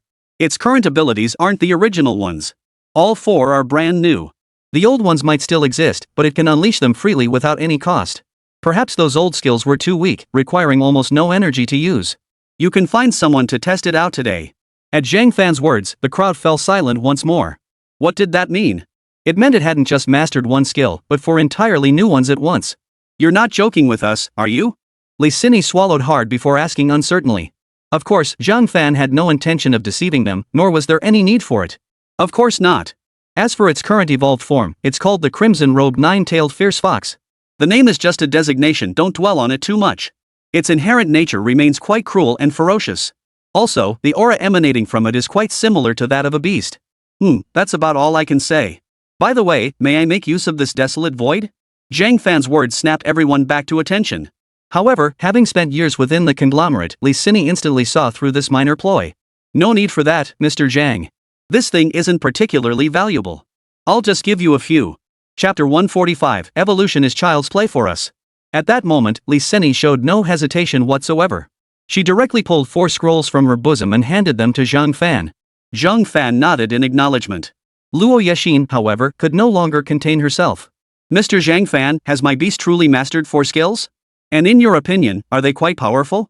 Luo Yexin could sense that Zhang Fan's standards for spirit beasts were generally higher than those of ordinary people.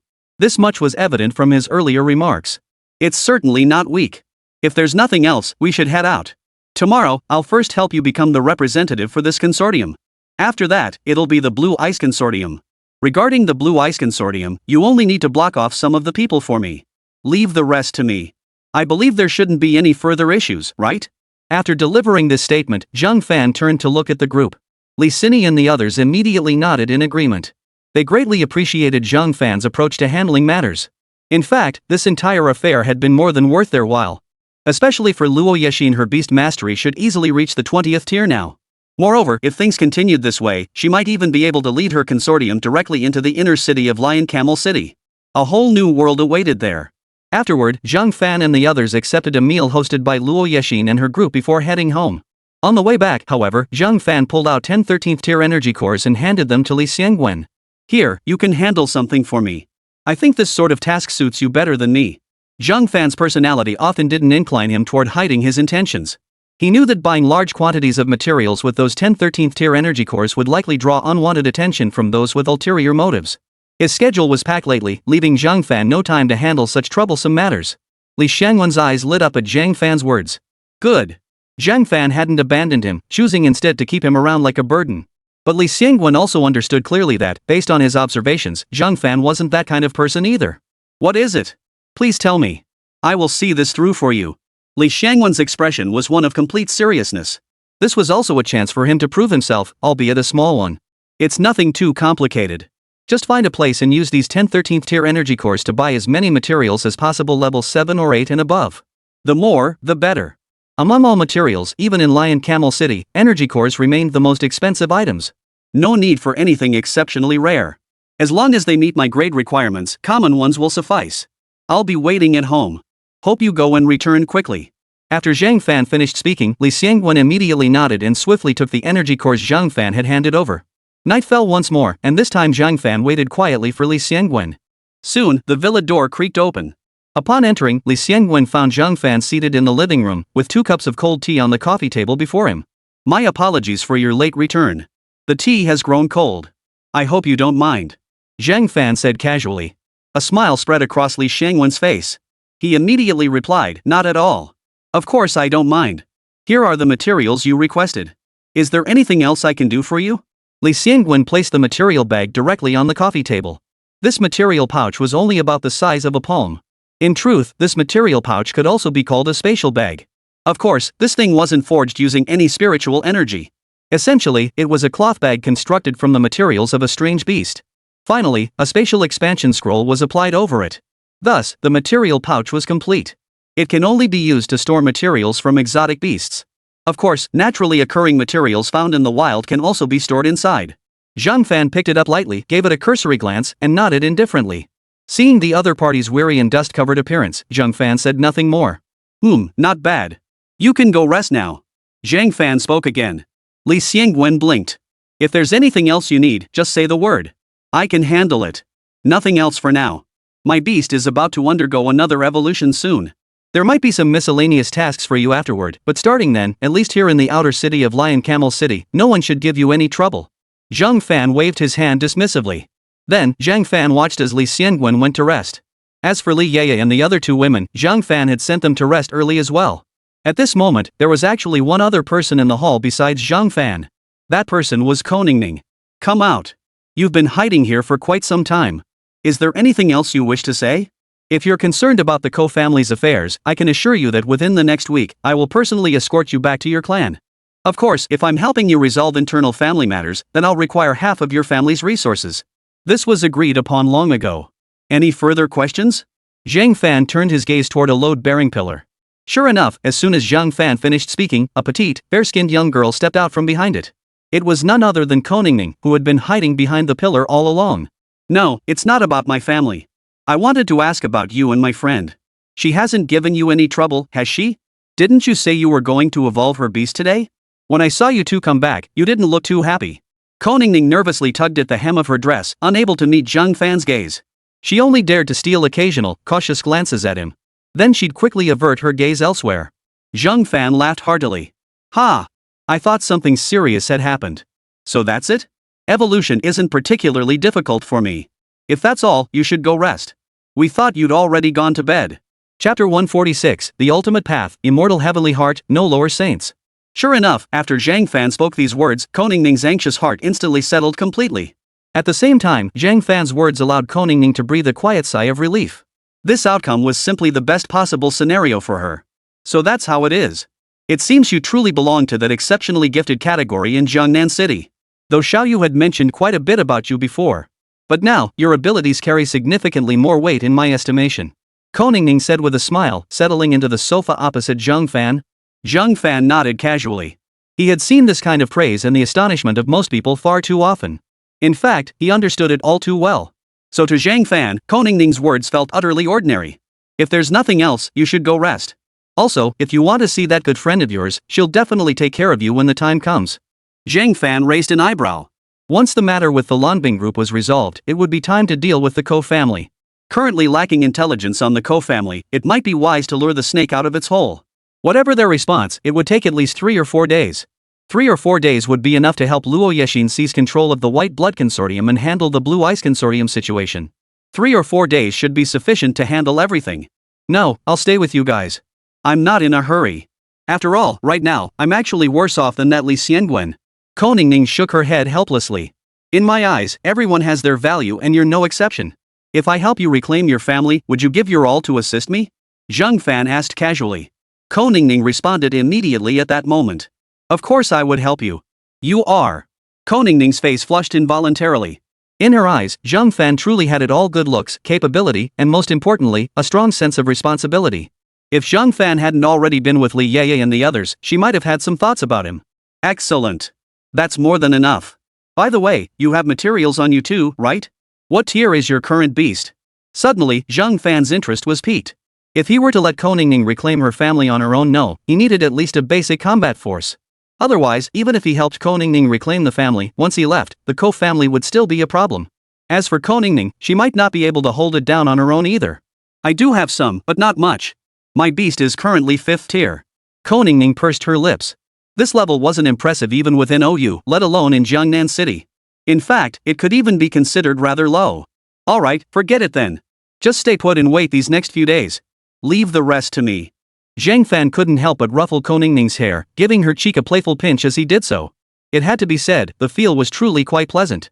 Not long after, Koningning also went to rest, while Zhang Fan tore open the void scroll Li Sini had given him earlier.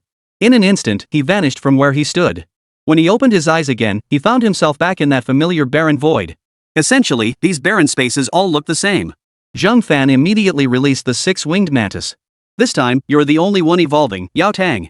Next time, Poison Scorpion and Fierce Locust will evolve. For now, go gather the materials for me. Stop clinging to me all the time. Zhang Fan noticed that Six Wings, whether it had learned this from Poison Scorpion or not, had developed a habit of constantly clinging to him. Normally, it just made his arm itch, which was annoying enough. But now, at a time like this, why was it still doing this? Upon hearing it was about his own evolution, Lu Qi reluctantly hopped off Zhang Fan's body. He joined Zhang Fan in arranging the materials. Arranging the materials didn't take much time. After all, Zhang Fan had the power of the interface to guide him. All Lu Qi needed to do was gather the materials. Everything else was left to the panel's power. Alright, let's begin. Six Wings, you must be eagerly anticipating this evolution too. Immediately, Zhang Fan activated the formation. In an instant, that intensely familiar aura reappeared. Immediately after, vast quantities of materials instantly transformed into streams of energy, surging madly toward Six Wings. At this moment, Six Wings no longer restrained its form, expanding directly to its original size of over 300 meters. Finally, Zhang Fan lost track of how much time had passed.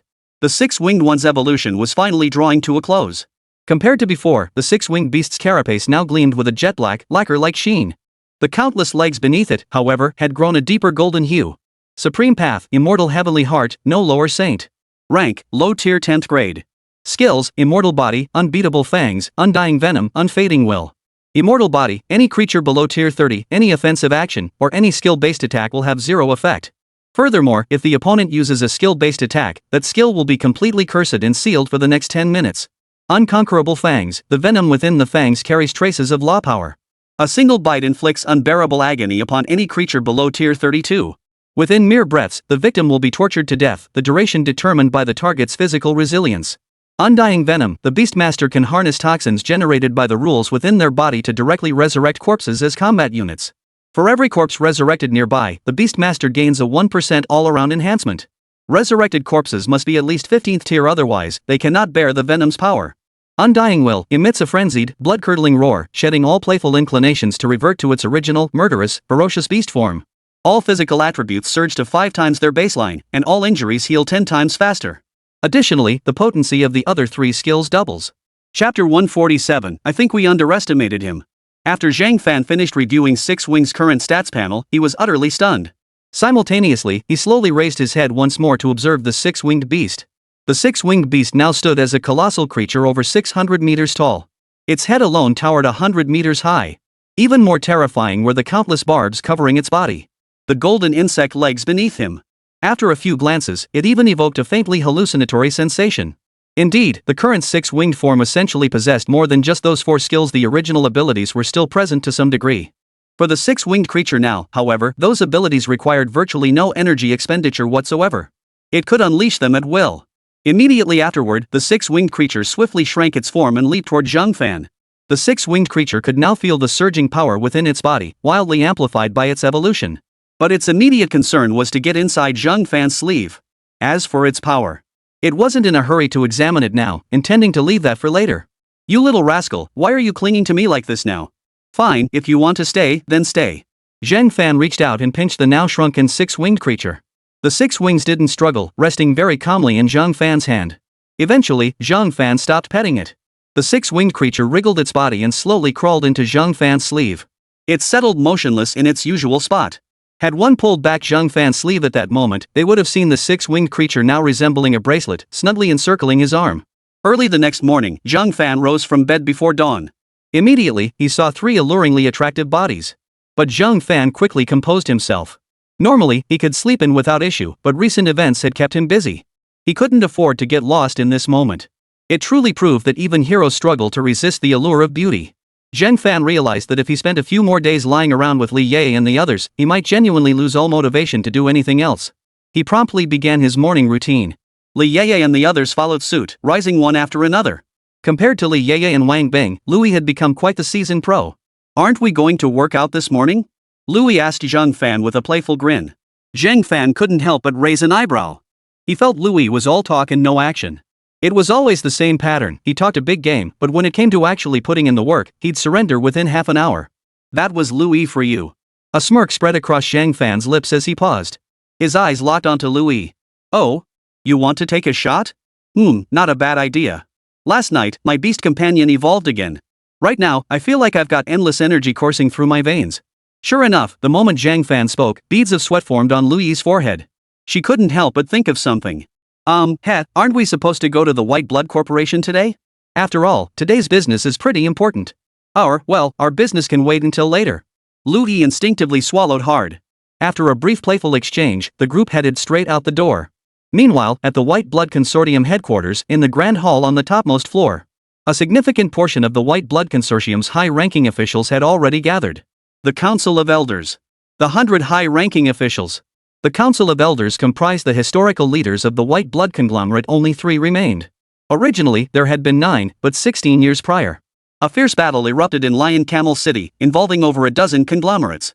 That battle truly crippled many of the conglomerates within Lion Camel City. Of course, the White Blood Consortium at least survived, unlike certain other consortiums. Some cartels ultimately disbanded entirely. It's been a long time, many years, yes, a full 16 years.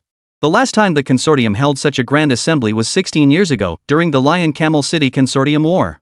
What is happening now? What has that youngster done? That kid has already caused quite a stir. A significant portion of our people are considering leaving the conglomerate. But he's come up with another brilliant idea to go to the surrounding small towns to scam people, recruit them. Who even called this emergency high-level meeting today? It feels utterly pointless. Among the 4 heirs, only Luo Jifeng possesses a 13th tier Beastmaster, and he actually contributed an evolution path. Numerous top-tier executives, unaware of the situation, exchanged whispers among themselves. Some had yet to arrive. Being selected as a top-tier executive meant possessing significant influence within the conglomerate, a certain level of capability, and being relatively seasoned. Their parents or elders also typically held considerable standing within the organization. Only through a combination of these factors could one successfully attain the rank of top 100 executive. These individuals formed the backbone of the conglomerate's combat strength, where raw power remained the paramount requirement. Without sufficient strength, one cannot become a top-tier member of the 100 high-ranking officials. Otherwise, they would merely be ordinary high-level executives. This requirement translates to a 14th tier standard, meaning they must possess at least one 14th tier beast. 3 elders sat at the foremost seats. One of them spoke slowly. Truth be told, I fear we misjudged that boy. While his domineering heart is commendable, his true capabilities simply cannot match his ambitions. What can we do? You know the situation with the other 3. Alas, has our 100 Bloods group truly fallen to this point of decline? All 3 wore expressions of resignation. Yet they recalled Li Sini's announcement at the meeting. The White Blood Consortium was about to be reborn. Meanwhile, Luo Yexin's beast-riding ability had achieved a breakthrough. He would challenge Luo Jifeng in front of all the top executives and every member of the Elders Council. She must defeat him completely to earn the qualification to become the new consortium representative. If Luo Yexin truly succeeded, then she would skip the 2-year probationary period and become the legitimate representative of the White Blood Consortium immediately. Chapter 148 doesn't seem that strong. In the enormous conference hall, a clear yet somewhat heavy footstep suddenly echoed. Everyone instinctively turned to look. They saw a young man with an arrogant expression walking in slowly. His brows were slightly furrowed, clearly indicating his mood was far from pleasant. Of course, given today's circumstances, anyone else in his position would likely feel the same lack of joy. This man was none other than Luo Jifeng. Several middle-aged men followed behind him. These men were his loyal supporters. Supporters like these were typically sourced either from within the conglomerate or recruited externally. Generally, most were recruited internally. If insufficient candidates were found within, then external recruitment became necessary. Of course, when recruiting externally, the candidate must either possess considerable influence and be firmly committed to joining the consortium.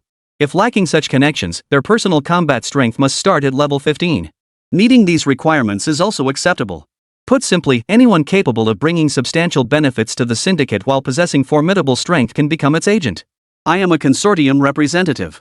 It's about time I learned who initiated this meeting. And don't tell me my beast is at a critical stage of evolution?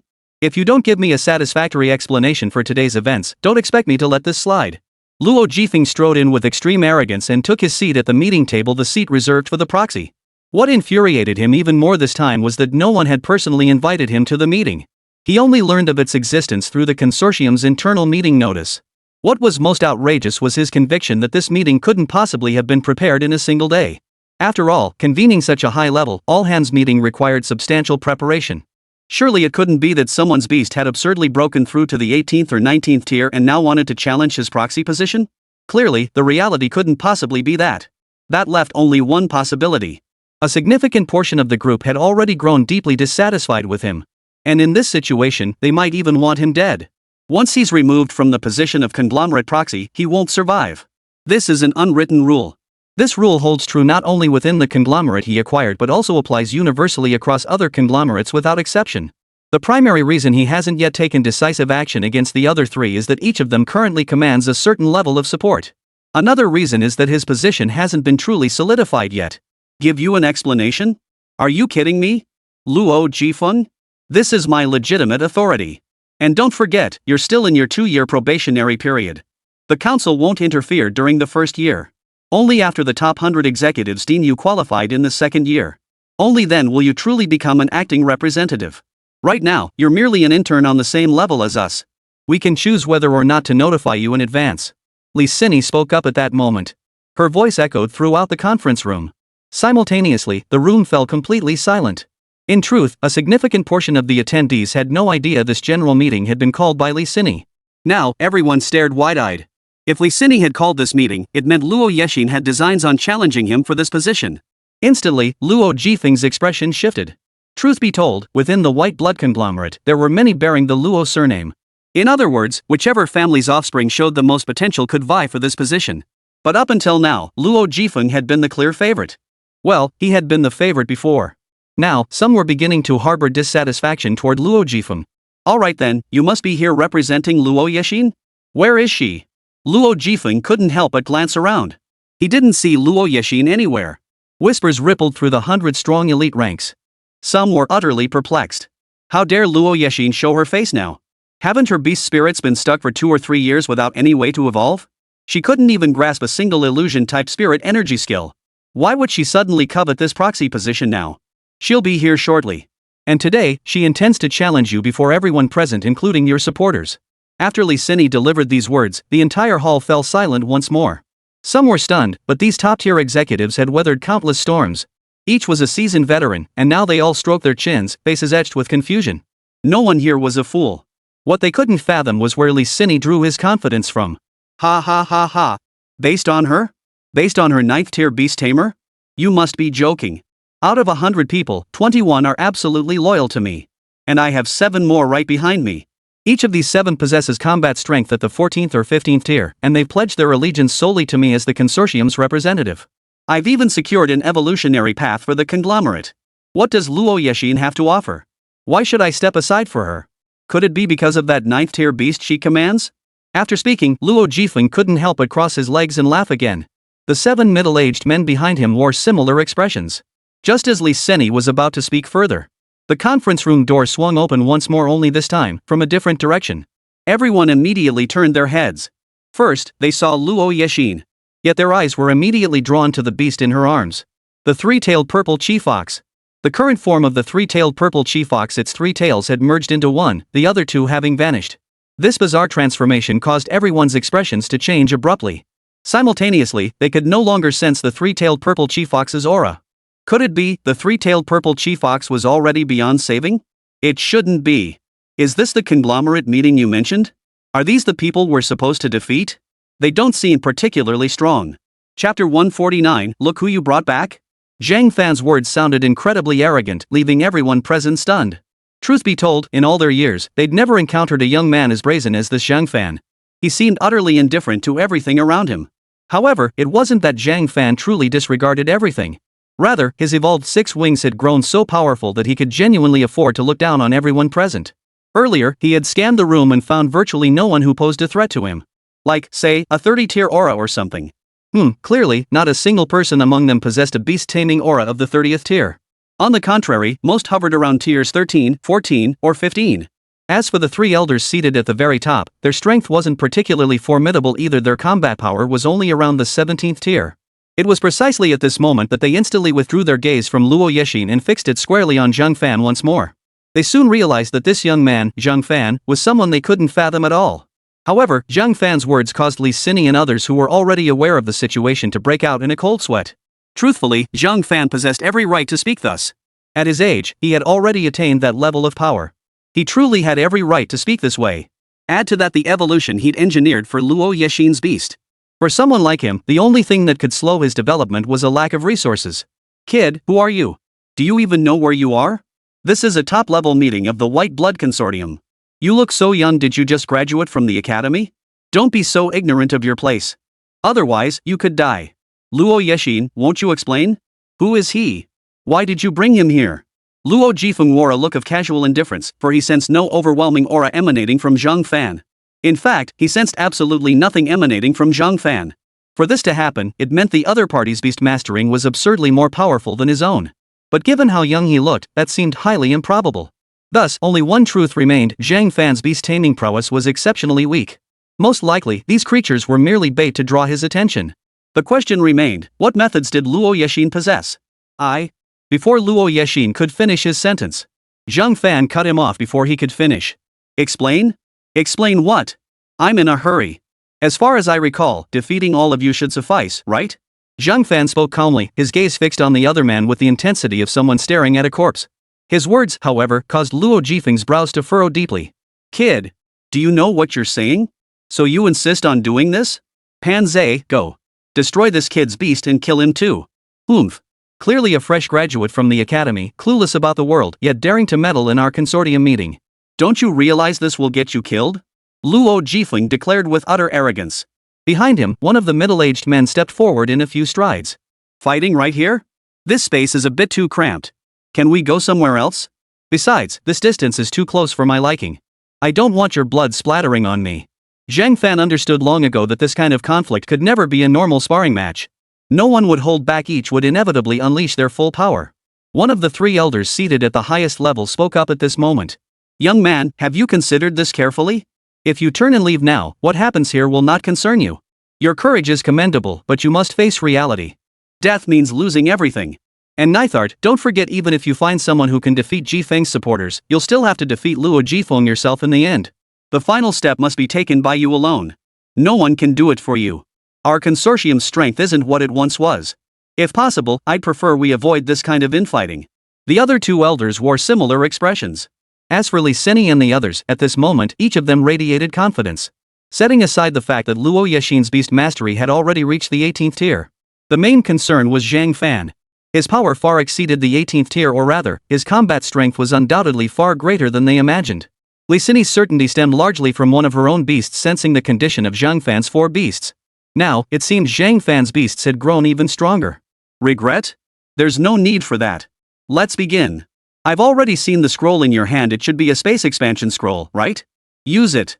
Sometimes, a conglomerate can only advance when every level pulls together as one rope. The current state of this conglomerate's internal affairs, in my view, leaves much to be desired. After Zhang Fan spoke these words, many immediately chose to remain silent. At the same time, they all looked at Zhang Fan with a hint of interest. To speak such words proved that Zhang Fan was far from being merely the young man he appeared to be. Well then, young man? If it were you, would you do the same? Kill those who don't support me. It's that simple. I don't need to know if their allegiance is genuine or feigned.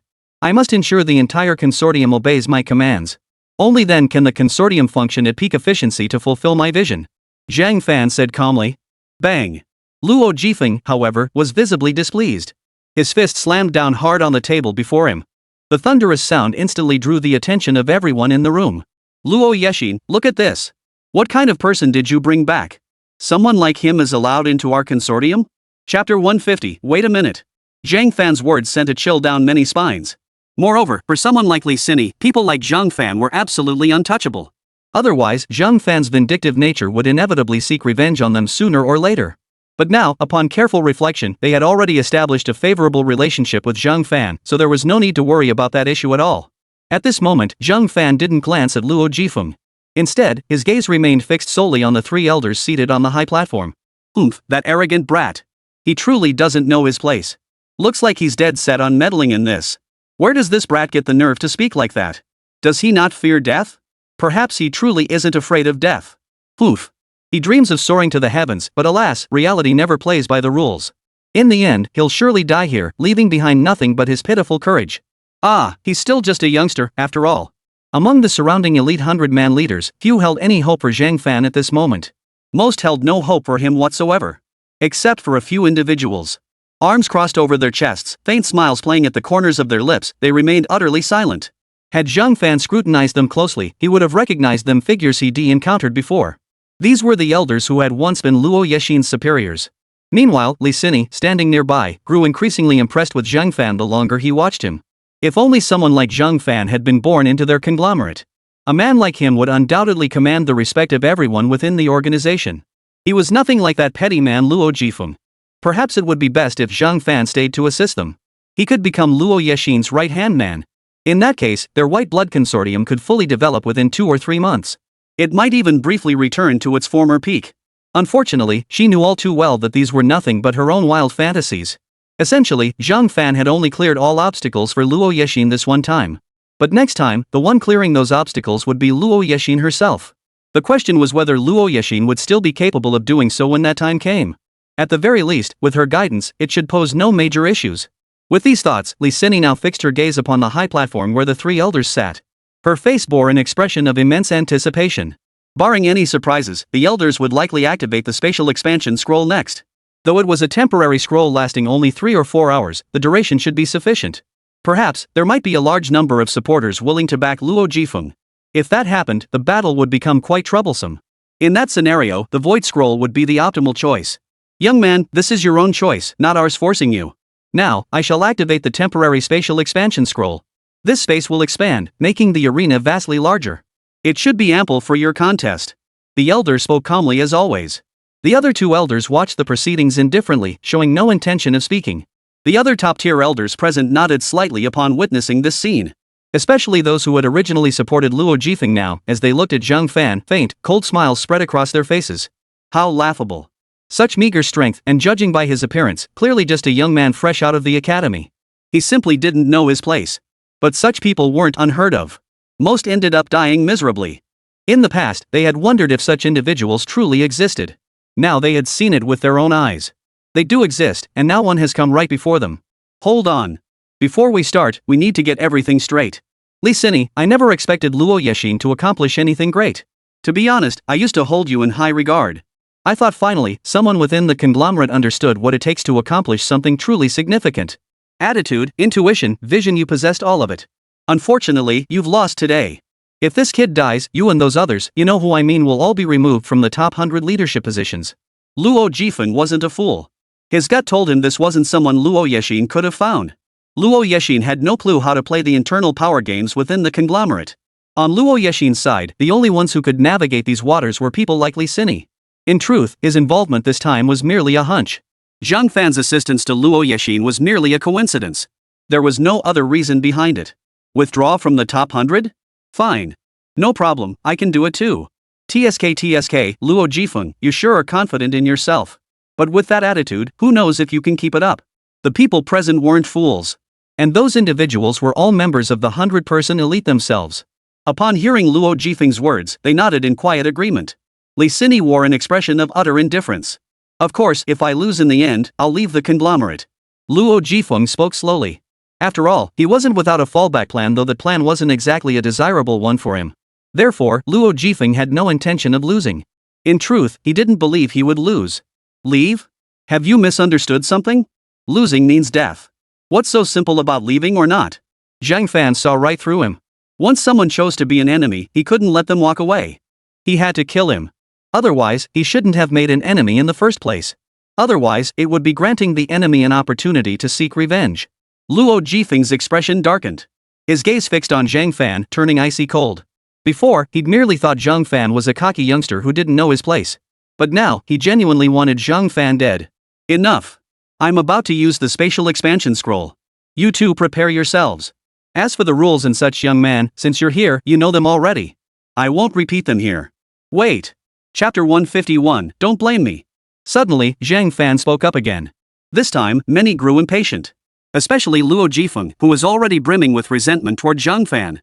His eyes blazed with murderous intent. Kid, I admit you've completely enraged me now.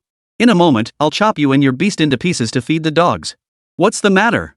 Do you still have something to say?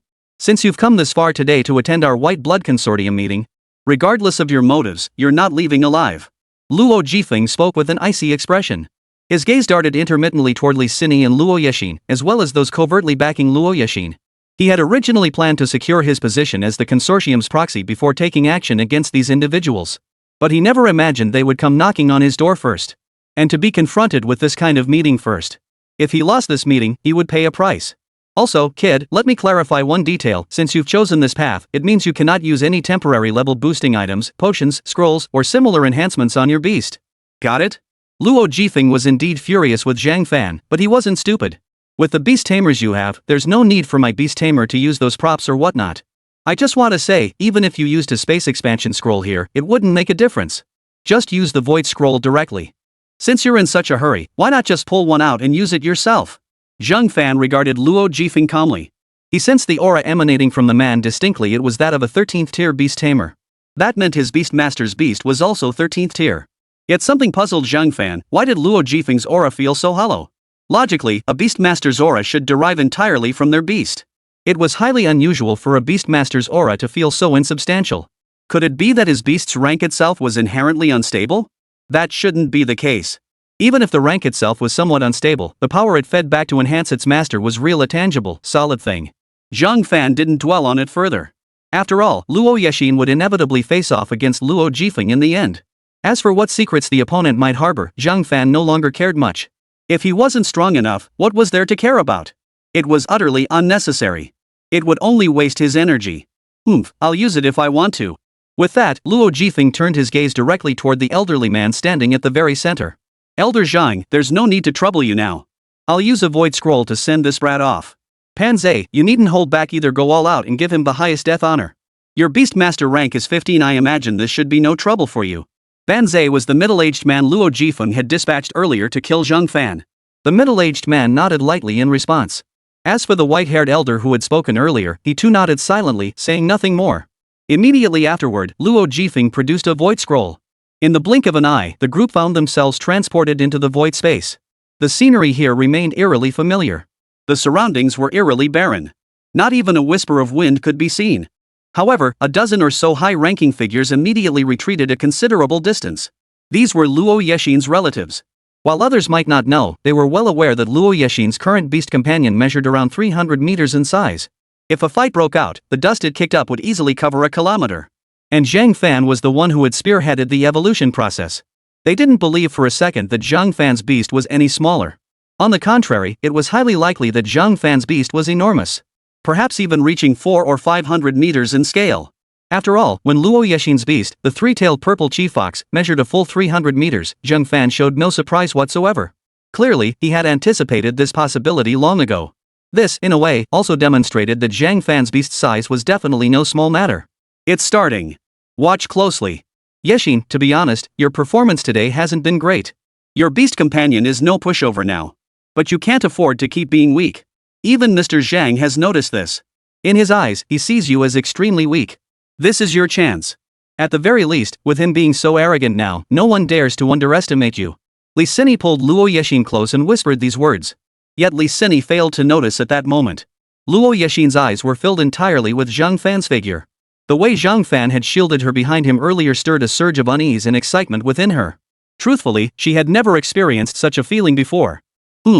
After a brief pause, Li Sini finally heard Luo Yexin's response. She nodded softly in return. At the same time, a sigh escaped her heart. After all, this child had lost her parents early. Otherwise, her personality wouldn't be like this at all. While she could be stubborn at times, she was mostly vulnerable. A weak person could never become a conglomerate agent.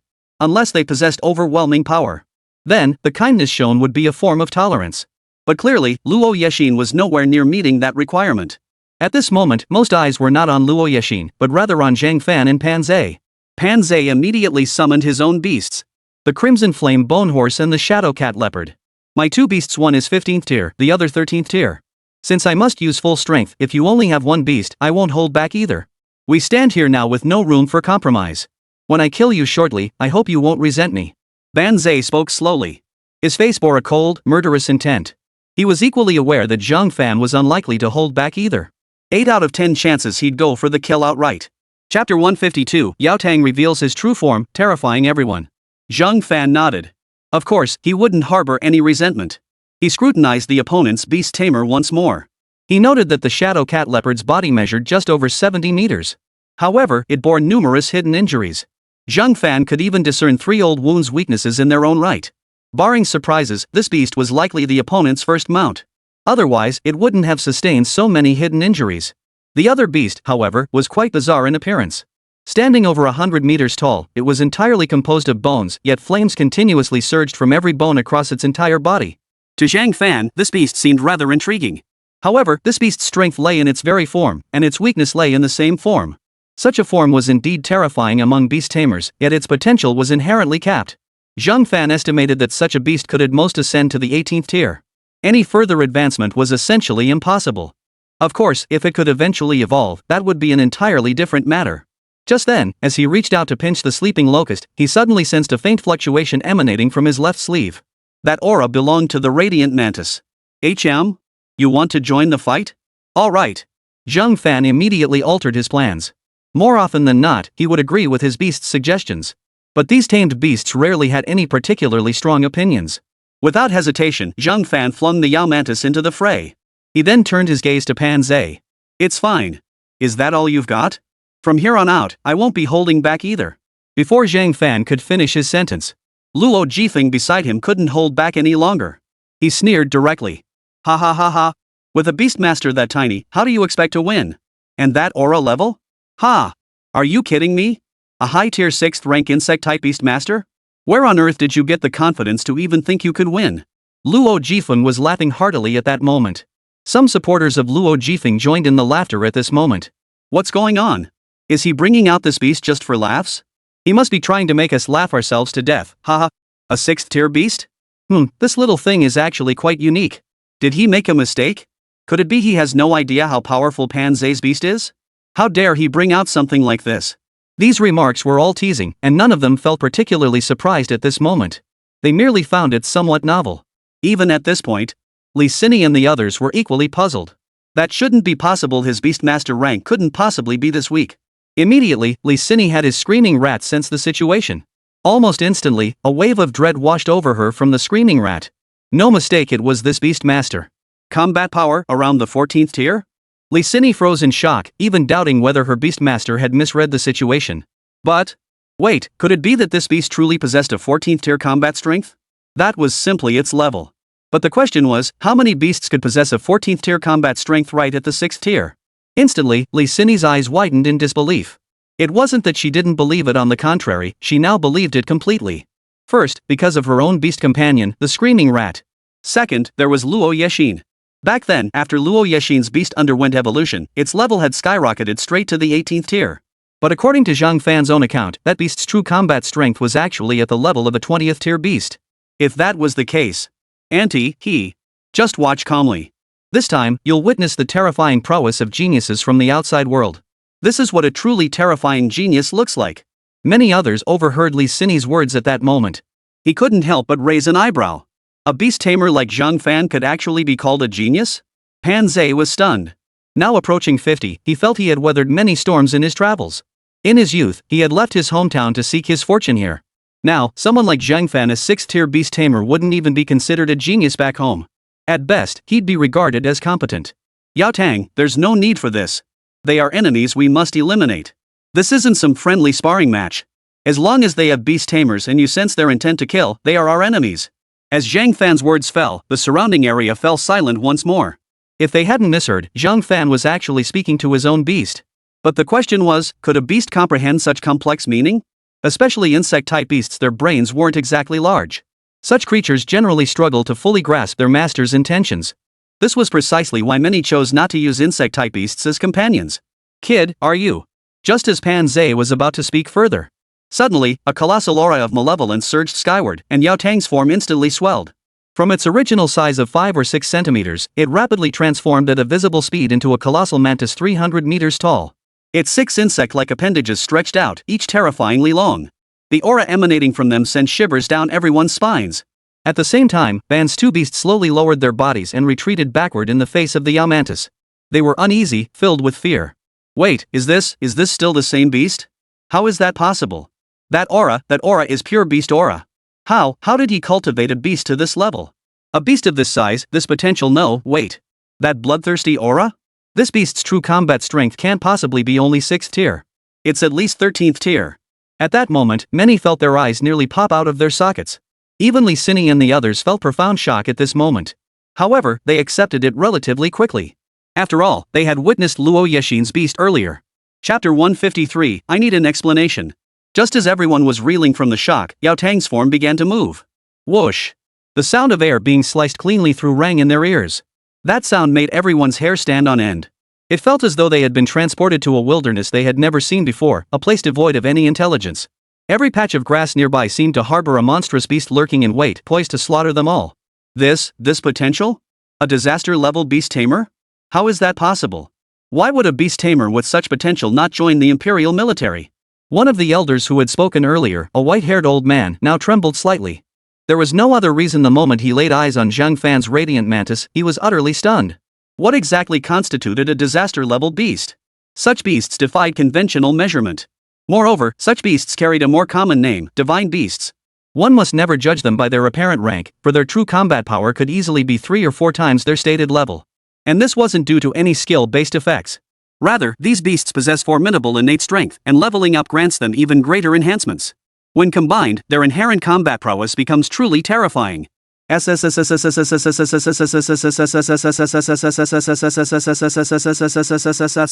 the onlookers, the Yao Mantis's shrill cry sounded like a death knell. It sent a chill through their very souls. Where is it? Pan Zai had no time to spare for others now. Cold sweat beaded on his forehead. There was no way around it, this was simply too terrifying. 300 meters in size sometimes, a beast's stature could genuinely be considered a measure of combat strength. Splatter. Before Pan Zai could search much further, he spotted Yao Tang's figure. At the same time, he saw his own beast, the shadow cat leopard, sliced clean in two. Boom! The deafening explosion echoed through the air. Eyes widened in shock, not daring to blink for even a moment. Simultaneously, they sensed the dissipation of a 13th tier aura. As expected, the shadow cat panther Pan Zai's beast companion was dead. Are you kidding me? A 13th tier beast mastered creature was obliterated in a single strike? And the opponent was only a 6th tier beast? Was this level gap even real? This isn't just a few tiers higher, it's double the tier difference. Eyes widened in disbelief, mouths gaping wide enough to fit 10 eggs. Some even pinched their own flesh hard, convinced what they were witnessing was nothing but an illusion. Of course, it was no illusion. Boom! After Yao Tang collided with the Crimson Flame Bone Horse. After a fleeting moment apart, they collided once more. This time, however, neither side lingered for long. Yao Tang instantly flashed backward, retreating as the aura radiating from his body began to surge relentlessly. It was time to unleash a skill. Thud! What was that sound? Everyone's gaze swept over to the source, discovering a bone with a faint silver sheen. Wasn't this the kind of bone found on a bone horse? This power? A 15th tier beast tamer, and this is all it can muster? Are you kidding me? What kind of monster is this? Is it really only 6th tier? Did he use some kind of item on the beast? No, impossible. No matter what kind of item or how well it's concealed, a beast's inherent level aura can never be completely masked during combat. So this beast is truly 6th tier? A 6th tier beast defeated a 13th tier beast with a single strike? Maybe it was a sneak attack. A sneak attack, huh? Well, earlier it did look suspicious, but look at it now. That bone horse has a broken bone. Guys, this doesn't exactly scream sneak attack anymore. The so-called elite 100-man leaders surrounding them now stared wide-eyed, each more astonished than the last. No wonder the combat prowess Zhang Fan's beast had displayed was simply too terrifying for their eyes to bear. They were utterly defenseless. Earlier, that 13th tier shadow cat had been torn into 2 strips of flesh. Witnessing this scene sent chills down everyone's spines. What kind of joke is this? How could? Pan Zai's face was equally filled with shock, but soon, the backlash from his beast's death sent him crashing to his knees. Planning to use skills on it? Don't waste high-cost abilities. Zhang Fan saw the aura emanating from the glorious mantis steadily rising. He knew the next move it was about to unleash would be anything but ordinary. Take its selfless/annihilation, for instance, a terrifying strike unleashed before evolution, when even a single damaged insect blade couldn't be restored. That skill was indeed immensely powerful. But in Zhang Fan's view, the Yao Mantis simply hadn't reached that level of necessity. The most obvious reason was that the other 3 beasts he currently commanded were all significantly stronger than the Yao Mantis. Therefore, there was simply no need to push the praying mantis to its limits. Boom! Snap! The Yao Mantis struck again. This time, its attack sliced off large chunks of skeletal remains. Bone fragments and powder flew straight into the sky. Thud! The Crimson Flame Bone Horse, whose body had been engulfed in roaring flames, now transformed into a withered old steed, barely clinging to life. The old horse collapsed onto the ground. It twitched weakly from time to time, and everyone could sense how feeble its life force had become. At that very moment, just as Yao Tang prepared to press his advantage, suddenly, 3 figures charged toward Yao Tang. Boom! Yao Tang! Zhang Fan's eyes widened involuntarily as he turned his head toward Luo Jifeng's side. 3 middle-aged men emerged, their expressions solemn. Accompanying them were 4 beasts of burden. 3 of them had already reached Zhang Fan's vicinity. More accurately, those 3 had already knocked Yao Tang flying. Zhang Fan clearly saw that the Yao Mantis had sustained some injuries at this moment. I need an explanation. Chapter 154, Leave? Don't even joke about it. Upon witnessing this scene, Zhang Fan's anger flared instantly. If his own beast was weaker, that might be excusable. If they were simply outmatched, he wouldn't have said another word. But what was happening before his eyes? Someone had actually used their own beast to ambush his. As he spoke, Zhang Fan commanded Yao Tang to return. At this moment, Yao Tang bore several cracks on its body. In truth, the glorious mantis remained an assassin with high offense and low defense. During combat, most of its attacks weren't meant to be blocked head-on. This set it apart from creatures like the poison scorpion. The poison scorpion and its 2 companions were fundamentally built to withstand any frontal assault head-on. The glorious mantis, however, was different. The mantis was most vulnerable to ambushes. Its combat style fundamentally relied on anticipating an enemy's attack trajectory to evade. Finally, it launches a counterattack. SSS-rank. The mantis seemed intent on rising to continue fighting. Yet after the ambush by the 3 beasts, its condition was dire. It was already in a state of severe injury. Faced with this situation, Zhang Fan hesitated not a moment. He immediately recalled the mantis, just to be safe. Truthfully, the mantis wanted to keep fighting. That was its nature. It thrived on pushing through desperate situations. But in Zhang Fan's view, this particular scenario was not suitable. Come back, Xiao Tang. I understand your mindset right now. But for us, the risk of continuing is simply too great. If there's a path without danger, why should we choose to take risks? Sometimes we take risks because we have no other choice. Other times, we take risks to gain greater rewards. But in this situation, the downsides outweigh the benefits. After Zhang Fan delivered this direct rebuttal, Yao Tang's expression betrayed deep reluctance, yet he immediately shrank his form and leapt toward Zhang Fan with the demeanor of a wronged child. Seeing this, Zhang Fan's expression grew even colder, as if it could freeze blood. He then lifted his head to scrutinize the battlefield. There were 7 beasts in total, 3 of which had already gathered beside Pan Zhe. Counting Pan Zhe's remaining beast, there were actually 8 beasts on the field now. Explain? Ha! Kid, this is called all's fair in war. You can't be fresh out of school, can you? How could you have 0 guard up? Luo Jifeng was absolutely delighted at that moment. In his view, Zhang Fan likely possessed only one beast, and that beast's combat prowess was indeed terrifying. After multiple evolutions, it had likely become exceptionally capable in terms of attack power, but other aspects were lacking. For instance, its mental resilience and defensive capabilities were notably weak. The current outcome was painfully obvious: its defenses were inadequate. Even a mere 14th tier beast could defeat it with ease. It had even been wounded. In fact, Zhang Fan had expected his beast to have perished outright from that earlier strike. Yet, the creature merely appeared gravely wounded. This outcome was somewhat different from what he had anticipated. But it didn't matter now. The opponent had lost all combat capability. After all, how could someone so young possibly muster the energy to summon a second beast? Is that so? You've certainly taught me a lesson here. But I want to see if anyone else here dares to challenge me. Bring out all your men. I won't waste time killing you one by one. Believe me, I won't let any of you off the hook. Zhang Fan's gaze turned completely icy. Truthfully, he'd initially indulged it like a child wanting to play, letting it have its way. The same applied to the Yao Mantis. Besides, these beast tamers wouldn't hold much advantage against Yao Tang. From the outset, Zhang Fan hadn't taken these beast tamers seriously. He knew that even if they all attacked together, the Yao Mantis could still hold its ground. But this sneak attack caught not only the Yao Mantis, but Zhang Fan himself completely off guard. But that wasn't all. The numerous top executives present all frowned upon witnessing this scene. In their eyes, even if they won this way, it would be hardly honorable. Moreover, the opponent wasn't even one of their own conglomerate members, just a young man brimming with passion. Defeating a passionate young man through such scheming could hardly be considered a victory. After all, such scheming was something anyone could resort to. Even the 3 elders present couldn't help but frown. In their eyes, such tactics were utterly disgraceful. If you were a blade, such actions might be acceptable fitting your role, resorting to any means for the conglomerate's interests. But you, Luo Jifeng, are an agent of the conglomerate even if currently only in probationary status. You should still be mindful of your influence. Most importantly, Zhang Fan had made it clear from the start, if anyone wanted to fight, they should all come at once. If they had attacked together then, Zhang Fan wouldn't have said much. Most people felt this approach posed no significant issue. But now, numerous high-ranking members of the White Blood Consortium, including those 3 elders, felt utterly humiliated at this very moment. Nothing remained. What you've done is utterly excessive and despicable. Even Luo Yexin couldn't hold back any longer at this moment. Li Yeye and the others' expressions turned completely icy. Li Sini felt a chill run down his spine. Because she knew that Zhang Fan was now truly enraged. If this continued, Zhang Fan would soon unleash his full power. Despicable. This is the struggle of beast tamers. Out in the wild, didn't anyone teach you to survive by any means necessary? This may be the void realm. But the current situation is starting to turn against me. So I must regain control. Luo Jifeng stated without the slightest hesitation. At that moment, the elder spoke up. Enough. You've embarrassed yourself sufficiently today, Luo Jifeng. You've disappointed us greatly.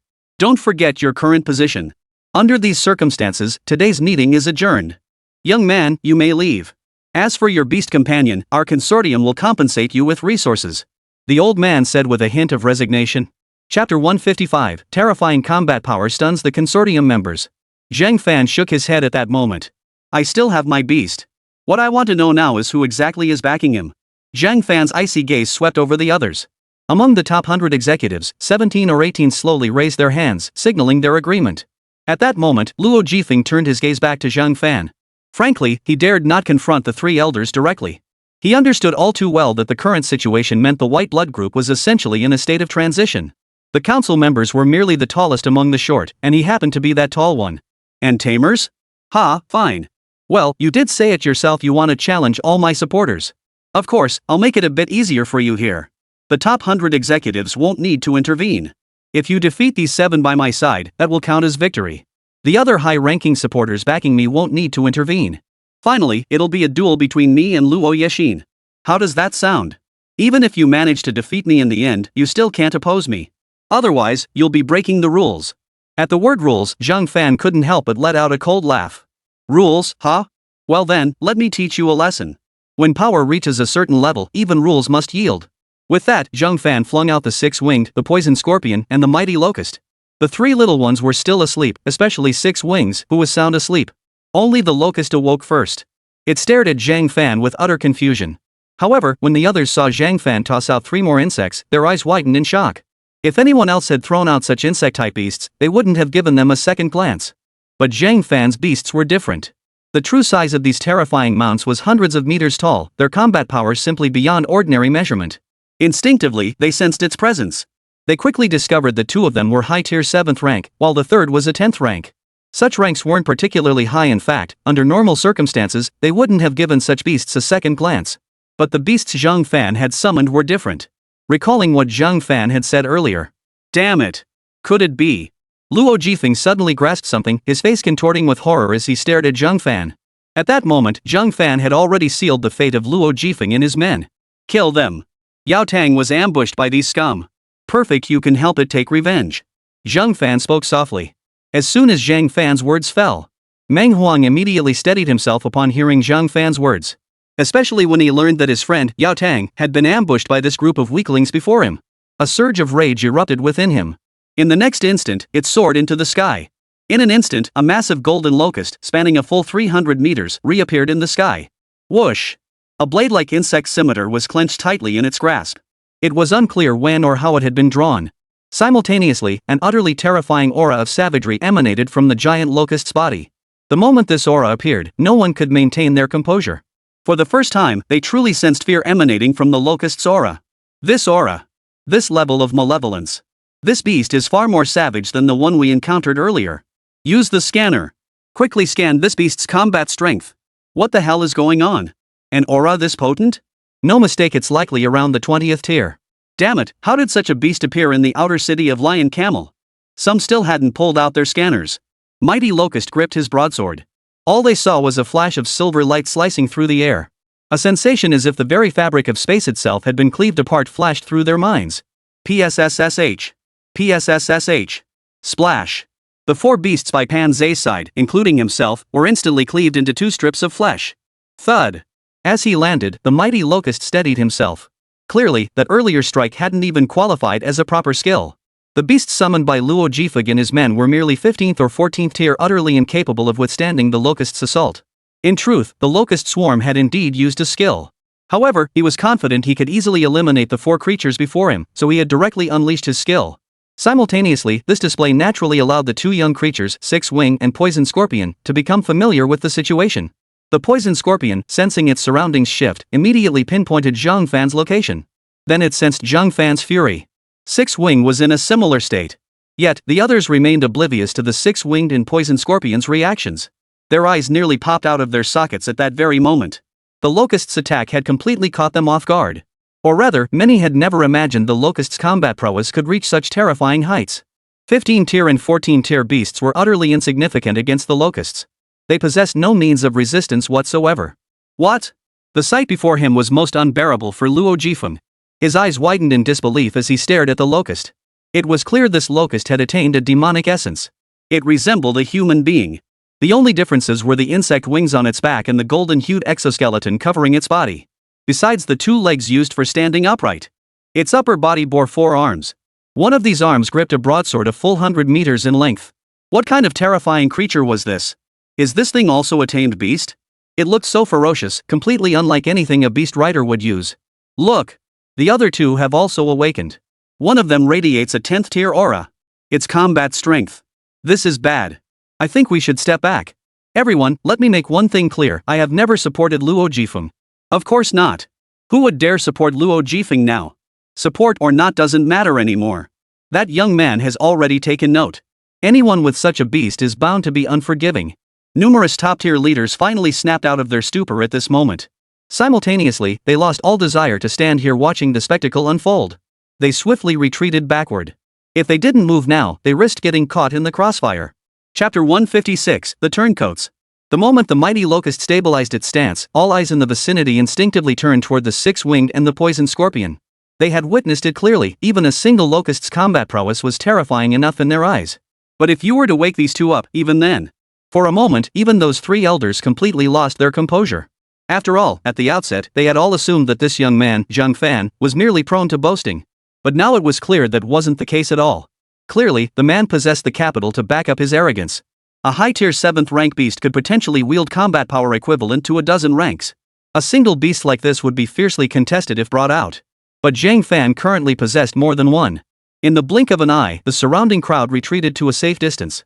Only after feeling secure did they turn back to look. What followed left them utterly stunned. What kind of beast is this? Is it truly an insect-type beast? Is it really only this rank? This combat power, it's clearly beyond 7th tier. This kid's beast can't be measured by ordinary grade standards. Its combat power is probably double the grade level, if not more. One such beast would be extraordinary enough, but this kid has 4? If that's the case, Luo Jifeng is as good as defeated. A chill ran through the hearts of the elite high-ranking officials. Simultaneously, their curiosity intensified.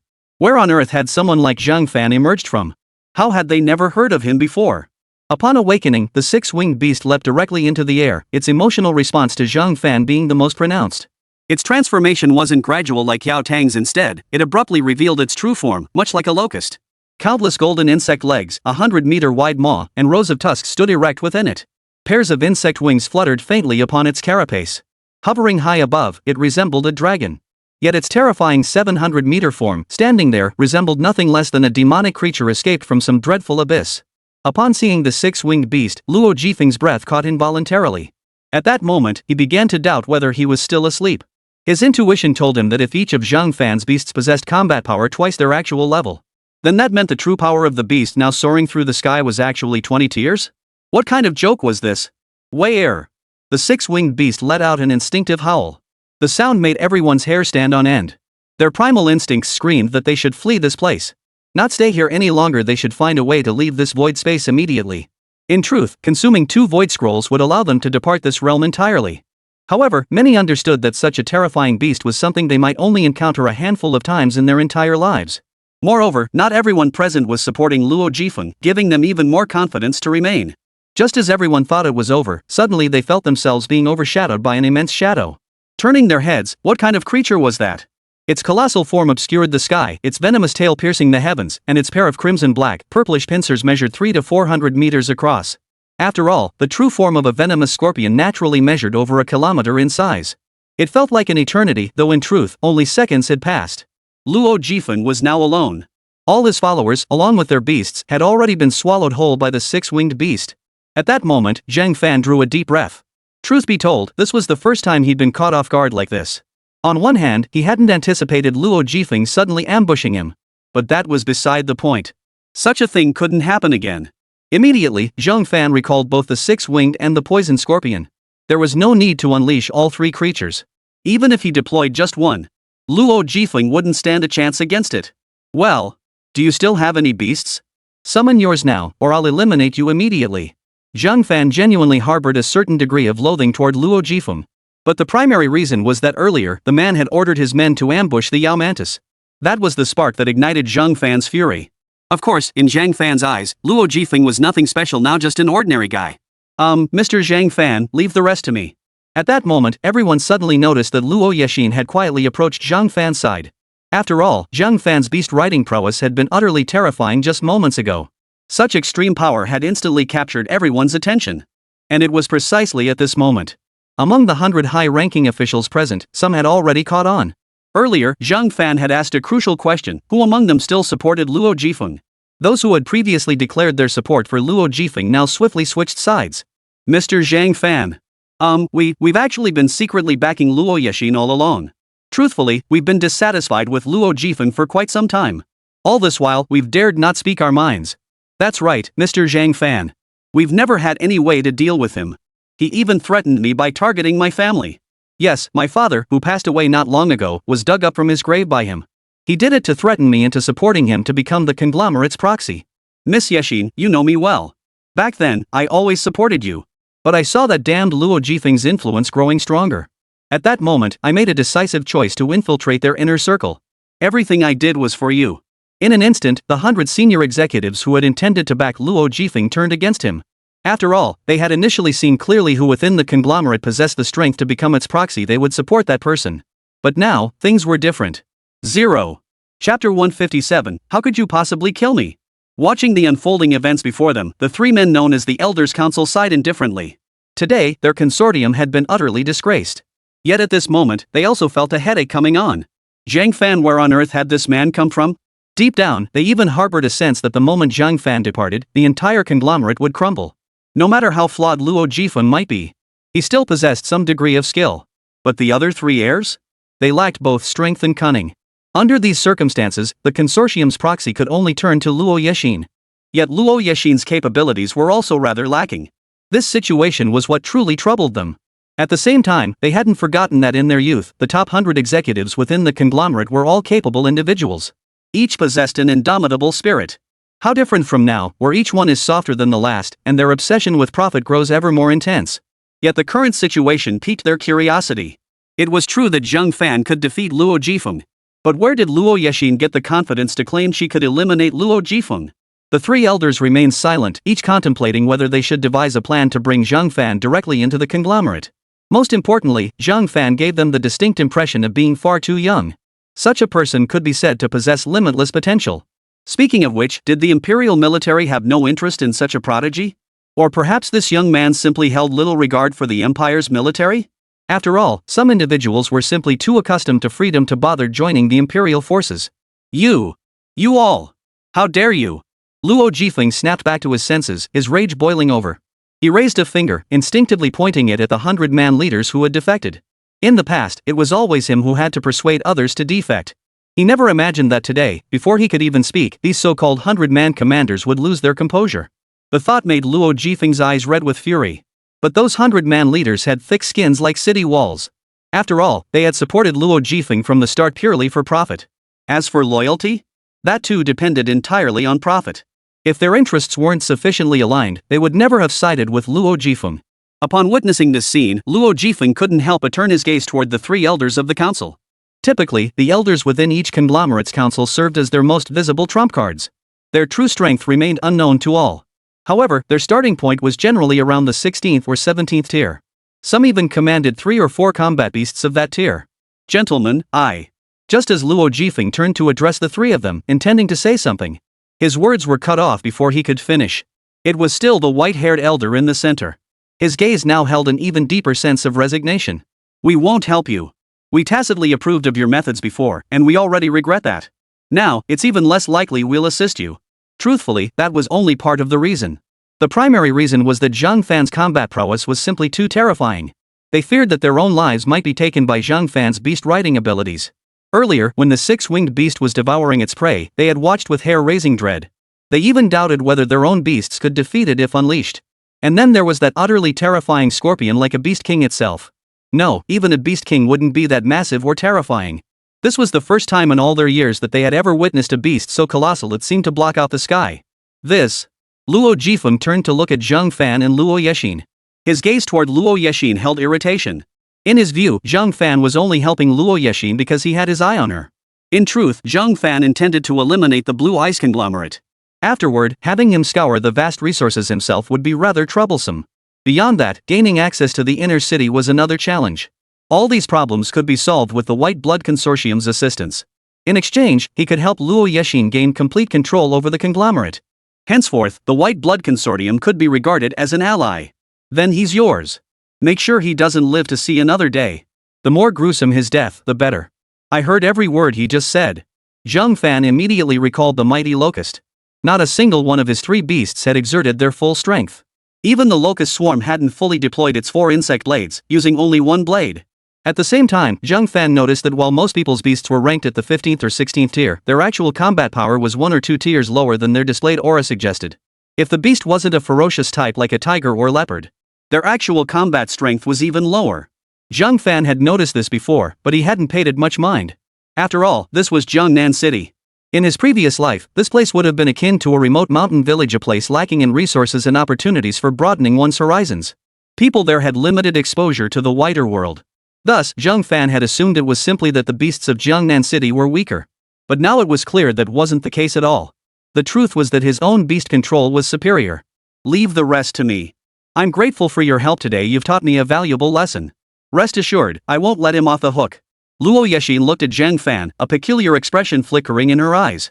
Truthfully, she now felt as though she had been reborn from the flames. Only now did she realize that these people could also come to support her because of Zhang Fan's strength. That said, her own abilities weren't weak either. While her beast taming skills certainly couldn't match Zhang Fan's. But if it came to eliminating someone like Luo Jifeng, she had no trouble handling it. Zhang Fan had also regained his composure. There was no point in getting angry. Under such circumstances, why bother getting angry? It was utterly unnecessary. Li Sini watched the scene unfold, tears welling up in his eyes. At last, Luo Yexin had truly grown up. Luo Yexin! How could you possibly kill me? Luo Jifeng screamed wildly. Chapter 158, Who's in favor? Who's against? At this moment, within this desolate space, many members of the Baishui Consortium watched the scene in silence. Yet they couldn't quite comprehend it. Luo Yexin's beast-taming combat power was only at the 7th or 8th tier. He hadn't even evolved in over a year or two. That alone was troubling enough, but the more critical issue was that Luo Yexin's beast hadn't mastered any skills. More precisely, it hadn't mastered any skills related to phantom-type spiritual energy. The 3-tailed purple chief-ox, this type of beast, had performed quite well within their conglomerate in earlier years. Back then, several high-ranking executives within the conglomerate had utilized this type of beast. To put it bluntly, its phantom-type psychic skills alone were terrifyingly lethal. However, they came with a significant limitation: the target had to be vulnerable to illusion-type psychic abilities. Against creatures with innate immunity to such powers. Against such beasts, the purple chief-ox's combat potential becomes extremely difficult to unleash. In fact, it couldn't be utilized at all. It seems you still view my beast as the pathetic creature it once was. But this time, my beast has evolved. Killing you and your beast is no problem at all. Luo Yexin now harbored deep loathing toward Luo Jifeng. For she had seen through him earlier. He had long harbored murderous intent toward her. Earlier, she had assumed he might show some consideration for their long-standing friendship among peers. Now it was clear she had been deluding herself. Had she not been fortunate enough to encounter Zhang Fan, she would have met her end sooner or later amidst the corporate upheaval. And the fate awaiting her own relatives wouldn't have been much better. It was precisely at this moment that she finally understood why her aunt sometimes found her so naive. Or rather, why she sometimes felt so frustrated with her, like she was a piece of iron that just wouldn't temper. Fortunately, it wasn't too late. You've only ever relied on your looks. You have your beauty, I have my skills. Now that he's stripped me of all my abilities, I have nothing left to say. But as for you, Luo Yexin, I refuse to concede defeat. If you can summon powerful allies today, I can summon my own tomorrow. Once I defeat you, I'll personally convene the next General Assembly. Then, I will kill both you and him with my own hands. All these years, I endured humiliation and hardship to become the conglomerate's proxy. You destroyed everything. Now you think you can become the conglomerate's proxy? It's laughable. Luo Jifeng's eyes burned crimson, his face flushed with uncontrollable fury. Yet those around him paid no heed. First, the moment one decided to compete for the position of consortium representative, they accepted immense risk but equally immense reward. At the very beginning, no one interfered with your choices. To gain a certain level of reward, one must inevitably bear a certain level of risk. That was the reality. A reward without any risk is either a trap or an even bigger trap. I see. In that case, there's no need for me to say more. Luo Yexin instantly lost all desire to waste words with the other party, while anger flared within her heart. What nonsense was this about her using her looks to seduce Zhang Fan? If not for her aunt's timely intervention that day, she'd still be struggling with the beast-taming trial. A man like Zhang Fan was utterly impervious to seduction. She released her beast directly, the purple chi fox. The purple chi fox leapt from Luo Yexin's embrace, stretching its body with a hint of boredom. Though its current form prevented it from unleashing its full power. But in its perception, Luo Jifeng's strength was utterly unworthy of provoking its full power. Come out, Jade Demon Tiger. My beast has undergone. Roar. Before Luo Jifeng could finish speaking, the purple chi fox suddenly let out a furious roar. Its form swelled in an instant, growing to 100 meters in size within the blink of an eye. 9 tails now flared from its hindquarters. Is this still the purple chi fox? Purple chi fox? Is this really a purple chi fox? Didn't they say purple chi foxes could only evolve up to 5 tails? How did this one grow so enormous? And look at those tails. The crowd's expression shifted abruptly. Many immediately snapped back to their senses. This type of beast control did bear a resemblance to Zhang Fan's signature style. Could it be that this young man? All eyes turned toward Zhang Fan, their expressions filled with utter shock. If Zhang Fan had produced 4 powerful beasts without terrifying potential, they might have understood. But now, Luo Yexin's beast was the same. This truly highlighted Zhang Fan's terrifying prowess. After all, they had seen Luo Yexin's beasts before. In fact, many had abandoned him precisely because his beasts had shown no progress. Yet Zhang Fan seemed utterly unfazed by this spectacle. In his hand, the poisonous scorpion was throwing a minor tantrum. Zhang Fan knew it simply adored his caresses. Taking advantage of the chance he'd thrown it out earlier, it was now acting spoiled toward him. At the same time, Zhang Fan reflected on his own shortcomings. Lately, he had indeed grown arrogant. Yao Tang could only be injured once, it absolutely couldn't happen a second time. How is this possible? Your beast companion has evolved too? How could that be? After summoning his own beast, Luo Jifeng froze in shock. He never imagined Luo Yexin's beast could be so colossal. Yet the purple chi fox showed no hesitation, instantly opening its massive jaws. In an instant, the crowd witnessed a fox-like shadow darting past. Luo Jifeng and his beast were gone, their life force extinguished. Not even a single fragment remained. Only the faint trace of blood at the corner of the purple chi fox's mouth spoke volumes. Witnessing this scene, everyone's hearts trembled involuntarily. Such a beast was truly ferocious. Even if given to them, they wouldn't dare fully trust it. However, they recalled that this purple chi fox had been contracted by Luo Yexin since childhood. From this moment onward, I am the corporation's representative. Furthermore, Mr. Zhang Fan is also a friend of our corporation. Who is in favor? Who opposes? Luo Yexin's calm, icy voice echoed throughout the space. She had already changed under Zhang Fan's influence from earlier. Chapter 159, For the Consortium, You Must Die. The White Blood Consortium underwent a day of internal upheaval yesterday. While outwardly unchanged, the consortium's entire atmosphere had shifted dramatically, a transformation many had noticed. Blue Ice Consortium Headquarters. During the top-level meeting, Sun Shaoxian casually crossed his legs. Sun Shaoxian, it's time you reined yourself in. Don't you know your men injured someone yesterday? That person has ties to the White Blood Consortium. You've already caused the consortium far too much trouble. Don't you understand that? A coldly beautiful woman spoke slowly. 2 others sat at separate positions. The 4 sat facing each other, occupying the north, south, east, and west corners. At that moment, a middle-aged man sat with a slightly pale complexion.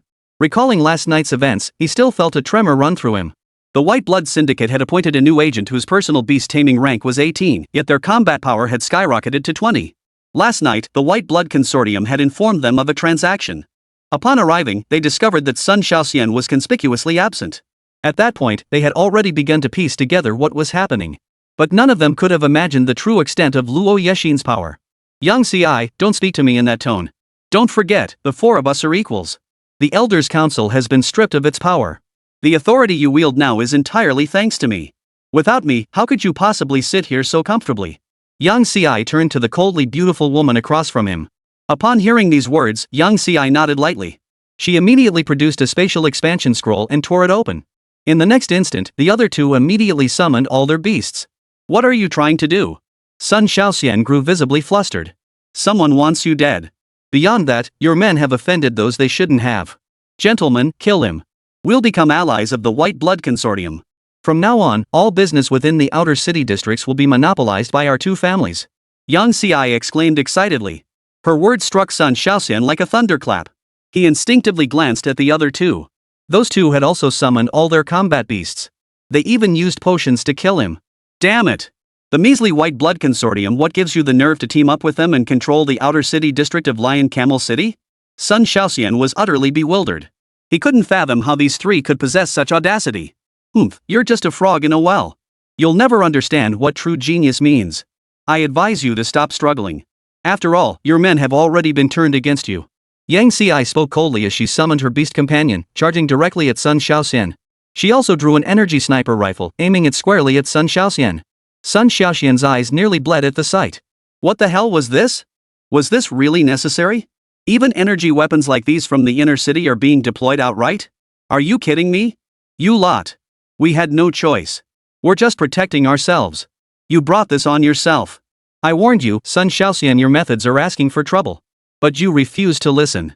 Zhang Fan and the others knew nothing about the events unfolding at the Blue Ice Conglomerate. Still, Zhang Fan suspected the matter was nearing its conclusion.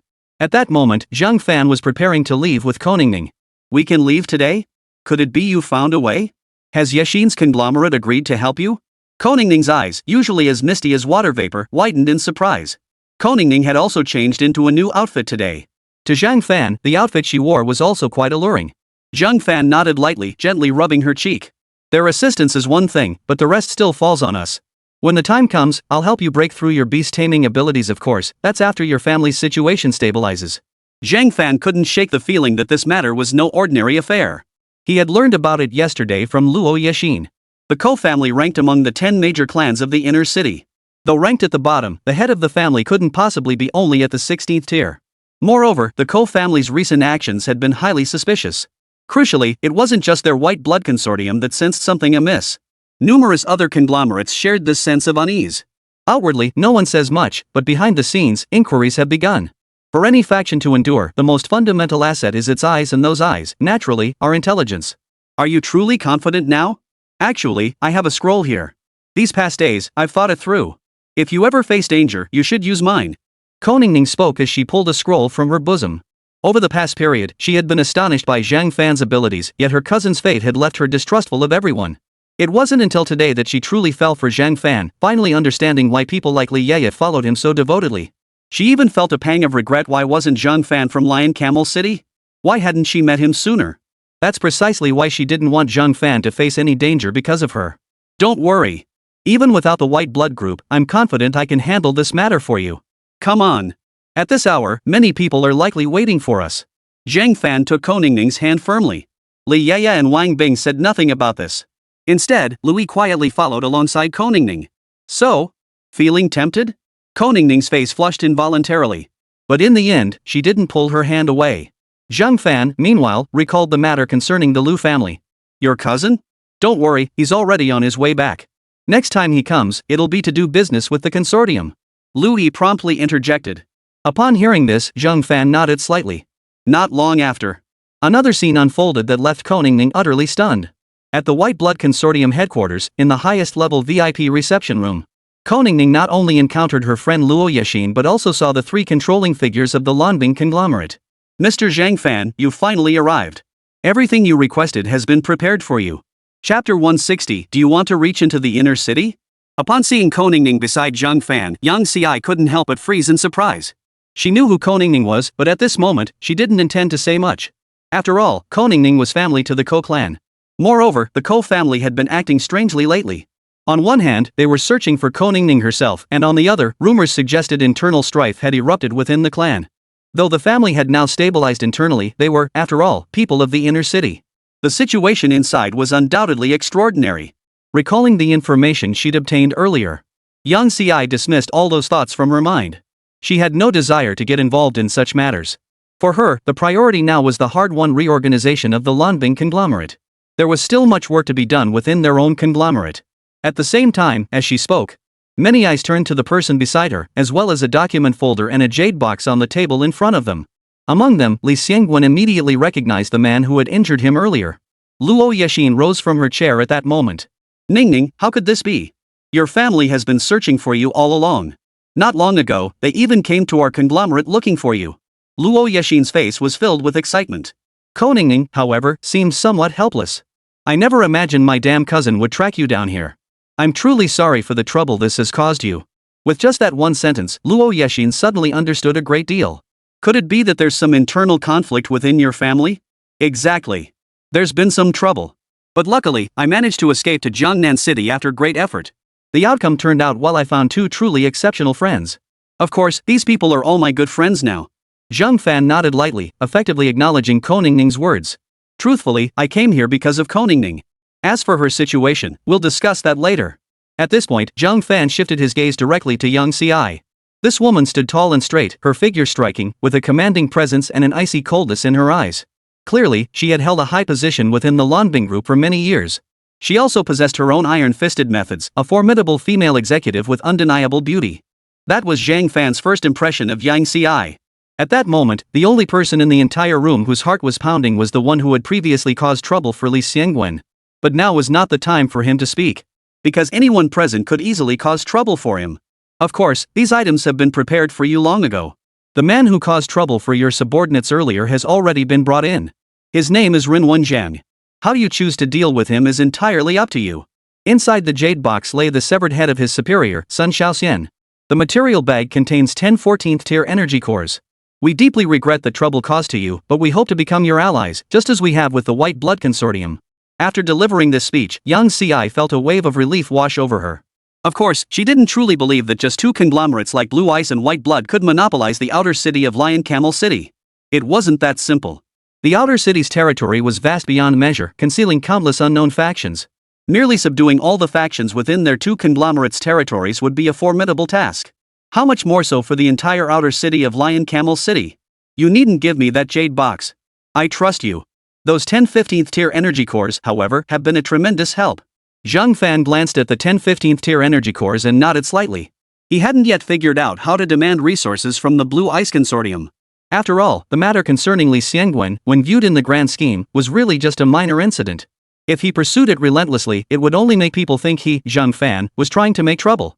Still, he was thoroughly pleased with the current situation. He sensed that the primary architect behind this outcome was Luo Yexin's aunt. That is, Li Xini. With that thought, Zhang Fan shot Li Xini a glance. The beautiful woman returned a smile to Zhang Fan. If you find what we've offered to your liking, then. Yang Ci spoke, her gaze turning icy as she fixed it on Ren Wenjiang. Thud. Ren Wenjiang dropped to his knees with astonishing speed, his face turning deathly pale in that instant. He knew all too well that every person present could kill him effortlessly. Take Yang Ci beside him, or Ko Ningning and the others. Even if their combat prowess wasn't particularly formidable, their status alone was enough to intimidate him. And they could take his life with the greatest of ease. At this moment, Ren Wenjiang was filled with regret. A cold gleam flashed in Li Xiangwen's eyes. Kill him. This man has already become my enemy.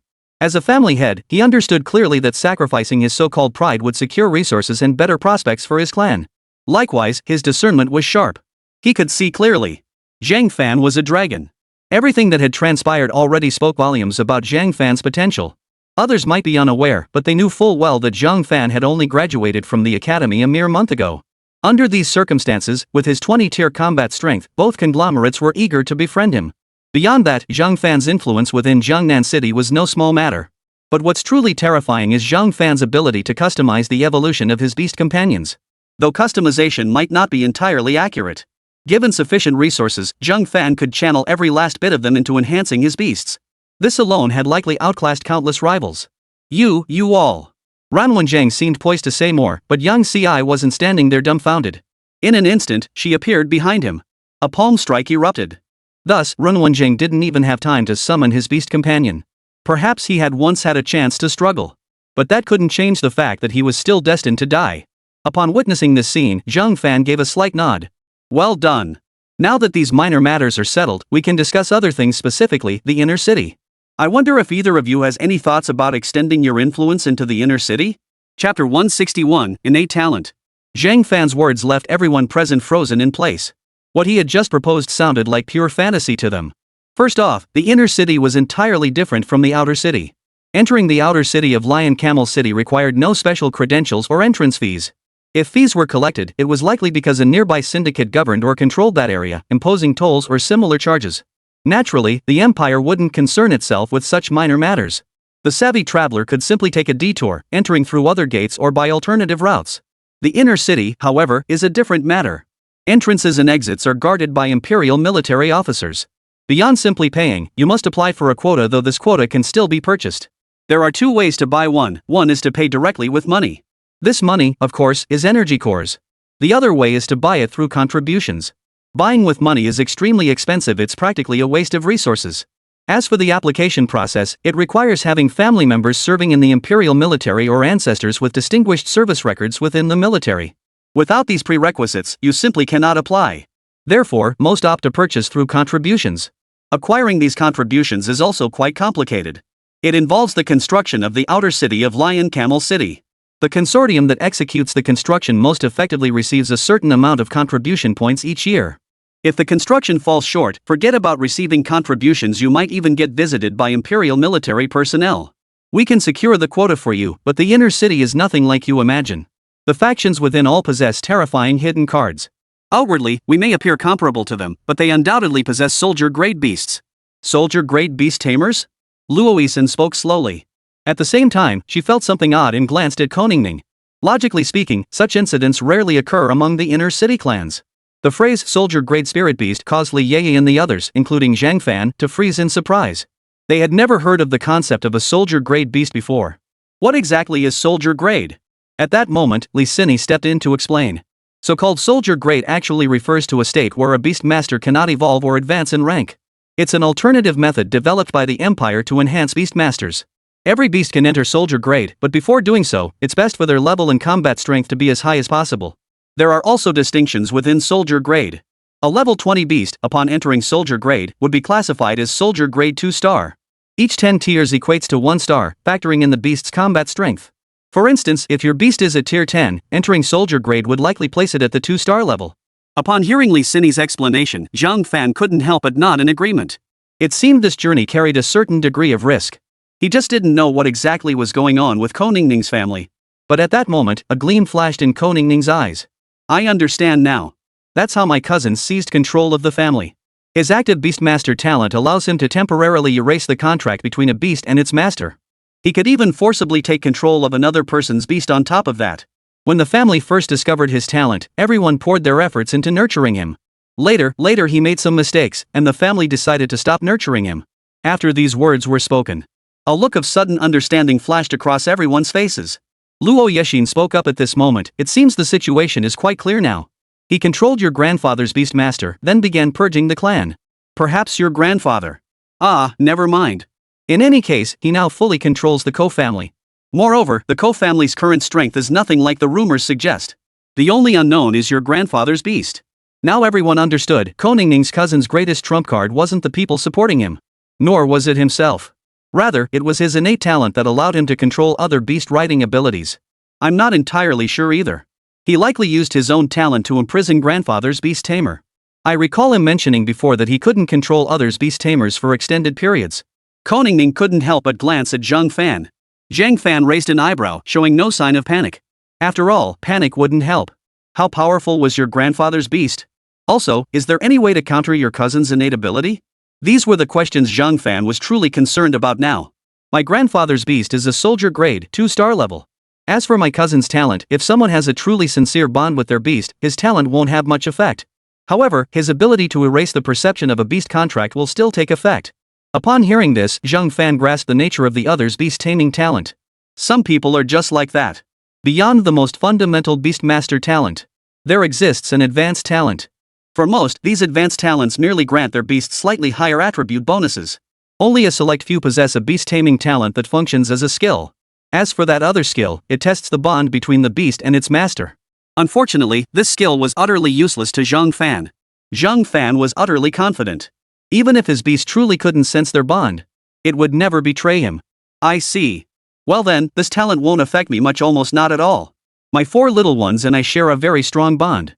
As he spoke, Zhang Fan silently summoned the 4 little ones in his mind. Yao Tang responded with a slight stretch of its body.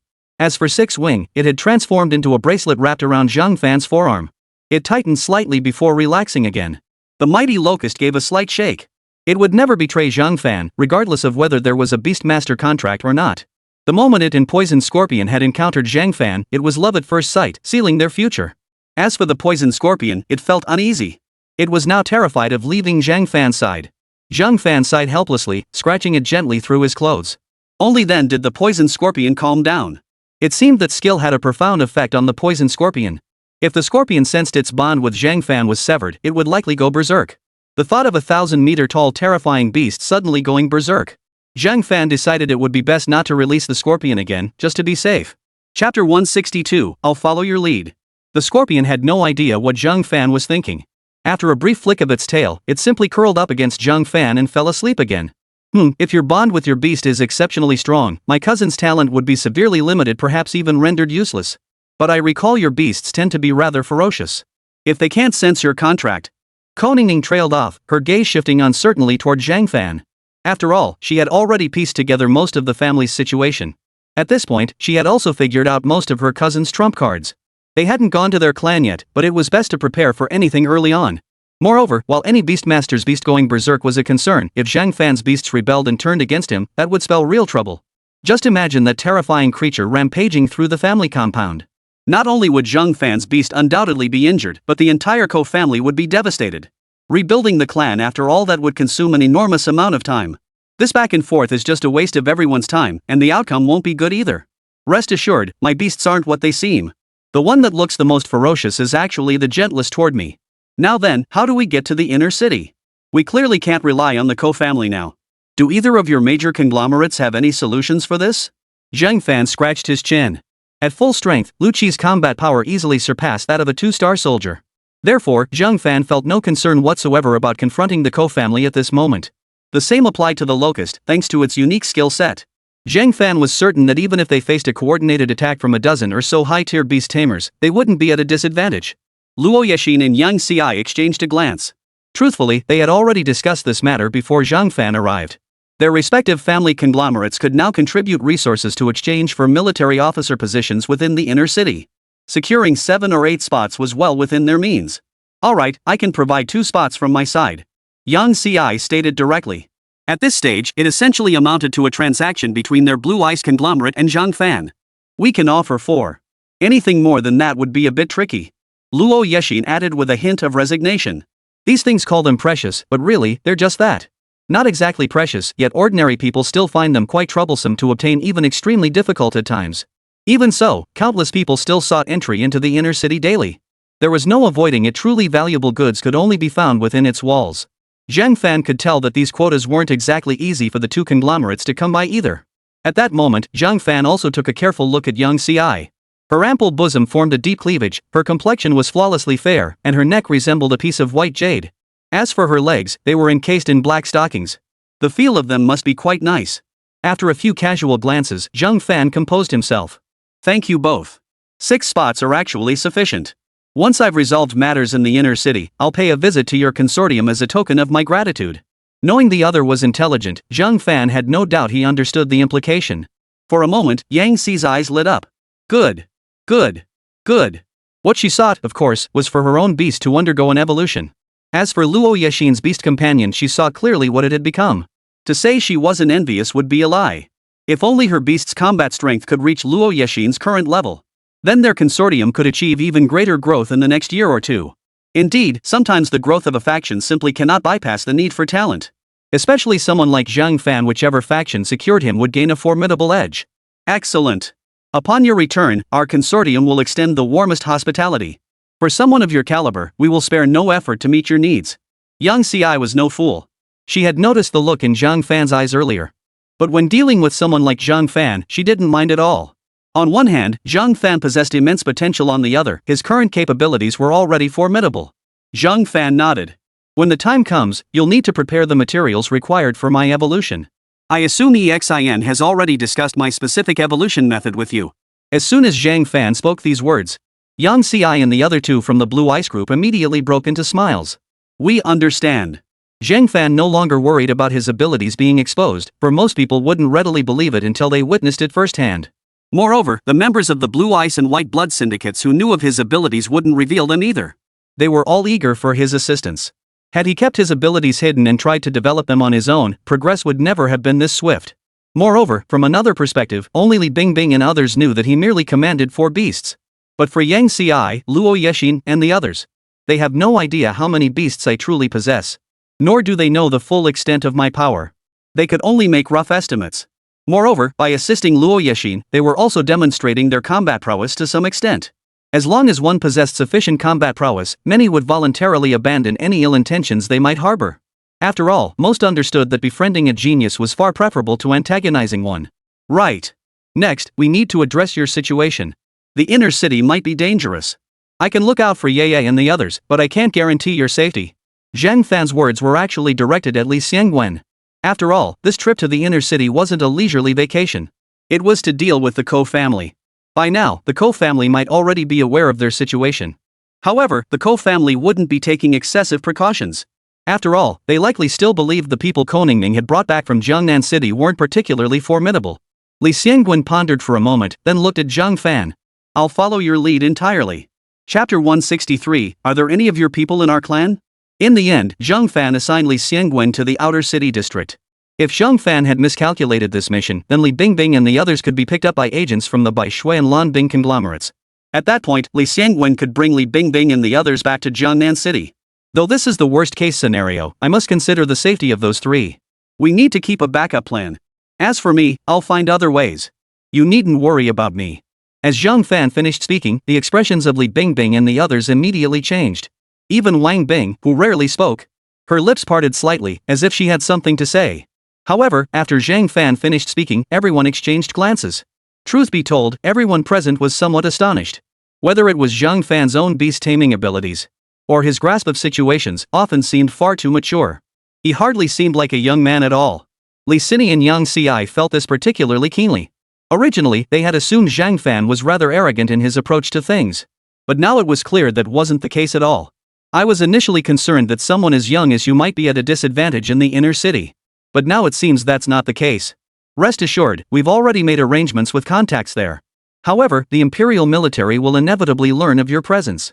That much we cannot prevent. Li Xini saw that the discussion had reached its conclusion. He spoke directly. Zhang Fan nodded lightly. The Imperial military? I have no grudge against them, so it shouldn't be a problem. Though earlier, a woman tried to recruit me into the Imperial military, and I refused her. That probably doesn't count as making enemies either. Then, let's depart. Meanwhile, on the other side, within the inner city of Lion Camel City, the Ko residence. Ko Shanfeng stared silently at the several cloaked figures before him, his expression grim. Why have you come? What business brings you to the Ko family? Wasn't our transaction already settled? Ko Shanfeng's expression was icy. He hadn't seized control of the entire family solely through his own efforts and those of his trusted confidants. Of course, others had lent their support along the way. Mr. Shanfeng, we hope you won't be angry. The beast that hatched from that beast egg, we need your cooperation. That is the true substance of our deal, as we discussed earlier. You haven't forgotten, have you? Among the new arrivals, the leader wore a black robe and a mask. His voice was eerily sinister, like the howl of a malevolent wind. It sent a chill down one's spine. Ko Shanfeng's face turned even paler. While others might not know the truth about that beast egg, he certainly did. Didn't you mention that the beast hatched from that egg was a fierce bird? The fierce bird, a ferocious beast. To be its master meant walking the edge of death daily. The reason was simple enough. These beasts often existed in a state of savage aggression. Originally, these beasts were brought out from underground caverns. Later, it hybridized with other beasts. Its original form is unknown. They have now evolved into the fierce bird. This type of beast possesses excellent growth potential and combat prowess. Apart from its extreme tendency to turn on its master, it has virtually no flaws. Ko Shanfeng, let me make this clear, while others may be unaware of your family's current predicament, we know exactly where you stand. Don't forget the Ko family is no match for us now. You may command that beast now, but how could you possibly unleash its full power? A cold gleam flashed in Gung Yurin's eyes. Moreover, I hold leverage over you. Tell me, when the Imperial military learns you've commanded a wild beast to attack Jiangnan City, what do you think they'll do to you? Such actions cross the Empire's red line. When that time comes, the Empire won't just let you die easily.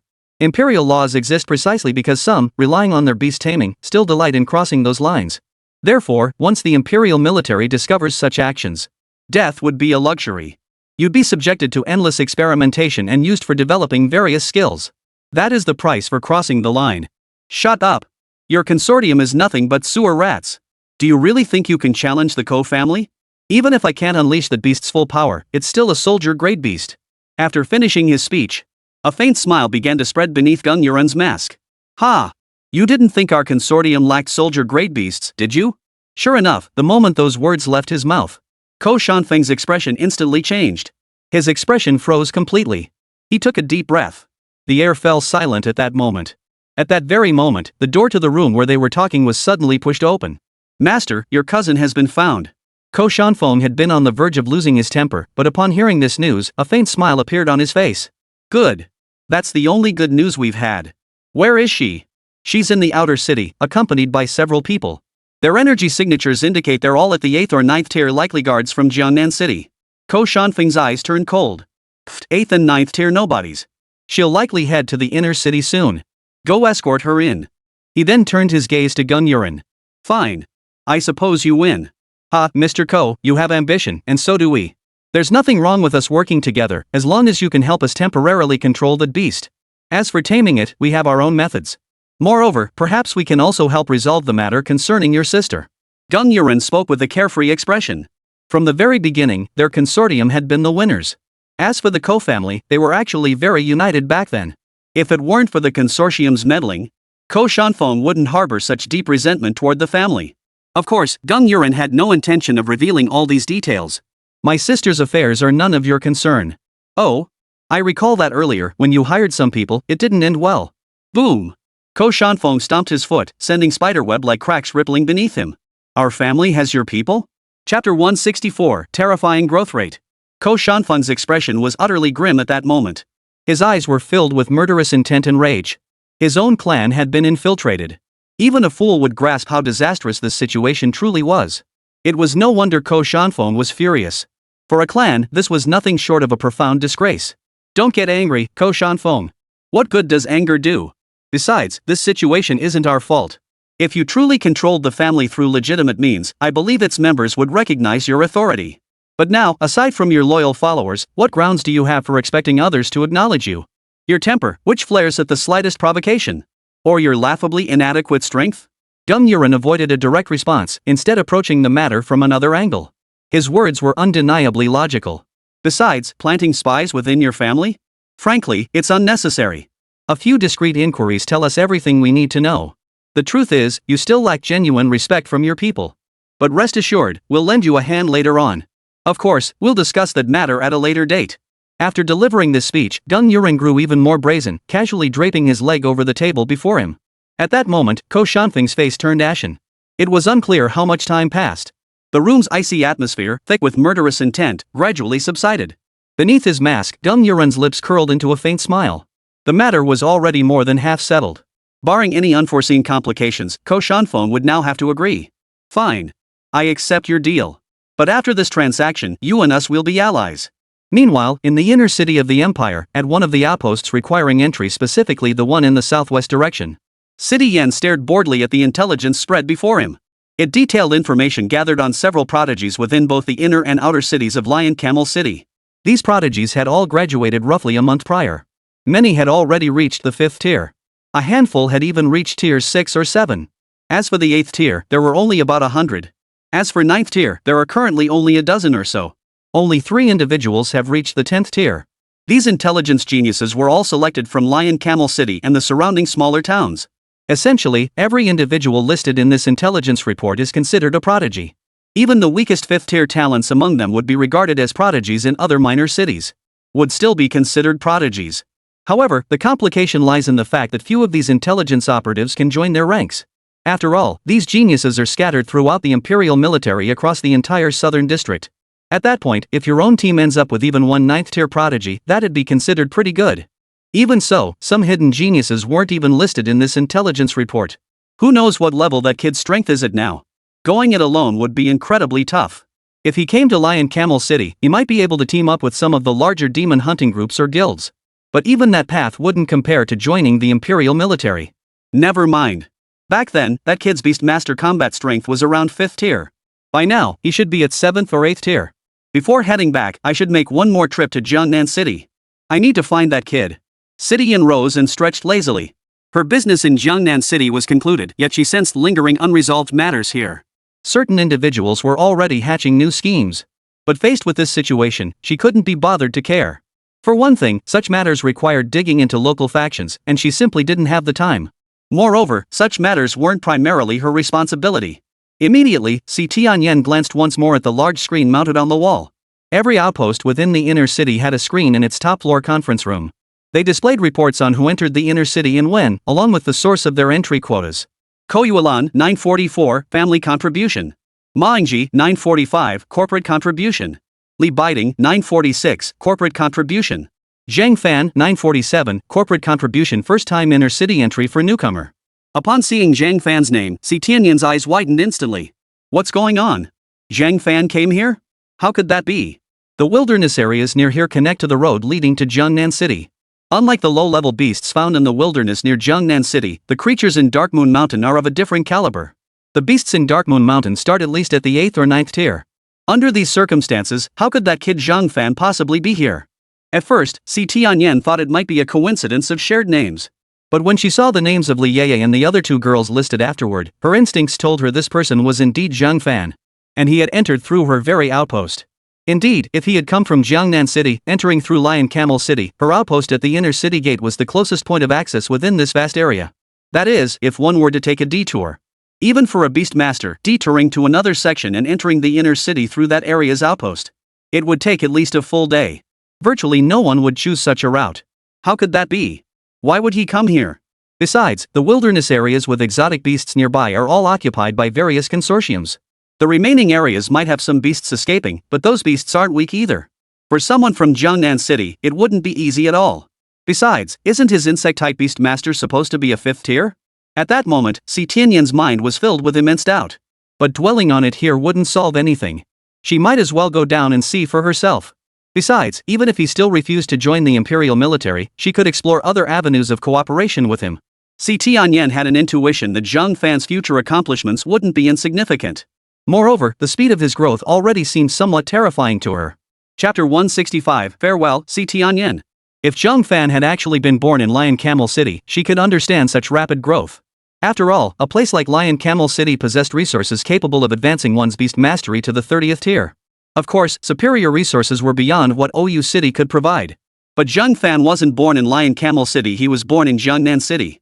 In that place where even an 8th tier powerhouse could lord it over others, advancing one's beast to the 8th tier was exceedingly difficult. This kid. Her intuition told her that Zhang Fan definitely harbored some secret. But she knew better than to pry into his secrets. Sometimes, truly offending a genius could invite trouble. Thus, in most cases, Si Tianyan chose not to antagonize prodigies. Without delay, Si Tianyan immediately set off to leave the area. She figured Zhang Fan couldn't have gone far. She might as well see if Zhang Fan was interested in joining her for some extra income. While others might not be up to the task, she sensed that Zhang Fan was different. At that moment, Zhang Fan and his companions had just entered the inner city. After receiving their identity tokens from the military officer at the inner city gate, Zhang Fan carefully surveyed his surroundings. His most immediate impression was that this place resembled a city within a city. He also noticed how incredibly bustling it was. Towering buildings stood everywhere, yet unlike in his previous life, most people strolled casually along the streets. Those in a hurry moved at a brisk pace. Of course, their pace was considerably faster than the vehicles of his previous life. Moreover, Zhang Fan noticed that the air here, especially beneath their feet, seemed to indicate something was placed beneath the inner city center. It seemed to be sustaining the entire inner city's operations. This place is truly unique. Perhaps this is the real Lion Camel City after all. Zhang Fan murmured thoughtfully. At that moment, Koningning couldn't help but stroke her chin. A look of recollection flickered in her eyes. I recall my grandfather mentioning when I was young that in the beginning, Lion Camel City had no outer city. Only an inner city existed. Later, as more people came here, certain consortiums sought to remove the celestial stars the Empire had placed here for research. In the end, the Empire dispatched troops here. They also established the Sky Rail system. That's how Lion Camel City evolved into what it is today. Koningning's explanation broadened the horizons of the four listeners. Zhang Fan nodded slightly. Though he was now quite curious about what exactly this heavenly heart was, this wasn't the time to discuss such matters. By now, he could feel numerous gazes fixed upon him. Of course, these gazes certainly weren't well-wishing glances. More than anything, they seemed intent on making him pay. If he wasn't mistaken, those gazes belonged to the Ko family. After all, the Ko family was one of the 10 major clans within the inner city of OU. Though there had been some internal shifts. But as the saying goes, a starving camel is still bigger than a horse. The Ko family still couldn't be completely underestimated. Alright, let's head to the Ko residence first. Yeah, if anything feels off, remember to follow our original plan. Of course, it might not come to that, but we need to have a backup. If things turn sour, you must leave immediately. No dawdling, don't waste a single moment. Zhang Fan stated bluntly. At the same time, he was thinking that once Ko Ningning's matter was settled, he would discuss with Luo Yexin and the others where they could accumulate resources. For instance, whether there were any scrolls for dungeons of the 10th tier or higher. Then, a single evolution could significantly boost the strength of all the women. He suddenly realized that from the very beginning until now, not a single day had passed without Zhang Fan lacking materials. Li Yeye and the other two women exchanged glances. Then they nodded toward Zhang Fan. But just as Zhang Fan took a few steps forward, he halted abruptly. What's wrong? Ko Ningning asked directly, glancing cautiously around her surroundings. Logically speaking, it's still broad daylight here. Their clan shouldn't be so arrogant as to dare attack her outright in the middle of the day. I sense someone rather familiar. Why not come out? If I recall correctly, you should be that military officer, Si Tianyan. Zhang Fan called out the other person's name directly. In truth, Zhang Fan and his group had only just entered the inner city not long ago. They were still within easy reach of the inner city's entrance. Si Tianyan? Who was that? Someone from the imperial military? Ko Ningning was utterly puzzled, but she chose not to speak. For at that very moment, she too saw a woman in a white military uniform walking slowly toward them. A pair of jade-like legs were tightly encased in trousers. She wore a white overcoat. Several insignia adorned her shoulders. Wearing glasses, the crowd couldn't discern the expression in Si Tianyan's eyes. Zhang Fan, however, had a strong intuition that she was targeting him. Admittedly, Si Tianyan was exceptionally attractive, and combined with her aura, she held immense allure not just for Zhang Fan, but for any man. However, Zhang Fan knew that any such temptation would risk exposing his true situation or rather, alerting the imperial military to something amiss about him. Therefore, he had no intention of joining the military. If the military developed any suspicions about him, that would be a major complication. I never imagined you'd arrive in Lion Camel City so quickly. Judging by the aura emanating from you, you're at the 10th tier. Your Beastmaster prowess has truly advanced rapidly. It seems your beast has undergone 1 or 2 more evolutions. I wonder what level of combat power your beast possesses now. Si Tianyan asked, her tone tinged with probing. Though she could have someone investigate it. But if it offered no benefit to her team, prolonged inaction would only diminish her influence within the group. Within the imperial military, seniority alone was synonymous with incompetence. As long as you had achievements, strength, and contributions, the military wouldn't shortchange you, and others would respect you. If someone in the imperial military tried to leverage their seniority, they'd likely be seen as a laughingstock. Chapter 166, The Giant Conglomerate. After hearing Si Tianyan's words, Zhang Fan stared at her in silence. It wasn't that he harbored any prejudice against her. It was more that he wasn't quite used to her yet. She still felt like a somewhat unfamiliar friend. 10th tier. It wasn't easy for me to get here. What do you want? Why did you stop us? Zhang Fan spoke calmly, his gaze appearing quite earnest. Anyone unfamiliar with Zhang Fan would likely believe his words. Though Si Tianyan didn't know Zhang Fan well. She trusted her instincts. Clearly, Zhang Fan's true strength likely exceeded his stated rank. 8 out of 10 chances, Zhang Fan's true combat strength was already at the 13th tier level.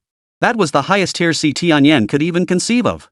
If his rank were any higher, Si Tianyan would undoubtedly find a way to bring Zhang Fan into the imperial military. Nothing much, just curious how you managed to get here. Seems I underestimated you before. I thought your background might hold you back. I never imagined you'd reach Lion Camel City so swiftly. As I said before, if you wish to join the imperial military, remember to contact me. I'll arrange special consideration for you. As he spoke, Tianyan's gaze shifted to Ko Ningning. Coincidentally, the actions of the Ko family were also connected to their previous endeavors. The Ko family's young lady? So, Zhang Fan, you're planning to get involved? I wouldn't recommend it. Even with a 16th tier rank, this situation is tricky. Si Tianyan's eyes lit up. She could tell that Zhang Fan was the type who valued loyalty and friendship above all else. Such people were often surprisingly easy to talk to. So you know about their family's situation? Could you elaborate? Ever since suffering a setback at the hands of the White Blood Consortium, Zhang Fan had shed a third of his arrogance. At the same time, his words caused Si Tianyan to raise her eyebrows slightly. Outwardly, she maintained a serious expression. However, inwardly, she was somewhat surprised. She had observed him very carefully just now. When she mentioned the 16th tier, Zhang Fan's expression hadn't changed much at all. One could even say he remained remarkably composed. Such an expression suggested that this young man's true strength was not merely at the 13th tier, but rather at the 17th tier level. It wasn't impossible for him to be even higher. Si Tianyan licked her lips. From this moment on, she would have to take Zhang Fan seriously. Truth be told, the current Zhang Fan left her even more stunned. No wonder she'd felt something different the very first time she laid eyes on him. There isn't much intelligence to share. I originally intended to ask you to handle some matters, but for now, you should focus on resolving the co-family situation first. Perhaps I'll seek you out again later. A faint smile touched Si Tianyan's lips. She had developed a considerable interest in Zhang Fan. She had never encountered anyone whose strength could increase at such an astonishing pace. It was almost absurdly fast. After all, if one calculated the time carefully, Zhang Fan had only graduated a month ago. His strength had completely surpassed those so-called geniuses in the intelligence reports. Moreover, there's another point: Zhang Fan hails from a small place like Jiangnan City, not from Lion Camel City itself. On the intelligence list, anyone who had reached the 9th tier of strength was almost invariably born in OU City. And they all had powerful factions backing them. Zhang Fan had reached his current position entirely on his own, without any backing. Si Tianyan sensed that Zhang Fan might just be capable of. All right. I thought you stopped us for something important. If that's all you wanted to say, then we'll be on our way. Just as Si Tianyan was deep in thought, Zhang Fan's words abruptly interrupted her musings. She nodded in agreement. And so, under her watchful gaze, Zhang Fan and his companions departed. However, at that very moment, several imperial military personnel slowly approached. The middle-aged man leading them shot Zhang Fan a peculiar glance. Then his gaze shifted to Si Tianyan. Why did you come out? The military's energy transport vehicle won't arrive for a while. That kid, is he also a genius? A 10th tier aura. Si Tianyan nodded lightly. Xiong Hongwan, that kid is no ordinary genius. He might be able to assist us. Take some men with you shortly, and we'll head to the co-family first. If all goes according to plan, we can close the net today. While we're at it, we'll grab that co-family brat too. He can't possibly think his actions went unnoticed. Xiong Hongwan nodded lightly. Yet a flicker of surprise still crossed his eyes. What's going on? How could it happen so fast? Weren't we supposed to wait a while? As for that genius, well, truth be told, anyone who could join the imperial military was a genius, wasn't he? Therefore, Xiong Hongwan didn't dwell on Zhang Fan for long. In the imperial military, rank served only as a reference. True strength could only be gauged through combat. Therefore, Xiong Hongwan didn't dwell on whether Zhang Fan was a genius. His current focus was on matters concerning the Co-family and the Tianyi conglomerate. Si Tianyan turned her head, fixing her gaze on Xiong Hongwan. What is it? Have you come up with something? Her gaze was as cold as ice. Xiong Hongwan couldn't help but shudder. I'm just curious, why are we pulling up the net so early? Xiong Hongwan spoke cautiously. In the imperial military, regardless of gender, if you were strong enough, you could speak your mind freely. If you weren't satisfied, you had to find a way to become stronger. It's a bit complicated, really. The reason lies with that kid. Get moving. Don't waste any more time here. Si Tianyan bit her lip. She had absolutely no clue how to recruit Zhang Fan into the imperial military. But letting Zhang Fan develop on his own felt like a waste of potential. Well, she'd just have to take things one step at a time. I've exhausted every scheme, yet he still refuses to join. Even if others came, there'd be little I could do. Persisting in recruiting him only to earn his aversion would be a losing proposition. After all, she still hoped to collaborate with Zhang Fan in the future. That way, she wouldn't have to seek out those giant conglomerates. Chapter 167, Zong Xiaotong. So this is your family estate? Truly befitting a Lion Camel City clan, they certainly don't skimp on scale. Just look at this front courtyard alone, entirely dedicated to scrolls for spatial expansion. Zhang Fan and the others had essentially accepted the inner city of Lion Camel City, a city within a city. But what he hadn't anticipated at all was this. The Co-family even employed space expanding scrolls for their front courtyard. Earlier, when Zhang Fan and the others had looked from outside, the entire co-residence hadn't seemed particularly large. In Zhang Fan's estimation, it was roughly the size of half a residential complex from his previous life. But upon stepping through the family gate, he suddenly realized it was nothing like that at all. The moment he stepped inside, he found a world of its own. The guide, upon hearing Zhang Fan's voice, sneered coldly. Hick, this isn't some space expansion scroll. It's a cave heaven expansion stone, far more precious than any scroll. Space expansion scrolls gradually lose their potency over time, eventually fading away completely.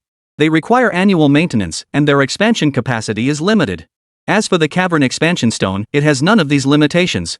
As long as you have sufficient energy cores and exotic beast materials to fuel it, the space can keep expanding indefinitely.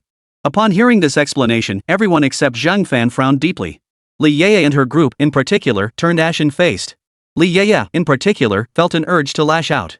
However, her movements appeared to the other party as nothing more than a child's playful scuffle, utterly disregarded. Zhang Fan gently pressed down on her shoulder. "Don't overstep your bounds. Don't forget, all of you are essentially servants kept by our family." Ko Ningning interjected sharply at that moment. He had intended to continue his tirade. But the moment he sensed several powerful auras approaching from within the clan compound, he shut his mouth immediately. After all, he could certainly curse and mock Zhang Fan and the others. But when it came to Ko Ningning, he dared not utter another word. Otherwise, the current family head would certainly not let him off. "Head of the family, Miss Ningning has been brought back to you. As for the others, I was unable to deal with them. Please punish me as you see fit." He immediately dropped to one knee. Ko Shanfeng emerged slowly, accompanied by several elders. He waved his hand dismissively, not even glancing at Zhang Fan, Li Yaya, or the others. In his perception, their strength was far too weak. "Go about your business. Ah, my dear sister. You finally returned. All the time spent searching for you was worth it. After not seeing you for a while, I must say you've grown even more beautiful." The moment Ko Shanfeng fixed his gaze upon Ko Ningning, he found himself utterly unable to look away. Especially after catching sight of Ko Ningning's face, he found himself utterly captivated. Only now did Ko Ningning understand why her cousin had been so eager for her return. After locking eyes with that gaze that seemed ready to devour her, Ko Ningning immediately hid behind Zhang Fan. "So you're her so-called cousin. Is this really appropriate? You look like some street thug." Zhang Fan spoke casually. His tone was casual, yet his hand had already seized the giant locust. Manhwa instantly came to life, obediently curling up in Zhang Fan's palm. Zhang Fan casually played with it. But Zhang Fan's gaze never left Ko Shanfeng. At that very moment, his single remark caused the atmosphere to grow tense. Several members of the Ko family gathered around, including many of the domestic servants who now looked pale. Earlier, many servants had been fiercely loyal to the old patriarch, only to be killed and fed to the family's livestock. "Boy, do you know what you're saying? I'm giving you a chance. Kneel down and kowtow a few times, and I'll let you go. Don't think this place is like your so-called Jiangnan city. 10th-tier cultivators are commonplace here, especially in the inner city. You could grab a handful of so-called 10th-tier cultivators at random." Ko Shanfeng stared at Zhang Fan, noticing the contempt in his eyes. Adding to his unease, Li Yaya and the others seemed to revolve around Zhang Fan. This instantly stirred a sense of imbalance within him. Damn it. What gives this kid the right? Especially Ko Shanfeng, seeing his cousin Ko Ningning clutching Zhang Fan's sleeve with one hand, her entire body practically collapsing onto his back. This scene only fueled his rage. Well, true enough. This isn't our city, or else we wouldn't have to go through all this trouble. No need for further talk now. Release your beast. Don't say I ambushed you. Zhang Fan spoke, then immediately hurled his beast, the mighty locust, forward. At that moment, neither Zhang Fan nor Ko Shanfeng and the others had any idea that imperial military forces had also infiltrated from other directions. These forces were led by Si Tianyan and Xiong Hongwang. Of course, Si Tianyan was the highest ranking officer among them. Additionally, there was one of Si Tianyan's associates, Zhong Xiaotong. Zhong Xiaotong wasn't part of the imperial military, she was essentially a seed being cultivated by a conglomerate as a potential heir. Sister Tianyan, did you bring us along just to watch this spectacle? That kid's aura reeks of bloodthirst.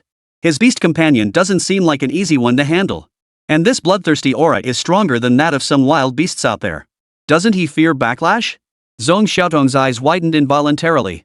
She'd seen people with fierce beasts before, but none carried such overwhelming bloodthirsty energy as Zhang Fan. There were two possibilities. One, Zhang Fan himself was no saint. The other possibility was that he commanded an exceptionally ferocious beast, one utterly loyal to him. Such a beast would obey Zhang Fan's commands even without a contract. Achieving such a level of obedience required years of dedicated training from a young age. Otherwise, it would be utterly impossible. Yet her words caused Xiong Hongwang to fix his gaze on Zhang Fan, scrutinizing him several times over. Suddenly, a sense of danger flashed through his mind. This kid. Chapter 168. Ko Shanfeng stunned, hurries to recruit. At that moment, both Xiong Hongwang and Zhong Xiaotong were taken aback. For Zhang Fan's current composure, the aura emanating from him, and the beast he had just summoned all felt somewhat. Who would have thought this kid's beast mastery has another one? A high-tier 7th rank aura?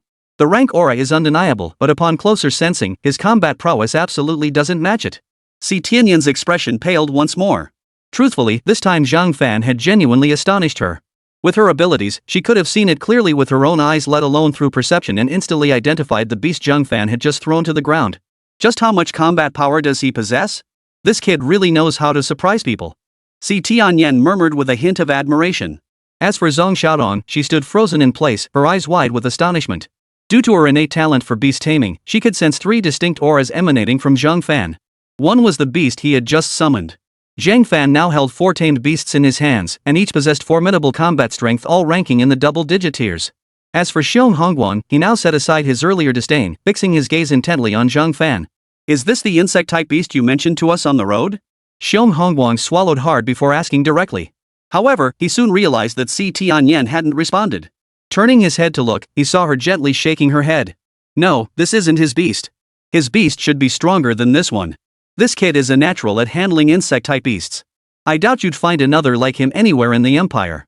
He graduated just a month ago, yet already commands 2 beasts with combat power exceeding 10 tiers. And he achieved this entirely on his own, without relying on any family connections. Truly remarkable. This time, Si Tianyan made no effort to conceal his admiration for Zhang Fan. At that moment, Zhong Xiaodong snapped back to her senses. Swallowing hard, she drew a deep breath. She also gently wiped the fine beads of sweat from her forehead. Sister Tianyan, perhaps you should reconsider the accuracy of your intelligence. I swear on my talent he possesses not 1, but 4 beasts. Moreover, one of them is significantly stronger than the one he's displaying now.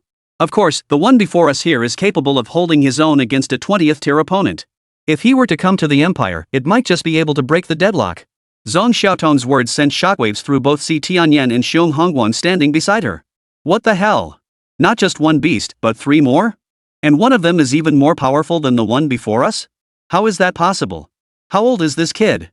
But upon reflecting on Zhong Xiaotong's earlier words, it seemed he hadn't been joking at all. So, if that's the case. For a moment, Si Tianyan's desire to recruit Zhang Fan into the imperial military grew even stronger. Meanwhile, Kai Xiongguang and the other imperial military officers standing nearby were momentarily stunned. Helping the empire break through a stalemate? That seemed a bit too far-fetched. Xiong Hongguan was completely dumbfounded. Hold on, no, it's just an insect-type beast, right? Captain Tianyan, from what you said earlier, this kid's other beasts are probably insects too. These bugs can only catch someone off guard, right? And, just as Xiong Hongguang was about to continue speaking, Si Tianyan immediately raised a finger. Xiong Hongguang fell silent. Then watch closely. Soon you'll understand why I'm so invested in this kid. In the Empire, there are plenty who toy with insect-type beasts, but someone like him? He's the only one. At that moment, Ko Shanfeng and the others also saw the beast Zhang Fan had summoned. He couldn't help but stare in shock, and even the other clan elders froze for a moment. What on earth was this? Ha! This is your beast? Are you sure you don't want to ambush me? My beasts alone could take down 100 of these things. And 7th tier advanced? You actually have the nerve to show this off in front of me? Ko Shanfeng, snapping out of his daze, immediately launched into a tirade of scathing mockery. His heart was boiling with resentment. At that moment, Ko Ningning was hiding behind Zhang Fan, equally seething. Why did Zhang Fan get to be surrounded by all these beauties? And what about him? Born into an inner-city family, he didn't even have a single woman by his side. That alone was enough to infuriate him. But soon, his laughter began to fade. The locust, which had been no larger than a finger just moments ago, suddenly stood upright on the spot while rapidly swelling in size. In the blink of an eye, its body reached 300 meters in height. At this height of roughly 300 meters, it was an absolute colossus within the courtyard. The air itself seemed to freeze in that moment. Standing 300 meters tall on 2 legs, it held a 100-meter-long golden broadsword over its shoulder. Beyond that, an utterly terrifying aura of malevolence radiated from the giant locust, pressing down upon the entire scene. Upon sensing this terrifying aura, everyone froze in shock. They suspected that the creature standing before them was no ordinary beast rider, but a beast king. This kind of beast rider, how is this possible? Ko Shanfeng couldn't help but suck in a sharp breath. Yet, without a moment's hesitation, not even considering summoning his own beast, he immediately activated his innate ability while simultaneously producing a scroll. He then addressed the other elders. Hold it off for me first. Once I summon that old man's beast, victory will be ours. Well done, little sister. I underestimated you. I never imagined you could find such a master from Jiangnan City. Hey, kid, you still have time to become an elder of our clan. Otherwise, I'll show you just how terrifying a soldier-grade beast can be. Chapter 169, Awe at the Power of the Mighty Locust. At that moment, the numerous elders of the Ko family exchanged glances. But at that very moment, Zhang Fan turned his head to look directly at Ko Ningning. Now is your moment to prove yourself. If you truly wish to control your own family, hiding behind me won't do. It's time to show your courage. Zhang Fan chose not to have the locust swarm attack immediately. Ultimately, he also wanted to see just how powerful these so-called soldier-grade beasts, controlled by Ko Shanfeng, truly were. Moreover, this moment also presented an opportunity to test Ko Ningning. If Ko Ningning could step up now, the Ko family would finally have a reliable leader. He certainly didn't want to help Ko Ningning complete the commission only to see the family head replaced again in a month or two. That would be a real pain in the ass. However, based on Zhang Fan's understanding of Ko Ningning, she possessed the capability to rise to the occasion. It could be said that Ko Ningning's own understanding and inner vision were not lacking. The only thing she lacked was her own strength. And now, in a way, he had helped Ko Ningning bridge that gap. Still, relying solely on himself wouldn't be enough. Ko Ningning still needed to step up herself. Otherwise, she'd be beyond redemption. At that point, not even 10 Zhang Fans combined could fix the situation. Clearly, Ko Ningning understood this point very well herself. Sure enough, after Zhang Fan finished speaking, she immediately took a decisive step forward. Honorable family elders, you now have two choices. 1. Immediately release your beasts of command and await your own deaths alongside them. Or continue to attack us alongside my cousin. I advise against this course. It will be the worst possible outcome for you. After stepping forward, Ko Ningning's face bore no trace of fear, growing increasingly composed. At that very moment, Zhang Fan seized 6 wings with one hand. He sensed that many eyes were watching them from the shadows. Though he had no clue what their true intentions were. But after the White Blood Corporation incident, the current Zhang Fan was certainly not the same as he once was. He carried no illusions about the world. It was normal for the wilderness to have no rules, but within the city, some people still preferred to operate outside the law. After all, the potential rewards were too great for many to resist taking the risk. Zhang Fan himself was no exception. Sure enough, after Ko Ningning spoke those words, some elders immediately began to waver. Earlier, they had been startled by Zhang Fan's beast-taming abilities. Coupled with Ko Shanfeng's firm command, they instinctively regarded Zhang Fan as an enemy. From Ko Shanfeng's perspective, such reasoning was entirely justified. But everyone present understood. Ko Shanfeng had never truly earned his position. Moreover, the more crucial point is that Ko Shanfeng previously relied on the intervention of another faction. This was what enabled him to control the old patriarch's beast. He even went so far as to kill the old patriarch. Some, driven by the pressure of life and death, chose to submit. But this did not mean they were ever truly loyal to Ko Shanfeng. On the contrary, they had always harbored resentment toward Ko Shanfeng, though they had never voiced it. You, Ko Ningning, you bloody brat, you've succeeded in enraging me. What are you all standing around for? Don't tell me you actually think he can defeat the old man's beast with just this one? Yet as Ko Shanfeng spoke, the surrounding elders' brows furrowed deeply. Not a single one chose to summon their own beast to demonstrate unwavering support for Ko Shanfeng. This reaction was actually quite understandable. Fundamentally, some among them supported Ko Shanfeng solely for immense personal gain. Others, while not motivated by such interests, had submitted to the old patriarch out of necessity when circumstances forced their hand. They were loyal to the old patriarch. However, the previous situation had been one where circumstances forced their hand, leaving them no choice but to submit. For a moment, the scene before him nearly gave Ko Shanfeng a stroke. After all, who could bear to see their own supporters standing frozen in place, staring blankly at the critical moment? For anyone in his position, to claim they weren't furious at such a spectacle would be utterly impossible. It seems your hearts have already made their choice. Come to us now, and I will forgive the past. Ko Ningning poured fuel on the fire at that very moment. Her gaze remained fixed on Ko Shanfeng, unwavering, her eyes gleaming with murderous intent. If her suspicions were correct, perhaps even the deaths of her own parents were inextricably linked to Ko Shanfeng. It was highly probable that their deaths had been actively orchestrated by him. As this thought crossed her mind, Ko Ningning couldn't help but recall the past. Back then, she had trusted him so completely. Now it seemed she had been kept completely in the dark. In that moment, the murderous intent within her surged to its peak. At the same time, besides Si Tianyan, Zhong Xiaodong and Xiong Hongguang stared wide-eyed, their eyes nearly popping out of their sockets. The reason was simple enough: they never imagined Zhang Fan's beast could grow larger. And the scale of this growth was downright terrifying. It started at 100 meters in size. Even Si Tianyan was profoundly shocked upon witnessing the colossal scale of the giant locust's body. In her estimation, the mighty locust should have been around 100 meters in size, not the terrifying 300-meter monster it now appeared to be. She even noticed 3 golden broadswords hanging from its back. This meant the Beastmaster hadn't even unleashed its full power. If it were to unleash its full power, so-called soldier-grade beasts would be utterly useless in combat. They would likely be annihilated in the blink of an eye. The strength of this beast surpasses my imagination. Does a 7th-tier, high-grade beast already possess combat power of this caliber? Chapter 170, Traitors, I will slay you all. Just as Si Tianyan spoke, Zhong Xiaotong and Xiong Hongguang both snapped back to their senses. Only then did they grasp the terrifying extent of Zhang Fan's potential. First, Zhang Fan's beast was merely a high-tier 7th rank. Frankly, such a rank from anyone else wouldn't have warranted their attention. After all, in a small town, a 7th or 8th tier practitioner might be worth a second glance. But in a place like Lion Camel City, it wouldn't draw a second glance. Even reaching the high tier ranks would only draw a nod of acknowledgement at most. What truly matters is quantity, how many 10th tier practitioners a faction actually possesses. But what about Zhang Fan? A high tier 7th tier beast master, what does he need now? He now requires Ko Shanfeng to deploy the beastmaster of the family's old patriarch to handle the situation. They had long been aware of the Ko family's situation, perhaps even more so than Ko Shanfeng himself.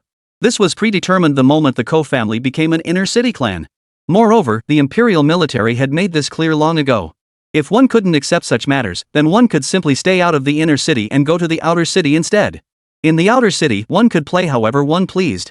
But within the inner city, certain rules must be observed. The inner city of Lion Camel City was essentially its very core, making any major mishap utterly unacceptable. At this moment, Ko Shanfeng had to deploy a 2-star soldier grade beast to counter Zhang Fan's mount. This alone spoke volumes about Zhang Fan's potential. The beast Zhang Fan had trained was exceptionally formidable, even by the standards of the imperial military. If Zhang Fan possessed only this one beast, they might simply attribute it to good fortune. The beast's innate talent was commendable. But Zhang Fan possessed more than one beast. Combined with Zhong Xiaodong's perception abilities to investigate, it was revealed that Zhang Fan had a full 4 beasts under his command. Under these circumstances, it became abundantly clear that the credit for training such formidable beasts lay primarily with Zhang Fan himself. Perhaps he harbors many secrets that is the core of his strength. Remarkable. Now, if this young man were to truly exert his full power, most would be unable to hold him back. Si Tianyan murmured in admiration once more. At the same time, she realized just how terrifying Zhang Fan's current beast mastery truly was. Don't forget, Zhang Fan's beast is currently only at the 7th rank. If it were to reach the 20th rank and then undergo another soldier grade evolution, his combat power would likely surpass that of a 2-star soldier grade beast, equating to a 4-star soldier grade beast. At that point, he could shatter the myth that beast tamers within the same soldier tier cannot transcend their rank. Captain Tianyan, I finally understand what you meant by helping the Empire break through its impasse. But this kid, didn't he say he didn't want to join the imperial military? Xiong Hongguang now understood that allowing someone like Zhang Fan to develop outside the empire truly represented a loss for the empire. The crucial question, however, was how to recruit Zhang Fan into the imperial military? Forcibly snatching him away was clearly not an option. Offering resources to recruit him seemed risky. He might seek resources elsewhere, not necessarily from the military. Larger conglomerates and more influential families were all potential trading partners for him. Don't look to me for answers. I'm stumped too. Right now, this kid is busy setting up his own logistics. He might even have made friends with some factions in the outer city. If it weren't for the fact that this kid doesn't harbor those unwarranted ambitions, I genuinely fear he might do something reckless. The empire today is not the empire of the past. It cannot weather turmoil and emerge unscathed. Si Tianyan drew a deep breath. Zhong Xiaotong and Xiong Hongguang both widened their eyes at that moment. Matters concerning the empire were generally not something to be discussed casually. Enough. We'll discuss him another time. Let's focus on when those Skywing Group people will make their move. By all logic, it should be imminent. Si Tianyan swiftly redirected the conversation. It was precisely this move by Si Tianyan that allowed Xiong Hongguang and Zhong Xiaotong to breathe a huge sigh of relief. Imperial affairs were not something they dared to speak of lightly. The Ko family courtyard was now completely divided into 2 factions. One faction included Zhang Fan and his group. Behind them now stood the majority of the household servants, the 4 elders, and many of the family's pillars of strength. Indeed, the Ko family lived up to its reputation as one of the 10 great families of the inner city. Even at this moment, Zhang Fan's glance swept over them, revealing nearly 100 individuals radiating 13th or 14th tier auras. And in the hands of these individuals, there might be more than one beast companion. Moreover, who knew how many hidden cards these individuals held up their sleeves? Truly worthy of being one of the 10 great families. The only real pity was the presence of that scoundrel Ko Shanfeng. Otherwise, Zhang Fan would have had to be far more cautious about the Ko family's current rise. But alas, in this world, there are often no such things as what-ifs. At best, there's only regret. You. Absolutely. At that moment, Ko Shanfeng watched as the majority of his clan members sided with Zhang Fan and his group. His face twisted into a look of sheer madness, his eyes bulging like 2 red beads. The veins on his forehead bulged one after another. Even the air around him radiated a faint aura of malevolence. After all, the stronger one's beast companion grows, the more the beastmaster often gains enhancements from its power. These so-called enhancements extend far beyond mere physical prowess. They also extend to spiritual abilities to a certain degree. However, most people only use it to enhance their innate abilities. You traitors! Just wait. Soon, the old man's beasts will be unleashed in full force. Then, I will slaughter every last one of you. Ko Shanfeng roared, his voice chilling to the bone. Chapter 171, If You Can Force Me to My Limits. After Ko Shanfeng's words fell completely silent, even those who had chosen to support him at this moment couldn't help but frown. At the very least, a family head should possess basic rationality under any circumstances. That much should be maintained. How could he lose his composure so quickly? Remember when the old patriarch was killed by Ko Shanfeng? He had merely sighed helplessly. Though anger still burned within him, in the end, the old patriarch's heart had softened. Otherwise, how could a petty villain like Ko Shanfeng, such a hypocrite, possibly prevail? That's ridiculous. Betrayal, cousin. You were the one who killed our great-grandfather. By all logic, you're the traitor. We can't be called traitors, Ko Ningning declared furiously. At that very moment, her heart burned with renewed fury toward Ko Shanfeng. If not for Ko Shanfeng, she would still be within the family. If not for Ko Shanfeng, her great-grandfather. Originally, Ko Ningning's anger toward Ko Shanfeng had been merely a desire for retaliation after being hunted down. But now? This wasn't about retaliation anymore. This was rage fueled by the need to avenge her family. Oof. That old fool doesn't understand what his beast-taming skill truly means. All these years, he's either endured or yielded. He's far too weak. Now, his beast control has finally fallen under my grasp. Ko Ningning, don't get too cocky. Just wait. Once I defeat this brat, I'll hunt you down. I'll torture you day and night until you curse the day you were born. Such venomous words. Apart from those hiding in the shadows of the Tianyi Consortium, most of the others wore expressions of icy coldness and fury. There was no other reason such words were simply too outrageous. They even began to regret not joining Zhang Fan's side immediately. No matter how one looked at it, Ko Shanfeng was simply inadequate as a family head. Though he now held dual roles as both family head and clan chief. But fundamentally, he had only reached his current position through the aid of outsiders and by resorting to ambush tactics. If he had to prove himself in a fair contest, Ko Shanfeng was scarcely worthy of the title of family head. The term petty villain fits him rather well. At this moment, those supporting Ko Shanfeng understood that what they truly valued was not his strength, but his connection to the Tianyi group. That is the true foundation. The rest boils down to the beast under Ko Shanfeng's control. Calm down, patriarch.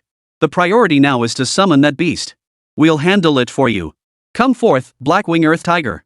One of the elders immediately summoned his own beast.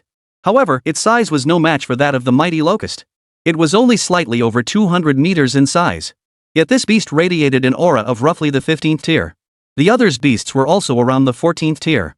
Excluding Zhang Fan's locust, there were actually over a dozen beasts present. Most of these beasts hovered around 100 meters in size. As for their ranks, a few beasts were at the 12th tier level. So many beasts? I wonder if our choice was the right one. Right or wrong doesn't matter anymore. I've had enough of him. He loses his temper far too easily. It's fine. We'll deploy our beasts too and lend the young miss a hand. As for Ko Shanfeng? In my opinion, he doesn't exist within the Ko family anymore. Everyone, no need for further discussion. Let's each contribute what we can. Our resistance was futile before, but now. Those who had sided with Zhang Fan now spoke in rapid succession, sealing the matter outright. They were now preparing to release their own beasts to aid Zhang Fan. But at that moment, Zhang Fan stepped in to stop him. There's no need.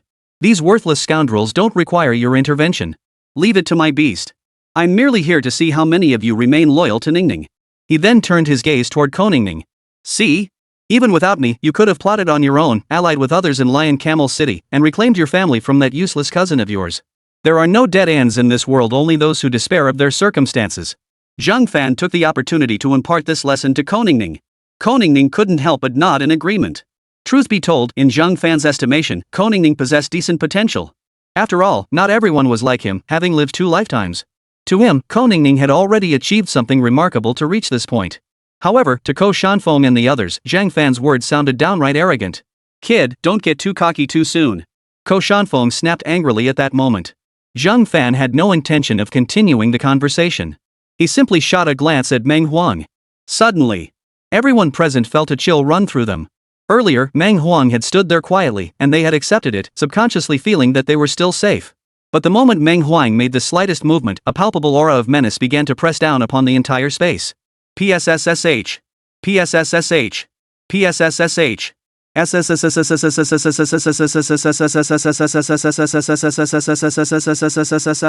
In an instant, the massive broadsword in the giant locust's grasp slashed out 3 blinding streaks of light. The crowd only saw 3 streaks of golden light flash by before most of the beast riders on the field were cleaved clean in 2. There was no back and forth exchange, no stalemate whatsoever. Even the strongest beast of a certain elder, the twin-winged earth tiger, had one of its legs severed cleanly. Arrogant? I'm not arrogant. Truth be told, if I were to unleash my full power against the likes of you, you wouldn't even have the right to stand before me. Understand? Besides, my beast hasn't even shown its full strength yet.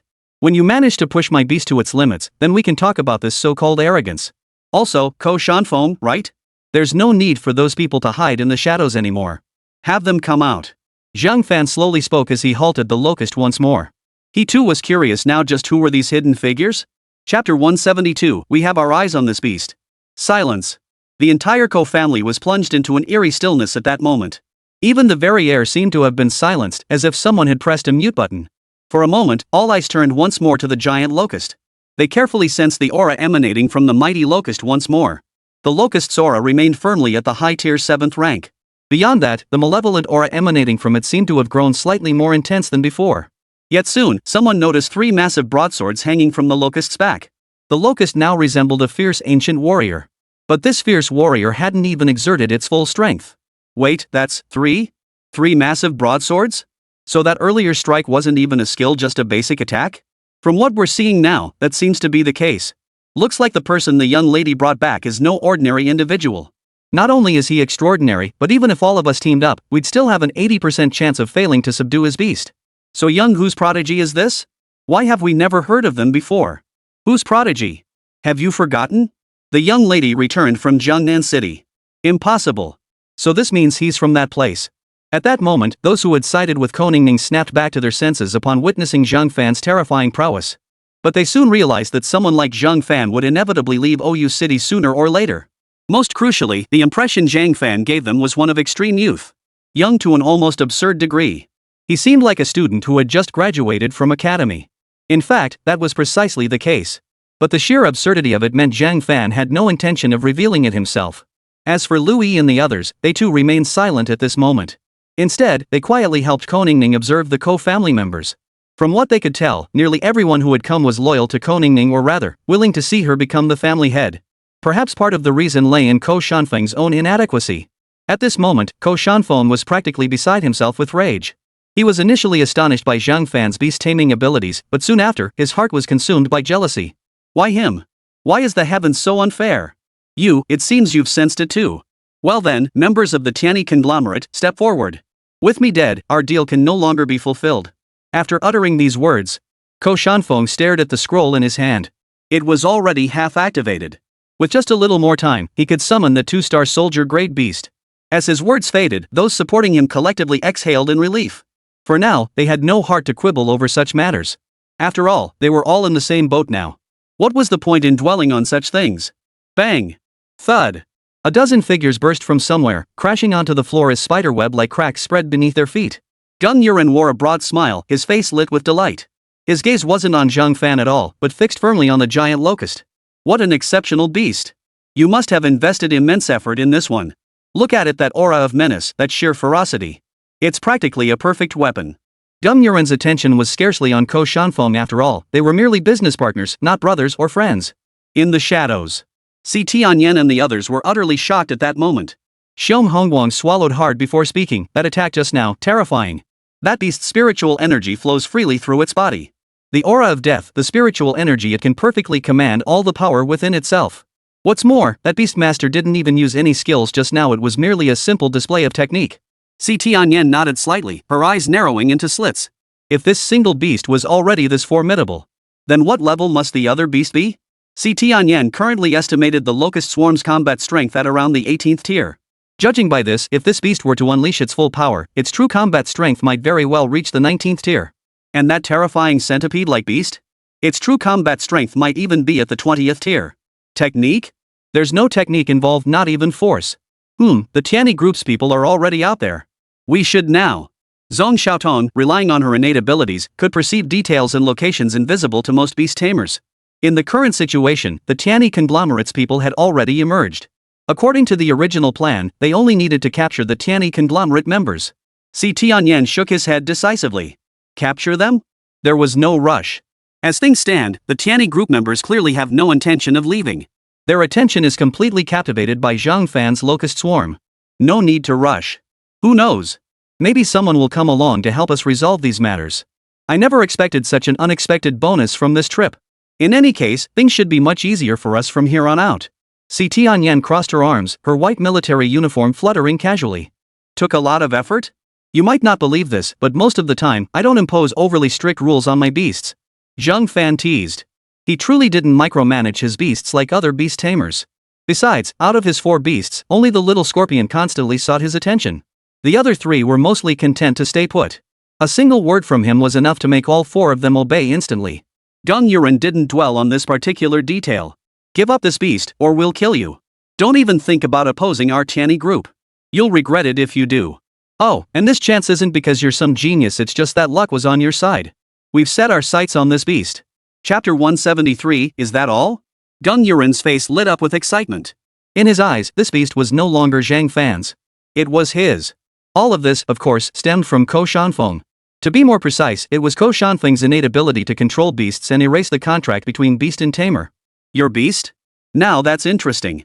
So what are you two planning to do? Zhang Fan showed no sign of urgency. While other beasts, especially the radiant mantis, were indeed vulnerable to ambushes. But the mighty locust was different. It feared ambushes not at all. Skills like mountain body could even immunize against attacks from beasts over 20 ranks higher. Faced with such near invincibility, Zhang Fan couldn't even imagine how he might lose. Yet some figures remained hidden in the shadows, not stepping forward. One aura felt strangely familiar to him, yet the presence of others remained unfamiliar. Were there still others lurking in the shadows? Zhang Fan asked himself, though he remained unflustered. After all, the mighty locust feared no ambush. If any dared to reveal themselves, he could simply unleash his poison scorpion. So it seems you have no intention of voluntarily severing your contract with this beast. Well, that's fine. Let me show you the combat prowess of a 20th tier beast. Release the poisonous bees and fanged bees, give this kid a lesson. Gang Yuren fixed his gaze on Zhang Fan. In his view, Zhang Fan had merely been fortunate. This also demonstrated that Zhang Fan's beast possessed exceptionally strong foundations. Earlier, he had observed from the shadows that this beast's combat strength should be at the 18th tier level. It was even quite possible that the beast's combat power had reached the 19th tier level. However, the 20th tier was a watershed, not something easily crossed. As Gang Yuren finished speaking, several black-robed figures behind him simultaneously produced scrolls, tearing them open. Streams of energy shot from the scrolls into the air, and soon, 2 massive figures began to solidify. They were 2 bee-like beasts. However, these beasts were not particularly large. In fact, they were quite ordinary, measuring only about 10 meters in size. They could be considered giant bees. After all, ordinary bee-type beasts of burden weren't usually this large. Yet Zhang Fan could distinctly sense that this beast's aura wasn't particularly strong. Moreover, it seemed as though its own will had been suppressed, preventing it from unleashing its full combat potential. Observing its form, not just Zhang Fan, but anyone could tell something was seriously off about these 2 beasts. Black runes adorned their wings and the regions around their abdomens. The Tiani Consortium's beast controlling technique cannot manipulate soldier-grade beasts, but any beast not of that rank can be controlled. Who would have thought that bastard Ko Shanfeng actually found the Tiani Consortium? The Skywing Consortium, their people actually dare to show up here so openly. Aren't they afraid of death? The Imperial military has warrants out for their capture. Lately, many Imperial military personnel have been busy recruiting prodigies, leaving them temporarily understaffed. That must be the situation. Of course, if they'd left later, they'd still have been caught by the Imperial military. The Ko family members standing by Zhang Fan's side spoke one after another. Their expressions betrayed palpable concern. Many turned their gaze directly toward Zhang Fan, seemingly trying to read his expression. After all, they themselves didn't know much either. Although these 2 beasts seemed unable to fully unleash all the power of the 20th tier, they might not rely solely on brute force tactics. For instance, they might employ tactics like poison needles. Combined with what Gang Yuren had just said, everyone present now saw Zhang Fan's beast taming as a sure victory for them. 20th tier? So these beasts aren't even your own? Do you really think you're strong just by relying on underhanded tricks? Zhang Fan merely gave Gang Yuren and his group a cursory glance, showing no intention of scrutinizing them further. They were merely a group controlling others' beasts to oppress others, then manipulating those beasts further. This snowballing approach might be effective for a conglomerate, but it made far too many enemies. Moreover, such a development model was fundamentally unsustainable. No wonder the Empire had chosen to issue warrants for their arrest. Judging by the situation, it was nothing short of a miracle that their consortium still existed and hadn't been wiped out. Underhanded tactics? Poof. As long as we win, what does it matter how we do it? Poison Bee, paralyze that beast with your venomous stinger. Fong Peak, guard against counterattacks. Gang Yuren barked the orders directly. Upon hearing these words, Koningning couldn't help but feel a surge of anxiety. With her intellect, she could easily piece together the situation. Most likely, the plan was to first induce some form of paralysis in Zhang Fan's beast. Then exploit her cousin's innate ability. Be careful, they're planning to. Before Koningning could finish explaining, the poisonous bee had already unleashed its skill. A jet-green venomous dart shot forth from its tail. In that instant, a vivid emerald-green streak sliced through the air. Such an attack made everyone's hearts tighten involuntarily. Ko Shanfeng and the others, however, wore smiles on their faces. Ha ha ha, this time, I'll see how you can. Crack! Crack! Suddenly, the smile froze completely on Ko Shanfeng's face. Not only him, but even Gung Yuren and the others froze in shock at that moment. The dark green poison needle struck the giant locust's body like a fragile toothpick. On the giant locust's body, it left not even the slightest trace. The crisp sound it made upon hitting the ground. To everyone present, it felt as though a spell of silence had been cast upon them. It made everyone hold their breath. Zhang Fan raised an eyebrow. A mere 20th tier attack? To damage the mighty locust's immovable body, one would need to strike while it was moving at high speed. Otherwise, the moment it halted, its immovable mountain body activated automatically. Ordinary beast tamers stood no chance against the mighty locust. Unless one could absolutely overwhelm its power, defeating the mighty locust was nothing short of a fairy tale. Is that all? Chapter 174. No rush, we don't need to help him yet. Zhang Fan's words seemed to shut down the collective silence. Many present found themselves opening their mouths, yet no words came out. Only their senses swept over the mighty locust's aura once more. High tier 7th rank, right? What was going on? Your attacks are too weak. Do you have any other beasts? Release them all now. This is likely your only chance. Zhang Fan's lips curled upward. Next, it was time to see just how powerful the hidden figures truly were. If those lurking figures couldn't resist intervening now, it would only prove their strength was on par with the Tianyi group's forces. If they didn't move, then he'd wait. Zhang Fan refused to believe that even after the entire Tianyi consortium was wiped out and Ko Shanfeng dealt with, the hidden figures would still refuse to emerge. As Zhang Fan's words fell silent, Meng Huang also lost a bit of interest. In truth, he shared Zhang Fan's thoughts. He had assumed these two tamed beasts might possess relatively strong combat capabilities. But now it seemed they weren't much stronger after all.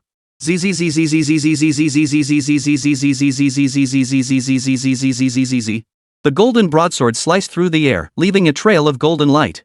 Unlike before, this strike didn't hit the two beasts. Instead, the two beasts dodged it. In that instant, the Locust Lord grew serious. After all, these were creatures of the 20th tier.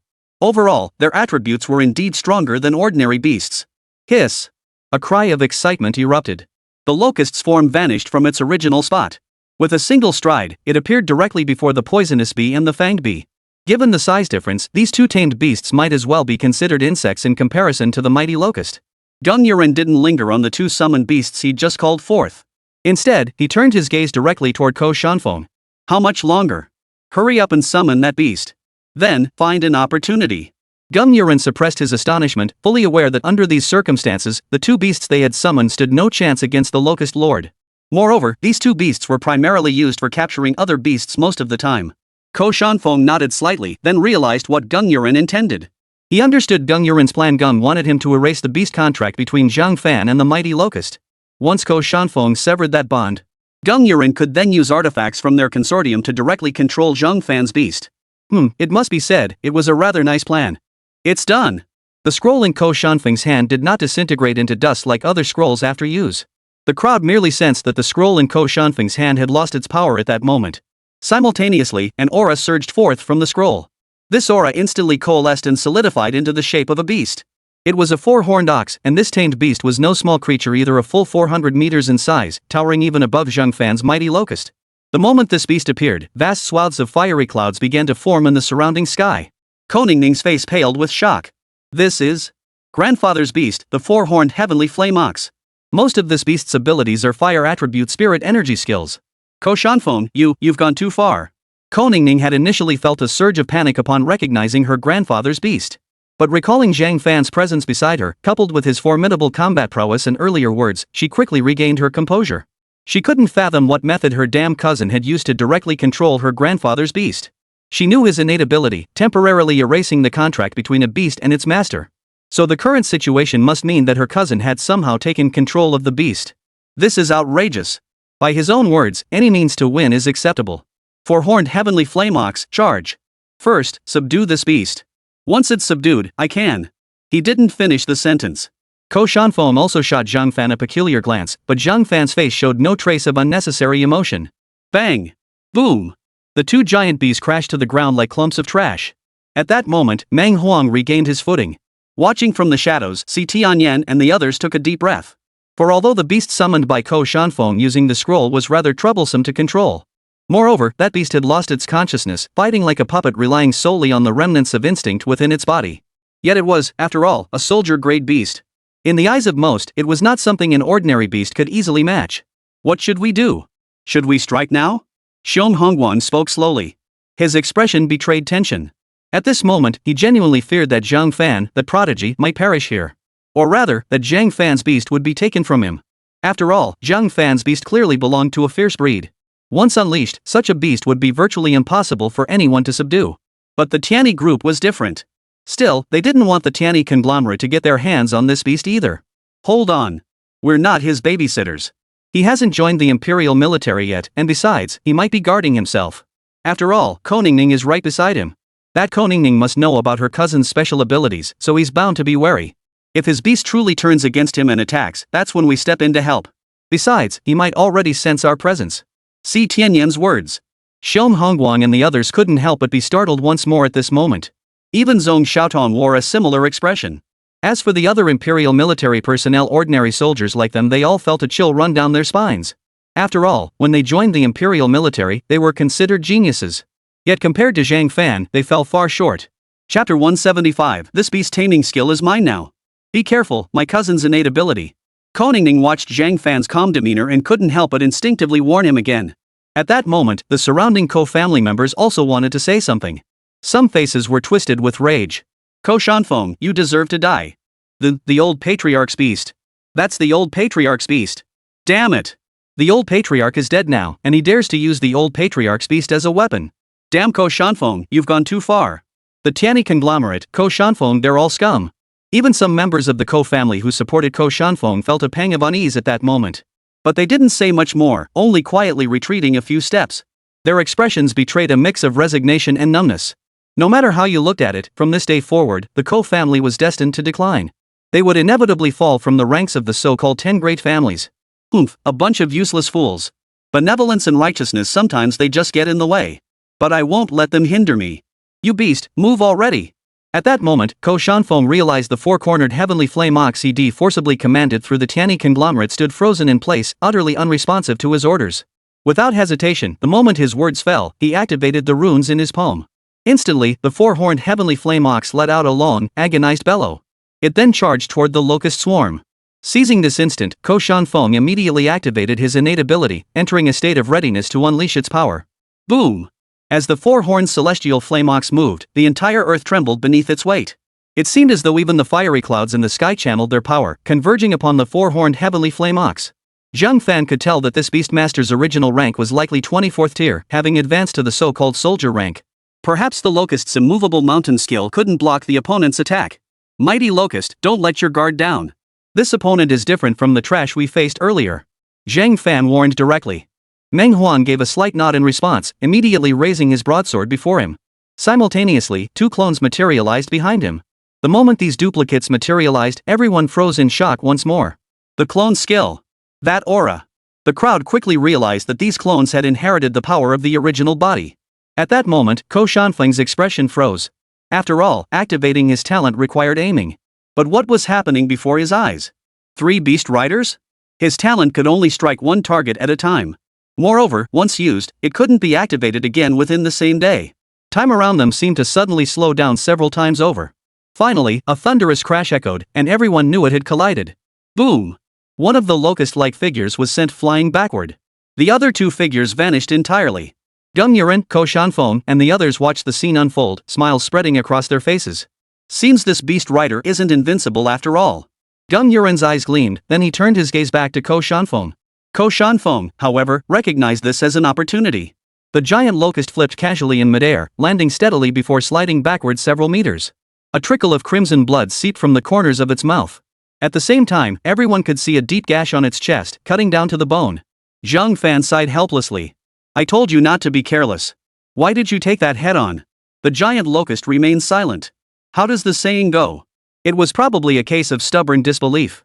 Just moments ago, that was precisely the locust's state of mind. It simply couldn't fathom that it might fail to block the attack.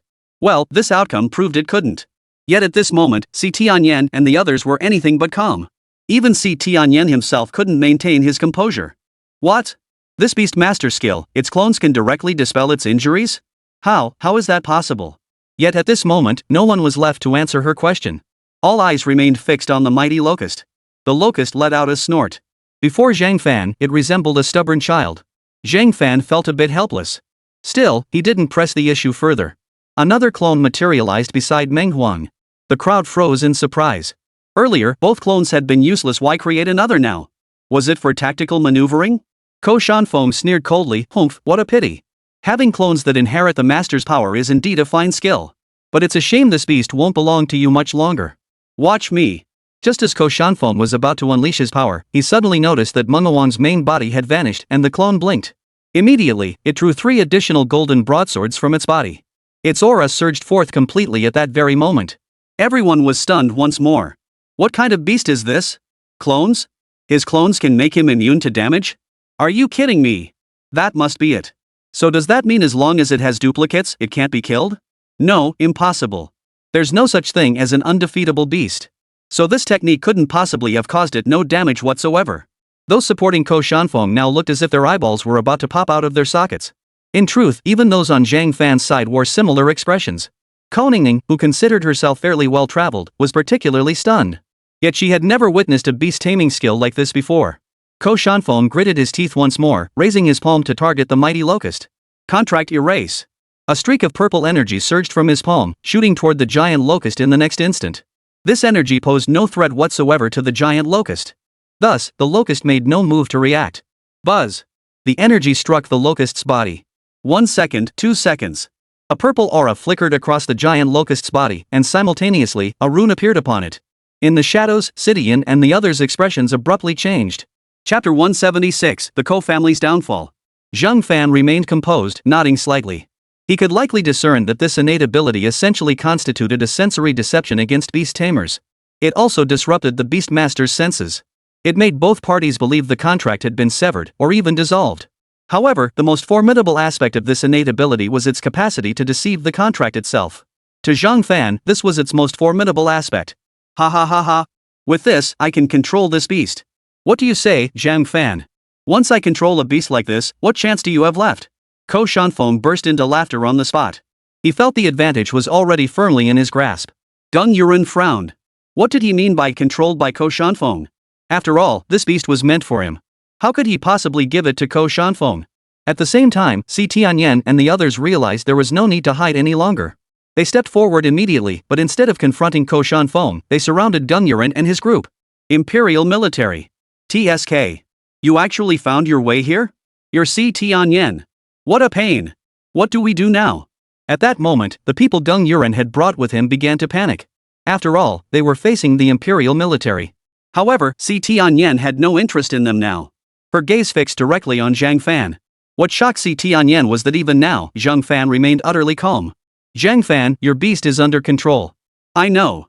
So it was you. I kept wondering who was lurking in the shadows all this time. Zhang Fan's expression remained utterly relaxed. If the poison scorpion had been controlled, he truly wouldn't have been certain whether it could sense his location. If the scorpion couldn't detect him, it would undoubtedly go berserk. At that point, he wouldn't be entirely confident he could calm it down. But the locust was different. While it would likely fly into a rage, it would never attack him. Zhang Fan, is it? Today, even with the Imperial Army present, you will die. This is a grudge between you and the Ko family. The Imperial Army has no reason to interfere. Golden War Insect. I've given you a new name. Now, kill your former master. Ko Shanfeng stared at the mighty locust with a broad grin. Yet the mighty locust erupted in fury instantly. After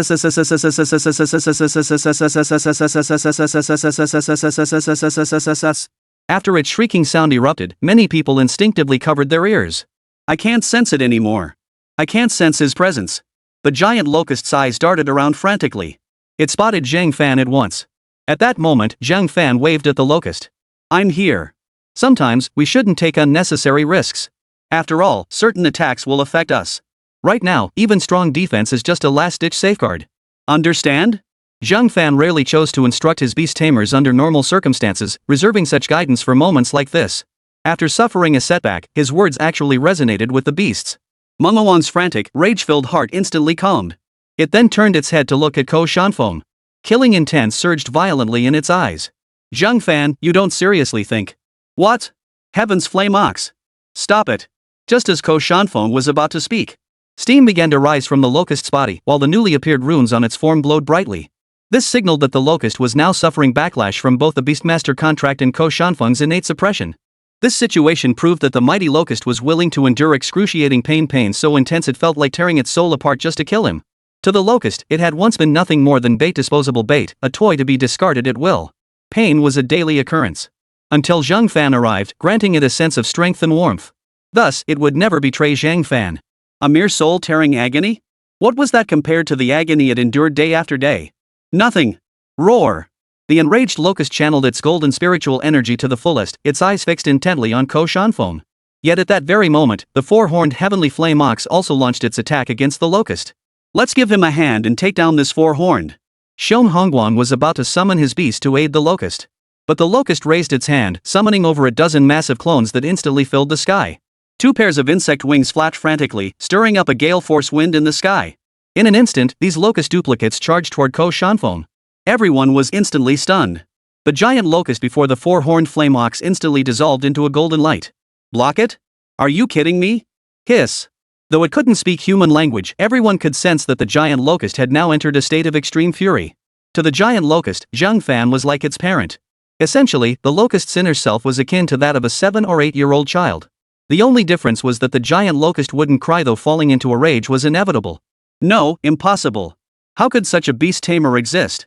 Ko Shanfeng's face was etched with shock, and a sense of despair crept into his heart.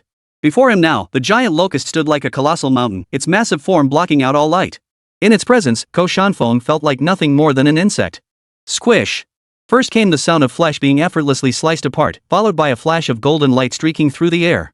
At that very moment, Ko Shanfeng was cleaved clean in two. The instant he died, the purple runes on the giant locust's body vanished completely, as if they had never existed at all. Those around them stared wide-eyed, watching the scene intently.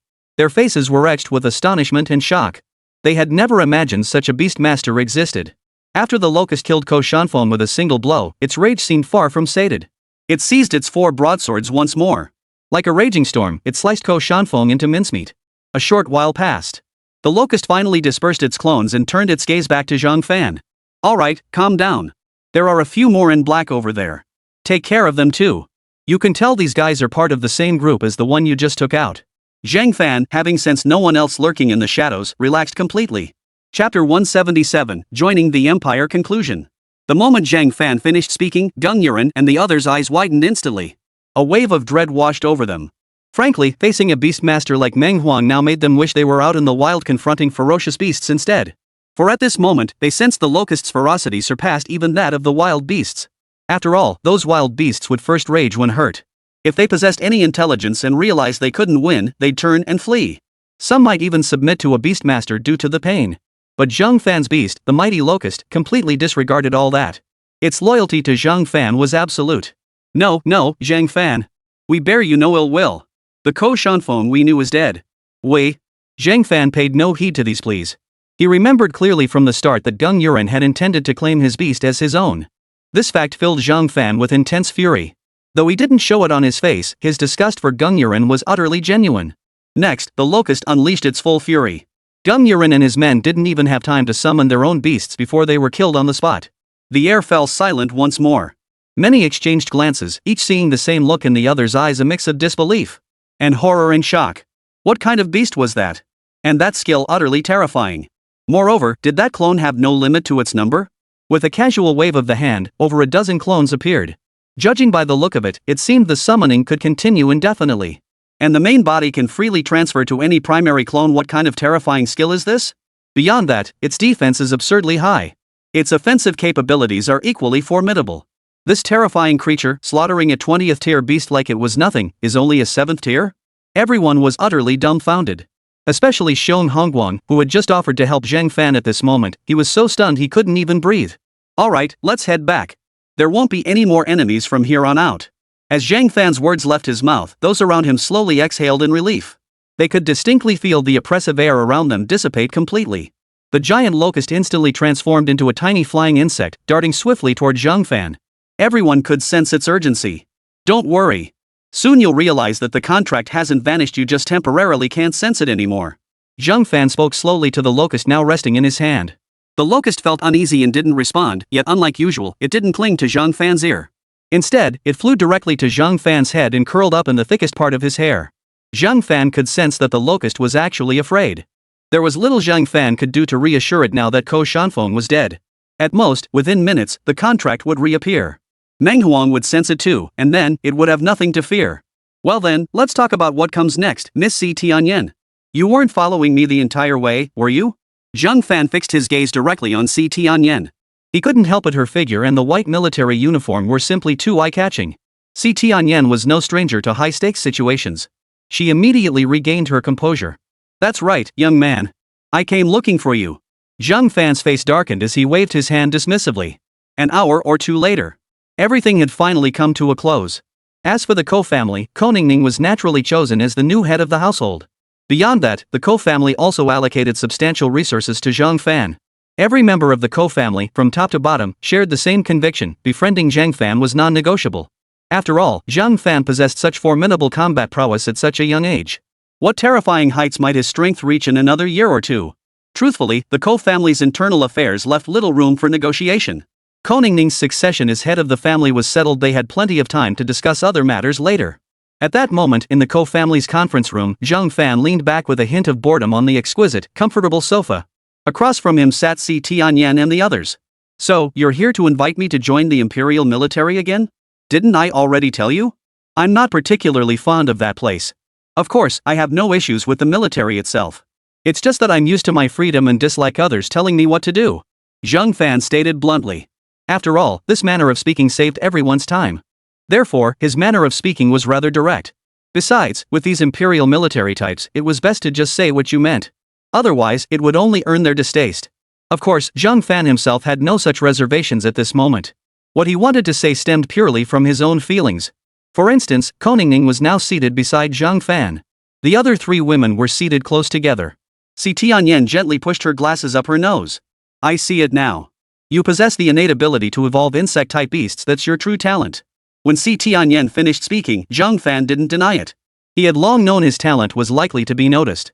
No, to be precise, the way he evolved his beasts was bound to attract certain people's attention. You're half right. What? Are you threatening me to join the imperial military?